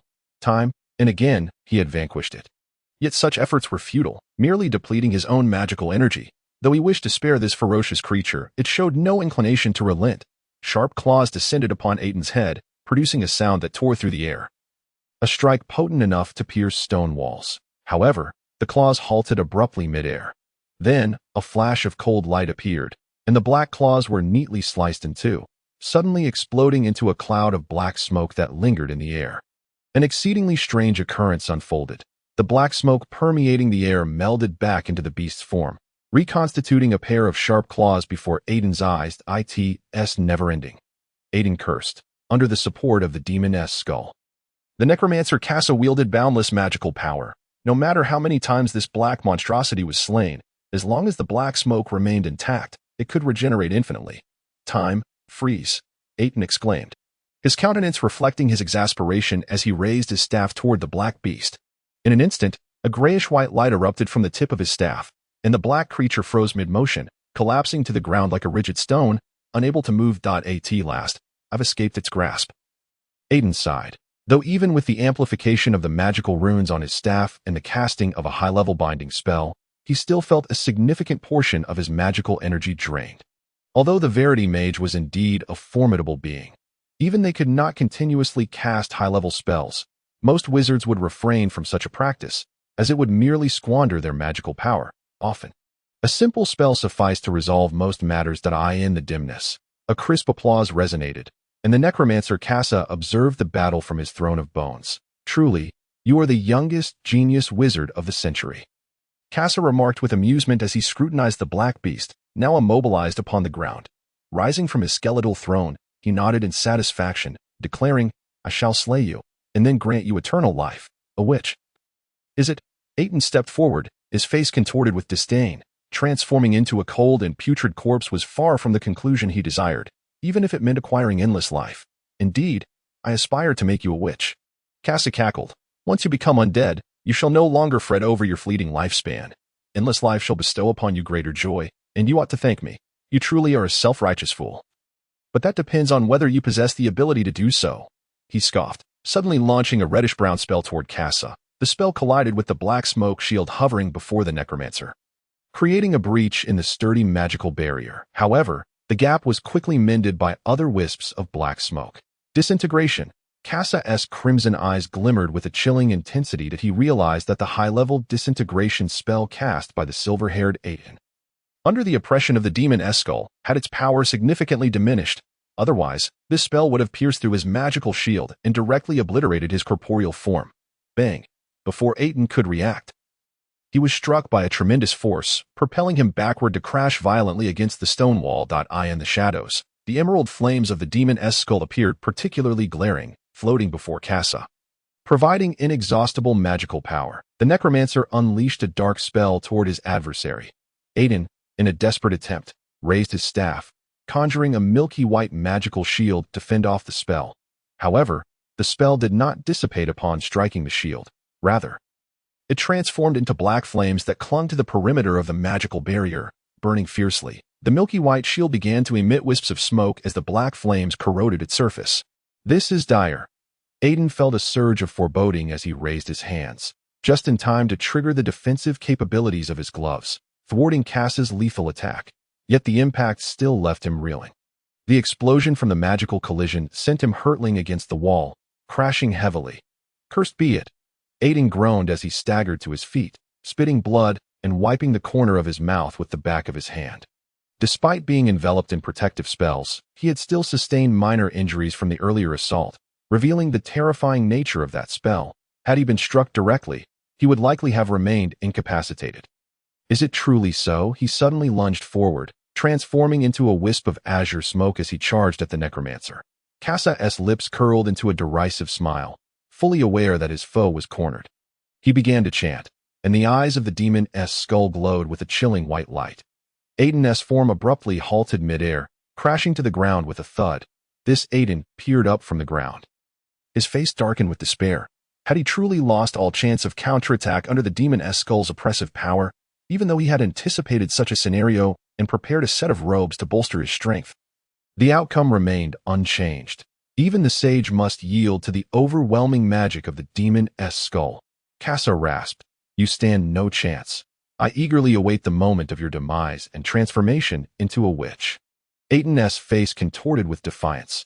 Having encountered the dark altar in the Pexus forest and now the demon's skull, an entity that transcended all power, why must misfortunes perpetually plague him?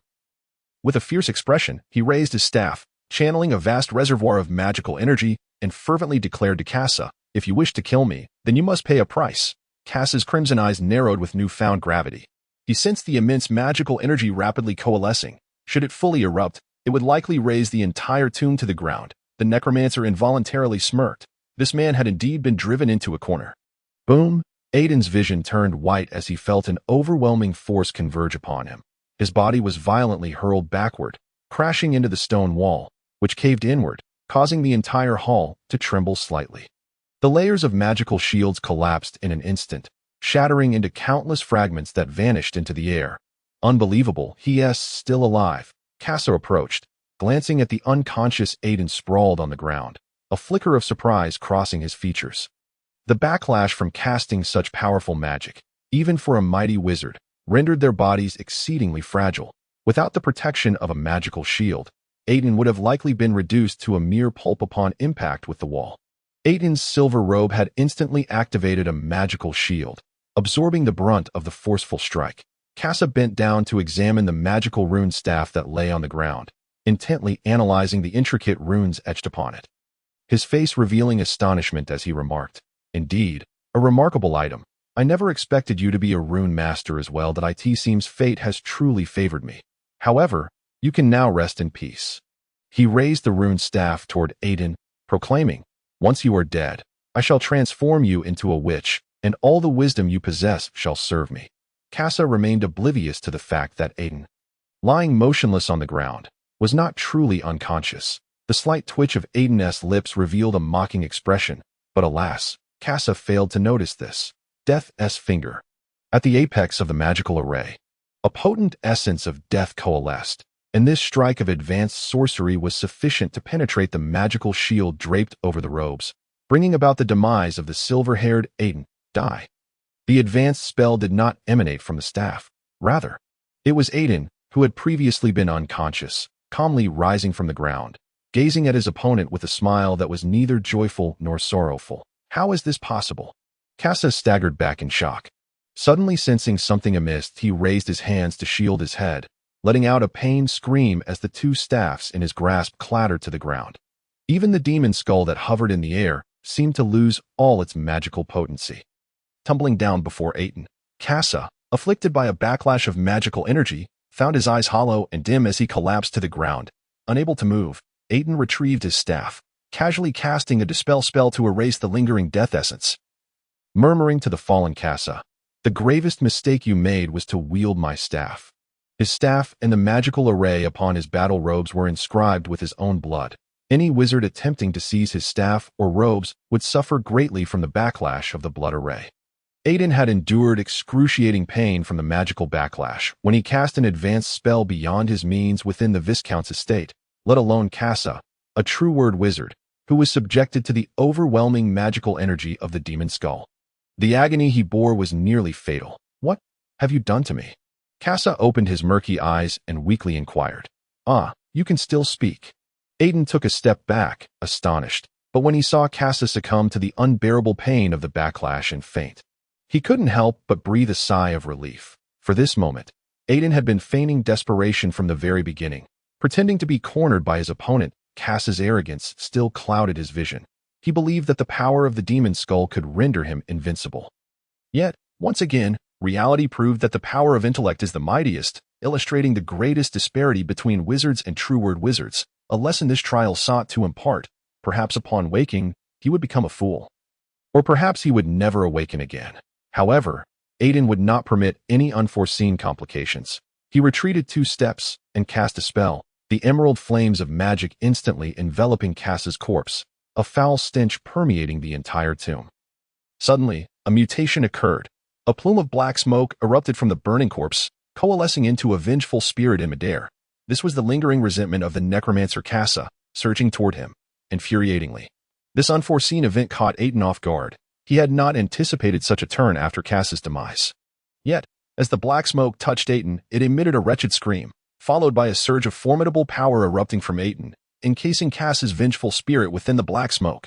A 6-sided black soul crystal materialized before Aitin. Floating in the air, he could faintly discern Casa's diminutive soul writhing in anguish within the soul crystal. Abruptly, the black soul crystal vanished into the void. Aitin had painstakingly used the blood array inscribed on his staff to outwit Casa. Otherwise, there would have been no chance of victory against an opponent wielding the power of the demon skull. However, while he had schemed against others, he too had fallen victim to a scheme. This was a trap laid by the devil Duelite from the very beginning, and he had unwittingly become a pawn in his game. Damn the devil! Aitin's face contorted in rage, appearing particularly fearsome. He felt as though he had been ensnared once more by the devil Duelite. This pitiable master and apprentice had ultimately fallen into the hands of the devil, and perhaps becoming food on Duelite's platter was some twisted form of fate. Aitin maliciously mused, "What should I do now?" Aitin gazed at the demon skull that lay on the ground, feeling perplexed. If he were to simply take it back, it could unleash a plague capable of transforming the entire city of Faust into a necropolis within mere hours. Must I seal it away for now? He murmured to himself.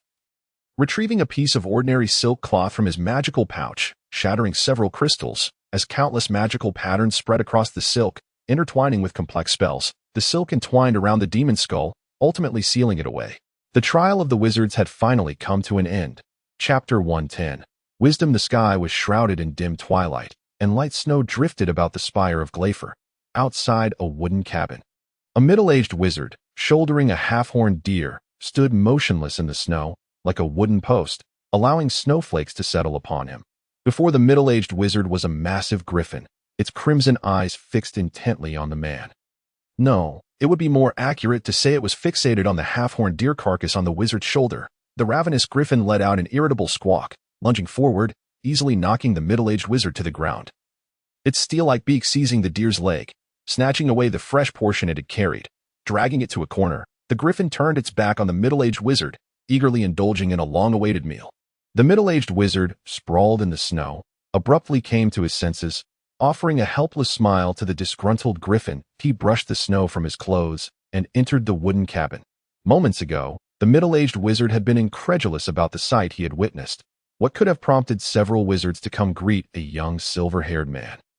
Closing the wooden door, he paused slightly, recalling a rumor he had heard not long ago that it was said that months prior, Gleifer had finally seen the emergence of a powerful and youthful true-word wizard. Could this be the young man in question? What manner of individual could draw the attention of so many wizards to come here to welcome him? The middle-aged wizard, tasked with overseeing the griffin, could not have fathomed that this young silver-haired true-word wizard was soon to become a member of Gleifer's wizardry, and he was returning successfully with the coveted demon skull sought after by all wizards. On the 30th floor of the spire, within the 12-wizard conference room enveloped in magical flames, a circular object swathed in silk floated before the assembly of wizards. This was the demon skull sealed by Aitin using a magical array. The chamber was thick with an eerie atmosphere. Aitin sensed a subtle shift in the gazes directed at him, though he could not pinpoint the reason that he calmly surveyed the assembly, addressing the 12 wizards with an even tone. The demon skull is imbued with a dreadfully potent plague. Should it be exposed to the air, the consequences would be dire. Hence, I have temporarily sealed it. He added in conclusion, it is advisable not to open it until proper precautions have been taken, or else the entire city of Faust could become a city of death in mere days. You sealed it yourself? Talus could not contain her inquiry. Indeed, is there a problem with that? Aitin replied rather impatiently. He had initially intended to rid himself of this troublesome burden and return to his spire to recuperate. But he had not anticipated being brought here to face questioning by the wizards, which vexed him greatly. No, nothing at all. Talus frowned, displeased by his disrespectful tone, yet refraining from reprimanding him, as this young man had indeed resolved a troublesome matter for them. The demon skull is accompanied by a perilous plague. It is now in your hands. My trial has concluded. May I take my leave? Aitin's eyes flashed with distaste. He truly did not wish to linger here. Still unhealed from his encounter with the necromancer Kassa, the fatigue accumulated over dozens of days exacerbated his temper. Especially after dealing with these bothersome issues, he was well aware that the majority of wizards present felt jealousy over his youth and the wizard qualifications he had attained, venting their inner turmoil upon him. Yet they could not erase the fact that Aitin had passed the wizard's trial and become one of them. By the way, where is Kassa? The purple-robed wizard Casito could not help but ask. He is, of course, dead. Aitin did not bother to hide his displeasure, coldly stating, do you truly believe that the necromancer Kassa would willingly relinquish the demon skull? He continued with evident impatience, I killed the necromancer Kassa, took the demon skull, and ultimately destroyed the tomb. Though Aitin's words were nonchalant, no one present believed that this journey was as simple as he portrayed. At least, those who thought so were not present here. Daka. The red-robed wizard Shad began, only to be interrupted. Regrettably, that third-line mentor and another true-word wizard were transformed into lifeless puppets akin to witchcraft. Aitin interjected. However, please, do not worry. I have thoroughly liberated their souls. What he meant was that those who had become puppets had all been eliminated. And as for the individuals they sought, he was unaware that, of course, the more straightforward implication was that all the undead within the tomb had been vanquished by him, and he had no knowledge of the individuals they were searching for. Many wizards were incensed by the impudence of the young man before them, yet they were acutely aware that the previous trial had long since dissipated any respect Aitin once held for the accumulated wisdom of wizards, like smoke vanishing into the ether. My apologies, everyone, but I am weary and shall take my leave to rest. Aitin stated expressionlessly, bowing slightly to his two mentors, disregarding the reactions of others as he turned and vanished from sight in an instant. Well done, Ellis, on raising such a fine disciple. Casito remarked with a discontented huff directed at the potion master. The young truth wizard's disdainful demeanor towards the wizards was deeply unsettling to him. After all, the young man was merely a truth wizard, yet to fully integrate himself into the world of Gleifer. Enough, Casito. You should not question one wizard through the lens of another, Hallett interjected, compelled to halt Casito's rather mindless expression of dissatisfaction. The elder wizard made it clear, Aitin had passed the wizard's test, and they ought not to treat their peer in such a manner. Hallett, are you certain this is the demon skull? The red-robed wizard Shed inquired in a hushed tone. Reluctant to accept the reality that such a young wizard was emerging before them. No, this was nothing short of trampling upon everyone's dignity. Lord Sage Jacques just informed me that this indeed is the demon skull. Hallett furrowed his brow in dissatisfaction at Shad's inquiry. Pollitt understood that the emergence of the young wizard stirred a sense of unfairness among those who had invested countless efforts to attain their own wizardless status. He too felt that imbalance. However, to deliberately ostracize the young wizard in front of his two mentors was undeniably a foolish act. Silence enveloped the room. No one dared to question the sage, nor did anyone possess the audacity to do so, at least not at this moment. Disperse. As for the wizard's ring, please have Ellis pass it on to Wizard Aitin. Pollitt pronounced, emphasizing the title of wizard with weight, signaling to others to abandon their foolish thoughts. And regarding other matters concerning wizards, please relay them to Wizard Ellis as well. I shall convey his message. Ellis replied, opening his palm to reveal a glimmering silver ring, which rested gently in his hand. He clenched his fist, stowing away the wizard's ring before turning and disappearing from view. Everyone, please disperse. The moment Pollitt's voice faded, the meeting room was suddenly shrouded in gloom, returning to a state of stillness as the 12 wizards departed. Thus concluded the assembly, despite some unpleasant occurrences during the proceedings. From this moment forth, Glaver had gained a formidable new wizard. Outside the tower, the chilling wind howled, battering against the windows, instilling a sense of foreboding. Inside, the room was brightly lit, and Aitin reclined in a chair, eyes closed in repose. He had not returned to his tower after leaving the Council of 12 Wizards. Instead, he had stayed in his laboratory to rest upon receiving his mentor's instruction. The wooden door creaked open gently. As Ellis and Siona entered in succession, Mentor. Aitin stood to show his respect. You appear to be injured. Ellis observed, regarding his pupil's pallid countenance, sighing. It seems this journey was not as effortless as one might have imagined. Effortless? Aitin scoffed. Shaking his head, did they think I was off on a picnic? Upon hearing Aitin's retort, both mentors frowned. However, he paid no heed to their displeasure and continued. To return alive feels like an immense stroke of fortune. The demon's skull can amplify a wizard's power. It may even suppress the spells of others. Aitin's words brimmed with indignation. Acknowledging that his victory over the necromancer Casa was indeed tinged with luck, even the mightiest wizard is as fragile as cheese before the power of the demon's skull. His astonishing declaration was laced with mockery. Any other wizard facing Casa would surely meet their demise. The two fell silent. If the demon's skull was indeed as perilous as Aitin suggested, even wizards might face irrevocable consequences. This is what you are meant to receive. Ellis broke the silence, retrieving a silver ring and offering it to Aitin. What is this? The wizard's ring? Aitin questioned, examining the mithril ring in his hands. It was an ordinary yet elegant ring, adorned with the six-pointed star emblem symbolizing Glaver, and nothing more. Indeed, it is the wizard's ring. Congratulations on becoming one of us. Siona's tone, though calm, bore a hint of excitement. We take pride in you. Thank you, Mentor Siona. However, I had thought there would be a grand ceremony before receiving the ring, correct? Ellis chuckled. I had the same notion when I became a wizard. Did you? Mentor Ellis? Aitin raised an eyebrow, glancing at Siona in perplexity. Every wizard who receives the wizard's ring harbors such thoughts, Siona explained. The wizard's ring is the most useless yet most expensive item I have ever encountered. Each is crafted from magical mithril, engraved with the six-pointed star of Glaver, yet serves no practical purpose. So it is merely an extravagant ornament? Aitin mused, involuntarily twitching his mouth at the unexpectedness of her words. That assessment is not incorrect. Ellis chuckled lightly. However, it bears another significant meaning. Each truth wizard who joins Glaver is bestowed with such a ring. The wizard's ring symbolizes wisdom. A symbol of wisdom, the wizard's ring. Aitin donned the ring, gently caressing it, murmuring, is this where its true value lies? Chapter 111. Confusion within the tower. The roaring flames of the hearth dispelled a portion of the shadows. Aitin, clad in a soft robe, sat by the fire on a chair cushioned with gentle fur. Basking in its warmth, he closed his eyes, fingers interlaced, lost in contemplation. The pallid and indifferent features of his face softened in the flickering glow, and his silver hair took on a hue of orange-red. While the silver wizard's ring on his finger shimmered alluringly in the firelight, the graceful figure approached and gently placed a cup of fragrant red tea on the small wooden table. Careful not to disturb Aitin's reverie, the girl settled down on the carpet beside him, leaning against a square wooden chair, continuing to read the book she had not yet finished by the light of the fire. She relished this moment, serene and warm, a world belonging solely to the two of them. Time passed unmeasured, and soon the tea on the small table had cooled, no longer steaming. Suddenly, Aitin stirred from his thoughts.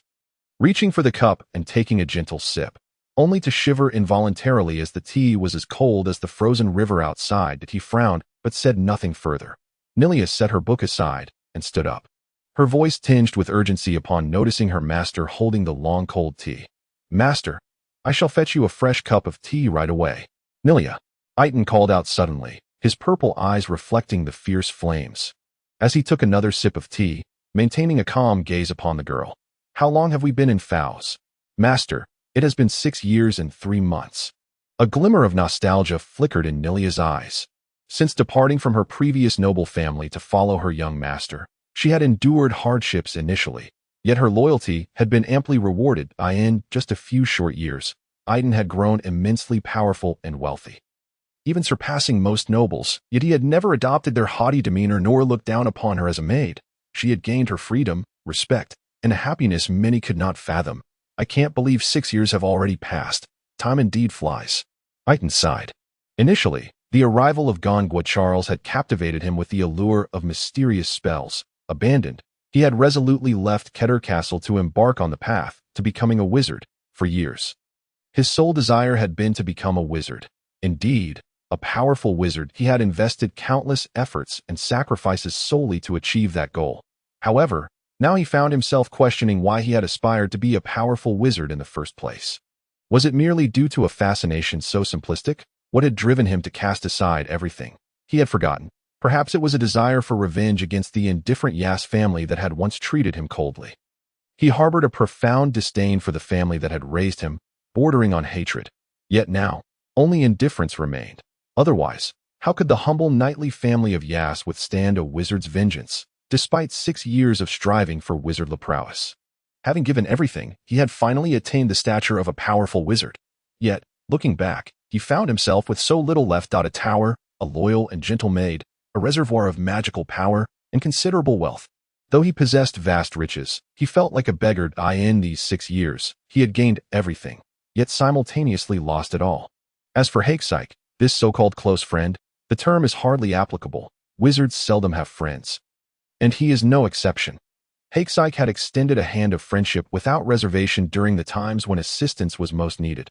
Although this gesture seemed to bear the undertones of a merchant's investment, Aitin had to concede that Hakesike did indeed provide significant aid on his journey into the realm of wizardry. In a certain sense, one could indeed refer to him as a friend.